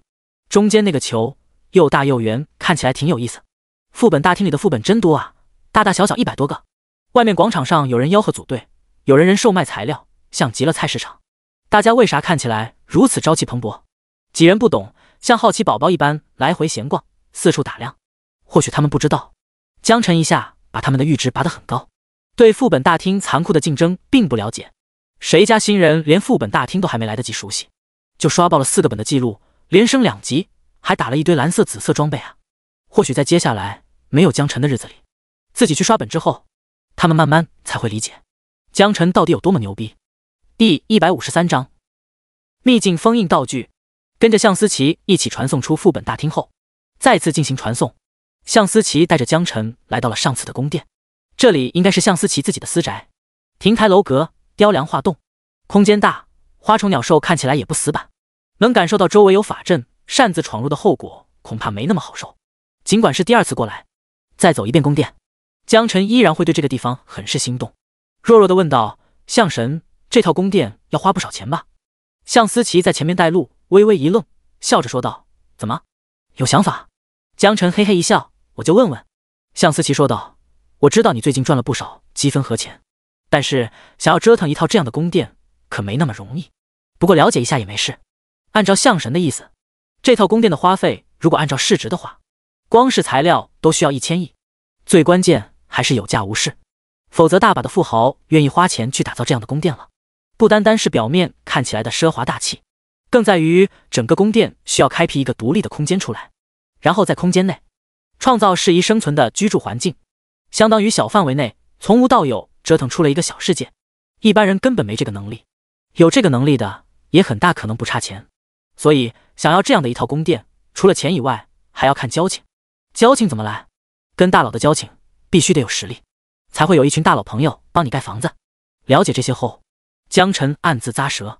向思琪笑着说道，现在你主要还是先提升实力，实力到了，很多事情自然会水到渠成。江晨点点头，好的，我会努力的。两人走过朗亭，走到一座湖泊上的凉亭里，中间摆着一张石桌，桌子上放着棋盘和香薰，以及刚刚泡好的茶水。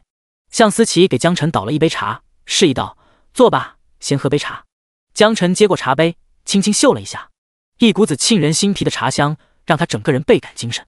压了一口，从舌尖到喉咙都感受到甘甜。向思琪观察到江晨一脸享受的模样，笑着问道：“怎么样？我这茶还可以吧？”江晨点点头，很不错，闻起来香，喝起来甘甜，喝到肚子里，感觉整个人都精神饱满了。向思琪说道：“这茶叶是魔域里头皇族才能喝到的品种，龙国商人偶得知，然后带回来改良了一下，味道不错，唯一的缺点就是无法量产，所以一直作为特供，没有在市场流通。这茶可以快速恢复体力、精神，长期喝还能显著提升身体属性。”江晨微微惊讶，没想到茶叶竟然都有如此讲究，看来这世界上还有很多他不知道的东西。向思琪话锋一转：“材料任务完成了，你不好奇那些材料都是做什么用的吗？”江晨脸色一红，赶紧摇头：“不想知道。这尼玛，就算是头猪也能够想到这些材料是用来干嘛的。能让大佬作为任务派给自己，那需要这些材料的人肯定不是一般人。作为一个男性，虽然他还年轻，但也知道这是所有人禁忌，也是秘密。保守秘密最好的办法就是不要知道的太多。”向思琪哈哈大笑：“我知道你在想什么，不过跟你想的有些不一样。这些材料凑在一起，可以制成一种药剂，伟大药剂，短时间内激发肾上腺素，提高个人的肉体极限。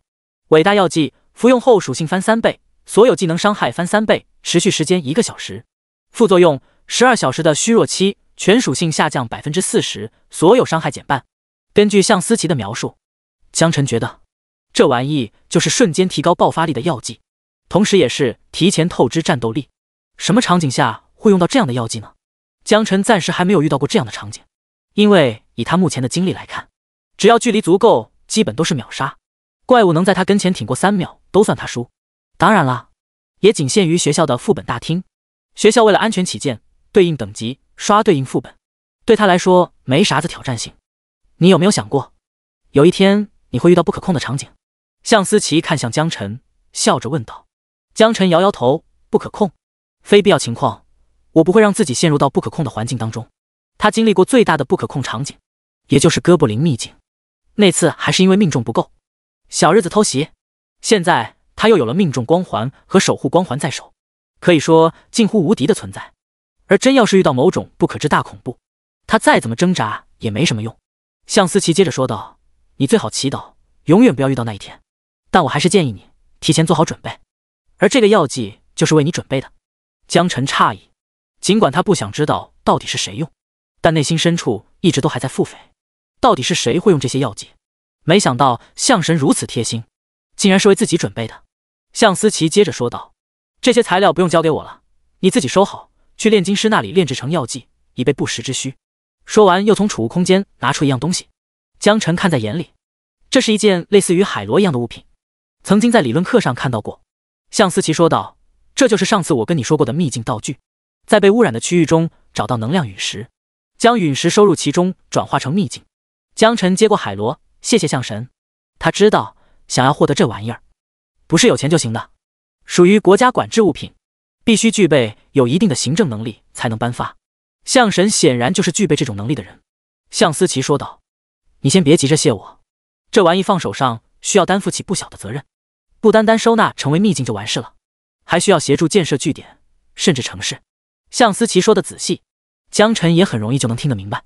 海螺道具可以将能量陨石封印起来，转化成秘境是没错，但是即便封印，对于强大的能量陨石来说，也不能做到100%。这也是为什么秘境周围的荒野经常还是会出现强大的怪物，而人类的据点城镇通常设立的相对远些。作为封印陨石者，同样也有责任协助建设、守护附近的据点，和国家一起投入人力、投入资金，投入越多，作为汇报，城镇税收也会享有越多。第154章传承戒尺。简单来说，向思琪给江晨的海螺道具，不单单只是封印能量陨石那么简单，更是参与国家建设的入场券。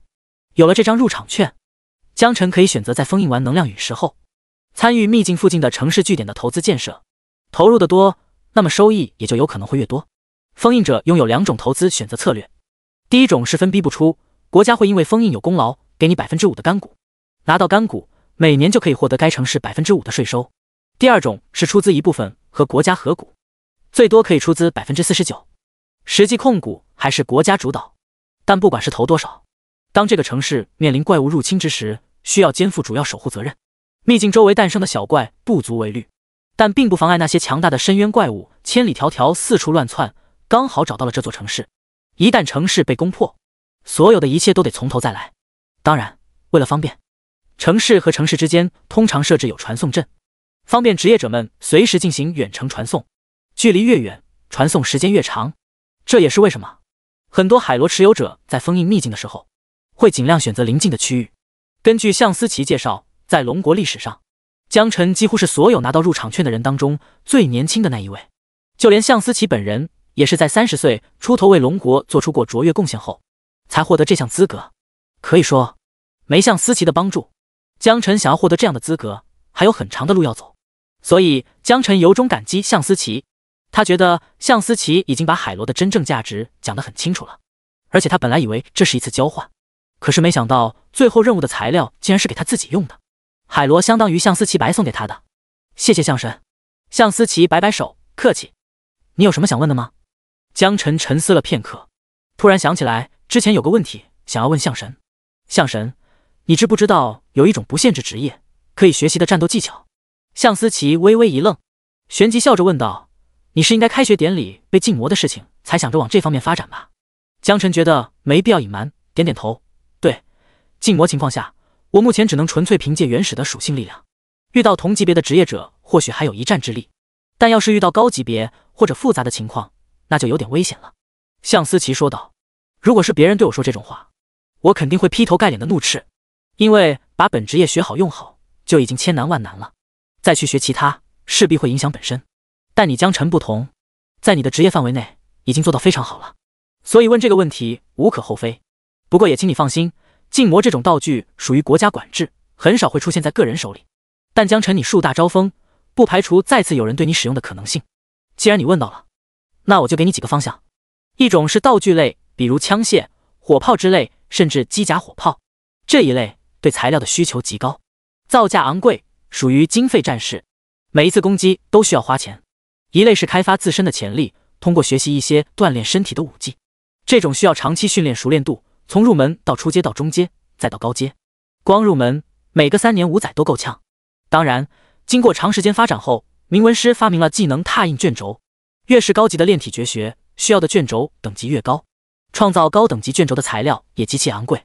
第一类需要支付的代价属于首付加无限分期模式，第二类属于一锤子买卖，但需要通过购买拓印卷轴，跳过练习直接跨入到入门阶段，但也仅仅只是入门阶段。后面想要继续提升，需要通过熟练度累计，从而达到临界值才能学习中阶、高阶。另外，火炮类的装备跟你自身的属性值没有任何关系，只跟你的钱多钱少有关系，而武技类则可以根据你的属性值多少来发挥作用。除了职业者本身的战斗力，蓝星世界确实还存在着其他战斗输出方式。向思齐列举出其中最主要的2种，一种是经费模式，跟钱相关；一种是开发自身潜能，通过武技来合理利用自身本身的属性值。江辰想了一下，就目前而言，无论是钱也好，还是属性值也好，他其实都有一定的优势。不过向思齐还是建议他专攻一个方向就好，贪多嚼不烂。江辰思考了片刻，最终还是决定选第2种，不是给不起钱，而是武技更有性价比。谢谢向神，如果一定要选择一样的话，我更愿意选择武技。江辰思考片刻后说出了自己的决定。向思齐点点头，你在开学典礼上的表现我都看到了，四维属性方面你似乎有着异于常人的高度，我和校领导商量过了，同样武技也更加适合你一些，之所以拿来问你，也是想要看看你的个人意愿。现在你做出选择，我就放心了。学院刚好有武技老师，具体你可以去向他询问清楚。不过在你去找他之前，你可能还需要一样道具。江辰问道，什么道具？他心中其实已经猜到了7、8分。龙国的古武传承历史悠久，中学的理论课有讲过，每一项古武传承从入门到高手，至少都要经历将近10年的不断练习。想要成为大师甚至宗师级别，更是几10年如一日练习。如果真要按照这个节奏折腾，等到真正用上，人都垂垂老矣。而且拜师学习者不花个2、3年功夫，连入门都困难。江辰相信，既然相神提出这个建议，那就肯定也考虑到了这一点。果不其然，正如江辰料想，向思齐笑着回答道：“传承戒尺。”看着江辰一脸疑惑，向思齐接着解释道：“本来学习古武，每个几十年很难学成，但拥有传承戒尺之后，便能很快帮你突破瓶颈。”第155章校制度改革建议。根据向思齐的解释，江辰很快便明白过来，正因为古武需要花费太多时间，已经不符合这个时代的快节奏，所以便诞生了传承戒尺。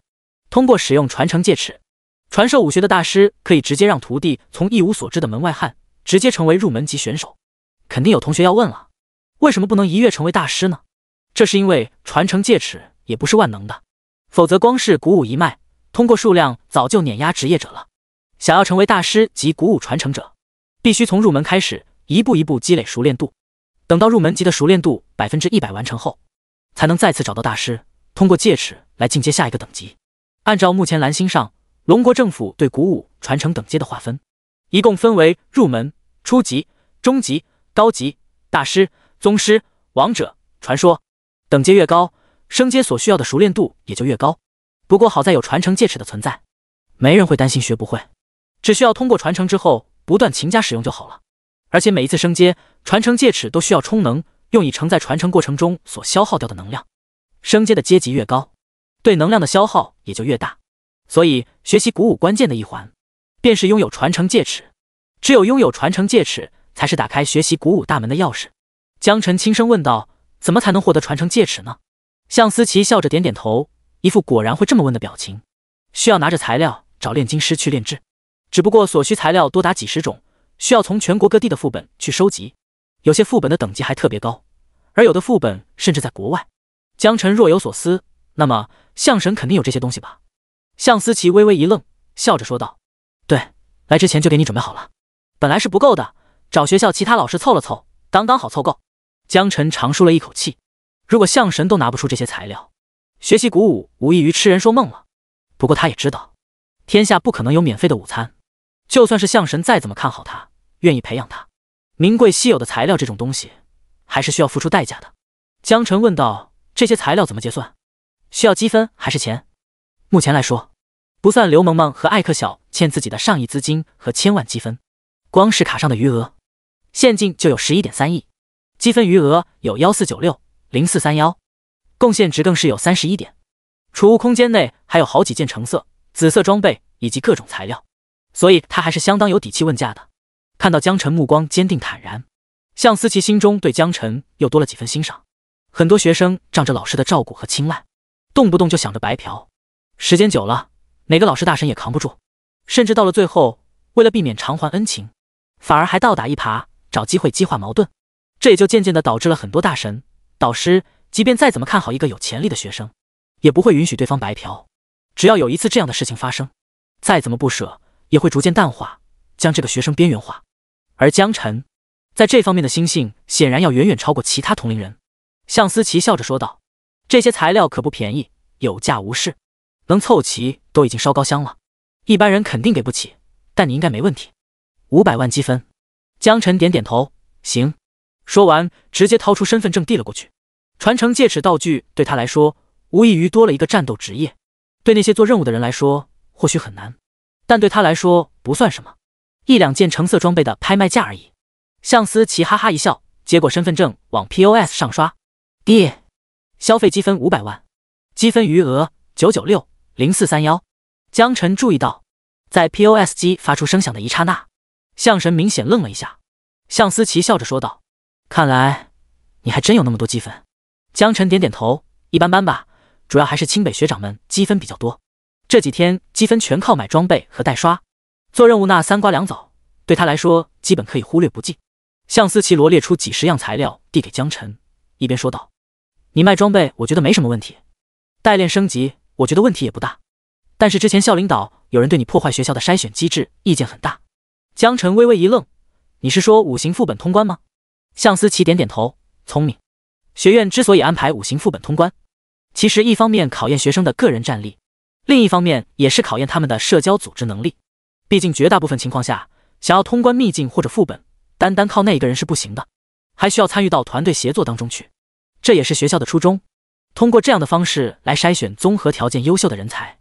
也就是说，江晨的行为直接打破了学校的任务筛选机制，让那些原本没有能力通过5行副本的人，达到了学校的任务考核要求。这样一来，筛选就变得失去意义。之前只想着赚积分，并没有考虑那么多。知道问题的根结点后，江晨点点头，我以后会注意。不过，我觉得每个人的特长都不一样，一概而论有失偏颇。他同时也提出了自己的想法，有的人擅长社交，有的人专心自强。擅长社交的人去组团，做团队副本的指挥，专心自强的人在本职业上多花功夫，也一样能大放异彩。听完江晨的讲述后，向思琪心中对江晨的评价又高了积分。能想到这么深入，说明江晨并不仅仅只知道升级打怪变强，一个真正强者的素质不单单体现在战斗能力，还需要对其他人能够进行深入的共情和管理。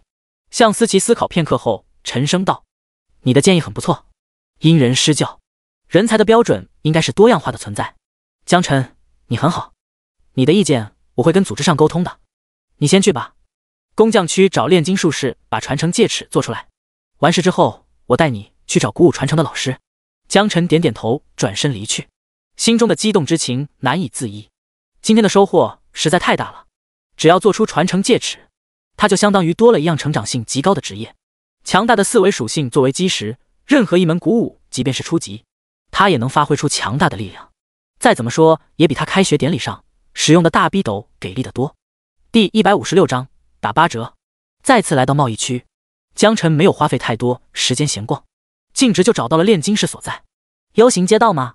走到头拐个弯往回走，几百米就能看到炼金的大招牌，很好辨认。炼金房内，一位身穿灰色工服的中年人在货架之间来回穿梭，正在不断整理货架上的材料。985号材料和911号材料可是易燃易爆材料，竟然被放到了一起。魔蛇鳞片和荒野犀牛皮分类放到一起，可以制造高级皮具装备。哦，天哪，我得快点整理完，不然店里的单子又得忙到天黑了。金闪闪此时像极了一颗陀螺，娴熟地辨识着每一个材料，并将其分门别类。这时，门外出现一道身影。嗨，有人吗？江晨扫视一圈，没有看到金闪闪。金闪闪从货架后探出头来，嚷嚷了一嗓子：“进来吧，想要做什么？”而后又继续整理。叮铃哐啷响个不停。江晨说道：“传承戒尺，我要做一把传承戒尺。”安静！整个炼金房都陷入了安静，仿佛一根针掉地上都能听见。江晨甚至怀疑刚才是不是真的有人叫自己进来，于是又问了一遍：“有人吗？”下一秒，货架晃动，玻璃瓶掉地上摔碎的声音响起。金闪闪发出尖锐报鸣声，从货架后冲了出来，看向江晨，眼神中流露出难以置信的光芒。你再说一遍，你要做什么来着？江晨被金闪闪给整懵了，但还是轻声道：“传承戒尺啊，怎么可能？这玩意儿的材料有多难弄，你知道吗？”金闪闪几乎是下意识问出了自己的疑惑。江晨心念一动，几十样稀有材料就这样铺陈在炼金房的工作台上。看着这些材料，金闪闪当场陷入了呆滞。江晨笑着说道：“材料都在这里了。”金闪闪指着材料，目光在江晨和材料之间来回移动，嘴里不停发出啊吧啊吧的声音，像是背下了某种施语禁咒，缓和了好久才恢复过来。江晨叹了口气，这些材料应该够了吧？金闪闪激动地说道：“够了，够了，绝对够了。”然而激动之余，又突然冷静下来，死死盯着江晨问道：“你这些材料来源不会不正规吧？我说直白点，你这不会都是偷来的吧？黑货我们店可不收昂。”江晨无语，很想来一句瞎了你狗眼，可是一想还要求着别人办事，所以还是不要把关系搞得太僵才好。不过目前他也拿不出什么证据来，最好的办法还是让向思琪自己来跟金闪闪说清楚。我打个电话。你打。金闪闪秉持着严谨态度，抱着胳膊杵在一旁。他倒要看看这小子到底怎么证明这些材料的来路，连他堂堂高级炼金师都没有怎么见过的材料，一掏就是几十件，唬谁呢？如果这些不灵不灵的宝贝都是真的，那么眼前这位小哥可就不简单了，要么身世背景让人玩味，人前显贵，要么就是作奸犯科，材料来路不明。可是如果真的背景深厚，自己多少应该听说过。而这小子虽然看起来眼熟，但是肯定还没到显贵的地步。今天不说清楚来源，他可是要跟校领导汇报的。当然，这一切只是金闪闪心理活动，他不会明说，但肯定需要确认清楚。毕竟眼前40多种材料，每一样都非常稀有，小心驶得万年船。江晨点点头，拨通电话给向思琪。喂，向神，对，我现在就在炼金房这里，有人怀疑我这些材料的来源，你要不要过来帮我证明一下？一旁的金闪闪傻眼了，向神，龙国能称之为向神的，恐怕只有那位了吧？正在他惊疑不定之时，江晨将电话递给金闪闪，向神的电话，你接一下。金闪闪整个人都不好了，激动的心，颤抖的手，接过电话试探性的问道：你好，我是清北的高级炼金师金闪闪。电话那头传来慵懒的声音：你好，我是向思琪，江晨带过来那批材料都是我给他的，应该没什么问题吧？金闪闪瞳孔微缩，向思琪的声音他可太熟悉了，每次在电视上、典礼上都曾经无数次听到过，即便现在是通过电话，他还是第一时间听出来了。他可以肯定，对面那个说话的人100%就是向思琪，而且这世界上应该不会有哪个蠢货去冒充向思琪，毕竟向思琪是龙国人心中图腾一样的存在。没有问题。那就好，拜托你了。传承戒尺。好的。向神。电话挂断，金闪闪长舒一口气，面对江晨的态度都变了。手机还回去后，一拍脑门子，浮夸地问道：哎呀，我想起来了，你昨天还是前天才来我们店里？江晨点点头，对，前2天来过，主要是高级地图充能。哎呀，我就说嘛，怎么这么脸熟？我记得你的。金闪闪一把勾住江晨的脖子，俨然一副好兄弟的模样。不过兄弟，你这可不厚道了，认识向神你不早说。江晨微微一愣，你也没给我机会说啊，而且我18岁，你他妈看起来都快40了，好意思喊我兄弟吗？江晨不理解，但表示尊重，笑着说道：现在知道也不晚，这个传承戒尺需要多久做好啊？金闪闪微微一愣，犹豫了片刻说道：本来呢，原则上是需要至少1个月的，而且你前面还有不少单子挤压，再加上排队时间的话，少说也要3个月以上。江晨皱了皱眉，这时间也太久了。金闪闪赶紧说道：好兄弟，你别着急嘛，咱们都是认识向神的人了，插个队算得了什么？兄弟，我帮你做主了，就差最前面，第一个帮你做，而且要不了1个月，我半天就给你做好。江晨有些不放心，从1个月压缩到半天，会不会有什么影响？比如降低成功率什么的？金闪闪佯装生气：你这就瞧不起兄弟了不是？整坏了我赔你不就完了？江晨轻声道：我就随口问问。金闪闪接着说道：不过亲兄弟明算账，积分还是要给的，而且数额不小，老哥我顶多帮你打个8折。第157章，速来，等你。江晨哑然失笑，金闪闪遮遮掩掩说了半天，他还以为多大个事，不就是积分吗？他现在最不缺的就是积分和钱了。多少积分吗？不用铺垫，直接告诉我就行了。金闪闪看了江晨一眼，悠悠道：传承戒尺属于传说级道具。江晨说道：多少？直接报价。金闪闪比划了一根手指，娇羞地低下头去。江晨皱了皱眉：100万积分。金闪闪点点头：对，100万积分。还以为多大个事，搞得这么凝重。传说级道具100万积分不贵啊，而且这玩意儿相当于给自己开辟了一个新的职业路线。江晨毫不犹豫地拿出身份证，刷卡。清北所有信息识别都是通过身份证，包括积分的累积和消费也不例外。金闪闪接过身份证后，连连夸赞道：兄弟，爽快！消费100万积分，积分余额8960431。我滴个乖乖，土豪啊！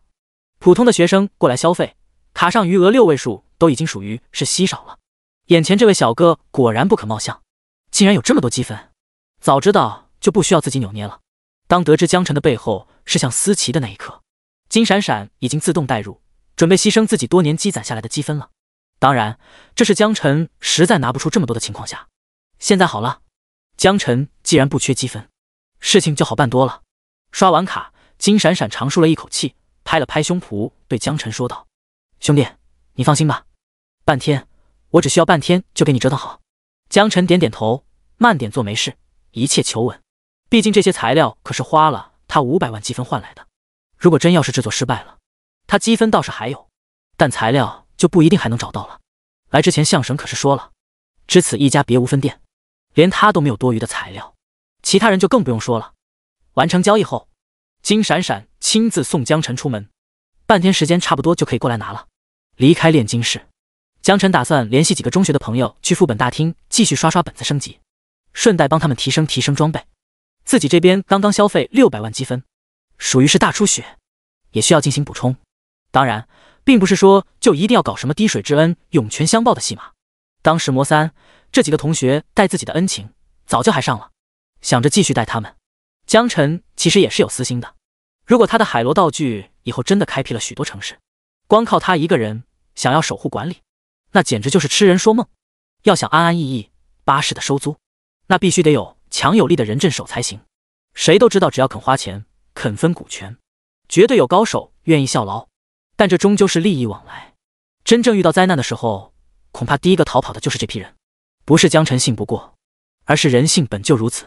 还不如从现在开始建立自己的班底，让这5个朋友成为自己的原始股东、圆桌骑士，然后他们5个又各自每人去发展5名成员，这样开枝散叶，子子孙孙无穷尽也。而且这里可是清北，是整个龙国的精英聚集地，未来都会是龙国的中流砥柱般的存在。所以让5位小伙伴提前占据等级和装备优势，也能更加容易帮助他人，吸引他人。说干就干，江晨开始编辑短信。副本大厅，张小丹几人刚刚从死亡矿井的副本中脱离出来，用时9小时15分钟，神色疲惫不堪。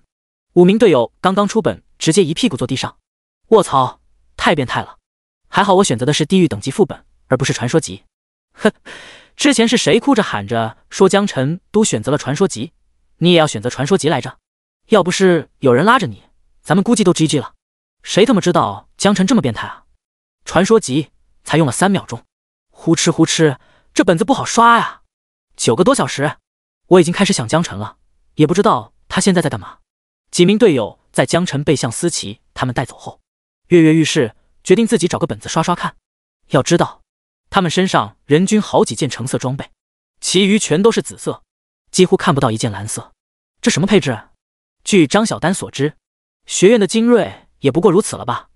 当看到暴风城监狱副本、死亡矿井副本、5星团本，好几个副本的排行榜上，第1名都是江晨，而且刷本的时间单位都是按秒来计数。5人小队彻底不淡定了。昔日的中学同学已经成长到了这一步了吗？都是刚刚17、8岁，一股子少男少女的攀比心油然而生，所以也就有了刚才那一幕。历经9个多小时，5人小队算是明白了什么叫做差距。要不是有江晨提前带他们升级打装备，估计这回连新人的普通本都过不了，更别说什么地狱级了。而传说级压根想都不敢想。可是之前他们明明才刷过4个传说级10人团本啊，全都轻松惬意，一个怪物都没看到。进本之后直接击杀刷屏，经验飞涨。相比之下，巨大的落差感让张小丹等人开始想念起江晨的好来。哎，这辈子恐怕都不可能跟江晨比了。比啥比？江晨强大了，咱们不就可以抱大腿了吗？就是，明明可以躺着，你非得站着。不，我觉得你们堕落了。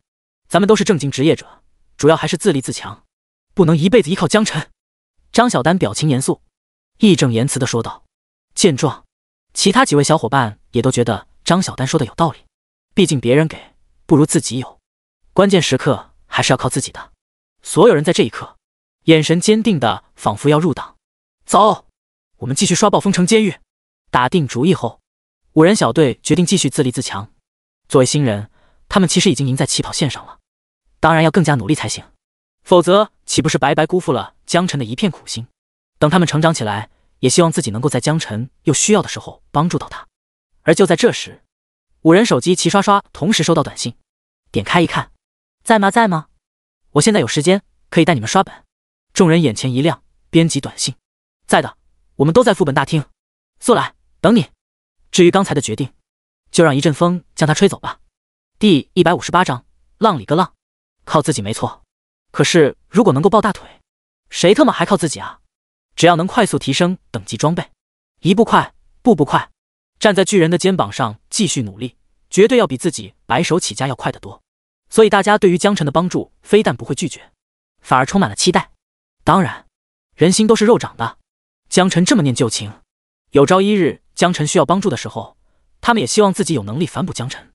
得知5名队友都已经在副本大厅后，江晨微微一愣，本来还以为没有自己带本，大家会各自回宿舍休息，没想到大家心有灵犀都在副本大厅了。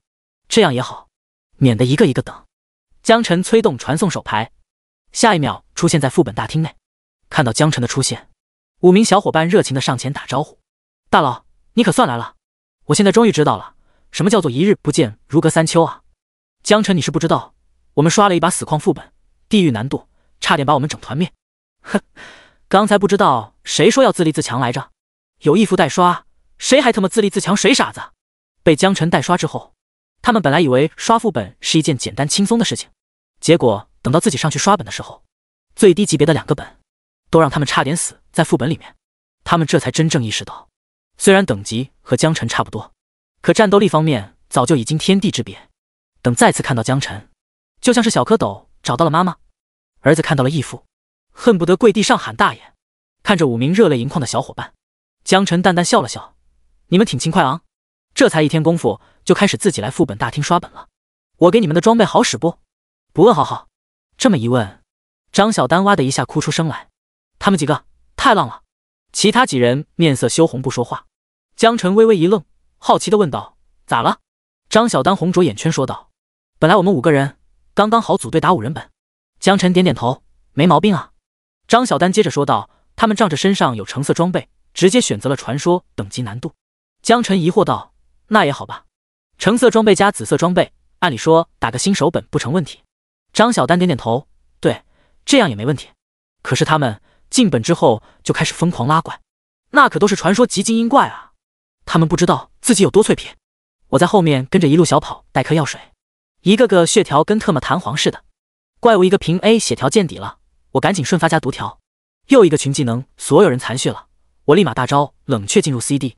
关键他们还越打越兴奋，差点在副本里团灭了。”江晨有些无语。正常来说，橙色装备加紫色装备几乎是新人精锐的天花板配置，去刷个地狱级副本，只要稍微谨慎一些，问题应该不大。只是没想到这群二货仗着自己装备精良，直接选择了传说副本。当然这也没问题，装备好吗？先天优势在这里，但你特么上去就冲，根本不带任何战术。要知道这可是传说级难度副本啊，怪物强度成几何倍提升，即便是新手副本那也是会死人的，装备再强也经不起这么个浪法。你们能活着从副本出来真厉害。江晨忍不住说出了心里话。赵小虎脸色一红，嘿嘿傻笑，挠了挠后脑勺：“一般一般吧。”张小丹怒道：“一般你妹啊，听不出好赖话是吧？下次再这样，老娘直接跑路出本了。”说话间顿了顿，又看向秦风、林墨和罗丹：“还有你们几个，赵小虎他有多虎，你们不知道啊？他虎你们也跟着虎。”3人连连打哈哈：“这不是都好好的吗？下次不敢了，下次我们一定猥琐发育。”对对对，小丹姐你消消气哈。张小丹冷哼：“还有下次？千万别再有下次了。”他都快气炸了，血条见底，精神耗空，蓝屏用光，死亡随时爆发。当时的场景历历在目，都快要把他逼疯了。赵小虎嘟囔道：“就算有下次，你也不会自己一个人跑的，我敢打赌。”几人陷入短暂沉默，随后纷纷后退了一步，就连江晨也不例外。果然，张小丹瞬间被点燃了，指着赵小虎大吼：“你这头猪，脑子是不是不太好？会死人的懂吗？知道什么叫死人吗？”眼看一发不可收拾，张小丹的情绪越来越激动。江晨立马上去劝和：“好了，都别说了。”说完还一巴掌拍到赵小虎的后脑勺上：“你给我闭嘴！”赵小虎赶紧把嘴巴抿住不说话了，样子看起来憨态可掬。张小丹见状立马被逗笑了，但马上意识到自己刚才还在生气，立马强行绷着个脸，看起来要多别扭有多别扭。新手副本吗？对，暴风城监狱死亡矿井。刷通了吗？没刷通，差点死在副本。半道回来了，别刷那玩意儿了，我带你们刷团本吧。团本？哦，我知道了，是不是之前的10人团本？不是，我们刷5星副本，40人团本。40人团本，小伙伴们惊呆了。刚才还在为5人新手本太浪而自我检讨，现在就要准备刷40人团本了吗？一个地上，一个天上，说实话，心理落差实在有点大。江晨淡淡笑着说道：“对40人团本，走吧。轻描淡写，轻松惬意，就像是请大家去自己家里做客一般。一听江辰肯定的表示要带大家去刷40人团本，小伙伴们瞬间沸腾了。大哥威武，大哥牛批，哇呜，可以去40人团本浪了。无敌是多么寂寞。陈哥，这会耽误你转积分吗？积分？江辰笑着摇摇头。塔上积分余额8960431，艾克小还欠着他148100431积分，随便带个团本390万积分，再卖卖装备，完全够用了。赚积分而已，慌啥？把这几个队友培养起来，以后让他们给自己守城，成为一名打工人多好。第159章，当城主你们愿意吗？5行副本对江辰来说没有任何新鲜感，毕竟都刷了108回了，早就腻歪了。但对5名小伙伴来说，还都充满了新鲜感。哇呜！沙漠，好大的蝎子，龙，火龙，火焰精灵，我的老天爷啊！随便一只怪物，感觉都能灭了我们啊！好恐怖啊！沙滩，大海，第一次看到大海。然而，江辰仅仅只是站在原地，便将整个副本的怪物击杀。信息在大家脑海中刷屏的时候，所有人才知道5行副本的怪物种类繁多，而且经验也多，单单橙色装备就有10件。江辰也没有吝啬，将所有打到的橙色装备都交给了这几位小伙伴。陈哥，义父，戴迪，爸爸，激动的心，颤抖的手，再次从义父这里获得赏赐。大家虽然有些不好意思，但也没有丝毫犹豫，这可是橙色装备啊！听说好多学长直到大学毕业都没有拿到过1件橙色装备，而现在他们几乎人手3、4件。被外界疯抢的紫色装备在他们这里几乎都快要被淘汰了。不止如此，在经验的洗礼下，几个人再次升级。张小丹，牧师20级；赵小虎，战士21级；秦风，术士19级；林墨，法师19级；罗丹，剑圣20级；江辰，光环师25级，40%。人少经验分摊下来就多，只不过20级以下需要的经验会相对少一些，迈过20级之后需要的经验成吨增加，所以相对来说会升级比较慢一点。不过好在江辰的刷本速度足够快，想要刷等级也是分分钟的事情。从副本出来后，江辰并没有停下，而是转身继续刷本。副本大厅内有不少职业者发现江辰在代刷，立马上前喊住江辰：大佬，能组我一个吗？我有积分。然而却都被江辰一一拒绝，拒绝的理由是今天有事，带几个兄弟打装备，积分先存在你们那，改日再来拿。霸气，服气。听的人不但没有生气，反而点头哈腰笑着说道：那可就这么说定了哈，不见不散，10积分我给您留着。5名小伙伴都惊呆了，一个人10万积分啊！之前听江辰提起过，他们还不觉得，心想可能找江辰刷本的人也不多吧。现在看到这种情形，一个个都懵逼了。说好的积分稀缺呢？哪有上赶着送积分的？只是他们现在的层面还不知道，完成学院布置的任务后会有更多的机会获得积分。按照小虎的意思，管他呢，跟着大佬混就完事了。又刷了4个小时，8次5行副本，所有人都被带到了21、22级，江辰自己也升级到了26级。1下午的时间，几乎所有人的装备都清一色换成了橙色。之前淘汰的装备怎么办？江辰告诉他们可以挂交易宝珠换积分，这样他们装备也有了，积分也有了。陈哥，你对我们太好了，可惜我不是女儿身，否则我就以身相许了。赵小虎真诚地说道。就连胖子都知道天下没有免费的午餐，一直抱着江辰的大腿，却都没有任何回报。就算江辰再怎么说对他没有影响，这些人在心中都有些过意不去了。江辰笑骂道：滚滚滚！赵小虎惊呼：我知道了，陈哥，原来你不喜欢男的。张小丹扑哧一笑，说的好像陈哥应该喜欢男人一样。赵小虎等的就是张小丹接话茬，一脸认真道：要不然你就从了陈哥吧，只当是替我们还陈哥的利息，人情债肉偿。要怎么说赵小虎的名字当中带个虎字呢？张小丹脸色瞬间变得通红，粗鄙，流氓。赵小虎打断道：好好好，我粗鄙，我流氓，我就问一句，你愿不愿意吧？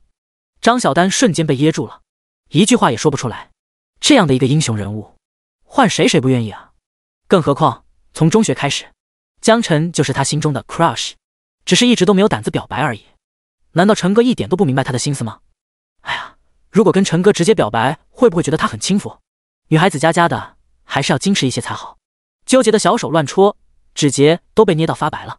其他4名队友眼观鼻，鼻观心，一脸讳莫如深的表情。江晨轻咳一声：“小虎，不要胡说八道。”他怕张小丹被赵小虎撺掇，一个脑抽真的做出什么出格的事情来，到时候场面就尴尬了。于是立马施法打断。然而赵小虎不依不饶：“陈哥，我欠你的太多了，你说怎么办吧？”赴汤蹈火在所不辞。林默沉声道：“江晨的战斗力恐怕不需要你为他赴汤蹈火。”秦风睿智道：“不但现在不需要，以后恐怕更加不需要。”罗丹点点头：“对，他一个人能抵得上100人团了，而且以后只会越来越强。”赵小虎被也得说不出话来，呼哧呼哧喘着粗气，眼眶含着泪：“你们太扎心了。”笑容不会消失，只会转移。看到赵小虎吃瘪，张小丹扑哧一下笑出声来，一副你也有今天的表情。刚才被赵小虎逼得小脸通红，现在总算是间接报仇了。江晨笑着说道：“好了，你们如果真要帮我，就好好提升实力，以后自然有用得着你们的地方。”赵小虎破鼻涕微笑：“哈，我就说嘛，我们肯定能帮得上陈哥的。”林默皱了皱，眼神中充满疑惑：“陈哥，你说的以后是什么意思？可以剧透一下吗？”秦风也点点头：“肯定有什么大事，陈哥给我们讲讲呗。”罗丹眼前一亮：“只要陈哥一句话，你指哪我打哪。”张小丹也表态：“陈哥你说吧，一句话的事。”无双诚挚的眼神看着自己，江晨一时间有些不知所措。本来这个问题只是心中有个雏形，并不打算现在就摊牌，而且海螺道具这种东西也算是龙国机密，更不方便随意透露。江晨斟酌再三，轻声问道：“如果有一天我让你们去当城主，你们愿意吗？”第160章，5个不够，还要更多。周围瞬间安静，落针可闻。5人齐刷刷看向江晨，眼神中充满着探寻。什么情况？当城主？这个问题就好像有人突然问：“你想上天吗？”简直搞笑了呀！喂，关键这种玩笑也不像是会从江晨嘴里说出来的。所以究竟发生了什么？张小丹轻声道：“江晨，你最近是不是压力太大了？要不要先休息几天？”其他几名队友顿时了然，一脸原来如此的表情。赵小虎轻咳了一声：“陈哥，不要有太大的压力，有压力也不要一个人扛。”林默点点头：“对啊，陈哥，人生它是个马拉松，不是1、2天就能变强的，咱不能为了眼前把自己压死喽。”秦风说道：“有什么难处？陈哥，你跟哥几个说一声，不含糊。”罗丹也点点头：“别的我也不会，你就说要干谁吧。”被大家伙这么盯着，一个个眼神看起来还特么很诚恳，搞得江晨自己都开始怀疑，难道最近压力太大了？江晨陷入了沉思：“没有啊，如果赚积分赚到手软都能叫压力的话，那就算是吧。不是，回答我刚才的问题，愿不愿意给句痛快话？”江晨感觉自己被绕进去了，神特么压力大，差点忘了自己的初衷。林默、秦风、罗丹看着江晨没有说话。张小丹欲言又止，赵小虎嗡声嗡气地说道：“陈哥，你如果真能让俺们当上城主，俺们谢谢你8辈祖宗。”江晨淡淡道：“那倒也不必。你们其他人呢？”张小丹看了看江晨，又看了看赵小虎，反复确认不是在开玩笑。“不是，江晨，真的假的啊？如果真有那么一天，我肯定愿意啊。”林默笑着点头：“陈哥，你现在都这么强，我相信会有那么一天的。”秦风点点头：“愿意。”罗丹肯定道：“愿意。”看到大家都承诺愿意成为城主，江晨嘴角微微上扬。成了，有了海螺道具，他以后势必会建立不少据点，而眼下这些人将是他最原始的班底。江晨笑着说道：“那一天不会太久，放心吧。不过你们也要抓紧提升等级。”张小丹心谢，听到江晨的话后，似乎想到了什么，轻声问道：“陈哥，你为什么会这么说？是要出远门吗？”按照他的理解，如果江晨在学校的话，很有可能继续带他们刷本升级了，根本就不会像要去远行一样，嘱咐大家继续努力。张小丹这么一问，提醒了其他人，另外4人眼中也同时流露出疑惑。江晨觉得，既然要培养心腹势力，有些事情就没什么好隐瞒的。他点点头，轻声道：“对，马上要外出去出任务，任务内容目前我也只知道个大概，而且属于保密范畴，不方便说。总之，我希望你们不要懈怠，尽量利用好现有资源，努力提升自己。”江晨指的现有资源，说的是这2天代刷给到5位小伙伴的橙色装备，几乎人手一身橙色，这对新人来说简直难以想象的起点。许多老生到毕业了也没摸到过1件橙色装备，可以说，有了这些装备，他们5个人会赢在起跑线上。同样是新人，橙色装备的加持下，他们就是要比别人更具优势，可以选择更高的副本难度，拥有更快的刷怪效率。要知道，一步快，则步步快。只要张小丹5人不懈怠，后面的路一片坦途。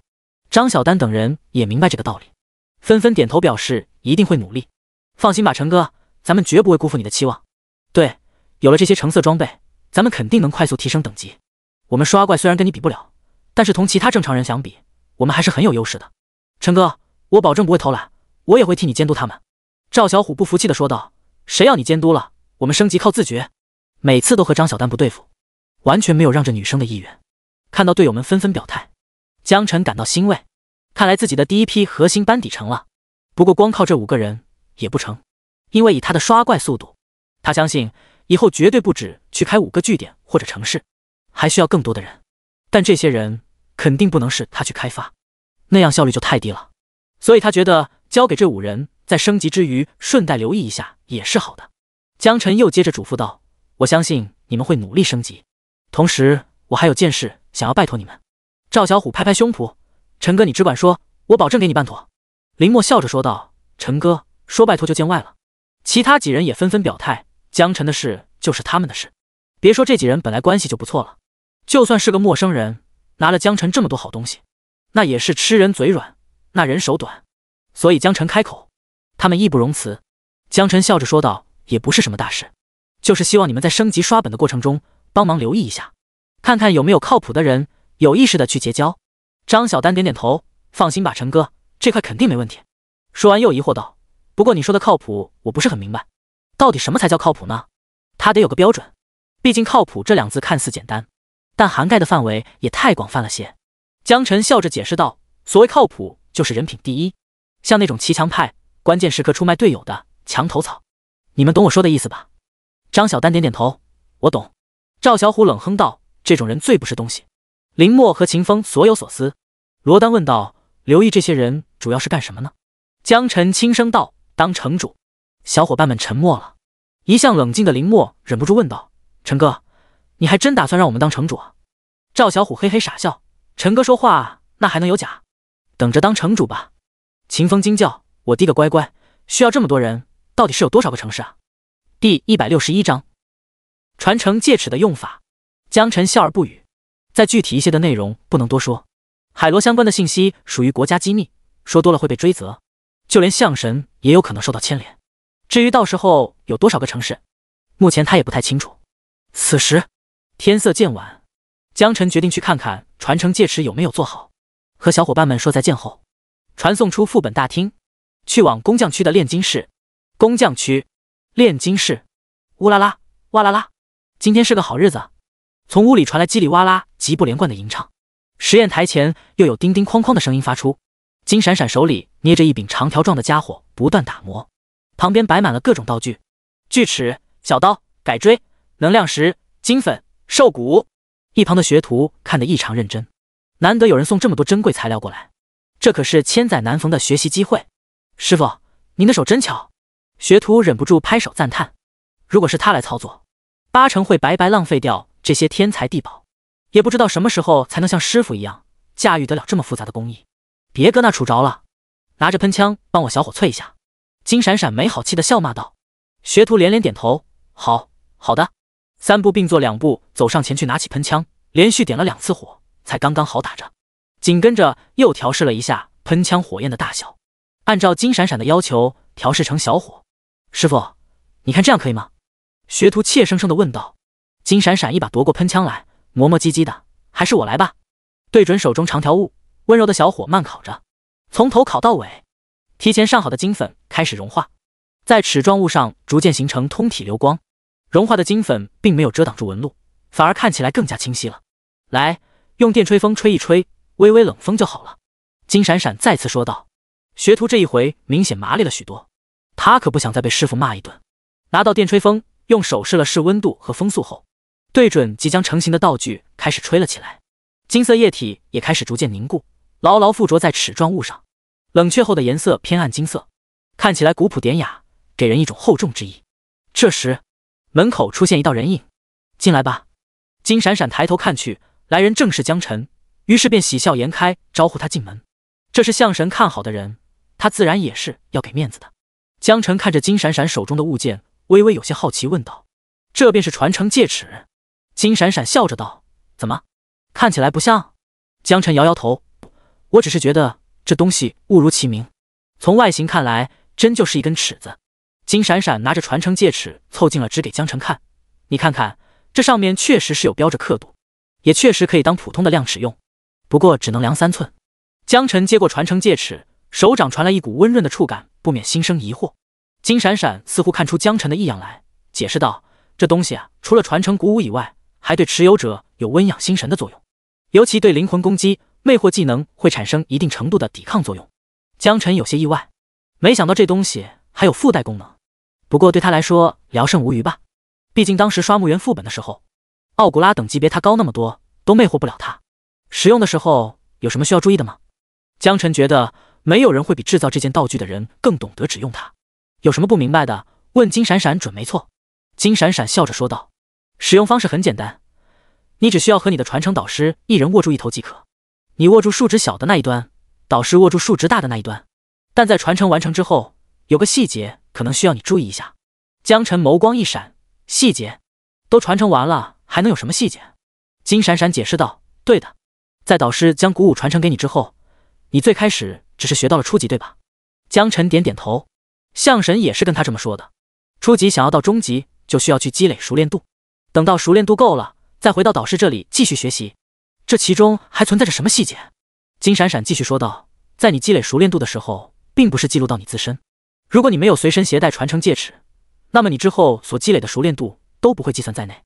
也就是说，传承戒尺它不单单传承鼓舞，它还有记录的功能。这跟我们转职职业者可能不太一样，但在制造发明这项道具的时候，这几乎是不可避免的规则，你只需要遵守就好了。”江晨点点头，轻声道：“随身携带指的是储物空间内还是储物空间外？其实在之后的打斗中，他自己实验也能试出来，只不过需要花费太多的时间，有些麻烦罢了。”金闪闪继续解释道：“根据前人的实验来看，传承戒尺放在储物空间内外并没有什么本质上的区别，因为储物空间默认也是你本人的一部分。”江晨点点头，他觉得这还挺人性化的。真要是全天候挂身上，虽然可以，但难免不会因为打斗而遗失，毕竟这玩意也不能作为武器，啥时候丢了很难发现。金闪闪说道：“要交代的就这么多，你还有什么要问的吗？”江晨摇摇头：“暂时没有了，这次多谢您帮忙，要不然我也不会这么快就能拿到传承戒尺。”金闪闪笑道：“小友，客气了不是，咱们一回生二回熟嘛，以后有什么天才地宝还可以往我这里送，保证第一时间给你做好。如果我搞不定的，我还可以请我的师傅出山帮你搞定。”话都说这份上了，江晨也就不再客套，一脸认真说道：“会的。”从炼金室出来后，直接给相神挂了个电话，告诉他传承戒尺已经到手的事情。毕竟学习鼓舞还需要相神来引荐。哦，不错嘛，效率挺高。今天时间不早了，先早点休息，明天一早我去找你。相神慵懒的声音传来。江晨点点头：“好的。”回到宿舍后，抱着传承戒尺夜不能寐，或许这将是他更加强大的开始。第162章，小丑竟是我自己。第二天一早6点半，滴滴滴，刺耳的手机铃声划破卧室的宁静。江晨一个机灵从床上爬起来，待会相神要过来找他，所以特意定了一个早起的闹钟。有了传承戒尺，今天跟着相神可以学习到鼓舞传承，就是不知道是什么样的武技。啪，可能是起床太着急，怀中抱了一夜的传承戒尺摔在地上，吓得江晨心头一突。这玩意儿可是他花了重金打造的，材料独一份，再想找可就难了。赶紧拿起来仔细检查，发现还好，没有任何破损，顿时长舒了一口气。他不知道的是，这玩意儿打造时候使用的都是些个硬货，为了让传承戒尺坚固耐用，金闪闪特意加入了一些辅料，让它韧性和硬度中找到平衡，可以用作武器的存在又那么容易损毁。这时手机铃声响起，江晨点开一看，是相神打来的，果断接通。喂，相神早。电话那头传来相神的声音：“起来没？我已经到你宿舍楼下了。”江晨回道：“起来了，正在洗漱，马上好。”挂断电话，江晨麻溜的洗脸刷牙，快速出门。相神穿着一件白色休闲运动服，黑色跑鞋，看到江晨后，笑着问道：“昨晚睡得怎么样？”江晨轻声道：“挺好的。”象神又问道：“传承戒尺带了吗？”江晨拿出戒尺，带了。象神说道：“那走吧，现在还早，跟着我跑步过去。”江晨疑惑道：“我们要去哪？去了你就知道了。”向思琪转身先一步向前奔跑，冲着江晨挥了挥手，示意他一起。江晨愣了一下，心想还没吃早餐呢。不过比起吃早餐，还是跟着象神先把鼓舞传承搞定比较重要。于是也跟着向思琪跑了起来。两人不赶时间，所以速度并不快，属于慢跑。一前一后，成为校园一道亮丽风景线。哇呜，那可是象神啊！我的偶像。早上看到象神，一天的好运就要开始了。蠢货，你这是把象神当成许愿池的王八了呗？看到就好运发财。不行，不能让你一个人独享，我也要好运。哈哈。时不时有人和象神打招呼：“象神好，象神好，象神好。”向思琪也都一一轻微点头咧嘴，微笑示意。眼前这些人可是清北的学生，龙国未来的精锐，说不定还会成为战友。有人突然出声惊呼：“哎，你们看到了吗？象神身后好像有个人跟着一起跑步。”卧槽，还真是！你不说我都没有注意。臭不要脸，蹭象神的热度，简直就是对象神的亵渎。不要脸或许也是一门手艺呢。立马引来哈哈大笑的共鸣声。到底是什么样的存在，竟然和象神一起跑步？首先排除是被象神看好的人，在场都是天骄，凭什么就你获得象神青眼，而大家只能羡慕旁观？除了臭不要脸硬要跟着象神蹭热度，路人学生想不出来更好的答案来。职业者本身的属性加持下，五感自然也跟着有所加强。向思琪和江晨两人自然也听到了这些闲言碎语。不过看到江晨面不改色，继续跟在身后跑，向思琪心中略微有些诧异。他扭过头去看向江晨，问道：“你不生气吗？”江晨淡淡道：“没什么好生气的，这些人嫉妒心作祟罢了。人性使然，生气没有意义。”向思琪眼前一亮，嘴角微微上扬。在他的心中，对江晨的评价又提高了几分。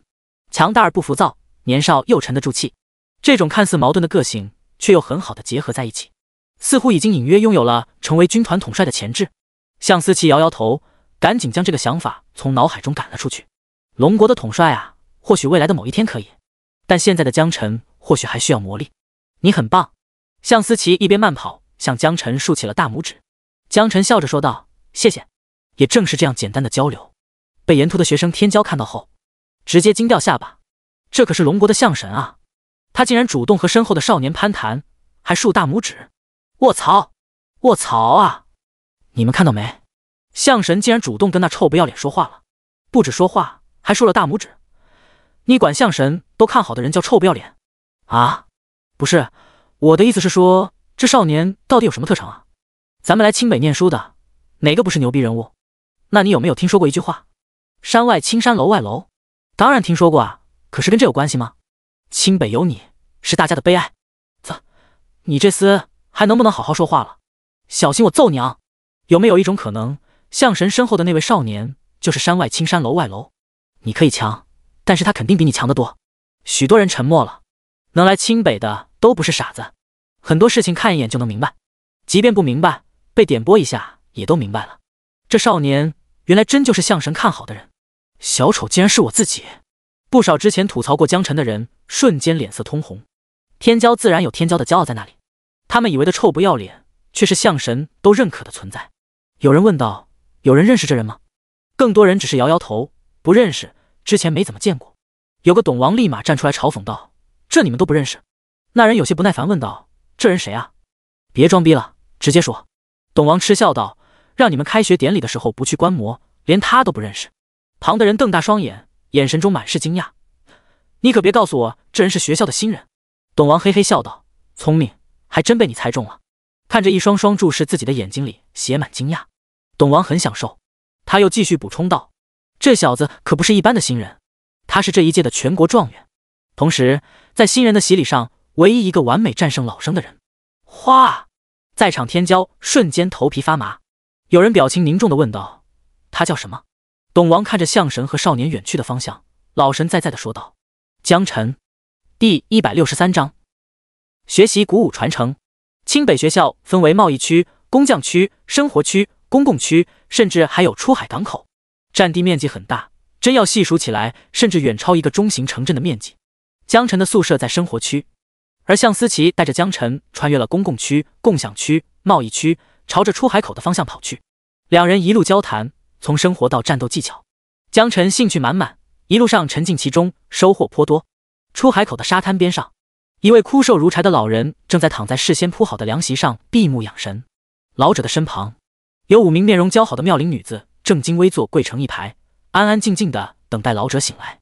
她们身穿着比基尼，玲珑曲线展露无遗，偶尔会有眼神交流，但表情却是庄严肃穆。美女的存在总是吸睛，何况还是一连5名美女。来往的路人纷纷侧目，不知道这是要闹哪出，也羡慕嫉妒老者的艳福。老师，请收我为徒吧。一位身穿沙滩裤的肌肉男跑了过来，他有意的和其他5名美女拉开距离，在老者躺着的另一侧。比起美女，他更喜欢获得眼前这位老者的鼓舞传承。然而老者却纹丝不动，继续闭目养神。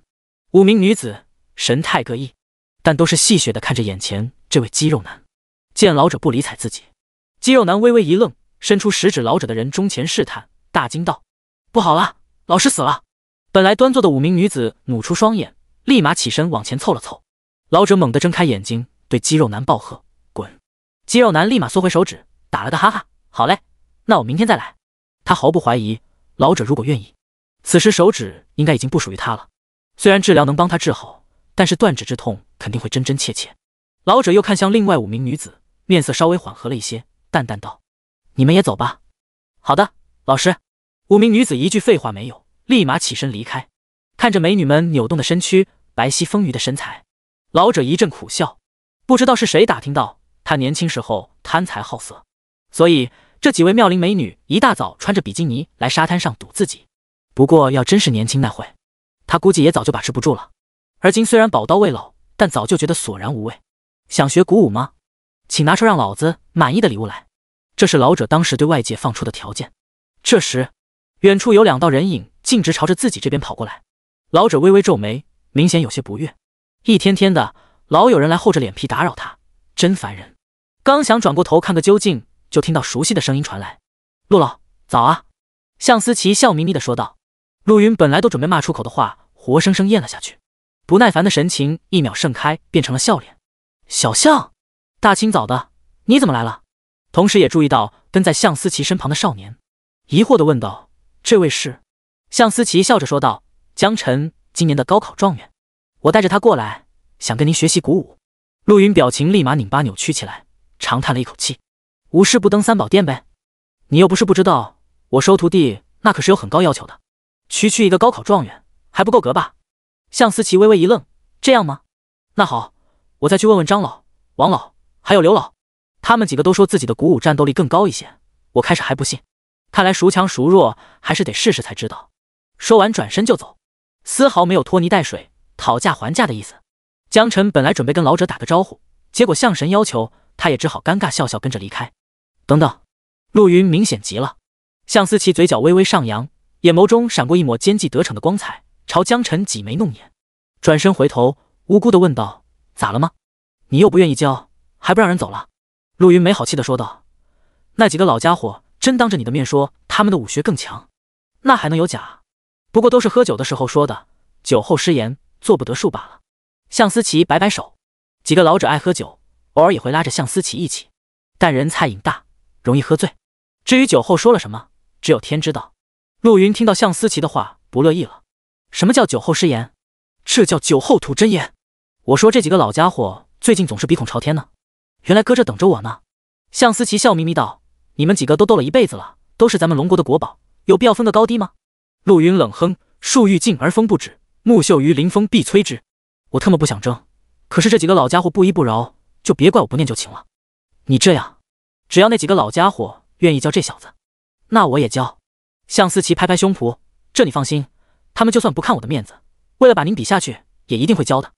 打蛇打7寸，向思琪算是拿捏准了老者的脾气，对他们几个的恩恩怨怨非常清楚。陆云冷哼道：鹿死谁手还不一定呢，几个老不休，既然想要比，那咱们就比一比，等这小子学会后，让他评评理，看看谁的功夫更厉害。向思琪趁热打铁：好，就这么定了。一旁江晨苦笑：这什么情况？本来只是学一门鼓舞传承，现在买一送好几个，当然多学几门总是没有错的。可是最后让他来评判谁强谁弱又是什么鬼？哪有学生评判老师的道理？虽然早就不是旧时代那一套了，但基本的尊师重道也应该有的吧？这不是把他架火上烤吗？正当他纠结之时，向思琪提醒道：“江晨，还不快向陆老磕头拜师？”江晨从纠结中反应过来，管他呢，先学了再说，到时候能混就混过去，混不过去就装死。学生江晨拜见陆师傅。说完，扑通一声，膝盖重重点在沙滩上，连磕3个响头。向思琪在一旁说道：“江晨啊，你可有福了，多少人想拜陆老为师傅，都没能答应。”江晨深以为然。陆云摆摆手：“好了起来吧，你知不知道，鼓舞的学习需要数年，甚至一辈子都搭进去，才有可能学成。”向思琪笑着说道：“一般情况下确实如此，可是……江晨，把东西拿出来吧。”江晨点点头，拿出传承戒尺。陆云满脸震惊，打造这玩意的材料可不好找，你怎么找到的？第164章白嫖功法。向思琪解释道：“早些年在外征战，刚好有一份这样的材料，就交给江晨了。”陆云翻了个白眼，这么宝贵的材料都愿意拿出来，看来你是很看好这小子啊。向思琪笑而不语，但答案都已经用行动表达出来了。江晨虽然知道这材料的珍贵，但经过陆云这么一说，顿时觉得向神对自己确实太好了。这些材料有价无市，绝对能卖个好价钱。陆云干脆说道：“既然是有备而来，那我也不跟你们啰嗦了，东西拿来开始吧。”说完伸手出来，江晨立马把传承戒尺递了过去。“是这样就好了吗？”陆云点点头：“反了，搞反了，你捏另外一头，数字大的这头我捏着。”江晨调整了方向，点点头：“好的。”嗡！传承戒尺金光乍放，发出轻微的嗡鸣声。江晨感觉到一股温润的暖流从戒尺传来，暖流进入到掌心，顺着经络流向4肢百骸，全身都感觉沐浴在温暖之中，有一种懒洋洋的感觉。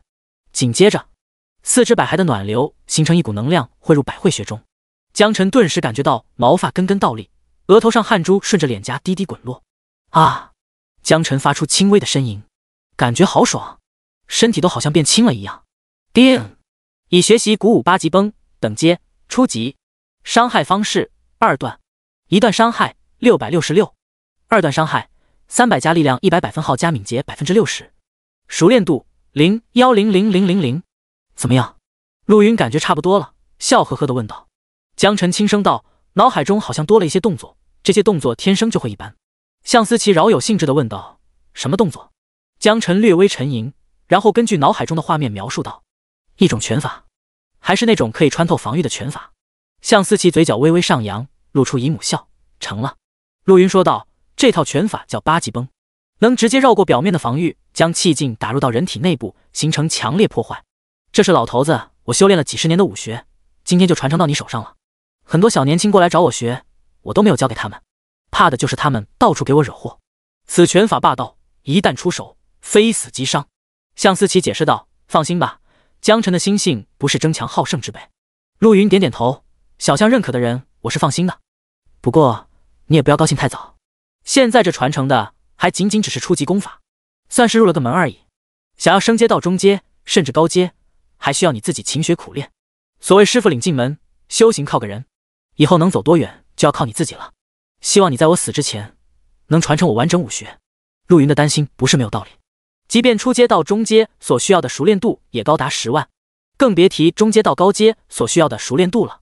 陆云似乎又想起了什么，继续说道：“哦，对了，不知道有没人跟你说过，初阶升阶到中阶，中阶升阶到高阶都需要重新充能，你懂我意思吧？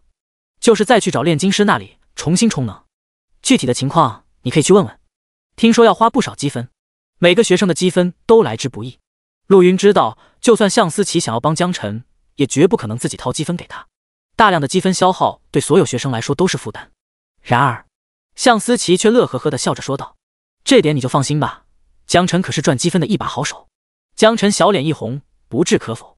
陆云虽然有些诧异，那就好，随即又说道：“小象，记得昂另外几个老家伙教武技的事，到时候我可以是要听听江晨到底会作何评价。”向思琪干咳一声：“陆老您不会真想争个高低吧？你们一辈子都没有争出来，现在放在一个小辈身上，岂不是有些不合理？”你……陆云觉得向思琪说的在理，但他老顽童附体，根本不想听。“我不管，反正你跟我承诺的事情就要办到，否则我老头子绝不饶你！江晨都惊呆了，在龙国恐怕没有几个人敢这么跟象神说话。虽然疑惑，但表面还是稳如老狗。大佬们的事情，他一个小年轻还是低调一些，不要参与的好。至于评价，等进阶到高阶再说吧。眼观鼻，鼻观心，呆若木鸡。向思琪讪讪笑道：“您放心吧，答应您的事情保证办到。你说是吧，江晨？”江晨从呆滞中回过神来：“啊，对的，一定。”陆云不耐烦的摆摆手：“走吧走吧，我要继续休息了。”“好，陆老再见。”向思琪带着江晨转身就走。再继续待下去，他感觉快要遭不住了。两人一路无语，立开穿过转角。江晨问道：“向神，你之前真的有听到其他几位师傅醉酒说的话吗？”向思琪呵呵笑道：“当然没有，我瞎编的。”江晨一阵无语，他还是头一回看到象神如此荒诞的一面。不过一想到象神是为了让自己学到武技，江晨也感觉心中暖暖的。另一边，陆云本来在向思琪走后躺沙滩上好好的，终于没有人来打扰我了，美美睡个好觉。刚刚躺下没多久，耳朵突然弹动了2下，猛然睁开眼睛，弹坐而起。卧槽，小象，你竟然敢白嫖我！你给我等着！比了一辈子，想赢的执念太深，竟然没有看穿向思琪给他设的局。走在路上，江晨又问道：“那现在是要去见见其他几位师傅吗？”向思琪点点头：“准备好了吗？”还有6位。江晨还以为古武传承只是学某一个武技，没想到是7个。也行吧，反正不要钱，不学白不学。倒是这把象神替他欠的人情，不知道怎么还。听说古武传承可都是看脸来教徒弟的，如果看不顺眼，就算是权贵宗师门业，完全可以不教。6位吗？江晨嘴角微微上扬。第165章7连武技，用了一整天的时间，向思琪带着江晨几乎跑遍了整个清北学校的校区。另外6名古武大宗师刚见到江晨的时候，本来还不情不愿，想要谈条件。我特么学了几10年的功夫，凭什么交给你？积分？老子根本不需要那玩意儿。什么极品装备，什么技能卷轴，统统不需要。俨然一副超然世外的感觉。别说江晨了，只要他们不乐意交，龙国高层来了也不能强迫他们。最后向思琪用了同样的方法，同样的套路，几乎流水线作业，让他们每一个人都像陆云一样上头了。什么？陆云那老家伙竟然要通过教这个小娃娃比谁的功夫厉害？嚣张！跋扈！喝了2两白开水就不知道自己是谁了。必须比，谁不比谁孙子。于是一开始还磨磨唧唧不乐意教的这群国宝们，在听到向思琪的激将后，立马一个个果断教江晨古武传承。叮！已学习如来神掌，等阶初级。叮！已学习盘古炼体术，等阶初级。叮！已学习通臂拳，等阶初级。叮！已学习封神腿，等阶初级。叮！已学习阿威18式全活不打折，18式连招，等阶初级。叮！已学习兵器之王，熟练使用各种冷兵器直击要害，等阶初级。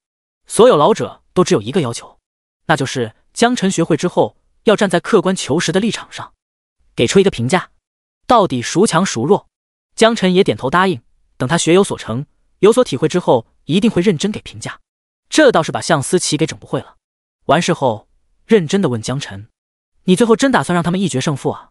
江晨微微一笑，当然知道这是得罪人的行为，而且这些老者虽然只有一面之缘，再怎么说也算是他老师，他又怎么可能看这些人不痛快？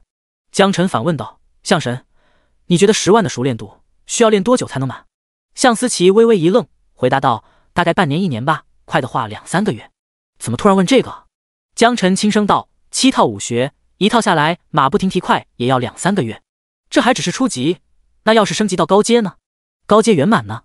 向思琪眼前一亮，有道理。两人嘿嘿一笑，转身进入学校食堂，开始点餐干饭。江晨从早上就没吃饭，跑了一整天，已经到了晚上，早就饥肠辘辘了。为了表示感谢，这顿饭江晨请客买单，一共消费78块9毛钱。在学校食堂有政策补贴的情况下，可以说相当奢侈了。食堂内的学生老师们一开始就注意到向思琪，便纷纷过来打招呼，同时也对江晨投来羡慕的目光，都纷纷猜测江晨到底跟象神是什么关系。有说私生子的，有说亲弟弟的，也有说是某个大佬的儿子拜托向思琪照顾的。反正就不可能是凭实力。两人选择性失聪，假装没听见，一边干饭一边闲聊。向思琪问道：开学典礼那场，你被禁魔后，我还以为艾克小会得逞，没想到你个人的属性这么强。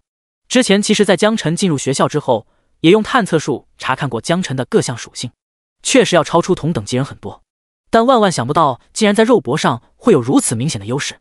江晨笑着点点头，这是他的天赋使然，人多眼杂不太好解释，而且向神只是出于关心，也没有让他解释，继续埋头干饭。向思琪接着说道：现在学习了这7种武技，即便你被禁魔了，也并非没有反抗能力，不过我担心会影响到你的升级速度。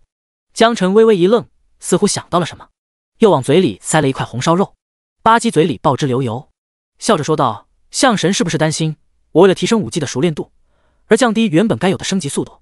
向思琪心中暗叹，聪明人讲话一点就通，不累。他点点头说道：除非你愿意把武技一直停留在初阶，佛系提升熟练度，否则势必会花很多时间去提升。原本你可能只需要1个星期就能升2、3级，但由于武技的存在，你放弃原有进攻方式，可能就变成了2、3个月。江晨笑着说道：向神，我可没那么蠢，什么条件下该用什么手段，我肯定会选择最高效的。向思琪点点头，这才最好，我是怕你误入歧途。对于向思琪的关心，江晨心中感觉到暖暖的。不管是武技还是自己的光环师职业，最终目的不就是为了提高生存力的前提下，快速增强实力吗？他当然不会傻到放弃自己最强势最拿手的攻击手段，专门花时间去练武技。7套武技熟练度就有70万之多，绝非1日之功，而且他根本不着急升阶，这些武技都是按照自身属性来发挥威力。他基础属性强大的情况下，攻击造成的伤害理论上完全够用了。吃完后，两人走出食堂，天上已经出现点点繁星。向思琪又说道：对了，明天你还是要早点起来，由于你获得了海螺道具，组织上给你安排了试炼任务，这次试炼任务你好好把握，会获得不少贡献值和积分。江晨眼前一亮，好的，向神。海螺道具他早就期待已久了，能量陨石封印成秘境，荒野重建据点，城主对他而言充满了探索欲望，不单单只是贡献值和积分的问题。当然，有了积分和贡献值，他就能学到更多技能，在学校提升需要的道具和购买装备。刚回到宿舍，突然收到一条短信：江晨，可以啊，听说今天向神陪着你在学校溜了一天，流氓吗？江晨有些无语，什么叫溜啊？他又不是狗。于是打了个电话过去，认真的问道：羡慕吗？嫉妒吗？流氓们沉默了好一会才说道：你是真的狗啊，大半夜电话过来就跟我说这个。啪，电话挂断。江晨倒头就睡，至于流氓们睡不睡得着，管他屁事。明天还要早起执行任务。第166章魔域前哨。第二天一早，刚刚吃完早饭，就接到了向思琪要求马上会合的信息。离食堂不远，江晨按照信息上的地址，只用了不到10分钟就过去。向思琪早就已经在约定的地点等他了。向神早。早。向思琪微笑道：你难道不好奇我们将会去哪里，会做什么样的任务吗？江晨轻声道：如果向神愿意告诉我，不用我问，你也会告诉我。如果暂时不能告诉我，我问了你也不方便说，所以索性不问了，到地方自然就知道了。说的好有道理。向思琪竟一时语塞，没想到江晨年纪轻轻，心智如此老成，眼前这位年轻人的心性在他的心中又添了几分。具体细节现在还不方便透露，现在能告诉你的是，接下来我会带你去一处前线据点，那边是咱们龙国抵抗魔族的前线，到地方之后会有专人帮你介绍任务细节，所以你也不用太担心。向思琪的话语之中满是关心，江晨又怎么会听不出来？本来可以不用解释，直接带过去再说，可还是在这之前试图给他吃了一颗定心丸，既是关爱，也是对江晨的一种尊重。谢谢向神，我知道了。江晨看着向思琪，真诚地说道。两人简短交流后，向思琪拉着江晨直接原地传送。江晨注意到，这一次没有用远程传送阵法，而是直接传送。或许是向神身上有某个可以带人远距离传送的道具，传送的过程中产生的失重感都是一样。眼前光怪陆离，各种破碎画面飞快倒退，大约过去10秒钟左右，才再次脚踏实地。眼前已经是一片荒芜之地，千云压顶，时不时电闪雷鸣，无尽的狂风从耳边呼啸而过。身后则是一座小型据点，哨塔、据点门口都有龙国士兵站岗，这些人全都穿着龙国的制式装备，很好辨认，就是不知道等级和职业，估摸着都不会低于30级。整个气氛都显得无比潇洒。据点内时不时还传出一阵阵操练声，让人忍不住侧目。与其说是据点，江晨觉得更像是一座军营。也不知道这座军营设置在这里，到底要面对什么？难道荒野上有什么不可抗拒的怪物？几个呼吸的时间，江晨便判断出了海量信息，但很多具体的细节，只有等进了据点才会知道。走吧，我们进去。向思琪喊了江晨一声，向据点大门走去。江晨紧随其后。大门的士兵第一时间就看到了两人，炯炯有神的眼睛，微微上扬的嘴角，早就出卖了他们。这些人很激动，一看就是认识向思琪。长官好！守城士兵齐刷刷敬礼。在龙国，向思琪这张脸就是通行证，几乎没有人不认识他。向思琪点点头，笑着回了一个军礼，同时扫视在场所有人。辛苦了！不辛苦，向神辛苦了！士兵们再次立正敬礼。少熙！向思琪简短有力地下达了命令，又对江晨说道：“走吧，我们进去。”两人在士兵的注目礼下穿过大门，朝着教场走去。教场上，士兵们正在以方阵的形式进行拉练，两两一队，互相攻击。场边几个指挥官忧心忡忡，最近荒野上的怪物等级越来越高了，据点附近昨天都已经出现29级的精英怪了。怕什么？咱们这么多兵，还怕那些？不是，我是想说趋势你懂吗？之前怪物等级才10多级，现在升级到29级了。你是说怪物等级会一直升级？刘建国沉默了。由于荒野存在能量陨石，会不断滋生怪物，时间越久，滋生的怪物等级也就越高，杀不完，除不尽。而且靠近能量陨石的人，还有可能被污染魔化，成为没有智力的怪物。消灭魔物，防止扩散到其他城市据点，这也正是前哨据点存在的意义。老这么下去不是办法。组织上是不是该考虑人来把陨石给清理一下？一旁的年轻指挥官吐槽：“是啊，老刘，现在我们还能顶得住，可要是再这么下去，恐怕大家都得吃不了兜着走。”其他指挥官纷纷附和。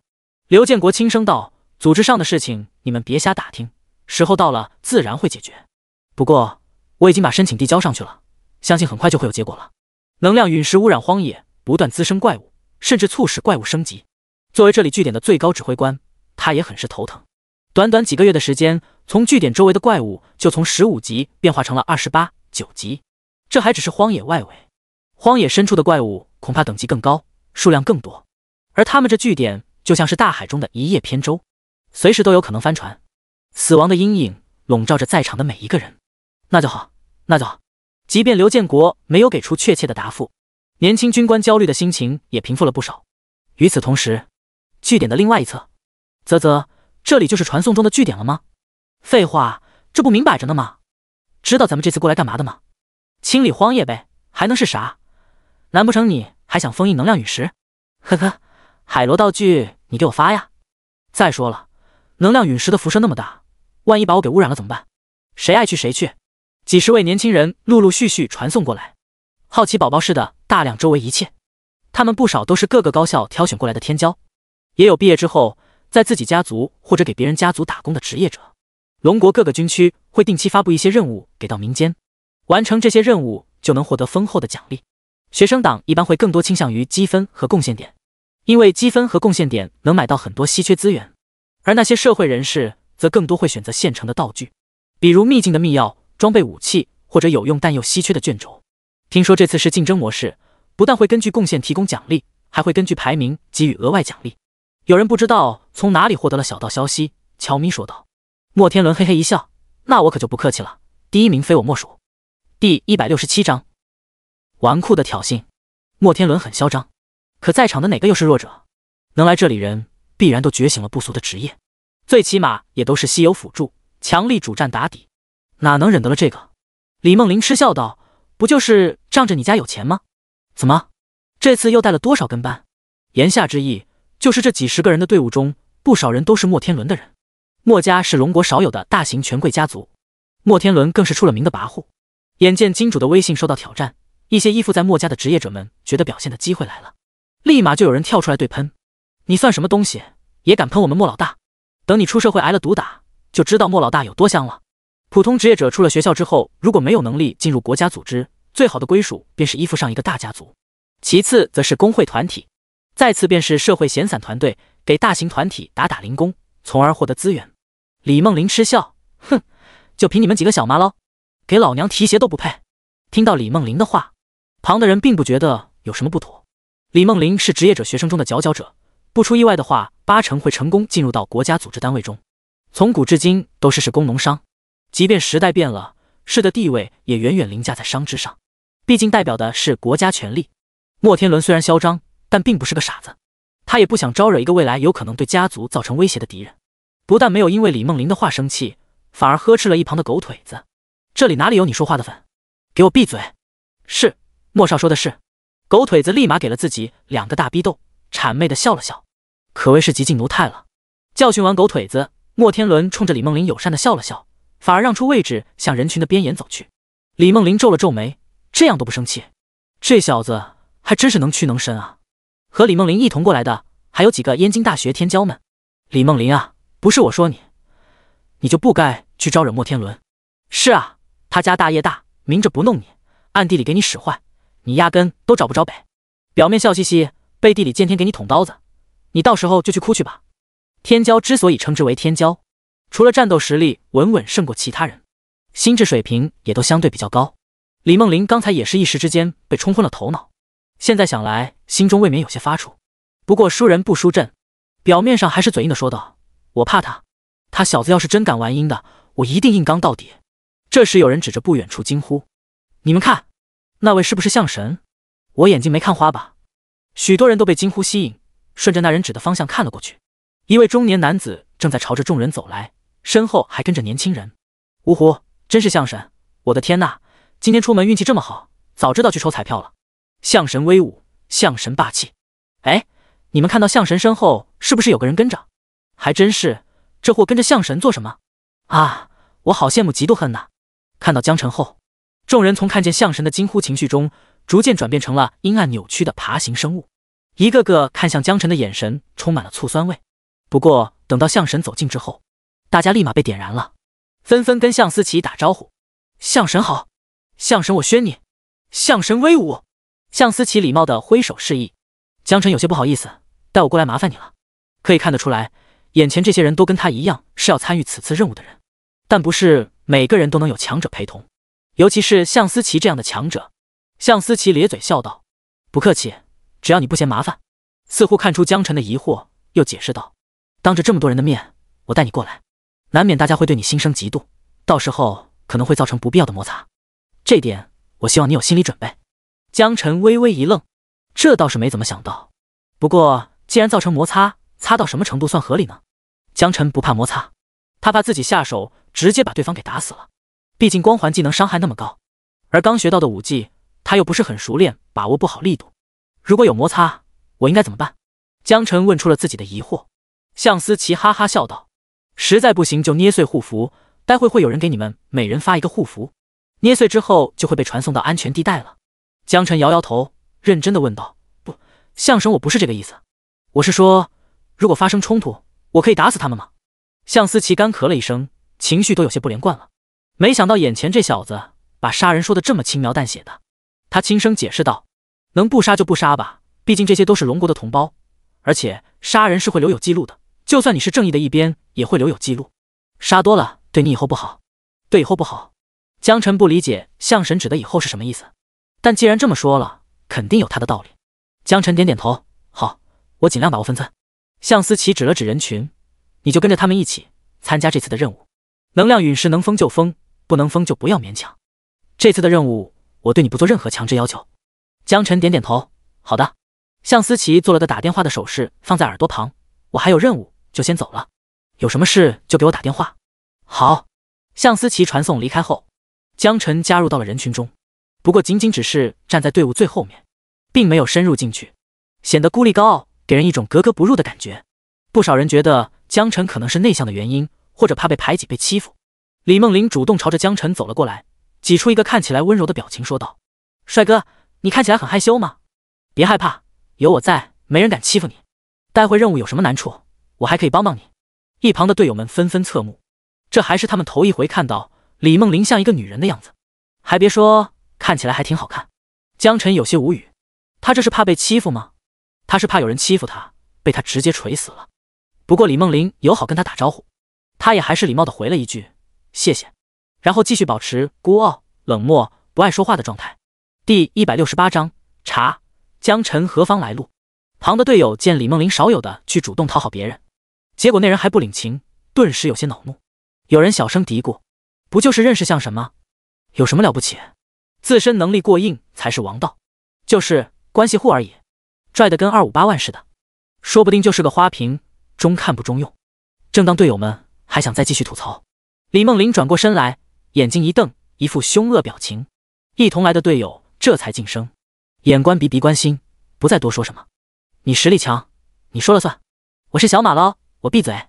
李梦玲也是识趣的，见江晨不愿意理会自己，也就没有继续沟通的打算，带着人重新回到人群之中。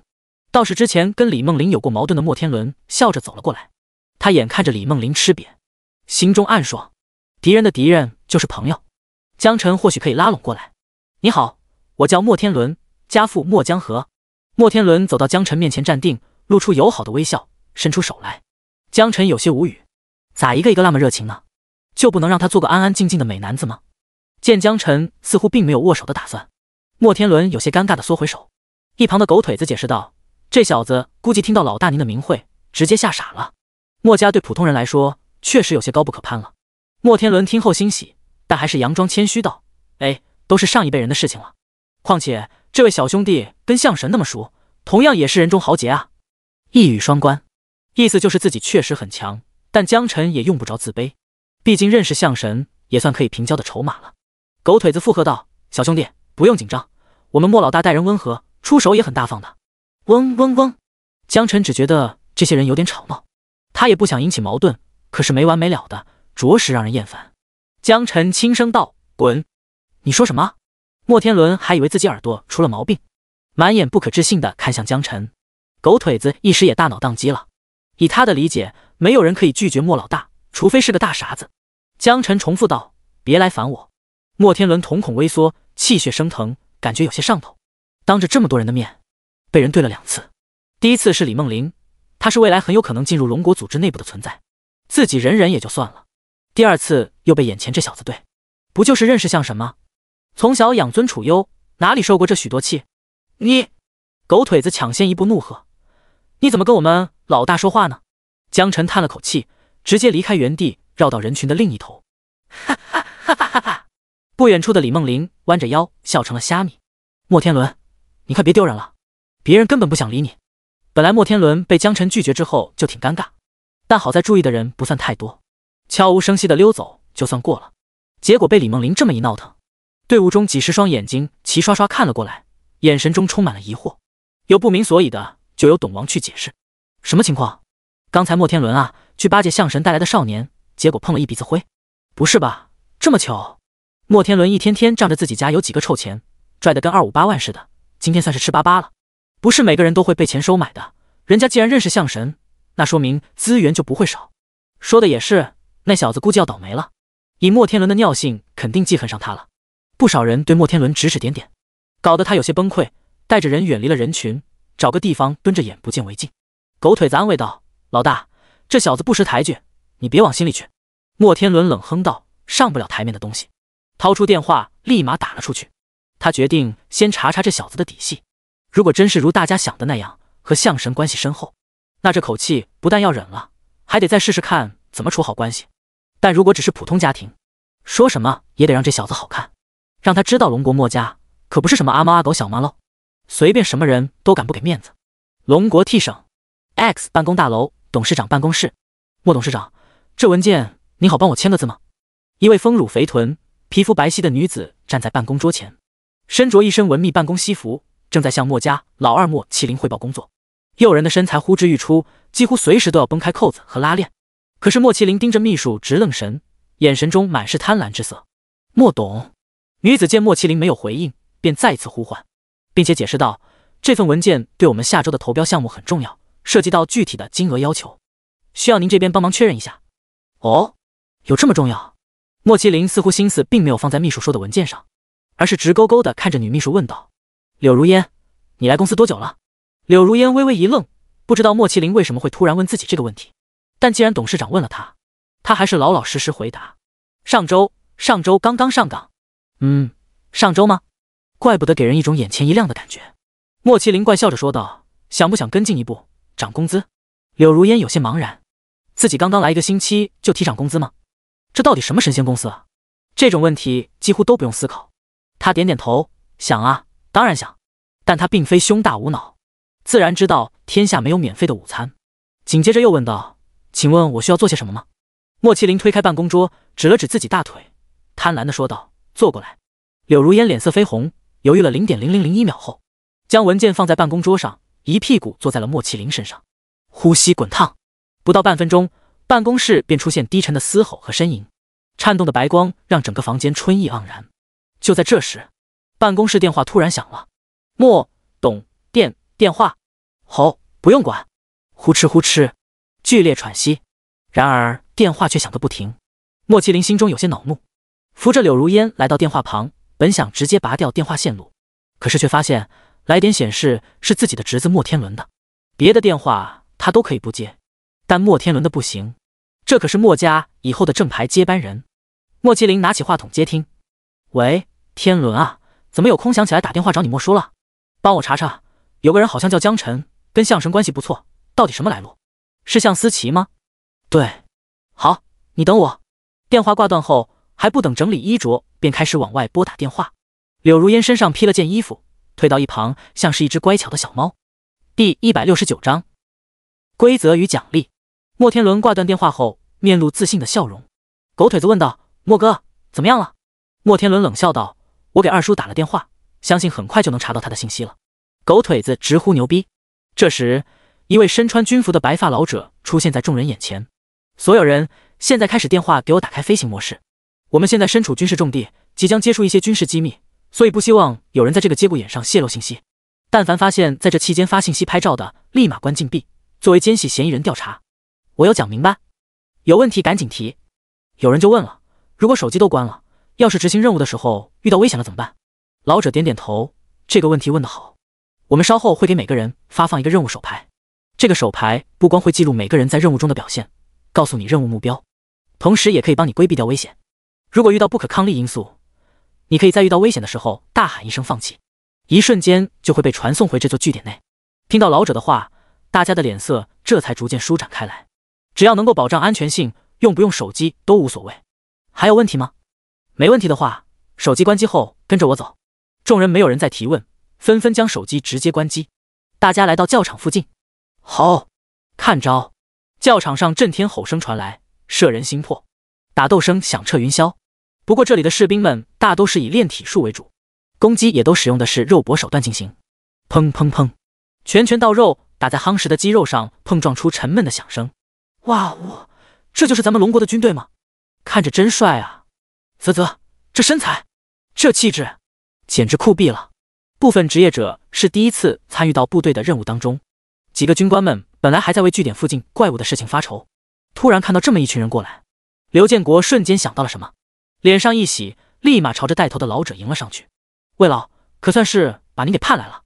老者叫魏然，是一名68级的阵法大师，常年对接军部和职业者们的军事合作，只要是军部有任务下来，基本都由他和他的组织团队来发布任务，并且组织民间职业者参与其中。对表现好的，就会尝试吸纳到组织中，由临时工转正成为正式工，为国家出工出力。当然了，国家肯定也有自己的职业者军队，但大多需要镇守边疆或者守卫各个具体的城镇。像这种清理荒野、开辟据点的事情，要么优秀有潜质的新人来做，要么就是有丰富经验的大佬上。但无论什么情况，都会让普通士兵们先试着在外围建立一个前线据点，先站稳脚跟后，再陆续派职业者过来清理，让刘长官受惊了。魏然握了握刘建国的手，刘建国叹了口气，还真是受惊了。你是不知道，最近据点周围的怪物升级老快了，而且数量也有所增加。魏然笑着说道，这不就赶巧了吗？我身后这些人就等着拿怪物开涮，升级、材料、装备以及政府补贴的各种奖励，这些也正是他们所渴望的。刘建国点点头，这我就放心了。对付10级左右的怪物，还可以用强悍士兵辅助武器，用少量伤亡来解决问题。可一旦怪物超过20级，甚至是25级，基本上就不是普通士兵人力能抗衡的了。就在前天，据点附近出现了29级的精英怪，折损了一支特种作战连队，才把怪物给平了下来。继续按照这个趋势下去，据点指日可破。魏老，赶紧开始吧，情况不容乐观。刘建国还是催促道。魏然也知道情势紧急，否则也不会把他派过来。当即点点头，走上教场的讲台上。职业者们则是跟着站在教场下一侧。原先比武打斗的士兵们也纷纷好奇地停了下来。这些就是职业者吗？听说他们一个人就抵得上我们一个连的兵力。没办法，谁叫人家是职业者呢？可算来了，这下就不用担心据点被摧毁了。看你这怂样，咱们有枪有炮，怕什么？不是，我是想说，让这些职业者去战斗会更加高效。专业的人解决专业问题。对于职业者的到来，士兵们算是长舒了一口气。尽管他们有很大的勇气，不畏生死去面对怪物进行战斗，但如果有更好的选择，谁又愿意去白白送死呢？然而，职业者们当中个个天骄精英，平日里傲气的不行，可是看到龙国士兵后，一个个天然就有一股敬意。就连莫天伦这样的纨绔，此刻都收敛了许多，更不用说李梦麟等人了。江晨看着眼前的军人，心中满满安全感。正是这群人用身体筑成了血肉长城，永远冲在危险的第一线，这才让国家安全有了保障。真正能转职的人，100个人里面可能都没有1个人，绝大部分人都是普通人或者生活职业者。这时，魏然低沉的声音在每个人的耳旁响起：这次我们的主要任务是协助兄弟部队肃清荒野，他们喊我们协助，我们就来协助他们。接下来，我针对这次任务长话短说。首先说规则：第一，电话关机，不许外界联络，有危险第一时间使用人物手牌。第二，职业者可以自由选择几个人一组或者单人一组。第三，任务手牌同时也会记录怪物的击杀数量和等级，从而评估每个人的分数。第四，每个职业者在击杀怪物获得掉落后，可以自由选择是否上交，上交可以兑换同等价值的积分或者材料装备。第五，也是最重要的一点，我们会根据大家击杀怪物以及收集的材料来给所有人排名，根据排名还会给所有人发放额外的奖励。另外，最后我要提醒大家一句，这片荒野已经被能量陨石污染，如果大家手上没有政府授权颁发的道具，请尽可能远离，否则一旦被污染，即便高阶治疗也很难帮你恢复过来，严重的甚至有可能直接魔化失去理智。第170章规则与奖励2。能量陨石，这是从上学开始就刻在大家脑子里的灾难源头。正是这玩意的出现，造就了转职游戏世界的降临。无法损毁，持续释放辐射污染，滋生以及强化怪物。离得越近，则污染能量越强。即便是最小的能量陨石，在靠近之后，也会造成强烈的辐射影响。轻则永久性损伤，重则让人失去理智，成为彻头彻尾的怪物。也因此，在各个国家吃了不少亏之后，总结出了唯一一条方法：封印。龙国的封印道具有好几种，其中一种正是江晨手里的海螺道具。但这种道具制作材料稀少珍贵，制作过程极其麻烦，所以产量不高。而且制作出来之后，一开始并不能直接封印大型能量陨石，必须从较小的能量陨石开始，不断封印，不断壮大，最终达到能量层级之后，才能对大型能量陨石产生作用。或许这也正是向思期待江晨过来的原因吧。听到老者的警示，于是就有人问了：魏老，我是一名新人，第一次参加这种任务，如果真的能量陨石有危险，那么我们怎么判别自己是否在危险区呢？如果没有一个大致判断，我怕自己会不小心跑到能量陨石附近，那可就糟糕了。不单单是这人有如此忧虑，在场的不少其他职业者同样也有此忧虑，纷纷点头，用探寻的目光看向魏然。毕竟任务是任务，小命是小命，一码归一码，他们可不想因为任务丢了小命。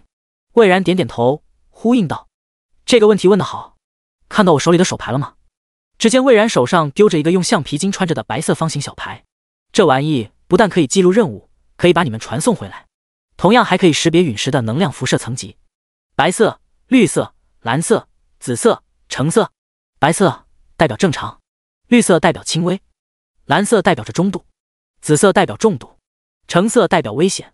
颜色越深，你离能量陨石越近，一旦到达蓝色，你就需要止步了。紫色就得赶紧跑，因为你不仅仅要面对强力的陨石辐射，同时还会面对强大的怪物。听明白了吗？有什么不懂的可以继续问。在场职业者们纷纷点头表示都听懂了，只有江晨感到惊讶，看来并不是所有人手中都有能量陨石。甚至再极端一点，全场就他一个人手中有这玩意儿。只是他有点担心，既然能量陨石有辐射危害，那么持有封印道具的人是否也同样会被污染呢？这方面象神没有跟他细说过，但他相信象神不会害他。不过他还是想趁个机会确认一下，于是开口问道：“我还有个问题。”大家齐刷刷看向江辰，眼神中满是探寻。这位象神亲自送来的小子，能问出什么样的惊天问题来呢？魏然笑着点点头，伸手道：“请讲。”江辰问道：“我听说这些能量陨石是可以用专门的道具封印的，那么持有封印道具的人难道不会被污染吗？”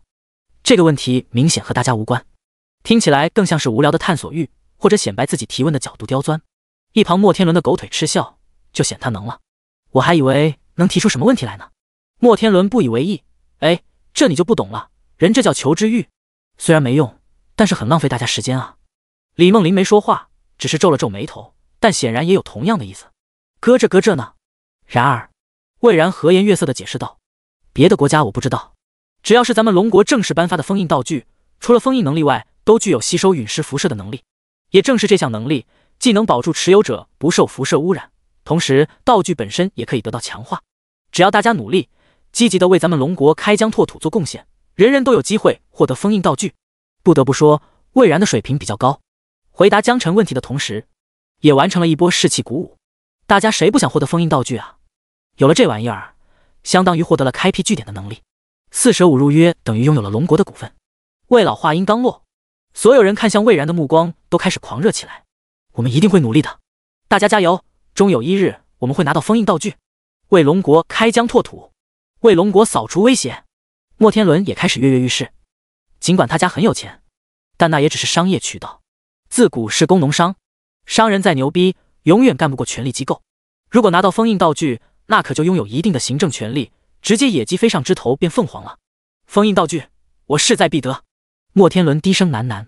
也正是因为如此，所以他每次都会积极参加军队颁发的各项清剿任务。为了表现优秀，甚至把集团企业中的战斗力也带过来作为免费打手。李梦麟更是眼神中充满了熊熊烈火。他现在还在京都读大4，毕业之后也是要参与到国家行政中去的。单单是完成清剿任务，可远远达不到他的期望。如果能获得封印道具，那必然会如虎添翼。只有江辰淡定无动于衷。封印道具很难获得吗？那我手里的海螺道具又是什么？他不理解，但是他可以确定，在场还真就只有他一个人拥有封印道具。这片荒野上的能量陨石就是专门为他准备的，也不知道能量陨石等阶怎么划分，几颗才能将封印道具升级。算了，来都来了，先整吧，整完再说。江辰心中如是想到。看着大家激动的模样，魏然觉得自己的目的达到了，很满意。又接着说道：“规则方面还有那些不明白的吗？有的话随时可以问。”全场安静。好，既然大家对规则没有任何问题了，那么现在我开始跟大家讲解下本次任务的奖励。击杀怪物的等级和数量最终会统计核算成为积分，所有人都会获得积分。积分靠前的前10名，我们会额外给到每个人排名奖励。第10名，我们会奖励100贡献点以及1件蓝色武器。这件蓝色武器根据获奖者的职业等级来定制一款龙国制式装备，上面还会刻有龙国政府的字样，极具收藏价值。第9名，第171章。嘴巴嘟嘟，赌赌赌。魏老依次介绍了不同名次的奖励，名次越是靠前，那么奖励则会越丰厚。如果不是在校生，也可以直接需求金币。积分按照1比100兑换，贡献点按照1比10000兑换。从第5名开始，奖励的装备也开始出现紫色装备，第1名更是出现了橙色装备以及1000点贡献值。另外还有1点功勋值，据说功勋值一般只有击杀敌国的职业者才会获得，3000点功勋值才有资格申请封印陨石道具，这对大多数人来说算是少有的机会。魏然在台上一一介绍奖励，台下的职业者们也开始蠢蠢欲动起来。这奖励好啊，这把组织上可算下了血本了。第1名怕是有点难，我搞个第10名或许问题不大。哇呜，橙色装备，可惜我的实力不够，我要打10个，荒野上的怪物都是我的了。而当听到第1名奖励中有1点功勋值，莫天伦眼前一亮。虽然只有1点功勋值，但积少成多，总能够数。第1名我一定要拿到。狗腿子拍拍胸脯，放心吧莫大佬，有我们帮你，肯定没问题的。莫天伦也许下承诺，只要你们能帮我获得这次任务的第1名，回去绝对不会亏待你们。狗腿子们立马笑逐颜开，大佬威武，大佬万岁！跟着莫大混，吃香喝辣的。莫大，您就放心吧，哥几个保证让你顺利成为第1。咱们都把怪拉成残血，让莫大补刀。任务手牌记录只记录最终击杀，所以他们这套方法没什么毛病。莫天伦嘴角微微上扬，有钱能使鬼推磨。他们莫家虽然只是商人，可是同样也意味着庞大的资源。只要能积累足够的功勋换封印道具，他们家必然会更上一层楼。一旁的其他职业者很不耻这种行为，可却又无可奈何。谁叫人家有钱有势呢？而且魏然似乎也并没有说什么，所以也轮不到大家来指摘。搞不好最后结了仇怨，自己也没捞到好处。但李梦麟可不会惯着，他大声嗤笑道：“好一帮狗腿子，好一个莫老大，你们还真是给莫家长脸呢！”你……莫天伦被噎得说不出话来，怒极反笑，冷声道：“就算你以后铁定进入国家行政当公差，也没必要这么嚣张吧？人总有天黑路滑的时候，小心摔跤啊，朋友！”李梦麟一脸嫌弃：“谁跟你是朋友？别往自己脸上贴金了。这次有我在，第1名你想都别想。”闻言，莫天伦脸色铁青。他其实在来之前就调查过，李梦麟之所以能在毕业后稳稳进入到国家队，除了个人的积极性以外，最主要还是潜力和实力并存。一名圣光骑士，那可是出了名的风骚稀有职业，可肉可奶可输出，一个人就拥有整个团队的所有能力了，而且每个位置上都能有着不俗的表现。据说某次有纨绔仗着人多势众挑衅李梦麟，结果被李梦麟一个人越级干翻了10多名职业者，从此一战成名。尤其是在纨绔界，所有人都在嘲笑那名纨绔，给大家丢了脸，简直就是纨绔界的耻辱。只有莫天伦知道，这人能不惹就不要惹，如果一定要惹，那就不留痕迹，斩尽杀绝。莫天伦嘴角上扬，他笑了，笑得很开心，手中开始鼓掌。好，很好，李梦麟，你成功引起了我的注意，那要不然咱们打个赌，你敢不敢？李梦麟正在兴头上，冷哼一声，有什么不敢？来吧，你想怎么赌？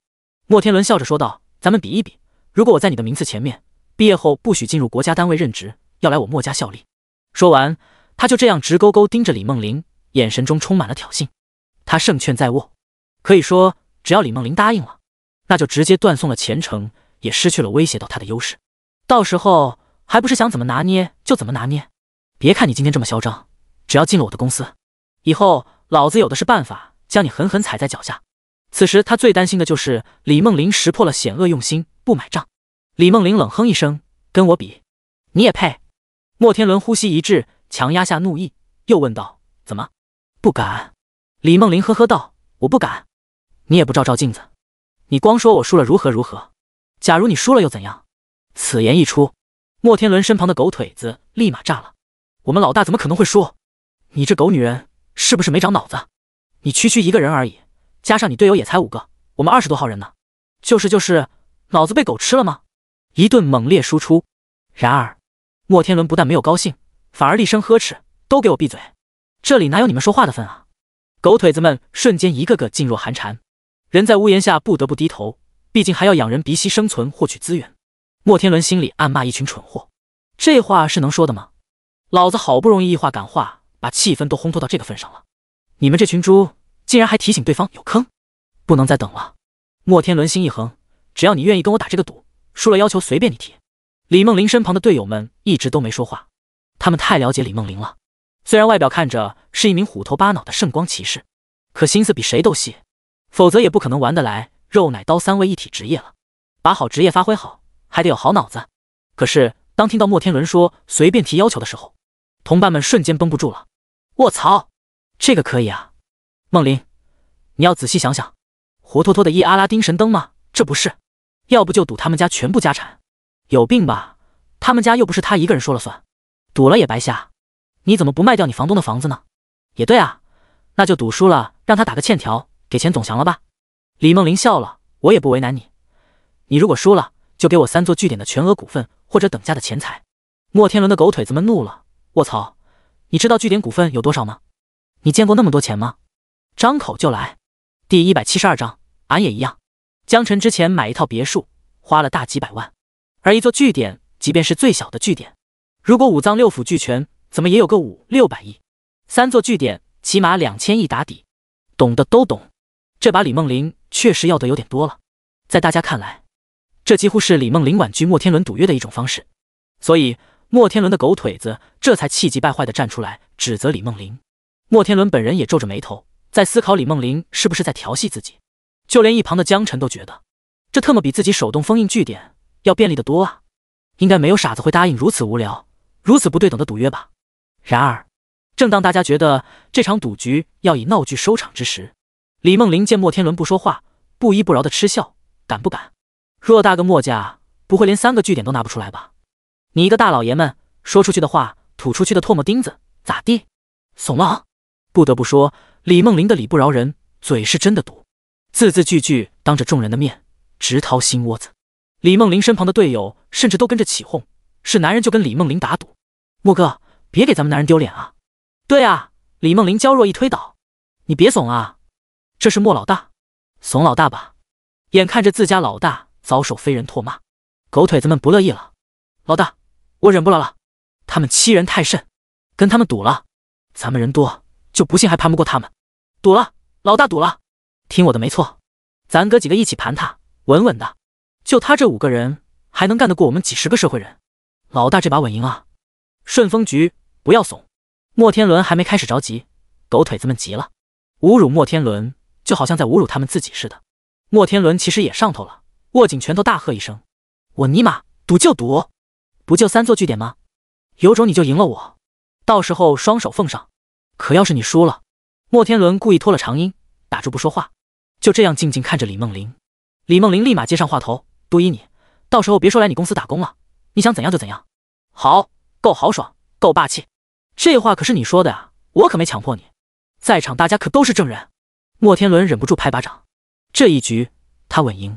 不过为了保险起见，他还是拿出了契约道具，在李梦麟面前扬了扬，来签了这份契约，咱们俩的赌约就算是生效了。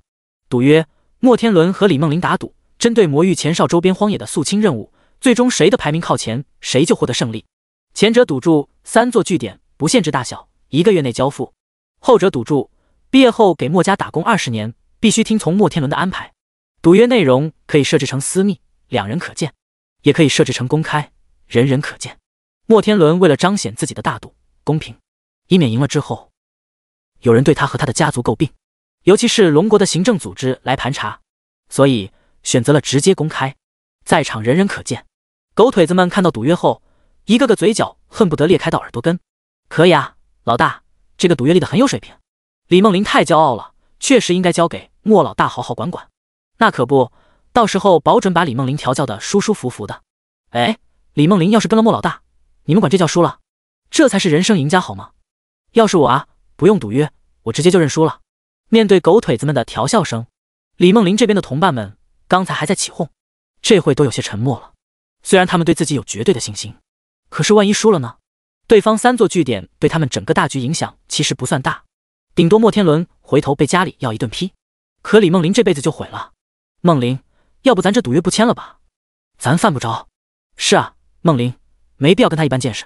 这傻缺，他就是条狗，你跟他顶上了，到时候吃亏的还是你自己。虽然咱们很可能赢，但是不怕1万，就怕万一啊。听到队友的劝阻，李梦麟却是不打算退缩，直接走到莫天伦面前：“签吧，不许反悔。”莫天伦点点头，很干脆地催动契约。他觉得不趁着李梦麟上头，契约赶紧签了，对方随时都有可能返回。契约道具碎成点点白光，随后没入到2人身体之中。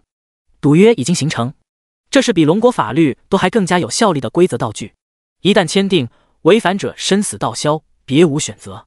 现在你反悔也已经来不及了。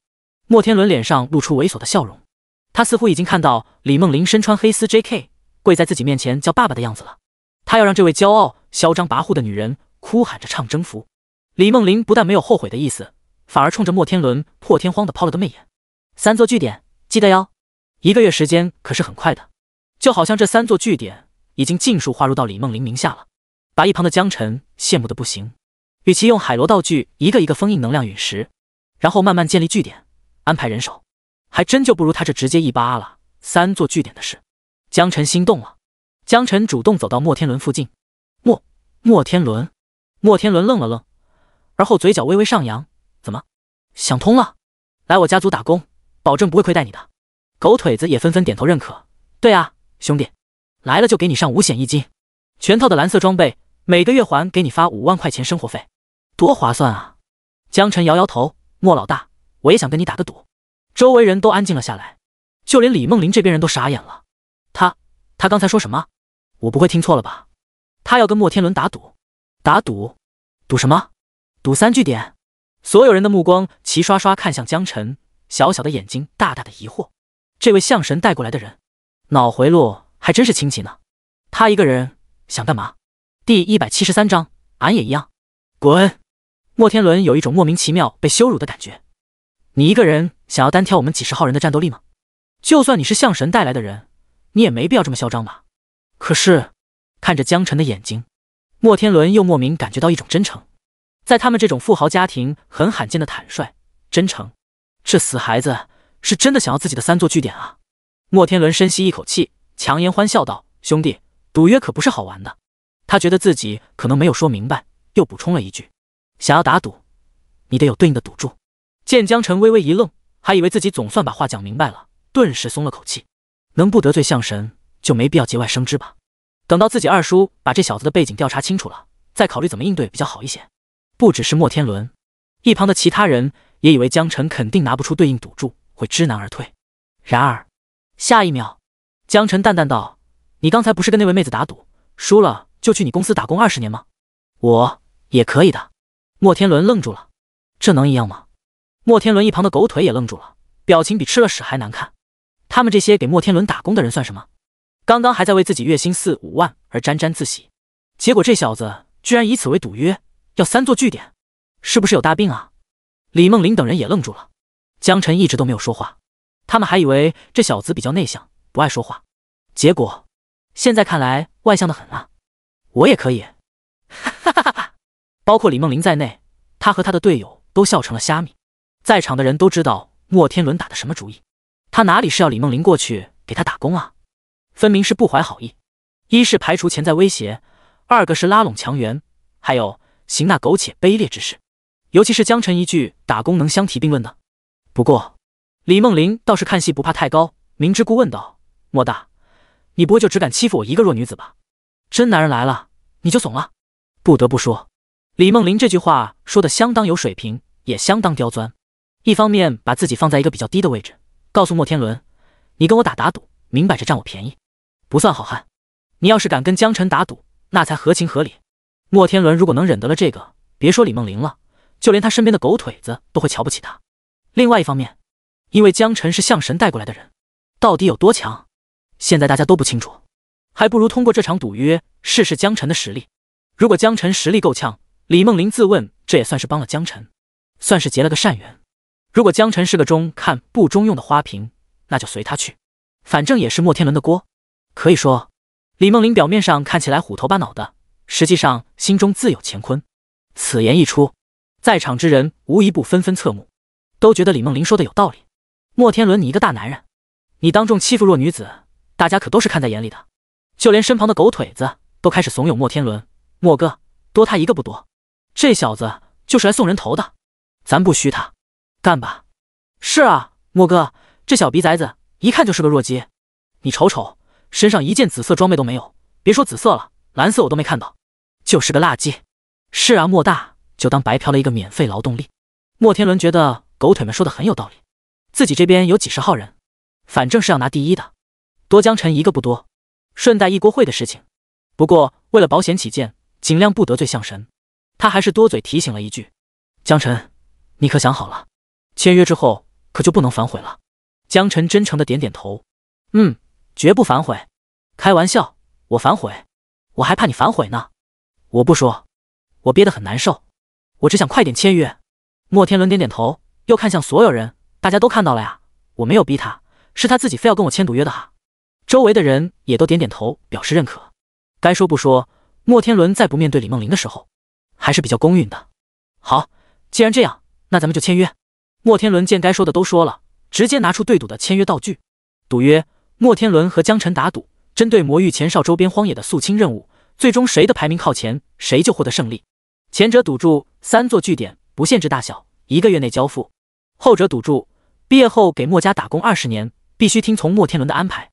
内容基本上都差不多，只是换了个名字。而且根据大家对墨天伦的了解，所谓听从安排，不过是加入到狗腿军团，唯命是从罢了。这一波单论赌约来讲，确实是江晨占了便宜。不过墨天伦不在乎，他反正要赢，还不如大气一点，尤其是在李梦玲面前显得格局大一些。以后不但能收服他的人，说不定还能收服他的心。一道白光闪现，然后没入2人身体内，契约再次生效。好了，小子，好自为之吧。墨天伦说道。本来还以为是哪家名门贵族或者相神的亲属家眷，现在看来不过是个勤奋努力的愣头青罢了。能来自己公司当牛马也不错，算是你小子的福分。签约之后，江晨退到一旁，心满意足，只等任务开始。他要选一个人烟稀少的方向，绕到能量陨石那边去，免得过于惊世骇俗了。这时，不知道从哪里冒出来一个10几号人的小团队，其中一人跑到墨天伦跟前，鼻孔朝天的大喊：墨天伦，你敢不敢跟我也签个赌约？周围再次安静。墨天伦深吸一口气，沉声道：滚！那人立马微微皱眉：你是不敢吗？墨天伦怒极反笑：信不信我找人打死你？现在要做任务，他不方便出手，但是不代表任务之后他不可以找人把眼前这小子弄死。今天真是邪门了，一而再的被人瞧不起，他整个人的心态都有点扭曲了。那人也算是见好就收，立马变成笑脸，谄媚退走。好嘞，大佬您玩得愉快，小的这就滚蛋。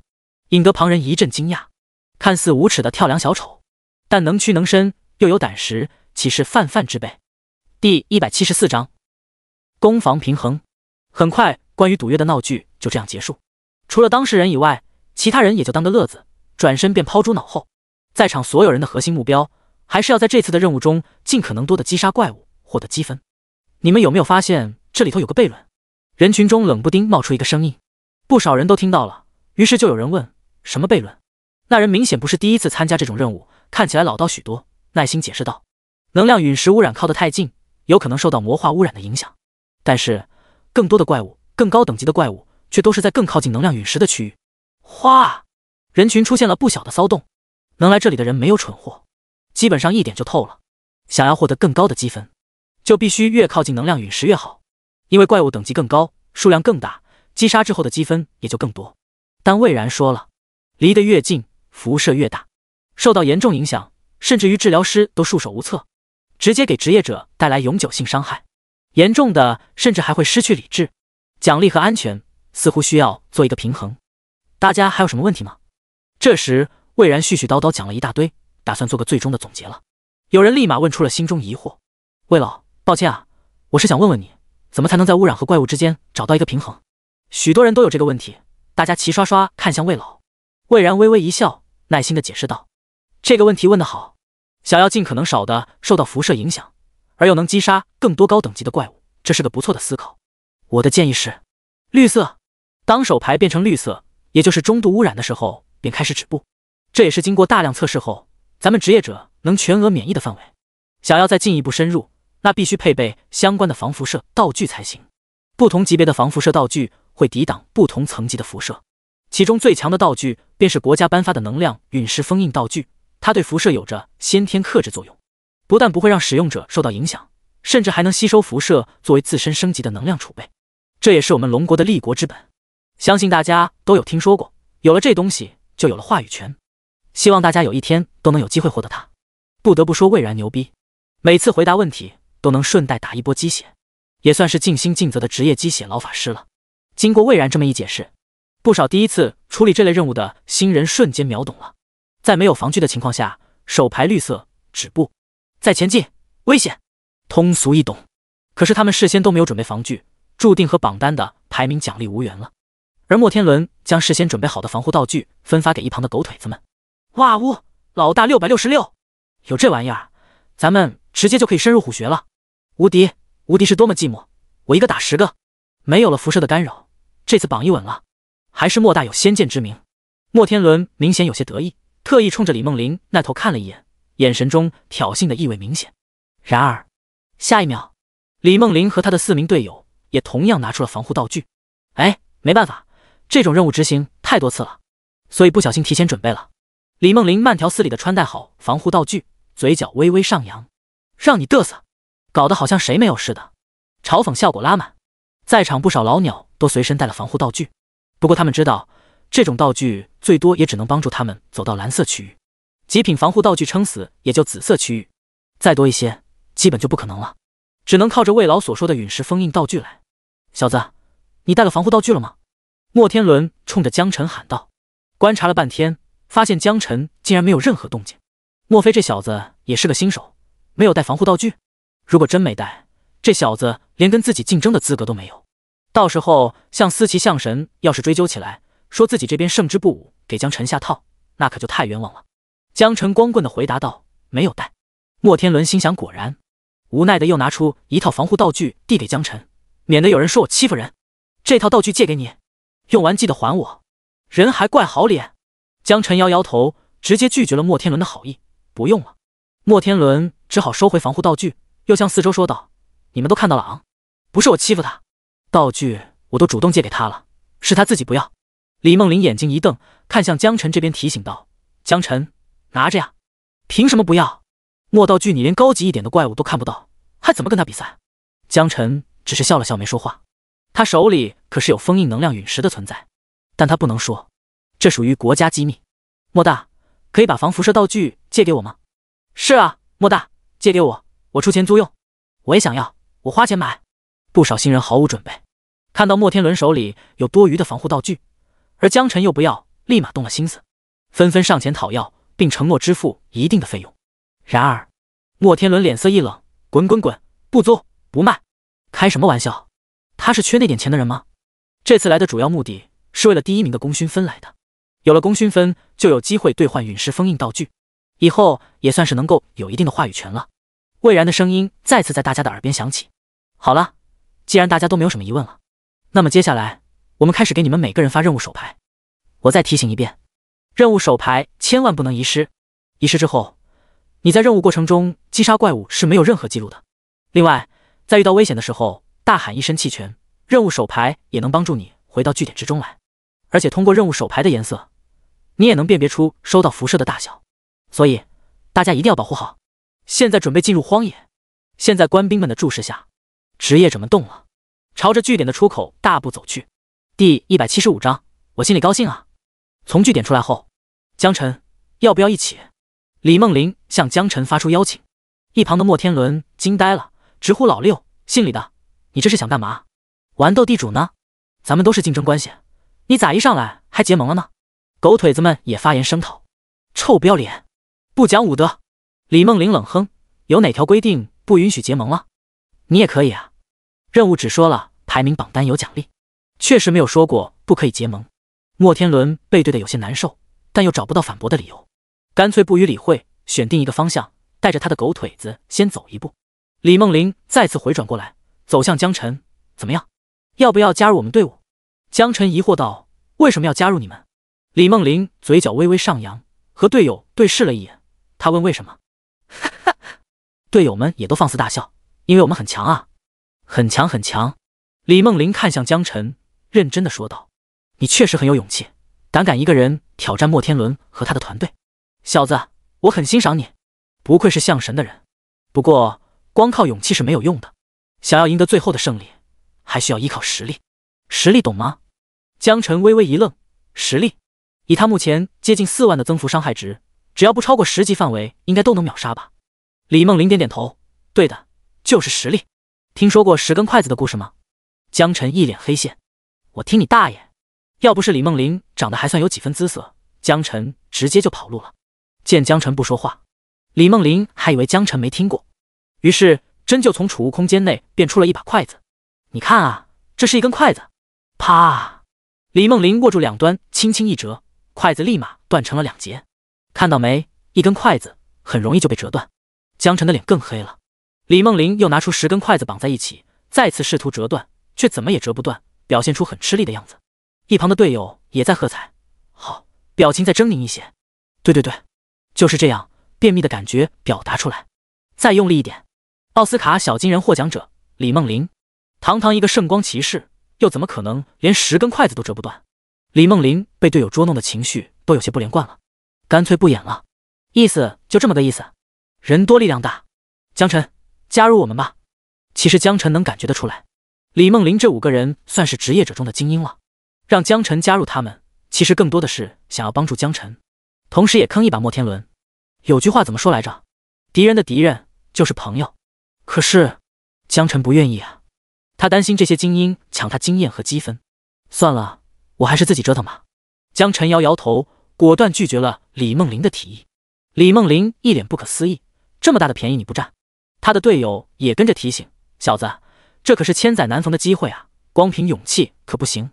可以说换任何一个人听到李梦麟的邀请都不会选择拒绝，因为这是实打实的抱大腿。然而江晨却是摇了摇头，转身一脚踏入荒野之中。太墨迹了，还是快点去刷怪吧。其他人的目标可能是蓝色危险区域，极个别可能会有紫色危险区域，但江晨是要去和能量陨石贴贴的。手里有海螺道具，吸食辐射能量才能升级，封印能量陨石会获得巨大能量。与此同时，他也能击杀比别人等级更高、数量更多的怪物。看着江晨离去的背影，李梦麟的几名队友不禁惋惜，这小子还真是勇啊，一个人就敢来完成任务，谁说不是呢？不过他一个人确实有可能获得更多积分啊。就算他厉害，能同时对付1、2个甚至2、3个被魔化的怪物，但如果5、6个甚至是一群呢？除了死亡，只有使用手牌弃权。除此之外，我想不出更好的结果。李梦麟摆摆手，算了，我已经邀请过了，这是他的命，咱们还是先管好自己吧。队友们也觉得有道理，于是不再提这件事。生死有命，富贵在天，有些人能救，有些人注定就是悲剧。李梦麟选择了一个人少的方向，带着队伍从据点门口离开，大步向前走去。其他队伍也陆陆续续开拔，选择哪个方向成为了大家的问题。大几十、上百号人，如果都朝着同一个方向前进，必然会出现抢怪的现象，到时候谁的积分都高不了。所以大家都很默契地保持着一定距离，打算朝着不同的方向出发。很快所有人都消失在茫茫荒野之中。魏老，感谢您这次的援助啊，有了这些职业者，我们应该能消停很久吧。刘建国深吸了一口气，感激地说道。怪物骤然升级强化，折损了一个连的士兵，说不心疼那都是假的。现在终于等到了救兵，而且看起来一个个都很强的样子。魏然淡淡笑着说道，这次恐怕比你预期的还要好。刘建国微微一愣，旋即满脸震惊，你是说荒野的怪物都会被清理完？魏然嘴角上扬，再猜，往上猜。刘建国皱了皱眉，往上猜。魏然不说话了，就这样老神在在地看着荒野深处。刘建国恍然大悟，激动地说道，莫非这次是直接将这片荒野的怪物连根拔起？魏然嘴角微微上扬，笑而不语的点点头。刘建国激动地直拍大腿，我懂了。哎呀，这可太好了，以后这片荒野就能建立起一个真正的城市来，会有人口迁徙，老百姓安居乐业，并且还会诞生新的职业者，去到被封印的秘境当中刷怪升级。太好了，真的太好了，这绝对算得上是功德一件啊。魏老，魏然笑着说道，怎么觉得在这里守据点很辛苦？刘建国摇摇头，为龙国办事从来不觉得辛苦，只是能看着龙国又添一座城市变得更加强大，我心里高兴啊。第176章5段3粗的小魔王。黑云盖顶，光线暗淡，稀疏而又奇形怪状的树林以及低矮的灌木丛，被魔化的生物游荡在其中，有头上长着犄角的恶魔，手里拿着钢叉的小鬼，眼睛冒着绿光的恐狼，甚至还有极个别人形生物。给人的感觉，这些怪物似乎都得到了增强，比之前秘境附近的怪物要强大得多，头上都明晃晃的顶着个精英2字，随便一个探测术甩出去，血量都已经过万了。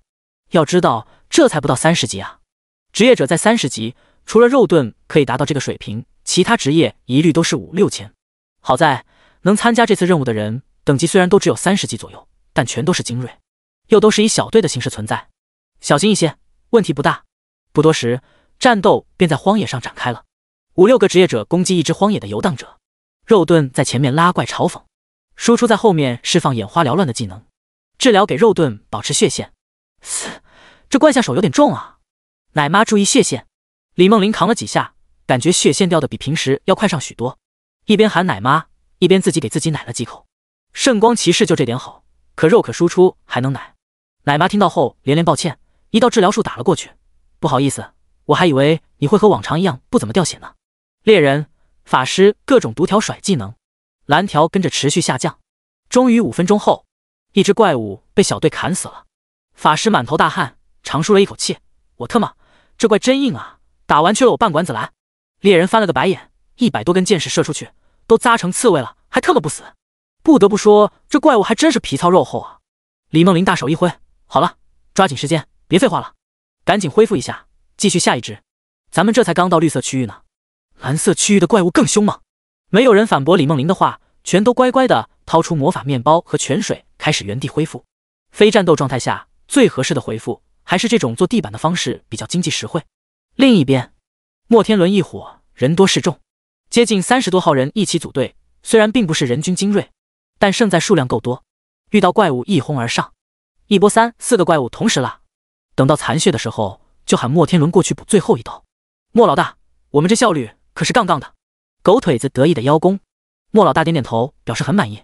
放心吧，只要这次我能拿到第1名，回头你们都重重有赏。好嘞，谢谢老大。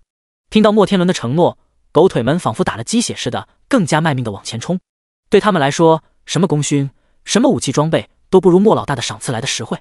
绝大部分带了防辐射道具的人都没有在绿色区域逗留太久，只是稍微过渡了一下就直接冲向蓝色区域。怪物的等级更高，数量也会更加密集，不少小队都遭遇了前所未有的压力。卧槽，一下围上来4、5个，绝对搞不定，赶紧撤！有刚迈入蓝色区域的倒霉蛋小队，直接遇到了4、5只怪物的围剿，立马想要往后撤，退回到绿色区域，可是被怪物盯上后，想要逃跑又哪能这么容易？眼看着怪物越来越近，弃权，弃权，弃权！小队成员一个接一个动用了任务手牌的传送功能，开局不到半小时就淘汰了2支小队。毕竟任务而已，大家可都没有丢小命的觉悟。就在这时，魔域深处，一个闪闪发光的红色菱形水晶石悬浮在半空中。巴布拉，我好像闻到了美味的人族气息，数量大概在8、90个左右，全都拥有着强烈的能量。一只头上长着犄角，全身赤红，毛发绿色的巨大魔怪嗡嗡地说道：哦，桑巴布，你的鼻子一向很灵，我相信你的判断，我们要不要去撕碎他们？桑巴布眼前一亮，超长的舌头伸出嘴角转了一圈。这是一只佝偻、修长、瘦骨嶙峋的魔怪。巴布拉没好气地说道：这些都是人类的强者，我们过去一旦被他们围住，很有可能丢掉小命。桑巴布桀桀笑道：桀桀，你还是那么小心，我们为什么要被他们围住？只需要躲在暗处找到落单的人类，然后一点点蚕食他们就好了。巴布拉担心道：你就不怕人类派更强者过来讨伐你？桑巴布嘿嘿笑道：当然怕，既然这样，那就只吃掉1、2个解解馋就好了。巴布拉冷哼：你别找麻烦了，能量陨石再多洗礼一段时间，我就又可以升级了。桑巴布翻了个白眼：你真是奇蠢如猪啊！他瞥了一眼水晶石下的深渊，压低声音说道：有那混世小魔王在，你我想要真正变强，得等到何年何月去？大部分能量都被他吸走了，我们不杀1、2个人类强者，以后连反抗的余地都没有。巴布拉瞳孔微缩：你是说魔王会把我们？桑巴布闭着眼睛点点头，表示默认。巴布拉深吸一口气：好，就杀1、2个，太多了，我怕引起人类强者的警觉。桑巴布露出姨母笑，他要的就是引起人类强者的警觉，只要人类强者过来杀了深渊下面那位，他们才是安全的，否则等到小魔王苏醒，必定会第一时间吸收掉他们，那时也将是他们的末日。是谁在呼唤本王的名讳？啪嗒啪嗒，无数稀稀疏疏的碎石掉落，产生了回声，从深渊下发出来低沉厚重的声音。巴布拉和桑巴布两人对视一眼，瞳孔微缩，都从对方眼中看到了恐惧。恭迎小魔王大人！一只全身墨绿色的、身材不足1.5米、全身蓝色火焰的小鬼从一旁的深渊中冒出了头颅。他就这样死死盯着眼前2位 BOSS 级魔物，嘴角微微上扬，像是在审视一顿美餐。很好，你们很好，你们越来越美味了。不过，现在我要先杀光这些擅自闯入的人类。第177章瞬杀魔王。桑巴布和巴布拉2位 BOSS 级魔物深深地匍匐在地上，硕大的身体都在瑟瑟发抖，再也不复之前的威风。桑巴布鼓起勇气问道：吉尔斯魔王大人，这样会不会引来人族的真正强者，灭了这方区域？吉尔斯桀桀笑道：我要的就是人类真正强者过来，我要把他的肉体跟灵魂整个都吸收进来，化为我强大的养分。不杀光他们的小崽子，强者是不会过来的。桑巴布心里一咯噔，难道魔王大人你已经完成了2阶进化？吉尔斯并没有否认，而是看向桑巴布，你想要试试我的力量吗？蠢货！桑巴布再次拜伏在地，身体比之前抖得更加厉害了。吉尔斯大人，抱歉，我不该怀疑您的实力。在1阶的时候，他虽然打不过吉尔斯，但付出重伤的代价下，逃跑还是没有问题的。可是如果2阶，即便拼尽全力，最终也还是落得成为吉尔斯的养料而已。恐惧如枯骨之躯，深深植入了桑巴布的骨髓之中，逃不掉的绝望感让他全身都在颤抖。之前还在期待有人类强者能过来灭了吉尔斯，可是现在似乎吉尔斯比他还要更加期待一些。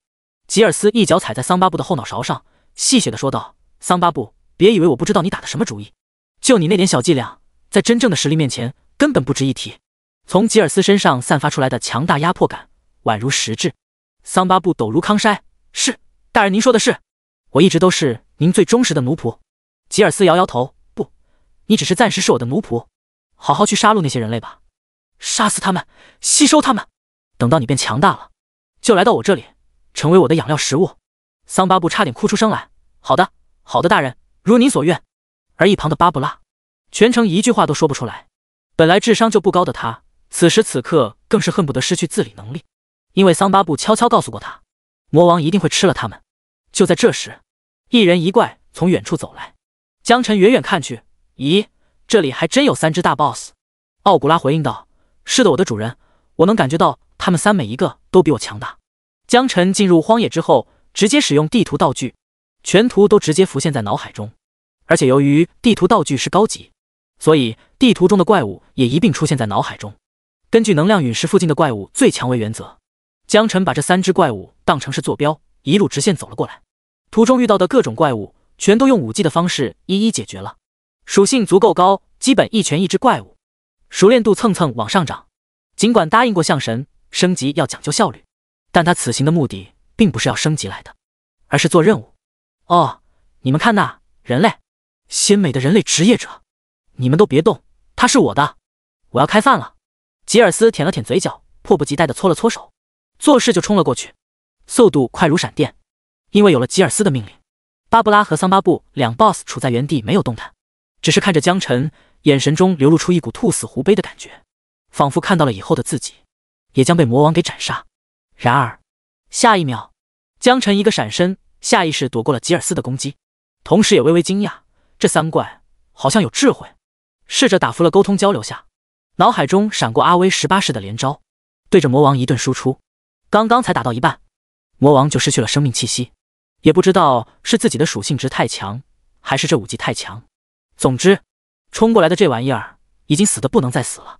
击杀40级深渊恶魔吉尔斯，获得经验40万；超级跨级击杀，奖励经验10万；获得装备吉尔斯的日记本。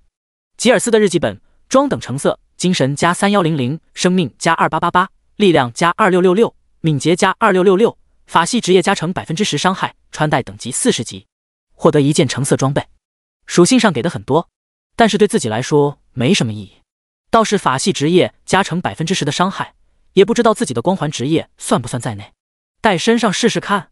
正当江晨纠结时，远处的桑巴布和巴布斯2只巨型 boss 直接吓尿了，把他们当盘中餐的吉尔斯竟然直接被眼前的人类一拳拳打死了，而且毫无还手之力。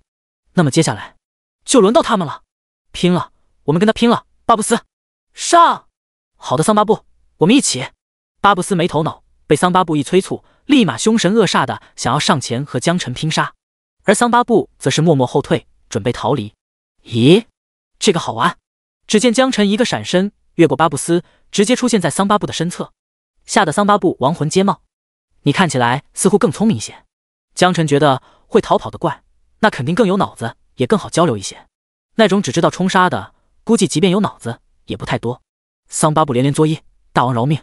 只要大王饶命，我什么都愿意为您做。”巴布拉见自己的同伴直接跪了，也跟着跪了下来，一个劲作揖，每一次头点的都实实在在的，搞得江晨都不好意思杀他了。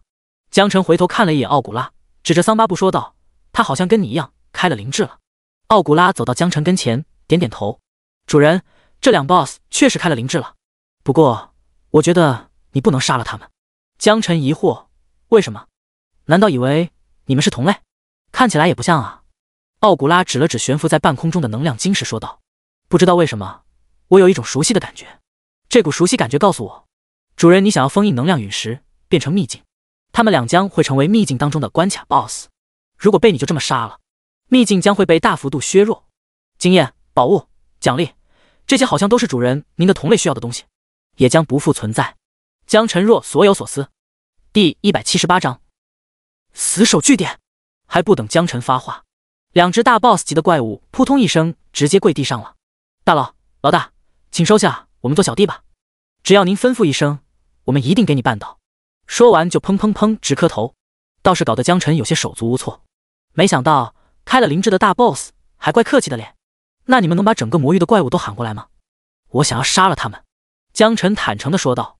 现在他的范围也就34公里，相比于整个魔域来说还是太小了。进入荒野后，第一时间使用了地图道具，发现整个图确实蛮大的，甚至已经超出了地图道具的上限100公里的距离，想要一波群怪根本就够不着。只是不知道这两 BOSS 有没有办法把怪物都聚拢过来，或许是求生的本能。桑巴布并没有在同类的生死上纠结，而是直接点头肯定道：“老大，我确实可以帮你把怪物都聚拢过来，整个魔域的怪物都可以。”说完又指了指一旁的巴布拉，他也可以。巴布拉疯狂点头，俺也可以。求生欲直接拉满。江晨其实也不是真想杀他们俩，奥古拉说他们影响到秘境的质量后，就已经没有死他们的想法了。以后这附近如果建城市，势必会需要培养职业者才能不断强大，那么一个强大的秘境必然成为一大亮点。江晨咂咂嘴，行吧，帮忙，把整个魔域的怪物都聚拢一下，34公里范围内就行。桑巴布呼吸一滞，似乎想到了什么恐怖的事情，但他不敢问半个字，果断点头，好的老大，如您所愿。说完便开始释放一种低分贝声音，独属于 BOSS 的可以呼唤这片领域的小怪。巴布拉也跟着有样学样。另一边，魏然正在和刘建国有说有笑，突然脸色一变，发出惊呼：“不好！”刘建国疑惑道：“魏老，怎么了？”魏然整个人都呆愣在了原地。完了，我感受到了一股强大的气息，这股气息是可以瞬间将所有这次参与清剿的职业者全部都杀死的怪物。根据多年的任务发布经验，这片区域怪物的强度，他甚至都不用任何道具，直接就能感受出来。这也是为什么很多重要人物都由他来主导。刘建国虎躯一震，这可都是龙国的精锐战斗力，花了大量的资源才培养出来，死一个少一个，绝对不容闪失啊！立马对站在一旁的警务员说道：“快，传我命令，拉响据点的警报！”立刻进入1级战备状态。他了解魏老绝对不会无中生有，魏老说有危险，那一定是有泼天大祸即将到来了。是。警务员表情严肃，给刘建国敬礼后转身就离开了办公室。魏然叹了口气：“哎，你们去了也没用。”刘建国淡淡笑道：“咱不懂有没有用，咱们当兵的就是一块砖，哪里需要往哪里搬。娃娃们如果活不成，我们没脸活。”他又怎么会不知道，职业者都会面临巨大的危险，他们也只是比普通人强上那么一些，命运早就注定了。魏然摇摇头：“我去给组织打电话，希望还能来得及。”说完夺门而去，找了一间隔音办公室，按下了卫星电话。级别高的通话需要严格保密。一旁刘建国苦笑：“就连魏老都没有把握吗？看来影响比想象中要严重得多。只是几只荒野边缘的怪物，就已经让他们损失了一个精锐连队，而现在出现的怪物，就连前来清剿的职业者们都有危险。那这个据点看来似乎要保不住了。”魏老那边的电话沟通已经结束，表情看起来无比凝重。刘建国沉声问道：“怎么说？”魏然表情凝重：“组织上会派人过来，但是可能没有那么及时，现在只能由我来试试看了。”作为职业者任务的组织者，魏然已经年近70，但他怎么说也是一名60级暗夜精灵猎手，实力上肯定比这些个年轻职业者要强太多，只是没有到达70级，还不能御空飞行，也不知道来不来得及。魏然觉得根据气息来判断，这个强大的怪物等级应该不低，同时还是精英 BOSS 级，就算等级比他低个10级甚至15级，他过去都不一定有把握战胜。刘建国关心道：“需要我这边怎么配合吗？”魏然苦笑着摇摇头，这已经不是常规武器能够参与的战斗了，你们就守好据点吧。刘建国眉头微皱：“可是……没什么可是的，只是让你的兵晚一些死罢了。”魏然说完，打开办公室的窗户，直接跳了下去。从这里出去能快速抵达据点之外。一声剧烈的撞击声砸在地面上，魏然开启疾跑模式。紧接着整个据点警报拉响，所有士兵快速集结，在教场等待命令。很多人难免疑惑，为什么职业者过来了，不应该变得安全了吗？反而还拉响警报？难道需要他们协同作战？来不及多想，服从命令是军人的天职，他们现在唯一能做的便是收到刘建国的命令，并快速执行。教场讲台上，刘建业看着手底下的兵，眼神中闪过一抹悲色。多好的士兵啊！同志们，现在情势危急，据点随时可能要覆灭，你们怕不怕死？没有犹豫，没有停顿，士兵们山呼海啸般的声音响彻整个教场。不怕，不怕，不怕！刘建国热泪盈眶。好，很好，来帮助我们的职业者们很可能已经全军覆没了。听到这句话，在场的官兵瞬间沉默，沉重的气息压在每一个人的心头。究竟什么样的力量能让这些天之骄子全军覆没？他们不懂，但是他们知道，现在他们是据点最后的有生力量。我很诚实的告诉大家，增援不一定能及时赶到，但作为龙国的兵，我们必须守住据点。我刘建国陪着大家一起守住据点。第179章，好多怪，死战不退，死战不退，死战不退！官兵们的吼声宛如巨兽咆哮，震得所有人热血沸腾。在这乱世，作为龙国的士兵，他们早就想到自己有这么一天，同样也以马革裹尸为自己的荣耀。而这一天比想象中的还要快。在场所有人没有人退缩，士气达到了高潮，每一个人都有共同信念：人在，据点在。莫氏集团，莫麒麟手中握着卫星电话，如坠冰窖。就在刚才，他得知自己多年栽培的民政局局长已经落马了，原因是因为传递 S 级国家机密。可是江晨一个清北的学生，就算是向思琪看好的人，也不可能成为 S 级国家机密吧？ S 级国家机密私自传播等同叛国，后果如何，不用细想便知道很危险，甚至有可能为墨家带来灭顶之灾。他很慌的一批，倒不是心疼那个已经落马的民政局局长，大不了再栽培一个就好。他担心的是，这次会不会顺风摸瓜搞他的莫氏集团？毕竟他们墨家树大招风，没有通天的权力，在别人眼里只是一只肥羊罢了。不行，我得快点通知莫天伦。事已至此，莫麒麟还是决定第一时间把这件事告诉莫天伦。然而，无论他怎么拨打，电话都无法拨通。莫天伦这个人就像凭空消失了一般，这让莫麒麟本来就慌的一批的心彻底死了。这时，一旁的柳如烟从暗处站了起来，披在身上的外套很自然地滑落在地上，雪白的光景再次袒露无遗。莫总，我还要……柳如烟声音仿佛蚊蝇，面色潮红，呼吸粗重，向着莫麒麟走去。她已经想通了，跟着出租屋的男朋友白白浪费青春，还不如趁这个机会怀上莫麒麟的孩子。这样一来，再不济她也能捞到不少好处。这可是莫氏集团的现任董事啊！然而，让他出乎意料的是，并没有迎来莫麒麟的疼爱。啪！反手清脆的一巴掌，柳如烟被打翻在地，瘫坐地上，抬头满脸愕然的捂着脸看向莫麒麟：“滚！马上给我滚！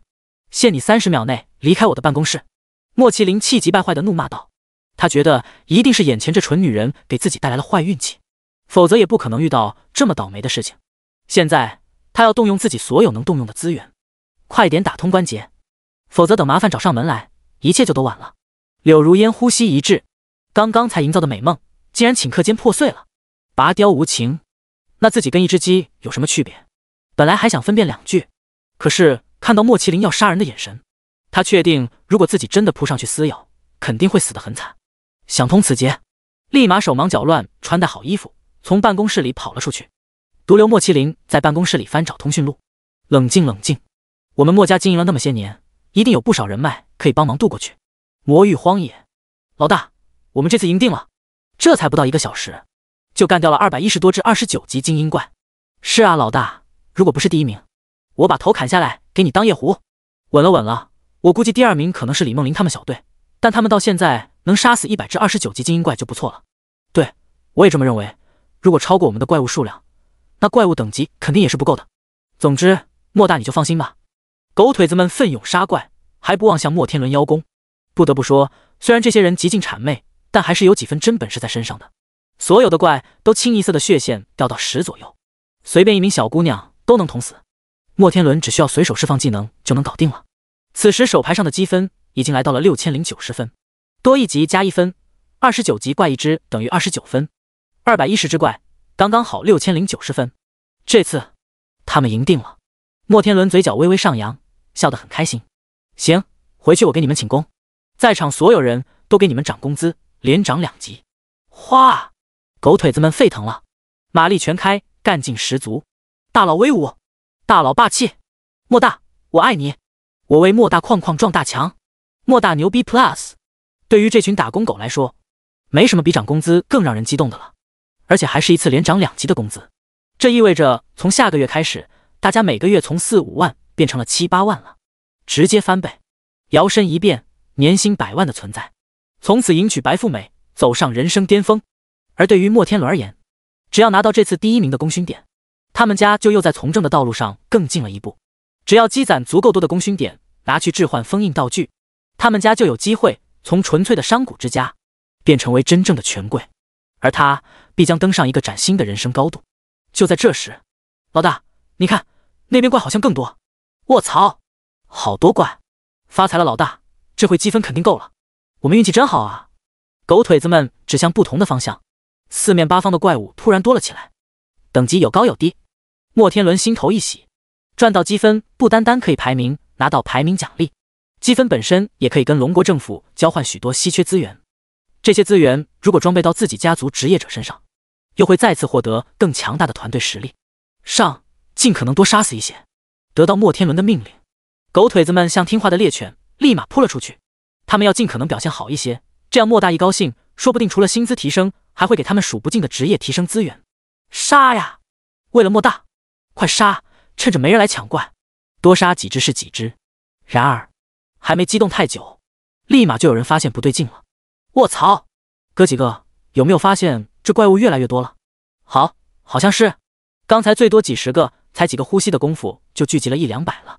狗腿子们瞳孔微缩，眼神闪烁，不是他们怂，实在是周围巨怪的速度太他妈快了。这什么情况？莫天伦也从一开始的兴奋逐渐变得恐惧起来，一旦被这些怪围住。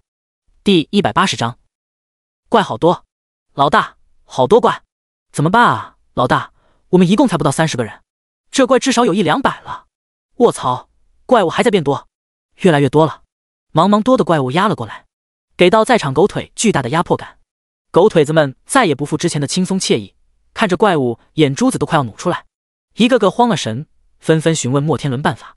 当习惯了狗腿子已经丧失了基本的判断理解，什么问题第一时间都会询问莫天伦，听从他的命令。莫天伦此时整个人头皮发麻，他是富有没错，可是他也是个正常人啊。正常人遇到这种情况，不尿裤子就已经很牛逼了。一股股尿意上头，他现在两股战战，整个身体都在打摆子，完全不受控制。跑！四面八方都是怪物，往哪里跑？就算是杀出重围，也得从包围圈找个薄弱环节吧。眼前全是怪，而背后则是紫色甚至橙色区域。如果贸然闯入，不等怪物杀死他们，他们自己就被辐射迷失心智了。面对如此多怪物，莫天伦也没有更好的办法。狗腿们失去了主心骨，能在原地有一搭没一搭的对怪物进行攻击，可这点零星的攻击，就连之前那点怪物都杀不死，更何况眼下逐渐增加的200、300怪物，等死似乎成了大家唯一选择。然而，当怪物走到大家脸上的时候，不但没有进攻，甚至直接无视了众人，直接越过大家，继续朝着能量陨石的方向走去。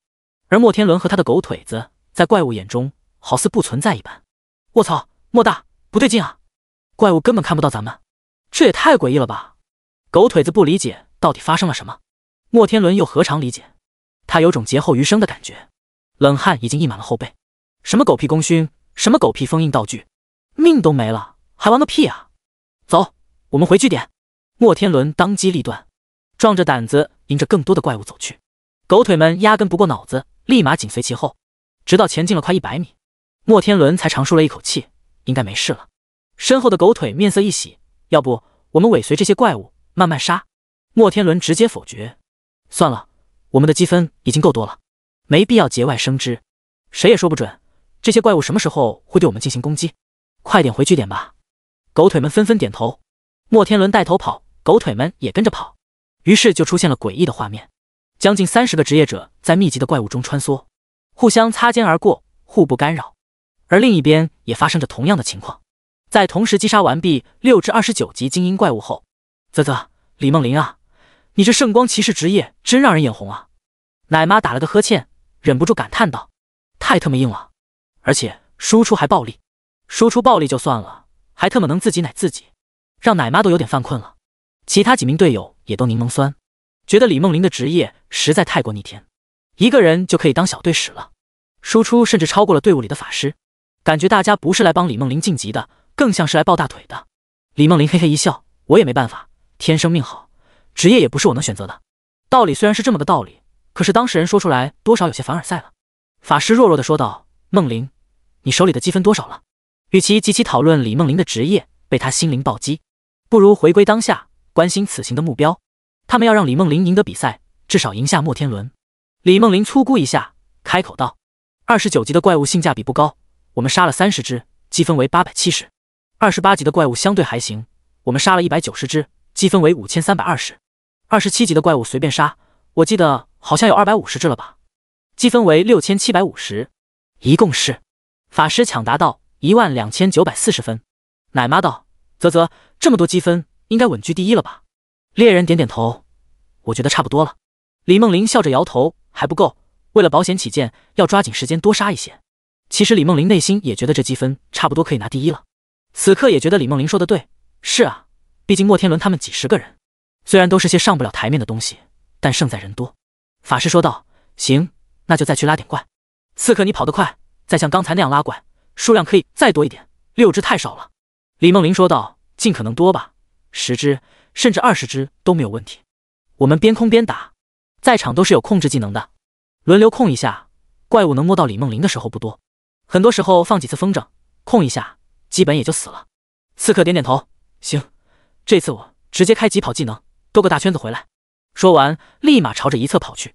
紫色区辐射大，他们不敢去；绿色区域怪等级低，密度相对小，凑合。最合适的还是蓝色区域，不过也都被他们刚才清掉了许多，所以大家认为这次刺客估计要跑很远，能不能凑够20只怪物都是个问题。刺客走后，几人干脆坐下休息。然而，不到1分钟时间，就听到刺客的呼喊：“卧槽！卧槽！卧槽！见鬼了！快跑啊！”李梦玲等人纷纷侧目，转头看去，发现刺客正在朝着他们狂奔，嘴里不断的吐槽。法师皱了皱眉：“什么情况？”奶妈说道：“不会是这小子看着我们都在休息，他也想偷奸耍滑吧？”李梦玲笑了笑：“算了，他要来就让他休息一下吧。”猎人的耳朵动了动，不对劲，我感觉到有很多生物朝这边过来。作为一名猎人，职业技能中就有被动感知周围生物的能力。他此时表情凝重，似乎发现了什么不同。然而，事情发展似乎比他想象中的还要快。上百只的怪物出现在刺客身后，怪头攒动，在场4个人眼珠子都快要努出来，嘴巴大大张开，可以放进去一颗鹅蛋，齐声喊道：“卧槽！”第181章死亡阴影。什么情况啊？让你拉20个，你给我拉100个回来，嫌你能了是吧？法师是个暴脾气，短暂震惊后，腾的一下从地上站起来，勃然大怒地冲着刺客吼道。李梦玲知道大家都是过来帮他打工，自然要做和事佬。算了算了，不就100只怪吗？我们走位风骚一点，把控制技能卡一卡，不要被怪围住就好了。奶妈咂咂嘴，这下乐子大了，再也不能像刚才那样悠闲了。由于李梦玲防高血后还能自己奶，作为奶妈，她其实全程都在划水，都快要睡着了。但眼前这上百只怪物瞬间让她清醒，再划水可就团灭了。猎人已经开始往地上连续防止了好几个冰霜陷阱，只要怪物踩上去，立马就会被减速60%，间隔刚刚好10米的样子，能把怪物分成好几段。他们有充分的缓冲时间去灭杀怪物。刺客终于跑到队友中间，看到他们有序的布置陷阱，一点也不慌的样子，顿时吃了一颗定心丸，站在原地开始给自己的匕首补充剧毒药剂，特殊调制的那种可以减速的剧毒药剂，割一刀能给怪物造成短暂麻痹效果，用来控制刚刚好。然而，正当一切准备就绪的时候，咦？猎人再次皱眉。李梦玲心头一突，咋了？猎人很少说话，但只要说话，每次都会出现状况。奶妈也跟着紧张问道：“什么情况？”法师逐渐暴躁：“快说快说！”猎人深吸了一口气，颤声道：“不止这100只怪物，还有更多。”队友们有些嫌弃的吐槽：“更多是多少？别说话只说一半，说个大概数量。对啊，100多几只还是几十只？我们也好及时改变策略。就算是200只都不怕，虽然有点难，但是我们配合好控制技能。猎人直接打断道：不止，更多，可能有上千。死！包括李梦麟在内，齐刷刷倒吸一口凉气。上千什么概念？意味着只要这些怪物扑上来，他们海洋中的一颗石子很快就会被淹没。他们是精锐没错，装备也都是清一色的紫色，可也经不住这么造啊。李梦麟失声问道：你确定？这可不能开玩笑啊。猎人肯定的点点头，我确定，而且我什么时候开过玩笑？对啊，猎人从来不开玩笑。可是这句话让大家更加无语了。这种时候你还是开玩笑更让人容易接受一点。背后就是紫色区域，回去的路已经被上千怪物封锁了，生存空间越来越小，大家心理压力越来越重。时间不等人，远处的怪物越来越近。法师深吸一口气，这咋整？要不跟他们拼了？刺客弱弱说道，其实我可以前行穿过去。奶妈等了他一眼，那我们呢？就死在这呗。李梦麟皱了皱眉，万不得已，刺客你能跑就跑吧，但是现在算了，走一步看一步吧。说时迟那时快，还不等他们思考更多，怪物已经直接迫近。地上的冰霜陷阱被触发，大量的寒气散发出来，让怪物的行动力变得迟缓了一些。但是后来的怪物立马撞上了前面被减速的怪物，被减速的怪被推着往前走，减速效果似乎直接被削弱了大半。近战职业在这个时候上前跟找死没有区别，自觉地向后退了一些。法师和猎人疯狂输出，可是并没有什么卵用。 AOE 技能对付这些皮糙肉厚的精英怪物跟刮痧没什么区别，刚刚打掉最前排1/5血，怪物已经快要对到众人脸上。梦麟，怎么办？我们怎么办？法师大吼着，精神濒临崩溃。奶妈提议，要不我们去紫色区域吧。刺客立马否定，防护道具会防不住，到时候大家都会失去理智，变成怪物。李梦麟点点头，与其变成怪物，还不如直接就死在这里。作为一名圣光骑士，平日里虽然有些狐里虎气，不着调，但是骑士的骄傲不允许他堕落，沦为危害人类的存在。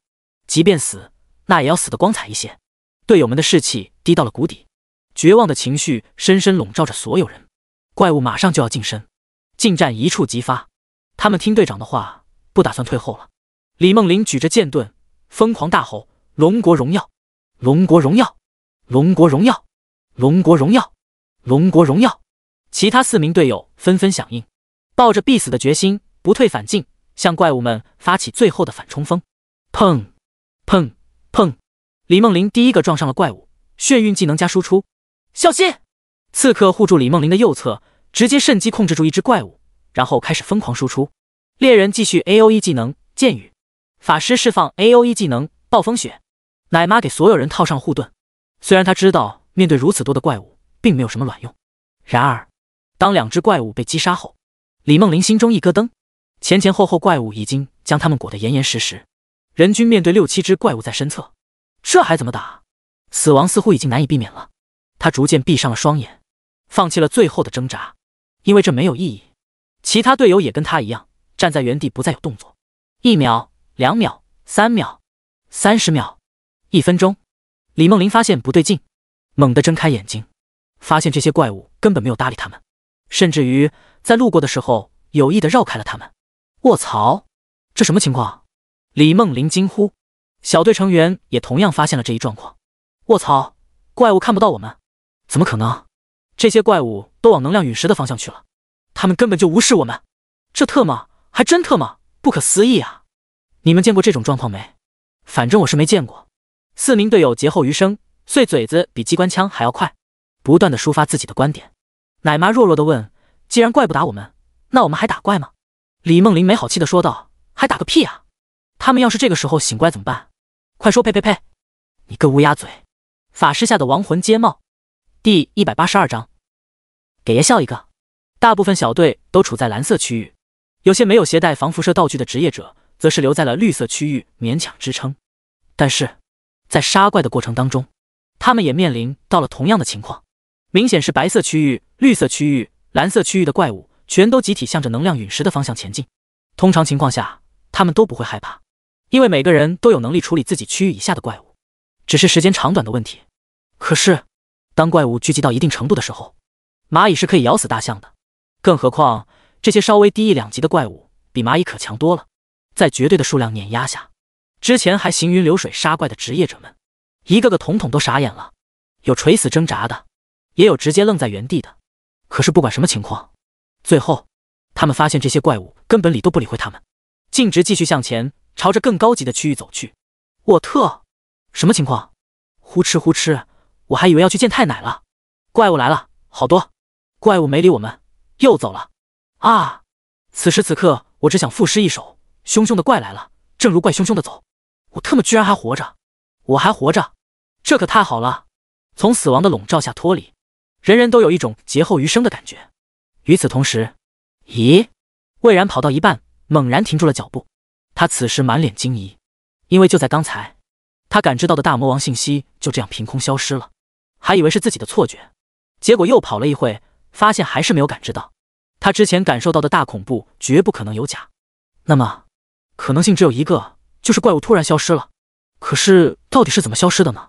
难道是死了吗？还是将自己的气息隐藏起来了？由于信息太少，魏然无法判断，所以现在是打道回府，还是继续朝着能量陨石深处继续探索更多信息呢？向前，他手里没有封印道具，越过紫色区域，估计就会受到影响。到时候一旦被污染，轻则留下后遗症，重则当场被污染，失去理智。失去理智的魏然，极有可能成为魔王的傀儡，对在场的职业者造成更为巨大的困扰。此时的魏然已经来到蓝色区域，就在他纠结之时，同样看到了怪物群集体迁徙的壮举。卧槽！这些怪物难道是冲着他来的？这尼玛也太多了吧！就算他60多级，也顶不住这么折腾啊！逃命估计都够呛。在他执行组织过龙国大大小小的怪物清洗工作中，这样的情况还真就头一次遇到，所以魏然难免发出惊呼。眼前这一幕实在太过骇人听闻，太过匪夷所思了。兽潮？可这也不是兽啊！曾经在兽潮秘境当中有遇到过，可是眼前明明是魔域系列。更让他觉得离谱的是，他发现怪物移动的过程中，竟然直接无视了他。对，就是无视了他。他刚刚击倒一小撮怪物，后续的怪物直接越过了他，继续朝前走去。另一边，江晨正坐一颗大石头上，百无聊赖地戳着牙花。你们到底行不行啊？就这样普普通通的一句话，如若是从其他的职业者嘴里说出来，即便60、70级的职业者，桑巴布和巴布拉都会想着去试试掰掰手腕子。可是面对不到30级的江晨，他们是一点点脾气都没有。不但没有脾气，反而当听到江晨轻飘飘的一句责问的时候，站在大石头下面的他们直接扑通一声再次跪倒在地上了。大人，小的保证肯定没有问题的，都怪那些怪物跑得太慢了。对，大人，这片区域所有的怪物，我们两兄弟都能感知到，他们确实已经朝着这边移动了，而且绝对不可能有遗漏。扑通扑通扑通，磕头3连。这一对难兄难弟以头枪地，把识时务者为俊杰几个字演绎的淋漓尽致。看到这两人的怂样，一旁站着的奥古拉嘴角微微上扬，心里在想着，看来并不是他之前怂，而是每一个遇到主人的人都会怂。既然大家都怂，那就不叫怂。所以四舍五入，他等于抱了主人的大腿。江晨不耐烦的摆摆手，行了，别磕了。折寿。这两魔怪才怂不拉几的从地上爬起来。谢谢大人。江晨盯着这两二货打趣道，我看起来有那么可怕吗？才刚刚站起来的桑巴布和巴布拉再次扑通跪倒。大人，您有什么不满意，您就直说。我们怕呀。开什么玩笑，刚刚从深渊里爬上来的魔王都被你秒杀了，那可是能碾死我们的存在啊。你说我们怕不怕？江晨摆摆手，只觉得有些无趣。算了，你们赶紧给我八怪都拉来吧。是，好的大人，我们一定抓紧时间。这两怪物其实刚才已经听到了奥古拉和江晨的谈话，知道因为秘境的事情，江晨大概率不会杀了他们。等完成大佬的要求之后，大概率会和陨石一起被封印到秘境当中。虽然永远都没办法出来，但总比直接死了强。江晨拥有高阶地图道具，对100公里的动向其实都了如指掌。之所以问这两 boss， 只是为了打趣一下，没曾想到他们竟然如此胆小。无趣，实在无趣。然后又扭头看向奥古拉，古拉，我今天看起来很吓人。奥古拉微微合手给江晨鞠躬，尽显贵族气质，而后恭敬地说道，尊敬的主人啊，您的伟大宛如白昼旭日，照耀了这片大地。您的王霸之气侧漏，让2位魔怪 boss 都心甘情愿地拜伏在您的脚下。江晨耐心尽失，摆了摆手，太啰嗦了，说人话。奥古拉一个机灵，立马打住，然后简洁表达是。一旁2只魔怪瞥了奥古拉一眼，心中暗道：这仆从简直 big 胆。江晨叹了口气，果然还是我太凶了吗？不应该啊。说完又看向桑巴布和巴布拉2人，来，别笑一个。桑巴布和巴布拉戴着痛苦面具对视一眼，转头看向江晨，挤出一张笑脸，结果比哭还难看。卧槽！江晨被吓了一跳。第183章双向奔赴。此时，江晨脑海中的地图大约可以笼罩以他为中心100公里范围内所有区域。100公里内，山川河流、草木花虫几乎一览无余。但看到归看到，他的光环最远距离目前也就只有30多公里的距离，超出范围，想要灭杀压根够不着，更别提在100公里以外的区域了。不得不说，深渊魔域的地域足够辽阔，具体多大根本无从知晓。想要高效的灭杀这一方天地的怪物，单单靠他2条腿，不知道要花多少时间，效率似乎有些低了些。不过好在眼前这2 boss 能帮忙将整个魔域的怪都呼唤过来，或许是等级压制，或许是别的什么，江晨不知道其中缘由。但在地图的上帝视角中，能看到确实有成千上万只怪物正朝着他所在的方向快速移动。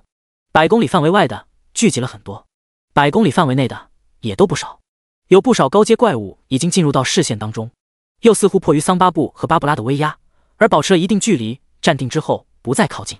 眼看着怪物越聚越多，挤在一起已经开始叠叠乐了。桑巴布和巴布拉2人余光一直都在关注着这些小怪们，他们不禁有些幸灾乐祸。这些怪物虽然等级不高，但数量众多，眼前这少年就算再强，也有技能冷却和蓝条消耗一空的时候。只要等到那个时候，结还不是任我们拿捏。江晨不知道为什么2只 boss 突然不再像刚才那样恐惧，甚至肉眼可见的开心了起来。但他知道不能再等了，怪物越来越多，待会有可能被眼前这些怪物给活埋掉了。江晨决定开始收割了。在这一刻，35666米范围内，除了桑巴布和巴布拉以及奥古拉以外，所有的怪物都被标记。光环技能由于没有消耗，没有冷却，也一直都保持着开启的状态。下一秒，原本挤挤攘攘的怪物们陡然齐刷刷同时倒了下去，视线豁然开朗，但又异常震撼。尽管奥古拉已经习以为常，可是当再次肉眼可见的见识到江晨的恐怖杀伤力时，还是忍不住狠狠吞咽了一口口水。他此时的心跳都漏了半拍。哦，不对，作为吸血鬼，他没有心跳，应该是心脏都被激活了那么1秒。奥古拉都如此这般，一旁的桑巴布和巴布拉更加不用说了。怎么有一股尿骚味？恶心死我了！江晨挥了挥手，试图把这股怪味赶走，视线在奥古拉和桑巴布、巴布拉之间徘徊。但很显然，奥古拉依然保持着表面的彬彬有礼，站在一旁没有什么异样。而桑巴布和巴布拉2人全身都在颤抖着，脚下已经湿了一片，嘴里还一直发出阿巴阿巴阿巴的声音。听到江晨的提问，桑巴布汗毛都炸开了，立马哭嚎着对江晨道歉：“大佬，您真的不能怪我们啊，我们是真的害怕啊！”说完还蹭了一下巴布拉，示意他也跟着表态。然而巴布拉不但没有表态，反而干脆眼睛泛白，直接晕了过去。亏你们还是 boss 级的怪物，都这么脆弱的吗？江晨忍不住疑惑。奥古拉站在一旁，眼观鼻，鼻观心，保持微笑不说话。桑巴布则是屎尿屁横流，泪眼婆娑，跟个小媳妇似的跪在一旁。江晨摇了摇头，不忍直视。罢了，还是继续杀怪吧。经历了刚才那一圈杀戮，增幅点数硬生生上涨了将近1万多点，总数来到了 4.6 万多，也就是范围达到了46公里。光环的影响范围正在随着怪物的击杀还在继续膨胀。击杀27级魔狼，获得经验27000，获得物品魔化皮1，作用制皮。击杀28级魔化巨蟒，获得经验28000，获得物品魔化鳞片，作用制皮。击杀29级魔化棕熊，获得经验29000，获得物品魔化皮，作用制皮。获得绿色装备破旧的魔化皮靴1，装备等级29级。数以万计的怪物倒下去，经验如潮，经验条肉眼可见的暴涨，各种材料疯狂涌入到储物空间，中间还夹杂着不少绿色装备，少许的蓝色装备。这些材料大多是皮毛，是生活职业制皮师傅们练级必备的东西，放到交易市场上肯定是刚需没错了。另外，别看江晨这里橙色装备都不算什么，对普通人来说，20多级的情况下能凑齐一套完整的绿色装备就已经很不容易了。所以绿色装备回去挂交易所应该也会有人要。实在不行，还有附魔师去分解回收，用来刷附魔的技能等级。而蓝色装备就更不用说了，大部分人打到手之后都会优先考虑自用或者朋友之间流转，很少往交易市场上挂拍，所以江晨根本就不愁卖。哗！一道白光自江晨身上亮起，终于升级了。26级1%，奥古拉也在此时跟着升级到26级，不占用江晨的经验值，但又能和江晨同步升级，这主仆契约着实厉害。奥古拉眼前一亮，嘴角微微上扬，对江晨恭贺：“恭喜主任晋级。”江晨笑着点点头：“同喜同喜。”桑巴布也磕磕巴巴道喜：“恭喜大佬升级。”顺便还踢了一脚巴布拉：“别装死了。”在他看来，江晨大佬只要高兴就不会有事。然而在桑巴布的控制下，赶过来的怪物足够多，江晨的经验条也一直没有停止增长，光环的范围也越来越大。不到一盏茶的功夫，增幅点来到了56万多。哗！升级的白光再次亮起，江晨再次升级27级，奥古拉同步升级27级。奥古拉眼前一亮，心中暗叹主人的强大。一旁的桑巴布见状也跟着开心起来，一点没有兔死狐悲的觉悟。巴布拉半睁开双眼，打量周围一切，感觉氛围有些不对，但又说不上来，干脆继续装死。江晨嘴角快要咧到耳朵根了，肉眼可见的开心起来，这比他瞄的刷副本还快啊！连升2级，而且脑海中还有源源不断的怪物闯入到光环作用的范围内，怪物朝着江晨走来，光环也在疯狂变大，这就是传说中的双向奔赴吗？江晨不禁喃喃道。第184章连锁反应。与此同时，另一边，李梦麟等人准备打道回府了。茫茫多的怪物与他们擦肩而过，着实让这支5人精锐小队胆寒。不明状况下，怪物随时有可能对他们构成围攻，那时他们插翅难逃，实在没有继续战下去的必要。李梦麟果断道：“走吧，回去交差。”一旁的法师疑惑道：“真的不打算再努力一把了吗？这次你可是和莫天伦签了赌约的，万一要是……”虽然他也觉得继续待下去风险会很大，但还是忍不住提醒李梦麟一句：“死亡风险和友情之间选择了友情，可以说算得上神仙队友了。”另外3名队友也纷纷表达了同样的意思。李梦麟却笑着说道：“你们看看这些怪物，一眼看不到头，肯定是大范围的事件。我们遇到这样的情况，莫天伦他们也会遇到这样的情况。如果你是一个身价千亿的富二代，你是会愿意放弃赌约输掉3据点，还是执意赢下赌约而承担极高死亡风险？”安静，只有怪物的脚步声。4名队友陷入了短暂的沉默，然后异口同声回答道：“放弃。”废话，当然放弃。作为一名富二代，最担心的就是钱没花完，人直接打了。比起自己金贵的小命，3座据点又算得了什么？李梦麟笑了笑：“那不就结了？走吧，我们这把是不是第一不知道，但肯定要比他们强。”大家见李梦麟这么自信，也就不再强求。能走到今天，成为精英，未来可期。能不玩命，谁也不愿意玩命。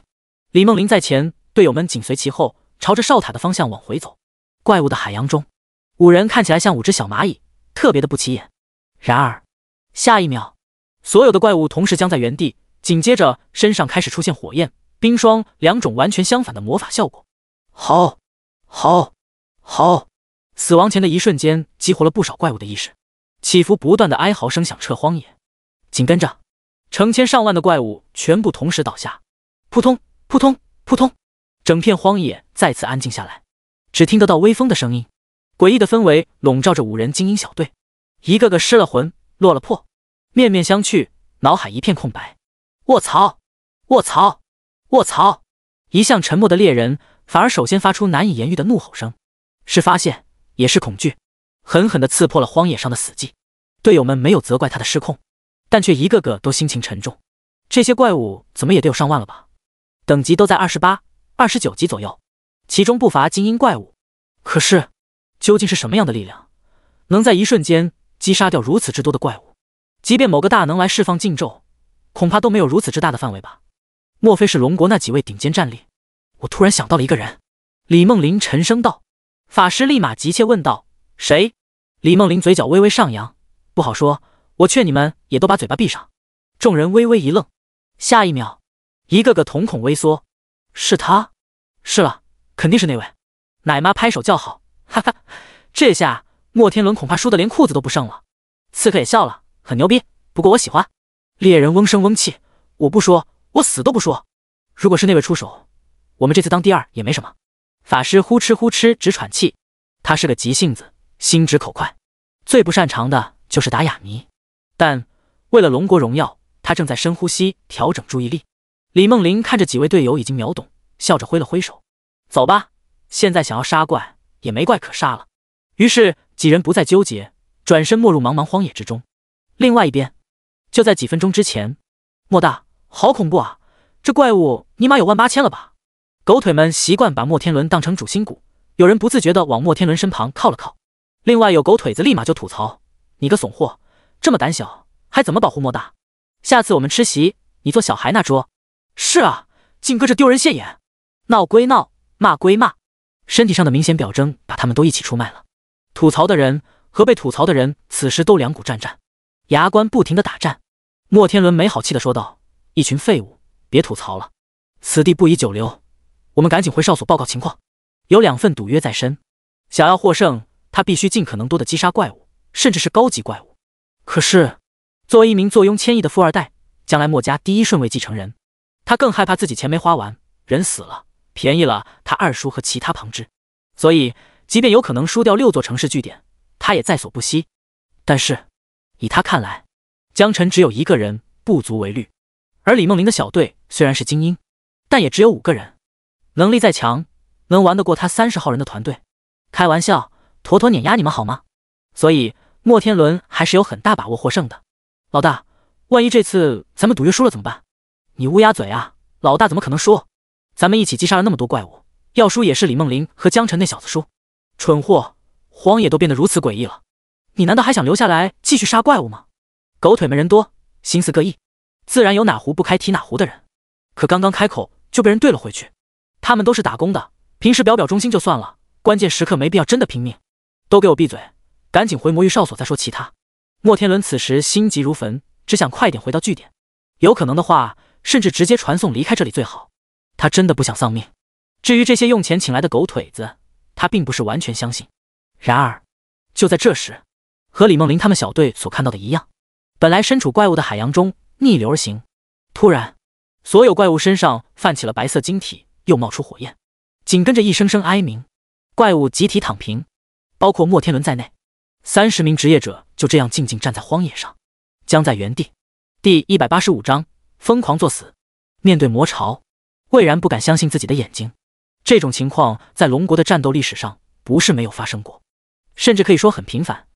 但是一般发生这种情况，都是因为能量晶石过于强大，唤醒了某个了不得的高等级怪物的智慧，然后由那个怪物或者几个拥有智慧的怪物，将该能量晶石滋生的怪物统一号召，对人类据点发动进攻。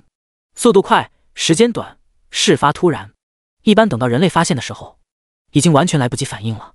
作为进攻目标，据点也随之被摧毁，里面的人大概率也会被怪物分食，进一步强大自身。可以说，每一次类似的怪物暴动都将会是一场人类巨大的灾难。好在目前附近最近的城市也有上千公里，及时汇报上去应该还来得及。只是让魏然有些不理解的是，眼前的场景虽然貌似和怪物进攻据点极其相似，但也只是相似而已，因为怪物移动的方向竟然不是人类的据点，而是能量陨石。这样的情况他还是头一回遇到，这不科学。魏然喃喃道：“这玩意儿跟组织上咋汇报？哦，怪物集结了，不但没有对人类据点发动进攻，反而朝着滋生他们的能量陨石去了。这就好比跟人说太阳打西边出来一样。”魏然相信，还不等自己说完，估计组织上就会有人破口大骂：“你老魏是不是闲的？工作量是不是不饱和？一天天的打卫星电话来扯淡，是不是不想好好退休了？”魏然苦笑，这就是默契，不用沟通就知道答案的默契。比起担心跟组织汇报，他更加担心那些被他召集过来参加这次任务的职业者们。这些人可都是龙国宝贵的战斗力量，万一有什么闪失，他万死莫辞。魔王气息隐藏了，怪物群又突然集结，不管了，就算是被上头骂，他也要把事情上报上去。可是正当他准备组织语言拨打电话做汇报的时候，四周的怪物突然齐刷刷倒了下去，同一时间没有先后，全都倒在了地上。魏然白脸懵逼，他能感觉到这些怪物已经完全失去了生命体征，死的不能再死了。而且怪物的身体上同时存在着明显的灼烧和冰冻伤害。到底是谁拥有这么大手笔？魏然不禁暗暗猜想。秒杀这种28、9的怪，他自问也能做到，但是像这种超大范围同时击杀，他相信不仅他做不到，龙国也没几个人能做到。奇了怪了，奇了怪了！小小的眼睛，大大的问号。魏然的好奇心愈发浓烈。此时，他唯一能做的就是先返回据点再说。如果职业者们够聪明的话，应该也会往回赶了。另一边，随着时间的推移，江辰的光环受天赋影响不断变大，此时已经来到了66666点，影响范围也来到了66.666公里。升级的光芒再次出现，短时间内实现了3级跳。江辰来到了28级。与此同时，经验增长的速度也急速下降。江辰能从高阶地图道具传来的画像中感知到，尽管仍然有不少怪物正在从四面八方赶过来，但是大部分高等级怪物已经被江辰全部击杀完毕了，剩下的基本都是些边角料。差不多了。江辰从大石头上下来，脚尖轻轻点地，可看似轻微的动作，在桑巴布和巴布拉眼里，仿佛大魔王降世，身体都不自觉地跟着一阵颤抖。眼前这位人类少年给他们带来的震撼，比之前从深渊爬上来的魔王还要大。你不要过来啊！眼看着江辰越走越近，桑巴布嗷的一嗓子就嚎了出来，巨大的身形向后退了好几步，像极了弱不禁风的小媳妇。巴布拉反应稍稍慢了半拍，但似乎也受到了桑巴布的影响，也跟着颤抖着向后退去。还别说，江辰觉得2只巨型 BOSS 向后退了半步后，感觉整个视野都开阔了不少。他好奇地看着2只巨型，憨憨，我真的有那么可怕吗？桑巴布下意识地点了点头，然后又摇了摇头，情急之下整个脸都涨红了，哇的一声竟然哭了出来，边哭还边喊：大人，我真的不是故意的，太可怕了，好几万的魔物啊，就这样一瞬间没了，深渊魔王都不一定能做到，太恐怖了，大人，实在不行你还是杀了我吧。呜！一波未平一波又起，巴布拉也跟着嚎啕大哭了起来，一把鼻涕一把泪，嘴里一个劲的啊吧啊吧，不知道在说些什么，可以看得出来也很伤心。江辰叹了口气，有些无奈地说道：我杀你们干嘛啊？杀了你们，封印的能量陨石秘境会大打折扣，我脑子有病啊！以后我还指着秘境培养我城镇的人才呢。可以说这是江辰的真心话，也做到了极度坦诚。如果桑巴布和巴布拉再继续恐惧和担心，那他也没什么更好的办法了。听到大佬亲口保证，桑巴布这才抽泣地止住了哭声，顺便踢了一脚依然在嚎啕大哭的巴布拉，苦恼的声音这才安静下来。江辰揉了揉太阳穴，有些头疼，不过一想到自己即将拥有一座城市据点的股份，他就激动不已。一旁的能量陨石悬浮在半空中，熠熠生辉，不断地向周围散发着能量波纹，靠得越近，能量波纹越强大。江辰看着能量晶石感叹，如果他身上没有海螺道具，恐怕早就被感染，甚至控制住心神了吧。听说这玩意儿会不断放大人的邪念，最后迷失心智，也不知道是不是真的。本着实践出真知的想法，江辰甚至生出把海螺道具放置一旁试一试的想法，不过最终还是用理智把这种疯狂作死的念头强行压制了下来。好好的前途一片光明，他可不想因为好奇心而在这种小问题上翻车。不过既然陨石对人类有影响，对怪有增幅，那么对奥古拉有没有加强呢？奥古拉，你来一下。是主人，请问你有什么吩咐？第186章。来都来了，离能量陨石近一些，对，再近一些，就这样。最好是保住能量陨石啊！对。江辰指挥，奥古拉照做。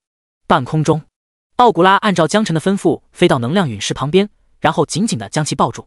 身穿晚礼服的绅士变成了一副拥抱四爪章鱼的形态，看起来要多别扭有多别扭。一旁的桑巴布和巴布拉看到后，小小的脑袋大大疑惑，他们不明白为什么大佬会让自己的仆从做出如此丑态，难道是有什么特殊的癖好不成？想到此处，2只巨型 BOSS 不由得菊花一紧，再次向后退了半步。大佬该不会……总比死了强。江辰看着奥古拉滑稽的样子，淡淡笑了笑，问道：奥古拉，感觉怎么样？有没有被强化到？能量陨石有辐射，对人类会造成影响，轻则不可恢复的伤害，重则失去心智。这一点上，江辰不会怀疑。他之所以没有出现这种问题，完全是因为手里的海螺道具帮助他吸收掉了绝大部分的陨石能量，所以他才得以不受影响。可是反过来想，能量陨石不是可以滋生怪物、加强怪物吗？奥古拉是不是怪物？他是，他还是个 BOSS 级别的怪物，同时也是自己的仆从。所谓肥水不流外人田。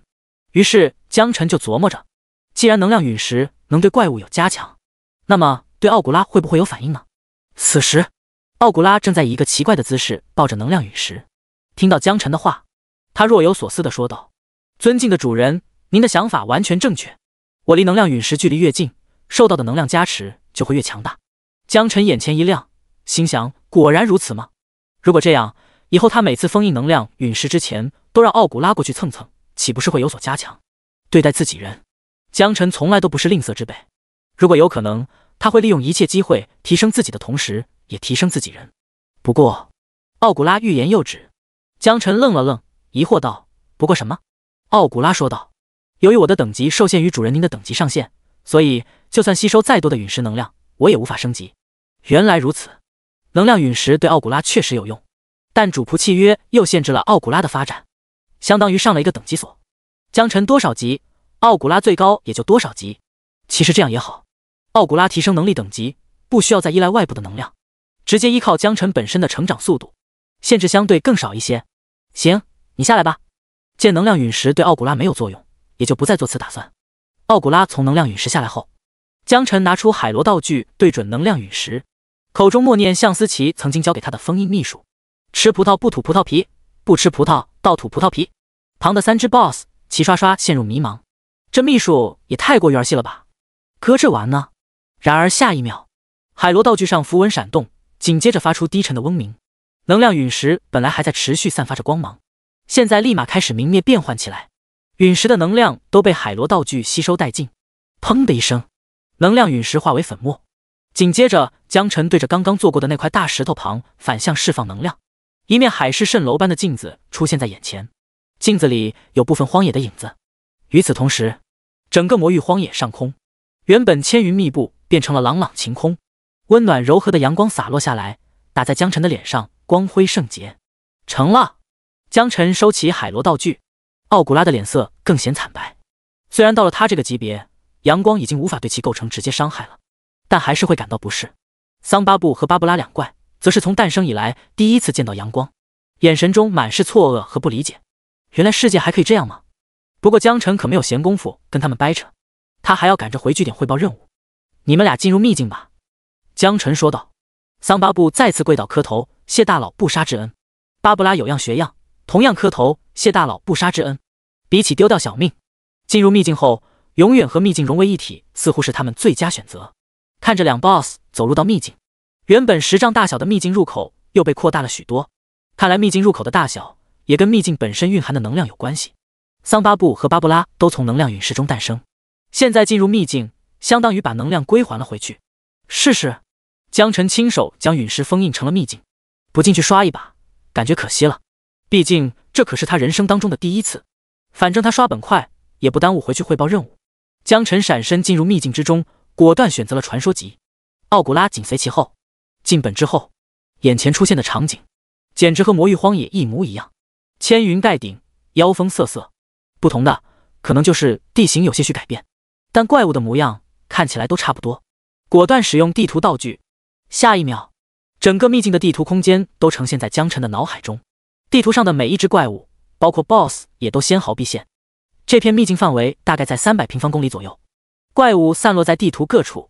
江晨现在的光环距离66公里，算上直径也才130多公里，并不能像他所想的那样一次性秒杀整个秘境的怪物。草率了，看来秘境普遍要比副本的地图范围更加大一些。想要杀光这个地图的怪物，至少需要跑不小的路程。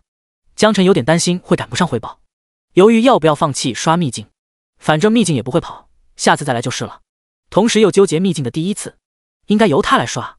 奥古拉，你觉得呢？遇事不决奥古拉。江晨不耻下问道。奥古拉微微合手，恭敬道：我伟大的主人，您既然来都来了，何必纠结呢？而且以您现在的敏捷，移动速度应该是相当快的。对啊，来都来了。江晨不再犹豫，嘴角上扬，整个人逐渐兴奋起来。自己封的秘境，第一次当然由自己来刷。第187章统计积分。300平方公里，秘境很大，寻常人想要刷完这300平方公里的范围，没有个把月恐怕都够呛。可是江晨不一样，他拥有66万多的敏捷值，极大幅度提高了他移动能力。随着他闪电般的移动速度，整个地图仿佛有一块橡皮擦，快速地将秘境中的怪物成片杀死。海量经验如潮水涌来，同样有海量的材料和装备，越刷越开心。江晨感觉快要升级了。很快，地图上就出现了桑巴布和巴布拉的踪迹。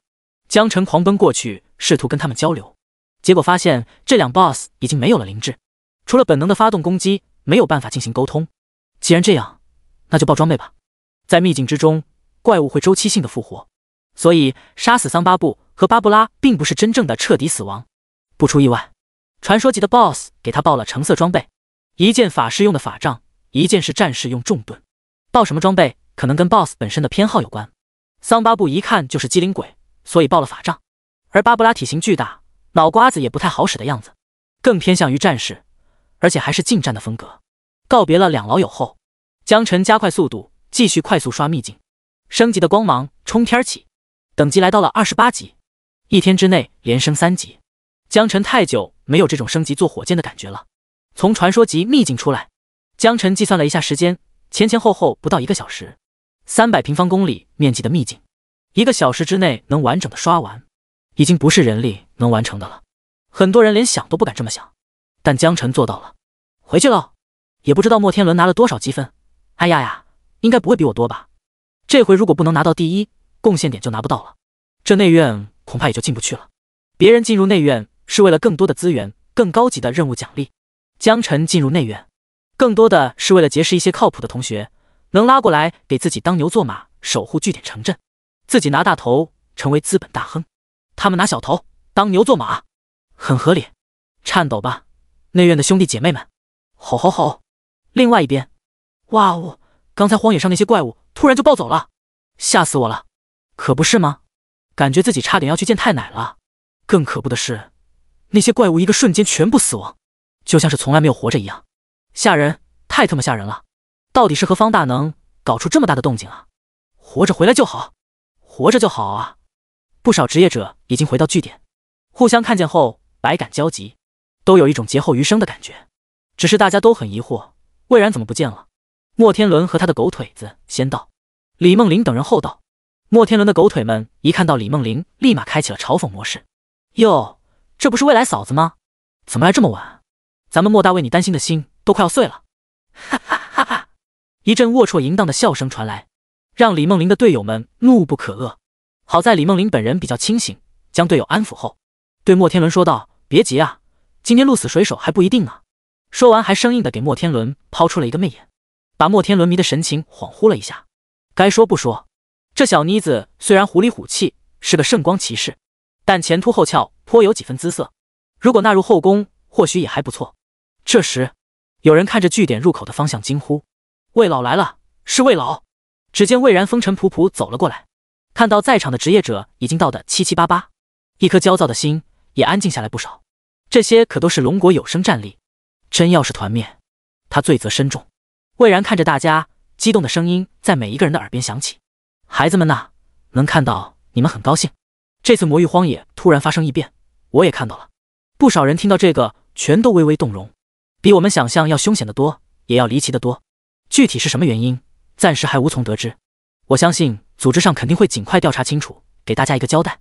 不过，承诺给大家的任务奖励以及排名奖励，我们都会按照之前的约定继续发放，这点请大家不要担心。听到魏然的话，所有人长舒了一口气。不少人还在为这次任务是否会直接取消而忧心忡忡。毕竟大部分人来这里的目的并不单纯的为了杀怪，更多是想要获得龙国政府级别的任务奖励。少部分人可以通过这次任务得到的奖品，帮助自己获得实力上质的飞跃。下面我们开始吧，一个一个来验证任务手牌。还没到的人待会也可以继续录，绝大部分人都已经到场了，所以大家跃跃欲试，想要上交任务手牌。咦，江晨怎么没来？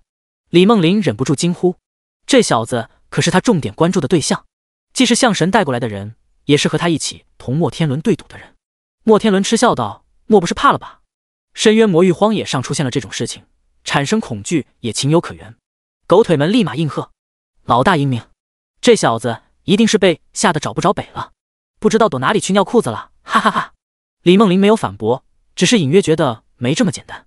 女人的第六感告诉她，江晨可能在玩一个比较牛逼的幺蛾子，但具体是什么幺蛾子，她猜不出来。或许这小子待会给莫天伦一个惊喜，也未可知。来，按照顺序来排队上交任务手牌。魏然带过来的助手开始执行命令，开始给所有人统计积分。职业者们默契地排成一列，而那些辅助选手，比如莫天伦的狗腿或者李梦玲的队友，都站到了一边。他们这种都是以团队形式将最后击杀送给了同一个人，所以参与到积分统计中没什么意义。张牛逼击杀27级怪物50只，每只怪物27分，共计1350积分。赵世杰击杀28级怪物48只，每只怪物28分，1344积分。第188章，龙国高层震怒。龙国国安局，岂有此理！奇耻大辱！还有王法吗？还有天理吗？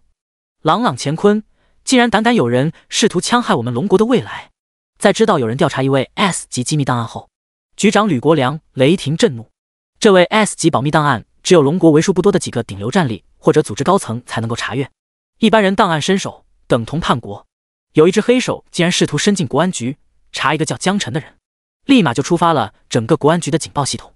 肇事者被当场抓获，是一名普通的基层安保人员刘大壮，没有颜色背景，靠着自己的勤奋和聪明才智进入到了国安局任职。年轻人血气方刚，欲望大，很快就被有心人盯上并收买，成为一名卧底。养兵千日，用兵一时，今天他被启用了，但好像运气不太好，刚刚启用就被抓捕。此时他正鲜血淋漓地被绑在审讯室的椅子上，双目满是惊恐，大小便失禁，整个身体都在颤抖。求求了，求求了，我真的不知道事情会这么严重啊！ S 级机密，叛国罪，轻则终身监禁，重则死刑并累及家人。从进入到国安局的第一天，他就熟知所有规则。哼，早知今日何必当初。说吧，是谁指使你？坦白从宽，抗拒从严。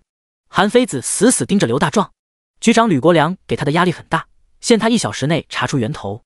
眼前这位昔日的同事已经成了敌人，时间宝贵，他不会心慈手软。刘大壮仅仅只是反应慢了半拍，就遭到了非人折磨，前后不过5分钟，便从一开始的犹豫不定变成了嚎哭。无论他想要说什么，韩非子都继续对他用刑。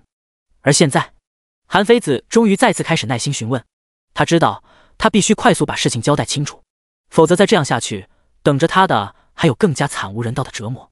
或许可以坦白从宽。我说，我什么都说，求你了，别打我。呜呜。韩非子嘴角微微上扬，对刘大壮的表现并不意外，从兜里掏出打火机，重新点了根烟，送到刘大壮的嘴里。好烟，帮你提提神，稍微止疼，思路也会更加清晰一些。该说不说，恩威并施这一套被韩非子用得炉火纯青。刘大壮猛吸了2口，疼痛感确实减轻了不少，感激地看向韩非子，开口道：“是墨家。”韩非子微眯着双眼：“墨家，龙国的墨氏集团，人怕出，明珠怕撞。墨家壮大，没少干坑蒙拐骗的勾当，国家一直都有盯着，小打小闹也就算了，毕竟这样一个大的财团，对国家的 GDP 也有不小的贡献。”刘大壮点点头：“对，就是那个墨家，墨家莫麒麟想要查。”说完再次深吸了一口烟，不小心呛到肺管子，咳出一嘴血沫子，面目要多凄惨有多凄惨。韩非子点点头，早点说多好，也不用受这么多罪了。一把拿下刘大壮嘴里还剩半截的烟，直接扔在地上，狠狠用脚踩灭。刘大壮赶紧问道：“老大，我还有机会吗？”韩非子似笑非笑：“机会？兄弟，你这可是叛国罪啊！”刘大壮又说道：“我可以给你证据，他们联络我，贿赂我的证据。”半小时后，莫氏集团的办公大楼下停了上百辆武装警车，特警带队闯入。只是这些特警和普通特警明显不一样，普通特警手持枪械，而他们则是装备龙国统一制式蓝色职业装备，战、法、木、猎、骑，职业一应俱全。可以说这样的配置，再加上数量众多，去打个团本都没有任何问题了。安保见状不对，立马站到一边，事不关己，高高挂起。他虽然也是一名职业者，但是打工而已，没必要那么拼命。然而，其中一名特警就还走了过来，看向安保：“知道你们董事长在几楼吗？”安保一脸红润的敬了个礼：“36楼长官，电梯会比较慢，走楼梯快一些。”可以说这个回答很中肯，很贴心了。而且作为职业者的特警们来说，爬楼并不算什么难事。36楼办公室，妈的，妈的，妈的！平日老子给了你们这么多钱，现在你们统统都给我当缩头乌龟！莫麒麟独自一个人在办公室来回走动，嘴里不断咒骂着。就在刚才，得知插入国安局那条线被发现后，他当即便有了危机感，于是立马给其他几条线打电话。可是要么不接电话，要么接了电话后一副公事公办的样子，这是要跟他划清界限呢。收了老子这么多钱，这界限还能划得清吗？能让这些贪财好色的人冒着宁可被攀咬的风险，也要划清界限。看来事情比想象中的要严重得多。莫麒麟此时如同热锅上的蚂蚁，他实在不知道该怎么办了。莫天伦那边电话也打不通了，难道是莫天伦故意要害自己？可是莫天伦本来就是第一顺位继承人啊，坑了莫麒麟，无异于自断左膀右臂，对他有什么好处呢？该死的莫天伦，这下你可把我害惨了，把我们莫家害惨了！莫麒麟气急败坏，之前多次让他动用资源查别人信息，基本都相安无事。可是这一次，他知道要翻车了。开门，查水表。办公室门外传来低沉的声音。莫麒麟心头一紧，一股不祥的预感涌上心头。这是要弄啥嘞？还不等他反应过来，砰！剧烈的爆炸声响起，办公室的门被微型爆炸炸弹炸毁，泛起浓浓烟雾。紧接着，特战队员鱼贯而入。我是龙国公民，你们这是非法闯入，我要告你们！莫麒麟见状大为惊恐，声嘶力竭的怒吼。然而，迎接他的却是一个结结实实的重击，脸不着地，被狠狠地按在地上。不许动！你涉嫌危害国家安全，现在你已经被捕了。特战队一名成员一边按住莫麒麟，一边说道。眼见莫麒麟还想要挣扎叫喊，直接不知道从哪掏出来的黄色橡胶，撕开一角，娴熟地将嘴封上，然后又在背后给双手绑上了手铐，是可以限制职业者使用个人能力的手铐。戴上这个特制的银手镯，当事人就会从职业者变成无害的普通人。莫麒麟惊恐地看着眼前发生的一切，从前呼风唤雨的莫氏集团董事长，如今沦为阶下囚，眼神中只有慢慢的恐惧，因他知道莫家要完了。第189章逮捕保护两手抓。报告吕局长，据抓捕莫氏成员的特战队已经散出去了，相信现在已经陆陆续续开始收网，不少莫氏家人都已经落网被捕。一名勤务兵正在向国安局局长吕国良报告最新情况。高层震怒，一个商人竟然敢伸手国家的 S 级机密，反了天了！今天敢翻 S 机密，明天就敢在龙国的头上拉屎拉尿。作为国安局的局长，吕国良承受着组织上的压力，对这件事负有完全的责任。听到勤务兵的汇报后，本来焦急愤怒的心情这才开始有了些许好转。他抬头又问道：派去魔域哨塔的人有消息没有？他们找到江晨没有？勤务兵微微一愣，如实回答：他们暂时没有回复信息。魔域哨塔地处龙国的边境，即便超远程传送阵过去，也需要一些准备时间。吕国良冷哼，再去探，有消息速速汇报。如果江晨出了什么事，咱们国安局就等着被组织上问罪吧。是，局长。勤务兵敬礼后转身离开，可是走到一半又停住脚步，回头看向吕国良。局长，江晨真的这么重要吗？我看他还只是一个读大学的职业者而已。话还没说完，吕国良立马劈头盖脸的怒喝：你这是第一天当值，忘了国家的保密协议了吗？张口就来，自己去督察处领罚。军人第一天职就是服从命令，不该问的不问。勤务兵脸色涨红，是，局长。说完立马转身离开。看着勤务兵的背影，吕国良忧心忡忡。S 级，希望江晨不要有事，否则事情就要变得麻烦了。魔少据点，魏然正在主持任务积分验收，助手们在统计任务手牌，职业者也按照要求排队，一个一个上前。不少人都拿到了不错的积分，但总的来说，带了防护道具的人积分会比没带防护道具的人积分要多很多，而带了帮手的人又要比那些仅仅只有防护道具的人又高出很多。所以最终前几名的排名角逐，自然而然就落在了像莫天伦和李梦玲这样的人手上。他们俩排队比较靠后，所以一时半会也没有轮到，只是借着这个空档，莫天伦的狗腿子不断的打压李梦玲小队。嫂子，我们莫大体力可是很强的哟，号称打桩机的存在，你要是过来了可就有福气了哟。白天在莫氏企业给莫大打工，晚上又要陪着莫大翻云覆雨，嫂子你可要保重身体啊。哟，切克闹，莫大可是出了名的粗大肠，嫂子你这把可算是找对人了。嫂子，要不你就直接认输吧，咱们莫大可会疼人了。哈哈哈哈哈！嘲讽、无赖、耍流氓，一套下来，把李梦玲的队友们气得不轻。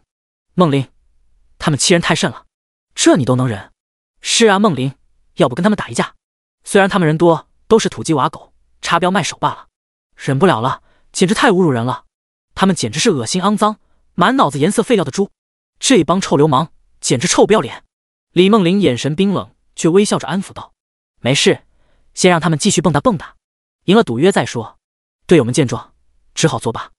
而就在这时，原本黑云压顶的据点上空，突然晴空万里，阳光普照，突如其来的光芒让所有人猝不及防，眼睛都有些睁不开。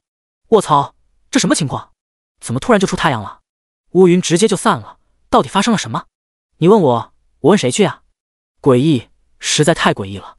很多人发出疑问，这里接连发生的诡异现象实在是太匪夷所思了。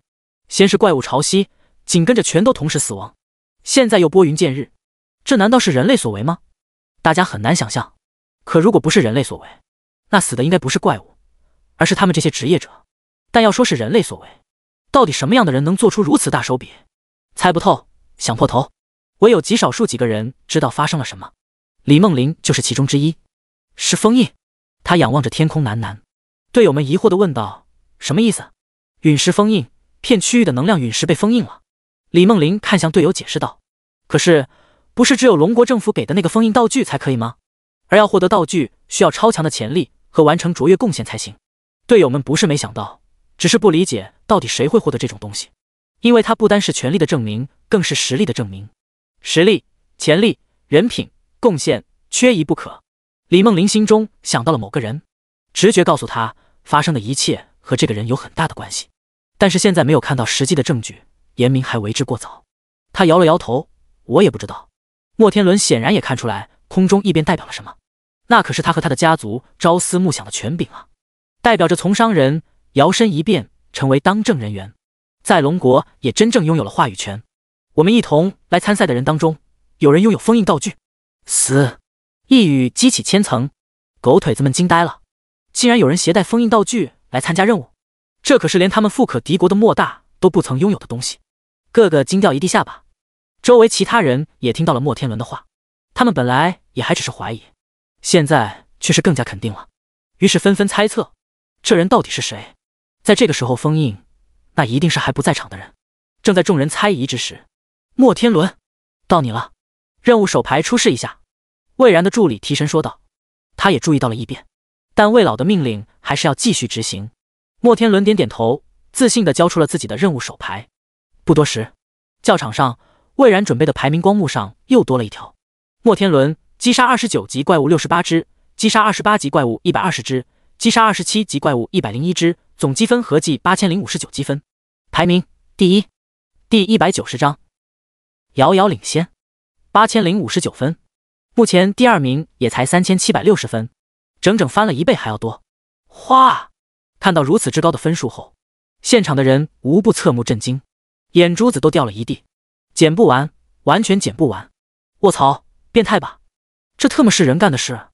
一个人就拿了8059多分，甩了第二名快5000分了。我滴个乖乖，这也太强了吧！旁的人震惊不已，狗腿子们更是兴奋地欢呼起来。遥遥领先，遥遥领先啊！莫大威武，莫大霸气！稳了稳了，这把莫大稳居第一了。为莫大吃，为莫大狂，我为莫大矿矿壮大强。甚至有狗腿已经开始冲着李梦玲吹口哨：嫂子，要不你直接认输吧，莫大会好好疼爱你的。放心吧，咱们莫大对女人可好了，保证让你每天晚上都难以入眠。面对狗腿的嘲讽，李梦玲几位队友都被气得不轻，可是积分的事实摆在眼前，却又无法反驳。李梦玲也感到沉重的压力，脸色很不好看。她想到过莫天伦的分数肯定不低，但是没想到会这么高，压力瞬间给到李梦玲这边。魏然激动地恭贺道：不错不错，恭喜莫天伦，恭喜你暂居第一。莫天伦自信地点头道谢，谢谢魏老，我会继续努力的。此时的他已经逐渐开始飘了，对第二名造成了积分碾压，这让他感觉这把稳了。下场后甚至转身绕道来到正在排队的李梦玲跟前，戏谑地说道：回头我给你选一款香水，好好打扮打扮，其实你也长得挺标致的。眼神中的欲望再也没有任何掩饰，舌头绕过嘴边，侵略性地打量着李梦玲的身体。李梦玲脸色铁青，哼，鹿死谁手还未可知呢。但明显底气有些不足。莫天伦见状哈哈大笑，放心吧，梦玲，跟着我混，我不会亏待你的。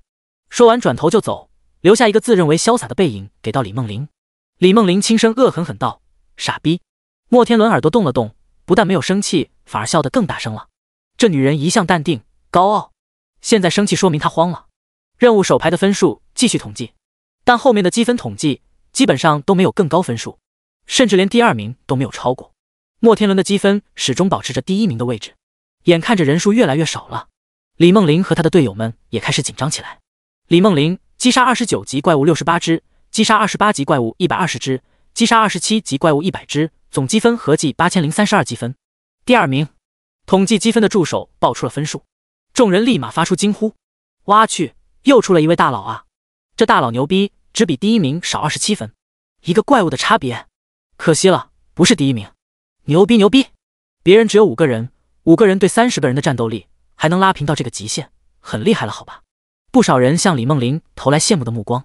然而，李梦玲和他的队友们脸色却极为难看，因为虽然只差了1只怪，但同时也意味着他们的赌约输了。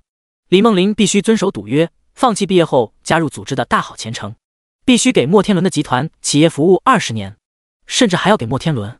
一想到这里，李梦玲只感到一阵眩晕。没想到这群乌合之众竟然真的帮莫天伦拿到了第1名。梦玲，你要挺住啊！留得青山在，不愁没柴烧。梦玲，哎，难搞哦，这赌约，大家快想想赌约有什么漏洞，有什么空子可以钻。然而一番思索之后，大家发现莫天伦的赌约竟然毫无漏洞。不得不说，不愧是商业巨头的第1顺位继承人。目前好像除了愿赌服输，也没有别的更好办法了。一时间，李梦玲和他的小队成员陷入了沉默，莫天伦那边则是爆发出了前所未有的欢愉。哈哈哈哈，差1只怪，就差1只怪啊！莫大，这就是运气，笑死我了，1只怪而已。看来嫂子是注定要给莫大骑了。恭喜莫大，贺喜莫大，迎来第9527位嫂子。你们看呐，嫂子的那些队友们脸都快要成为猪肝色了。哈哈哈哈，爽，爽爆了！看他们一副屌屌的样子，还瞧不起我们。等到莫大回去之后，好好调教嫂子，让他知道花儿为什么这样红。就是，以莫大的实力，一定会让嫂子乖乖臣服。在狗腿子们的哄笑声中，莫天伦干脆直接走到李梦玲面前，故作绅士的说道：放心吧，跟了我会好好带你的。说完还轻轻摩挲了一下李梦玲的胳膊。李梦玲面色惨白，呆呆的站在原地，没有反抗。此时此刻，他心如死灰。赌约一旦形成，就算是大佬也没办法反悔。他承认，这次他将为自己的傲慢付出代价。这些狗腿子们虽然很垃圾，但蚂蚁多了也会咬死大象。而且荒野突发异变也是他始料未及的。排队核验积分的人不足5个人，整个排名统计已经接近尾声，似乎这场关于任务积分的排名已经尘埃落地。突然，一道身影匆匆出现在大家视线之中。咦，江晨！李梦玲失声惊呼，没想到来人竟然是江晨。之前还一直为他的安全担心，没想到最终还是见到了。只是现在大局已定，自己输了赌约，4舍5入约等于失去了人权，没脸再跟江晨交朋友了。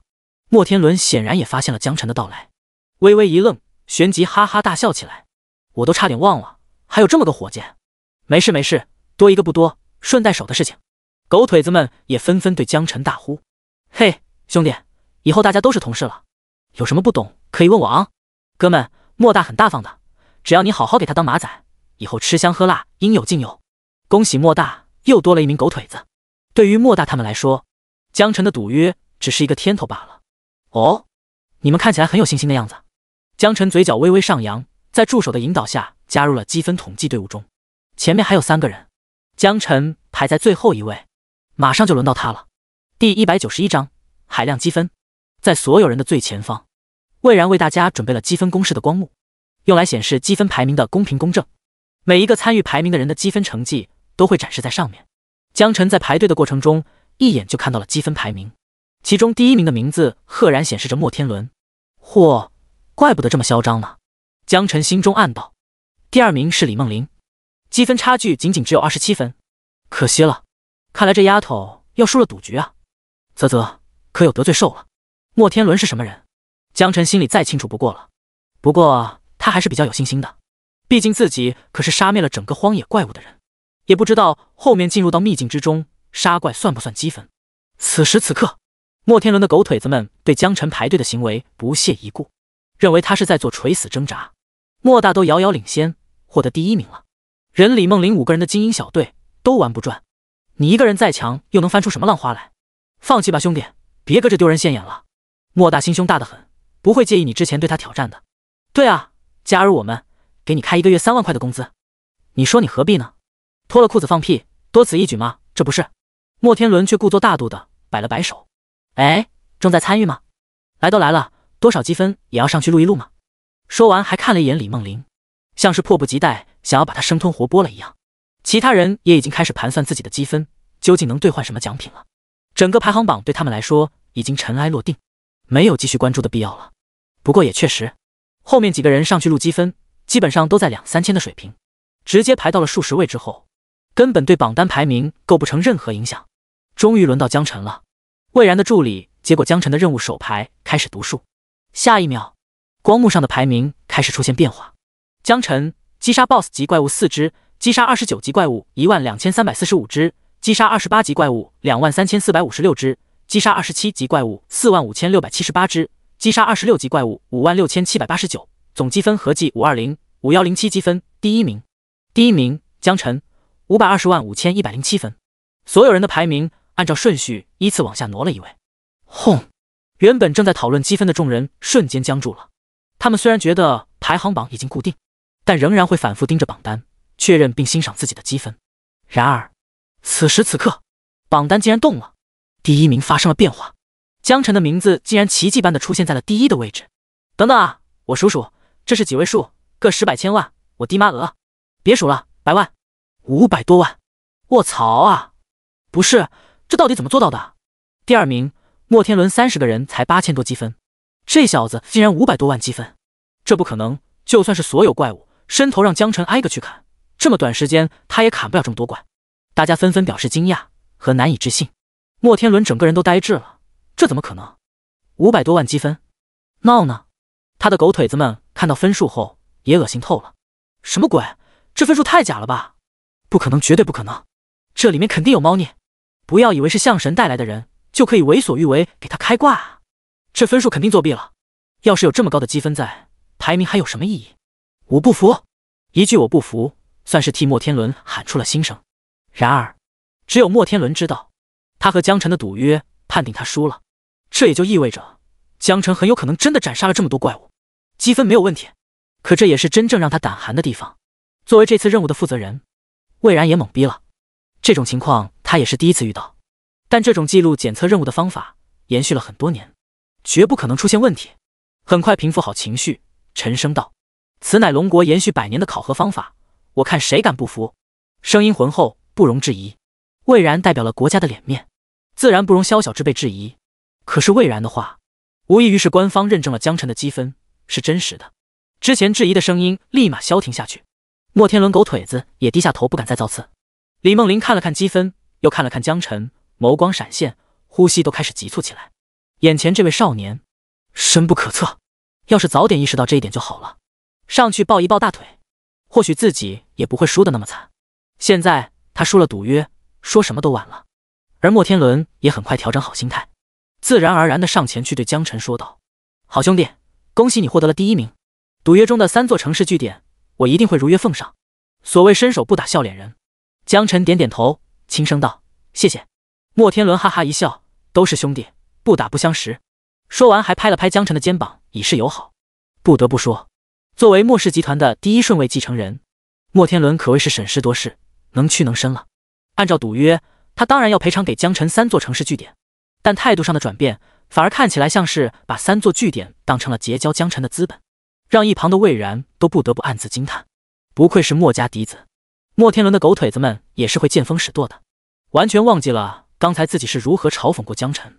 见莫天伦都主动和江晨结交了，他们也纷纷上前对江晨道喜。然而江晨只是皱了皱眉头，懒得跟他们墨迹。这时魏然主动找到江晨，很认真地看着他问道：“江晨，我有个问题，不知道当问不当问。”江晨笑着说道：“问吧，不当问的我不会回答。”闻言，魏然觉得江晨是个性情中人，顿时心中又升起几分好感。其实他也和其他人一样，看到过向思琪带着江晨进入据点参加任务，只是本着秉公执法、避嫌的原则，才一直都没有上来打招呼。然而现在积分排名已经出来，也就没有那么多避讳了。魏然指着头顶问道：“天上的乌云和你有关系吗？”能量陨石封印属于国家机密，他不能直接问，也不敢直接问。既然是向神带来的人，又获得如此巨量积分，答案其实已经呼之欲出了，只是周围的人不理解，为什么魏老突然问天气。第192章突袭。从能量陨石被海螺道具完全封印而破碎之时，天上的乌云便突然消散。作为当事人，江晨最有感触。既然魏老这么问，说明他肯定也知道些什么，但又基于保密原则没有明着问，所以江晨相信这肯定是知道内情的自己人。而面对自己人，江晨觉得没什么好隐瞒的，于是便肯定的点点头：“对的。”见江晨没有否认，魏然瞳孔微缩，心中翻起惊天骇浪，憋了半天说了8个字：年轻有为，前途无量。魏老每年过手的任务极其多，可以说阅人无数，但很少给出这么高的评价。旁的人彻底懵逼了，这什么情况？难道这小子真的会控制天气？不对啊，普通人都可以通过道具来局部控制天气，怎么就年轻有为了？是啊，我去交易所买个100块钱的道具，我也可以啊。各种柠檬酸弥漫在空气中，各种不服的声音此起彼伏。莫天伦却开始变得表情凝重，他一直心心念念想要获得功勋值来换取能量陨石的封印道具，又怎么可不能不对这些信息做一个透彻的了解？即便属于国家机密，但有钱就能使鬼推磨。当魏然问江晨天气的时候，他瞳孔微缩，心神俱震，头皮发麻。眼前这小子，莫非？不，绝不可能。获得封印道具的条件极为苛刻，江晨这么年轻，就算再厉害，也需要时间去沉淀积累。然而，当听到江晨亲口点头承认的时候，莫天伦整个人都懵逼了。对他来说，难如登天的事情，眼前这少年竟然不费吹灰之力就做到了。看来自己这3套据点城市输得不冤枉。象神、封印道具，如此爆炸的积分，一切的一切都在说明，眼前叫江晨的小子必然是个不凡的存在。现在，比起获得封印道具，莫天伦更想要找机会狠狠结交江晨。只要能把江晨绑在自己的利益链条上，就等于间接拥有了封印道具。那他还需要努力吗？完全不需要。想到这里，莫天伦眸光一闪，看向江晨的眼神中多了几分暧昧。无论江晨有什么要求，无论付出多大的代价，都要找到机会合作。江晨开城，他来运营，简直完美的商业模式。李梦玲注视着江晨的一举一动，眼神中又惊又喜。惊的是江晨比他想象中的还要厉害，喜的是自己之前的直觉对江晨的判断几乎全中了。这小子果然有两下子。可是现在他赌约输给了莫天伦，以后没有以后了。一开始的骄傲全都被轰碎，又有什么资格和江晨交朋友呢？本来想要上前恭贺，却又纠结地躲到了一旁。或许这就是命吧。此时的李梦玲自觉低人一等，卑微的一匹。江晨是最后一名统计完积分的，从台上下来后，看到自己的排行名次和第2名积分，心想这把算是稳了。只要获得了第1名，他1000贡献点的缺口就前进了一大步，进入内院根本就不是问题了。而看到第2名莫天伦，第3名李梦玲的时候，江晨只能暗道一声可惜。莫天伦这种财阀臭流氓，李梦玲进去他们公司还能友好？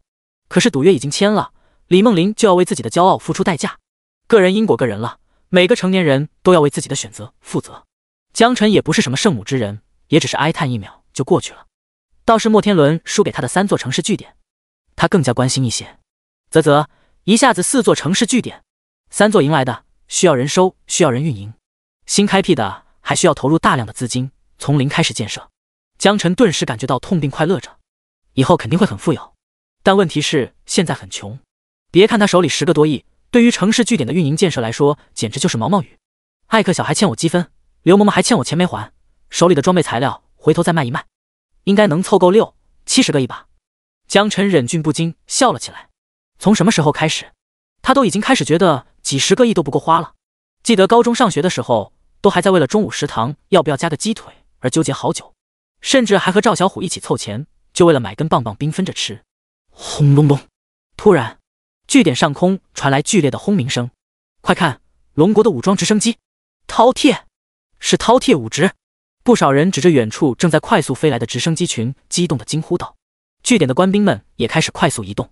刘建国，发生什么事了？魏然整个人都惊呆了，愣神问道。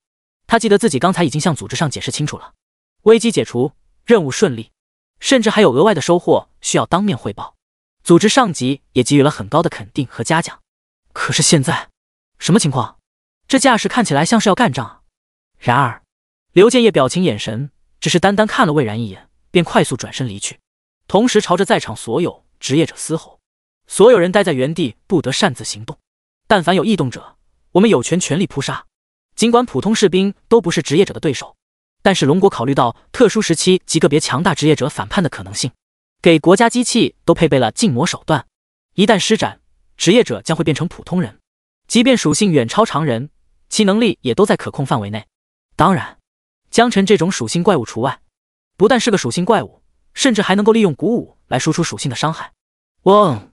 在场的职业者脑瓜子嗡嗡的，但是他们都太熟悉龙国的管制条约了，从上学第一天开始熟悉，成为职业者之前就已经烂熟于心，所以他们此时最好的办法就是听从刘建业的劝告，待在原地不动。只是很多人都不理解，到底发生了啥，会如此大动干戈。很快，饕餮直升机就飞到了头顶，还不等放下绳梯，数道人影飞跃而下，砰砰砰，狠狠砸落在据点的地面上，落在职业者们周围，激起一阵烟尘。国家职业者特别稽查小组办案，请各位不要轻举妄动才好呢。第193章，牛逼 Plus， 国家职业者特别稽查小组，简称直查组，隶属于国安局名下，专门针对龙国职业者作奸犯科行为进行清剿。几乎每一名成员都是稀有职业起步，全身都是紫色神装，橙色也有不少。最关键的是，他们普遍等级都在5、60级，寻常人就算大学毕业了，撑死也就是4、50级罢了。等级上碾压，装备上还是碾压，更别说丰富的战斗经验了。大家的战斗经验基本都是对付怪物，而这些直查组的人对付职业者特别有经验。莫天伦的狗腿子们不少人手脚不干净，顿时开始有些慌了。你们要干嘛？我们可是龙国的公民，这不是此地无银300两吗？李梦玲一阵扶额，脑门子黑线，一想到以后要和这种蠢货共事，他就觉得人生惨淡。是的，赌约的事情让他不得不开始考虑，进入墨家集团后应该如何自处。但现在的抵抗心理显然还尤其的强。莫天伦一个大逼斗拍在狗腿子脑门上，听话，照做，别嚷嚷。你是猪啊！狗腿这才委屈巴巴的低下头，不再说话。莫天伦打一个巴掌，又给了颗甜枣，安慰道：我们行得正坐得直，所有行为都合法合规，这些人必定不是来找我们的，安心吧。狗腿们这才冷静下来，这可是墨家呀，在龙国富可敌国，关系盘根错节，没有足够的理由，绝不可能动他们。魏然3步并作2步走了过去，满脸笑容的说道：武队长，什么风把您给吹来了？我是今天这里任务的负责人，有什么事情可以先跟我沟通。虽然面带微笑，但眼神中的疑惑却出卖了他。出了这么大的事，直查组都来了，却没有人通知他这个当事人，可见事态很严重，保密性也高。吴长山只是淡淡点了个头，执行公务，闲杂人等一律退让。言下之意就是警告魏然不要妨碍公务。魏然瞳孔微缩，不再说话，默默地向后退到一边。这说明不是来找他麻烦的。既然如此，那你们随意吧，抓了在场的其他人就不许抓我了哟。谁是江辰？一道厉声暴喝在每个人的耳畔炸响，在场所有人都懵逼了。江辰，这可是这次任务的第1名啊！莫天伦微微一愣，脸上露出幸灾乐祸的表情。赢了自己3座据点，看来这小子有猫腻啊！不等大家反应过来，直接用手指向一旁懵逼中的江辰，就他就是江辰。所有的目光看向莫天伦，除了狗腿子，无一不皱眉。前脚还是称兄道弟的，后脚就直接出卖，变脸比翻书还要快，这他妈还是个人吗？同时也为江辰惋惜，虽然不知道这小子到底犯了什么事，但终归相遇是缘，年纪轻轻就这么没了，可惜。江辰也不避讳，迎着大家的目光，上前一步主动承认：我就是江辰，怎么了？吴长山手里拿着战术平板，来回跟江辰对比了好几次，这才长舒了一口气：我们奉命前来保护你的安全。说完立正，向江辰敬礼。这下江辰有些懵逼了，怎么就来保护我了？你们来保护我，那谁来攻击我呢？想破头也想不明白。莫天伦直接惊掉下巴，什么情况？怎么就变成保护江晨了？这些人不是来抓他的吗？狗腿们回答，莫大，看起来好像不是呢，他们都说了是来保护江晨的。莫天伦恨不得甩自己2巴掌，这下可算是得罪贵人了。妈的，二叔怎么还不联系我？这时候他才想起来，由于自己任务需要，电话一直都处在关机状态，于是立马拿出手机开机，结果发现几十个未接电话都是从他的二叔莫麒麟那边打过来的。他立马回过去电话，可是怎么也打不通，这让他有一种不祥的预感。李梦麟虽然站在人群的边沿，可是听到直查组的人还是忍不住惊呼，这些人竟然都是来保护江晨的。作为一个一毕业就想进组织的杰出少女，别人可能对组织出动武装级别不清楚，但是他很清楚，能让直查组出动的那都是危害到了国家安全的职业者。其中吴长山作为队长带队过来亲自保护江晨，这说明了什么？说明有人要对江晨不利，同时也说明江晨的人身安全直接和国家安全挂钩了。呼哧呼哧，想到这里，李梦麟胸口剧烈起伏，硕大的胸脯在这一刻变得更加波涛汹涌。像思琪、封印道具、天空、直查组，这一切的一切串在一起，他越来越好奇，江晨到底是什么人？为什么年纪轻轻就能取得如此成就？只是一想到莫天伦的契约之下，他将沦为奴隶一般的存在，一个地下，一个天上，顿时觉得自己再也没有资格去结识江晨了。魏然见吴长山的目标竟然是江晨，稍微惊讶了0.0001秒，也就释然了。象神带过来的人又如此优秀，被国家重点保护，那也应该。只是不太明白，到底是谁这么大的胆子，竟然胆敢对江晨不利？而且以江晨的实力，恐怕这座据点在直查组过来之前，没有几个人能打得过他吧？或许他魏然可以，但绝对不轻松。旁的职业者更是不明就里，觉得哪里不对，但又说不上来，只是知道自己这群人里面有坏人，想要谋害江晨，而他们唯一能做的就是遵守直查组的要求，原地不动，等待直查组进一步指示。那么现在莫天伦是你对吧？吴长山让几名队友快速将江晨护住后，再次看向战术面板，最终将目光锁定在刚才指证江晨的那个人身上。莫天伦微微一愣，旋即兴奋道：对，我就是莫天伦，看来不只是江晨一个人是天选之子，我莫天伦牛逼 plus 般的存在也是天选之子。环视一周，发现不少人都惊疑不定地注视着自己，莫天伦感到无比的享受。作为莫家嫡子，莫氏集团的第一顺位继承人，他有生以来从不缺乏瞩目，但此时此刻却是他最想要的瞩目。天选之子，龙国未来的 plus 之一，在场的各位没用的小垃圾，以后都得跪着叫爸爸。第194章曲线救国。狗腿子们虽然此时此刻不敢造次，但也都对莫天伦竖起了大拇指。李梦麟惊疑不定，江晨被保护他可以理解，但这莫天伦是什么回事？然而下一秒，拿下！吴长山一声暴喝，几名直查组队员立马掏出家伙朝莫天伦走来。有人忍不住惊呼：卧槽，是禁魔类的道具，一旦戴上便成为一个普通人，钛合金打造，根本无法挣脱。莫天伦的狗腿子见形势不对，一部分悄悄向后缩了一步，也有忠心不怕死的立马站出来：你们要干什么？光天化日，朗朗乾坤，还有王法吗？然而迎接他的则是一记猛烈的眩晕加重击，根本不给任何解释沟通的机会，直接带上了禁魔道具。此时莫天伦脸色阴沉，他终于知道莫麒麟为什么会给他打了那么多电话了，估计就是之前让查江晨的信息，结果出现了问题。他怨毒地看了江晨一眼，冷笑着说道：哼，咱们走着瞧，我莫氏集团家大业大，看谁熬得过谁。江晨白脸懵逼，手指指着自己，满脸错愕：你看着我说这话，怕不是得了失心疯吧？啪！帅不过1秒，莫天伦直接被直查组的职业者按在地上，脸部着地，手腕被从身后戴上了具有禁魔能力的银手镯，一时间被呛得说不出话来。吴长山一步一步走了过来，蹲下去拍了拍莫天伦的脸，戏谑地说道：小子，你们莫家完蛋了，莫氏集团已经成为过去了。听到这话，原本还在挣扎的莫天伦瞬间瞳孔微缩，脸上满是恐惧，旋即彻底丧失了理智。你在说什么？你骗人！我们莫家怎么可能完了？但眼前的局势，手机里二叔几十个未接电话都在告诉他，吴长山说的话很有可能是对的。嘴硬不代表心里拎不清，只是一时间接受不了，不愿意面对现实罢了。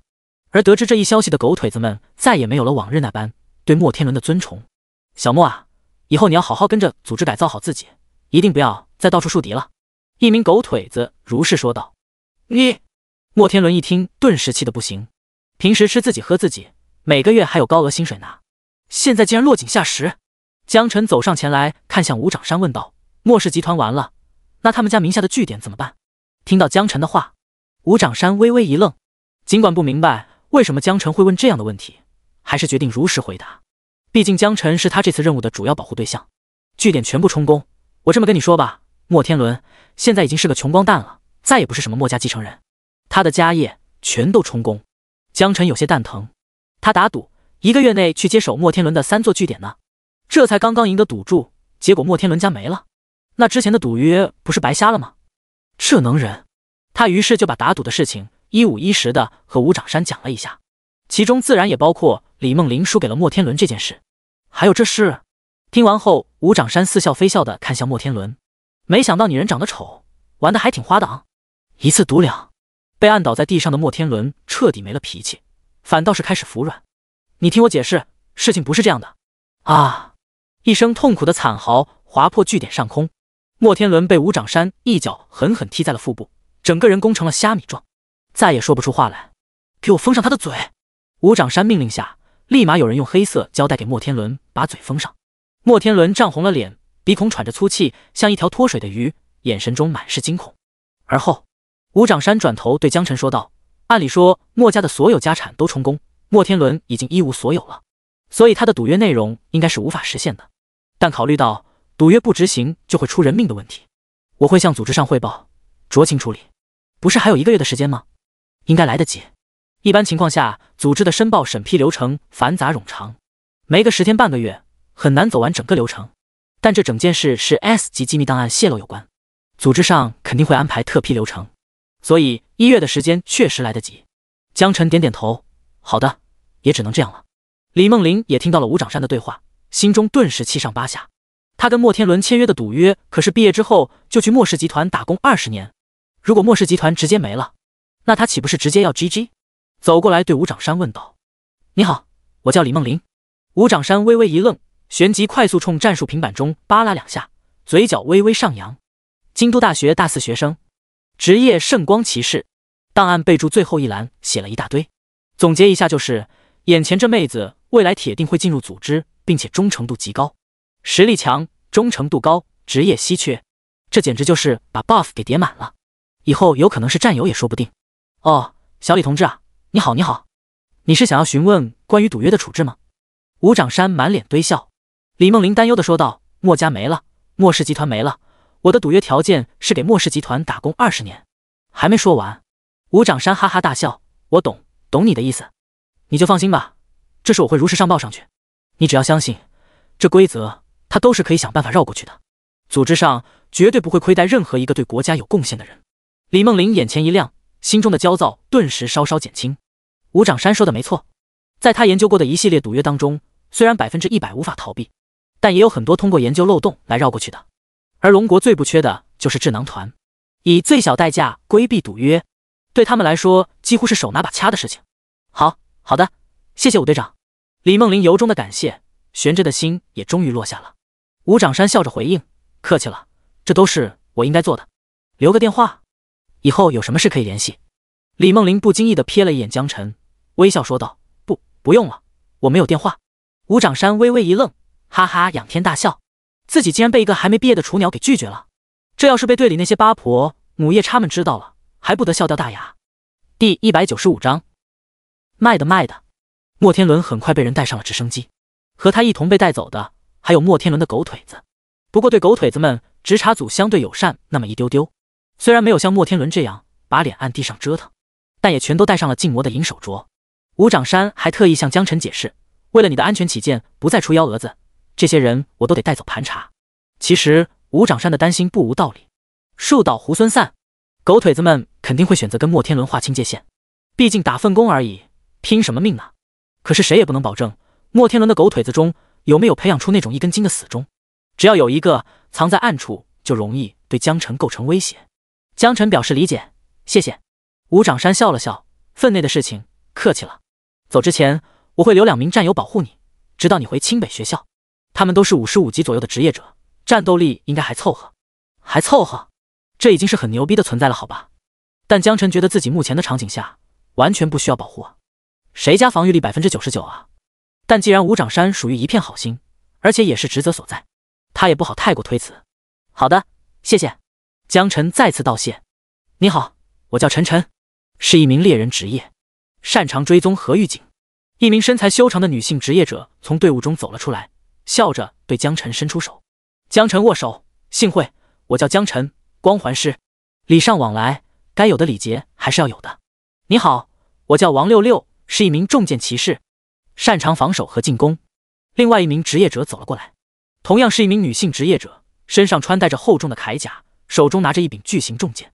不同于陈晨修长的身材，王六六的体型前凸后翘，整个人野性十足，看起来更具有爆发力。江晨淡淡道：同样很高兴认识你。吴长山对2名队友说道：江晨的安全就交给你们俩了，他回学校之前掉了一根毫毛，你们就不用归队了。是。2名职业者铿锵有力的回答，旁的人纷纷侧目。吴长山又对魏然说道：好了，你们可以继续了，公务在身，就不多打扰了。天空中，饕餮自始至终都没有降落，可以说这是龙国续航最长的直升机。降临据点的直察组通过自身的跳跃能力，再次回到了饕餮直升机。看着无数饕餮开始返航，从据点的上空消失，江晨忍不住问道：为什么你们不从传送阵过来呢？这岂不是会更快一些？陈晨笑着回答：为了安全稳定。王六六点点头肯定道：对的，如果有人蓄意破坏传送阵，那么传送过程中的那些战士们将被困在空间隧道中，再也无法出来。江晨心中骇然，之前都没有细细想过这个问题，原来远程传送阵竟然会有这么大的风险。如果目的地有人破坏传送阵，很有可能造成被传送人十死无生。好了，我们继续。这时魏然的声音再次响起，职业者们也只是稍稍八卦了一下刚才发生的变故，便立马转头把注意力集中到排名积分上面来。走了一个摩天轮，李梦玲直接成为了第2名。队友们纷纷道贺：恭喜恭喜啊，小栗子！没想到你运气这么好，今天算是踩中了狗屎运了。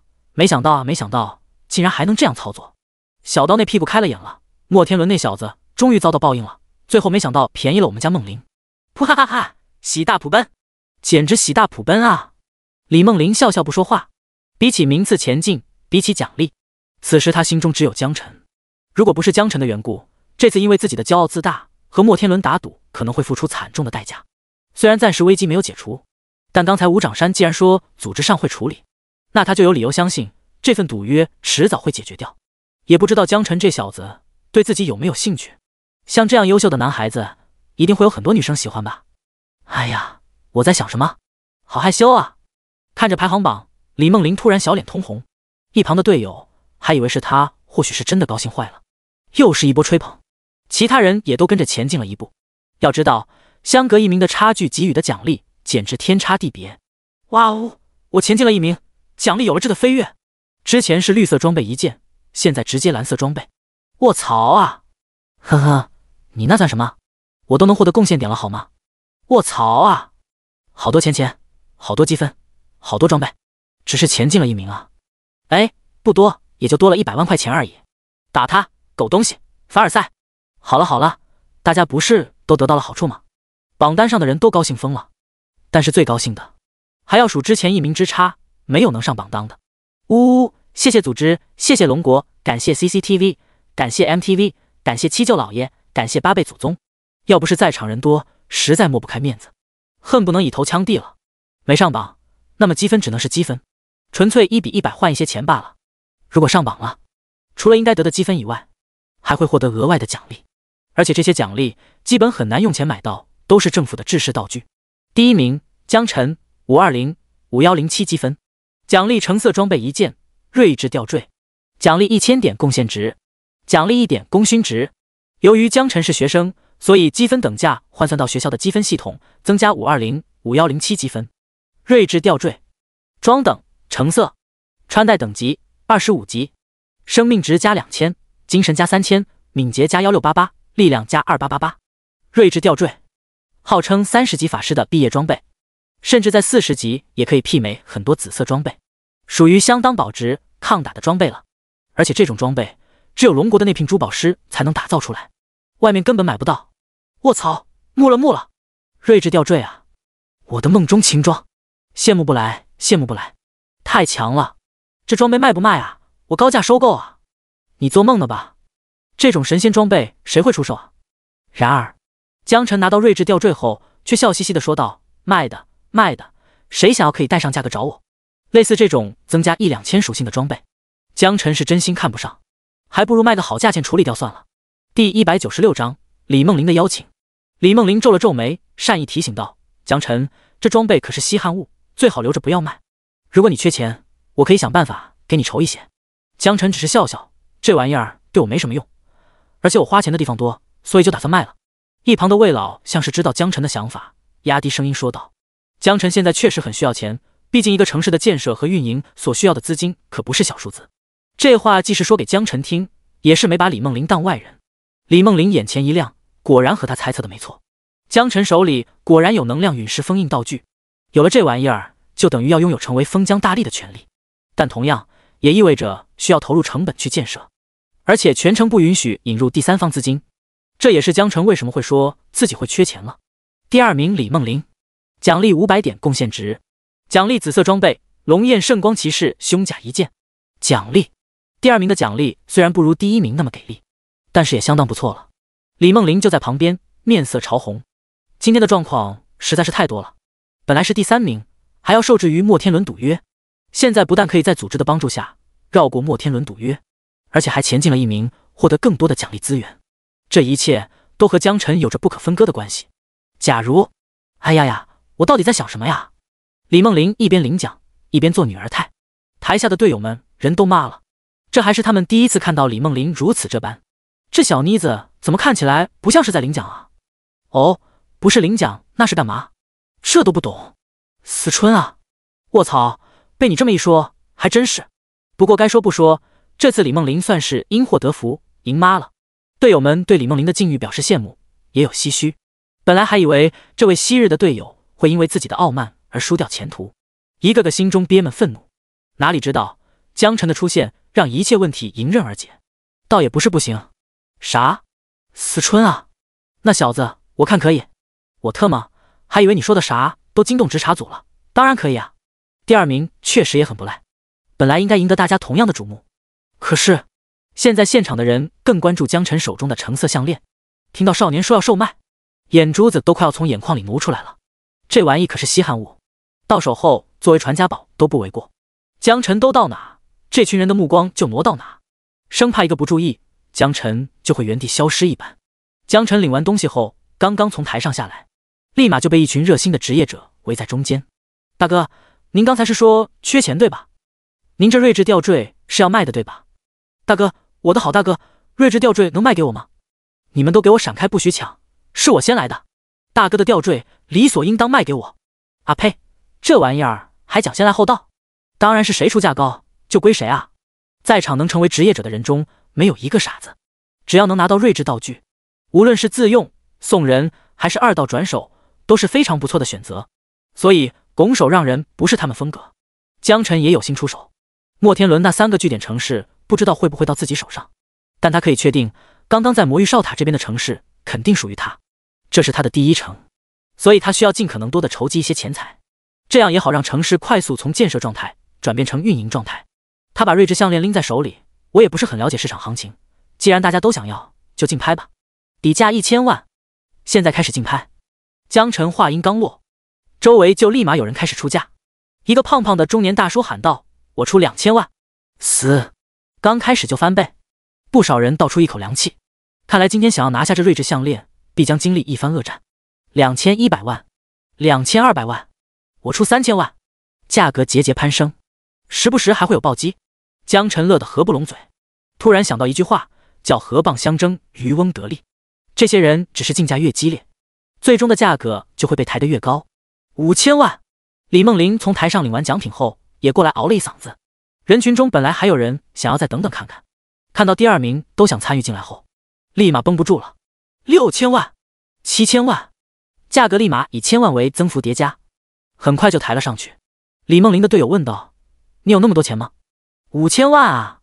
李梦玲坦然道：“我有多少钱，你又不是不知道，都比脸还干净。”法师队友都惊呆了，那你还敢喊5000万？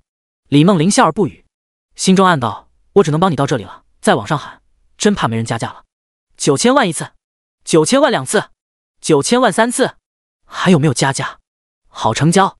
喊出9000万，那伙计自己主动担任起了拍卖官的角色。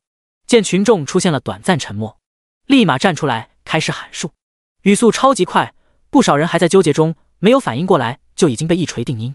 你好，我叫赵小聪，睿智项链现在可以开始交易了吗？钱我已经准备好了。赵小聪3两步走到江晨面前，眼睛贪婪地盯着睿智项链，生怕项链原地消失。江晨知道赵小聪玩了点心眼子，但觉得睿智项链虽然是成色装备，价格其实也差不多了。之前5行副本的成色才卖个几百万呢，最高一次好像是500多万，这一把翻了快20倍，还不见好就收，等大家不上头，说不定就砸手上了。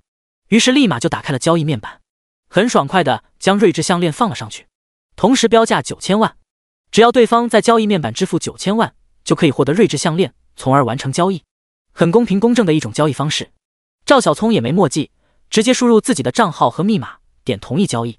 叮，获得睿智项链1。睿智项链出现在赵小聪的储物空间内，赵小聪顿时大喜，立马把项链戴身上，扫视在场其他人，一脸牛逼哄哄的样子。睿智项链实际价值不低，40级内的毕业装了，但精神价值、情绪价值似乎更高一些，这也是为什么赵小聪舍得花重金购买的原因。以后掏出项链打本都更容易组到高端队伍。只是完成交易后，不少人直拍大腿表示后悔，当时要是不犹豫，恐怕这项链就该属于自己了吧。台上此次任务的奖励已经都颁发完毕，魏然已经开始说结束语，感谢大家对组织上的支持，同样也希望大家积极参与到下一次任务当中。龙国的繁荣富强离不开大家。散场后，江晨本想着乘坐传送阵回到清北，可是被李梦玲拦下了。江晨，我想邀请你参加一个军队的清剿任务。李梦玲红着脸邀请道。第197章，小江，军功要不要？军队的任务。江晨双眼微眯，表示不理解。如果没记错，李梦玲也只是大4学生吧？怎么可能接触到军队的任务？见江晨并没有直接拒绝，李梦玲眼前一亮，顿觉有戏。对，就是军队任务。你肯定很奇怪吧？我为什么能接到军队任务？江晨点点头，确实不太理解。我爹是李刚。李梦玲眨巴着眼睛看着江晨，小声说道。李刚？江晨瞳孔微缩，突然想起来一个人，之前在电视上多次看到过，国防部部长李刚。虽然叫李刚的人挺多的，但能拿出来作为军队标志性人物的，恐怕也只有那位了。等级高达70的狂战士，其在龙国的威望不亚于项思琪，只是李刚的威望更多偏向于军队，而项思琪更偏民众一些。对，就是镇守边疆的李刚。李梦玲见江晨似乎是已经猜到了结果，于是便肯定道：试问哪个男娃不想要参军啊？尤其是在这游戏职业世界中，实力为王的世界里，职业者最终的梦想就是上阵杀敌，为国家开疆拓土。江晨当然也不例外。好，我去。如果可以的话，同时也不由得感叹，有个军队带爹可真好啊，直接领先别人一大截。普通人就算再有天赋，在毕业之后也得做很久的前置任务，才能接触到军队任务。不过这也不难理解，毕竟是国家机器，各个方面都需要考察，除了个人的战斗能力，还有配合能力、服从性、忠诚度等等，缺一不可。同时也通过一系列的前置任务来判断出这个人的长处和短板，将这些信息汇总给军部后，也好进行合理的调配。李梦玲又说道，不过也别急着回答，可以先考虑考虑，毕竟军队需要面对的战斗不单单是荒野怪物，很可能还有国与国之间的对抗，各种阴险狡诈的他国职业者出现，会让战斗过程变得异常诡谲。所以江晨，你懂我意思吧？江晨淡淡道，我知道，之前去墓园副本路上就遇到过小日子他们搞偷袭，不过在强大的实力面前，一切阴谋诡计都是纸老虎。我相信自己可以，同时也会全力以赴的去完成任务。还有高考前夕被小日子的刺客在秘境中搞偷袭，这一切的一切，新仇旧恨都需要找个机会一起算。李梦玲没想到江晨早已经接触过和别国战斗，并且还结下了梁子，于是便欣然笑道，那就恭喜你加入我的任务团队。不过这次的军队任务有个麻烦。江晨微微一愣，什么麻烦？难道还有其他什么要求不成？李梦玲笑道，聪明确实有一个硬性指标，即便我爹是李刚，也没办法开后门。江辰问道：“你说说看，看我能不能打到？”李梦玲回答：“需要等级达到35级才行，35级以下不允许参加。”江辰沉吟片刻，这任务大概多久开始？现在他满打满算也才28级，距离35级还差7级。如果任务时间距离太近，即便他想要参加，也会被排除到规则之外了。李刚作为将军，确实能给予一定的方便，但也不是万能的。李梦玲问道：“还有1个星期时间，不是？你现在的等级应该也差不多了吧？”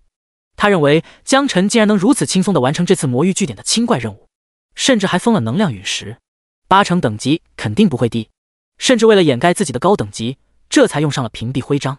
然而，江辰坦白回答道：“我现在28级，来魔域之前是25级，一个任务连升3级，速度可以说相当快了。”但是李梦玲并不知道这些，而是惊呼道：“什么？你才28级？我的天！”在他心目中，28级连技能可能都学不全，想要做到5205107分数击杀根本不可能，更何况对方还只是一个光环师。不过28级等级达不到任务要求，即便他爸是李刚也没辙。对不起，江辰，等级规则是没办法改变的，白白耽误你时间了。对李梦玲而言，1周内提升7级，天方夜谭，都怪自己没有提前了解清楚，才造成了这样的尴尬场面。然而，江辰略微沉吟了一下，回答道：“1周嘛，虽然有点勉强，其实也还好，就是没时间去带团本赚钱了。是的，之所以现在等级有所压制，全都是因为之前穷怕了，一去学校就化身小财迷，各种带5行副本赚积分。如果一门心思去升级的话，1天1级，那绝对是妥妥的没问题。”李梦玲还想再多说些什么，劝劝江辰，可是看到江辰这么有信心，他也不好再多说什么，只当是少年死要面子，最后的倔强。行吧，如果等级达到了，你可以提前1天联系我。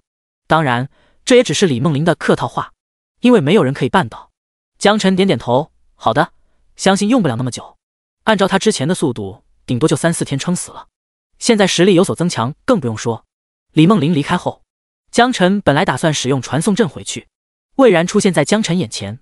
小友，且慢，可否聊2句？对于这位在此次任务大放异彩的年轻人，魏然一改之前台上严肃态度，对江辰尤其温和慈爱。江辰见状，点点头，没有拒绝。当然可以。魏然则是笑着说道：“我刚才无意间听到小友有意参加军队的任务。”江辰微微一愣，随即想到老者也是任务组织者，没什么好避讳，索性点头承认了。对，确实有人邀请我。魏然说道：“那就恭喜小友了。军队任务如果是国家对抗，会奖励功勋值，这可是好东西，能够买到很多禁制道具。只是小友真的准备好了吗？”江辰微微一愣，为什么这么说？别说是国战了，即便是边境那些荒野怪物之中，也有不少存在着智慧的高级魔物，他们狡猾凶残，以杀死人类为乐。江辰弱弱说道：“你是说的这种吗？”奥古拉出现在眼前，朝着江辰鞠躬：“尊敬的主人，请问你有什么吩咐？”看到奥古拉优雅的身姿，魏然情绪都有些不连贯了。这是签了主仆契约的奥古拉。